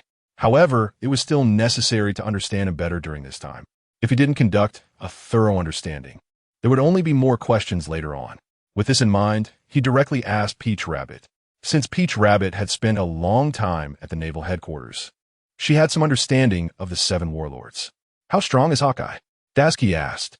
It's hard to say, but the only thing I can tell you is that he is among the top in the sea of the downward riding, and no one else can compare to him. Thus, it could basically be concluded that this was indeed a daunting problem. At least no one knew what it truly meant. Although Dasuki could easily defeat Doflamingo, the effects of Doflamingo's fruit had a lot of impact on Dasuki. And now, this Hawkeye Mihawk would definitely not be easy, and he should be much stronger than Doflamingo. With this in mind, Dasuki smiled calmly. Thus, it could basically be seen that this was indeed a formidable opponent. It was uncertain what the outcome would be. Such matters were indeed difficult to say. No one knew what would happen. However, looking at it now, the problem was still significant. Since Hawkeye Mihawk and Shanks are quite good friends, you may not be very clear about their relationship. Therefore, if we move against Hawkeye, Shanks might appear. Dasuki frowned. She never expected such a result. Previously, she had measured swordsmanship with Shanks. Although she had slightly the upper hand, this result was somewhat hard for her to believe. Up until now, challenging Hawkeye was indeed awkward if something went wrong. Dasuki thought of this and even asked, does the naval headquarters know Shanks' current location? Peach Rabbit shook her head, not really knowing how to explain. It's difficult to obtain their locations. For people like us, knowing their whereabouts is really unlikely. I don't know for sure, but we can be cautious. If Shanks appears later, we can consider it more carefully. Regardless of how it was said, Peach Rabbit's suggestion was still good. At least it wouldn't lead to some bad ideas at a critical moment. Dasuki nodded in satisfaction after hearing this, feeling quite excited. At least it seemed that there was now a solution to this matter. With this in mind, the ship sailed towards the Sea of Ruins. When they arrived at the kingdom's ruins, it was still relatively quiet. It was just a huge island with some ruins present. However, in Dasuki's eyes, these ruins did not seem as grand as imagined. The main feature was a huge, ancient city in the center of the island, which seemed to be where Hawkeye Mihawk lived. Dasuki commanded her subordinates to wait quietly on the ship. After all, they didn't know what kind of traps were hidden here. So she and Peach Rabbit prepared to infiltrate the castle to find Hawkeye. As soon as they got off the ship, Dasuki even said, how should we handle this if we really encounter him? Should we attack directly or what? Peach Rabbit said, this is indeed tricky, but I think there are better ways to handle this. So no need to panic for now. No matter how you put it at this point, there is a different existence. Some people know that Dracula Mihawk prefers to live alone. He is here by himself and does not interact with outsiders. However, in this situation, the moment Dasky and Peach Rabbit stepped into this place, Mihawk had already noticed. His exceptional observation haki is indeed impressive. The main reason why Mihawk feels so secure here, undisturbed by outsiders, is largely due to the presence of numerous gorillas around. These gorillas wield swords, each one more powerful than the last. They patrol the surrounding forest, and since they have been defeated by Mihawk before, they protect this kingdom's ruins. Initially, Dasky and Peach Rabbit were unaware of this, but when they entered the forest, they found countless eyes staring at them. The two were so frightened that they started to tremble. Clearly, if it came to fighting, they might not be afraid, but these gorillas looked exceptionally fierce. They're naturally strong, and if a real fight broke out, the numbers would be against them. Dasky and Peach Rabbit might not fare well. Seeing the many gorillas jumping in front of them, Dasky instantly drew her sword, ready to fight. These gorillas were indeed somewhat extraordinary. Each of them used haki, and their blades were infused with it, making them appear particularly vicious. Most importantly, it seemed these gorillas couldn't understand human speech. No matter what was said to them, there was no communication whatsoever. Dasky felt a bit awkward at this point and looked up at Peach Rabbit to ask again, "What should we do in this situation? Should we just start killing and take them all out?" Being blocked by a group of gorillas. It has to be said that Dasky's words were quite amusing. If they were to kill all these gorillas, that would definitely be problematic. Upon thinking about this, Peach Rabbit became slightly confused. Why were there so many gorillas? This place is supposed to be Mihawk's residence. Why would he have so many gorillas? Peach Rabbit thought about this and even told Dasky, "I think there's no need to take too much action for now. As for these gorillas, we mainly just need to endure a bit. They won't do anything to us." I believe it should be like that. Being new to this place, Peach Rabbit had never been here before, which is why she expressed such thoughts. But it was just her own guess. Dasky stood still after hearing this, as she had never considered these things either. At least choosing to stand still was the right decision. As they stood still, the group of gorillas became even more aggressive. The gorillas surrounded them completely. Dasky felt a bit emotional seeing this. After all, this situation was quite bewildering. Dasky knew her own strength and understood how to deal with such matters best. She could definitely fight, but it was better to say less. However, Peach Rabbit advised her not to act yet. Dasky was still following her advice. "Now what should we do? We are completely surrounded by them, and it seems escaping from here is quite difficult. Why don't you suggest something?" Dasky smiled at Peach Rabbit, showing no surprise or fear at all. After all, even though the gorillas wielded swords infused with haki, to Dasky, they were still easy to defeat. As long as she used her physical strength, she could completely overpower them without sustaining any injuries. Dasky didn't mind, while Peach Rabbit was even more spirited. "Let's move slowly forward. If they come at us, I won't hold back." After saying this, Peach Rabbit led Dasky in that direction. The gorillas certainly wouldn't let them pass easily, and instead, they kept attacking. Peach Rabbit skillfully deflected each attack. Her strength was considerable. Even though she hadn't used her true power for so long, it didn't mean she was weak. Dasky knew that anyone destined to become a great general had decent strength. One of the gorillas seemed particularly interested in them, as if they had intruded on its territory, prompting it to drive them out. The gorilla then gave a command, and all the gorillas charged forward. Each one swung their blades at the two, without showing any mercy. The scene was indeed shocking and awe-inspiring. There were so many wild gorillas that it gave them quite a headache. Dasky managed to knock down a couple, shattering their weapons, but the relentless waves of attacks made it increasingly difficult to handle. Dasky initially didn't want to fight them. After all, these gorillas were still animals. Fighting against them really wasn't ideal. Then at that moment, a voice shouted from a distance, "Everyone retreat." Suddenly, a person appeared and shouted loudly. After this person finished speaking, the gorillas began to retreat, which was quite surprising. At least, this was something they had never considered. Humans and gorillas could communicate, and these gorillas were listening to this person. That was the most awkward part. The person wore a tall hat and a black suit, with a cross sword on his back, and his face had sharp features. Peach Rabbit recognized this person and put away her sword, saying to the figure before her, "Dracula Mihawk, long time no see." Dasky looked up and took another glance at this place. To be honest, it was her first time seeing Hawkeye. The person known as the world's greatest swordsman looked quite different from what she had imagined. A young girl might think that a great swordsman should be exceptionally handsome, but Hawkeye didn't quite have that quality. After seeing him, Dashiki said, "You're Hawkeye Mihawk." Hawkeye appeared refined and polite, without posing any direct threat to the two of them. "Of course, I assume the Navy headquarters sent you here to find me, but there's no need to worry. Let's go inside and sit down first, and then we can discuss whatever matters arise." After Hawkeye Mihawk said this, the two of them felt a bit worried. After all, there was still some conflict between Hawkeye Mihawk and the Navy headquarters. They had come here to resolve this conflict. So up to now, Dashiki was a little anxious. However, Momonosuke didn't see any problem. Because Mihawk's character was absolutely top-notch, everyone in the entire sea knew he was a good person. Although there was a slight misunderstanding with the Navy now, his character was completely reliable. Dashiki looked up at Momonosuke, even seeking her opinion. Since they had always acted together, it was normal for Dashiki to listen to Momonosuke's opinion, especially since Momonosuke's purpose for coming here was to help Dashiki make decisions.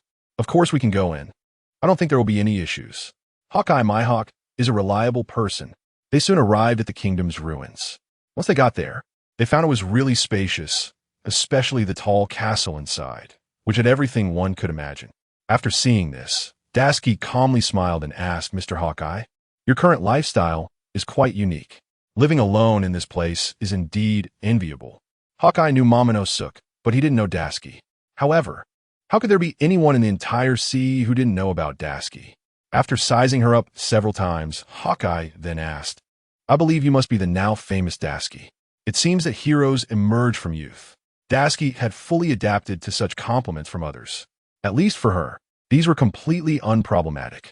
Dashiki smiled and replied, "I had heard that Mr. Hawkeye is the world's greatest swordsman. So I came this time to challenge you and see just how great your strength really is." Dashiki's words were indeed a bit arrogant. Her swordsmanship was learned at a dojo, but it hadn't reached the level of being at its peak. Saying such things now could indeed make people feel mockery. But the only difference was that Dashiki's identity was different now. A Navy admiral could say such things, which definitely meant she had her own capital. Otherwise, she wouldn't have been able to speak so freely. Thinking of this, Hawkeye didn't rush to engage Dashiki in battle. He simply took a sip of tea. "I actually think that there's no rush to resolve matters between us right now. By now, you should see that there are still some conflicts between you and me. Of course, I mean the conflict between me and the Navy headquarters. I believe we should resolve this first, and then we can have a peaceful match." Hawkeye had his own unique way of doing things. He preferred to resolve issues first before doing as he pleased, rather than jumping straight into a fight, which would seem quite crude. Dashiki smiled and agreed. Indeed, she had come here at the behest of Sengoku, and if things didn't go well, she would definitely be blamed by Sengoku when she returned. Although Sengoku wouldn't say anything to her, she would still feel uncomfortable, as she would have failed in her task. "Since you brought this up, I want to ask, why did none of the people from the Navy headquarters return after coming here? What exactly happened?" Dashiki asked directly. This was the main reason they had come here. There were many issues to resolve, but this pressing matter had to be addressed first. Upon hearing this, Hawkeye even frowned. "Actually, this isn't my fault. The people from the Navy did come to find me, but I didn't do anything to them. It was the guerrillas on the island that killed them all, so they had no way to go back. By the time I learned of this, it was already too late." Hawkeye shifted all the blame to the guerrillas. After all, the guerrillas couldn't speak. So now it was indeed a bit awkward.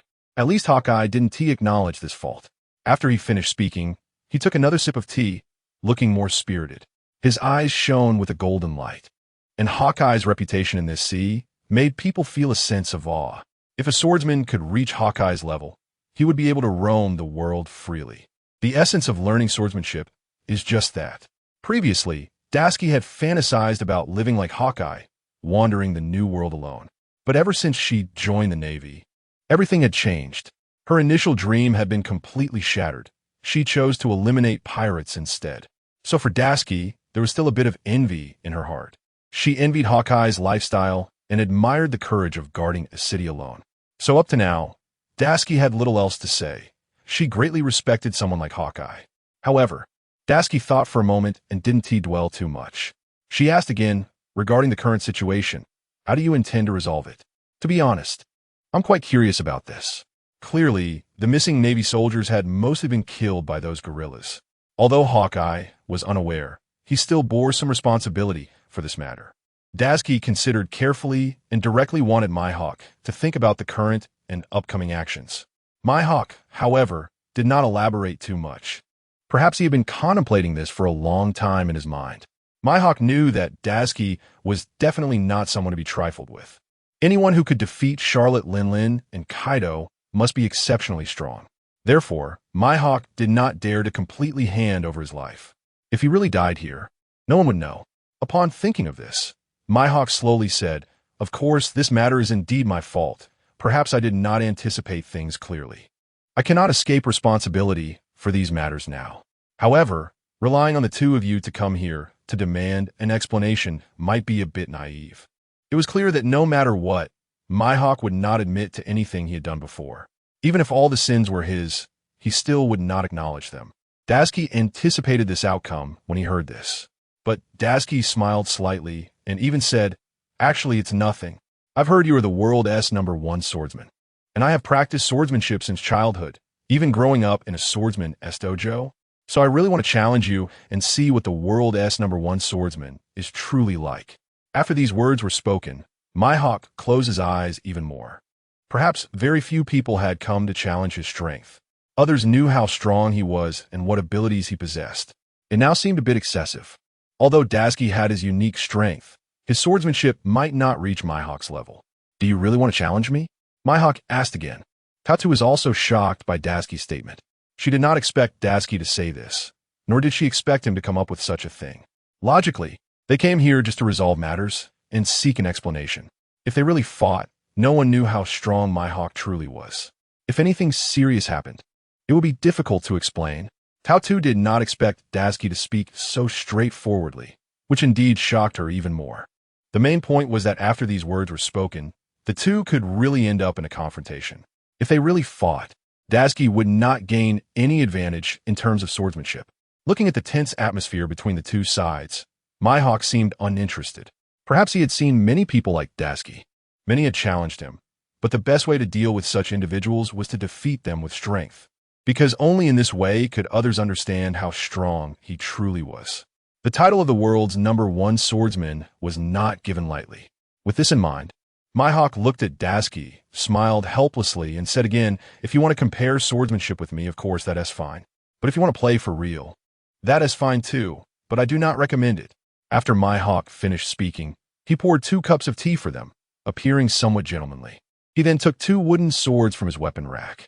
These 2 wooden swords seemed ordinary, but they were actually made of hardwood. Wooden swords made from hardwood are quite hard, with strength comparable to steel swords. The only advantage is that these swords are not as sharp as steel.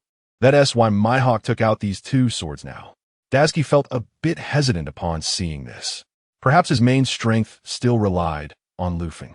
If he changed to another sword, his strength would naturally be reduced significantly. At this moment, Luffing also sensed Tashigi's thoughts and smiled awkwardly.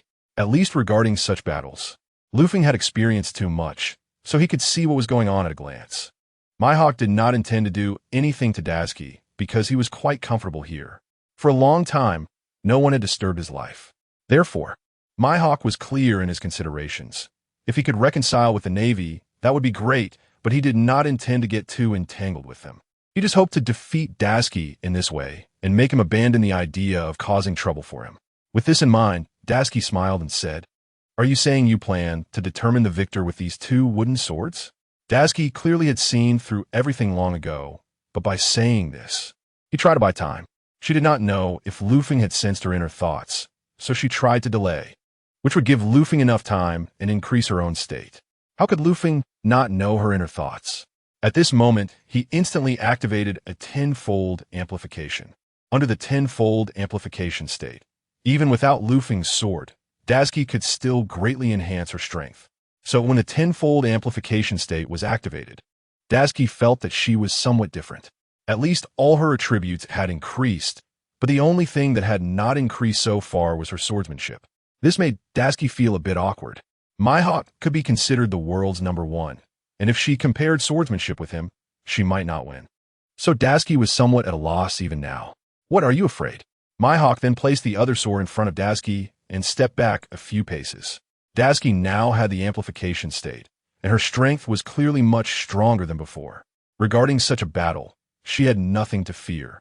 However, victory or defeat was only a moment away, and she did not know if she could ultimately win. Then Dasuki smiled again and said, "What is there to be afraid of? Since we are already at odds, let us start the battle." However, Mihawk seemed somewhat unaccepting of Dasuki's statement. He stood there without moving, and after thinking for a moment, he said again, "Since both of us use swords and we have unique insights into the level of combat, we can rely purely on swordsmanship and see how strong your swordsmanship really is." After Hawkeye said this, he didn't feel there was any problem. In his view, Dasuki's strength was indeed somewhat lacking. Compared to himself, she was really too far behind, especially from her stance with the sword, along with her understanding of the weapon. It was evident to see a person's level in swordsmanship. Dasuki had certainly already gained a deep understanding of swordsmanship before, but her actual strength was still not particularly strong. As a female swordsman, reaching her current level was already quite impressive. After thinking this, Dasuki didn't hesitate and directly picked up the wooden sword. Since she had activated the 10x amplification state, she felt much stronger than before. In fact, she thought that if she really fought Hawkeye, she might not necessarily lose. Peach Rabbit felt a bit awkward beside them. They had come here to resolve a problem, not to stand around like this. However, even so, the two of them were already prepared and were about to start fighting. At this moment, Dasuki was not impulsive. She understood battle better than anyone else. In front of the world's greatest swordsman, she could not show any flaws. If she revealed a weakness, he would definitely notice. So Dasuki stood there without making the first move. Hawkeye also seemed to be looking for a flaw in Dasuki, and he too didn't dare to act. The two remained in a stalemate, both holding their swords, without moving. Time passed slowly, and they stood there for over a minute without any change. Peach Rabbit knew this was likely a contest between masters, so she quietly watched and didn't dare to speak. Eventually, Dasuki couldn't hold back any longer and put down her sword. The world's greatest swordsman was indeed quite skilled, but this stalemate was rather dull. Hawkeye Mihawk did not expect Dasuki to choose to do this. Regardless, it was indeed somewhat surprising. What Dasuki was doing now was consistent with the identity of a swordsman. At least she did not act rashly during the confrontation. At this point, Hawkeye Mihawk did not choose to attack directly. Instead, he raised his head and asked Dasuki, "In that case, your strength is quite special. At least in this situation, you did not act rashly. I truly admire that." Hearing this, Dasuki felt happy. If she could have some exchange with such a world-class swordsman, that would be wonderful. However, it seemed that there was no such opportunity now. Dasuki knew that if their negotiation did not yield certain results, their battle would continue. Thinking of this, she picked up the wooden sword again. Although this sword was not as powerful as her original one, it could still allow her to showcase her skills to the fullest. Even so, she still wanted to make a move to see what level the world's greatest swordsman truly was. After saying this, Dasuki smiled calmly and charged forward. Caught off guard, Hawkeye did not expect such a move from Dasuki. However, his observation haki had already reached a new level. He had long anticipated Dasuki's sudden attack and could easily evade it. Regardless, at the moment Dasuki approached, Hawkeye raised his sword to block her attack. In that instant of their clash, Dasuki realized that the person opposite her had indeed reached a supreme level in swordsmanship. Such a level was beyond her reach. His observation haki was indeed much stronger than hers. He could perfectly anticipate her attack. So Dasuki understood that in terms of swordsmanship, she might not be stronger than him. However, through this exchange, it seemed that Hawkeye also noticed that Dasuki had a certain foundation in swordsmanship. She was certainly not his opponent. But why could Dasuki defeat so many of the four emperors? The reason might be related to the sword she wielded, or perhaps other factors. In any case, Hawkeye certainly did not know, but the strength she possessed was indeed rare. After thinking this, Hawkeye asked again, "What about Kaido and Charlotte Linlin? How did you manage to defeat them?" Hawkeye's question was certainly valid. In the current situation, Dasuki defeating them was indeed a miracle, and it was well known throughout the sea. Therefore, Hawkeye's inquiry was completely reasonable. Dasky did not expect that after such a long time, someone would still bring up this question.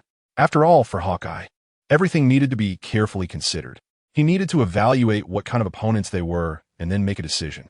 So, he certainly had to ask Dasky more. Regarding swordsmanship, Dasky knew she was definitely not as good as him. Just from the recent exchange, it was clear. Dasky did not respond directly. Instead, she placed the wooden sword on the ground and held her own sword in her palm. After all, having a sword in hand felt the safest.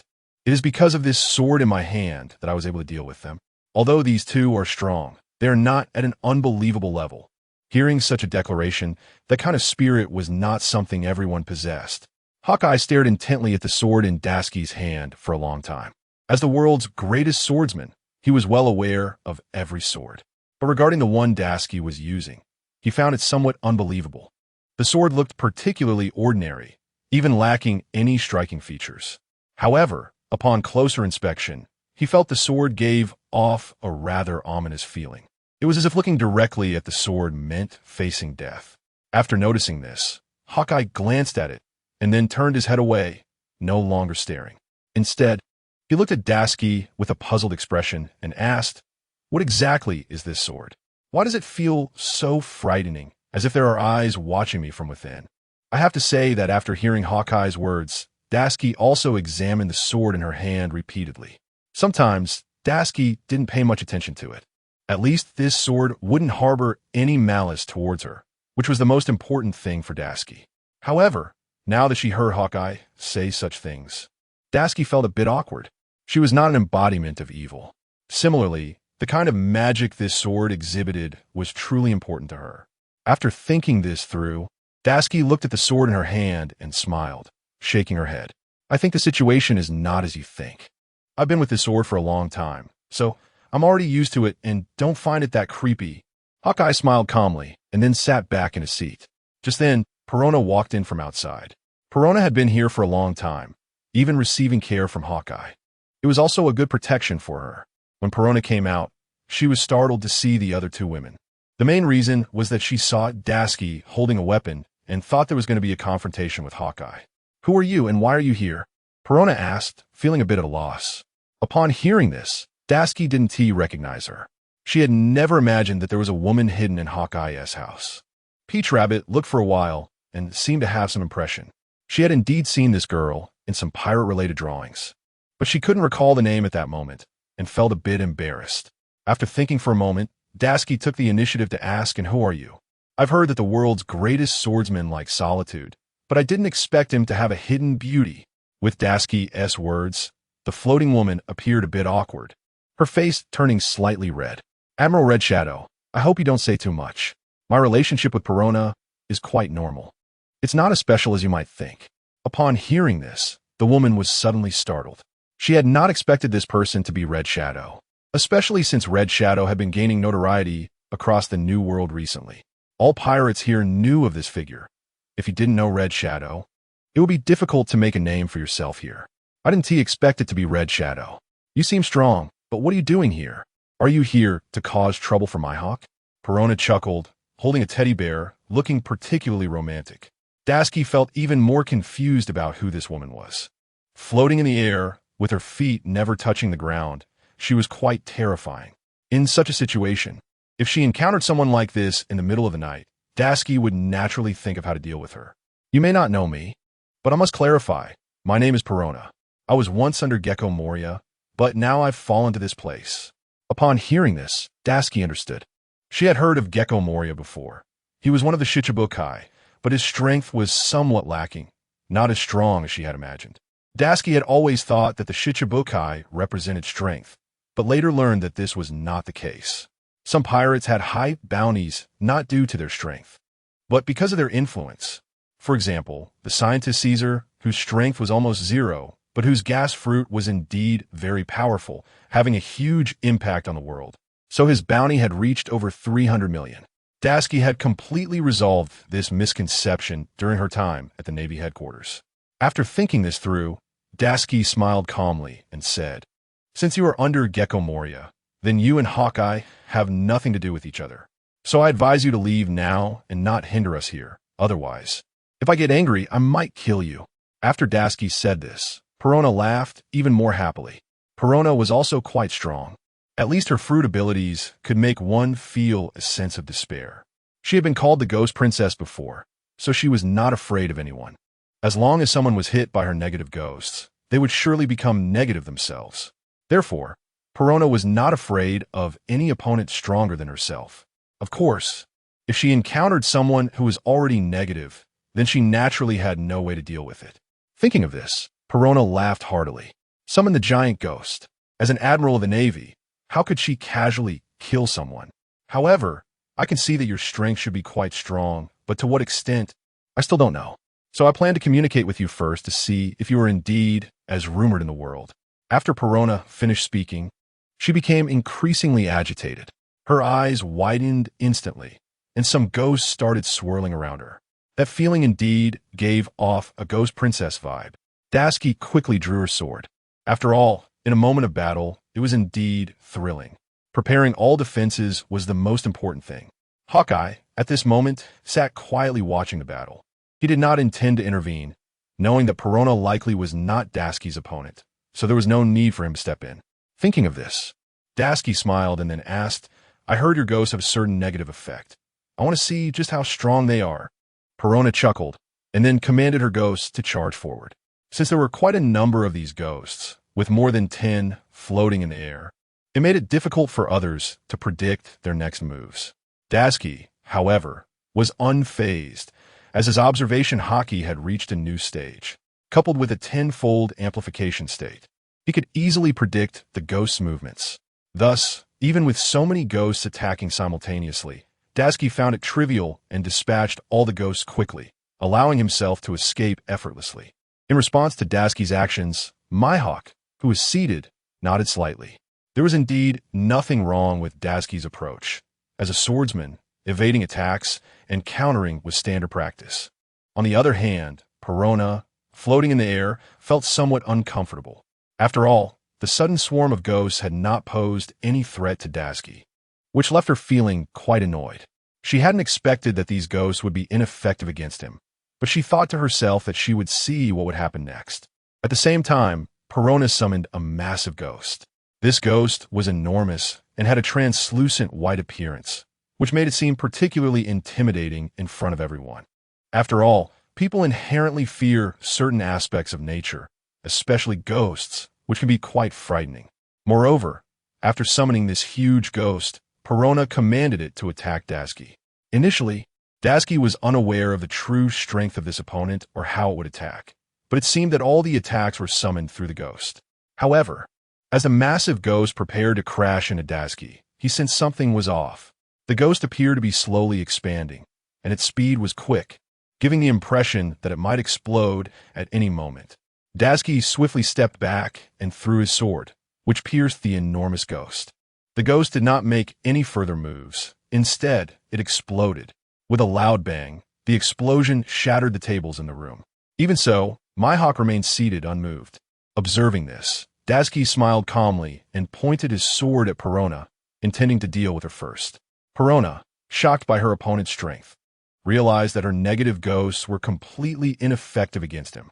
She felt a bit dazed, knowing that if things continued this way, she would surely be killed by him.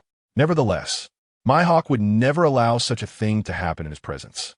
Since Perona was under his protection, her death would reflect his incompetence. Thinking this, Mihawk drew his sword and leaped in front of Dasuki, blocking him. At the moment their swords clashed, Mihawk felt something unusual. The power was undeniably natural and formidable. Part of this strength seemed to emanate from Dasuki's hand, while another part appeared to come from his sword. Both sides seemed to reach an understanding, which was surprising and puzzling. Mihawk was astonished. He could hardly believe what was happening. He then pushed Dasuki back. Dasuki stepped back twice, and upon seeing Mihawk make a move, he surprisingly remained calm. After all, Mihawk's strength was indeed impressive, and he knew he couldn't defeat him without Luffy's help. After considering this, Dasuki glanced at Perona and then at Mihawk, saying, I really didn't expect you to take action like this. However, your strength is indeed formidable, but I find it a bit challenging to defeat me. Regardless, Dasuki's words provoked some anger in Mihawk. After all, He was considered the greatest swordsman in the world. Being told such a thing by Tashigi made him respond, "I can see that your strength is impressive, and that sword in your hand seems to exude a hint of ferocity. Since that's the case, I want to challenge you." Having just drawn his sword, Mihawk and Tashigi found themselves in a tense standoff, ready to engage at any moment. Tashigi was now more aware than anyone else of how to proceed. Without hesitation, he prepared his attack and charged forward. Tashigi's speed was incredibly fast, making it hard to decipher his next move. Given the current situation, it was indeed difficult to grasp. No one knew the extent of Mihawk's true strength, nor did anyone know his limits. Thus, most who fought Mihawk ended up defeated. However, this time Mihawk was using all his strength. He knew Tashigi was not to be underestimated and realized that if he attacked carelessly, he could certainly lose. Therefore, Mihawk understood that to defeat Tashigi, he had to subdue the sword in his hand. With this thought in mind, he said little and engaged Tashigi in direct combat. Their duel was purely a contest of swordsmanship, looking particularly spectacular. Countering each other's moves was the essence of swordsmanship. Seeing this scene, Perona laughed heartily and was completely unconcerned. Perhaps she had narrowly escaped death at Tashigi's hands, yet she felt no fear. Perona knew that in such a situation, Mihawk would definitely assist her. So, she didn't need to worry. However, as she watched the competition between them, she remarked, "Mihawk, I think you should put in more effort in this battle. The strength of Admiral Chihong is formidable, and even my negative ghosts have no effect on him. So if you don't take this seriously, you won't win." Faced with Perona's mockery, Mihawk seemed completely unaffected, even appearing somewhat indifferent. This was because Mihawk knew his strength and swordsmanship were undoubtedly above that of Tashigi. He was well aware of how to respond in such a battle, so there was no sign of fear from him at all. Tashigi, on the other hand, was secretly smiling nearby, knowing that this battle would continue indefinitely, just like the previous ones. The fight between the two of them was becoming increasingly intense, essentially a stalemate. However, after Tashigi entered a tenfold amplification state, Mihawk still hadn't used his full strength. Initially, they were merely testing each other, as they were unfamiliar with each other's techniques. As they gained understanding, their exchanges sparked more vividly and beautifully. Tao Tu observed everything clearly. She acknowledged Tashigi's strength, but the extent of Mihawk's power was still uncertain. Previously, people had said Mihawk's strength reached the level of a general, almost without exception. Yet, from the current standpoint, it seemed like they were evenly matched, not achieving a complete balance. Seeing this, Tao Tu turned her focus to Perona. Given that Tao Tu was not weak herself, she was confident in dealing with Perona and would not allow her to continue mocking in this place. Thus, Tao Tu drew her sword from her waist, targeting Perona. At that moment, Perona anticipated the attack and swiftly spun in the air, retreating further away. "You should be considered a Navy commander, but since you refuse to state your name, don't blame me for being rude." It was clear that Perona was indeed an interesting person, always seeing things through to the end. She had no fear of battle, which Tao Tu appreciated. "I am Vice Admiral Tao Tu." "Oh, so that's it. Your purpose in coming here must be related to the missing Navy personnel." Of course, those Navy soldiers couldn't even defeat a gorilla, yet they planned to confront Mihawk? That's quite laughable. Upon hearing Perona's words, Tao Tu's expression darkened immediately. Regardless of the circumstances, these Navy soldiers were pillars of support. The fact that they were defeated by the guerrillas here, with none surviving to return, was indeed a headache. With this thought, Tao Tu asked, "What you just said really is a headache. However, we should have a great battle between us to see what your true strength is." After saying this, Tao Tu unsheathed her sword and charged at Perona. The battle between the two was much more exciting than that between Tashigi and Mihawk. After all, Perona's devil fruit had some strength, and they treated each other fairly. There was no clear winner. It was essentially a 50-50 fight. The frustrating part was that the battle between Tashigi and Mihawk felt somewhat lackluster. They had already seen each other's moves clearly. In combat or otherwise, they could instantly find each other's weaknesses. Thus, their swordsmanship duel lacked the so-called brilliance. Lu Feng watched everything Tashigi was doing and felt a bit awkward. Although he couldn't intervene, he subconsciously realized that Tashigi's strength was still significantly behind Mihawk's. After all, Mihawk's power was indeed shocking. As the world S #1 swordsman was no empty title.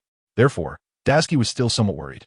Now that Dasuki had fully entered the tenfold amplification state, every move she made was incredibly smooth. Moreover, since Mihawk hadn't used his full strength, they were in a complete stalemate, with neither achieving victory. After nearly 20 minutes of fighting, Dasuki finally jumped out of the combat range. She felt that continuing like this would lead to no conclusion. Mihawk seemed to understand Dasuki's thoughts and lowered his sword. Seeing them shake hands, the battle with Perona also immediately resumed. Perona's negative ghosts had little effect on Tao 2, as she was about to become an adult and found it relatively easy to deal with someone like Perona, a devil fruit user. So far, both sides had reached a stalemate. Faced with the sudden halt of battle, both sides found themselves standing in their respective positions. Perona and Tao 2 were both panting heavily, as their fight had been the most intense. Dasuki and Mihawk's battle had not been as spectacular as imagined. I believe that continuing this fight will not solve anything, Dasuki said with a smile. Indeed, they had come here to resolve issues concerning the Navy headquarters. However, if they did not resolve the problem, Dasuki and Tao 2 would absolutely not return, nor could they just leave easily, which would be quite awkward. Upon hearing this, Mihawk smiled calmly. So how do you intend to resolve this issue? Didn't I make it clear before? The group from the Navy headquarters has nothing to do with me. Besides, their deaths here have no relation to me. I have no knowledge of it. Mihawk denied everything, but Dasuki could see that he should not be responsible for this. With that in mind, Dasuki felt somewhat embarrassed. The fleet admiral had instructed her to handle the situation, but now, it was clear that things were not as simple as imagined. She was still somewhat confused about what to do next. Well, if you don't want to admit it, it's not difficult. I just need to defeat you, and then everything will be fine, Dasuki said lightly. Dasuki knew better than anyone that if she could defeat Mihawk, she could certainly be considered a great swordsman. The worst off was Perona. At least in the hearts of swordsmen worldwide, her strength would be elevated further. This was a matter of reputation that Dasuki naturally wanted to challenge. However, even so, Mihawk still maintained his previous expression, his gothic attire appearing quite gentlemanly. I don't think that's a problem, but for us now, the battle must continue. However, I definitely won't go easy on you. Hawkeye's words are indeed true. During the recent battle with Dasuki, he did hold back a bit and didn't fully display his own strength, only using about 70 to 80% of his power. If he had fought with all his might, Dasuki might not have been able to withstand it all. After realizing this, Dasuki didn't hesitate any longer and was even prepared to take action directly. However, in that instant, the powerful observation haki allowed him to sense something unusual. It seemed that there was another group of people on this island. Each of them was exceptionally strong and gave off a terrifying aura. Moreover, Dasuki felt a sense of familiarity with the leader of this group. Red-haired Shanks, Dasuki said calmly. At this moment, Hawkeye had already sensed that someone was approaching, but he didn't expect it to be at this time. Shanks came directly with his crew, seemingly already aware of the situation here and coming to resolve it. No one really knows where Shanks appears. He is a legend in these waters, solving problems wherever he shows up without telling anyone beforehand. Only when he appears do people realize it's red-haired Shanks. Therefore, his sudden appearance shocked everyone, including Hawkeye and Mihawk, who was also surprised. He didn't expect Shanks to come here, which left him somewhat speechless and unsure of how to proceed. How did you come here? Mihawk asked Shanks directly. Well, I heard that Admiral Akainu came here to investigate the Navy's missing persons, so I came here to see if there was any conflict. Shanks' haki was absolute, and his conqueror's haki even made Perona and Tosaka feel a bit suppressed. After all, their strength was weak, and Perona was the weakest among them. So now, with Shanks' appearance, Perona was the most affected. However, due to her ghostly powers, she could share some of the burden, so she wouldn't have too many problems. Shanks stepped into the crowd and glanced at Dasuki, saying lightly, Admiral Akainu, the last time I saw you, it seemed your swordsmanship wasn't this strong. How did you improve so much in such a short time? Shanks was also a swordsmanship enthusiast. He often fought with Hawkeye, so they had a great understanding of each other and could even be considered close friends. Dasuki answered truthfully, there's no choice. If you want to survive in this new world, the most important thing is to continuously improve your strength. Not long ago, I went to Dressrosa and defeated Doflamingo, so my strength has increased significantly. Daisuke's response was indeed correct. At least he wasn't lying. Someone like red-haired Shanks didn't need to lie because it was unnecessary. Shanks smiled and nodded, looking quite happy. It was unclear what made him so joyful, but he seemed to see a glimmer of hope. At that moment, Hawkeye Mihawk felt a bit surprised. Could it be that they knew each other? Previously, Mihawk had only heard about their swordsmanship competition from the newspapers, which ended with Shanks' defeat. So one was a pirate, and the other was a Navy officer, but they couldn't possibly be this familiar with each other. Now, Hawkeye Mihawk looked even more puzzled. It seems your relationship is quite good, so what you should do now, Hawkeye, is to invite them both to leave. Hawkeye's words were indeed important. At least one wanted to be a gentleman and didn't want to fight without reason. Although the Navy officers had indeed died here, their relationship with him was minimal, and he was completely unaware of it. Therefore, Hawkeye's current thought was simple. As long as the Navy returned now, he didn't want any entanglements with them. He wanted to continue farming in this kingdom's ruins, which would be a beautiful thing. After thinking this through, Shanks nodded in agreement. Mihawk, of course. I came here to resolve such issues. Although I know it won't be easy to solve these problems, I will give it a try. Hearing this, Daisuke felt that Shanks' arrival was not as simple as it seemed. It appeared he had other intentions, but what those intentions were remained unclear to Daisuke. However, one thing was evident. Hawkeye came here to prevent war. He didn't want the conflict to escalate, which seemed to align with Daisuke's ideals. But Daisuke was a Navy officer and had received orders from his superiors to demand an explanation here. Thus, he couldn't just leave casually. Doing so would mean losing face for the Navy. Daisuke even questioned Shanks, red-haired Shanks, hearing you say this. Do you have any plans? You should see that I'm here to demand an explanation, and if there is no explanation, then I naturally want to leave. Daisuke's words were quite reasonable. In this situation, war was imminent. No one knew what would happen next. Therefore, it was best to resolve the conflict as soon as possible to avoid unnecessary troubles later. At this moment, Hawkeye laughed heartily and said loudly, "Give me face, Shanks. Let us all disperse now." After Shanks said this, he looked at the two of them. After all, this statement was quite shocking. Whether in the past or present, Shanks always liked to use this as his catchphrase. And sometimes it could indeed have a significant effect, especially since he was currently very strong. Hearing this, Daisuke smiled lightly. After all, he didn't care much about what Shanks had said. He felt there was a certain difference between them, so it was unnecessary to pay too much attention.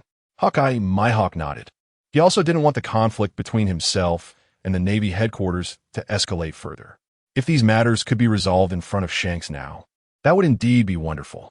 Listening to Hawkeye's attitude now, red-haired Shanks turned his head to look at Daisuke, hoping she could let it go and refrain from further comments on the matter. However, at this moment, Daisuke saw the situation and said, regarding your face, I really want to give it to you, but under these circumstances, it's really hard to do so. Admiral Sengoku has already given me orders that this matter must be resolved, and it's difficult for me too. Daisuke's words had effectively reached a dead end. To resolve the current conflicts, the main issue was to defeat Hawkeye, as that would solve all problems. Hearing Daisuke say this, Shanks' expression instantly darkened. After all, no one had ever dared to speak to him like that before, nor would anyone casually say such things. However, Daisuke was still inexperienced and did not place too much blame on Hawkeye. I know there are some conflicts between you, but such conflict can be completely resolved. Just as I mentioned earlier, if everyone goes their own way without any interference, then the Navy won't trouble Hawkeye, and Hawkeye won't do anything to the Navy. Wouldn't mutual understanding be better? Daisuke did not know why red-haired Shanks suddenly came here, but it was clear that this was premeditated. However, Daisuke completely could not accept what Shanks said. At the very least, she felt that Hawkeye needed to give a response, and she could not simply leave without reason. That absolutely wouldn't do. This matter had to be settled. Daisuke's statements were not without merit. There needed to be a solution to the current situation. If there was no good resolution, they could not just leave like this, as it would be quite humiliating. Moreover, since she had not completed the task assigned by Admiral Sengoku, if this matter were to leak out, she would definitely be ridiculed. Thinking of this, Daisuke naturally came to her own conclusion. She could not just leave based on what red-haired Shanks said. Hearing this, Shanks slightly nodded. At least Daisuke did not give him face. Recently, Daisuke had indeed been on a roll. In this recent period, She had accomplished things that others could not. Whether it was the four emperors or others, they had all been defeated by Tashigi. Therefore, red-haired Shanks knew what was going on with the young newcomers. I think such matters should be considered slowly. There's no need to rush into agreeing. So Shanks ordered his men to bring various delicacies from the ship and place them directly on the table. Thus, the three of them sat in three different directions. It seemed they should carefully consider what to do next, which is why Shanks set up such a banquet. Tashigi, seeing this, was slightly surprised and asked, "What does this mean? Regardless of the situation, our problems still need to be further resolved. What you're doing is of no use." Tashigi blurted this out. Shanks, however, remained calm and unhurried. At least, it could ensure the safety of both of them. After everything was settled, they could decide how to proceed. But Tashigi did not intend to leave. She had no intention of leaving at all. "It's fine.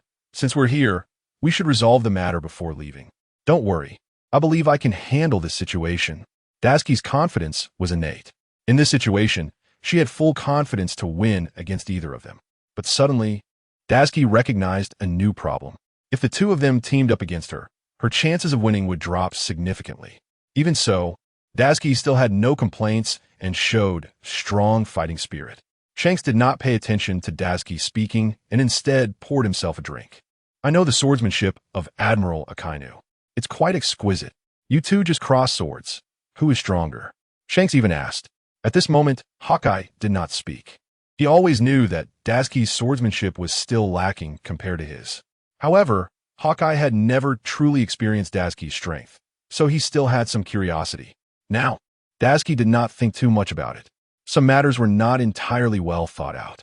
For instance, it was clear that a battle would occur between them, and Shanks' arrival would influence the future of that battle.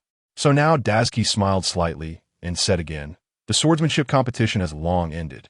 Who won or lost is no longer important. But you red-haired Shanks, what are you here for?"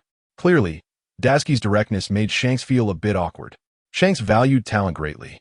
He had already anticipated the current situation, so he came here in advance to prevent such a tragedy.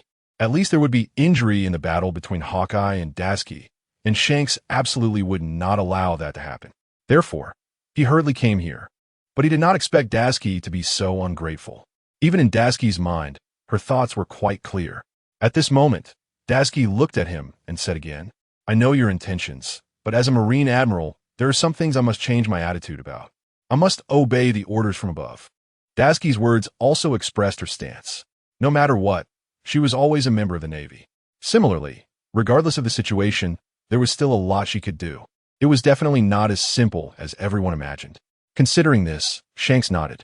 He knew that someone like Tashigi, being young, would definitely have significant development in the future, and such development would pose a great threat to pirates across the seas. So now Shanks slowly said, "I understand your thoughts, but there are some things I need to clarify with you."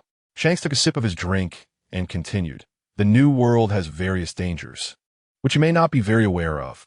But under such dangers, if you offend everyone, you will naturally find it impossible to escape. It will be better to find a way to save face. That would be much better." Shanks' words are not without merit. From the current perspective, he indeed has his own thoughts, and it is directed at Tashigi's current strength. 392 Beckman makes his appearance. It can even be seen as advice from someone with experience to a junior, which is completely reasonable. However, Tashigi doesn't seem to appreciate it. She understands the current situation very well. "Shanks, I understand what you're saying, but in a certain sense, there is still a fundamental opposition between us, so for now, the best course of action is to refrain from discussing too much. If we talk too much, it could lead to problems for both sides." It is clear that Tashigi has made up her mind about herself. No matter what anyone says, it almost feels futile. Shanks lets out a helpless sigh. It does seem to be the case. Tashigi now seems to possess the demeanor of a general. But in a certain sense, Tashigi appears to be drifting further away from him. Initially, Shanks thought that he and Tashigi could even become friends, as the justice Tashigi fought for was not different from what he believed in. At the very least, they could both do what they wanted on this grand path. But now it seems different. There are many circumstances that genuinely make things feel a bit inscrutable. After thinking this, Tashigi looked at him again and asked, "I know why you are here, but today we can only solve this with our fists." As Tashigi said this, The atmosphere became increasingly tense. Mihawk did not react, remaining perfectly still. After all, Mihawk is someone who has experienced great scenes, having gone through so much. He cannot be easily shaken. But at the same time, with Dasuki's words, the crew of the red-haired pirates became somewhat angry. After all, this group of people are all ruthless bandits.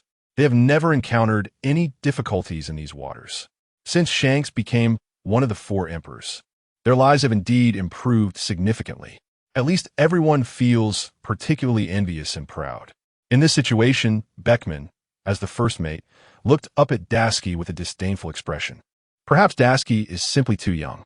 In this context, her youth gives off a bit of a junior vibe. Therefore, saying such things in this situation truly feels a bit unpleasant. Not only that, but Beckman also looked at Dasuki and muttered, "So you mean to threaten our captain?" It must be said that their strength is indeed considerable. Just with that one sentence, Dasuki felt that she was somewhat lacking in strength. She did not possess their imposing presence. Similarly, in this situation, it cannot effectively resolve the current problem. Dasuki then calmly smiled and replied, "No. What I really want to resolve here is the issue with Mihawk. As for others, I don't want to have too much interaction with them. That's my current thought." It must be said that after hearing her say this, Beckman felt even more displeased. At the very least, Mihawk came here with his own considerations, and wouldn't he just casually say anything else? So Beckman once again directed his gaze at Dasuki. "Although you had the upper hand in swordsmanship against our captain, I wonder what that really means. After all, such situations are common, and our captain did not use his full strength." Regardless, Beckman is now speaking his mind. It is clear that the red-haired Shanks did not use all his strength back then. Dasuki knew that was the case. After all, at that time, Dasuki was merely showcasing her swordsmanship and did not exert 100 of her ability. Considering this, Dasuki awkwardly smiled and replied, "You can say whatever you want, but today's matters can only be resolved this way." Dasuki's tone became increasingly stiff. Likewise, dealing with these pirates can only be done in this manner. Otherwise, they might really think they can bully her. Due to Dasuki's young age and her handling of matters not being as formidable as imagined, it is quite normal for everyone to bully her. Furthermore, although Dasuki is strong, she has experienced relatively few things. Therefore, everyone's recognition of her is not particularly high, which is why Beckman would speak to her so disrespectfully. Dasuki understands this, but she does not want to say much to such characters. Dasuki knows that Beckman is very strong, even comparable to any admiral. To a certain extent, his strength can definitely be considered at the level of a vice-emperor. However, Dasuki does not take it to heart. The battle must continue. It doesn't matter who she fights. Tosaka, seeing Beckman speak like this, felt it was somewhat inappropriate. "Beckman, do you really think it's appropriate to say that? Strength competitions are simply about who wins and who loses. How can you hold grudges after the fact like this?" It must be said that Tosaka's words indeed made Beckman shake his head, turning to look at Tosaka. "But so what? I believe I can handle a general like Dasuki myself." After saying this, it indeed became somewhat awkward. The tension between both sides was palpable, and the situation was on the verge of igniting. No one knew how it would ultimately conclude. In any case, Mihawk sat there as if he had seen it all before. He had long anticipated that such things would happen, so aside from drinking, he seemed somewhat sullen. At this moment, Perona looked at everyone preparing to fight and seemed a bit happy. "As a Marine Admiral, are you really not planning to make a move against so many of us? Isn't that particularly impressive for your Navy? Why is everyone suddenly silent?" Perona is quite talkative and casually speaks in such situations. Dasuki awkwardly nodded at this. At least from her heart, this approach can also resolve things. "Of course, if it comes to fighting, that's fine too. I believe I can take all of you down." Daki's words are indeed somewhat arrogant. The people in front of him are all formidable characters. Moreover, this group is indeed a bit terrifying, as they are all well-known figures at sea. Anyone who encounters this group would show them some respect. However, Daki's ability to say such things mainly gives off a sense of unconsciousness. I think if I were to say something like that, it shouldn't be too much of a problem. "Ben Beckman, if you want to fight me, then I accept your challenge this time." After finishing his words, Daki directly picked up the sword in his hand, raised his head to look at Beckman with a slight smile on his lips. At least in this battle, Daki certainly would not show weakness. Beckman, at this moment, drew his gun. He genuinely wanted to eliminate the Navy officer in front of him. Perhaps Daki's reputation has indeed spread throughout this sea area. All capable pirates hope to deal with the person in front of them. This is a common desire among everyone. And now Beckman is indeed one of them. He knows that Daki, as a naval admiral, should be one of the strongest figures in the Navy. If he can completely take out this pillar of the Navy, then the Navy would lose its bargaining chip in contending with so many people in the world. So his thoughts are very simple, and he intends to act here. Red-haired Shanks did not intervene with his vice captain. It is evident that Daki's recent actions have made Shanks feel somewhat uncomfortable. After all, many people would give him face. But Daki here completely disregards him. This is what has made it difficult for Shanks to accept until now. Peach Rabbit became even more nervous upon seeing this. At this point, it is very difficult to resolve such matters. If they want to resolve everything, they can only rely on force.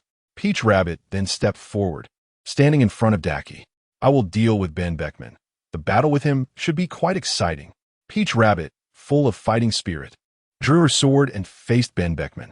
However, Ben Beckman noticed Peach Rabbit stepping in and looked at her with disdain while holding a cigarette. My current opponent is Daki, and I don't want to get entangled with you too much, so you better not stand in front of me, or else my gun will definitely take you down. Understand? After saying this, Ben Beckman smiled, seemingly not caring at all about Peach Rabbit. Peach Rabbit is not someone easy to bully, and she is quite strong. Hearing Ben Beckman say this, she snorted. If you defeat me, then I will take your words seriously, but if you can't defeat me, then I really do not recognize your strength as a vice admiral, and neither will anyone else. Ben Beckman laughed heartily. At least his strength was being questioned, which made him happy. As an important member of the red-haired pirates, no one has doubted his identity or strength for such a long time. Similarly, among the current 4 emperors at sea, he is the only one who is clearly a vice captain. So this identity should be second only to the 4 emperors. For a Navy Rear Admiral, Ben Beckman is absolutely confident, even fully confident that he can win. But I think you should still be cautious and at least show some gentlemanly demeanor. Red-haired Shanks then said with a smile. It must be said that the current situation indeed seems to be so. This gentlemanly demeanor is what Shanks wants. After listening, Ben Beckman also smiled. Don't worry, Captain. About such a person, I am sure I will defeat him and embarrass everyone. At this point, Peach Rabbit and Beckman began to fight. Their battle appeared exceptionally exciting, with both sides using their full strength from the very beginning.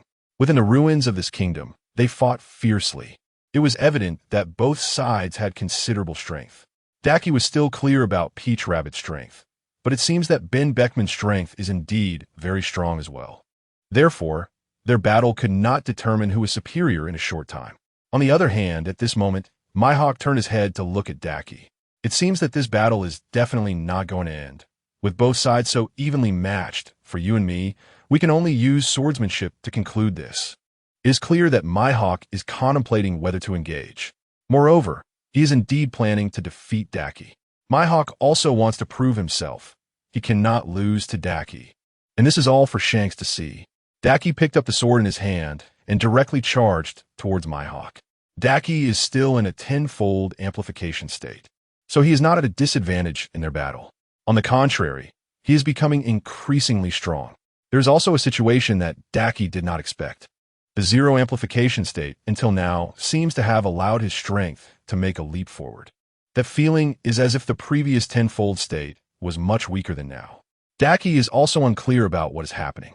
Due to Lufeng's amplification state providing only 0 times so far, Daki feels stronger now simply because his foundation has become stronger. Since the time he defeated Kaido, Daki's strength has been increasing almost every day. Up to now, his strength has grown very strong. Coupled with the tenfold amplification state, it has made him very formidable. In a confrontation with Mihawk, it indeed makes people feel that Daki is no longer an ordinary character. Red-haired Shanks is watching closely. He can see that Daki has indeed not exerted his maximum strength in the exchanges. But now, seeing Daki's rapid growth, he feels a bit of fear in his heart. A person like this, if he continues to grow, will undoubtedly become the most terrifying person in the future because you never know what he will become. Mihawk frowned as he looked at the battle in front of him. At this moment, Perona suddenly appeared in front of Mihawk. Their battle indeed looks endless, and neither side has produced a clear victor. If this continues, it is truly unknown how long they will fight. Perona should only have seen the surface, so she was unaware of how they would fight internally.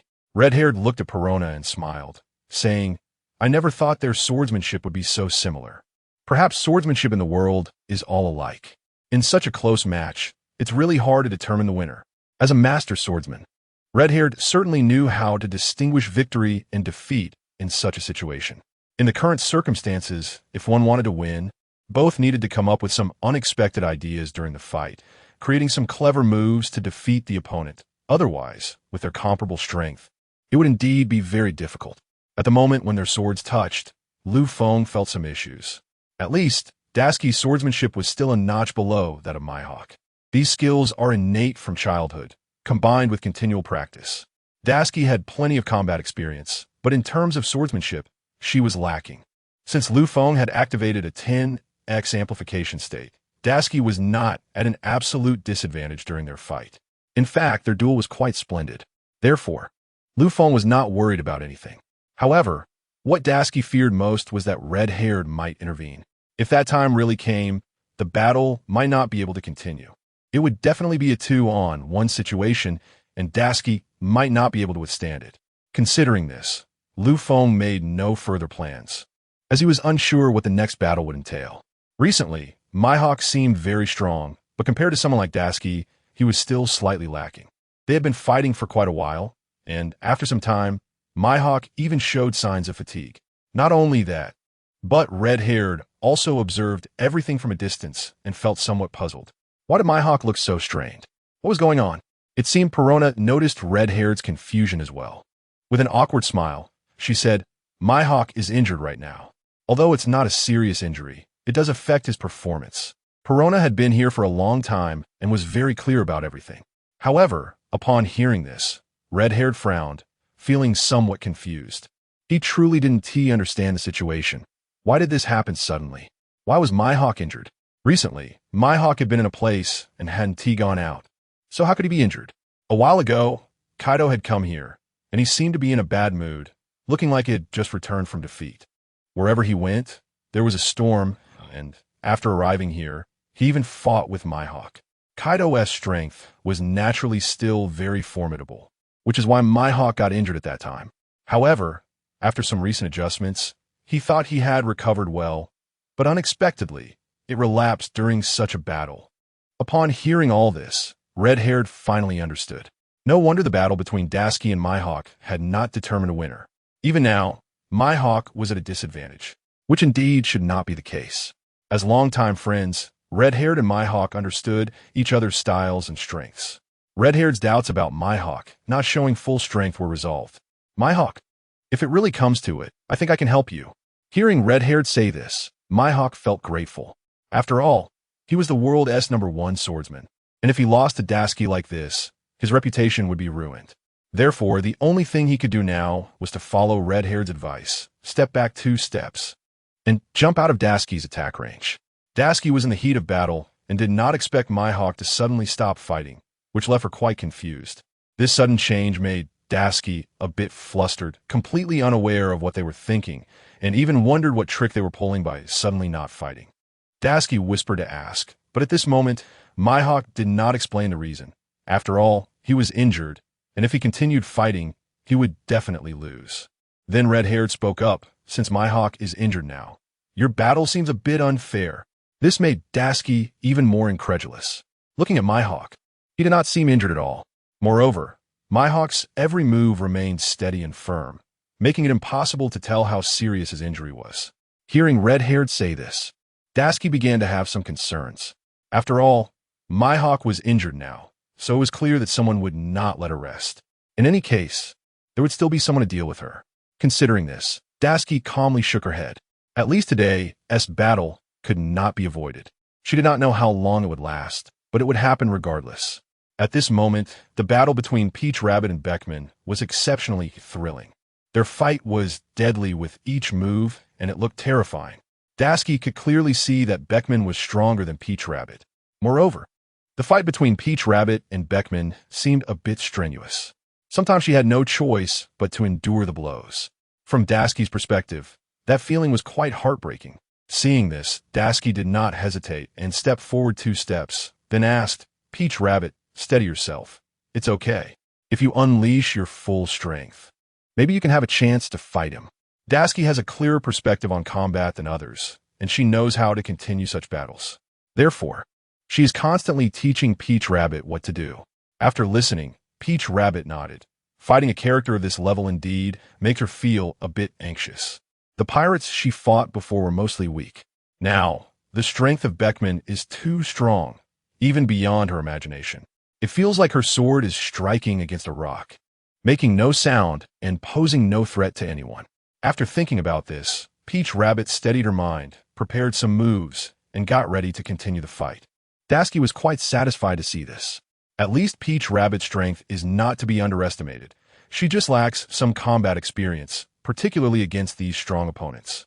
If she fights like this, it would certainly not be a problem, and she might even handle it with ease. Beckman was somewhat surprised by Peach Rabbit's current fighting condition. He hadn't expected her to be so agile, only slightly affected just now. "Now," he snorted and said with a smile, "I really didn't expect you to have such strength. You just didn't push it to the limit earlier. But since you're so strong, let me see just how impressive you really are." Beckman's fighting spirit was thoroughly ignited, and he felt an immense yearning for such a battle. It must be said that everyone on Shanks' ship is a bit of a weirdo. They all possess unique strengths and have a stronger desire for war than others. Especially when encountering formidable opponents, they truly long for such opportunities and never miss them. One can see from Shanks himself that he goes everywhere to test himself, just to prove his strength. Although he is now one of the 4 emperors of the sea, strength still needs further validation. Sometimes, even if you're strong, your strength may not meet other standards. In this sea, many still do not recognize your strength. Therefore, in such situations, the main thing is to prove your presence and let others recognize your abilities. After considering all this, Dasky could imagine what kind of people were on Shanks' ship.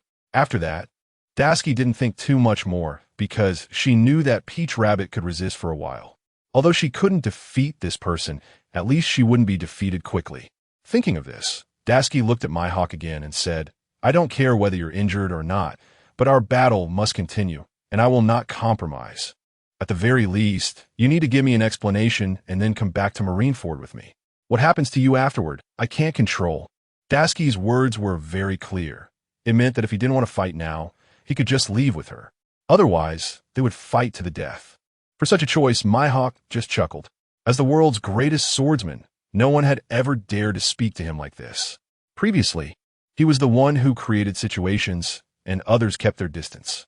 But now, this blonde girl actually dares to say such things, which is somewhat displeasing. But what could he do? He knew that once he set his mind on something, there would never be any problem. So saying she planned to take him away was a bit difficult given her strength. Dasky snorted. No matter how difficult it was, she would accomplish the task assigned to her. She came here for this primary purpose. Could it be that she would just return empty-handed? To be honest, she thought such a possibility was unlikely because even with so many people here, they might not be able to stop her. Dasky's pride is built on her strength. Although this person seems a bit unpleasant and somewhat arrogant, the reason for Dasky's confidence is that her strength is absolutely unmatched by others. So even if she makes such bold statements, others basically acknowledge them. If she hadn't defeated the other 2 emperors, then others would definitely find her arrogance particularly off-putting. But Dasky has indeed achieved what others cannot. After thinking about this, Dasky calmly smiled and said, "So, how do you consider this matter?" At this moment, Mihawk didn't know what to say. He looked up at Dasky with anger on his face, knowing that he was definitely superior to her in swordsmanship. But what could he do? Due to his injury, he couldn't fight with full strength. Mihawk shook his head, still picking up his sword, knowing that this battle had to continue and no one else could help. Shanks, seeing Mihawk's moment of hesitation, stepped forward and stood in front of Dasky, saying, "I think I can actually help him in this situation. Clearly, from the very beginning, I hoped you would give me some face and that this matter could be resolved quickly. But since you didn't choose that, I can only help him deal with you, Navy." Shanks frowned, the scar on his face appearing even deeper. It seems that Shanks indeed has his own considerations. He really wants to help Mihawk. From the very beginning, when Shanks arrived here, Dasky could basically foresee this situation. She didn't expect it to turn out this way. Dasky awkwardly smiled again and said, "So, you plan to help him directly, huh?" Dashky's words were not particularly problematic. At least Hawkeye would definitely do so. Of course, you may sometimes be unclear about what our relationship is like, but now I can fully tell you that Hawkeye and I have been old friends for many years. So I will definitely help in the situation. After Red-Haired said this, it indeed made people feel a bit angry. At least he has now taken a stand. He even directly intended to go against the Navy. This is what made Dashky a little angry at this moment. Dashky smiled calmly. She knew how to deal with such people. She was clearer than anyone else. Over such a long time, she had indeed made a name for herself in these waters. So there were really many challengers, not just him.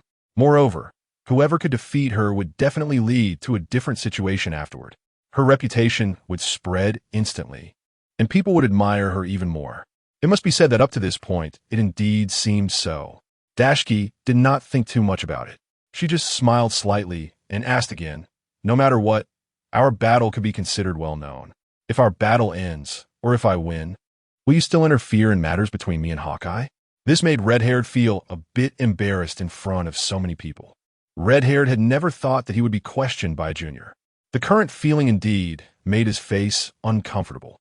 It must be said that after hearing everything Dashky said, Red-Haired laughed heartily, and his laughter was somewhat reckless, even a bit frightening. It seemed Red-Haired thought of something happy. It was unclear what made him laugh so joyfully. However, seeing this, Dashky shook her head and calmly said, "So, how do you consider what I just told you?" Indeed, according to Dashky, things are really different. Perhaps what Dashky asked was the main point. In today's environment, wanting to win is indeed very difficult. It is hard for Dashky to win, and even harder for the opponent to win. Thus, in this situation, both sides have somewhat reached a stalemate. For this reason, Dashky continued, "I have thought about this clearly too. In terms of combat levels, perhaps both of you are indeed stronger than me. But in terms of practical experience, I think I may not lose to you." Dashky looked at Red-Haired with a questioning expression. At least, Dashky knew better than anyone that such battles would definitely have injuries and deaths. If she were slightly careless and got seriously injured here, it would indeed be very unpleasant. At least Dashky now felt that she would definitely not fail against Red-Haired. Red-Haired smiled calmly, and then said again, "Since that's the case, let's fight. I lost to you before, but I absolutely won't let that happen again." It must be said that Red-Haired directly drew his sword and swung it at Dashky. Due to the events that Red-Haired had caused previously, which had spread widely in the New World, he had been brooding over this matter, certainly wanting to find a suitable opportunity to kill Dashky. For 100 did not use his full strength, and now such an opportunity has already arrived. So Red-Haired Shanks will definitely not miss it. Dashky can tell that Red-Haired Shanks is indeed quite aggressive right now. There is a high possibility that he wants to take down Dashky directly or even eliminate her quickly. Dashky knows this better than anyone else. However, Dashky is not a useless person. She knows how to deal with the two of them, and she has noticed that Mihawk beside her is also restless. No one knows if Mihawk will launch a surprise attack, and all of this is uncertain. Therefore, the main thing now is to keep a close watch on the surroundings. The battle between Ben Beckman and Peach Rabbit does not seem to have such a disparity in strength anymore. Beckman is also holding back his moves and not using lethal force. After all, there is no enmity between him and Peach Rabbit. Their current positions are just different. So, Ben Beckman finds it somewhat easier to fight. This, however, puts Peach Rabbit in a difficult position, as her strength is indeed the weakest among everyone. Therefore, in this battle process, she is constantly accumulating some experience for herself. At the same time, it also makes her feel a bit uncomfortable. This discomfort has existed from the very beginning. Peach Rabbit feels that many of the things she learned before have not been fully utilized now. Thus, she feels particularly uneasy. But in reality, it is like this. It is impossible for you to perform at 100 like in training. Peach Rabbit is well aware of this. So during the battle between the two sides, Peach Rabbit is learning while fighting, intending to learn more from it. Therefore, their battle appears somewhat sloppy, not as exciting as imagined. Dashky glanced back and saw that the rabbit was not in mortal danger, which is why she fought quietly. Initially, Tashigi did not anticipate this kind of situation. After all, when they first arrived here, there were only Mihawk and Perona. So they did not consider that red-haired Shanks would come here. But when red-haired arrived, everyone was shocked. Tashigi was the most surprised because she knew that if she wanted to leave, it would be relatively easy, but Peach Rabbit was different. Therefore, Tashigi is still somewhat worried about this situation. At least she feels a bit uncertain about what the future holds. At this moment, Mihawk's sword has charged over directly, very quickly, and much stronger than before. It is clear that in his previous battle with Tashigi, he did not use all his strength. But now, even if he uses all his strength in the battle with Tashigi, it may not yield any benefits. After such a long time, Tashigi has indeed learned a lot. In every battle with each person, she has gained a lot of knowledge, so things are indeed somewhat different now. After thinking of this, Tashigi looked at red-haired, and then her sword clashed with his. Soon, they were locked in a fierce battle. From afar, Mihawk watched all this and even frowned. It is obvious that everything is about him, but he did not expect that red-haired would fight on his behalf. This indeed made Mihawk feel somewhat uncomfortable now, because Mihawk has always been alone. No one knows exactly why. Perhaps it is safer for him to be alone, without too many concerns. As the world's greatest swordsman, Mihawk has experienced countless battles. Therefore, this time he still would not have any problems. He looked at Tashigi in front of him, and even considered rushing over to help. He does not want to owe red-haired a favor, which is why he is considering doing this. However, he also knows that red-haired prefers to fight alone and never lets others participate.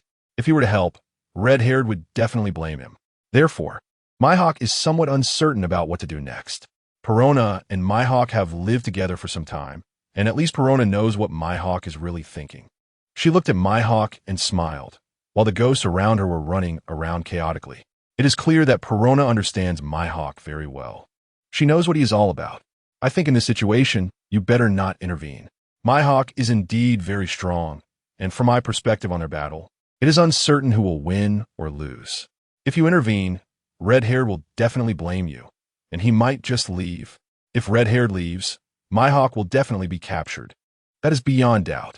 After thinking of this, Mihawk turned to look at Perona, seemingly agreeing with her words.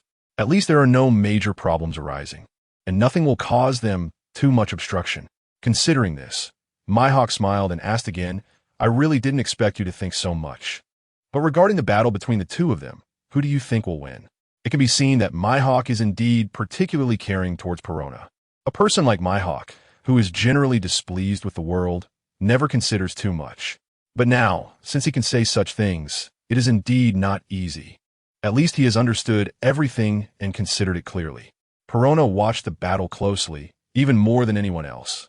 However, she is still unclear about how it will ultimately turn out. Perona's strength is not particularly strong, and to some extent, this has greatly impacted her limits. Since living here for so long, she hasn't learned much. After all, Mihawk has been providing for her, and even years later, Perona now looks somewhat out of shape. Therefore, she knows nothing about the battle situation this time. She really is somewhat unclear. It is evident that both of them are strong. But who is stronger is definitely hard to say, and I don't know. After hearing this, Hawkeye nodded. When it comes to battles, no one knows what will happen next. Anyway, Hawkeye can see that red-haired Shanks seems to have the upper hand, and if this continues, his strength will only grow, even surpassing that of Dazbones. Red-haired Shanks has always been a person with a deep hidden nature. For a long time, he has done little and has been quietly assembling his own crew. By now, he has formed a powerful crew of the 4 emperors, which indeed surprises everyone. However, the fact that Shanks can attain the position of an emperor indicates that his strength is extraordinary. Moreover, over all this time, red-haired Shanks has rarely encountered defeats. Hawkeye was puzzled about this situation. No one knows the full extent of Shanks' abilities, but it is also unclear why he directly achieved the position of an emperor, which indeed seems abrupt. Hawkeye knows that Shanks' strength is indeed formidable. He believes that if he hadn't been injured, he could have dealt with Dazbones. However, since his injury, it has become impossible for him to recover to his best condition. Therefore, it is a pity for him now as he watches the battle between Dazbones and red-haired Shanks, feeling that he could absolutely step in if he could. It must be said that Dazbones is now feeling the pressure that Shanks is exerting, because Shanks' strength has always been there. He might have given Dazbones some illusions in the past, thinking that Shanks' strength was not that impressive. But now it is indeed different. Shanks is perceived as somewhat terrifying, and his overwhelming conqueror's haki makes people feel a bit flustered. Even with Dazbones activating a tenfold boost, he still feels somewhat anxious. This is the aura brought by a strong person. Dazbones now understands that this time, red-haired Shanks will not hold back. He will definitely use all his strength to defeat him, especially that outstanding conqueror's haki, which truly makes one feel overwhelmed. It is also particularly frightening. It must be said that Shanks' strength is indeed worthy of being an emperor. Many people have previously questioned his strength, believing he didn't deserve such a title. But in Dazbones' eyes, he sees little difference between Shanks and Charlotte Linlin. At least their levels of strength are almost comparable. Seeing this, Dazbones looked up at Shanks and smiled slightly, saying, "This conqueror's haki is indeed very strong. It seems I should respond carefully." Dazbones then casually remarked that he knows better than anyone about this situation. The reason red-haired Shanks can have his place among the four emperors is that he is indeed a strong person, and he is definitely not a kind one. Therefore, Dazbones is now feeling somewhat tense. Facing such a formidable opponent, she will not hold back. Red-haired Shanks possesses top-tier haki, and now it indeed looks somewhat different. Once that conqueror's haki spreads out, many people began to retreat, because they also know that hidden behind this conqueror's haki is absolute danger. If they are not careful, they could easily be harmed by Shanks' conqueror's haki, so it is natural for them to retreat. Dazbones, however, did not think too much about it, and stood her ground without moving. Luffy has already felt Shanks' conqueror's haki and believes that this haki is indeed exceptionally strong. If he wants to defeat him, he should consider further strategies. Luffy even thinks he should think of other ways. Otherwise, it would definitely not work. After thinking this, Shanks looked at Dazbones with a hearty laugh, and the scar on his face became even more pronounced. "Well, I have fought with the Navy's admirals before, but their strength seems quite ordinary compared to you, and now that you are ready to challenge me, let us continue. I definitely won't disappoint you." After Shanks finished speaking, he swung the sword in his hand directly at her. With the damage from the sword combined with the impact of Conqueror's haki, it surged towards Dazbones. At this moment, Dazbones felt that things might not end well. The strength is indeed formidable. Although she activated a tenfold boost, it may not be enough to contend with him. However, at this moment, she cannot retreat. After all, everything she has done here is according to Sengoku's orders. If she cannot complete this task, then she truly would be unworthy of being a Navy admiral. Thinking of this, Dazbones did not hesitate and directly positioned her sword horizontally in front of her. However, given the situation, it seems unnecessary because red-haired Shanks' strength is simply too strong, which is somewhat terrifying. Therefore, everyone thinks that Dazbones' defense may lead to serious injuries. At least that is how everyone considers it. The battle between Tontada and Beckman is still ongoing. Beckman has not directly defeated Tontada because he does not want to kill this Navy rear admiral. At least by delaying Tontada here, there is red-haired Shanks fighting elsewhere, so everything is under control and there are no problems. Beckman has immense trust in Shanks, after all. He is their captain. This captain truly gives them unlimited possibilities, so everyone in the red-haired pirates trusts Shanks greatly. Therefore, they leave this battle directly to Shanks, believing he will handle it without issue. So they merely watch quietly from the side, even providing no assistance at all. At this moment, Perona, watching from the side, feels a bit sorry for Dazbones. After all, Dazbones is a woman, and facing so many opponents alone does feel somewhat outnumbered. Isn't this a bit too much? Even though she is a Navy admiral, winning against her in a one-on-one situation would be good. I think our method of taking turns to attack is really inappropriate. Perona's words were only expressed in the context of humanitarianism. The specifics of this are unclear to anyone. It is possible that she suddenly had a moment of conscience, or perhaps a different topic came to mind. These are all possibilities. However, Mihawk snorted through his nose, realizing that he had completely failed in his identity as the world's greatest swordsman. At least in front of Daisuke, he no longer had much of an advantage. After thinking this, Mihawk further stated, "But what does it matter? After all, he came here to capture me, so if we don't resolve this, there will still be many problems for us. By now, Mihawk seemed to have clarified his thoughts. As long as Tashigi was dealt with, everything would be fine. Perona helplessly smirked at Mihawk's thoughts. Although somewhat strange, it was still within reason.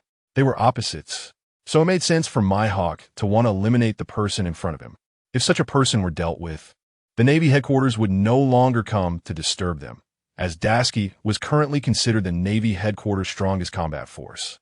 After Tashigi blocked Shanks' attack, she even felt a bit numb in her arms. It felt as if an endless power surged directly into her body, and even a slight movement caused some pain. Tashigi did not expect Shanks to be this strong, although everyone usually teased him about being the face fruit user. At this moment, it felt somewhat helpless. 404. His strength is well hidden. You never truly know how strong he is, and you can never anticipate the kind of damage he might inflict on you. It remains an unknown. At that moment, Tashigi struggled to stand up and looked at Shanks, raising her sword once again. She would not back down. She had come here with a purpose and could not retreat here, as that would indeed be quite embarrassing. Shanks had also used all his strength this time, expecting to defeat Tashigi outright, but did not expect her to be so tenacious. From this perspective, it seemed she could continue fighting. However, in such a level of battle, one could die at any moment, so she needed to be prepared. It must be said that Shanks' words indeed had his own considerations. At least, there was nothing wrong with saying such things. After thinking this, Tashigi calmly smiled and wiped the blood from the corner of her mouth. The previous clash had indeed caused her significant damage, so wiping the blood was quite normal. Do you really think I would admit defeat like this? To be honest, I am quite curious about your strength, but now I must also show my own power. At that point, who wins and who loses is still uncertain. No one expected Tashigi to say such words now. At least in this clash, it was clear that there was still a gap between Tashigi and Shanks. However, Tashigi's current mindset indeed made it hard for others to agree with her. Even with a hint of failure, she still chose not to give up and launched a second attack on Shanks. Lu Feng had not yet made his move because he knew he needed to consider the upcoming battle in this situation. It was impossible to reveal one's strength right away. Doing so would lead to significant consequences and be detrimental to Tashigi's body. Only after Tashigi endured such an impact could she absorb the enemy's strength, allowing her to gradually adapt. This was the best way. So Lu Feng was clear in his thinking. Not moving was indeed the right choice. However, Tashigi's attack this time seemed somewhat reckless. She leaped into the air, raising her sword above her head and striking down fiercely. Those around her were even more surprised at this scene. It felt like a moth flying into a flame. Perhaps such an attack would not pose much threat to Shanks. This might be the essence of Shanks' strength. A person who is usually very stable can definitely show his strongest power at a crucial moment. Shanks' strength lies in how others cannot see through him, allowing him to hide his strength very well.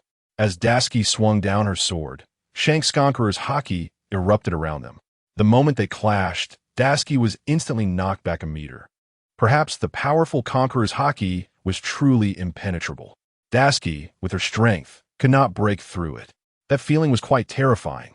Tashigi stood up again, while Shanks did not rush to attack. Perhaps in Shanks' heart, he held great admiration for someone like Tashigi. After all, a young girl with such impressive sword skills and strength is rare in the world. Therefore, Shanks truly appreciated such a powerful individual. He did not want to directly take the life of this Marine Admiral. Up until now, Shanks had not had many conflicts with the Navy headquarters. He did not want to create huge contradictions in this situation, as it would make it impossible for his entire pirate crew to continue living in the new world. Shanks had a better understanding of the situation than others. At least he was intelligent. He knew what to do, unlike Kaido or Charlotte Limlin, who only knew how to act recklessly. After thinking about this, Shanks awkwardly smiled. He really did not expect that after my 2 attacks, she could still stand up. But looking at it now, what does it matter? Your attacks have no effect on me. In the face of my powerful Conqueror's haki, you are truly no match. Red-haired Shanks' words indeed sounded a bit sarcastic. Tashigi didn't mind, as he knew that defeating the person in front of him made the mocking remarks meaningless. So Tashigi stood up directly, his sword slightly moving in his hand. Lu Feng had already considered how to resolve the situation before him. Relying solely on the tenfold amplification state wouldn't help against this group of people. He would still need to rely on himself. Although absorbing these fruits might have some adverse effects on Tashigi, he didn't care anymore. Lu Feng had just understood Shanks' aura very clearly, and even if there were adverse effects, they were still minimal. So Lu Feng stood up directly, positioning himself in front of everyone. No one expected a sword to stand there on its own, without any controller. Shanks furrowed his brows because he knew that the reason Charlotte Linlin and Kaido were defeated before was because of this sword. No one knew how magical this sword truly was, and now it seemed a bit different. Previously, Shanks had never thought that this sword could have any unusual circumstances. During his battle with Tashigi, he had also used his sword color to feel the condition of this sword. At that time, he found nothing unusual and even thought everything was normal, not as powerful as everyone claimed. But now it did seem different because the appearance of this sword had made Shanks fully prepared. After doing all this, Lu Feng transformed into a wisp of green smoke, revealing his soul form. Since absorbing the soul fruit from Charlotte Linlin, Tashigi had gained his own soul state. Although the state couldn't directly take human form, it was already quite good. It allowed people to know that this sword had a soul. After seeing this, Shanks quietly asked again with his sword, "I've heard that this sword is particularly sinister, but today I want to see what makes this sword so special." Now, Shanks indeed had his own thoughts. He knew how to proceed with this situation and how to respond. At the very least, he had to defeat Tashigi to prove that he was the strongest among the Yonko. It must be said that Tashigi now understood that Lu Feng was doing this to protect him. Without Lu Feng, he really wouldn't be able to defeat the red-haired man in front of him. So Tashigi didn't say much, quietly standing there and feeling everything. 406 defeating red-haired Shanks. Because Tashigi really couldn't do much right now. He could only wait for Lu Feng to have an extraordinary performance at the right moment, so that Tashigi could shine. Shanks stood there, shaking his head slightly. He noticed that the sword hadn't moved. Similarly, that soul state seemed to be observing everything without much thought. The two sides were in a standoff, neither moving. Shanks couldn't help but feel that continuing to drag this out would definitely benefit Tashigi and his side. So without hesitation, Shanks swung the sword in his hand towards Lu Feng, with the Conqueror's Haki enveloping Lu Feng completely. Lu Feng began to absorb this powerful Conqueror's Haki with all his strength. At the same time, Lu Feng felt that this Conqueror's Haki was absolutely different. The top-tier Conqueror's Haki was indeed enviable. Absorbing such Conqueror's Haki was Lu Feng's only consideration up to now. It must be said that Lu Feng indeed accomplished this. As he maximized his efforts to absorb the Conqueror's Haki, he felt that his body was becoming increasingly inflated. Even a mist of his soul state slowly began to expand. Meanwhile, Shanks' attack landed on Lu Feng. Lu Feng merely spun around twice and then plunged into the ground, remaining motionless. After Shanks resolved everything, he was stunned. He never expected such a result. At least this outcome was somewhat unbelievable to him. He hadn't considered why this sword would counterattack him. Moreover, it even had the potential to defeat him. Had this sword really given up? Shanks couldn't believe it, nor could he accept it. He didn't think Lu Feng's strength was just this. Not only Shanks, but even Tashigi was somewhat surprised. Tashigi hadn't expected such a result either. At least she wouldn't think Lu Feng would fail like this. She had been with Lu Feng since they left Road Town. However, no matter before or now, Lu Feng had never disappointed her. But would he really let her down now? Tashigi absolutely couldn't believe it. But in that instant, Lu Feng moved again and then soared into the air. He then landed steadily in Tashigi's hands. Everything seemed as it was, without any significant anomalies. In this scenario, everyone looked on in disbelief. No one knew what had happened.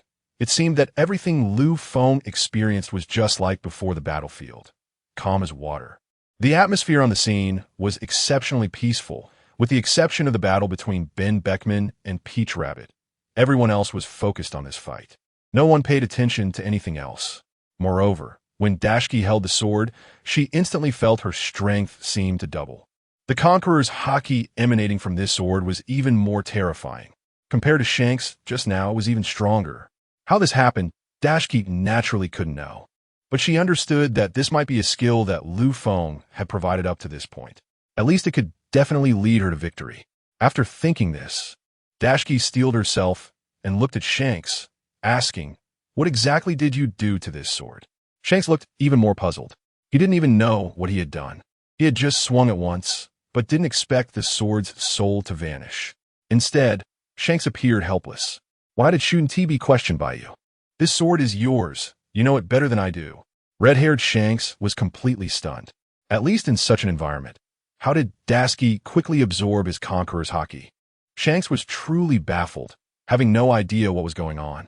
He knew that facing this opponent was indeed quite tricky. Hawkeye, watching from a distance, frowned even deeper. He then picked up his sword and walked over. He always knew that facing such a strong enemy, Shanks alone might not be able to handle it.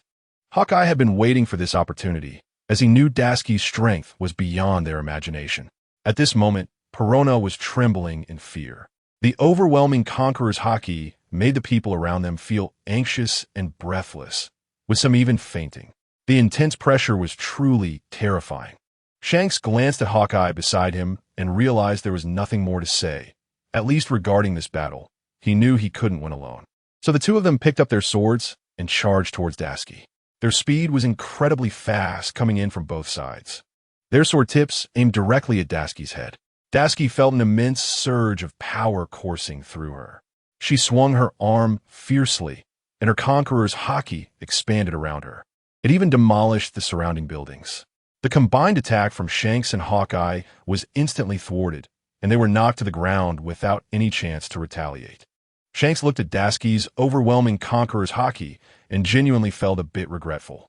Had he known it would come to this, he really shouldn't have gotten involved. Everything felt terrifying compared to himself. Hawkeye closed his eyes and loosened his grip on his sword. The opponent's strength was too great, and he truly had no way to deal with her. Moreover, as Dashiki's top-tier conqueror's haki was unleashed, everyone around them fell to the ground, including Peach Rabbit. Though her injury was the lightest, because Dashiki intentionally weakened the haki's effect on her. "It seems you really are strong. The future of the new world belongs to you," Shanks said helplessly. Dashiki's current strength completely overwhelmed the others, leaving everyone astonished. They had no idea Dashiki was so powerful, reaching a level that felt somewhat terrifying. Nonetheless, Dashiki seemed unfazed. Although this group had some grievances against her, there was nothing more to say now, especially facing the two before her. Dashiki calmly asked, "If we could have resolved things properly before, it wouldn't have come to this. Yet you chose to challenge my limits, and this is your outcome." Hearing Dashiki's words, Shanks and Hawkeye exchanged glances, followed by an endless bitter smile. For the two of them, it was indeed unexpected to find themselves in this situation, especially for Shanks, who believed his strength was already formidable. He thought he could defeat someone like Dashiki. Although he had lost in their previous encounter, he hadn't used all his strength then, and his conqueror's haki hadn't reached its peak. After all, they were competing in swordsmanship at that time. But now, having used his proud conqueror's haki, he found it utterly ineffective against Dashiki. What exactly is going on? Although we've lost, we accept our defeat. But can you clarify everything for me? Can you tell me why I lost? Upon hearing this, Dashiki did not respond. She would never divulge the reasons behind her sword. She didn't want everyone to know the full situation. At least, she had won based on her own strength. If it were anyone else, such a scenario would have been impossible. At this moment, Lu Feng's soul state, shrouded in blue smoke, gradually disappeared. He had fully returned to his sword and, after absorbing the top-tier conqueror's haki, felt increasingly invigorated. He was undoubtedly the happiest one. This conqueror's haki was so powerful that it could be easily wielded, which would certainly terrify those around. Therefore, Lu Feng was also very pleased to have extracted such strength. The others under Shanks felt overwhelmed. Shanks' conqueror's haki was quite strong. On the ship, Shanks never used such power. At least, he had never used such a potent conqueror's haki. But this time was different.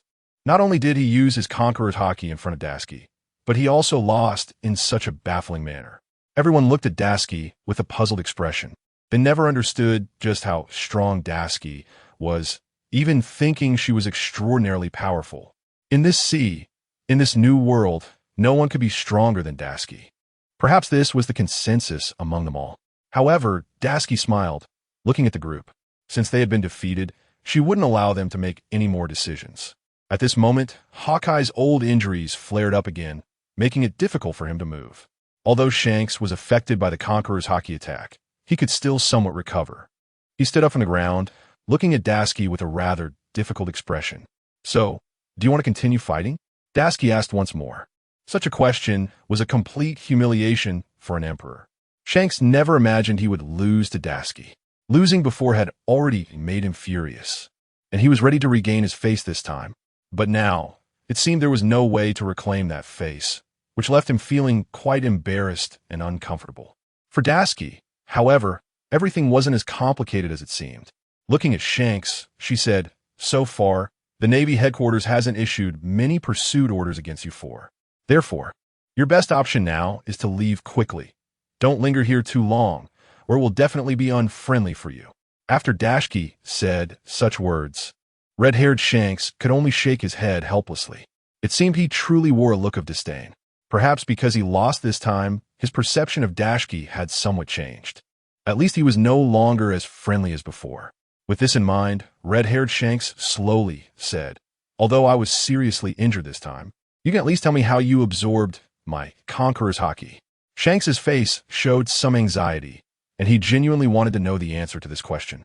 Upon hearing this, Dasky pointed at the sword in her hand. "Everything you want to know is in this sword. At least this sword can solve all problems." Up until now, Shanks really had a newfound respect for this sword. Initially, when the two were clashing, Shanks didn't think much of it, and even found the sword to be quite ordinary. However, now the effects brought by this sword were undeniably powerful. No one knew how much greater its impact would be in the future. Thus, Shanks found himself captivated by the sword, even developing a fondness for it. But the sword's owner would always be Dasky, unrelated to Shanks. It seemed Dasky had also noticed Shanks's thoughts. Her expression darkened, and she awkwardly smiled. "This sword has been with me since the beginning in Road Town, and by now, we have reached a state of mutual understanding.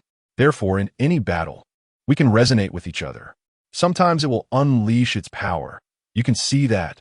Hearing this, Shanks nodded slightly. He understood that he was not underestimating her, nor was he holding back his full strength. He simply lost. There were no excuses. With this thought, Dasky didn't dwell on it further and directly sought out Peach Rabbit. Since Peach Rabbit had just been subjected to an attack of Conqueror's Haki, although not severely injured, her body was still slightly damaged, with her skin already cut. However, Peach Rabbit was excited because she witnessed Dasky's different level of strength and also saw such a powerful ability user. For Peach Rabbit, it was absolutely thrilling to see such strength in the Navy. Now, Peach Rabbit approached and said, "What do you need me to do?" She knew that at this point, she really couldn't do much and could only assist Dasky. However, she was content with this, as having such a powerful superior provided her with the greatest assurance. "Tie up Mihawk with ropes and take him to the deep-sea prison." Dasky's words were quite straightforward, but at least what she was doing was entirely reasonable. This was precisely the task Admiral Sengoku had given to Dasky. Now, Dasky only awkwardly smiled, and even she was unsure of what to do next. So, she could only proceed as previously planned and take him to the deep-sea prison. For someone like Dracula Mihawk, the world's greatest swordsman, if he were to be imprisoned, the strength of the Navy headquarters would instantly elevate to a whole new level. At the very least, everyone would look at them with new respect, and there would be no doubt about that. With this in mind, Peach Rabbit found some ropes. They had prepared these tools when they arrived here. At that time, Peach Rabbit had even asked if they could capture Mihawk. Dasky had confidently said yes. Therefore, Peach Rabbit didn't think too much and proceeded as Dasky had suggested. After resolving the current situation, they completely tied up Mihawk. However, red-haired Shanks felt somewhat reluctant. He believed that if it were up to his own strength, he could still save his friend. But when he tried to make a move, he was grabbed by Beckman, who wouldn't allow him to act. Beckman was still somewhat rational. Although he wasn't as powerful as Shanks in the face of top-tier Conqueror's Haki, he was considered an advisor for the red-haired pirates. He had decisive authority on many matters. So in this situation, he really didn't want Shanks to take any risks. "What? Are we just going to watch Mihawk get captured?" Shanks asked in confusion. "Of course, I know this situation is hard for you to accept, but under these circumstances, I think this is already a very good outcome. At least we are not injured. It must be said that so far, Beckman was fully invested in the red-haired pirates and didn't he care about anyone else. Captain, you've seen Dashiki's strength just now. It really is too strong. If we were to act now, we might not even be their match. So, if we continue to linger here, it's possible that none of us on the ship will be able to leave. You should consider that too. This statement from Ben Beckman is still somewhat reasonable. Perhaps red-haired Shanks sometimes acts impulsively, but he is truly exceptionally nice to his friends. However, Ben Beckman is definitely someone who understands Shanks. He knows that in such situations, Shanks needs someone to give him a calming potion to prevent him from making rash decisions. At this moment, Shanks also saw Mihawk shaking his head towards him, and he had to admit that, up until now, he was left speechless. At the very least, he was defeated by Das Bonez, which was somewhat expected. Since Das Bonez arrived, Mihawk knew he might not be a match for him. Mihawk understood even more clearly that even if he wasn't injured, he still might not be a match for Das Bonez. That is the most terrifying aspect of the situation. Therefore, he never expected that Shanks would come here to help him. Initially, he even had a little hope. At least he hoped to defeat Das Bonez and drive the Navy away. However, he did not anticipate the sheer strength of Das Bonez. A super conqueror's haki nearly defeated everyone. The feeling was truly maddening. It must be said that now Mihawk also understands his own fate. The outcome for each of the 7 warlords of the sea is not good. At least some are dead, some are injured. Aside from these individuals, most have already been imprisoned in the undersea prison. Once imprisoned and impelled down, it is very difficult to escape. Even if one does escape, they will become a laughingstock in the world. So now that Mihawk has realized all of this, if he were to be captured, he would definitely not choose to escape. Especially in this situation, he could never drag Shanks down with him. Thinking of this, Mihawk slowly said, I have considered all of this very clearly. I know how things should be handled, so you members of the red-haired pirates have nothing to do with me. Leave quickly. If you can defeat Das Bonez later, you can try again. If there's no opportunity, then forget it. After all, she is too strong. After saying this, Mihawk no longer paid attention to anyone else. Shanks had no choice but to prepare to leave with his crew. After all, this was yet another defeat for him. As he was leaving, Shanks looked at Das Bonez and repeatedly urged, I know your strength is very strong, but for me, I believe I can defeat you. Although I cannot now, I will definitely be able to later. Das Bonez smiled in response, of course, if you have such thoughts, you can certainly try. But next time we meet, you definitely won't have such good luck. At that time, it might be you who gets caught. Das Bonez spoke quite firmly, and in this situation, it was necessary to be a bit tough. At least everyone understood what this really meant. After thinking of all this, Das Bonez had little more to consider. At least she felt that everything had been done quite well. With the red-haired pirates having completely retreated, they had now captured Mihawk. This could be considered the task entrusted to her by Admiral Sengoku. However, Perona at this moment appeared somewhat timid. At least the previous conqueror's haki had caused her quite a bit of harm. Due to Perona's relatively weak strength, she felt too weak in front of them. Now, Perona was even feeling a bit dazed, just having regained consciousness. What was going on? What was this powerful conqueror's haki all about? Perona looked helpless. Now that Mihawk had been captured, and they were going to send him to impel down, it seemed that she had little to do with him. So it was best to clarify what their relationship was. Otherwise, they would take her along too. After this was said, before Perona could respond, Mihawk directly said, I have nothing to do with her, so you don't need to capture her. It's completely useless. With Mihawk saying this, it basically made it clear that they had little connection. However, Das Bonez could hear that at least Mihawk was protecting Perona here. He didn't want Perona to be harmed in this incident. Perona was deeply moved to tears, but even so, she watched as Das Bonez and Trafalgar Law pressed Mihawk away from his huge castle. After they left, they found that the outside was somewhat different from before. At least now, the guerrillas around them were rushing in with knives. It must be said that this was somewhat tricky for their group. When Das Bonez and Trafalgar Law first arrived here, they encountered this group of guerrillas. Their solution at that time was to fight their way through.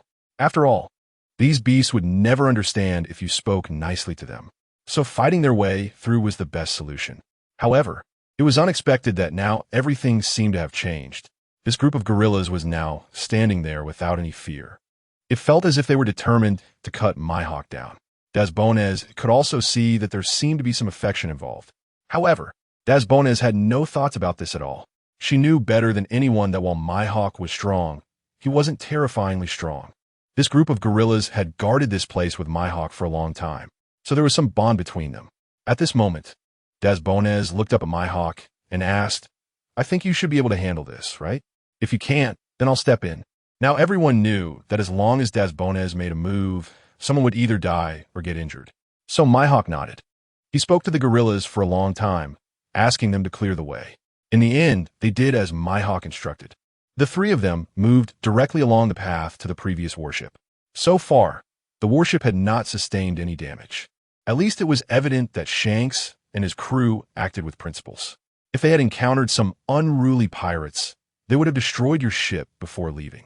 Such pirates are certainly despised by everyone, but it seems they did not do so. Considering this, Dasbones smiled calmly and then directly boarded Mihawk onto the ship. Thus, the ship continued on its way to impel down. While on the ship, Dasbones immediately called Sengoku. "How is it? How has the situation with Mihawk been resolved?" Admiral Sengoku even asked first, not giving Dasbones a chance to speak. Of course, it was resolved quickly. For a powerhouse like Mihawk, it definitely required my intervention. Otherwise, no one could handle it. Dasuki is now speaking with a touch of arrogance, but also with a hint of humor. Sengoku nodded after listening. At least the fleet admiral is clear that it is normal for Dasuki to handle such matters, but he really fears for her safety. Up to now, Dasuki has been the strongest force at the Navy headquarters. So if something happens to such a powerful individual midway, it would be hard for Fleet Admiral Sengoku to explain. At the very least, many would blame them, which is understandable. Therefore, Sengoku really feels helpless and can only place all his hopes on Dasuki. Watching Dasuki return safely makes Sengoku particularly happy. Well then, did you encounter any other issues along the way? Of course we encountered other issues. For example, we actually fought with red-haired Shanks. With Dasuki's words, Fleet Admiral Sengoku was completely stunned. He never expected that during the pursuit of Mihawk, Dasuki would also fight Shanks. If that's the case, Dasuki truly seems invincible, which is indeed somewhat frightening. So how did the battle turn out for you? Of course, I defeated them all. Is there a problem with that? Kaido and Charlotte Linlin are not my opponents. So what can just red-haired Shanks do? Although Dasuki's tone was somewhat arrogant, she indeed has the capital to back it up. As a Marine Admiral, if she didn't have such capital, then she truly would be wasting her position. Fleet Admiral Sengoku took a deep breath. He didn't expect things to turn out like this. Nevertheless, he nodded even more vigorously, feeling increasingly impressed by Dasuki. He admired her bravery and the fact that she dared to do anything at such a young age. But how did you manage to defeat Shanks? The reason he is strong is that his Conqueror's Haki is top-notch, and having that top-tier Conqueror's Haki allows him to intimidate his opponents. Of course, I used the same method. His Conqueror's Haki is strong, but mine is not weak either, so at the moment we confronted each other, he couldn't withstand me, which is why I defeated him. You also used Conqueror's Haki? Fleet Admiral Sengoku was taken aback, unable to fully imagine the scene at that moment. Of course, I had already reported most of this to you beforehand. Next, I will send someone to take Mihawk to impel down. Dutsuki, holding Adin Mushi, looked into the distance. Perhaps under this clear sky, she really doesn't know when they will arrive, but she has no intention of leaving the New World. There are endless adventures waiting for her here. It's much better than sorting documents at the Navy headquarters. After hearing everything Dasuki recounted, Fleet Admiral Sengoku took notes. So what are your considerations going forward? By now, I think it should be possible for you to return. The 7 warlords of the sea have basically been dealt with, so there is no major threat left for us in the New World. If you return now, that would be great. What Sengoku said is quite normal, at least as Dasuki mentioned. He also doesn't want Dasuki to encounter any major issues in the New World. The situation in the New World is always changing rapidly. No one knows what will happen next. Dasuki, of course, is also unclear. However, the only thing Dasuki knows now is that she cannot directly leave the New World for the time being, although she may not do much here. At least in a sense, the 7 warlords of the sea have basically been dealt with. The remaining ones are very few. Similarly, although the 4 emperors have some enmity with her, they won't directly seek trouble with her here. After all, she's the one who caused them great trouble. Thinking of this, Daisuke smiled slightly. Listening to Sengoku, Daisuke replied, "Actually, you should know better than I do. The world has stabilized somewhat by now, and there shouldn't be any major incidents happening anymore. At least the 7 warlords of the sea won't cause chaos in the near future." After hearing this, Fleet Admiral Sengoku nodded slightly. Sengoku understands the overall situation better than anyone else.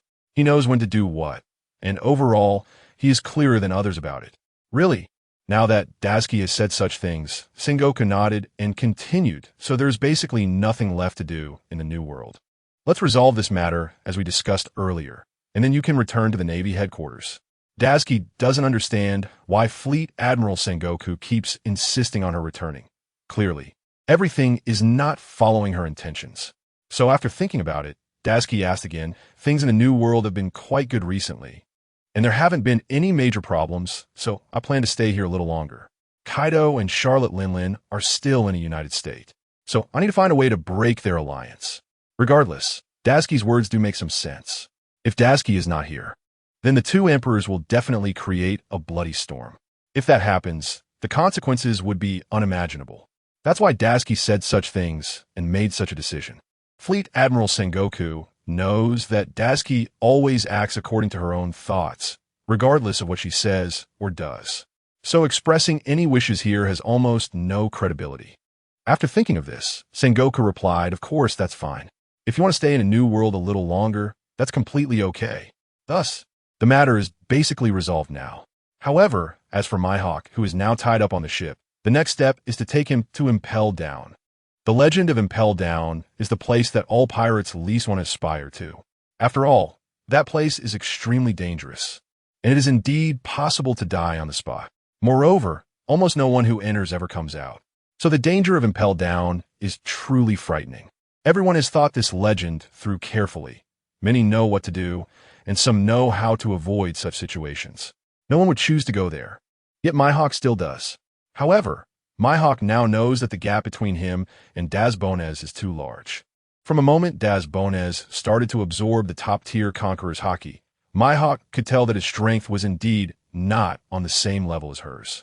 And now, since he is bound on the warship, Mihawk has nothing to say. At this moment, Perona arrives with tears in her eyes. Having lived with Mihawk for some time, she feels grateful to him. So coming here now is a farewell. The reason Dazbones did not capture Perona is that she is different from Mihawk. Although Perona is a pirate, Dazbones has some reservations and does not intend to do anything to her. However, seeing Perona come over, Dazbones cheerfully asks, "What does this mean? Are you planning to join Mihawk in entering the underwater prison directly?" Perona hurriedly shakes her head, indicating that this is not the case. With a laugh, she says, "How could that be? I only came here to send Mihawk off. After all, we have lived together for so long. So I feel a bit uncomfortable." Perona's words are not problematic. At least she knows that it would be impossible to come here alone based on her own experience. So she is just here for a temporary farewell. Mihawk is still as unyielding as ever. "It doesn't matter. Although I am being taken to Impel Down, it won't be too much of a problem. I can still live normally there." Tears flowed down Perona's face. After all, they have lived together for a long time and have developed feelings for each other. Dazbones does not let them talk for too long. After all, Mihawk is an important prisoner, and Dazbones is straightforward, directly pushing Mihawk into the ship's cabin. Then she turns to Perona and says, "I think you don't need to say anything more now. For now, I advise you to leave quickly. If you stay here too long, I will definitely not be polite to you." Dazbones' words are not problematic. Although she leaves some room for interpretation, they still leave people puzzled. No one knows what Dazbones' words really mean. Perona watches the entire warship leave with a pout, then returns to the ruins of the kingdom stationed here. She even hopes to stay here for a long time, so that there won't be too many problems in the future. She waits here, hoping to see Mihawk return one day. After Dazbones and the others leave, Peach Rabbit has almost prepared everything. So far, there shouldn't be too many problems arising. Basically, the matters in the cabin are all manageable under Peach Rabbit's care. However, the only difference is that Mihawk has not said a word until now. It seems somewhat incomprehensible. Are you regretting that our battle ended in failure? Dazbones asked with a smile. Perhaps everyone knows that this war would surely end in failure, as Dazbones' strength is simply too strong. They could only do their best to face her. Therefore, it is not surprising that they lost. There is no regret. Your strength is indeed very strong, and now it seems even stronger than your sword, emphasizing a kind of power that I cannot resist. Hawkeye casually acknowledged Dazki's strength. After all, Dazki had already gained everyone's recognition up to this point. This alone shows where the strongest power lies. So amidst everyone's acknowledgement, Dazki simply smiled calmly. She didn't say much more, as she naturally had her own considerations in mind. However, Dazki unexpectedly rejected all of Sengoku's requests, which meant she was definitely not going back. Just then, Sengoku sent someone to fetch Hawkeye. After all, a person of Hawkeye's caliber needed someone formidable to take over. Otherwise, it could easily lead to problems. Once Hawkeye was taken away, Dazki and the others had nothing to worry about and instead felt particularly at ease, especially Momotatsu. The last time they had a confrontation at Hawkeye's castle, Momotatsu felt completely out of sorts, as her strength was the weakest among them. At that time, she realized what she needed to do. Now, with nothing much to do, Momotatsu planned to have Dazki improve everyone's strength. After all, aside from Dazki, the others were indeed quite weak. Although some of them had a basic grasp of Haki, many were not particularly proficient in it. So Momotatsu was now full of enthusiasm. The group drifted at sea, temporarily unprepared for their next move, knowing they would inevitably encounter some pirate ships. Only by eliminating these pirate ships would they be free of worries. So for now, everyone was indifferent to anything else.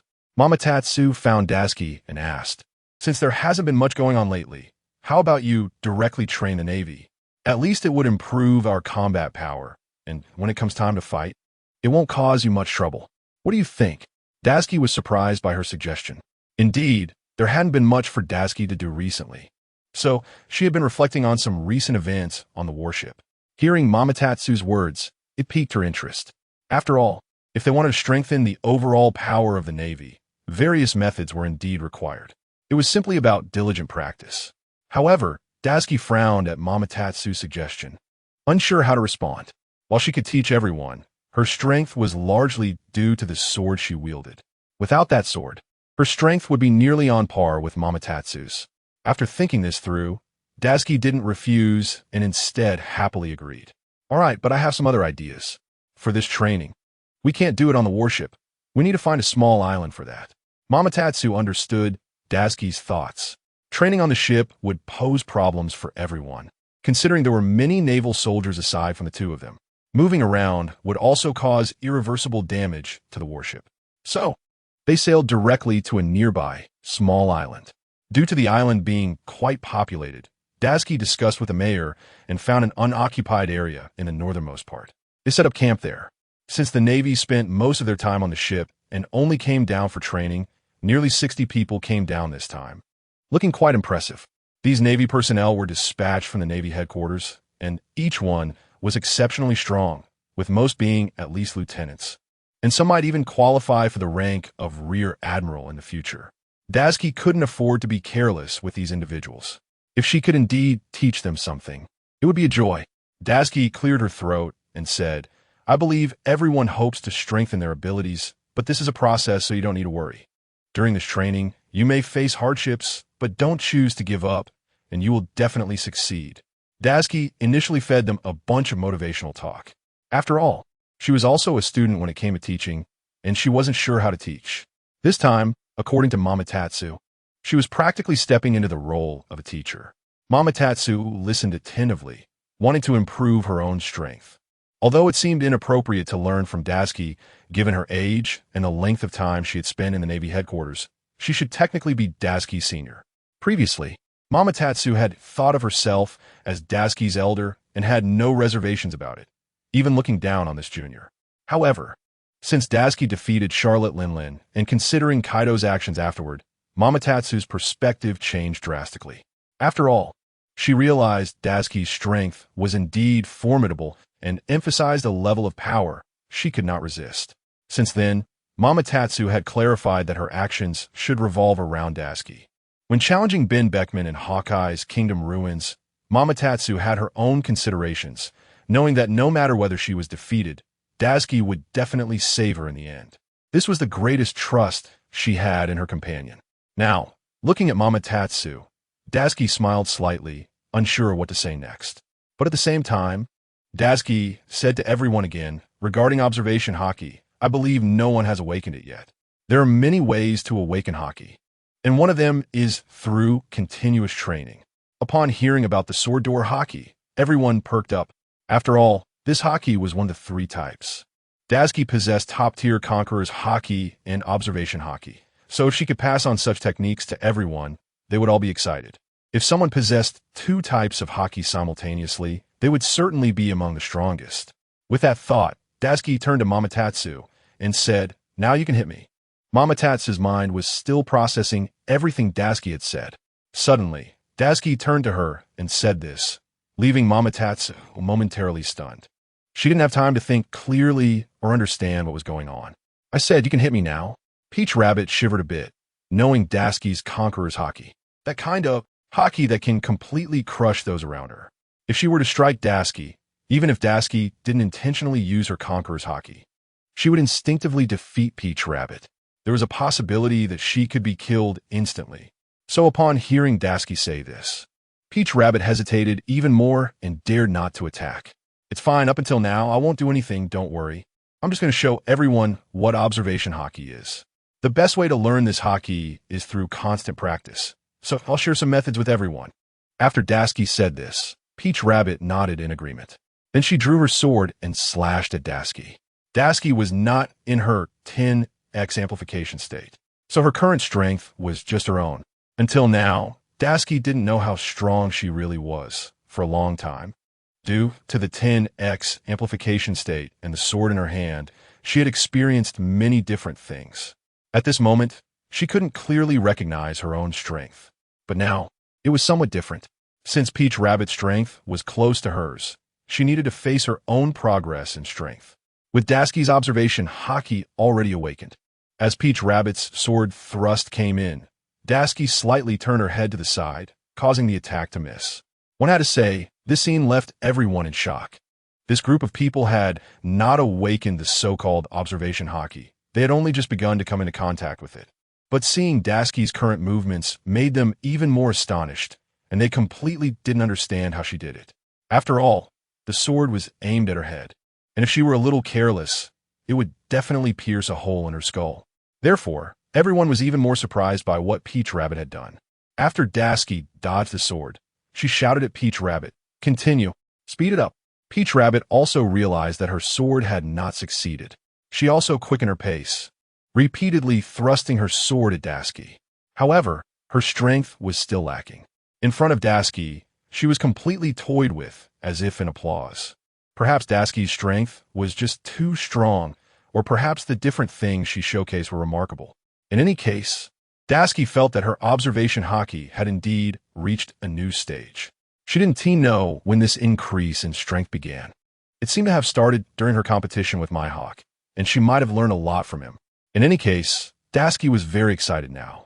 Having learned so much and improved her strength, this was indeed a good choice. Thinking of this, Daisuke didn't show too much defense. She stepped back, drawing her sword. The moment the arrow was drawn, it shimmered brilliantly. This sword had borne too many legends. Moreover, in this new world, it had already established its own unique way of passing down. A sword seemed capable of conquering everyone in the world. This was already a grand legend, and no one could verify how it came to be. As Daisuke drew her sword and began to battle Peach Rabbit, the two exchanged blows. Looking like a mere swordsmanship competition, seemingly without anything too unusual. However, the only difference now was that Peach Rabbit felt Daisuke was holding back. She could clearly feel that Daisuke was not using all her strength in every move, even only using half of her techniques. So Peach Rabbit learned while fighting, seemingly gaining a new understanding of swordsmanship. The two fought for about a minute before stopping. During this battle, Daisuke had basically demonstrated the practical application of observation haki. After their practical training was completed, Daisuke looked at everyone and said, "Just now, when we fought, you all saw clearly. After all, the speed was slowed down, and we both touched upon observation haki. Peach Rabbit, your swordsmanship haki is about to awaken. Although this thing is innate and has a certain relationship with talent, continuous practice afterward is also fine. Dasuki thought for a moment, looking toward the sea. Now it's quite simple. Actually, I think we can handle this training in the simplest way. You all stand on the shore and use the guns in your hands to catch fish. What? Stand on the shore and catch fish? Yes, exactly. Dasuki blurted out. Especially on such a beach, fish are hardly visible in shallow water. If one stands on the shore to catch fish, it requires keen eyesight. However, this group of people felt somewhat helpless upon hearing this. Each person should catch 10 fish, and after finishing, they could take the fish to bed and sleep. According to Dasuki's current arrangement, everyone is lined up by the seaside, staring into the depths of the sea. This group of people has a slight understanding of haki, as they possess some armed color. Some individuals have observation haki, but it's just ordinary and hasn't reached a profound level, yet they can see farther than those without haki. Through continuous training, they can enhance their strength. Dasuki herself isn't sure if this training method is effective, but at least it's a way. Peach Rabbit didn't do this because she knows she still has to follow Dasuki. Especially on this island, no one knows what might happen next. Following Dasuki should prevent any mishaps. At least she can help Dasuki reference some matters, as this is her original intention in following Dasuki. Initially, Dasuki didn't have the idea of training these soldiers from the Navy headquarters. These soldiers have all risen through the ranks and are quite strong. Furthermore, it seems that this whole situation is entirely different from what she initially considered, which is somewhat surprising. Dasuki thought for a moment, hesitated a little, and seemed to contemplate for a while before finally agreeing to what Peach Rabbit said. Since there was no issue with what Peach Rabbit mentioned, Dasuki understood the situation, so she told the soldiers about the method to awaken observation haki. Whether observation haki can be awakened depends on their own talent. After all, shooting fish from such a distance is indeed quite difficult. Thus, Dasuki still has some reservations about them. Among the more than 60 soldiers on the warship, only a few are likely to awaken observation haki, as it's really too challenging. Thinking about this, Dasuki didn't dwell on it too much. The odds are indeed quite slim. No one knows whether they can succeed or not. In any case, Dasuki isn't overly concerned right now. She and Peach Rabbit went straight to the town. The town was quite nice and bustling. When Dasuki and Peach Rabbit arrived, they even ran into the town mayor. The mayor mentioned that things haven't been particularly pleasant lately. There have been quite a few issues arising in the town. Hearing this, Dasuki was somewhat surprised. Recently, it was clear that the sea was calm, and there were very few pirates around. So, how could things not be going well? After thinking for a moment, Dasuki asked again, "To be honest, what's going on?" "It's nothing much, just about the kingdom of all nations." Dasuki was taken aback. She didn't know what this was about or where this kingdom was, but it sounded somewhat profound. "What do you mean by that? Where is this kingdom?" "It's the country founded by Charlotte Linlin, and it encompasses all nations. Although it doesn't have 10,000, she calls it the kingdom of all nations to showcase her status. They've been causing trouble everywhere, burning, killing, and plundering, which is indeed quite annoying." The mayor sighed at this point. For someone in his position, this situation was indeed difficult to handle. They lacked the strength to stop these pirates. After hearing this, Dasuki asked, "So you're saying that dealing with the kingdom involve a lot of troublesome matters, right?" "Of course. That Charlotte Linlin is one of the 4 emperors and very powerful. Moreover, the strength of the kingdom of all nations is indeed a significant problem." After listening to this, Dasuki calmly shook her head. Perhaps the recent actions of the kingdom of all nations have indeed been somewhat irritating. If a suitable opportunity arises, everything must be resolved thoroughly. Dasuki nodded, indicating her agreement. At least she agreed to help the mayor solve the current issue. The mayor, upon hearing this, was somewhat incredulous because Dasuki was dressed in beautiful clothes and wasn't wearing a navy cloak. So, he didn't know her exact identity. Anyone would have doubts about someone like Dasuki, and the mayor was no exception. He blinked and asked, "What exactly is going on? You say you want to help us deal with the kingdom of all nations, but I think it might be quite challenging." Upon hearing this, Dasuki nodded. If they want to take down the kingdom entirely, it would indeed be difficult. There are many strong individuals here, and completely resolving it is not easy at all. Thinking of this, Dasuki said again, Actually, I think to solve this issue, the main thing is to defeat all the powerful individuals within. Without the users of those devil fruits, their strength will be quite weak. What Tashigi said is quite reasonable. At least she pointed out the reason behind the matter. However, it is still challenging. The Navy headquarters has been paying attention to the kingdom of all nations, but so far, there has been no action. So whether everything can be resolved is truly uncertain. Hearing the mayor express such sentiments was indeed somewhat frustrating. Perhaps until now, they do not trust anyone, only believing in themselves. I know you're the Navy, but your strength may not be very strong. So when it comes to confronting them, you may be particularly weak and might lose. The mayor spoke the truth, even addressing Tashigi directly. They had no idea about Tashigi's strength, which is why they would say such things. Tashigi smiled calmly after hearing this, not thinking too much of it. She immediately called Admiral Sengoku. When Admiral Sengoku received Tashigi's call, he was quite surprised. After all, Tashigi yearned for freedom and never initiated calls to him. Now with this sudden change, it truly surprised him. What happened? Is something wrong? This was Admiral Sengoku's first reaction. Tashigi smiled and said, "No, nothing at all. Recently, it's been quite peaceful." Admiral Sengoku felt somewhat reassured upon hearing this. It must be said that Tashigi is capable of doing anything. No one knows what exactly is going on in her mind. "So, what are you calling me for now?" Sengoku had no idea. "Regarding the soldiers on the warship, I have recently been training them, so you don't have to worry about them at all. Once a few of these soldiers completely awaken their observation haki, they will be able to take on important responsibilities." Tashigi's words did not directly mention the world government. At the very least, she did not want Sengoku to worry too much. If she could solve a problem herself, she would never bring it to others. This has always been Tashigi's style. Upon hearing this, Sengoku slightly shook his head, unable to believe everything Tashigi had just said. However, after Tashigi finished speaking, he was quite surprised. He really didn't expect you to know about training soldiers. The soldiers at sea are basically elite Navy troops, and they all know how to use haki. So if they can awaken their observation haki, it would indeed elevate your fleet's strength to another level. Regardless, Sengoku's words completely acknowledged all of this. After hearing this, Tashigi replied, "Of course. These people's strength is quite impressive, and they are currently training by the sea. However, it is still somewhat difficult to fully awaken. After all, continuous training is necessary to achieve results." Meanwhile, Admiral Sengoku seemed to feel that Tashigi couldn't possibly be just saying these things to him. He also sensed that there were some things Tashigi seemed hesitant to mention. "Your call shouldn't just be about this. Is there something else?" Sometimes, Admiral Sengoku understood everything about Tashigi.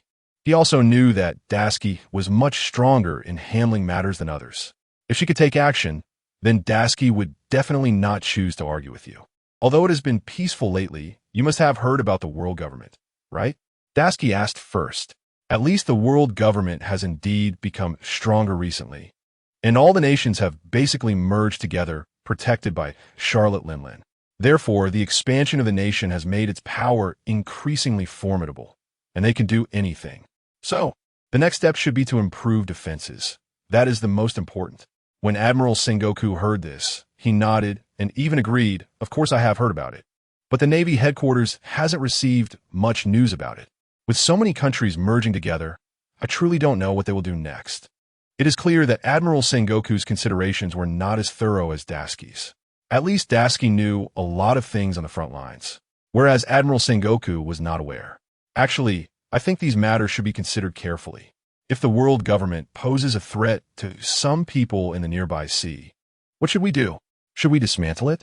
The world government's power has indeed become too inflated, and the Navy headquarters does not have a clear trigger to take them down. What is needed now is precisely such an opportunity."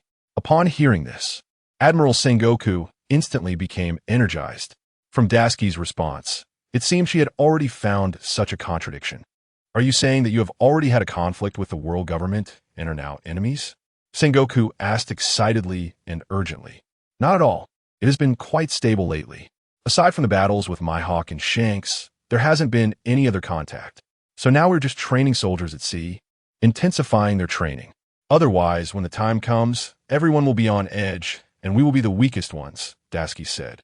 It seems that Dasuki has a good grasp of the situation now, knowing to prepare for the worst, which made Sengoku quite pleased. Since there is nothing, then the world government should still be approached cautiously. I know you are very strong. Defeating the 4 emperors is not a problem. However, there are too many experts within the world government. If everyone gathers together, that would be the most difficult. After hearing this, Dasuki smiled calmly. If it can be eradicated, then the next matters will be worry-free. I believe I can handle it completely. Regardless, Dasuki had her own considerations, and her grasp of the situation was much stronger than others. She knew that, for such a nation, the absence of someone like Charlotte Linlin as a sole figure meant that the world government's collapse was only a matter of time. Therefore, Dasuki knew exactly what she needed to do next. After considering this, Admiral Sengoku originally intended to repeatedly block her and even advised Dasuki to be cautious. However, after thinking it over, he decided to let it go. Dasuki's strength is top-notch. Even if there are many people in the world government, it does not seem to greatly affect her. In fact, it might even ignite Dasuki's fighting spirit, making her more courageous in battle. As for the current situation, Admiral Sengoku felt helpless. However, if Dasuki were to take action, everything would be foolproof. The Navy headquarters had previously been considering who would deal with the world government. At first, Sengoku did not intend to let Dasuki go first because she had just dealt with Mihawk and Doflamingo. If he assigned this task to her as well, it would be somewhat overwhelming. No matter how good Dasuki's temper is, she might not be able to accept so many tasks. Almost all tasks from the Navy headquarters were piled onto Dasuki, which is unacceptable for anyone. Therefore, Sengoku would not decide to place all the tasks on Dasuki's shoulders.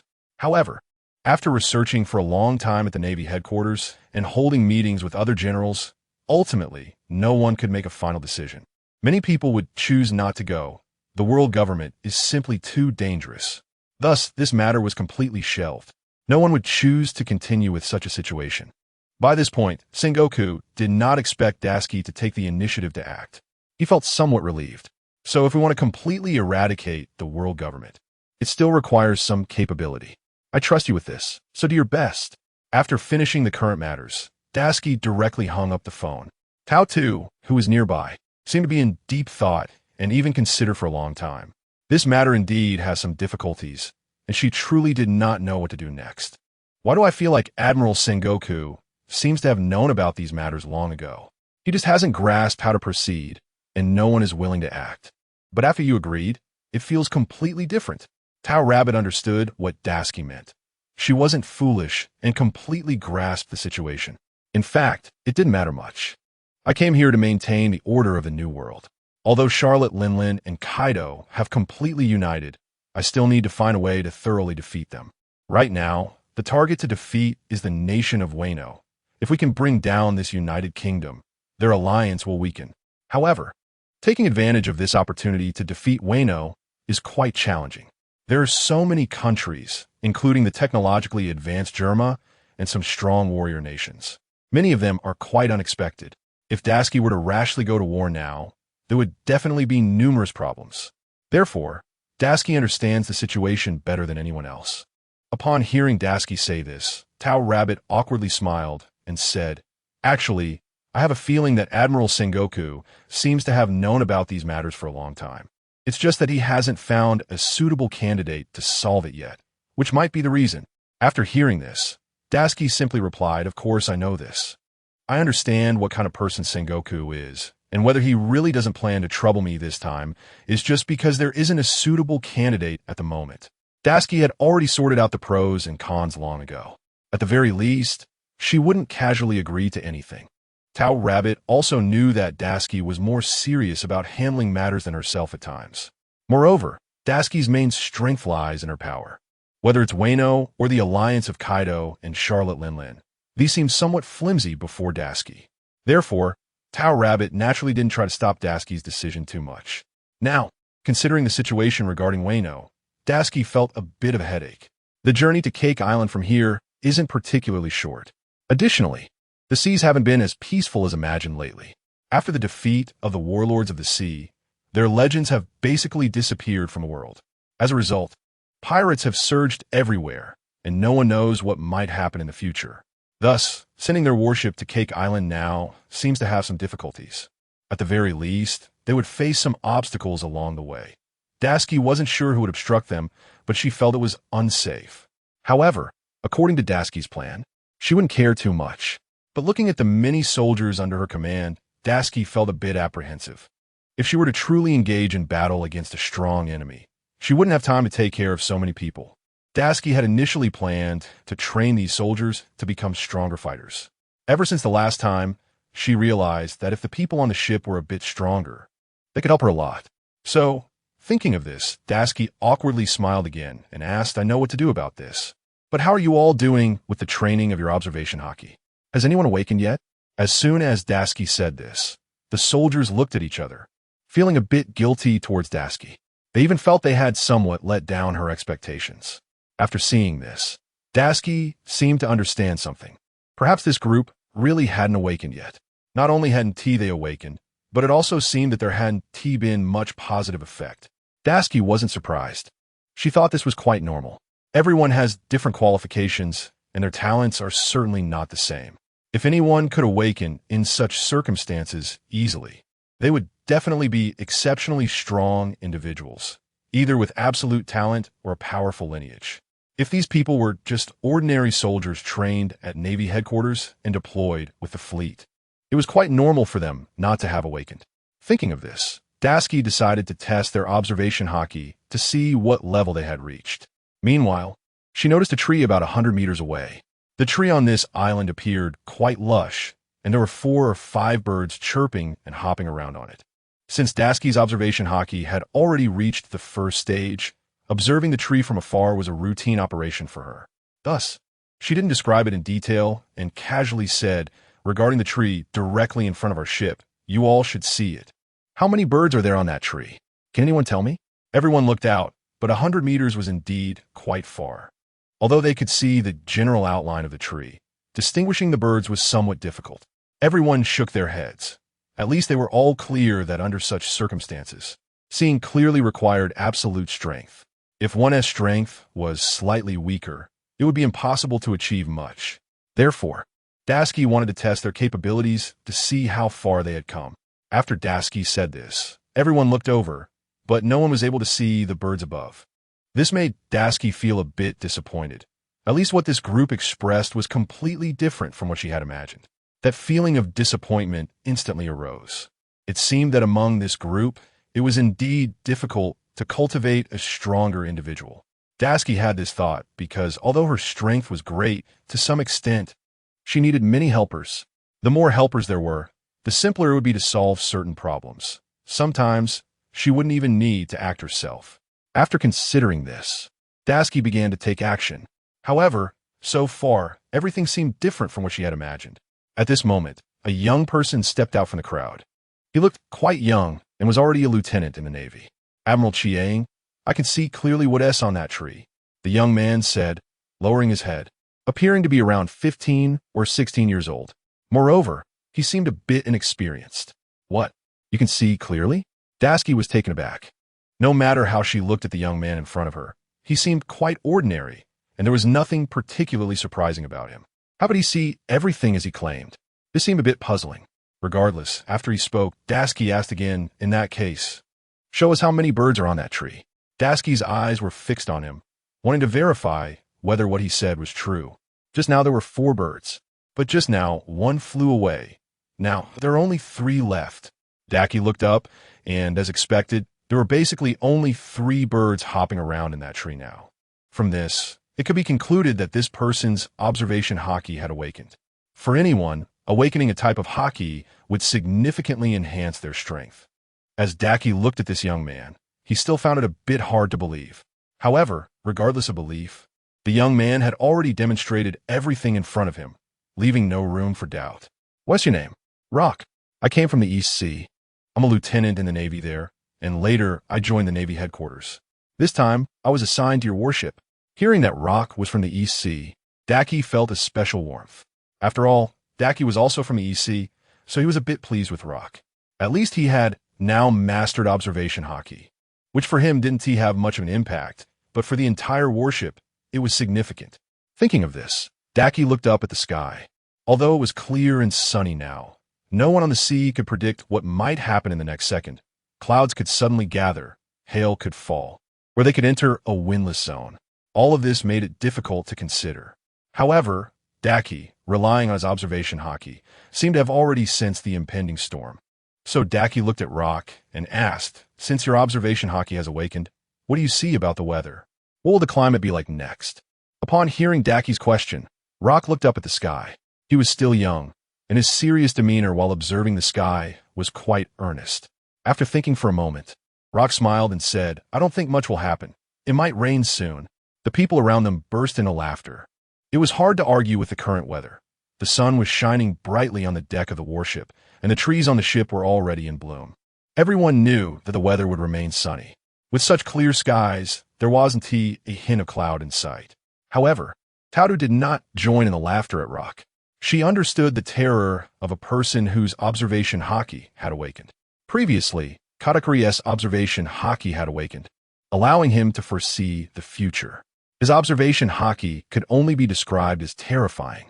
Thus, sometimes, awakening observation haki could lead one into despair. Youthful and accomplished, yet not self-deprecating. Taudu raised her head and asked Daki again, "So is what he said true?" Daki did not respond directly. He simply looked up at the sky. "So you think it will rain soon, right?" "It's not that I think so. It's that it's already raining. Most people just can't see it. It's possible that tiny water vapor had already spread around. So most people paid little attention to such things." A person whose observation haki had fully awakened could see everything around them clearly. That is why Rock was able to say what he did, because he had indeed seen it. Daki had long known all of this. He just wanted to see how strong this person really was. Thus, Daki was even more pleased. "Everyone get ready. Move everything on the deck back into the cabin. So don't linger here too long. The sails have been taken down. There might be wind soon, so be prepared for drainage in case of emergencies." As Daki gave these orders, everyone was stunned. They hadn't expected Daki to say such things, nor did they anticipate that he would believe it would rain. "General, is it really going to rain like Rock said?" "Yeah, I find what he said a bit unreliable. It seems ridiculous to think it will rain now. I don't think it's possible." With the weather so clear and not a cloud in sight, everyone stood there, arguing back and forth, not moving. It felt as if they were treating Daki's words as mere idle chatter.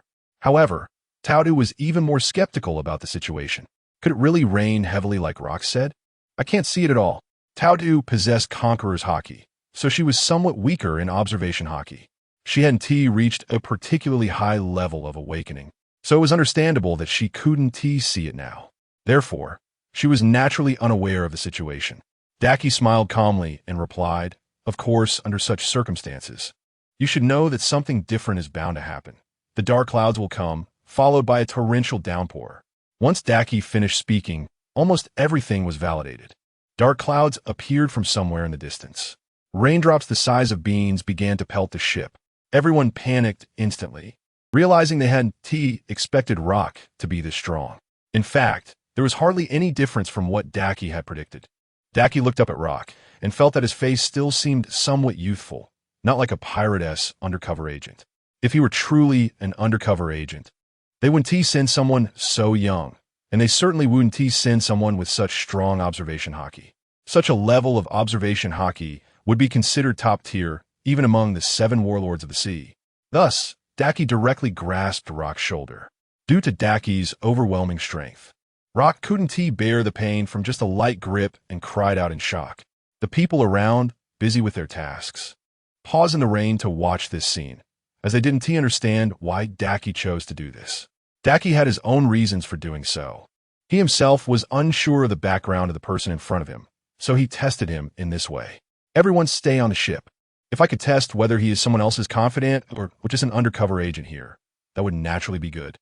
So Daki did not intend to take Rock's life. She only intended to inflict a slight injury. However, she did not expect Rock to say anything at all. In the face of such excruciating pain, Rock only fainted briefly. After that, he did not say anything more. Daki saw this and felt that there was basically no major issue. Then Daki found Peach Rabbit and asked about Rock's condition. Peach Rabbit had already organized all the materials and handed them over to Daki. After carefully reviewing them, Dasky discovered that rock indeed came from the East Sea. This made the East Sea seem like a remarkable place.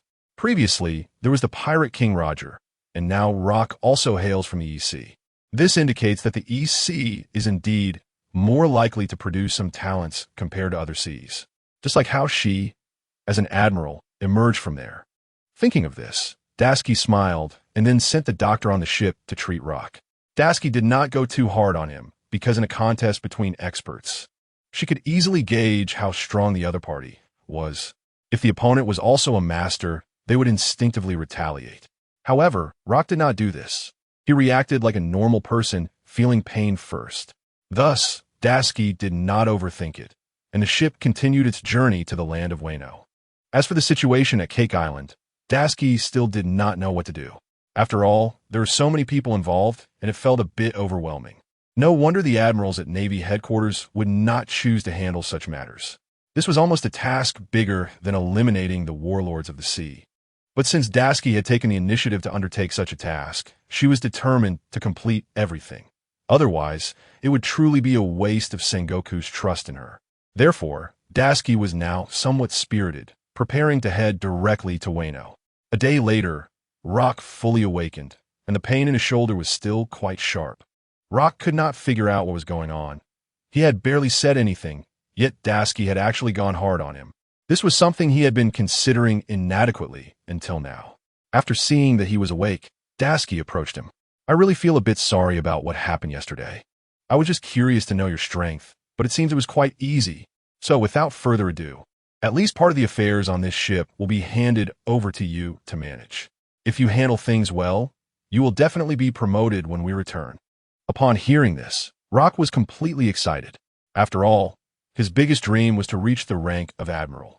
That position is indeed aspired to by all Navy officers. Rock instantly forgot the pain in his shoulder. Really? Will you really promote me? Of course. But under these circumstances, you must understand that when Peach Rabbit and I leave here, this ship will be under your command.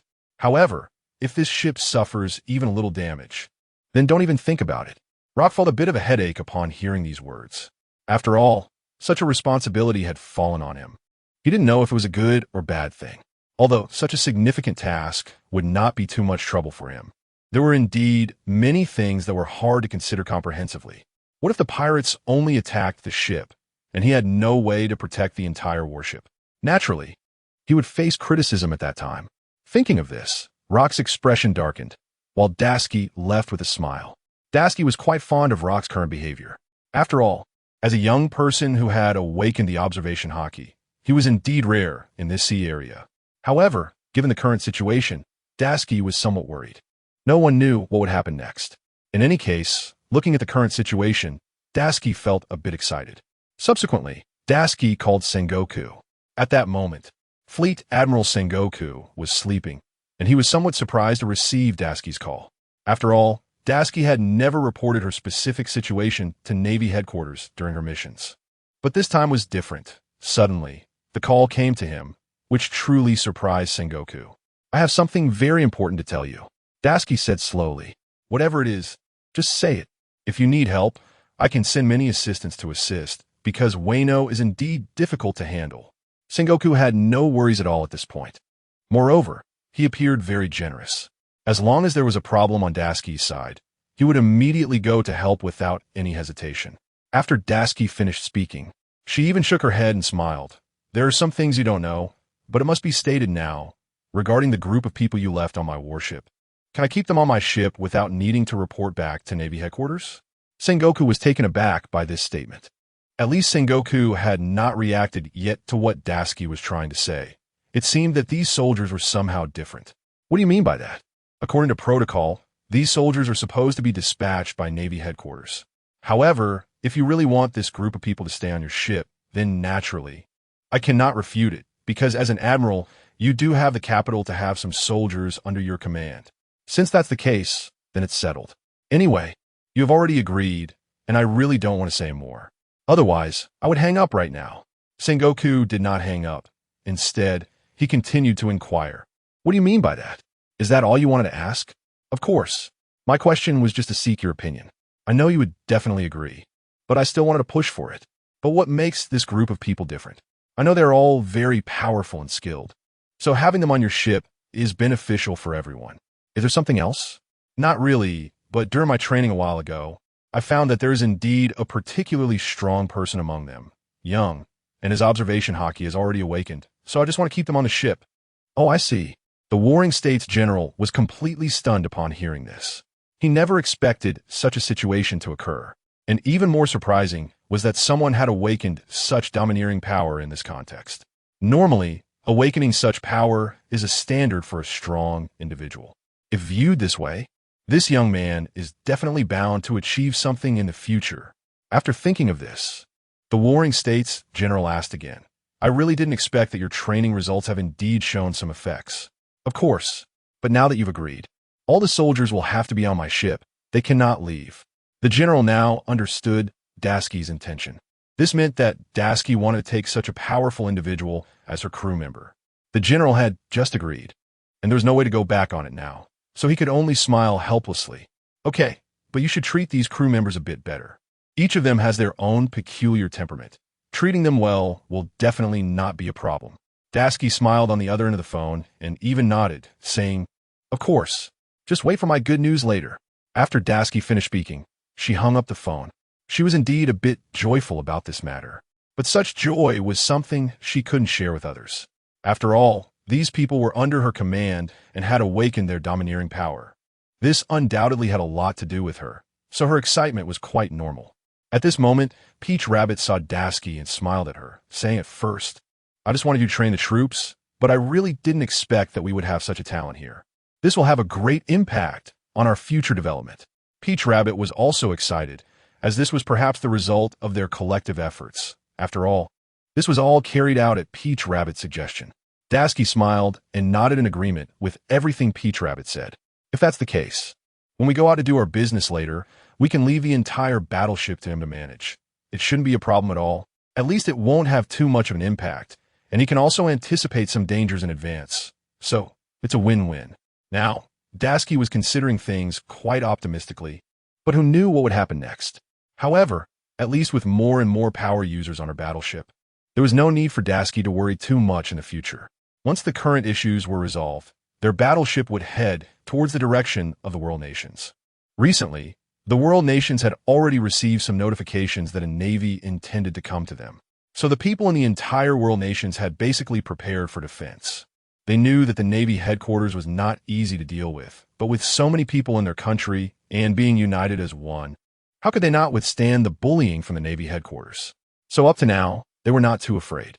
In fact, among them, there was a slogan that whether the Navy came or the Navy generals, they could bury them completely in these waters. It was definitely that kind of feeling of no return. After hearing such news, Daisuke just chuckled. Perhaps this news might have some impact on others, but for Daisuke, it did not matter much. Daisuke's strength was simply on a different level compared to these people. If Daisuke truly used her strength with a single burst of Conqueror's haki, everyone would fall to the ground. No one would be able to compete with her. She had already absorbed the top-tier Conqueror haki from red-haired Shanks. Therefore, Daisuke had no qualms about it. As long as they could reach the territory of the world nations, then everything would depend on Daisuke's performance. However, unexpectedly, when they passed by a deserted island, they found a gigantic ship nearby. And on this huge ship was a pirate flag. The flag depicted a large white beard. When Daisuke saw the flag, she was stunned. After all, Whitebeard had already died. But now, why would he suddenly appear here? Moreover, this gigantic symbol was truly intimidating. Whitebeard was recognized as the strongest man in this sea area. So even if Daisuke was strong, she still didn't know what made Whitebeard so powerful before facing him. But now that Whitebeard was dead, everything was indeed surprising. At least that pirate flag was becoming increasingly incomprehensible. Peach Rabbit raised her head and, upon seeing the pirate flag, felt her head buzzing. She had previously heard others say that Whitebeard's strength was too formidable. Even Zephyr and the Warring States could do nothing against him. So, in this situation, everyone seemed to be a bit fearful, especially Peach Rabbit, who found herself at a loss for words upon seeing this flag. The feeling was indeed one of fear, as she didn't know how to express it. Daisuke steadied her mind and asked, "What on earth is going on?" According to logic, Whitebeard has been dead for a long time. But why is his flag still flying in this sea? Could it be that someone is impersonating him? After Dashiki said this, Peach Rabbit nodded in agreement, even wholeheartedly supporting the idea that anyone who could fly a flag like that in the sea area must be an exceptionally strong individual. Otherwise, it would really bring trouble to everyone. But to dare to fly such a flag was definitely not the act of a simple person. Even if it was an impersonation, that person would naturally have to be strong. I heard that Whitebeard too is similar to Whitebeard, and his strength is not to be underestimated. It is said that he even severed the arm of a general. Dashiki began to ponder deeply upon hearing this. Carefully considering everything that Peach Rabbit had just said, she wondered what might happen next. However, Dashiki had heard about these things from Peach Rabbit before, but now, although she had only seen the ship, she couldn't confirm whether it was indeed Whitebeard too. As one of the 7 warlords of the sea, Whitebeard too was also very powerful, and most importantly, no one had been able to defeat him so far. This was what made things quite surprising up to this point. After thinking about this, Dashiki smiled calmly. No matter what, since she could encounter Whitebeard too, she definitely wanted to meet him. In this sea area, it was fate for everyone to meet each other. How could they just pass by without interaction? That would mean missing out on many things. With this in mind, Dashiki ordered to dock directly at the isolated island. After Dashiki gave this command, Peach Rabbit was instantly startled, because Peach Rabbit had never thought that Dashiki would come here in such a way. If that were the case, it was indeed a bit hard to accept. Foolish Whitebeard too. This was truly hard to accept. A war that could have been avoided was now something Dashiki did not want to evade. This was what made the situation quite troublesome. Dashiki, as a general, thought it might be best to let it go. They had no grievances with him, and there was no need to provoke him now. Therefore, the main priority was to flatten the nation of Wano. They could discuss the rest after returning. Dashiki didn't think too much. She seemed to find some truth in Peach Rabbit's words, and considering her subordinates were somewhat exhausted, it was indeed unreasonable to have everyone join her in battle. All right, let us do as you say. After all, it's important to give everyone some time to rest and try to avoid fighting. It must be said that after finishing her words, the warship once again changed its direction, moving away from the isolated island. However, unexpectedly, a bomb was dropped directly from the pirate ship, intending to sink the entire warship. Dashiki's observation haki was already in a top-notch state. She had observed everything early on. Instantly infuriated, she jumped up and shattered the massive bomb in midair. Such an action stunned everyone on the ship. After all, these people's strength was not particularly strong, and their observation haki had not awakened to a formidable level. They had no idea that Dashiki had already anticipated everything. Once this was over, Dashiki looked quietly. At this point, if they wanted to leave, it was indeed somewhat inconvenient. They had already been targeted. If they tried to leave now, it would likely lead to a battle. This made it clear that Whitebeard too was particularly unfriendly towards the Navy. Otherwise, he wouldn't have thrown a bomb over. This was indeed not a friendly act. After thinking about this, Dashiki smiled calmly and then quietly said, "Turn around and attack the pirates." With Dashiki's command given, the helmsman on the ship immediately turned the target towards the pirate ship. No matter what, the helmsman from their naval headquarters was very strong, and his control over direction was also very clear. Therefore, the entire warship charged towards the pirates. When they arrived, Dashiki discovered that the person standing at the bow of the pirate ship resembled Whitebeard, sporting a large mustache and wielding a big knife. He looked imposing, but Dashiki was sure this was not Whitebeard. Logically speaking, this person should be the so-called Whitebeard too, a man from the 7 warlords of the sea. He had done many different things in this new world and had some grievances with the Navy in the past. After becoming a warlord, he had faded from public view. However, this person had been searching for Whitebeard's treasure, hunting down Whitebeard's remnants everywhere, making him a ruthless figure despised by the world. But now that Dashiki had come here, since he was provoking her, she naturally hoped to do something to settle it all. With this thought, Dashiki smiled calmly and looked at the person in front of her, saying, "You're Whitebeard too. I really didn't expect you. You look imposing indeed, but this time you've run into me, and that's your bad luck." Dashiki's words had no major issues. At least now, encountering Dashiki was undoubtedly the unluckiest thing for him. Dashiki originally did not intend to have too much entanglement with them, but now things were different. because under these circumstances, what Whitebeard 2 had done particularly angered Tashigi. Thus, Tashigi had come here. Whitebeard 2 slammed his knife onto the ground with great force. The ship shook slightly, creating a feeling as if it could be pierced through at any moment. This sense of shock was indeed a bit scary and made people feel some fear. Peach Rabbit shook her head upon seeing this. Perhaps she had heard before that Whitebeard 2 had indeed seen a Navy general's arm. So in this situation, it was truly terrifying. That sense of fear was something hard to accept. It must be said that at this point, Tashigi said nothing and directly jumped onto their ship. That feeling truly made her seem quite imposing. At least now, Tashigi's display of fearlessness was indeed somewhat frightening. "Who are you and why are you here?" Whitebeard 2 then asked. Upon hearing this, Tashigi felt this person was a bit of a fool. He seemed quite silly, completely unlike a warlord of the sea. Tashigi didn't have too many thoughts. She just asked, "What are you doing here? This place has become quite unsafe recently, and the position of warlord of the sea has been revoked. So, you are now in an adversarial relationship with the Navy." Upon hearing this, Whitebeard 2 laughed heartily, and his mustache trembled along with his laughter. "So what? To me, anyone who is my enemy is someone I'll cut down, no matter who they are." Hearing him say that, he still appeared somewhat domineering, and this feeling was reminiscent of the fearless Whitebeard from back in the day. The only difference was that this Whitebeard 2 indeed had a bit of clumsiness about him, making it hard for people not to chuckle. After that, Whitebeard 2 didn't say much more and raised his hand to directly slash down with his knife. The speed of this strike was incredibly fast, and it had substantial force. However, at that moment, a grandmother walked out from the cabin and shouted loudly, "Wait, don't act yet." Looking at Whitebeard 2, it was evident that there were some issues with his intelligence. It was clear he was somewhat lacking.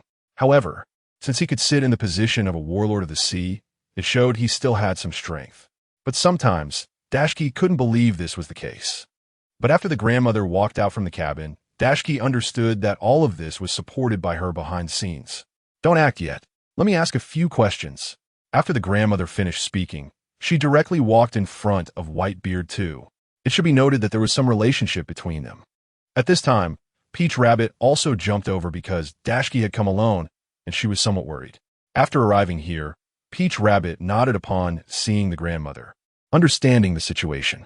Then, in a lowered voice, she whispered in Tashigi's ear, "This person is Whitebeard 2's mother, and everything about Whitebeard 2 is managed by her. So, is she who made Whitebeard 2 a pirate?" Upon hearing this, Tashigi smiled calmly.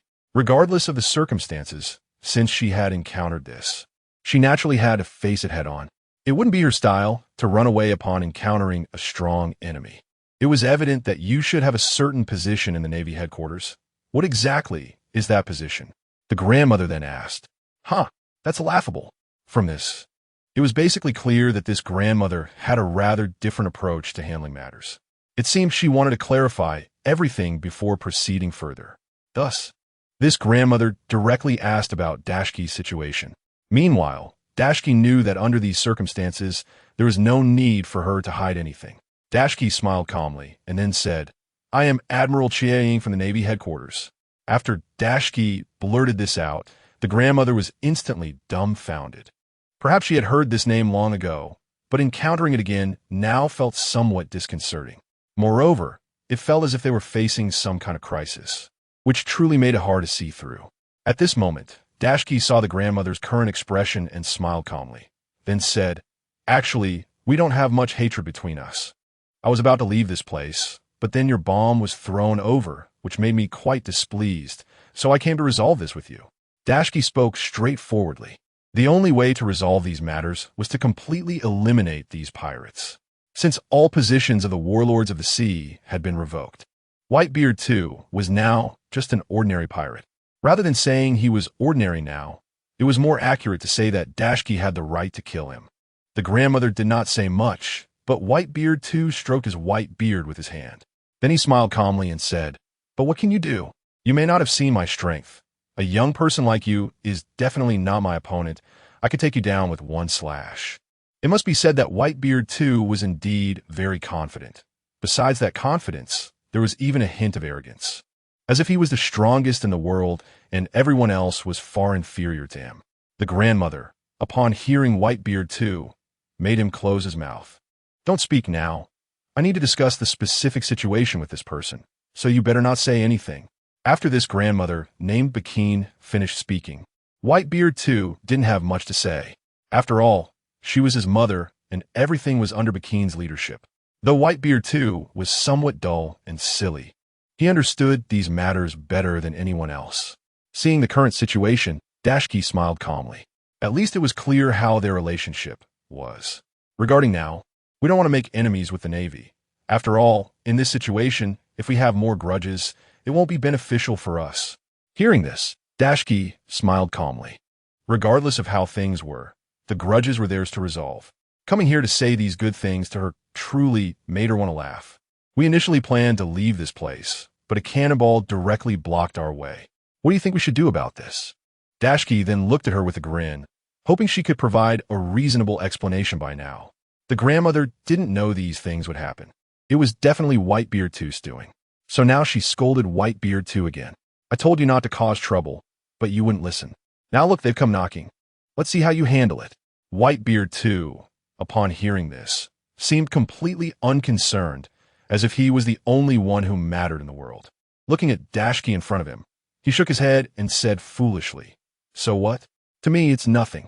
A person like him, I could take on 10. Perhaps Whitebeard 2 currently had no other feelings towards someone like Tashigi. He merely thought that Tashigi looked young and might not be very strong. Thus, he spoke these words without any hesitation. This was particularly refreshing for Tashigi. After all, people who never regarded themselves as powerful always paid a painful price.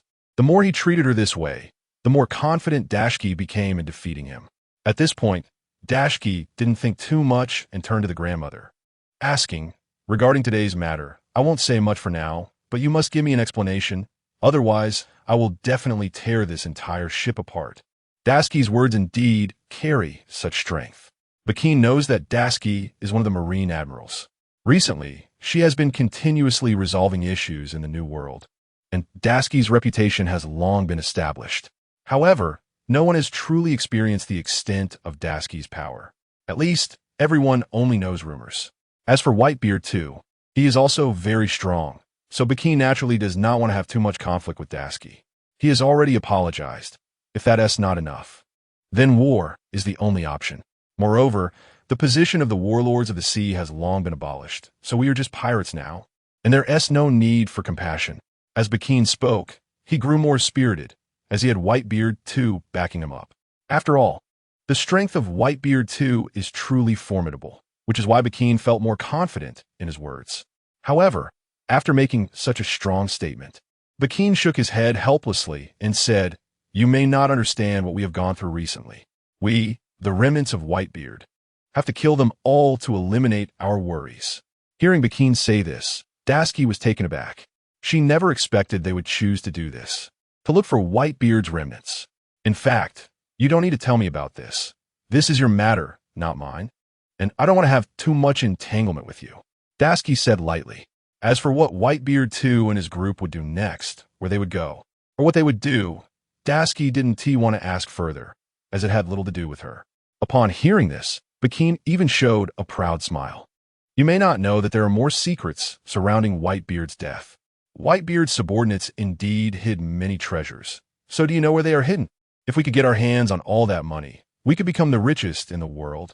As Bakine continued, a reckless smile appeared on his face. It seemed their next move was quite straightforward.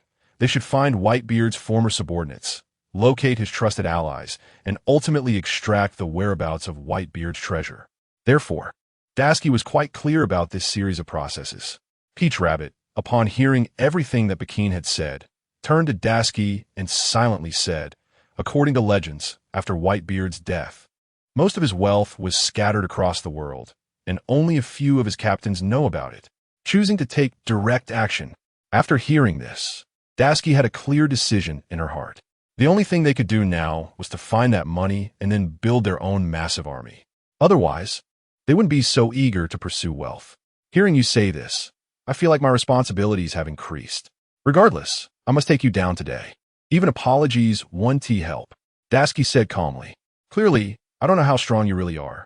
But there's one thing I must clarify. Our target is not you. If you insist on opposing us, then if you get hurt or die here, it has nothing to do with us. Bakin's tone did seem a bit arrogant, but he has the strength to back it up. Since the emergence of Whitebeard too, he has indeed been a particularly tricky character to deal with. So if Dasuki were to have any conflict with Whitebeard too, no one knows how it would turn out. Peach Rabbit looked at Dasuki, who had now made her stance clear, and felt a bit excited. After all, Peach Rabbit no longer cared about the potential harm Dasuki could face. She knew that Dasuki was particularly strong, and now Peach Rabbit was like a little fanboy, following Dasuki in everything she did, fully displaying the identity of a devoted follower. Whitebeard too saw Dasuki's determination and was even angrier that his mother had talked to him for so long without any response from her. Mom, I don't see how strong she is, so there's no need to waste words with her. Just let me take a swing at her first. If she survives, then I'll just hit her a few more times. The IQ that Whitebeard too displayed now was almost at a negative level. After all, when it comes to talking and doing things, who knows what is going on in his head? So Dasuki naturally didn't have much to consider. If this battle were to happen, Dasuki would definitely not back down. At the very least, getting rid of him would solve her worries. Finding the remnants of Whitebeard is indeed very difficult. Their traces are almost spread throughout the entire New World, making it incredibly hard to locate them. Bakin said this as if he intended to resolve the hatred between him and Dasuki. In this current situation, they already had an unresolvable grudge, and the only way to shift that hatred would be to redirect it, thus achieving the best outcome. Dasuki shook her head helplessly at this thought. But what does that have to do with me? Didn't I make it clear before? You find your own business, and I want to annihilate all of you. Without hesitation, Dasuki drew her sword and slashed towards Whitebeard too before her. Whitebeard too's reaction was extremely quick. Although he seemed foolish, he was not hesitant in battle at all. He blocked Dasuki's sword with the large blade in his hand, and the two began to fight fiercely. The battle between the two was particularly spectacular, especially since Whitebeard too's moves were almost entirely different from Whitebeard's, except for the fact that Whitebeard too did not possess Whitebeard's devil fruit powers. However, Whitebeard too's pure physical skills had reached an exceptionally strong level. At the moment Dasuki and he clashed, Dasuki felt her arm go numb. Dasuki then stepped back, at least realizing that this opponent before her was not easy to deal with. The moment Whitebeard too and Dashi touched, he realized that Dashi's strength was not very strong. It was quite unbelievable how someone like him could become a Marine Admiral. The instant Lu Feng's weapon clashed with Dashi's, he understood that Dashi's abilities were not as high as he had imagined. It seemed he should enter his 10x amplification state. Otherwise, Dashi might struggle against the person in front of her. Dashi was relying solely on her own strength, without any external assistance. Therefore, she felt quite satisfied with her current level of growth. Once, Dashi was just a student at the swordsmanship dojo, and now she could spar with a warlord like Whitebeard too.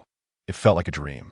Furthermore, her swordsmanship and physical techniques had reached a peak state.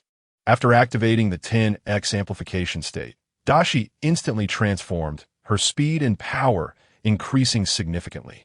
She leaped into the air again, swinging her sword at Whitebeard too. This time, Dashi did not hesitate. She knew that only after dealing with the person in front of her could she attend to other matters. The situation on the other side also required someone to handle it. After all, so many people had gathered together, and if they opposed the entire Navy later on, Admiral Sengoku would definitely blame her for not doing her job properly. So far, there were many ways to resolve this, and getting rid of the troublesome person in front of her would make things much easier. Especially lately, Whitebeard too had been making a name for himself in these waters. Previously, he had been collecting money everywhere under the reputation of the warlords. After the abolition of the warlord system, he sought out the remnants of Whitebeard's former crew.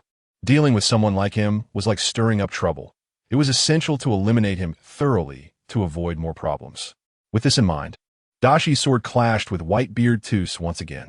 Since the two had already fought earlier, they had some understanding of each other. Whitebeard too did not use all his strength this time because he knew Dashi was not on his level. Dashi had not activated her amplification state earlier, so it was normal for her to be weak. However, this time the clash completely widened Whitebeard 2's eyes, as he couldn't believe what was happening. When their blades met, Whitebeard 2 took a step back. Although his strength was considerable, he was forced to retreat, which was a first for him. After stepping back, he steadied himself and looked at Dashi with a face full of disbelief. He couldn't believe this was real, nor could he understand where this woman had suddenly gained such great power. How did you do it? Just now your strength was weak, but suddenly it has skyrocketed. How is that possible? Whitebeard 2 looked confused, and with his naive expression, Dashi really did not want to give him too much of a setback. Everyone has their own strength. Mine can be strong at times and weak at others. What's so difficult about that? Hearing Dashi's nonsense, Peach Rabbit laughed heartily from the side. Peach Rabbit knew that Dashi must have her own methods for doing this. She just needed to sit back and watch the show because she was also aware that Dashi would definitely win this battle. Moreover, it wouldn't take too long. Dashi smiled and then asked, "Looking at you now, are you afraid to continue fighting me? It's simple. If you're afraid, just take down your pirate flag and go home. And I won't disturb you." With that, Dashi declared, completely shattered. Whitebeard 2 was utterly enraged by Dashi's words. Perhaps no one could accept such ridicule. Impossible. I just wasn't prepared earlier, but now that I am, I will definitely defeat you. After saying this, Whitebeard 2 swung his sword beside him and prepared to charge forward. After all, he did not want to admit defeat. He could not afford to lose. Since coming to this new world, he had never been defeated by anyone. Thus, Whitebeard 2, who maintained an undefeated record, would never choose to surrender. However, Bakin, who was beside him, felt a bit sad. She knew that, given the situation, Dashi, the Marine Admiral, indeed had some strength, and her abilities were difficult for others to fathom. Since there was no way to gauge other strengths, how could they win? Therefore, Bakin had always been the strategist of the entire pirate crew. The direction of the pirate ship's next moves relied on the information Bakin provided. Even her subsequent decisions would determine the future trajectory of the entire crew. So seeing Whitebeard 2 determined to clash with Dashi made Bakin feel hesitant, not knowing how to proceed. She even sensed that things might be going awry this time. Whitebeard 2's sword swept horizontally this time, with an imposing momentum and the power of the blade truly embodying Whitebeard's style. Dashi had only heard that Whitebeard was the strongest man in these waters, and after his death, the title of the strongest man was taken by others. However, seeing Whitebeard 2, one could basically understand how strong he was. With this in mind, Dashi smiled and silently said, "It seems you're serious now. If that's the case, then let's have a thrilling battle." As Daski finished speaking, she charged forward with her sword drawn. The two began to fight. Daski came aboard the pirate ship precisely because fighting was too wasteful for the ship. After all, battles at their level could easily damage the entire deck if they weren't careful. Therefore, Daski fought here without any reservations, swinging her sword with great destructive force. Almost all the flowers and plants on the deck around them had been completely chopped to pieces. Even the bottles, jars, and flagpoles above were not spared. Whitebeard 2 didn't care about any of this. What mattered to him was his victory. He just wanted to kill the person in front of him, and that would resolve most of the issues. However, Daski's agility made it difficult for Whitebeard 2 to land a hit. Their fight looked increasingly unpredictable. Daski wasn't using all her strength, even though she had activated a tenfold amplification state. After fighting, she realized that Whitebeard 2's strength wasn't as formidable as rumored, nor was it as strong as she had imagined. The only thing she acknowledged was that Whitebeard 2's swordsmanship was quite exquisite. He became more and more invigorated as the battle went on, and even started to cry. It seemed he was getting anxious, his face flushed. Having not tasted defeat for a long time, he usually delivered one-hit kills to his enemies. This time, however, Daski was making him suffer greatly. Whitebeard 2 was indeed a bit different from others. The only thing that stood out was his impressive physical skills. Even with Daski activating her tenfold amplification state, she still couldn't gain any advantage. This surprised Daski and made her a bit skeptical. Sometimes when God closes a door, he opens a window. Whitebeard 2 seemed to have a very low IQ, but his physical skills and swordsmanship were no joke. He fought with Daski with ease, and the most important thing was that he grew stronger with each fight. It seemed he hadn't found an opponent like Daski for a long time. and now seeing her strength excited him even more. At this moment, Dasuki didn't think too much. At least, she knew that the current situation needed to be resolved quickly, or else there could be unforeseen complications. Originally, their encounter with Whitebeard 2's pirate crew was just a minor episode on their journey. Dasuki hadn't planned to get too entangled with them, but now, it seemed that this entanglement had to continue. With that thought, Dasuki's speed picked up. After all, fighting someone like him had to be resolved quickly. It couldn't be prolonged, as it would bring significant disadvantages to her and her crew. So, as Dasuki accelerated, Whitebeard 2 became even more excited. Perhaps he hadn't encountered an opponent like Dasuki for a long time, as his previous enemies couldn't withstand his attacks and were easily defeated. Now that he found someone like Dasuki, he was particularly thrilled, and Dasuki could tell. When a person is particularly excited, it can significantly enhance their strength. Whitebeard 2 was that kind of person, but during the fight with Dasuki, she realized that while his physical skills were strong, he truly lacked intelligence. Dasuki could see this clearly. However, in the current situation, Dasuki struck 3 times in quick succession, each blow faster than the last. Whitebeard 2 was starting to struggle to defend against her onslaught. No matter how it was viewed, there was still a gap in strength between them. Dasuki was always a step ahead. Just as the two were fighting intensely, Bakine stepped in. As Whitebeard 2's mother, she handled things with much more caution than he did. You two, wait a moment. Otherwise, let's resolve this grudge directly. I think there's no need for you to continue fighting. If not, someone is bound to get hurt, and it won't be good for anyone. It was clear that Bakine was trying to mediate, fearing that Whitebeard 2 would get hurt, as she sensed that Dasuki still had the upper hand. This result was something Dasuki was quite unwilling to accept. She knew that if they continued fighting, there wouldn't be too many problems, and certainly no serious injuries. Rather, Whitebeard 2 would probably be unable to withstand her attacks. Even so, Whitebeard 2 still felt reluctant about Bakine interrupting the fight. I don't think it's necessary. Our battle isn't causing any real issues. We were just getting into it. And you suddenly stopped everything, ruining the atmosphere. Whitebeard 2's words showed some thoughtfulness. At least now, Dasuki was secretly amused. A person like him was just indulging himself without considering the overall situation. It's no wonder he had managed to stay in the new world for so long, almost entirely relying on Bakine's brains. Without someone like Bakine to lead them, their ship would have likely sunk long ago. I also think that regarding the current level of this battle, we are evenly matched, so I don't see any reason to stop our fierce combat, Dasuki said lightly. Tao 2, watching everything from the side, realized that Dasuki definitely had the upper hand, and if they continued fighting, Dasuki would surely win. I know your pirate ship is strong, but besides Whitebeard 2, who else has such strength? The battle between General Ching and Whitebeard 2 will determine everyone's allegiance in the future. If you win, we will definitely leave and not bother you again.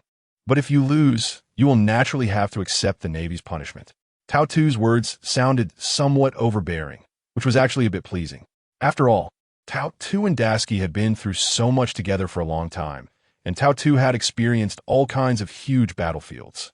The current Tao 2 had completely transformed into a different person, and that feeling was indeed somewhat enjoyable to watch.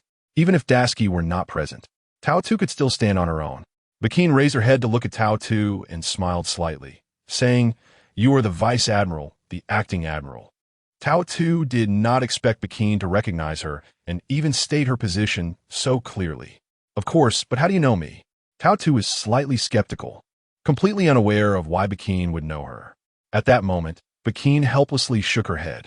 I know about some of you in the Navy headquarters. After all, we are also engaging in piracy in the New World, so I need to be familiar with all your personnel. Otherwise, if I encounter someone like you, it will be difficult to deal with. Hearing her say this, it was clear that she was well informed. Moreover, the main point was that she not only understood well, but had also recorded the personality traits of each person. This way, it would help them navigate the entire New World more easily. If that's the case, you should know quite a bit about the Admiral Ching in front of you. If you understand him well, you shouldn't be making so many foolish decisions, Dasuki said with a smile, looking at Bakine. Indeed, recently, Dasuki had been very prominent in the New World, with everything closely related to her, and she had never suffered defeat during this time. Therefore, people still had some fear of Dasuki. There The reputation of Admiral Chi-ing had almost spread throughout the entire New World. No matter who encountered her, they would choose to retreat. Thinking of this, Dashiki smiled calmly. At least now Bakin seemed somewhat speechless. It was possible that Bakin did not know much about Dashiki's reputation. After all, their pirate ship had only recently set sail. Previously, they had been planning their route on their own island. Thus, they knew very little about Dashiki's fame. However, they had not expected to directly encounter her on this road, which was indeed a case of enemies crossing paths. Bakin thought for a moment, and then shook her head with a smile. I've indeed heard of this admiral's reputation, but it was just hearsay. I don't believe she has reached the level of an admiral. Upon hearing this, Dashiki could only smile wryly and say, "It seems you do understand me to some extent. Otherwise, you wouldn't say such things." "Not really, it's just hearsay. I've read the newspapers, but I know nothing about what kind of person you are or where you come from. So my understanding of you isn't very deep. I only know you're strong. But how strong, the newspapers didn't say." Bakin was indeed a schemer. She understood these matters better than anyone. Even Dashiki was somewhat surprised to hear her say this. After all, she really was quite capable, and her intelligence work was impressive. However, since you're a Navy admiral, it means you have some strength. And today, you have tasks to accomplish. Meeting us is merely a small conflict on the way. If we delay you in completing your tasks, that wouldn't be good. So up to now, let's all go our separate ways without too much entanglement. Wouldn't that be better? Bakin's words had their own logic, basically meaning that everyone should return to their own places. She even did not plan to let the battle between Whitebeard II and Dashiki continue. Bakin might not have a clear view of battles, but he could already sense who would win and who would lose.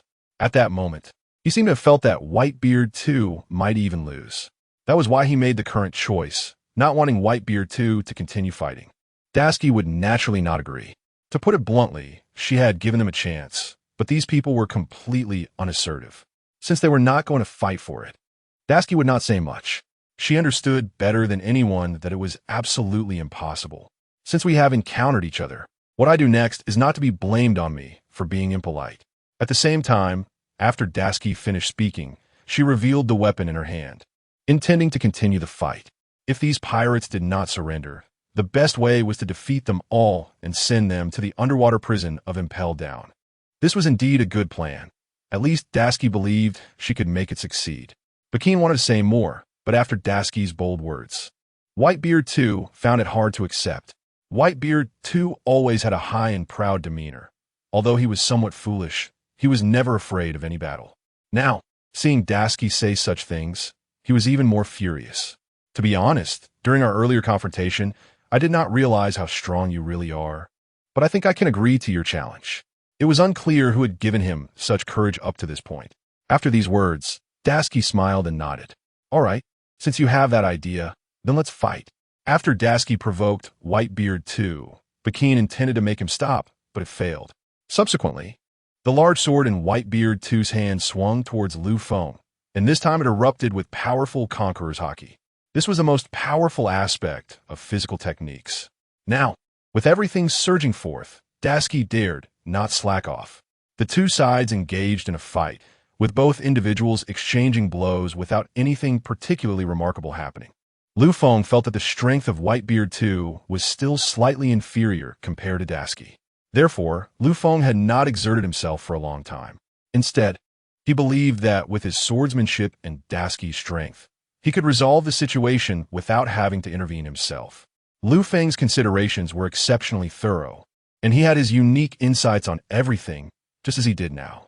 The other pirate members of Whitebeard II had all hidden away in the ship's cabin. Their battle was too dangerous, and they wouldn't give anyone else a chance. A slight misstep could potentially harm others, so it was normal for them to hide far away. Whitebeard II became more courageous as he fought, but after a few minutes, he began to show signs of exhaustion. Due to his speed and endurance deficiencies, he was significantly weaker compared to Dashiki. Thus, after nearly a few minutes, Dashiki knocked him to the ground directly. The sword he held was completely broken into two pieces. The fight between them was exceptionally brutal. Whitebeard II's shoulder had almost reached a crushing fracture, rendering him unable to move. This injury was severe, nearly affecting his internal organs, causing him to faint. One could not help but say that after Dashiki's strike, Bakin was taken aback. She never expected that they would actually be defeated here. Bakine and Whitebeard too had already considered their next steps thoroughly. They were preparing to find the Phoenix Marco, as Marco was a trusted subordinate of Whitebeard and surely knew about the treasures Whitebeard had hidden. This was why Bakine and Whitebeard too were acting this way. However, it seemed they could no longer find anyone now. After all, there was no opportunity left. Whitebeard too had actually been defeated by Tashigi. Although Whitebeard too was defeated, he lay on the ground with a face full of unwillingness. Nevertheless, defeat was still defeat, and there was no reason to elaborate on it. At this moment, Tashigi looked at Whitebeard too and smiled, not saying anything more. Instead, she turned to Bakine and asked, "It seems that your plan to find treasure or anything else is no longer necessary. I'm going to take him back to headquarters. Do you have anything else to say?" Upon hearing this, Bakine slightly shook her head. Perhaps in her mind, everyone loved money. So now Bakine looked at Tashigi and smiled, saying, "Actually, there are many things you don't know. Take this situation, for example. If we really find Marco and interrogate him about the source of Whitebeard's treasure, how about we split it evenly? That way, you could also make a fortune."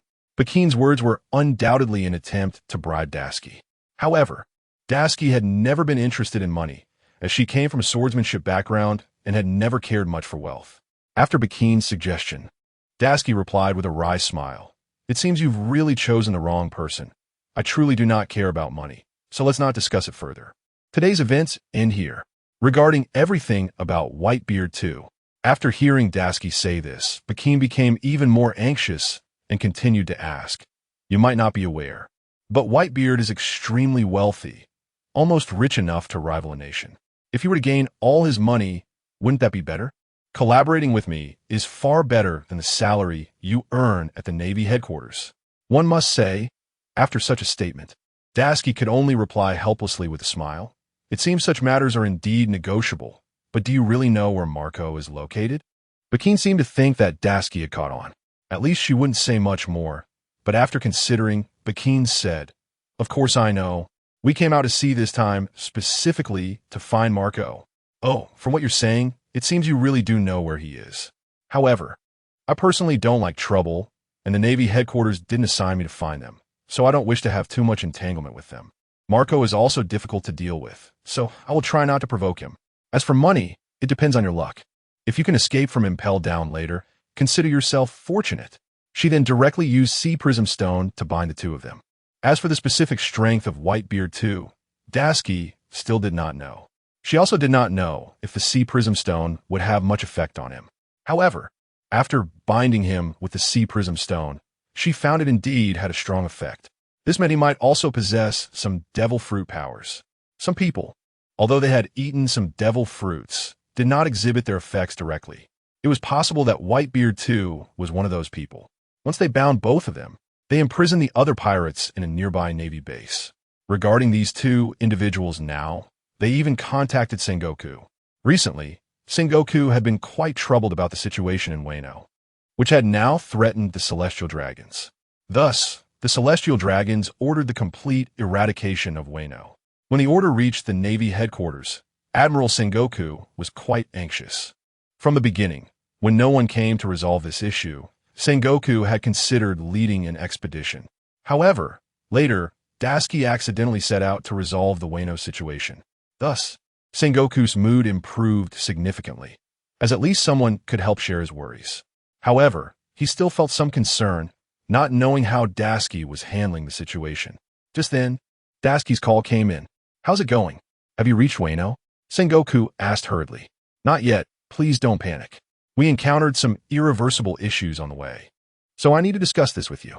After Tashigi said this, Sengoku was taken aback, completely unaware of what Tashigi was referring to. However, subsequently, Tashigi slowly recounted everything about Whitebeard too. "You really caught him?" "Of course. His strength is formidable, but he appeared somewhat weak under my hand. So I've already captured him and seriously injured him, sending him directly to Impel Down. As for the 7 warlords of the sea, they had essentially been wiped out by now. Therefore, Sengoku was finally able to relieve his worries. The previous responsibility of the 7 warlords of the sea was to restrain some surrounding pirates. Thus, there existed a mutual restraint relationship among them. However, The position of the 7 warlords had been completely set aside, so they transformed from official personnel into pirates. That's why this group got angry.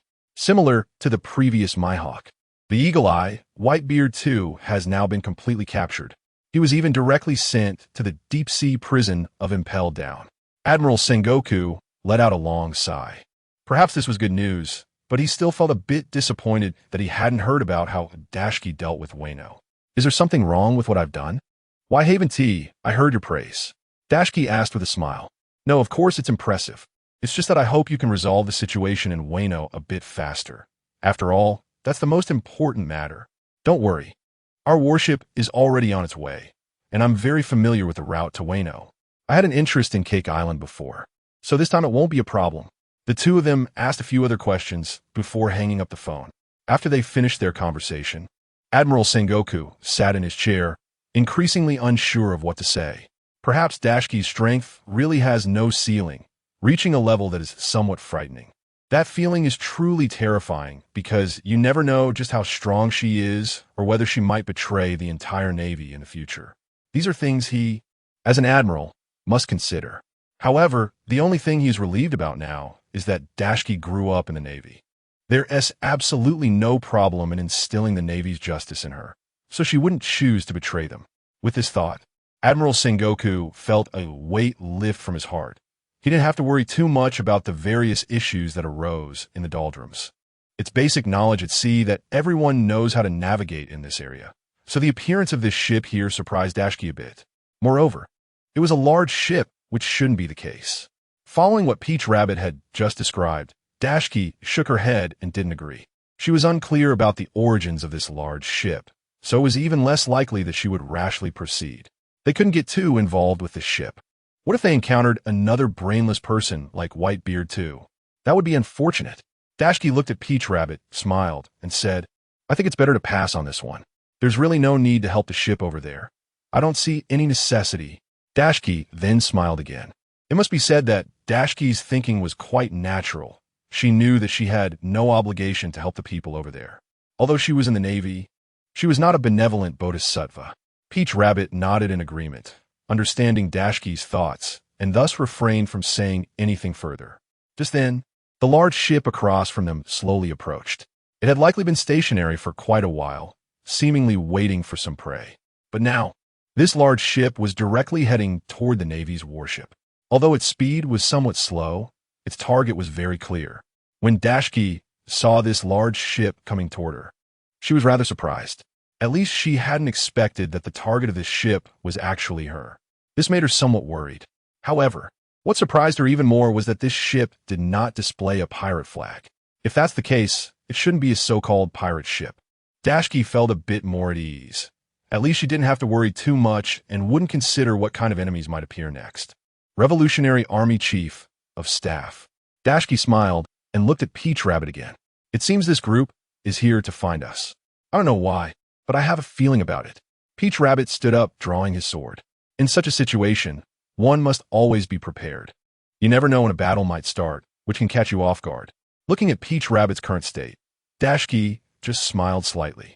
I don't think it's necessary to be so tense right now. It's clear that they came here to tell us something, not to choose a fight. I think it should be like that. Tashigi had her own unique insights into the situation. Since the other party had been waiting here for a long time, it indicated they surely had matters to discuss with her rather than choosing to fight. After Tashigi finished speaking, Peach Rabbit nodded, seemingly agreeing with what Tashigi said. He had just felt a bit confused and had no idea why they were there, but now it seemed clear that they were waiting for them. No wonder they were waiting at this location. They knew they would definitely pass through here. After Peach Rabbit spoke, he looked up at the distant ship, keeping his eyes fixed on it. Peach Rabbit was right. If they intended to attack Wano, then this route was almost the only way. Passing through here was necessary, which is why Peach Rabbit said so. Plus, they were waiting here for him, and these people just happened to find the only route. Tashigi looked at the ship in front of her, which was now very close. Then, a person wearing a hat jumped directly from the ship onto the warship. This person's physical skills appeared quite formidable, and Tashigi was taken aback. She knew better than anyone how difficult it was to train physical skills. Therefore, Tashigi understood clearly what to do next. The other party was certainly there to discuss something with her. Otherwise, they wouldn't be so straightforward. "Excuse me, are you Admiral Akai?" The young man with blonde hair was still somewhat polite. He took off his hat and asked with a smile. "Of course I am Akai, but it looks like you've been waiting here for quite a while. I feel a bit embarrassed for making you wait." Dashiki replied with a smile as well. "It's no problem. Although we've waited here for a long time, we still didn't get to see you. Did you encounter an opponent on the way?" The blonde young man asked further. "I did encounter an opponent. I ran into Whitebeard too, and he was somewhat difficult to deal with. So I planned to continue after handling him." Dashiki spoke in a casual tone, stating the facts sincerely. After hearing everything Dashiki had described, the blonde young man smiled and then continued. "In that case, let me introduce myself. My name is Sabo, and I am currently the Chief of Staff of the Revolutionary Army." Dashiki stood at the original spot, nodding slightly. Although she felt a bit anxious and surprised inside, overall, she didn't show any signs of distress. She appeared quite calm and composed. On the contrary, after hearing Sabo's name, Peach Rabbit seemed particularly unsettled. "You are the second in command of the Revolutionary Army, Sabo?" Peach Rabbit questioned skeptically. "Of course, I am Sabo," Sabo replied, surprised by Peach Rabbit's reaction. However, since everyone had already foreseen this and there was no intention to fight, Dashiki arranged a chair for Sabo to sit on the deck. "Why has your ship been stuck in the doldrums for so long? I thought you wouldn't wait for us here," Dashiki asked with a smile. Dashiki knew very well that Sabo and the Revolutionary Army were definitely here waiting for her. Otherwise, they wouldn't have stayed for so long. In a doldrum, with such a large ship, there must be a way to escape such a predicament. It wouldn't make sense to linger here for too long. Hearing Dashiki say this, Sabo nodded, not hiding their intentions. "Of course, I came here just to wait for you. I had heard that you planned to come to the world government, so I waited along the way." Dashiki was quite pleased to hear this. She understood exactly why he was here. If he was waiting for her, it must be for something he needed. So what would he do next? It couldn't be that he was just waiting for us without reason. Although we are in an antagonistic relationship, we haven't reached the point of armed conflict yet. So, is there something to discuss? Dashiki's eyes were fixed on him, as if trying to glean some information. There were some things Dashiki was unclear about, particularly the Revolutionary Army's intentions. So taking this opportunity was the best chance to understand them better. As the second in command of the Revolutionary Army, Sabo certainly knew more about it than anyone else. Dashiki wouldn't miss this opportunity. "Actually, I'm quite simple. As for my current situation, let's not talk too much about that.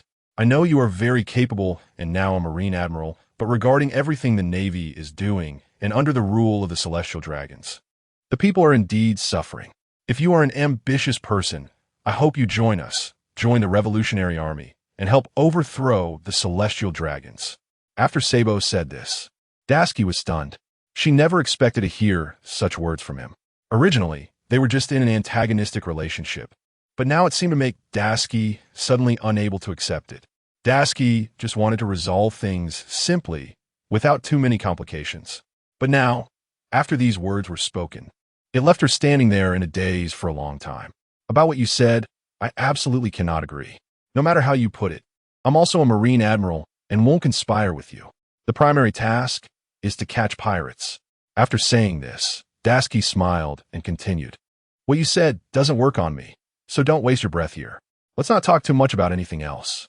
If there are any entanglements, then we can settle it with our fists."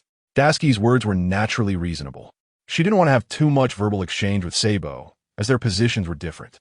Sabo, however, did not choose to fight directly. After thinking for a moment, he smiled to ease the awkward atmosphere. "Actually, these matters are easy for me. I think you must have such an idea about joining the Revolutionary Army, but I won't force you now." Sabo's words were indeed a bit excessive. After all, persuading a Marine Admiral to join the Revolutionary Army was perhaps something that had never happened before in history. But since Sabo wanted to do this, he must have his reasons. Peach Rabbit became even angrier upon hearing this. "Sabo, regarding these matters, I think you have completely mistaken your target. We are absolutely loyal to the Navy and cannot betray it to join the Revolutionary Army." Perhaps after saying this, Sabo appeared somewhat helpless. His expression was slightly unpleasant, but he smiled and continued to respond. "I think it doesn't matter.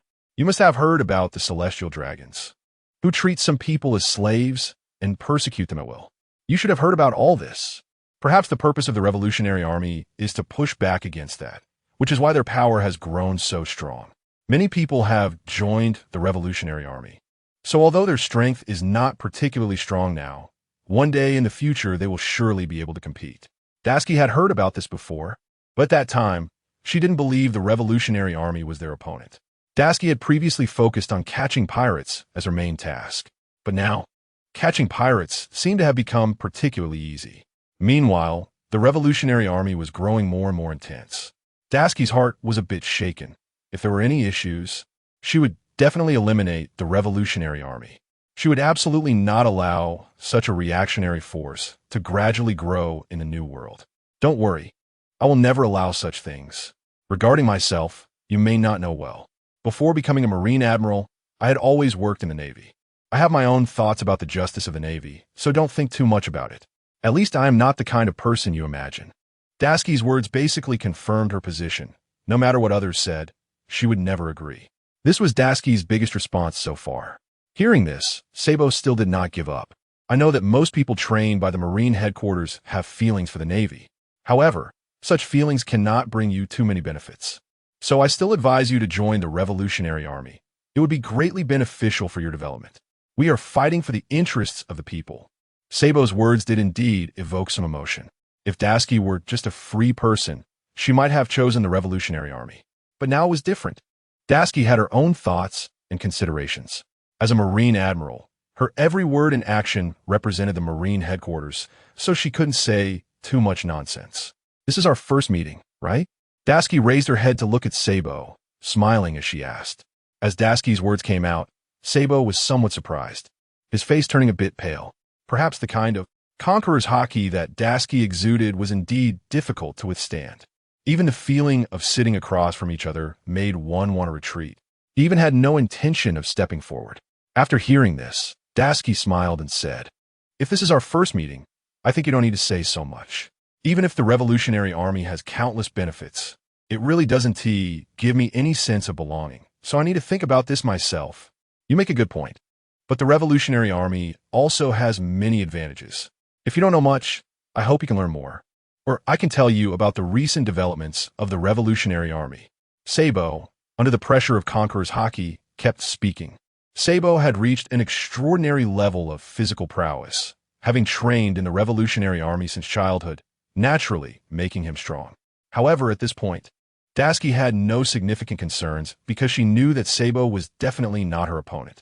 Sabo's position as the second-in-command of the Revolutionary Army was not solely due to his strength, but rather his outstanding talent combined with youth. Youth can raise a person's potential, which is why Sabo could become the second-in-command of the Revolutionary Army and the Chief of Staff, having decision-making power over everything. Sabo smiled calmly, but inside he was extremely anxious because he knew that in front of such a strong opponent, his own strength seemed particularly insignificant. Although he and Dasuki were about the same age, the gap in their strength was quite large, which made Sabo truly unable to believe it. Nevertheless, even so, Sabo still said, "As I mentioned earlier, can you consider it?" It must be said that after Sabo's words came out, Dasuki shook her head. No matter what, she could never consider everything that others said because, in her opinion, these things were completely impossible. As a Marine Admiral, she must uphold the Navy's ideas. However, what Sabo said indeed made her feel somewhat annoyed. But Dasuki did not directly refuse. Instead, she said, "Actually, no matter how you look at it, I have my own thoughts. I definitely want to choose to join the Revolutionary Army now, so there is no need to consider it further. I'm giving you a chance. Leave my sight immediately, or don't blame me for being ruthless." At this point, Dasuki was even more furious. She definitely needed to leave quickly to resolve the upcoming matters. There was no way to stay here for too long. If the matter of the world government could be resolved quickly, it would be a huge benefit for all of them. At least they wouldn't have to worry about any follow-up issues from this country. However, the current situation was different. Sabo was indeed making her feel somewhat irritated. You never really knew what was going on in his mind, which was the most worrying part. Sabo was also feeling helpless. He initially planned to talk about the benefits of the Revolutionary Army and some of its future actions. However, in front of Dasuki, he found himself at a loss for words, unable to express his thoughts. Next time, don't meet me. However, Sabo still reluctantly asked, actually, I still want to persuade you to join the Revolutionary Army.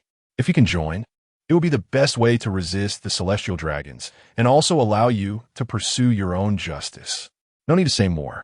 I have my own considerations on this matter, so I advise you to leave immediately. Tashigi then stood up and even walked directly to the edge of the deck, looking into the distance, ignoring Sabo. Meanwhile, Sabo intended to say something more, but was directly stopped by Momosaji. I advise you to leave quickly. Recently, as far as we know, your revolutionary army hasn't done anything particularly excessive, so there's no need for us to capture you. Leaving quickly is the best option. Otherwise, the consequences are on you. After Momosaji finished speaking, Sabo appeared somewhat helpless. Admiral Akainu, regarding the revolutionary army, why don't you consider it again? Don't worry. I will definitely not reconsider this. However, there are some things I need to clarify with you. Leave quickly within a few seconds. Or don't blame me for being impolite. Sabo was really out of options. He initially planned to intercept Tashigi here and discuss with her about joining the Revolutionary Army. But it seemed that the reality was completely different from what he had considered. Sabo had heard before that Tashigi had her own sense of justice, and no matter what, she would not act according to the Navy headquarters' specific ideas. He thought he could win her over, but now it seemed that it was quite impossible, and he felt somewhat embarrassed about having failed. Since that's the case, Admiral Akainu, if you don't join the Revolutionary Army, then I won't either. But I hope you will think about it more. Next time we meet, I really hope we can continue the discussion. After Sabo finished speaking, he prepared to leave directly. At the same time, Tashigi opened her mouth and said, I really don't think it's necessary. If we meet next time, I will definitely arrest you and take you to prison. It's better to take care of yourself. Let us hope we don't meet again. Sabo was sweating, and that kind of authority made him feel somewhat fearful. This feeling was even more intimidating than that of the Revolutionary Army's dragon. Thus, Sabo could only helplessly jump onto a ship and have them set sail. After watching the large ship leave, Tashigi snorted from her nose. No matter how you look at it, people like them always consider their own affairs. The Revolutionary Army's recent opposition to the Celestial Dragons also aligned with Tashigi's thoughts. However, Tashigi would never choose to help because her own identity truly did not allow it. Thinking of this, Tashigi continued to command the crew to move forward. After all, their entire fleet's destination was not here.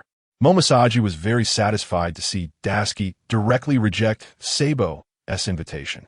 After all, Momosaji had many considerations. If Tashigi had directly agreed at that time, she would have to think about whether she would become an enemy of Tashigi. Therefore, she expected Tashigi to reject so thoroughly, without even a hint of hesitation. It seems the Revolutionary Army really is starting to prepare to recruit you. But I'm quite surprised by your approach.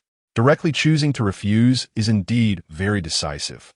After Momosaji finished speaking, Tashigi smiled awkwardly. Actually, it's nothing.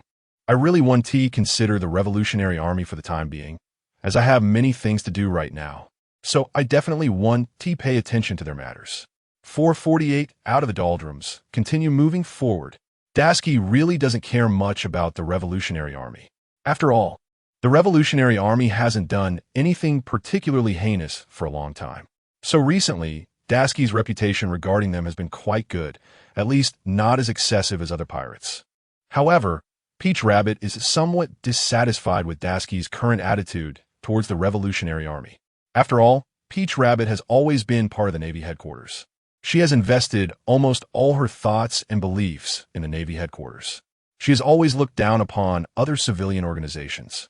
Therefore, seeing Tashigi's attitude now, she helplessly asked, to be honest, the current development of the Revolutionary Army is indeed somewhat concerning, and their numbers have grown to an unpredictable extent.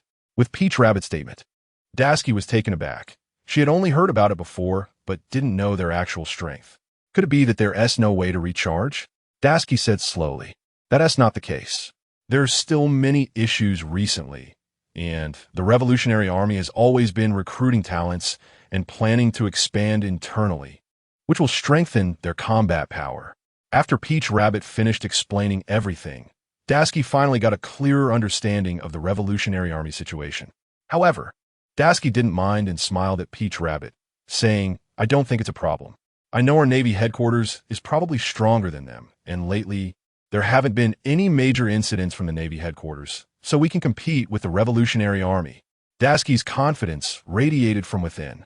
At least her confidence is something others might not achieve in a lifetime. Because Daski knows there are many experts in the Navy, but most of them are unwilling to fight, and some are just coasting along with their salaries. However, if they truly had to engage in battle, this group at the Navy headquarters would be terrifying. Thus, Daski is more aware that if the Revolutionary Army doesn't have a particularly powerful character, perhaps they would soon be completely overthrown and they might not survive long in the New World. That's why Daski is saying this now, feeling fully confident and knowing how to respond. However, Daski hasn't considered thoroughly that many people are still unclear about the actual strength of the Revolutionary Army up to now.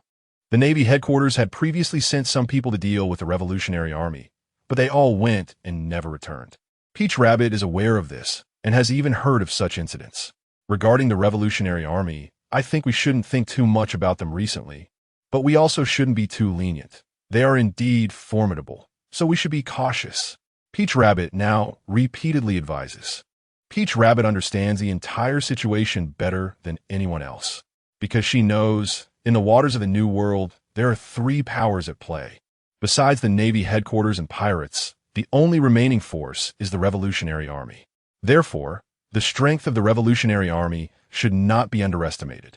Peach Rabbit intended to say something more to make Daski aware, but looking at Daski now, it seems she is completely indifferent to the Revolutionary Army's matters.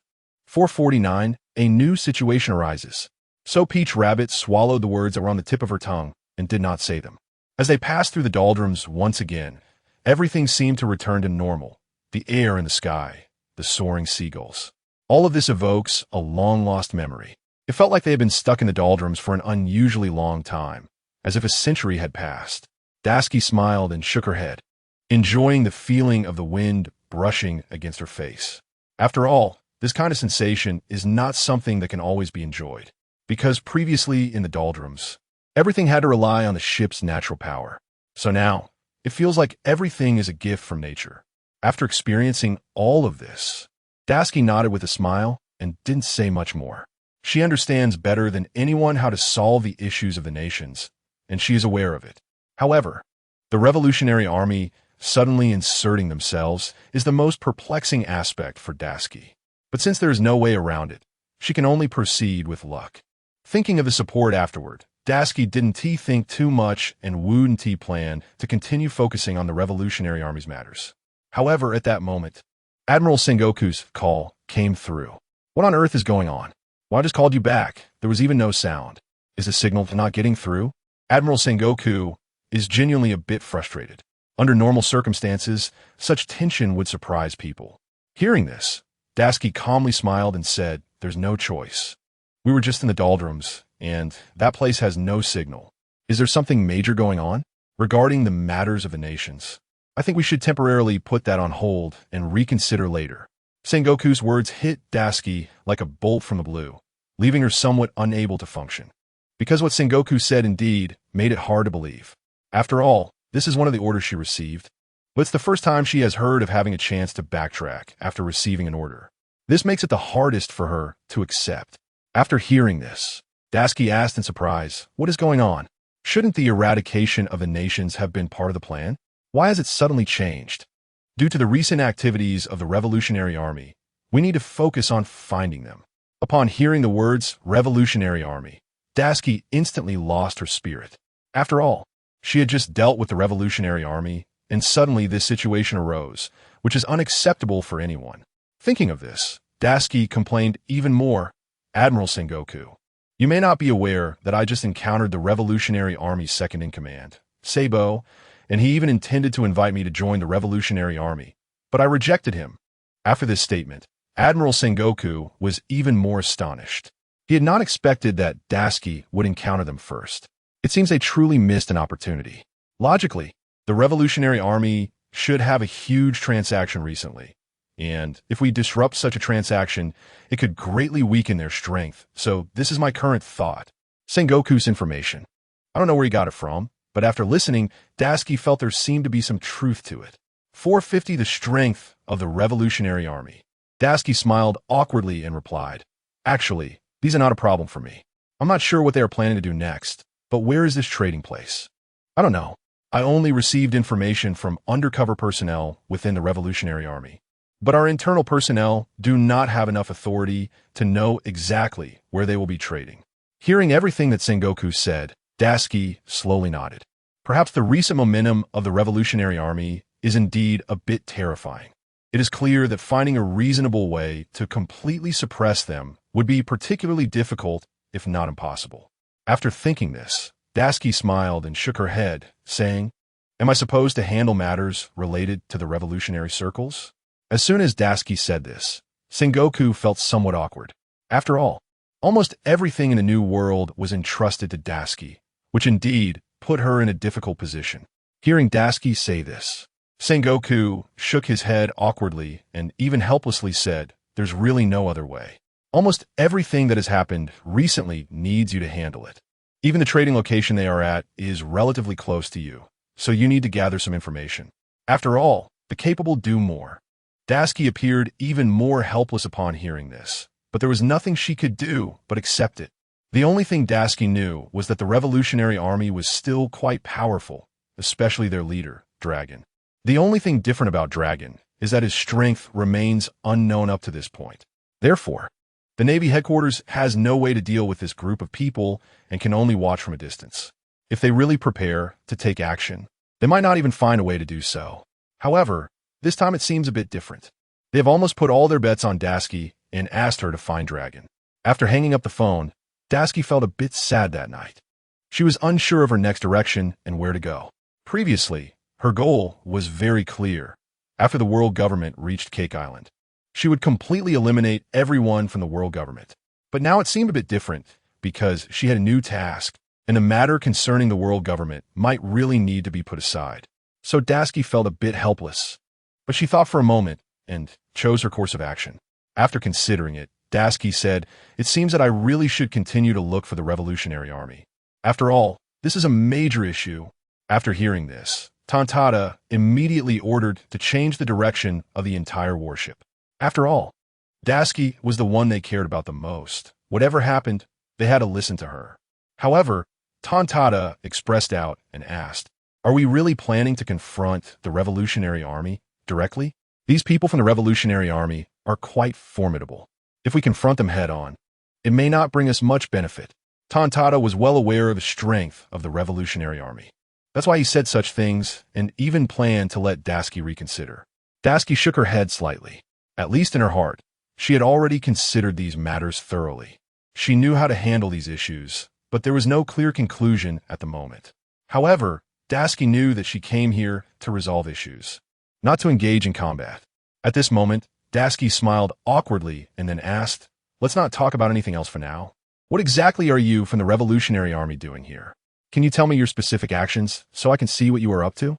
Dasuki did not intend to take action directly because she knew there must be big fish behind this. Otherwise, Sabo wouldn't be so arrogant. As for the current Revolutionary Army, Dragon was almost their highest combat power, so everyone was quite clear about Dragon's strength, which was at a level where no one could stop him. Up to now, no one could do anything to Dragon, which is why Sabo was not afraid of Dasuki. Sabo knew very clearly that Dasuki had once defeated Kaido, which showed that her strength was indeed too strong. However, until now, they had never fought, and there had been little communication between them. For this reason, Sabo thought for a moment and then said, "Regarding the Revolutionary Army, it shouldn't be up to you at the Navy headquarters to manage it. But since you are already here, why not come to the tavern and have a seat? If you are afraid, then forget it." After Sabo finished speaking, he turned and walked directly into the tavern. It was clear that this tavern was likely their clubhouse, even the location where they all traded. Dasuki did not hesitate and walked in directly. She had never been afraid of any place. So when Dasuki arrived here, she found that most of the people inside were cadres of the Revolutionary Army. One by one, they stared at Dasuki with wide eyes, as if they wanted to tear her apart. This feeling was not particularly pleasant. However, Dasuki had no reservations and directly found a spot to sit down at the entrance. Most of the cadres of the Revolutionary Army were already here, but Sabo asked, "Where did you get the information that we are trading here?" Dasky certainly couldn't say it was from their undercover agent, as that would only make her undercover agent even more dangerous. So Dasky smiled and shook her head, squinting her eyes and saying, "Actually, you might not know about this. There are some things you don't understand. I came here to stop your trade. I heard that you bought a batch of arms, so this must be to resist the world government. And what I can do is to prevent normal trading." Dasky said this calmly, and whether in speech or action, there was no sign of fear.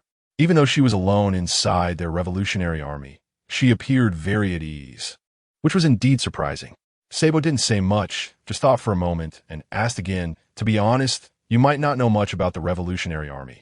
But if you can join the revolutionary army and stand on the same front as us, it would definitely be the best for you and wouldn't bring you any problems in the future." When Sabo said this, Dasky laughed and shook her head in refusal. "That was completely impossible. You may not understand what kind of person I am. Since I have chosen the Navy headquarters, I will not come here to ally with you." At this moment, Sabo had reached his limit of patience. He had considered these matters very clearly. Dasky came here to disrupt the trade, but the trade had not yet taken place. The arms dealer was even negotiating with Long Zheng deep in the bar. It was certainly a case of one party paying while the other provided the goods, which is a relatively suitable rule. However, in the bar S hall, they wouldn't even know what was happening inside. The only difference with Dasky was that her observation haki was much stronger than ordinary people, so at this moment, she had almost discovered everything about the courtyard. She could even sense that the leader of the Revolutionary Army, Long, was inside. Looking at it now, my arrival at this place indeed aligns with reality. So I would like to ask, when does your transaction actually start? After Dasky asked this question, Sabo smiled and even replied, "You might not really know about this. I don't even know when the Revolutionary Army will trade next. So you certainly can't know. However, I think otherwise. Since there are so many members of the Revolutionary Army in this bar, it indicates that you must have already considered some matters. Based on my own reasoning, I think your transaction should already be underway." I must say, up to now, she indeed had different thoughts. After Dasky said this, everyone held their breath, even preparing to take action. They had never anticipated that Dasky would consider these matters so thoroughly. This was what made the Revolutionary Army feel a bit helpless.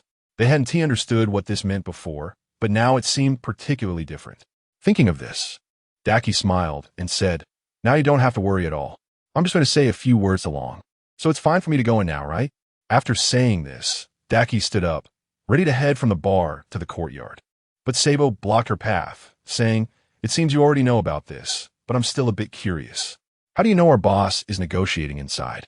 Perhaps this was the most questioned matter, as no one knew why. Dasky smiled and replied, "Perhaps this is strength." Everyone did not oppose what Dasky said. After all, her strength was evident to all, and everyone knew how strong she was. Thus, up to now, everyone viewed Dasky with a different perspective. Thinking of this, Dasky looked around and smiled, asking, "Let's not talk too much about today as matters. Since you already know the Revolutionary Army is trading here, I definitely want to let it go easily." Dasky's tone was exceptionally resolute. After all, she had come here to complete a mission. How could she leave casually? The Navy headquarters had entrusted this mission to her, so she had to work hard to complete it. That was Dasky's consistent style. Hearing this, Sabo smiled, even though he only knew of Dasky's reputation but didn't know her strength. From before until now, Dasky had indeed shown a different demeanor. At least for now. From the four Emperors Kaido to Charlotte Linlin, and then to Mihawk and red-haired Shanks, all these stories originated from the woman before them. So now, seeing Dasky, Sabo was slightly concerned, even a bit afraid, though they had never fought, and he didn't know where this fear came from. He just felt that her strength was formidable, and he was not her match. Sabo thought of this and smiled slightly, then spoke again. "The decision of the second-in-command. Such transactions will affect the future development of the Revolutionary Army. You know we are different from your Navy headquarters. After all, everything we do relies on our own efforts." Sabo's words were not wrong. Everything the Revolutionary Army had done up to now was based on their own efforts. Whether it was money or other resources, they relied on themselves. Therefore, up to now, there were many things others couldn't understand. Only the internal members of the Revolutionary Army could feel the pain involved. Perhaps being part of the Revolutionary Army was not easy, and for Sabo as the second in command, everything seemed even more difficult. As for what kind of background your Revolutionary Army has and what you plan to do in the future, I really can't concern myself with that. But the only thing I can manage right now is your transaction, so don't say too much to me. Daki, without saying another word, prepare to push the door and walk in. Since the front and back doors of the bar were connected by a long path, walking from the front door to the back door meant passing by all the Revolutionary Army's cadres. Daki didn't mind this. At least her strength was far above theirs, and no matter what the opponent did, she could walk through easily. However, unexpectedly, Sabo reached out at that moment and blocked Daki. The steel pipe in Sabo's hand was shaking continuously. If you want to get out of here, you should first ask if I agree. At the same time, Sabo asked with a smile. Daki knew Sabo's strength and realized he was particularly strong compared to the current supernovas, even just a little stronger than them. Therefore, Daki didn't want to kill him directly, as it would greatly frustrate her. Daki smiled lightly, raised her head to look at Sabo, and then asked again, well, I know your strength is strong, but don't show it here, because you won't have the opportunity to do so. Daki spoke with a calm demeanor, without any fluctuations in her tone. It felt as if she were speaking to a child. Hearing this, Sabo smiled and shook his head. I had heard before that your strength is particularly strong, but I always found it hard to believe. Yet your age is similar to mine, and you don't have any so-called devil fruit powers. How can you defeat others, especially someone like Kaido? Sabo had long harbored such doubts. From before until now, it had always existed. So for Daki, she simply smiled calmly, not thinking too much. At least, she wouldn't casually tell others about her strength growth. Daki thought for a moment and then replied, what do you think it is? With that, I even feel that your strength is merely a hollow reputation. Not as strong as I imagined. So if you want to pass through this path, you must accept my challenge. After these words slipped out, Daki raised her head to glance at Sabo. In fact, she felt no significant worries in her heart. Such a person had always been particularly arrogant. But now, his arrogance had lost all capital. Daki thought for a moment and then burst into laughter. That disdainful feeling made others feel very uncomfortable. What does that mean? Sabo asked with a gloomy face. It's nothing much, just feels a bit strange. Recently, anyone dares to challenge me. Of course, I'm not talking about you. Whitebeard, too, is also considered a strong person. When I first encountered him, I gave him many chances, but he turned out to be completely useless. As a result, it has come to this point where I have completely defeated him, severely injured him, and sent him to the underwater prison. Recently, Whitebeard 2's appearance in the Revolutionary Army has also been reported. After all, he is quite a tricky character. The Revolutionary Army has been researching how to deal with Whitebeard 2 from top to bottom. However, they didn't expect that Dashiki would resolve it so casually, and she didn't even get injured. The people present were quite surprised and somewhat at a loss, completely unsure of what to do next. Seeing their expressions, Dashiki shook her head and said, you all are really overreacting. So, quickly clear the way in front of me. If I really make a move, it won't be good for anyone. At the same time, Dashiki smiled lightly at them. Sabo's face looked particularly grim. He knew that the opponent was definitely a strong one, and he naturally had to stop him, not letting such a deal continue. This was Sabo's only mission so far. The leader of the Revolutionary Army, Dragon, was making some arms deals with someone. Such deals would definitely determine the future direction of the revolution. If there were enough weapons, it would be absolutely no problem, and they could even directly turn over the Navy headquarters. Therefore, they were particularly concerned about such deals. Even all the cadres were here escorting the deal, and nothing should go wrong. However, Dashiki's appearance caught them off guard. Sabo knew that Dashiki's route was towards the world, not this place. But he didn't expect Dashiki to suddenly change her sailing route, which was the most surprising part. Could it be that you can defeat me in an instant? Sabo said confidently. However, after saying this, he felt a bit insecure. At least after finishing this sentence, he felt a bit regretful. Dashiki's strength was evident. She was undoubtedly the strongest. However, after he said this, he felt quite embarrassed. He had to admit that he really didn't have the strength to contend with Dashiki. After thinking for a moment, Dashiki then asked, regarding today's matter, let's not say too much. What do you think you should do next? Do you really think you can stop me? After Dashiki finished speaking, she took a step forward. Given Dashiki's strength, it left people with nothing to say. After taking a step forward, Dasuki silently looked at the people opposite her and said, "Let's not say too much. At least now you should know my strength." With that, Dasuki didn't say much more. The conqueror's haki within her body instantly radiated out. That kind of overwhelming power made people feel a bit overwhelmed. At least now, they had never thought her strength would be so great. The development of the Revolutionary Army, especially this powerful conqueror's haki, made it impossible for the people around to withstand it, and they all fainted one after another. The conqueror's haki was simply too strong. It could almost crush all enemies in front of her. At this moment, Sabo also couldn't withstand such power. He took 2 steps back and then fell directly to the ground. It must be said that this feeling really made him feel a bit overwhelmed. Sabo never thought such a situation would occur, at least not now. Considering this, Dasuki saw that there was no longer much obstruction from the people around her, and then she pushed open the back door step by step, preparing to walk in. However, unexpectedly, someone came out from the back door. The person had several neat scars on his face, and he looked sharp-eyed, draped in a large cloak. His gaze was fixed directly on Dasuki, as if he wanted to kill her. Upon seeing this, Dasuki seemed to understand a principle. This might indeed not be an ordinary existence. At least, this person should be the so-called revolutionary dragon. It must be said that this was the first time Dasuki encountered Dragon. She had only heard about such a powerful person's existence before, but had never met him. After this encounter, Dasuki felt a bit of admiration. Having a revolutionary army like this under the jurisdiction of the New World made one feel somewhat impressed, and Dasuki was no exception. "You are Dragon of the Revolutionary Army," Dasuki said quietly. "Of course I am. Is there a problem?" At this moment, Dragon even asked such a question.